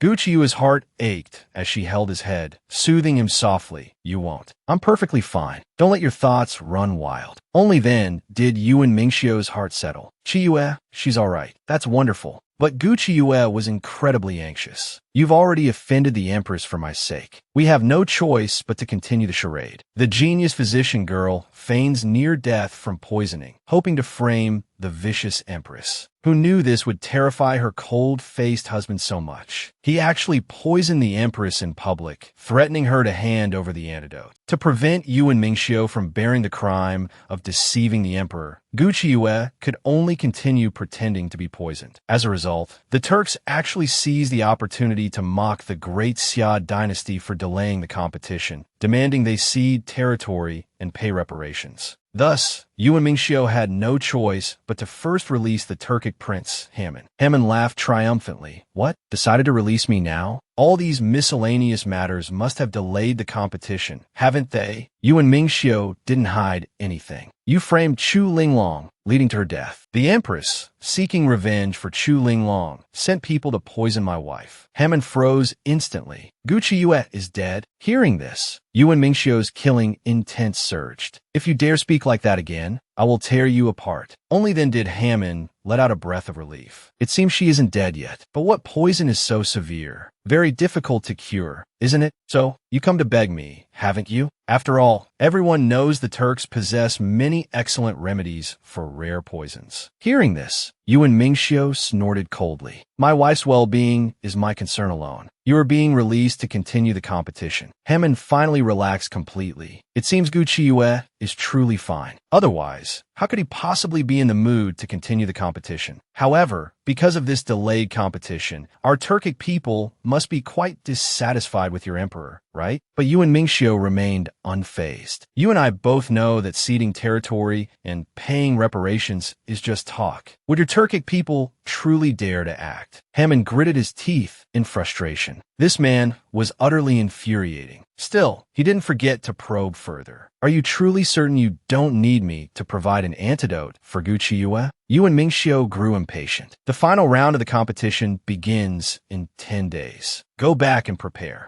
Hammond instantly felt a sense of foreboding. What are you planning to do during these 10 days? But no matter how he clamored, Yuan Mingxiu paid him no heed, simply strolling away leisurely. Meanwhile, the Empress was still heartbroken over Chu Linglong's death. Her attendant quickly urged her to restrain her grief. Hearing that Gucci Yue is deathly ill from poison can be considered revenge for the commandery princess. Yet the Empress wept inconsolably, silently mourning in her heart, "My poor Linglong, my only daughter." But this was a truth she could let no one know. The Empress thought viciously, "Linglong, rest in peace. I will definitely make that bitch join you." Overwhelmed by emotion, the Empress's poison flared up again. An unbearable pain gripped her heart. The poison Yuan Mingxiu had administered that day. The attendant advised her to quickly exchange antidotes with Yuan Mingxiu. There's no need to sacrifice your own life for a mere Gucci Yue.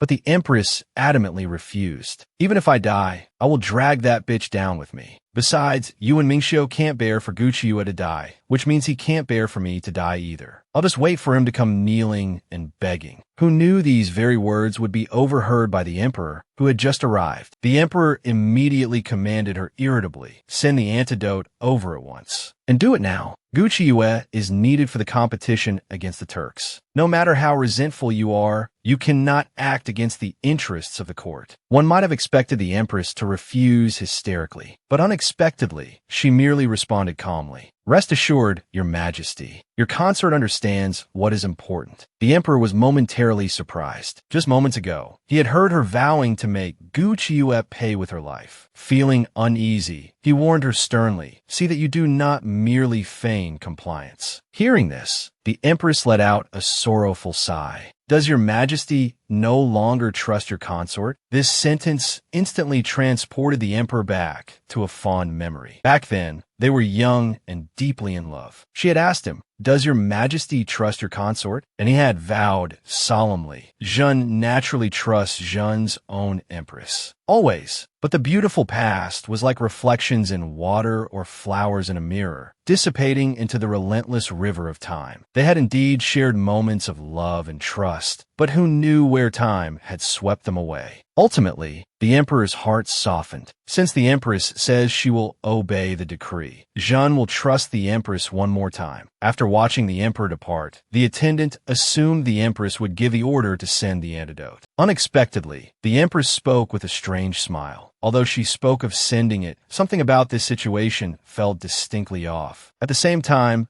Gucci Yue also received the antidote sent by the Empress. While it seemed fine on its own, taking it would actually stimulate the poison within her body, causing it to run rampant. Yuan Mingxiu, hearing this, gritted his teeth in anger. He knew she couldn't possibly be so kind-hearted. That sword strike back then was still too light. Gucci Yue had originally pretended to be poisoned precisely to have the Emperor punish the Empress. But now it seemed impossible. After all, considering the Empress's transgression, the Emperor having her send the antidote was likely intended as a compromise, with both sides taking a step back. Yuan Mingxiu, however, was deeply resentful. "I have already sent the Turkic prince back. In the final competition, he will surely give his all. This provides a perfect opportunity for you to deal with the Empress. This vengeance must be exacted. Whoever provokes my wife provokes me," declared Yuan Mingxiu. Although Gucci Yue also strongly desired revenge, considering Chu Linglong's death and the Empress's subsequent grief, her actions were somewhat understandable. Hearing this, Yuan Mingxiu's expression turned somewhat unpleasant. "Are you saying we should just let it go?" Gucci Yue was not one to be easily bullied. "If someone respects me an inch, I respect them a foot. But if someone strikes me, I will beat them until they are searching for their teeth on the ground." Only then was Yuan Mingxiu satisfied. "Truly worthy of being my wife." Gucci Yue had already thought it through. Since the Empress delivered this to my doorstep, I shall fulfill her wish to see me harmed. Yuan Mingxiu's heart instantly leaped into his throat. He quickly warned her, do not play games with your own health. Gu Qiuyue hastily reassured him with a smile. With you here, even if I wanted to play such a game, I wouldn't get the chance. Yuan Mingxiu snorted coldly, finally feeling relieved. Good that you're clear-headed, but what exactly do you plan to do? You must tell me clearly. Gu Qiuyue then explained her plan to him. The final competition involved medicines, and the antidote sent by the Empress would be perfectly useful. Yuan Mingxiu instantly understood. She intended to use this medicine to poison the Turkic prince and then frame the Empress. Gu Qiuyue, however, felt she was being rather considerate. The medicine was originally sent by the Empress, and the one responsible for Chu Linglong's death was the Turkic prince. In a way, I'm helping the Empress get her revenge. Yuan Mingxiu reminded her, tensions between the Turks and our great Xia dynasty are high. It would be best if the poison doesn't take fatal effect immediately. Gu Qiuyue had naturally considered this point. The Empress's concoction merely accelerated the existing poison's effects. It wasn't potent enough to kill an ordinary person. It would merely allow Hammond to experience a feeling worse than death. The more Gu Qiuyue thought about it, the happier she became. The Empress, for the sake of the commandery princess, had single-mindedly tried to kill the divine physician girl, even sending her a fake antidote. Little did she know that young girl was actually her own daughter. Gu Qiuyue saw through the antidote immediately. She seized the opportunity to use it on the Turkic prince, preparing to frame the Empress. Meanwhile, the Empress was still heartbroken over Chu Linglong's death. She held a golden hairpin adorned with a flying phoenix. The matron had already followed her instructions and prepared Chu Linglong's funeral arrangements. But the Empress emphasized again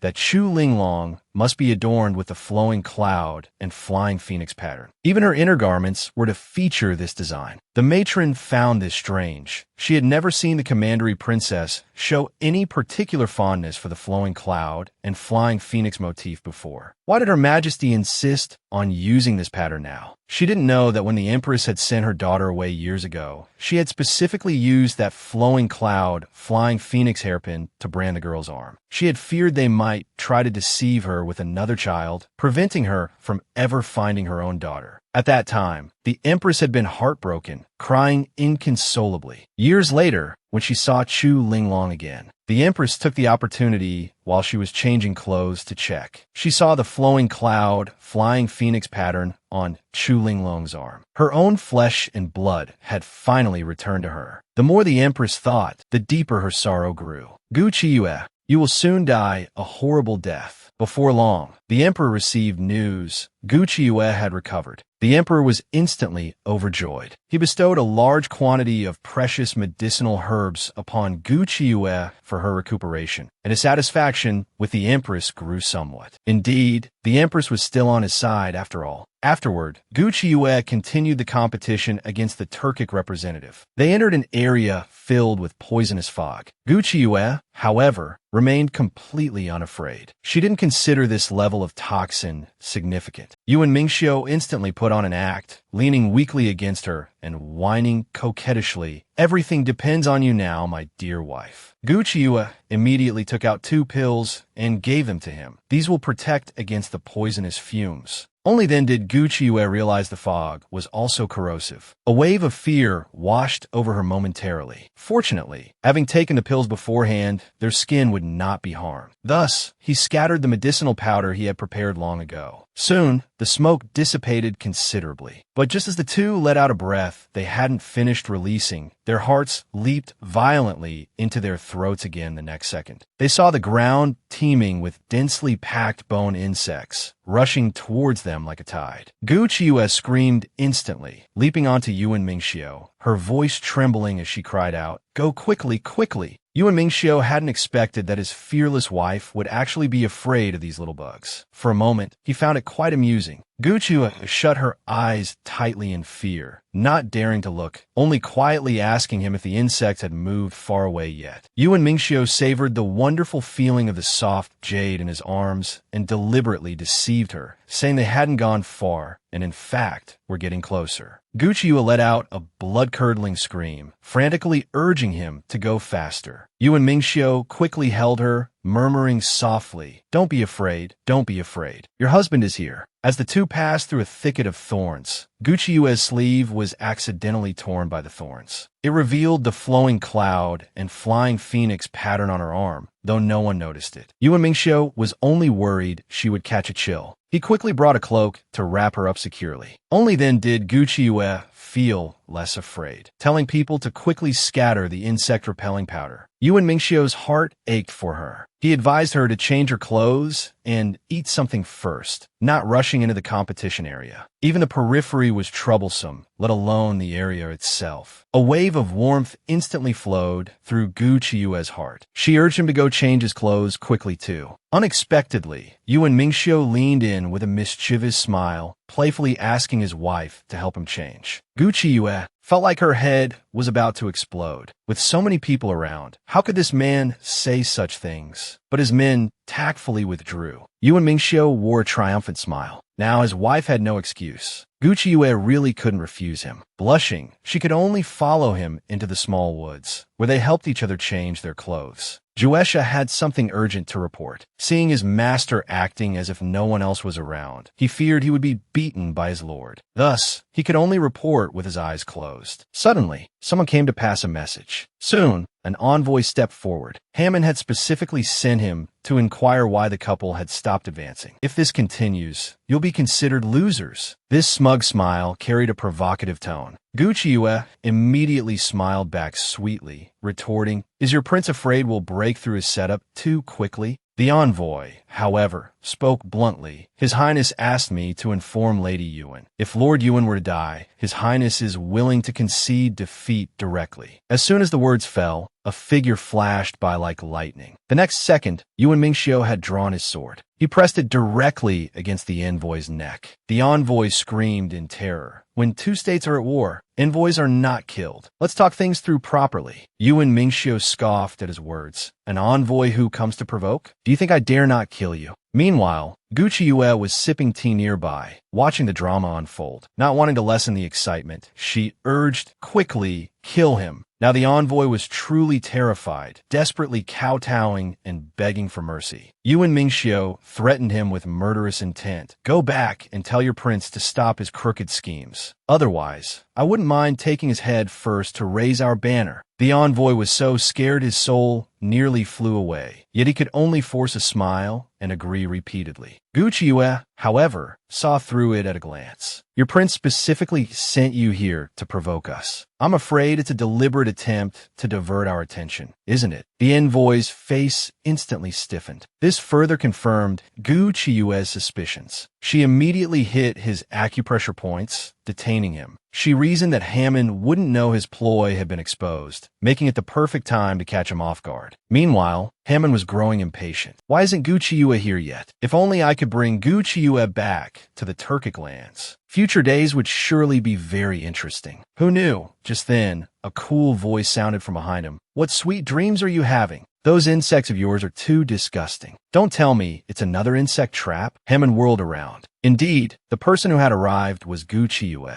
and she had come alone. Hammond was instantly overjoyed. "Have you abandoned the husband of yours?" The true identity of the divine doctor girl appeared. She actually had a strange totem on her body. Originally, Gu Chiyue came alone to meet Hammond. Because Hammond was here, meaning the poison gas mechanisms were here. Unexpectedly, Hammond acted nonchalantly. "Even if you kill me, you won't be able to control the mechanisms. Why don't you give me a kiss? If you do, I'll tell you one way to control the mechanisms." "How about it?" Hammond proposed. He expected Gu Chiyue to refuse in anger and embarrassment, but unexpectedly, she agreed with a beaming smile. She even wanted to play along, asking him to close his eyes first. Hammond was instantly overwhelmed by this unexpected favor. Although his instincts screamed it was a trap, he couldn't resist closing his eyes and leaning in. The next second, a soft touch landed on his face. Hammond was instantly ecstatic, almost delirious. "Gu Chiyue actually kissed me. This feeling is incredible." However, Gu Chiyue couldn't hold back any longer, bursting into laughter, doubling over. Only then did Hammond curiously open his eyes, only to find two small, fuzzy caterpillars crawling on his face, still wriggling. He instantly fumed, nearly exploding on the spot. "Gucci,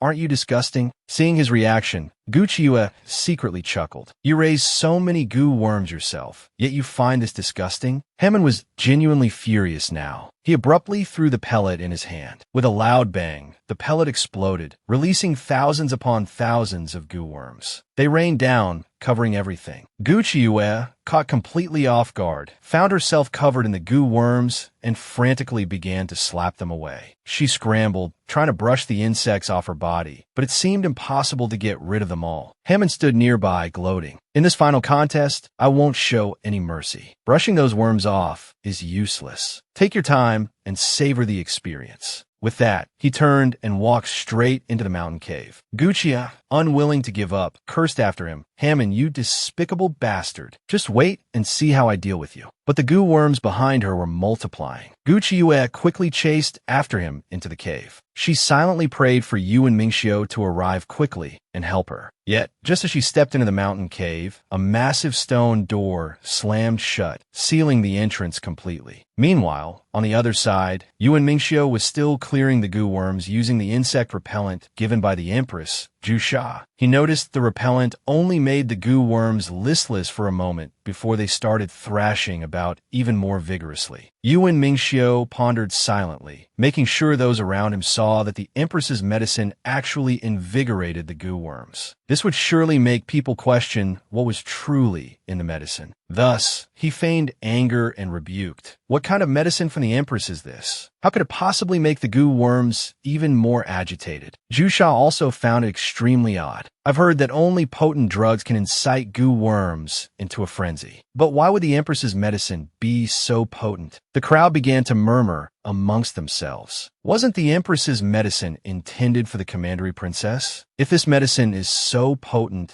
isn't it clearly intended to harm someone? Yu and Mingxiu immediately ordered the medicine to be sent to the imperial physician for analysis regarding its properties. Inwardly, however, he was extremely anxious. "Chiyue, just hold on a little longer. You must take care of yourself." At the same time, Gucci was trapped inside the mountain cave, unable to find the Turkic prince. Moreover, she had been afflicted by goo poison. A strange pattern had appeared on her hand. She could only take an antidote pill for now and see if it worked, though she had no idea if it would be effective. Little did she know that Hammond, secretly following her, was having his entire worldview shattered. He saw, on Gucci's exposed neck, an eerie pattern emerge. This was unmistakably the Ghost Eye blood curse, a mark that could only appear on those with the bloodline of the Ghost Eye royalty. How could Chiyue, a woman from an ordinary family, possibly be connected to the Ghost Eye kingdom? He recalled that his goo worms used noble blood to gain their formidable power. He hadn't expected that this would actually draw out the unique mark of the Ghost Eye. The Ghost Eye royals had once said that goo worms utilizing their blood would be unable to attack them and would instead reveal the inherent totem of the royal family. A wave of delight washed over Hammond. If Chiyue was indeed Ghost Eye royalty, then she was an even better match for him. Simultaneously, the Emperor received a message from the Ghost Eye Kingdom, proposing mutual exchange and the opening of trade routes with the Great Xia dynasty. Ordinarily, this would be good news, but everyone worried about the Ghost Eye Kingdom's sinister reputation. The Emperor recalled dealing with the Ghost Eye royalty many years ago, back when they were merely a small tribe. At that time, one of them had offended the Empress, leading to a very unpleasant incident. No wonder the Ghost Eye Kingdom had sent 100 chests of gifts. Among them, 50 chests were specifically designated for the Empress. It seemed likely they were meant as an apology for the events of years past. The Emperor immediately ordered the chests belonging to the Empress to be delivered to her palace. Unbeknownst to him, the Empress was not pleased upon seeing the gifts. "Didn't we agree never to disturb each other again? What is the meaning of sending gifts with such fanfare?"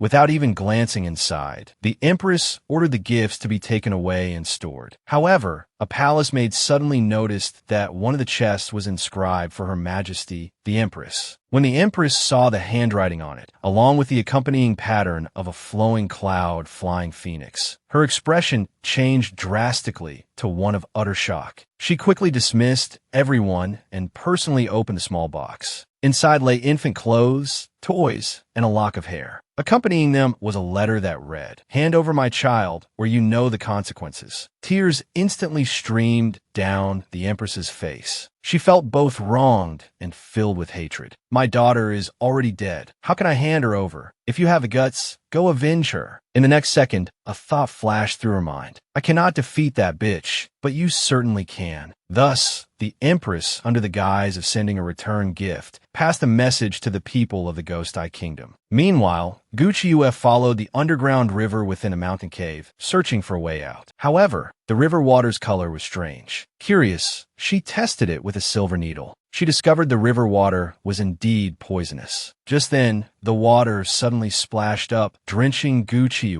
Gucci instantly panicked. "Am I going to be disfigured?" At this moment, Hammond suddenly walked out, smilingly saying, "You won't be disfigured," while secretly thinking, "If you truly are a descendant of the Ghost Eye royal family, this poison is nothing to you. It will just have some other effects." Gucci reacted swiftly, shooting out several silver needles. They embedded themselves deeply into Hammond's chest. Yet, Hammond acted as if nothing happened. "You can't bear for me to die. If I die here, you'll never get out in this lifetime." Hearing this, Gucci grew even more worried. "You trapped me here to make a move against Yuan Mingxiu." Hammond instantly looked extremely aggrieved. "I just wanted to tease you a bit. Who wouldn't want to spend more time with you?" Gucci was simply speechless. Ignoring his nonsensical rambling, she focused on searching for the exit, failing to notice that her face had already begun to change. Seeing this, Hammond chuckled inwardly. "Now, even if Yuan Mingxiu stands before you, he won't recognize you." The divine eagle maiden merely touched the river water, and her appearance changed completely, to the point where even her cold-faced husband couldn't recognize her. Gucci, trapped in the cave by the Turkic prince, finally saw Yuan Mingxiu come to rescue her. Overjoyed, she rushed forward to embrace him. But unexpectedly, Yuan Mingxiu, with a cold expression, rebuked her sharply. "Who are you? How dare you impersonate this prince's wife?" This left Gucci utterly stunned. "What are you saying? Don't you recognize me?" Hearing her words, Yuan Mingxiu sneered disdainfully. "Impersonating this prince's wife, yet you didn't even bother to get a proper human skin mask? How laughable." Gucci was genuinely starting to panic now. "Yuan Mingxiu, are you doing this on purpose? If you keep teasing me like this, I'm going to get angry." Unexpectedly, Yuan Mingxiu, seemingly enraged, drew his sword, pointed it at her, and cursed, "Stop your nonsensical talk. Where's Gucci? If you don't speak up now, don't blame this prince for being merciless." Gucci instantly flared up in anger. "You're the one talking nonsense. What madness has gotten into you, pointing your sword at me?" Meanwhile, Hammond was fanning the flames from the side. "Stop pretending, Lady Yuan. Oh wait, you're an imposter. Did you think that because the light here is dim and your voice resembles Lady Yuan's, Lord Yuan would mistake you?" Gucci was so agitated she felt like she would explode. "What the hell are you babbling about here?" But Yuan Mingxiu clearly believed him. He immediately ordered his men to blast open the surroundings. "We must find this prince's wife." Gucci watched, shocked and furious. He really didn't recognize her. What on earth was going on? Gucci immediately turned to question Hammond. "Did you drug Yuan Mingxiu? He doesn't even recognize me." Hammond cried out with an innocent face. "I haven't moved at all. Don't wrongly accuse a good person." The next second, a sword hilt slammed hard onto his head, knocking him straight to the ground. Yuan Mingxiu, radiating killing intent, threatened, "If I cannot find this prince's wife, you have no need to live either." Hammond, showing no weakness, laughed back defiantly. "Then take your time searching. I also want to find her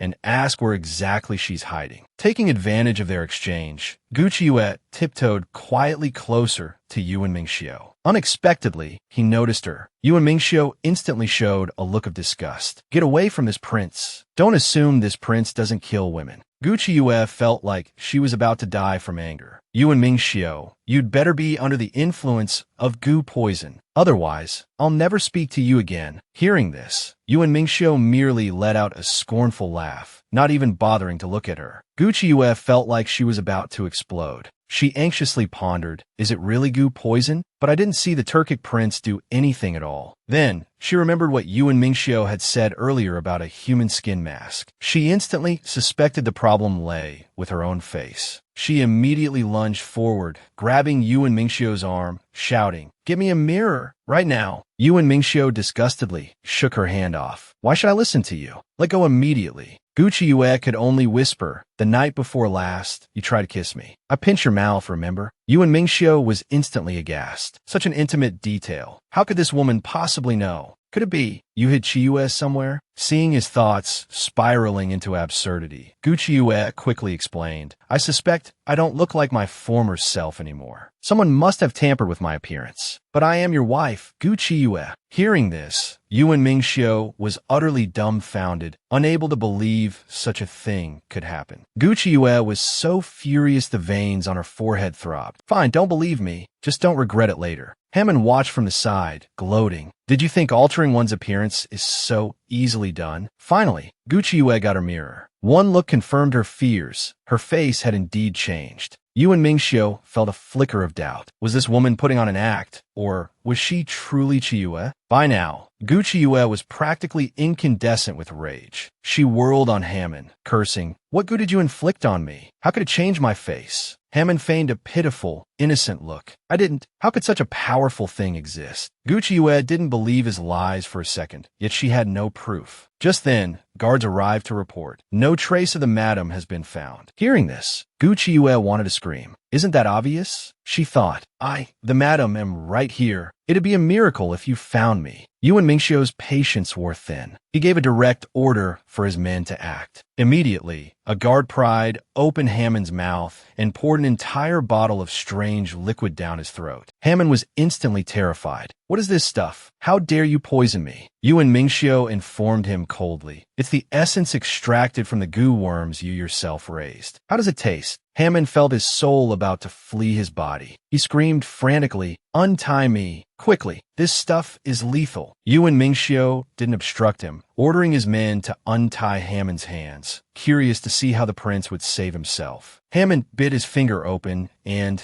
using his own blood, began drawing intricate, strange talismans on his arm. Gu Qiuyue watched intently, but the talisman was far too complex to memorize easily. Besides, only Hammond's blood was effective. Remembering the symbols would be useless for her. Suddenly, the talisman on Hammond's arm began to emit a dazzling golden light. He ripped open the front of his tunic, preparing to press the glowing talisman from his arm onto his chest, only to have both his hands seize simultaneously. Gu Qiuyue and Yuan Mingxiu had acted in perfect concert, each grabbing one of Hammond's hands, preventing him from completing the detoxification ritual. Yuan Mingxiu stared at Gu Qiuyue in astonishment, his mind reeling with uncertainty. Only Qiuyue could move with such perfect synchronicity with me. Could she really be Qiuyue? Hammond, however, struggled desperately. "Don't stop me. If I die here, it will ignite a conflict between our nations." Hearing this, Gu Qiuyue and Yuan Mingxiu exchanged identical, sinister smiles. "Being half-dead shouldn't cause any problems, then," they said in unison. Hammond looked small, pitiful, and teary-eyed as he watched helplessly while they sealed his pressure points. He cursed furiously, "You bullies! You've gone too far." But who would have guessed? In the very next second, Yuan Mingxiu sealed Gu Qiuyue's pressure points as well, scoffing with cold satisfaction. "Don't think a little shared understanding can fool me." The cold-faced general had actually struck his beloved young wife, disabling her with a touch to her pressure points. Gu Qiuyue was instantly overcome with anger and grievance, crying out, "Untie me, quickly!" Yuan Mingxiu, however, remained stone-faced, refusing even to look at her. He merely ordered his men to take Prince Hammond away and lock him up. As for this woman claiming to be Gu Qiuyue, he would personally keep watch over her. Gu Qiuyue roared furiously at Yuan Mingxiu's retreating back. You will regret this. Subsequently, Hammond was tossed into a carriage, inwardly cursing Gu Qiuyue for her ruthlessly precise actions. She had ensured the poison wouldn't kill him immediately, yet also prevented him from curing himself. Yuan Mingxiu is utterly ruthless, Hammond thought bitterly. My life means nothing to him. Sure enough, Zhu Sha arrived shortly after to interrogate him. Tell us where our madam is, and the general might grant you an easier time. Hammond replied defiantly, if your general doesn't release me soon, he will never find his wife. Meanwhile, Gu Qiuyue found herself trussed up and thrown onto a bed. She seethed, yelling curses at Yuan Mingxiu. You bastard! Just because my face has changed, you can't recognize me? Just then, Yuan Mingxiu entered, his expression cold, and slowly sat down on the edge of the bed beside her. Gu Qiuyue turned away in a huff, ignoring him. Who knew that in the next second, Yuan Mingxiu would reach out and touch her foot? Seeing this, Gu Qiuyue froze for a moment. This guy, has his conscience finally kicked in? Is he going to untie me? But she never expected that Yuan Mingxiu would actually start massaging her foot. Gu Qiuyue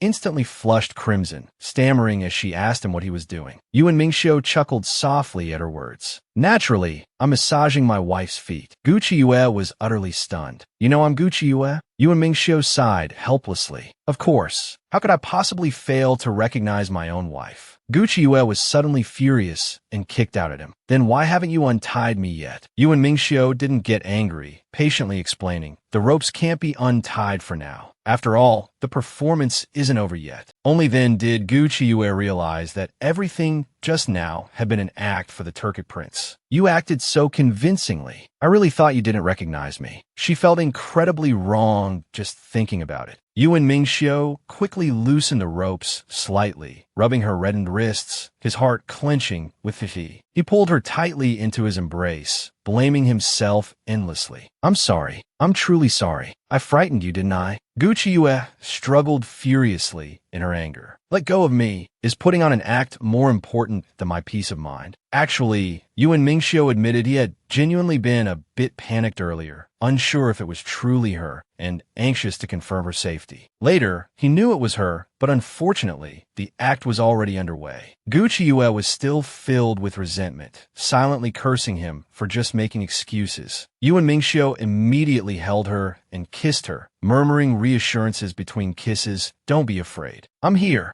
Gu Qiuyue's heart, full of fire, gradually dispersed amidst the repeated kisses and gentle reassurances. But thinking of the grievance she had just suffered, she reminded herself not to let him get away with it so easily. Instantly, she bit down hard on Yuan Mingxiu's lip. Touching the blood by his lip, he wasn't angry. Instead, it was Gu Qiuyue, the one who bit him, who looked away guiltily, her arms crossed, unable to even look at him. Yuan Mingxiu could only put on a placating smile, holding her and explaining. Let's deal with the current situation first. Afterwards, however you want to punish me, I'll agree. Hearing this, a mischievous glint flashed in Gu Qiuyue's eyes. You'll really agree to anything? Yuan Mingxiu nodded with a serious expression. Of course, I must agree to whatever my wife says. Who knew Gu Qiuyue would then calmly say, then let's separate. Yuan Mingxiu instantly exploded, his expression darkening. No! Gu Qiuyue couldn't help but laugh bitterly. Didn't you just say you'd agree to anything? But Yuan Mingxiu roared in exasperation. Separation is absolutely impossible. Take back your words. Gu Qiuyue's temper flared at being yelled at, and she stubbornly refused to take it back. Yuan Mingxiu immediately cupped her face and kissed her fiercely, wanting to seal that hateful little mouth that always spoke such cold words. Gu Qiuyue unwillingly pummeled him, struggling desperately, but eventually, she gradually melted into the tender kiss. After a long while, Yuan Mingxiu reluctantly pulled away. Panting, he warned, never mention separation again. Understand? Gu Qiuyue defiantly started to fuss. In your dreams, I will mention it. I want a separation. But before she could finish speaking, she was silenced by another kiss. Gu Qiuyue's lips were now swollen from kissing, and she protested unhappily. How can you be like this? Won't you even let persons speak? I insist on saying it.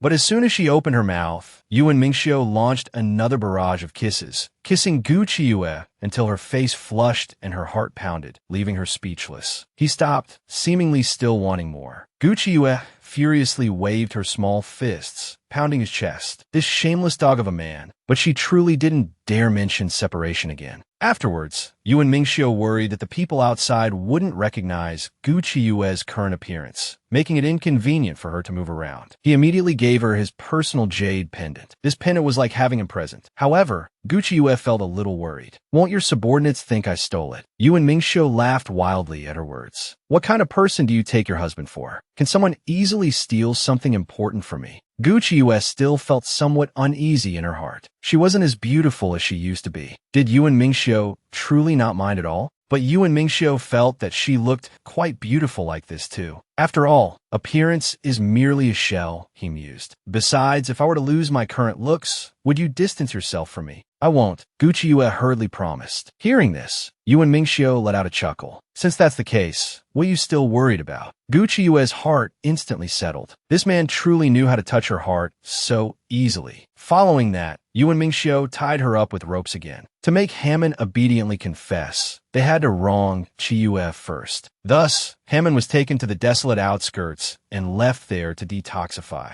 Because this place had one advantage, it was teeming with those insects you favor so much. Hammond was instantly so shocked his jaw nearly dropped. Did Yu and Mingxiu intend for him to die here? The next second, Yu and Mingxiu walked over, ordering his men to bring Gu Qiue forward. They saw only that Gu Qiue was covered in wounds from a beating. Hammond instantly grew anxious. To obtain the Turkic prince's Gu King, the cold-faced general, had actually beaten his delicate wife until her skin was split open and flesh torn, covered in wounds. The Turkic prince was momentarily stunned. How could this man strike so ruthlessly? He had no idea that the matter of Gu Qiue's altered appearance had already been exposed. Originally, Yu and Mingxiu had ordered him thrown into the wilderness precisely to force him to use the Gu King to detoxify himself. Hammond nearly choked with anger. Yu and Mingxiu was truly sparing no effort to obtain the Gu King. What if I'd rather die than hand it over? Then his wife will never be found again. Does he not care even then? As soon as these words were spoken, Yu and Mingxiu could be certain the Gu King was on Hammond. Since that was the case, things became simpler. The next second, Zhu Sha produced a dagger, pressing it directly against his neck. Only then did Hammond realize he had fallen into a trap, yet he still stubbornly tried to argue his way out. Something as important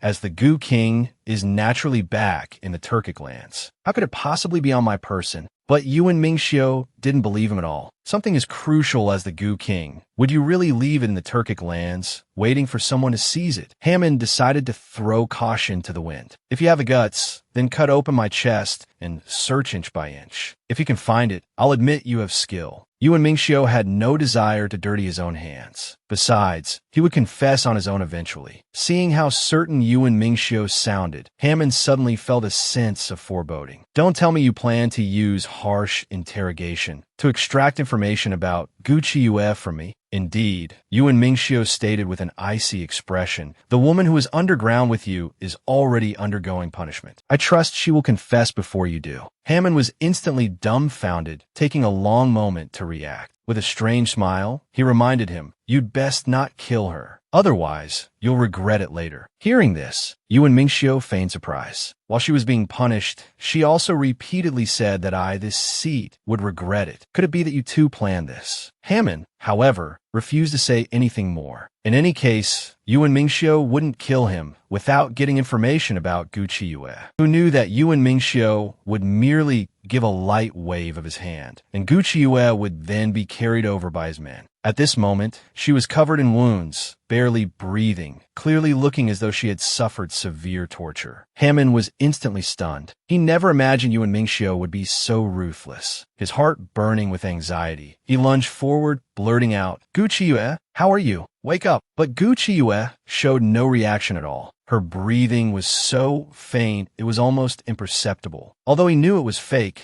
seeing Gu Qiue's miserable state still made Yu and Mingxiu clench his fists, his heart aching despite himself. Frantically, Hammond blurted out the truth. This is your wife, Gu Qiue. Quickly, save her. Yu and Mingxiu, however, feigned disbelief, sneering coldly. To make me save her, you've started spouting nonsense? You even managed to instantly break through the sealed acupoints. It seems this person is very important to you, Hammond was too agitated to waste words arguing with him. Fine, don't believe me. There will come a time when you regret it. After speaking, he began gnawing at the ropes on his hands with his teeth. He urgently tried to staunch Gu Chiyue's bleeding, only to curse inwardly for not having any hemostatic medicine. Instantly frantic, he roared furiously at Yuan Mingxiu. Are you really not going to save her? Yuan Mingxiu, however, appeared perfectly composed as he stated. She refuses to reveal Gu Chiyue's whereabouts and insists that she herself is Gu Chiyue. Why should I save her? Without her, I can still find you, that's enough. Hammond stomped his foot in frustration. She really is Gu Chiyue.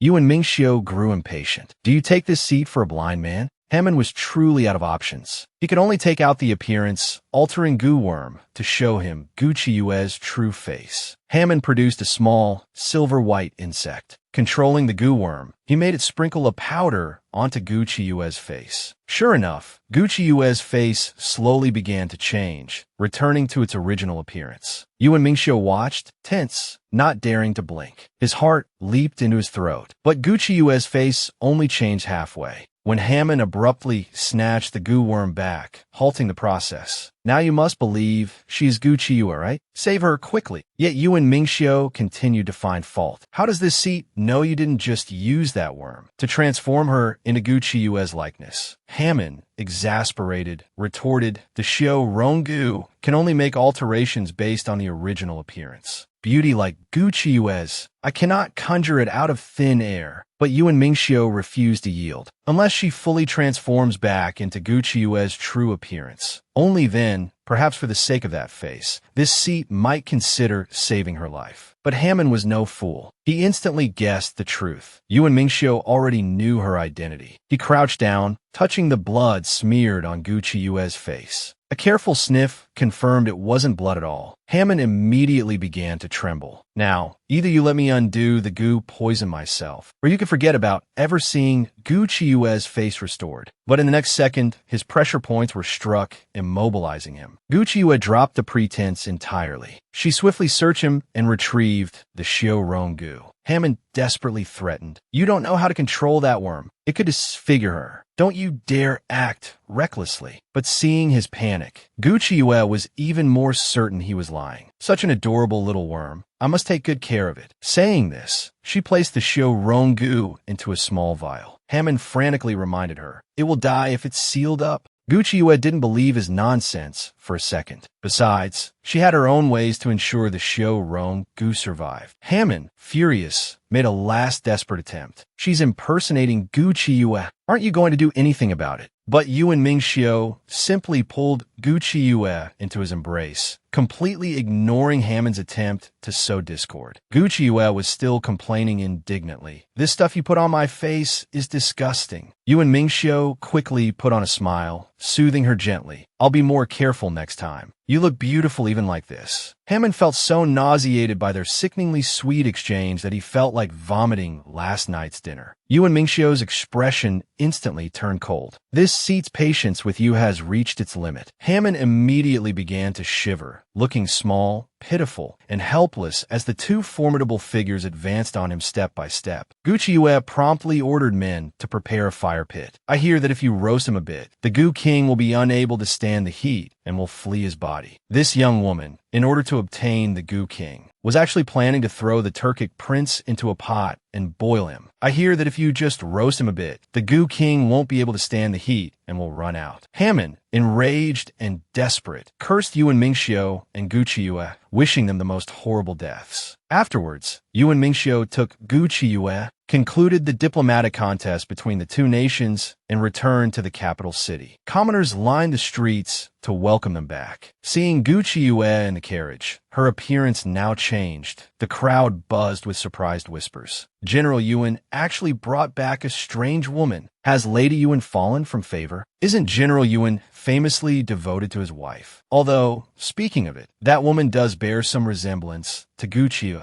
Hidden inside the carriage, Gu Chiyue stifled a laugh. Being mistaken for Yuan Mingxiu's new favorite was rather amusing. The news quickly reached the Empress's ears. She instantly ground her teeth in hatred. Does Yuan Mingxiu truly love Gu Qiuyue that much? Even his new favorite has to be a woman who resembles her. However, she quickly realized Gu Qiuyue must be dead, which is why Yuan Mingxiu would seek out such a similar substitute. But this was good too. Planting someone by his side wouldn't be difficult now. Perhaps even that new favorite could be bought. Although it was regrettable not to have killed Gu Qiuyue with her own hands, sending Yuan Mingxiu to join Gu Qiuyue in the afterlife. That would be this palace's meritorious deed. As for Gu Qiuyue, even in death, Wei Yanwang would not let her off. He would certainly avenge his daughter. The very next day, a senior attendant, Momo, went to the general's manor requesting to see Gu Qiuyue. Upon meeting, she identified herself as head attendant Zhang Shi from the Empress's side. The Momo addressed Gu Qiuyue as Guomin. Hearing this, Gu Qiuyue knew instantly that the woman hadn't recognized her at all. It seemed this altered face had indeed fooled quite a few people. Gu Qiuyue decided to play along. She falsely claimed to be Lady Li, Yuan Mingxiu's newly favored mistress. The Momo then proceeded to shower Gu Qiuyue with praise, before subtly mentioning that she bore a striking resemblance to the deceased Gu Qiuyue. Lord Yuan must surely have brought you close because of this face. Hearing this, Gu Qiuyue's expression turned cold. She questioned unhappily, "Are you saying I am merely a substitute? What exactly are you here for? Speak quickly. I don't have time to dally with you." The Momo didn't get angry. Instead, she smiled and said she was inviting her to do the Empress a small favor. "Our Highness wishes to know a thing or two about Lord Yuan's every move." Upon hearing this, Gu Qiuyue revealed a delighted smile. "Why should I help with this? There's absolutely no benefit in it for me." The Momo immediately began sowing discord. "My lady, you might want to consider this. Once Lord Yuan finds someone who resembles Gu Qiuyue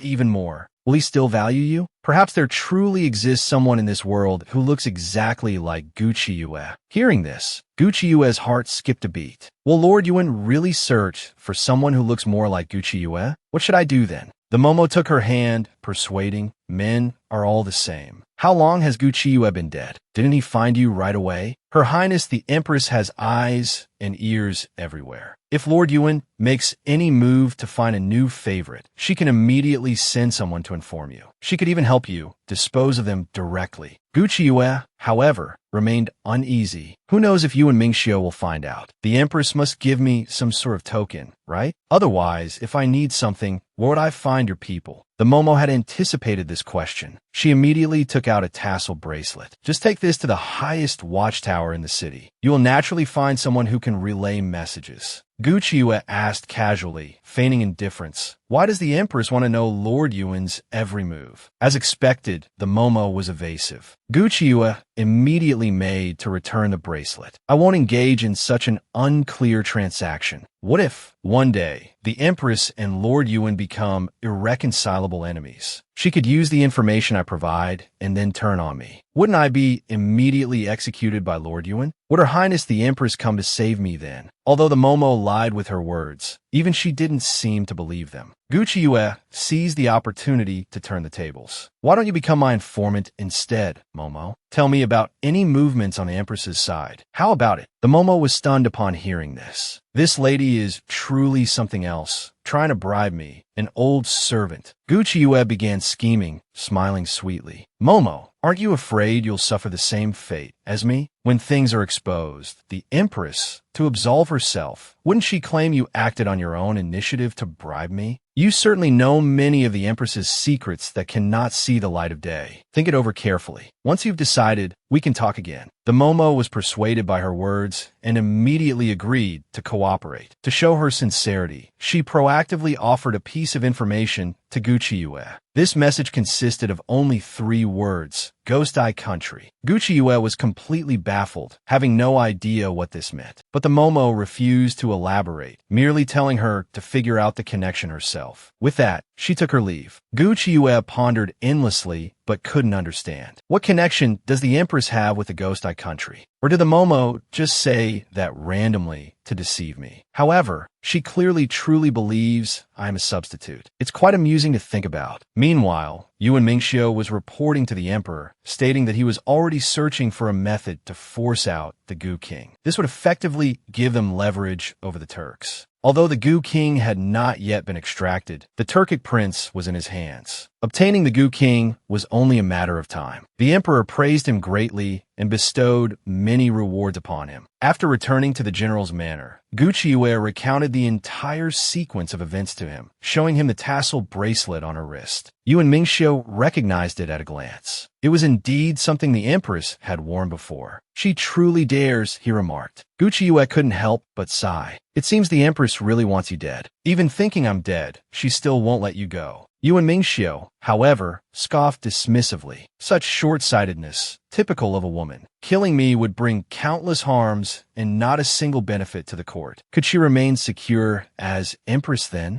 Gu Qiuyue immediately understood. She was seeking revenge for Chu Linglong. Their bond was truly like mother and daughter. Yuan Mingxiu also found it strange. The empress's affection for Chu Linglong was indeed excessive doting, better than towards her own biological children. Subsequently, they discussed the matter of the Gu King being revealed. The divine physician girl, whose face was ruined by Gu worms, was mistaken by everyone as her own substitute. The empress even sent someone to bribe her, wanting her to act as an inside informant, monitoring the movements of the cold-faced general. Who would have thought that Gu Qiuyue, with her clever tongue, would instead turn the empress's head attendant Momo against her? The Momo also told her about the Ghost Eye country matter. Meanwhile, Gu Qiuyue also told the Momo the whereabouts of the Turkic prince. The Momo immediately returned and reported this to the empress. The empress directly dispatched people to rescue the Turkic prince. That evening, the Turkic prince found himself suspended upside down over a pot. Juesha had already been notified. Someone was coming to snatch the Turkic prince tonight. They were to cooperate and put on a convincing performance. And indeed, in the dead of night, 3 figures clad in black quietly infiltrated the premises. Seeing Hammond strung up, the trio was utterly bewildered. What was the meaning of roasting him like this? Could it be that Turkic flesh was particularly delicious? Witnessing this, Juesha understood. They were unaware of the Gu King's existence. They merely intended to rescue the Turkic prince. As expected, when the Gu worm masquerading as the Gu King appeared, the 3 intruders' faces turned pale with fright, mistaking it for just an ordinary Gu worm. Juesha immediately leaped out, shouting, "Someone's stealing the Gu King! Guard quickly! Seize them! Don't let them take the Gu King!" Hearing this, the men in black were stunned. That thing was actually the Gu King? Could this be the legendary Gu King capable of controlling all Gu worms in the Turkic lands? By now, the shadow guards had surrounded them. Juesha quickly stopped everyone, warning sternly, "Do not touch the Gu King. Anyone who touches it will die." Hearing this, the men in black became even more convinced. This thing must be incredibly powerful. Bringing the Gu King back would be a meritorious achievement. The 3 immediately produced a vial and trapped the Gu King inside. Seeing this, Juesha roared in fury. "If you're caught, you'll all be executed. We cannot possibly let you leave with the Gu King. Put down the Gu King, and we might spare your lives." As Juesha spoke, an arrow shot past. One of the men in black instantly threw down a smoke bomb, using the cover to escape. How could they possibly bother with the Turkic prince now? The empress was ecstatic upon receiving the Gu King. What an unexpected delight. With this Gu King, it could prove useful the next time Yuan Mingxiu made a move. Hearing this, Hammond curled his lips into a deliberately wicked smile. The Gu King must be fed with its host's flesh and blood. Are you certain she knows even this? Juesha refused to believe his nonsense, certain he was trying to spin some ridiculous tale to frighten him. Hammond continued with a serious expression. "If fed improperly, she will be devoured by the Gu King. Does she know this too?" Juesha was instantly aghast, genuinely frightened by his words. Could it actually be true? Hammond maintained a completely earnest expression. "Of course, it's true. Why would I harm the woman I admire?" Juesha broke into a cold sweat for him. If my lord were to hear those words, it would truly bode ill for you. Hammond, however, showed no fear. "Let him hear it then. If he has the guts, strike me down with one blow. What kind of hero keeps me tied up like this?" Juesha coolly informed him. Tomorrow is the ceremony for friendly relations between our two nations. How could it proceed without your highness? Hearing this, Haman instantly flew into a rage. Who permitted this ceremony? This prince has not agreed. Juesha smiled menacingly, threatening. Has your highness forgotten the internal strife within the Turkic royal court? Without our lord and lady, your highness would currently be attacked from both front and rear. You should stop this futile bravado. Your best option now is to cooperate with our lord and lady and conduct the ceremony properly. You have no other choice. Haman was instantly rendered speechless, yet his eyes clearly betrayed his unwillingness. At the negotiation ceremony the next day, Yuan Mingxiu and Haman represented their respective nations, preparing to seal an alliance with blood, to signify the restoration of friendly relations and the cessation of hostilities. However, when it was Haman's turn to draw blood, as the blood from his fingertip dripped into the wine cup, Haman moved his hand behind his back and made a gesture. Instantaneously, the mixture of blood and wine in the cup began to bubble and boil furiously. Haman immediately played the victim, shouting with feigned horror, "Yuan Mingxiu, what trickery have you employed?" Yuan Mingxiu shot him a cold glance. The disgusting appearance of this worm. Shouldn't I be asking you, the one skilled in the Gu arts? Haman immediately put on an innocent face, protesting, "My Gu king was stolen by you. What else could I possibly do? You just want to sabotage the peace talks. You want to destroy my Turkic people." When the general and his wife were ordered to seal the peace treaty with blood, the Turkic prince had put something in the wine. Haman even feigned surprise, biting back. "You actually tampered with the wine? You people just want to ruin the peace talks and annihilate my Turkic nation." Gucciue was so furious, she slammed a fist onto his head. Haman clutched his head, wailing loudly in pain, accusing her of the shameless act of hitting someone just because they disagreed. Gucciue seized the opportunity to question loudly. "The Gu king was stolen. Don't tell me you don't know." Now, people from both nations heard, and a buzz of discussion arose among the envoys. Haman, however, didn't believe it at all. "With your skills, someone could steal the Gu king? Not just anyone can control the Gu king. If it devours most of your country's Gu, I won't be responsible." Gucciue wasn't worried in the slightest. "Worst case, I'll just cut 100 pieces of your flesh off. Using that to lure the Gu king out will surely work." Yuan Mingxiu saw them, conversing as if no one else was present. He instantly became displeased, coldly urging him to get rid of the Gu worm quickly. Hearing this, Haman started playing dumb. "Without the Gu king, I can't handle it." Gucciue couldn't help but laugh. "If you want the Gu king, just say so. Why beat around the bush? Could it be that you stole the Gu king and are now framing us?" Hearing this, Haman grinned shamelessly. "Do you have any proof?" Gucciue,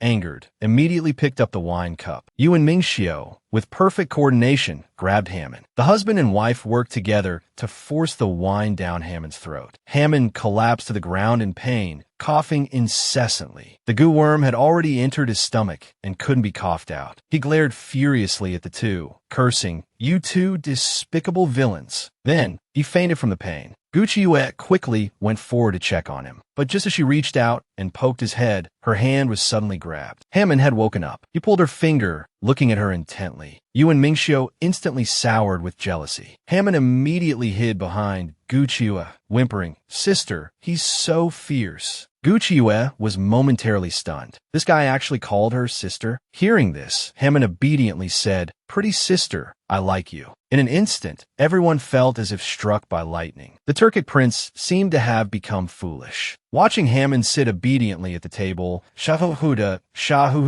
foolishly / simple-mindedly, stuffing pastries into his mouth. He looked no older than 5. The couple felt a wave of fear wash over them. If Yuan Mingxiu had drunk that cup of wine earlier, he would be the one whose mind had regressed now. Hearing this, Gucciue curiously looked Yuan Mingxiu up and down, her mind involuntarily picturing his arrogant yet childish 5-year-old self. Her heart instantly melted at the cuteness. Yuan Mingxiu suddenly felt a chill, quickly flicking her forehead to dispel the strange thoughts from her mind. Seeing this, Haman stepped forward protectively in front of Gucciue.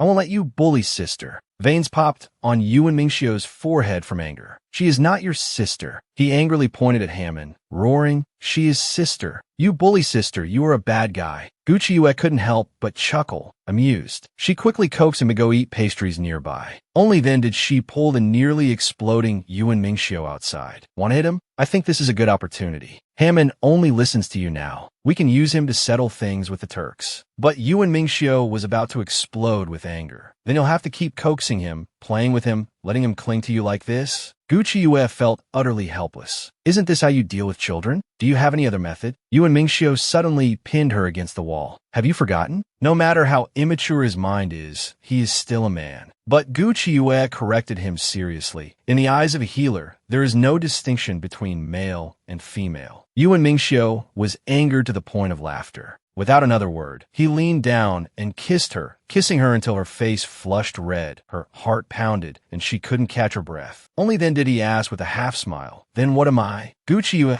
covered her mouth and muttered resentfully, "You're just a pervert." But just then, it belatedly dawned on him. Could this fellow actually be jealous? Gucci Yue was instantly amused, bursting into hearty laughter. How could you be jealous of even a 5-year-old child? Yuan Mingxiu, exasperated, growled lowly, "Don't laugh. He's certainly no 5-year-old child." Gucci Yue quickly embraced him, murmuring softly, "Let's finish the ceremony quickly so we can send this trouble away sooner. I'll have to ask my husband to endure it for now." Only then did Yuan Mingxiu's anger subside slightly. But the very next second, Hammond started clamoring noisily for Big Sister again. Without a word, Gucci Yue slipped away, approaching him with a smile, saying, "Big Sister is here." Yuan Mingxiu's face instantly darkened. He truly couldn't bear it any longer. If this didn't succeed soon, he feared he might just throw Hammond out directly. Soon, the blood oath ceremony continued. Hammond whimpered, unwilling to proceed. Gucci Yue could only coax him gently. "Be a good boy and participate in the ceremony. Big Sister will play with you afterwards. It might hurt just a tiny bit, but you're a brave little man. You won't be scared, right?" Hammond thought, "I am a brave little man," and finally mustered the courage to extend his hand. Yuan Mingxiu had long run out of patience. Drawing his dagger, he moved to let the blood himself. The Juesha envoy quickly jumped out, shouting, "Stop! The Gu King is fundamental to the Turkic people. Without this item, the ceremony cannot be completed. We implore Lord Yuan to help track down the Gu King, so the ritual can be finished soon." Just then, Juesha came to report. A man claims to have found a wondrous insect resembling the Gu King. He says to meet tomorrow outside the Chingu Gate Tower for Lord Yuan to inspect. It seemed the ceremony could not be completed today. Yuan Mingxiu immediately flicked his sleeves and turned to leave. Gucci Yue subconsciously started to follow him. Hammond instantly chased after her, grabbing the corner of her robe, complaining pitifully, "Big Sister, how could you leave me behind? I want to watch the shadow puppet show with Big Sister." Gucci Yue had no choice but to take his hand and head back with him. Yuan Mingxiu was so furious he could have ground his teeth to dust. Juesha, ever perceptive, offered, "Perhaps I can help Master deal with this?" Yuan Mingxiu replied fiercely, "No need. When the ceremony is over, I will personally take care of him." However, Gucci Yue had still not returned by nightfall. Yuan Mingxiu instantly exploded with rage. "Even if his mind has regressed, clinging to my wife late into the night, what sort of propriety is that?" He immediately stormed off to find them. But just as he reached the door, he heard Hammond saying, "I'm so scared all alone. I want Big Sister to sleep here with me." At that, Yuan Mingxiu's composure snapped completely. The Turkic prince, afflicted by the Gu, had regressed to a 5-year-old child, clinging to the young woman, holding her hand. And now he wanted to sleep with her too. The cold-faced general kicked the door open in fury. He swept Gucci Yue into his arms, declaring his sovereignty, then swung his sword towards Hammond. "Based on what you just said alone, this seat could have you die 1,000, 10,000 times." Hammond was instantly terrified, tears welling his eyes as he cried out, "Big Sister, he's bullying me." Gucci Yue quickly separated the two childish men. "It's late, time for bed." "Hammond, you're a brave little man. How can you be afraid to sleep alone?" Hammond could only nod pitifully. Only then did Gucci Yue pull Yuan Mingxiu back to their own room. Yuan Mingxiu immediately turned sour. "What? Afraid I'd actually cut him down?"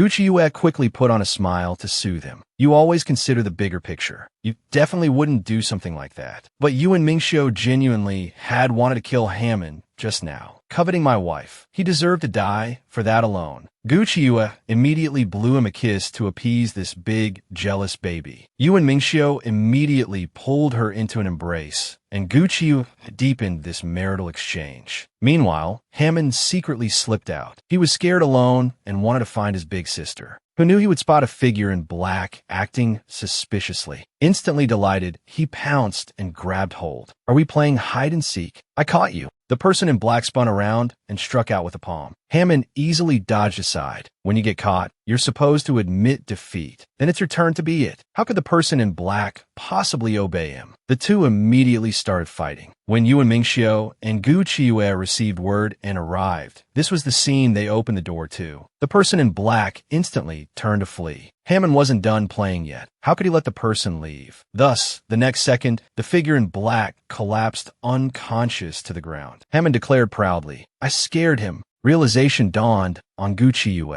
So the Turkic people learned lethal techniques from childhood. She immediately stepped forward to drag the man away for interrogation. But as she grabbed the black-clothed man's collar, she discovered a strange pattern on his neck. Hastily pulling his clothes open, she saw what appeared to be a totem emblazoned on his back. She couldn't identify which clan the totem belonged to, suggesting the figure behind him was far from simple. Hammond, however, scratched his head in frustration. He felt strongly that he had seen this symbol somewhere before, yet the memory eluded him entirely. He was only certain he had encountered it. Yu and Mingxiu promptly ordered his men to take the black-clothed man away for rigorous questioning. But just as Juesha moved to drag him off, the man abruptly waved his hand, scattering a cloud of powder. Taking advantage of Juesha's delayed reaction due to the poison, the black-clothed man suddenly sprang up, launching a fist towards Gucci Yue. In that critical instant, Yu and Mingxiu swiftly pulled Gucci Yue into his embrace, shielding her from the potentially fatal blow. Then, with a reverse stroke of his sword, he severed the tendons in the man's hand and foot. Amidst the black-clothed man's agonized cries, Yu and Mingxiu delivered a cold warning. "If you know what's good for you, reveal the identity of the person behind this." But the black-clothed man merely clenched his jaw, remaining stubbornly silent. The following day, Yu and Mingxiu proceeded to the Qinggu Gate Tower as arranged. He found the area teeming with people, a hubbub of noise and excitement. Even ministers from the Zhao court were present. Hammond had also insisted on coming, sticking close to Gucci Yue.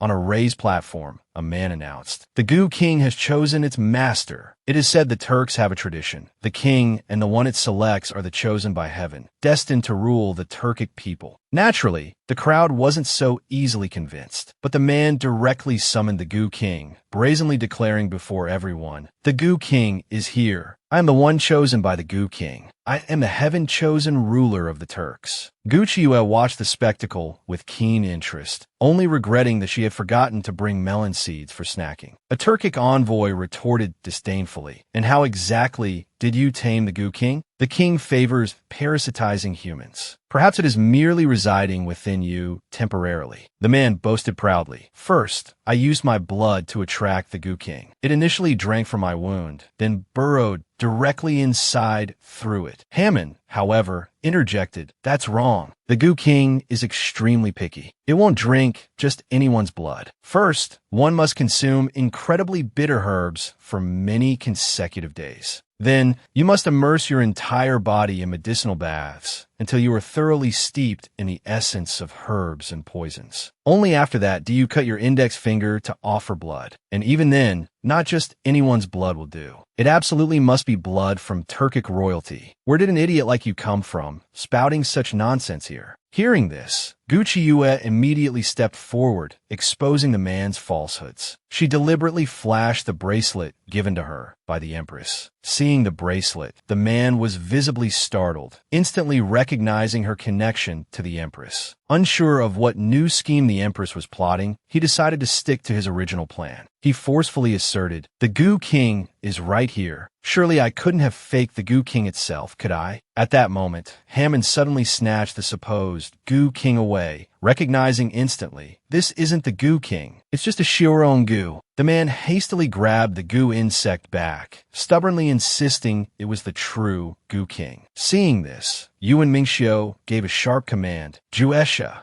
Juesha immediately struck, slicing the Goo insect clean in two with a single stroke. The truth was now undeniable. How could the true Goo King be killed so easily? The Turkic envoy inspected the remains multiple times, confirming this is indeed a Shiorong Goo. He then turned furiously upon the man, demanding, "Who exactly are you? How dare you use a fake Goo King in an attempt to usurp control of the Turkic people?" Seeing the situation had turned against him, the man immediately spun around and fled. Juesha gave chase without a second thought. Unexpectedly, however, the man flung another cloud of powder. Caught off guard, the crowd erupted in coughs, rendered powerless to pursue. Only Juesha, grimly enduring, remained unaffected. With Juesha shielding him, Yuan Mingxiu avoided the powder's effects. Yuan swiftly removed his jade pendant and hurled it, striking the fleeing man and knocking him unconscious. Yuan Mingxiu ordered his men to take the man away, then took Gu Chiyue's hand to leave. Hammond trailed after them, calling out endearingly, "Sister, sister." Gu Chiyue glanced back at him, a half-smile playing on her lips, but said nothing. A jolt went through Hammond's heart. Could she have already figured it out? Later, back at their residence, Gu Chiyue washed away her disguise, revealing her true face. Yuan Mingxiu couldn't resist leaning down towards her. Just as the air crackled with unspoken intimacy, a sudden knock echoed at the door. The two instantly, awkwardly, pulled apart. Juesha entered to report. That man also bears the same tattoo. At the same time, agents of the Empress arrived, seeking Lady Li. A young woman endured 300 assassination attempts in a single day. Furthermore, each assassin bore a peculiar totem. If captured, they would perish instantly, their deaths attributed to goo poison. Gu Chiyue couldn't help but suspect the Turkic prince, a chilling thought. Unbeknownst to her, Hammond, concealed on the rooftop, overheard everything. Feeling wronged, he muttered under his breath, "When did I ever deploy such a thing? It's all because of that accursed witchcraft. It was meant to turn Yuan Mingxiu into a fool, yet I was the one who fell victim to it. Even with my mind regressed, I wouldn't use goo poison to kill people." Juesha, tasked with covert surveillance, was utterly speechless. Had this Turkic prince genuinely lost his wits? The following day, Gu Chiyue sought out Hammond. Hammond, listlessly maintaining his facade, mumbled, "Sister, I don't feel like going out to play today." Without preamble, Gu Chiyue saw right through him. "Your Highness, you could drop the act now. You are proficient in the art of goo cultivation, but your witchcraft skills are lacking. A spell of your caliber could hold for 7 days, at most. Yet, you've kept up the charade for an additional 3 days. Quite the performance, I must say." Hammond flushed with embarrassment, wishing the ground would swallow him whole. She knew all this time? She watched my pathetic act and didn't expose me? This woman, he thought, was truly formidable. But then, Gu Chiyue dropped a bombshell, asking him to continue the pretense for a few more days. Hammond erupted in fury. "You wish to prolong my humiliation, to watch this farce for a few more days?" Gu Chiyue assured him she wasn't merely seeking amusement. "This is all for the sake of the Turkic people. Don't you wish to uncover who orchestrated the appearance of that fake Goo King yesterday?" Hammond stared back, utterly perplexed. What connection could that possibly have to him, feigning childishness? At that very moment, a servant announced the arrival of the head matron from the Empress's retinue.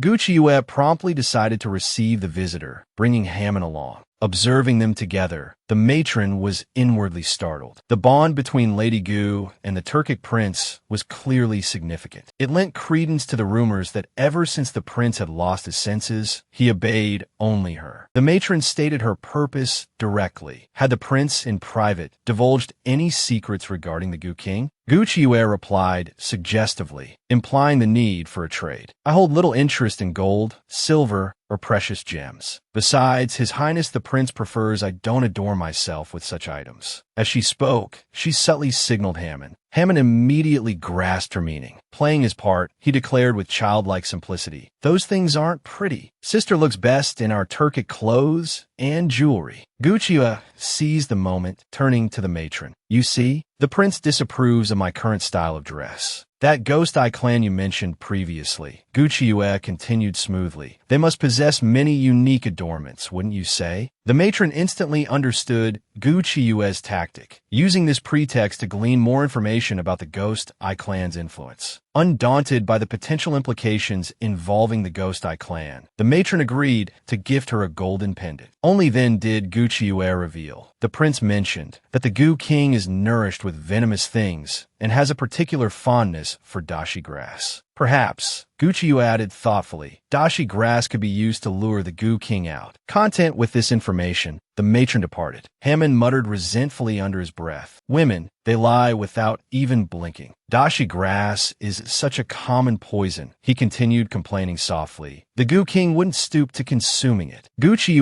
remained unconcerned about her deception being revealed. After all, the information supposedly came from the mentally regressed prince. He wouldn't know the truth from a lie anyway, she thought. Hammond was stunned by her cunning. This woman is truly devious. Gucci didn't waste energy debating him, merely cautioning him to maintain his act flawlessly. "There could be other spies within this residence," she warned before turning to leave. Hammond instantly hurried after her. Since he was committed to playing the child, he might as well continue pestering Gucci. Annoying Yuan Mingxiu brought him immense satisfaction. And indeed, Yuan Mingxiu's expression darkened, so thunderous it seemed storm clouds gathered above him. Hammond clung to Gucci, whimpering theatrically, "Sister, I'm scared." Gucci snapped impatiently, "Stop pretending. Everyone here already knows you've recovered." Hammond froze, utterly mortified. He felt he'd lost face for a lifetime. At that moment, Juesha arrived, presenting the corpse of the assassin. They had secured the assassin in the dungeon, but shortly after, his body turned purple and he suffocated. Gucci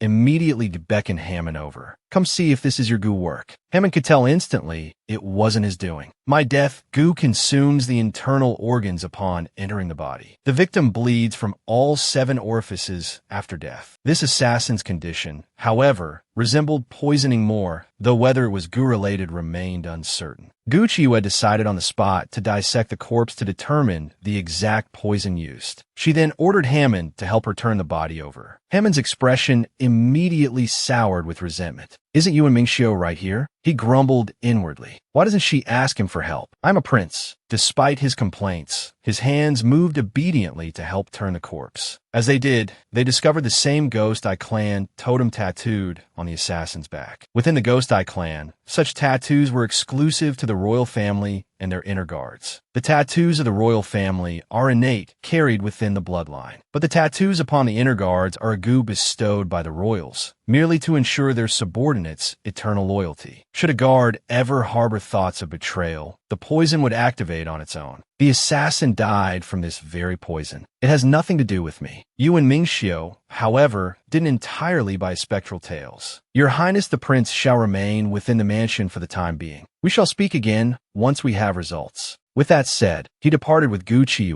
Hammond was instantly struck by a wave of desolation. Still, the man holding the fake Goo King was still here. He wouldn't act rashly before the investigation was clear. Besides, staying here was currently the safest option. Meanwhile, on the other side, Gucci and Yuan Mingxiu proceeded to the dungeon. The man holding the fake Goo King had requested to see Gucci, or more accurately, he wished to see Mistress Jian. Unexpectedly, the identity Gucci had casually fabricated proved quite useful. The moment the man saw Gucci, he asked where she had obtained the bracelet on her wrist. Gucci immediately declared with smug satisfaction, "This was bestowed upon me by Her Majesty the Empress. Not only do I have Lord Yuan's favor, but I also have the Empress's backing. I advise you not to entertain any ideas concerning me." But the man seemed concerned with only one thing. "Her Majesty the Empress regards you differently?" Gucci instantly felt a flicker of doubt. Why did he keep asking about matters related to the Empress? Could he also be one of the Empress's people?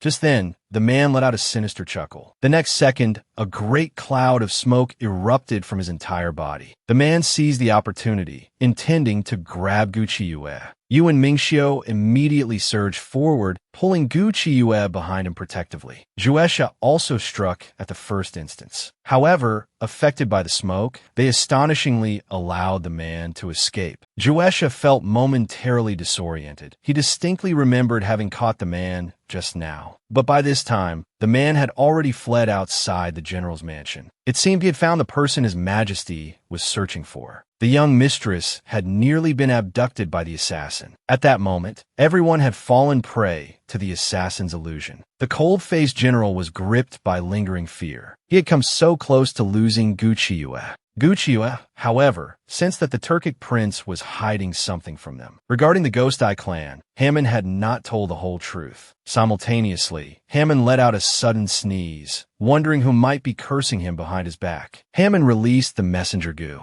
Although it would likely take 5 or 6 days to reach its destination, this was currently the safest method. He had no idea what the situation was within the Turkic lands now. Also, why would the Ghost Eye clan send people to kill Gu Qiuyue?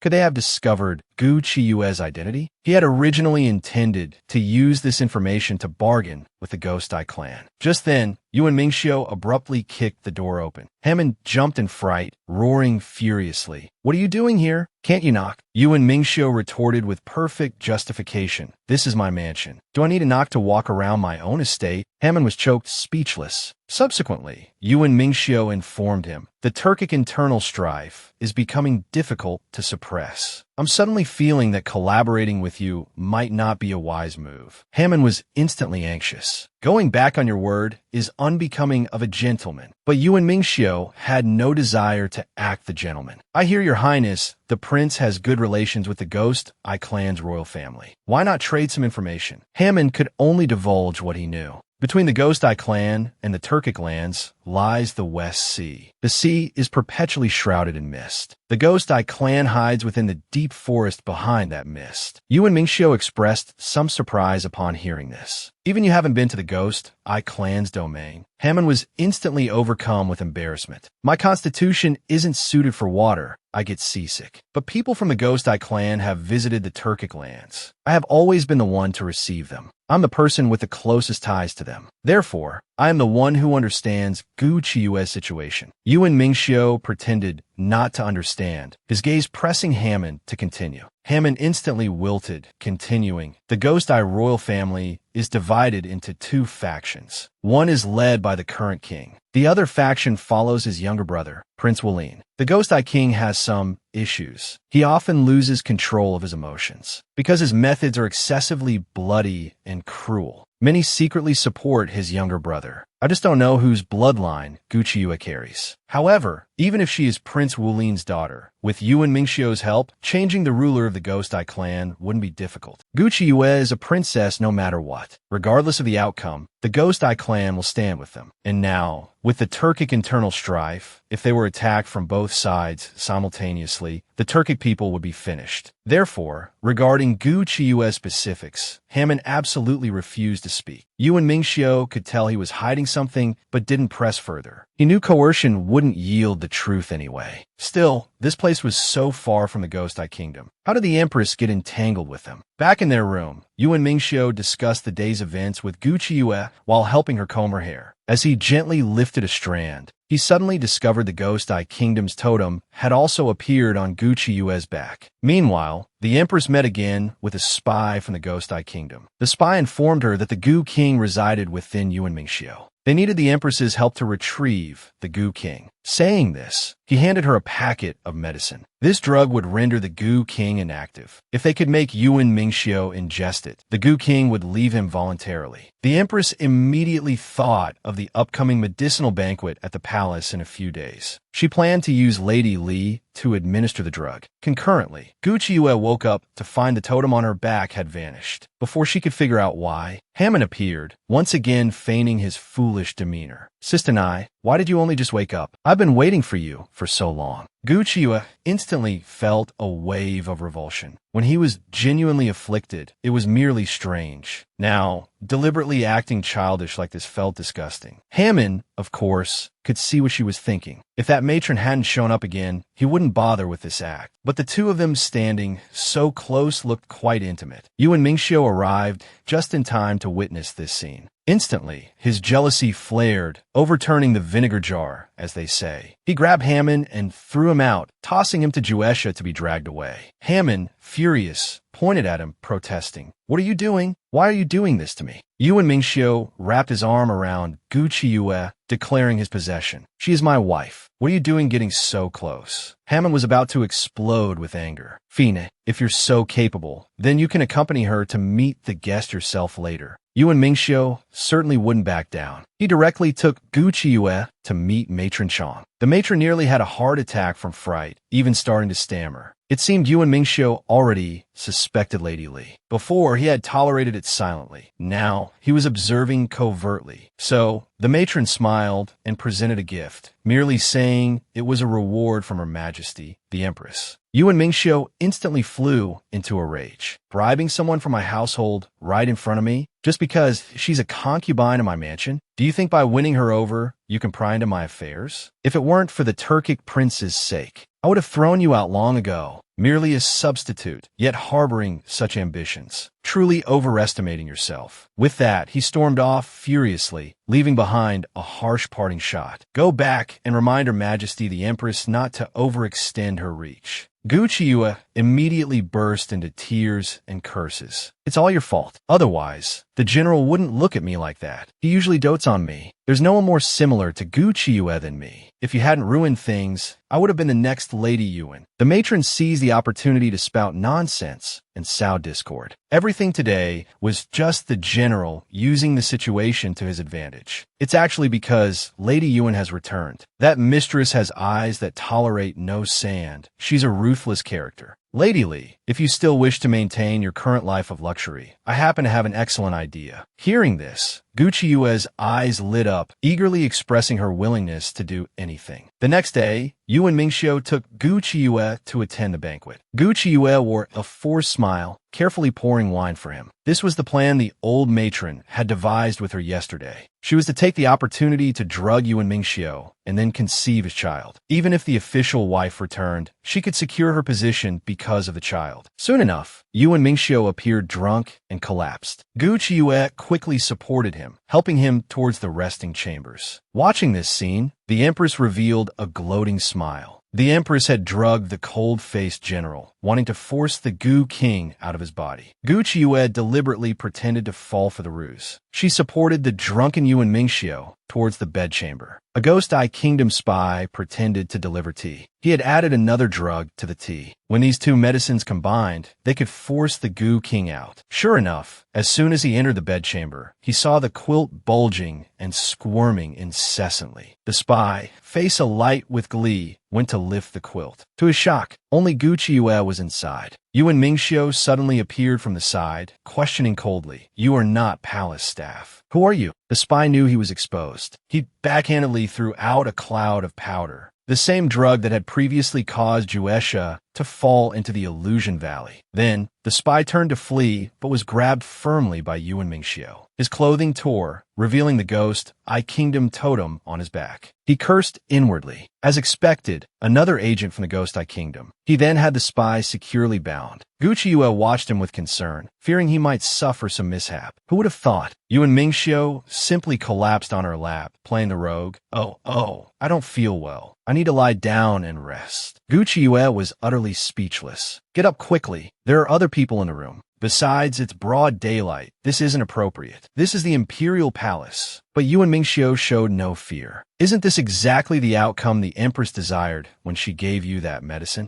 If I'm unconscious, you can do whatever you please. Gu Qiyue's cheeks instantly flushed crimson with embarrassment. How could this man utter such shameless words? Deciding to throw caution to the wind, she retorted, "Since you're the one who said it, then I won't hold back." With that, she reached out and caressed his face. She leaned in, planting a feather-like kiss on his earlobe. Yu and Mingxiu's face reddened, his heart pounding, the situation teetering on the edge. Yet, just as sparks were about to fly, Guqiue abruptly sprang up and walked away. Hit and run, how thrilling! Now Yuan Mingxiu was displeased. He grabbed her, pulling her down beneath him. This level of intimacy won't be enough to make you noble through your son. Meanwhile, a palace maid came to report to the empress. The plan has succeeded. Now we just need to obtain the Gu King, and the people from the Ghost Eye Kingdom will never appear again. At this moment, a Turkic envoy arrived to report to the emperor. A few days ago, a fraudster claimed to have obtained the Gu King and even gathered many court officials. Fortunately, Lord Yuan exposed him, preventing any trouble. Now, Lord Yuan has helped us find the real Gu King. It is currently with His Highness the Prince, perfectly safe. Hearing this, the Empress turned pale with shock. Was it the Gu King on Yuan Mingxiu? The Emperor noticed her stunned expression and asked with some surprise, "Why do you look like that?" The Empress quickly forced a dry laugh to smooth things over. "I previously heard the Gu King's whereabouts were unknown. I didn't expect it to be found. How is it located? Are you certain it's genuine?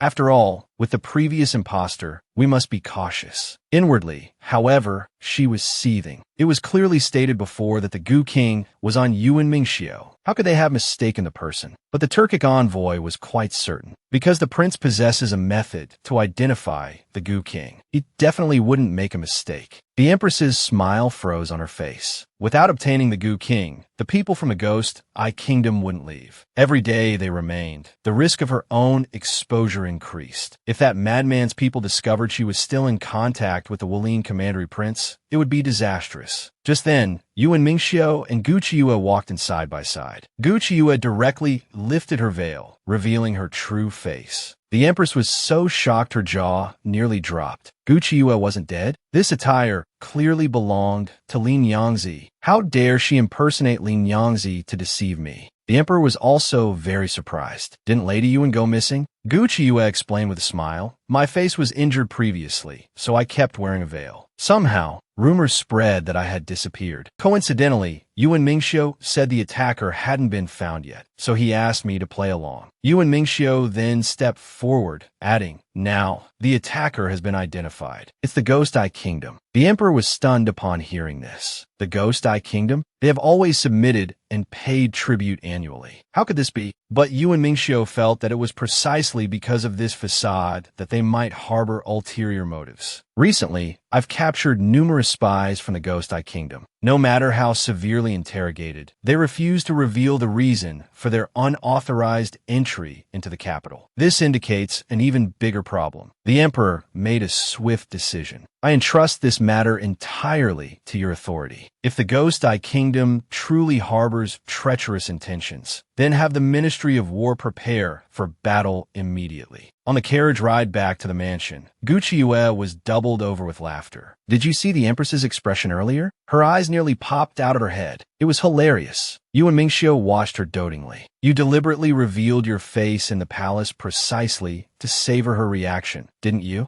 Guqiue was, naturally, extremely satisfied with the results. And there was an unexpected bonus. She had administered a drug to the captured spy and sealed his meridians with needles. Now, the spy doesn't even have the strength to kill himself. We can take our time interrogating him. The spy had also been given a peculiar concoction by Guqiue, causing him to itch unbearably and laugh uncontrollably, while Juesha, following Guqiue's instructions, employed specific methods during the interrogation. Although the spy still clenched his teeth, refusing to confess willingly, under the drug's influence, he involuntarily blurted out, "We want to incite internal strife within the Turkic lands and find our princess." Soon, Hammond also received the news and turned pale with shock. "Aren't they our allies?" Yuan Mingxiu sneered beside him. "It seems your alliance isn't very solid. You helped the Ghost Eye Kingdom test our defenses. Yet, they sought to seize the Tiger King at this opportunity. Utter fools." Although Hammond was quite displeased at being scolded, he had indeed been careless this time. He had to admit it was all thanks to Yuan Mingxiu's help. Therefore, he resolved that after returning from quelling the internal strife in the Turkic lands, he would express his profound gratitude. The more Hammond spoke, the more awkward he felt. He immediately decided to get up and return to the Turkic lands. Who would have thought Yuan Mingxiu would suddenly stop him, making a request? Thus, the next day, Yuan Mingxiu and Guqiue disguised themselves as Turkic people, accompanying the Turkic prince on his journey back. Gu Qiyu touched Yuan Mingxiu's face, suddenly finding this look quite unique, a different kind of handsome. Yuan Mingxiu quickly grasped her hand, reminding her to be cautious as walls have ears. Then, they leaned their heads together, discussing in low voices. Their plan was precisely to launch a surprise attack, catching the enemy off guard, allowing the enemy no time to prepare, thus facilitating their covert investigation. Her ears burned. Just talk if you need to talk. Why get so close? Just then, Hammond suddenly entered. Seeing the bashful appearance of the two, his face instantly turned cold. "What are you two doing in my royal carriage?" Gu Qiyu, putting on a stern face, replied, "I am preparing refreshments for you." Hammond didn't believe her nonsense for a second. That expression clearly looks like she wants to poison me. However, he was still worried. "You follow just like this? Won't your emperor find out?" Yuan Mingxiu, however, was full of confidence. He had already made all the arrangements. Besides, the urgent matter now is that there's a spy within the Turkic envoy. Hammond was instantly stunned. "Everyone around me is a carefully selected elite guard. How could there possibly be a spy?" Yet, that very night, while encamped in the wild, assassins suddenly appeared. The divine Dr. Maiden, disguised, journeys to the Turkic lands to help the Turkic prince quell the internal strife. But along the way, the maiden constantly displayed affection with her stoic husband, flaunting their love,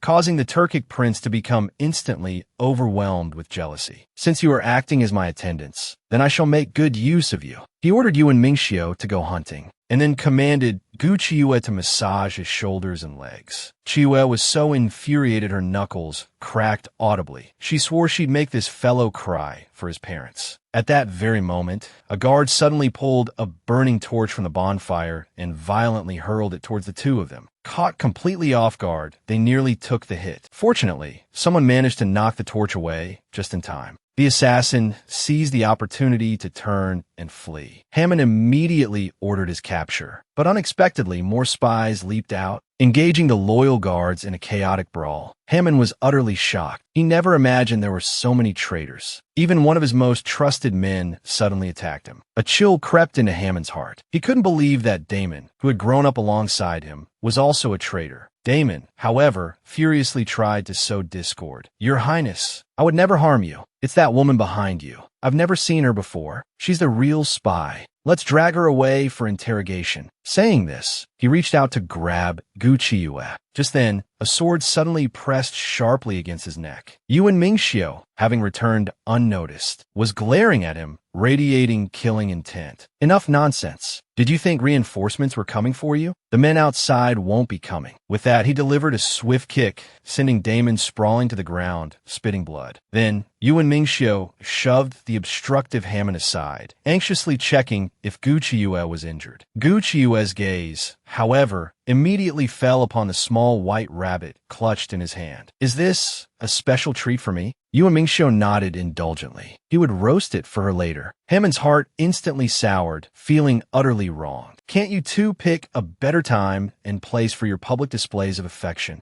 There are still so many traitors in my ranks." Even now, he found incredible. These men had all faced life and death situations with him. How could his elite guards betray him? Yuan Mingxiu, however, had already ascertained the truth. Someone doesn't want you to return. As long as Hammond disappears along with the Buwang, the internal strife in the Turkic lands will escalate further. Once the Turkic royalty and nobles fight amongst themselves for succession, tearing the kingdom apart, annexing the Turkic lands will be effortless. Hammond was instantly moved. "So you knew all along? Did you come out here just to protect me?" Yuan Mingxiu retorted irritably, "Don't flatter yourself. I am protecting the stability of a neighboring country, and my beloved Qiyu. Although I don't know why the Ghost Eye Kingdom wants to target Qiyu, I won't let them succeed." Protecting Qiyu, however, felt strange. Whether it was geographical location, environment, climate, or resources, the Turkic lands were clearly inferior to the Ghost Eye Kingdom. The Ghost Eye Kingdom, relying solely on animal husbandry and farming, was already stronger than the Turkic lands. Moreover, they produced rare gemstones. What benefit could annexing the Turkic lands possibly bring them? Hammond was practically fuming. "How could you describe our Turkic lands so poorly?" Meanwhile, in the Ghost Eye Kingdom, Prince Walin was enjoying song and dance. Suddenly, a secret guard arrived to report that the long-lost royal bloodline had been found. He heard that His Majesty's people had tried to make a move against that person, only to be countered by the Gu clan. Prince Walin sighed helplessly. Why couldn't his imperial brother just believe that the child had died back then? He made an immediate decision, ordering that they must find the person before his brother's men did. Then, if useful, keep them, if not kill them. Find a replacement to keep. On the other side, Gu Chiyue and Yuan Mingxiu followed Hammond back to the Turkic lands. Since the traitors had all been dealt with, they were now visiting as honored guests. Yuan Mingxiu was very worried that Gu Chiyue wouldn't adapt to the harsh climate of the Turkic lands, with its strong winds and sand. But Gu Chiyue had long heard that the beef and mutton here were delicious and was already incredibly eager to try them. Yuan Mingxiu playfully poked her little head, teasingly calling her a little glutton. Yet, for some reason, he couldn't shake a bad feeling in his heart. Soon, the group prepared to enter the capital city. Hammond worriedly reminded Gu Chiyue,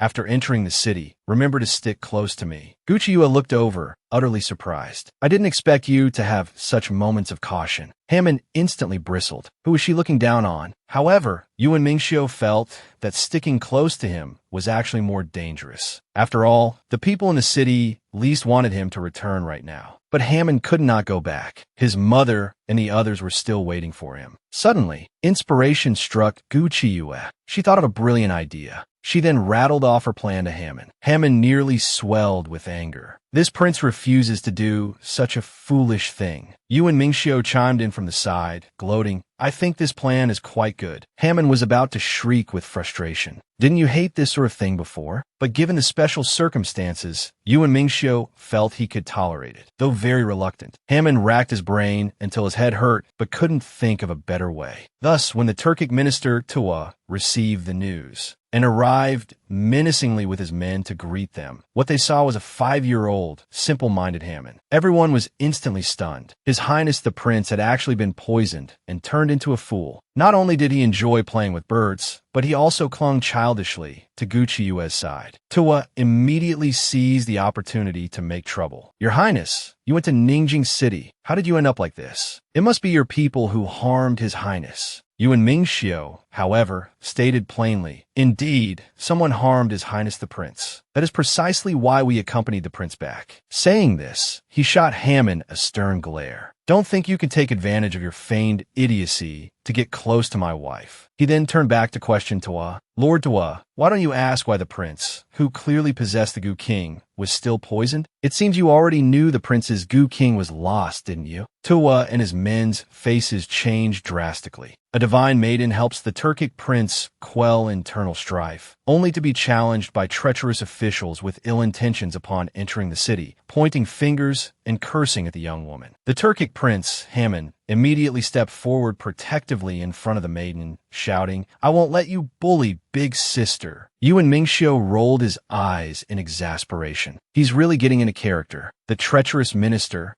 put on a fake smile and switched to coaxing mode. Your Highness, don't you remember me? I am your most loyal Tuwa. Hammond immediately covered his nose in disgust and backed away repeatedly. I don't know you. How long has it been since you bathed? You stink. Stay away from me. Big sister, why do we have to come here? These people all smell bad. Let's go home. Gu Chiyue took the cue, saying she would take him to see his parents. Tuwa quickly interjected to obstruct them. The Khan is currently gravely ill. The queen, exhausted from caring for the Khan, is also resting. It is inconvenient for others to visit. Gu Chiyue was speechless. This was practically house arrest. With both the Khan and queen indisposed, these officials could plot rebellion here. Gu Chiyue immediately stated, I am a married woman. It's inconvenient for me to keep looking after the prince. It's best to hand him over to his relatives. Tuwa still wanted to curry favor and receive Hammond. But the moment Hammond saw him, he recoiled repeatedly in disgust, his expression screaming, I don't know you. Don't touch me. Gu Chiyue added to the pressure. We are returning the prince safe and sound. If anything happens to him under your care, we will be the witnesses. Tuwa immediately understood her underlying meaning. At that point, they could use the pretext of suppressing rebellion to send troops against the Turkic lands. After dealing with them, they could arrange for the Khan to die of illness and the Turkic lands would effectively perish. Therefore, Hammond could not die yet. Moreover, a reliable person needed to be found to care for him. Thus, Tuwa proposed handing him over to Mila, Hammond's full sister, for care. Gucciue, feigning unease, personally escorted Hammond over. However, as soon as they entered the palace grounds, they saw an unreasonable woman hitting and scolding Mila. "Move faster. By the time you finish these chores, it'll be dark." The moment the woman saw Yuan Mingxiu's handsome face, her eyes instantly lit up. "Would you like to stay and become this princess's consort?" Saying this, she reached out to touch Yuan Mingxiu. "Your skin is as beautiful as jade. If you serve me well, I can make you my primary husband." Yuan Mingxiu's face immediately filled with revulsion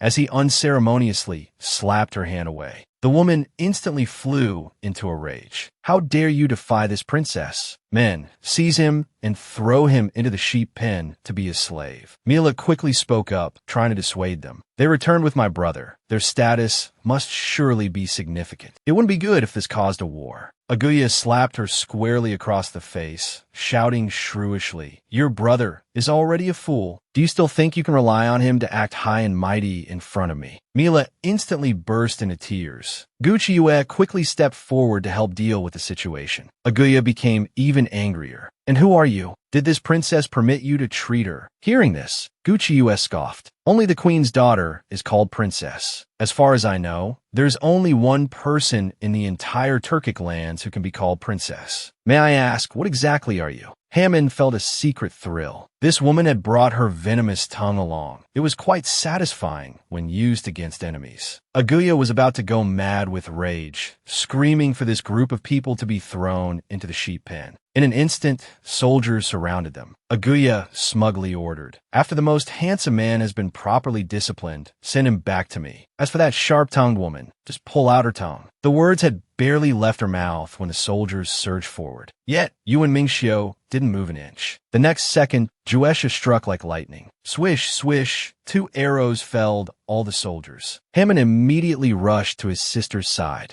Seeing the numerous bruises on her arm, his heart ached instantly. But Mila wasn't sad at all. As long as brother could return, it's fine. However, Gucciue didn't share her good temper. Grudges must be settled on the spot. "How dare you covet my man? Usually, for women like this, I'd poison them, make them rot starting from the eyes until they melt into a puddle of water." Hammond was so frightened he quickly covered his sister's eyes. Little children shouldn't learn this. Then he turned his head towards Yuan Mingxiu. "Your wife is scaring people again. Aren't you going to manage her?" Yuan Mingxiu, however, smiled enigmatically. "My wife is merely declaring her sovereignty. Besides, she never does anything useless. Just watch obediently." Gucciue then took out a silver needle and inserted it into Aguya's glabella. Aguya's eyes instantly glazed over, her expression becoming dazed. As Gucciue questioned her, she suddenly clutched her head and cried out, "Xiaobu harmed me. He told me Mila would have no support in the future, that I would be the only princess of the Turkic lands, the sole royal bloodline, that I could trample Mila underfoot." After she finished her confession, Gucciue removed the silver needle. Aguya instantly fainted to the ground. It seems one of the forces instigating internal strife is Tuwa. Beside them, Mila's eyes shone with admiration. She wanted to become like this elder sister too. Hammond was nearly scared out of his wits. One terrifying woman like this is enough. Gucciue, hearing this, directly jabbed a needle towards him. "Do you have some objection to me?" Hammond, terrified, quickly stammered, No.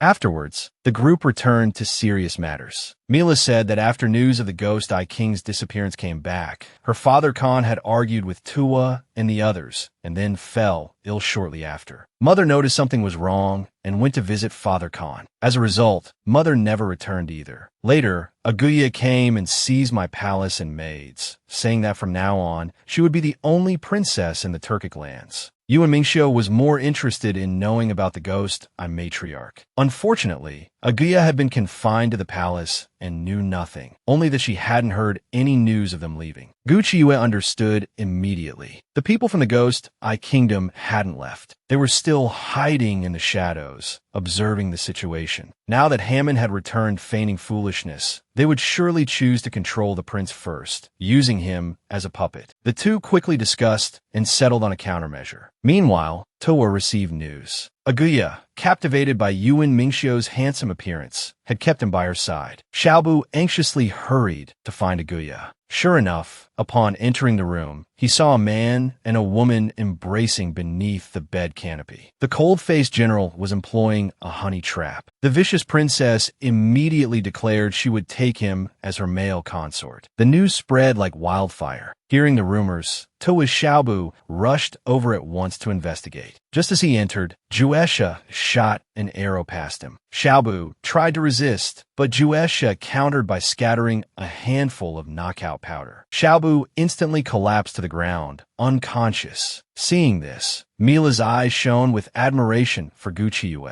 If only she could become that formidable, she could protect her mother. Yuan Mingxiu's vinegar jar had completely overturned. Indeed, both these siblings were equally annoying, always trying to steal his wife. Just then, Xiaobu suddenly sprang up, reaching out to grab the sword in Juesha's hand. Yuan Mingxiu, already simmering with unvented anger, flew forward and kicked him squarely. Xiaobu held his breath, feigning unconsciousness again. It seemed the Xiaobu was not so simple. Xiaobu continued to struggle. Where is Aguya? This has nothing to do with Aguya. If you dare harm her, I will never let you go. Gucci Yue almost wanted to applaud his acting. If you truly care for her so much, why didn't you lift the bed canopy just now? Your mouth keeps asking for Aguya, yet your eyes are fixed on His Highness the Prince. You actually came looking for the prince, didn't you? Even if your father's rebellion succeeds, the throne might not necessarily pass to you. After all, you have too many brothers. So, you plan to control the prince who has already lost his power. You knew long ago about the Gu King poison in him, correct? Who told you? Was it the Ghost Eye Kingdom? The husband and wife worked in perfect concert, seemingly moments away from extracting the truth. Suddenly, a volley of arrows rained down, striking Xiaobu, instantly igniting a raging fire. Yuan Mingxiu immediately shouted for help and rescue, but absolutely no one entered. Xiaobu burst into triumphant laughter. My reinforcements have arrived. How could the mere 20 or 30 men you brought possibly stand against them? Release me now, and perhaps you still have a chance to live. Now Yuan Mingxiu was even more certain. Xiaobu was indeed colluding with the people of the Ghost Eye Kingdom. But are you sure they've come to rescue you?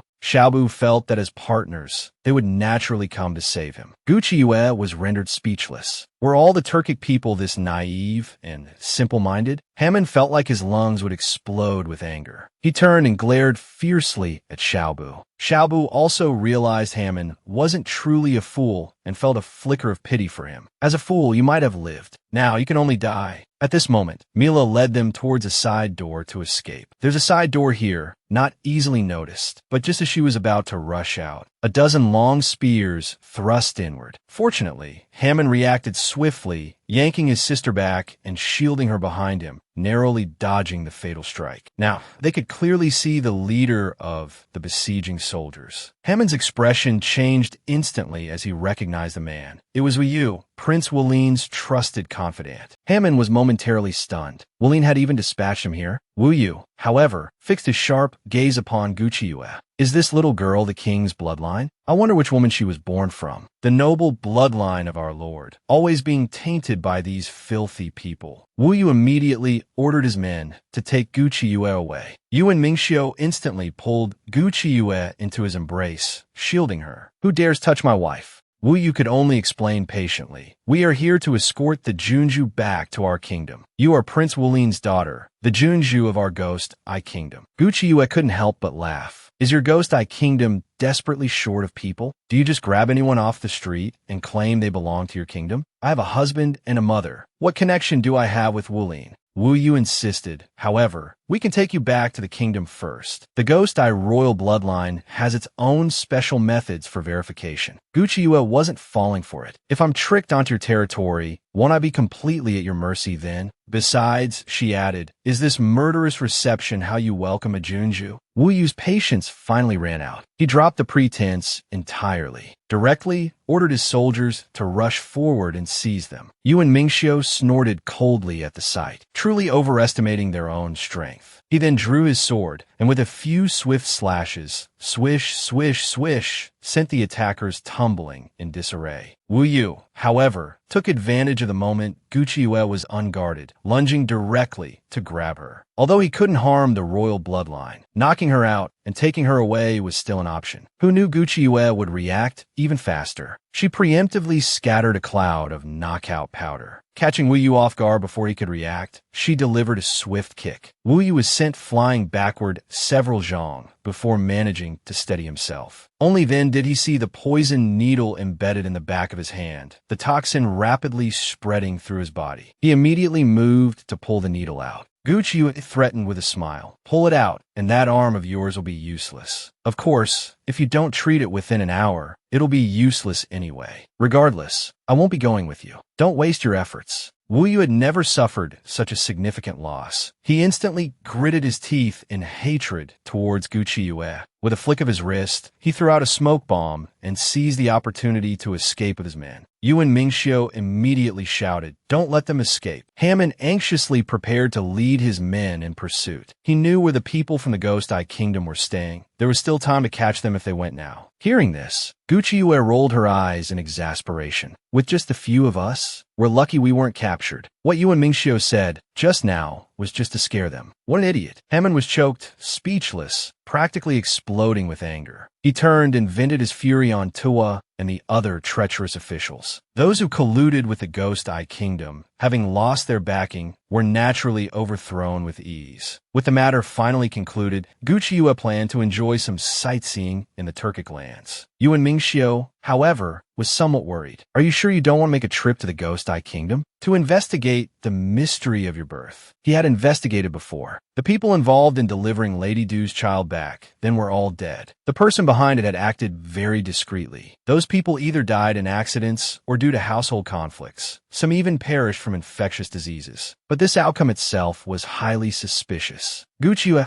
turned pale with shock upon hearing this. It seemed there was indeed something fishy about this matter. The mysterious girl's true identity was revealed. Her cold-faced husband, heartbroken, took her out for sightseeing to ease her mind. Who knew that as soon as the girl hit the streets, she would stare intently at handsome men, drooling and swooning like a lovesick fool. Little brother is so handsome, such firm muscles. The exotic charm truly has a unique flavor. Yu and Mingxiu's jealousy instantly flared. He forcefully dragged Gucci Yue back to investigate serious matters, completely unaware that Gucci Yue was merely wondering how satisfying it would be to dissect a Turkic strongman. Soon, the group hurried back to the capital of the Great Xia dynasty. Just as they entered the city gates, Gucci Yue was surprised to see her stepmother, Jin Shuilian, furtively entering a small alley. This was odd, as she usually never left the house. So, she immediately had someone follow her to investigate thoroughly. Meanwhile, in a secluded courtyard of the Xiao residence, Gu Xinrong lay on the bed, weeping bitterly. Xiao Muin gently comforted her beside the bed. Don't be sad. Perhaps this child, and we were not fated to be. Your health is the most important thing. Gu Xinrong, however, turned her head away, refusing even to look at him. Xiao Muin could only leave dejectedly. Only then did Gu Xinrong reveal a look of resentment. The child had been perfectly healthy. How could they not be fated? Her child had clearly been murdered. It turned out that on the day she went into labor, she had heard the baby cry. Who knew that a person dressed in black would burst in, strangle the child, and then knock her unconscious with a punch? By the time Gu Xinrong woke up again, Xiao Muin told her that the child was stillborn due to difficulties during labor. Gu Xinrong was instantly aghast and quickly told him the truth, but no one believed her. Even Xiao Muin said the child hadn't cried after being born. Gu Xinrong cried and screamed about avenging her child, but everyone treated her as if she had lost her mind. Fearing the scandal would disgrace the Mu family, they arranged for her to stay in this remote courtyard. Having lost the hope of gaining status through her son, Gu Xinrong spent every day wondering, who killed my child? I will never let them go. Meanwhile, the investigation ordered by Yuan Mingxiu yielded results. It turned out Jin Shuilian went to that small alley every day for a tryst with a man. Jin Shuilian would go to that place daily and stay for 1 or 2 shurchen, 2 to 4 hours. Strange noises would occasionally emanate from the room. Gu Qiuyue was instantly stunned. Jin Shuilian was actually cheating on Gu Yanqing and having trysts with a man every day. She was being so obvious. Hadn't Gu Yanqing noticed? Yuan Mingxiu explained. Jin Shuilian had used the excuse of playing mahjong with the other wives. Furthermore, Gu Yanqing had recently taken a new concubine, and all his attention was focused on her. Gu Qiuyue hadn't expected the lives of the Gu family members to be so colorful. She immediately decided to return to her maiden home to watch the drama unfold. Sure enough, as soon as she entered, she saw Gu Yanqing supporting a beautiful woman, looking utterly captivated by her beauty. Gu Qiuyue had to admit, Gu Yanqing had excellent taste. Each woman was indeed prettier than the last. However, she noticed that concubine Su seemed to be of mixed heritage. Her forehead was full, her brow bones deep set, quite different from the people of the Great Xia dynasty. Having dissected quite a few foreigners along her journey, Gu Qiuyue was exceptionally clear on this point. Concubine Su immediately looked somewhat awkward, merely saying she had been sold as a child and no longer remembered where she was from. Gu Yanqing, thinking concubine Su had been frightened, instantly pointed at Gu Qiuyue and started cursing loudly, telling her to get lost and never come back. Just then, Yuan Mingxiu strode in menacingly. "Where are you telling my wife to get lost to?" Gu Yanqing instantly trembled in fear. Why had this god of death arrived? He quickly put on a fawning smile, smoothing things over and ordering the servants to prepare a grand meal to entertain the general and his wife. Gu Qiuyue suddenly found it strange. Isn't Gu Xinrong coming back today? Usually, when she knows I'm returning, she's more eager than anyone. And why isn't my stepmother anywhere to be seen? Gu Yanqing, however, said neither of them would be back. Afterward, Gu Qiuyue quietly told Yuan Mingxiu that there was something suspicious about concubine Su. Yuan Mingxiu, however, felt the entire Gu family was problematic, as if they were hiding something. At the dinner table, Yuan Mingxiu was dismissive towards Gu Yanqing, refusing even to eat. Gu Yanqing was practically exploding with anger. What exactly had these two come back for?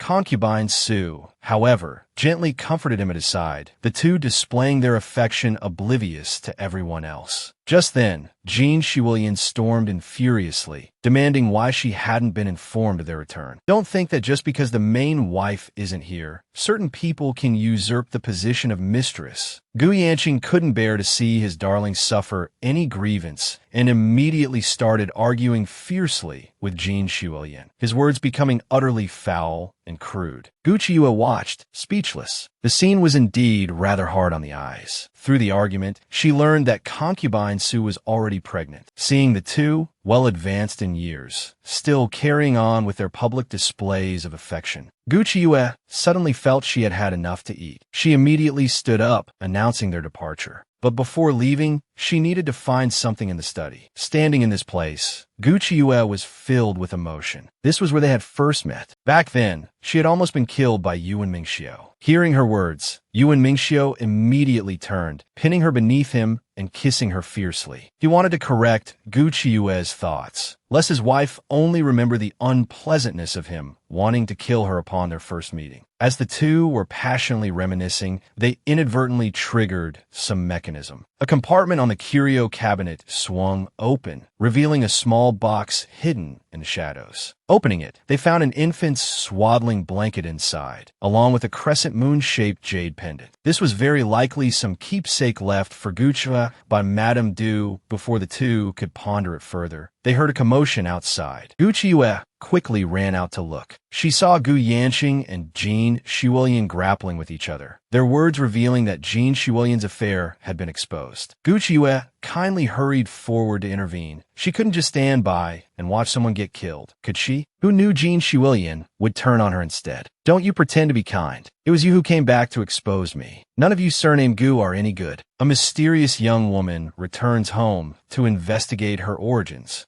only to find her scoundrel father has married a foreigner as a concubine. Her stepmother, moreover, secretly meets with a man every day, placing 800 green hats upon the scoundrel father's head. When the affair came to light, the two fought inextricably. Stepmother Jean Shiwilian even pointed at Gu Qiu, cursing loudly. "I knew it was you who snitched. None of you surnamed Gu are any good." Saying this, she shoved Gu Qiu hard. Caught off guard, Gu Qiu stumbled, and the jade pendant in her hand flew out. Terrified, Gu Qiu scrambled to pick it up. Thankfully, the jade wasn't broken. Enraged, Yuan Mingxiu drew his sword instantly, frightening the scoundrel father and stepmother into stillness. Seeing this, Gu Yanqing was displeased. "This is my family matter. Does General Yuan intend to interfere?" Yuan Mingxiu let out a cold laugh. Master Gu's method of handling family matters is to beat someone to death directly. Gu Yanqing suppressed his anger, intending to write a divorce letter. Jean Shiwilian, furious, began to curse aloud. "If you dare throw me out of the Gu family's gates, I'll tell everyone about what happened before." Hearing this, Gu Yanqing's expression turned severe, yet he could only order people to take her back to her room and confine her. Gu Qiu and Yuan Mingxiu exchanged a knowing glance. Indeed, there were problems within the Gu family. Subsequently, Gu Yanqing, with a smile that didn't reach his eyes, began to politely ask his guests to leave. But as he turned his head, he suddenly saw the jade pendant in Gu Qiu's hand. His expression instantly changed to one of shock. He clearly recognized the pendant. It turned out that before Gu Qiu was born, Madame Du had someone carve a jade pendant, even engraving Gu Qiu's name on it. Gu Yanqing had pitted her for wasting such a fine piece of jade on a mere newborn girl, so the memory was particularly vivid. The problem was, before Gu Qiu's birth, Madame Du had claimed this pendant was lost. Gu Qiu's expression flickered with understanding. It seemed her mother had deliberately hidden this pendant. Could it be that this piece of jade held some special significance? After returning home, Yuan Mingxiu examined it closely, but couldn't discern anything unusual. It looked like a piece of Hitian jade. Its color and texture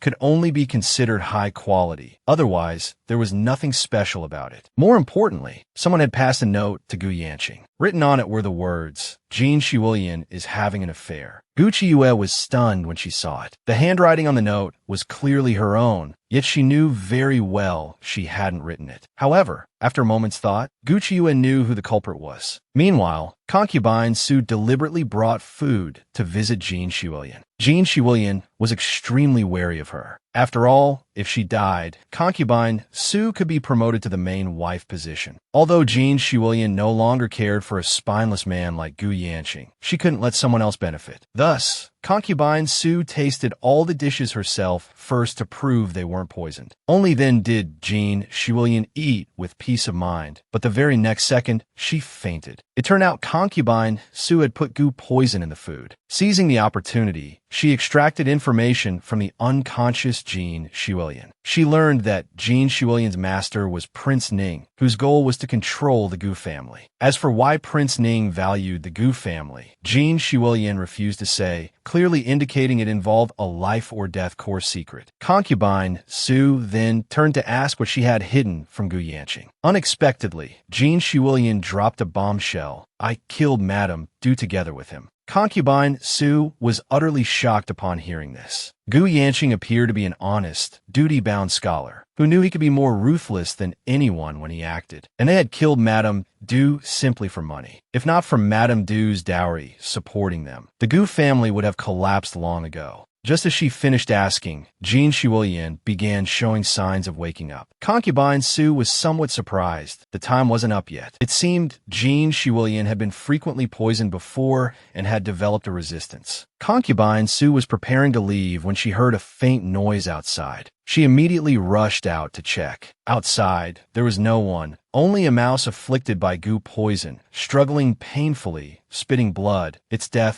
throes horrifying. Only then did concubine Su relax. completely unaware that at that moment, Juesha, barely holding on, had rushed back to the general's mansion, where he immediately collapsed in agony, unconscious. Gu Qiuyue recognized at a glance that he had been afflicted by Gu poison and quickly treated him with silver needles. Since Juesha had encountered trouble while investigating concubine Su, they instantly understood that concubine Su had administered the Gu. It seemed this woman's identity was far from simple. However, Gu Qiuyue keenly observed that every time someone used Gu poison, Juesha was the one affected. His constitution seemed particularly susceptible to poisoning, yet he was also incredibly resilient. Yuan Mingxiu quickly deduced the reason. Juesha used to be a Yaoren, a medicine person. He had been rescued by Yuan Mingxiu. Before that, Juesha had been specifically used as a test subject for poisons by someone named Du Yi. After being saved, Juesha decided to dedicate his life to Yuan Mingxiu. Yuan Mingxiu's guards were all trained from childhood. He didn't lack manpower. He refused Juesha on the spot, only wanting him to return and live a good life. Despite this, the stubborn Juesha refused to give up. He turned around and entered the military barracks. Due to the unique constitution of a Yaoren, his progress in martial arts was incredibly fast. He quickly distinguished himself within the barracks, achieved merits, and finally, successfully became Yuan Mingxiu's trusted subordinate. Later, Yuan Mingxiu learned that Juesha's entire family had been tormented by Du Yi. Only he, due to his special constitution, had survived. The rest of his family had perished under the relentless, day-after-day torture. That was why he regarded Yuan Mingxiu as a savior. Only then did Yuan Mingxiu keep him by his side. Gu Qiuyue couldn't help but sigh at Juesha's fate. An ordinary person whose body was tempered by poisons and toxins would have long succumbed or exploded from strain. Yet Juesha had managed to survive until Yuan Mingxiu appeared, albeit left with a lingering consequence of being easily poisoned. Gu Qiuyue's eyes lit up, staring intently at Juesha, practically itching to dissect him on the spot. Yuan Mingxiu instantly bristled with jealousy, clamping a hand over her eyes. "You are forbidden from looking at other men like that." He scooped her up and turned to leave. Gu Qiuyue couldn't help but find it amusing. "I never realized how prone to jealousy you've become. Back in Tujua, I merely glanced at Jian, and your jealousy practically exploded. Don't think I don't recognize that look in your eyes," Yuan Mingxiu retorted, turning his head away resentfully. "It's the look that says you want to dissect him. You look at me the same way." Gu Qiuyue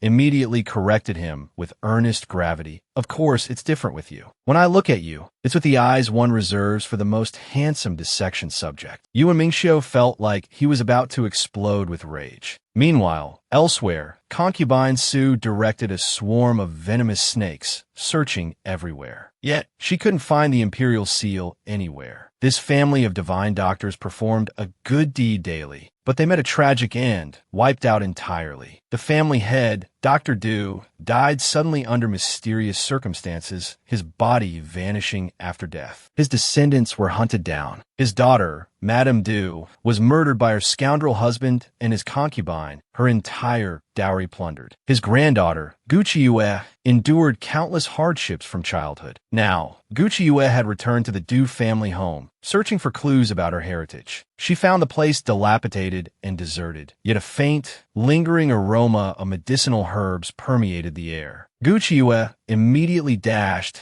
towards the pharmacy to investigate. However, the pharmacy was utterly empty. The medicinal scent emanated from behind a large cabinet, accompanied by a clattering sound from within. Gu Qiuyue instantly began searching for a mechanism. Upon activation, the cabinet slid open to either side, revealing a hidden chamber bathed in a soft glow. Gu Qiuyue rushed inside without hesitation, only to be met by a sudden attack. Yuan Mingxiu swiftly intercepted and seized the assailant. It was a young boy, merely 10 years old or so. He struggled desperately against Yuan Mingxiu's grip, trying to bolt outside, but Gu Qiuyue felled him with a single silver needle. He cried out and pitched forward, landing face first. Yet, upon seeing the silver needle, the boy's face lit up with unexpected joy. Tears welling in his eyes, he cried out to Gu Qiuyue, "Older cousin, you've finally come for me." Gu Qiuyue froze, utterly bewildered. She didn't recognize this boy at all. Only then did the boy explain the whole story. His name was Du Nanxing, Dr. Du's grandson. Hearing this, Yuan Mingxiu paused. Shouldn't Dr. Du's grandson be 13 by now? Why does he look so young? Du Nanxing immediately shot him an indignant glare. Who are you calling young? You're the young one. It turned out he had been brewing and consuming medicine daily to avoid being found. Yuan Mingxiu asked who was searching for him. Du Nanxing bristled instantly. I can't tell you. It's our Du family's secret. Gu Qiuet quickly interjected. He's your brother-in-law. He counts as part of the Du family. Only then did Du Nanxing elaborate. He was already 14, but his physique resembled that of a 7 or 8-year-old, a result of the medicine he took daily. The concoction suppressed physical growth. He also knew that his older cousin had married General Yuan. He'd heard the news of the emperor's decreed marriage on the streets that day. Mentioning it filled Du Nanxing with indignation. The emperor decreed your marriage, and he also decreed a marriage for that. That princess, making both of you marry him. A greedy man like that, no matter how handsome, is no good. If the Du family were still around, older cousin, you would never be bullied like this. Yuan Mingxiu's veins pulsed at the accusation, yet he couldn't refute it as the boy spoke the truth. Gu Qiuet quickly changed the subject, getting back to the matter at hand. What exactly happened to the Du family back then? And since you were here all along, why didn't you come find me at the Gu residence? Hearing this, Du Nanxing's expression turned somber. Truthfully, he didn't know the full story either. His mother had fled to the countryside while pregnant with him. She was the sole survivor of the Du family at the time. Growing up, his mother constantly forced him to learn how to identify herbs, grind medicines, and prepare remedies, preventing him from playing like other children. Because this was the Du family's ancestral legacy, he had to learn it. Later, a pair of black-clad individuals found them. His mother stayed behind to fend off the intruders and was tragically killed. Du Nanxing escaped under his mother's cover, carrying only a bundle containing a letter she had written. Following the letter's instructions, he took the medicine daily and returned to the doctor's residence. The letter warned that seeking out Gu Qiuet proactively would endanger her. Therefore, Du Nanxing could only watch over her in secret. Gu Qiuet quickly asked what features the black-clothed men had. Unfortunately, Du Nanxing was too young and couldn't remember clearly, only saying their weapons were a bit strange, thinner than ordinary sabers, and curved. Yuan Mingxiu immediately recognized them as the curved blades of Miaojiang. The people of Miaojiang were most skilled with such blades. But why would they hunt down the Du family? He suspected there was something special in Du Nanxing's bundle. Du Nanxing instantly became wary, snapping that whatever it was, it had nothing to do with him. This was a secret of the Du family. Gu Qiuet wanted to confess that she might not be Madame Du's daughter. But Yuan Mingxiu grabbed her hand, signaling her not to reveal it yet. Seeing this, Du Nanxing grew even angrier. What are you two doing? Pulling and tugging right in front of child. How improper. Just as Yuan Mingxiu was about to give him a lesson in love, he suddenly heard someone approaching outside. Du Nanxing instantly became like a bird startled by the mere twang of a bowstring. Gu Qiuet immediately decided to take him away. After all, this place was no longer safe. Du Nanxing quickly nodded obediently. He was willing to go with his cousin. After returning home, Du Nanxing changed into new clothes and looked much more spirited. Juesha had just gotten out of his sickbed when he saw a small child had appeared in the house. Moreover, the child looked so much like the madam. For a moment, he couldn't help but be shocked. Could this be the madam's illegitimate child from outside? Yuan Mingxiu immediately shot him an irritated glare. Are you too idle? Have you completed today's tasks? Keeping it secret was indeed taking a toll, but Du Nanxing's identity was special. Even Juesha had to be kept in the dark for now. Annoyingly, this little brat, Du Nanxing kept treating him like a nemesis, always deliberately provoking him. Yuan Mingxiu was about to explode. He had just sent away one annoying Harmon. How did another clingy eyesore show up? Gu Qiuet, however, was thoroughly enjoying the happiness of having a younger brother. Her little brother would always warmly call out, "Sister, you're amazing." He would worshipfully call her the true successor to the divine doctor. When she was tired, her brother would bring her tea and water, asking after her well-being with concern. Especially since this little brother was obedient and well-behaved, Gu Qiuet wished she could show him off every single moment. Yuan Mingxiu was suddenly overcome with jealousy, lunging over to pull Gu Qiuet into his embrace. Having a younger brother is nice, but isn't having an older brother good too? Didn't you say before that having me as an older brother wouldn't be bad either? Call me older brother and let me hear it. Gu Qiuyue was simply speechless. Du Nanxing was childish because he had taken medicine that suppressed growth. But why were you becoming childish too? Yuan Mingxiu immediately carried her straight to the bed, ready to engage in some adult activities with her. Meanwhile, Du Nanxing suddenly woke up from a nightmare. His face was pale, still shaken. He quickly jumped out of bed to find his cousin for comfort. The cold-faced general was angry yet again. The clingy little cousin followed his wife around everywhere. He even waited outside her door while she slept, and he treated the general like his nemesis, deliberately provoking him 100 times a day. Yuan Mingxiu wanted to understand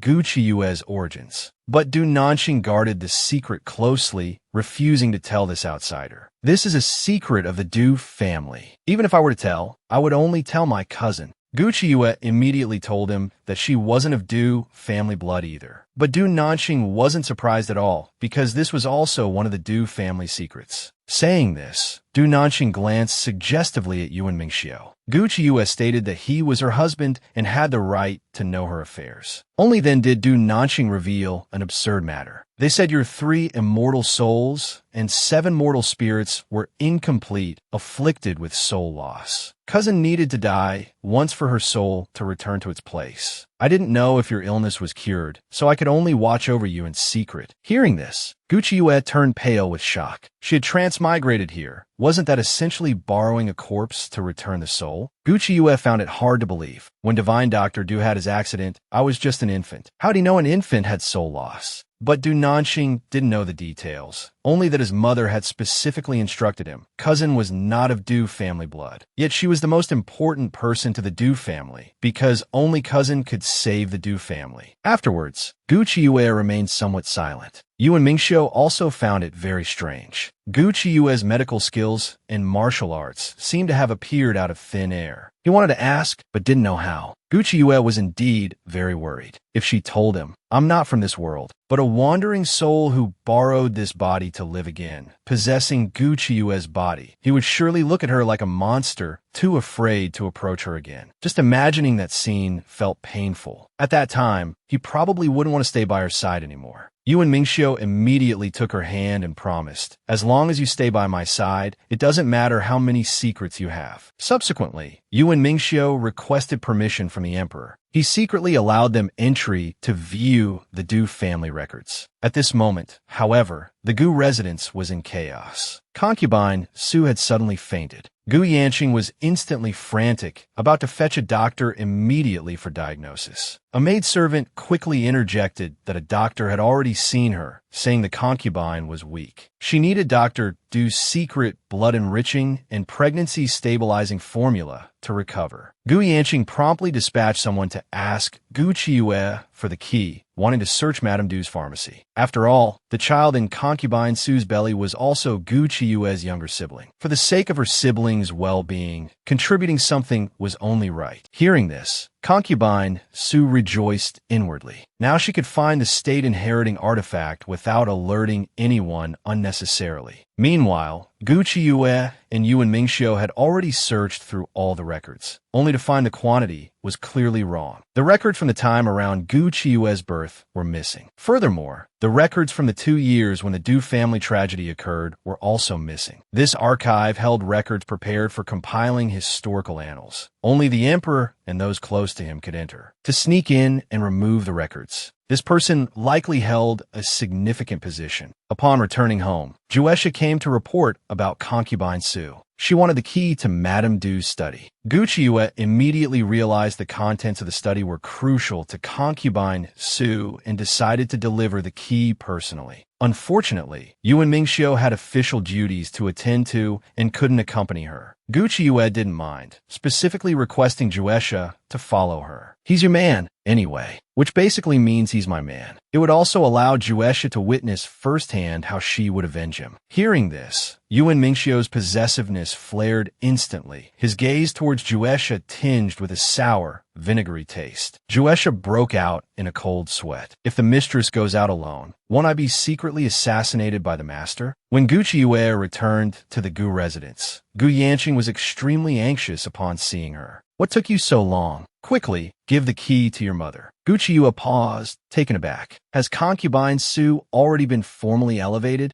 Didn't you always care most about reputation and matching social status? Why don't you care about concubine Su's background now? Gu Yanqing froze upon hearing this, suddenly feeling something was amiss. However, his head quickly began to feel dizzy and muddled, only one thought remaining in his mind. The mistress of the Gu residence can only be concubine Su. He then urged Gu Qiyu to deliver the key to concubine Su. Upon meeting concubine Su, Gu Qiyu warmly expressed, I also know a bit about medicine. This medicinal sachet is beneficial for health. Saying so, she handed her sachet. Inside was precisely the scent most abhorred by Gu worms. Instantly, a strong fragrance filled the air. The Gu worms hidden on concubine Su all scurried out. Gu Qiyu, quick-eyed and swift-handed, grabbed the largest centipede, cheerfully declaring she'd take it back to infuse in medicinal wine. Concubine Su's heart bled with pain. That was the king of poisonous centipedes she had raised for 10 years. It seemed she had underestimated Gu Qiyu,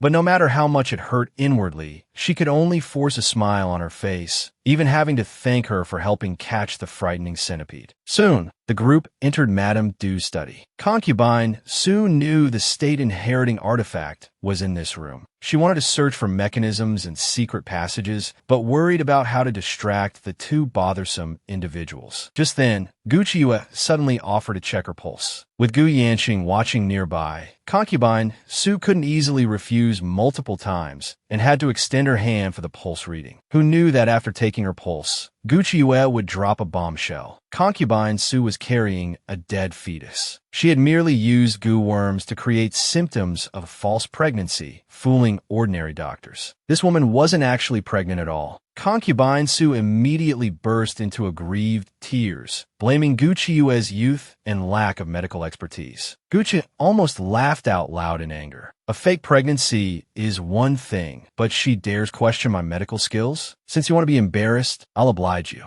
Gu Qiyu promptly suggested inviting several more doctors for a thorough examination. Gu Yanqing immediately went out to make arrangements. Now, only Gu Qiyu and concubine Su remained in the study. Concubine Su instantly crushed the hooping, likely a hypnotic incense or drug. Gu Qiyu immediately became mentally dazed. Concubine Su seized the opportunity to probe for information, asking what was in the study. With vacant eyes, Gu Qiyu answered every question. There are only prescriptions and pills here. When asked who taught her medical skills and martial arts techniques, Gu Qiyu consistently replied, Master. Concubine Su's heart skipped a beat. Could there truly be an expert backing this girl? But her master had clearly stated the mission here was simple. Just infiltrate and steal the state's treasured artifact. The most troublesome person in the Gu family was already dead. Following this thought, concubine Su reached out, intending to snatch back the centipede king. This woman's belly burst open,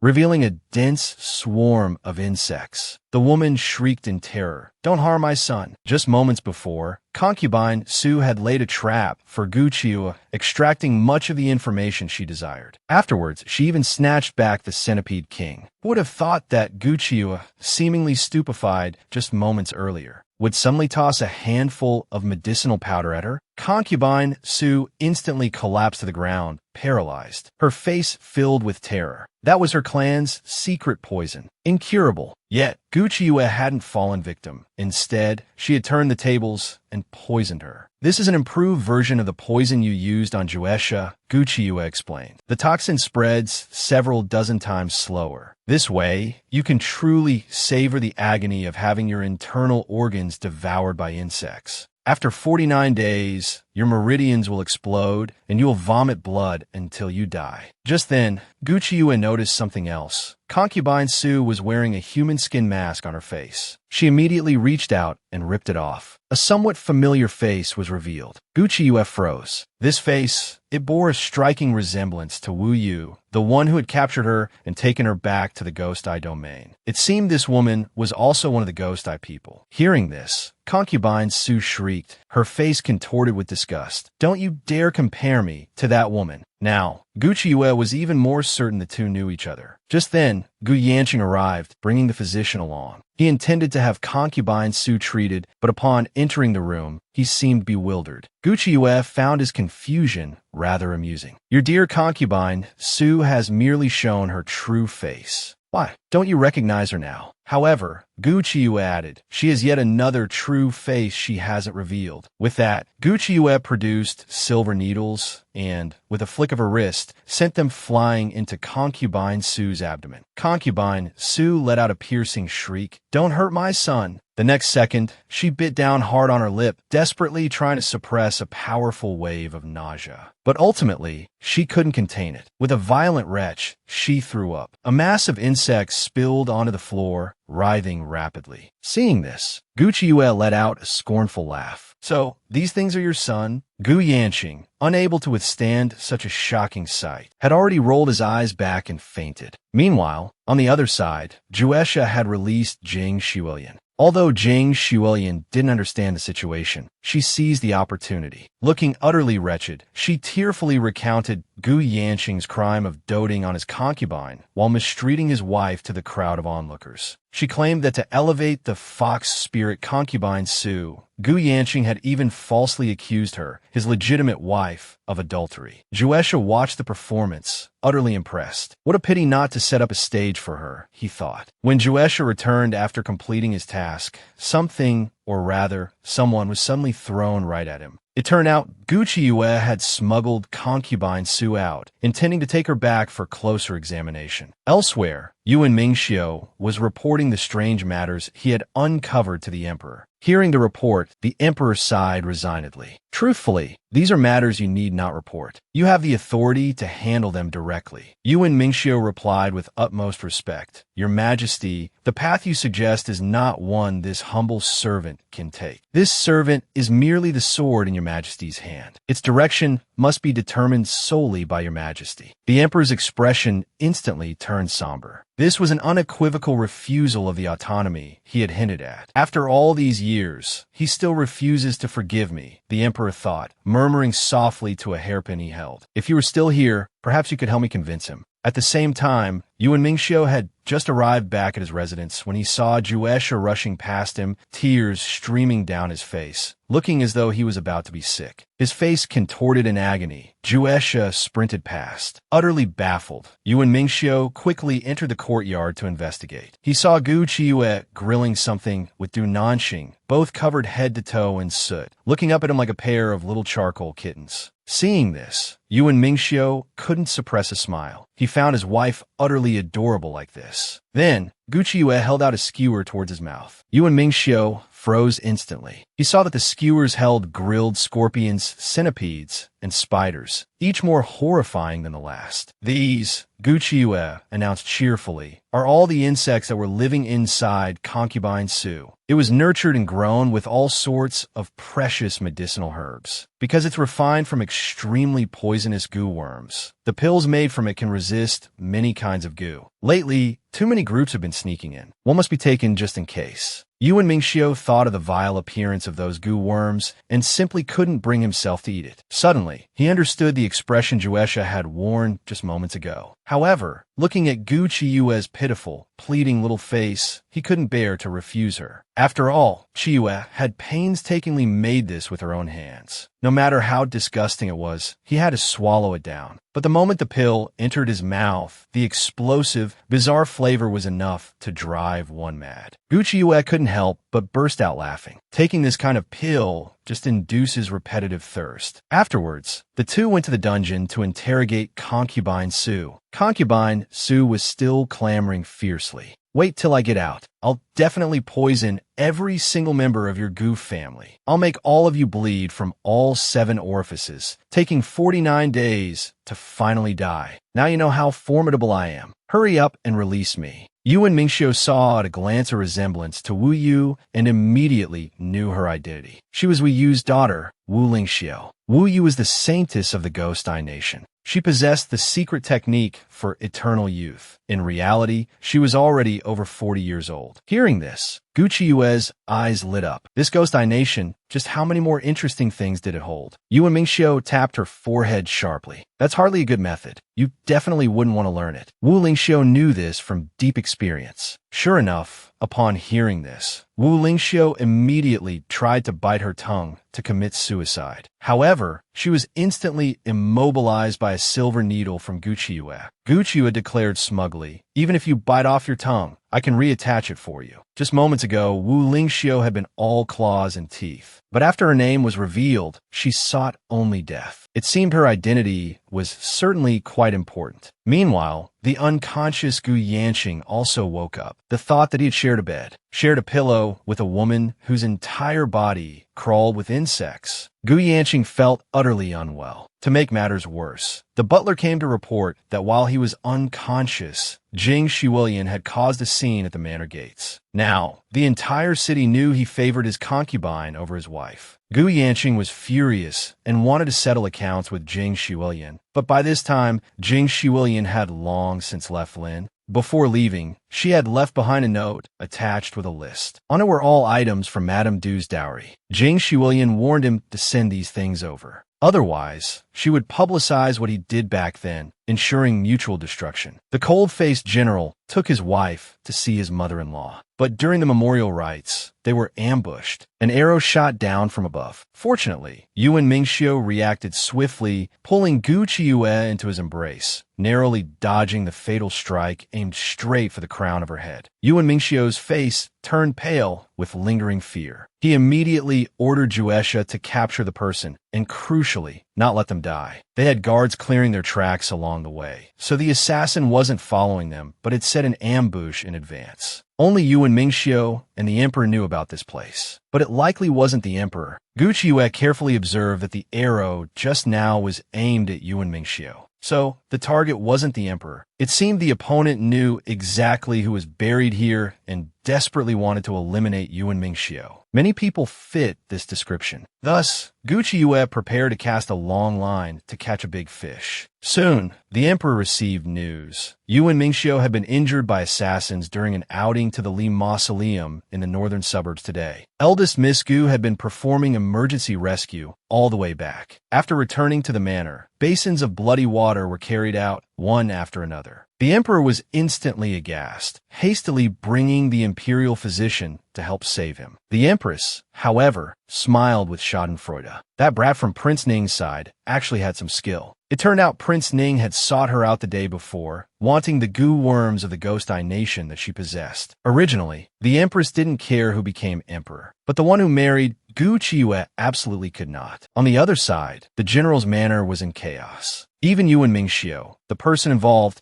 felt it was too exaggerated. Gu Qiuyue, however, held a large handful of bandages, wanting to wrap his wounds. But her hands seemed to have a mind of their own, uncontrollably roaming over those 18. Puck-ups, the perfect muscle definition, the lines, it was simply irresistible. Yuan Mingxiu felt his heart surge from her touch. Instantly, he flipped over, embracing Gu Qiuyue. Madam has worked so hard treating my critical condition. It's only reasonable that you shouldn't be able to leave the room for several days. And so, the two started the rocking horse.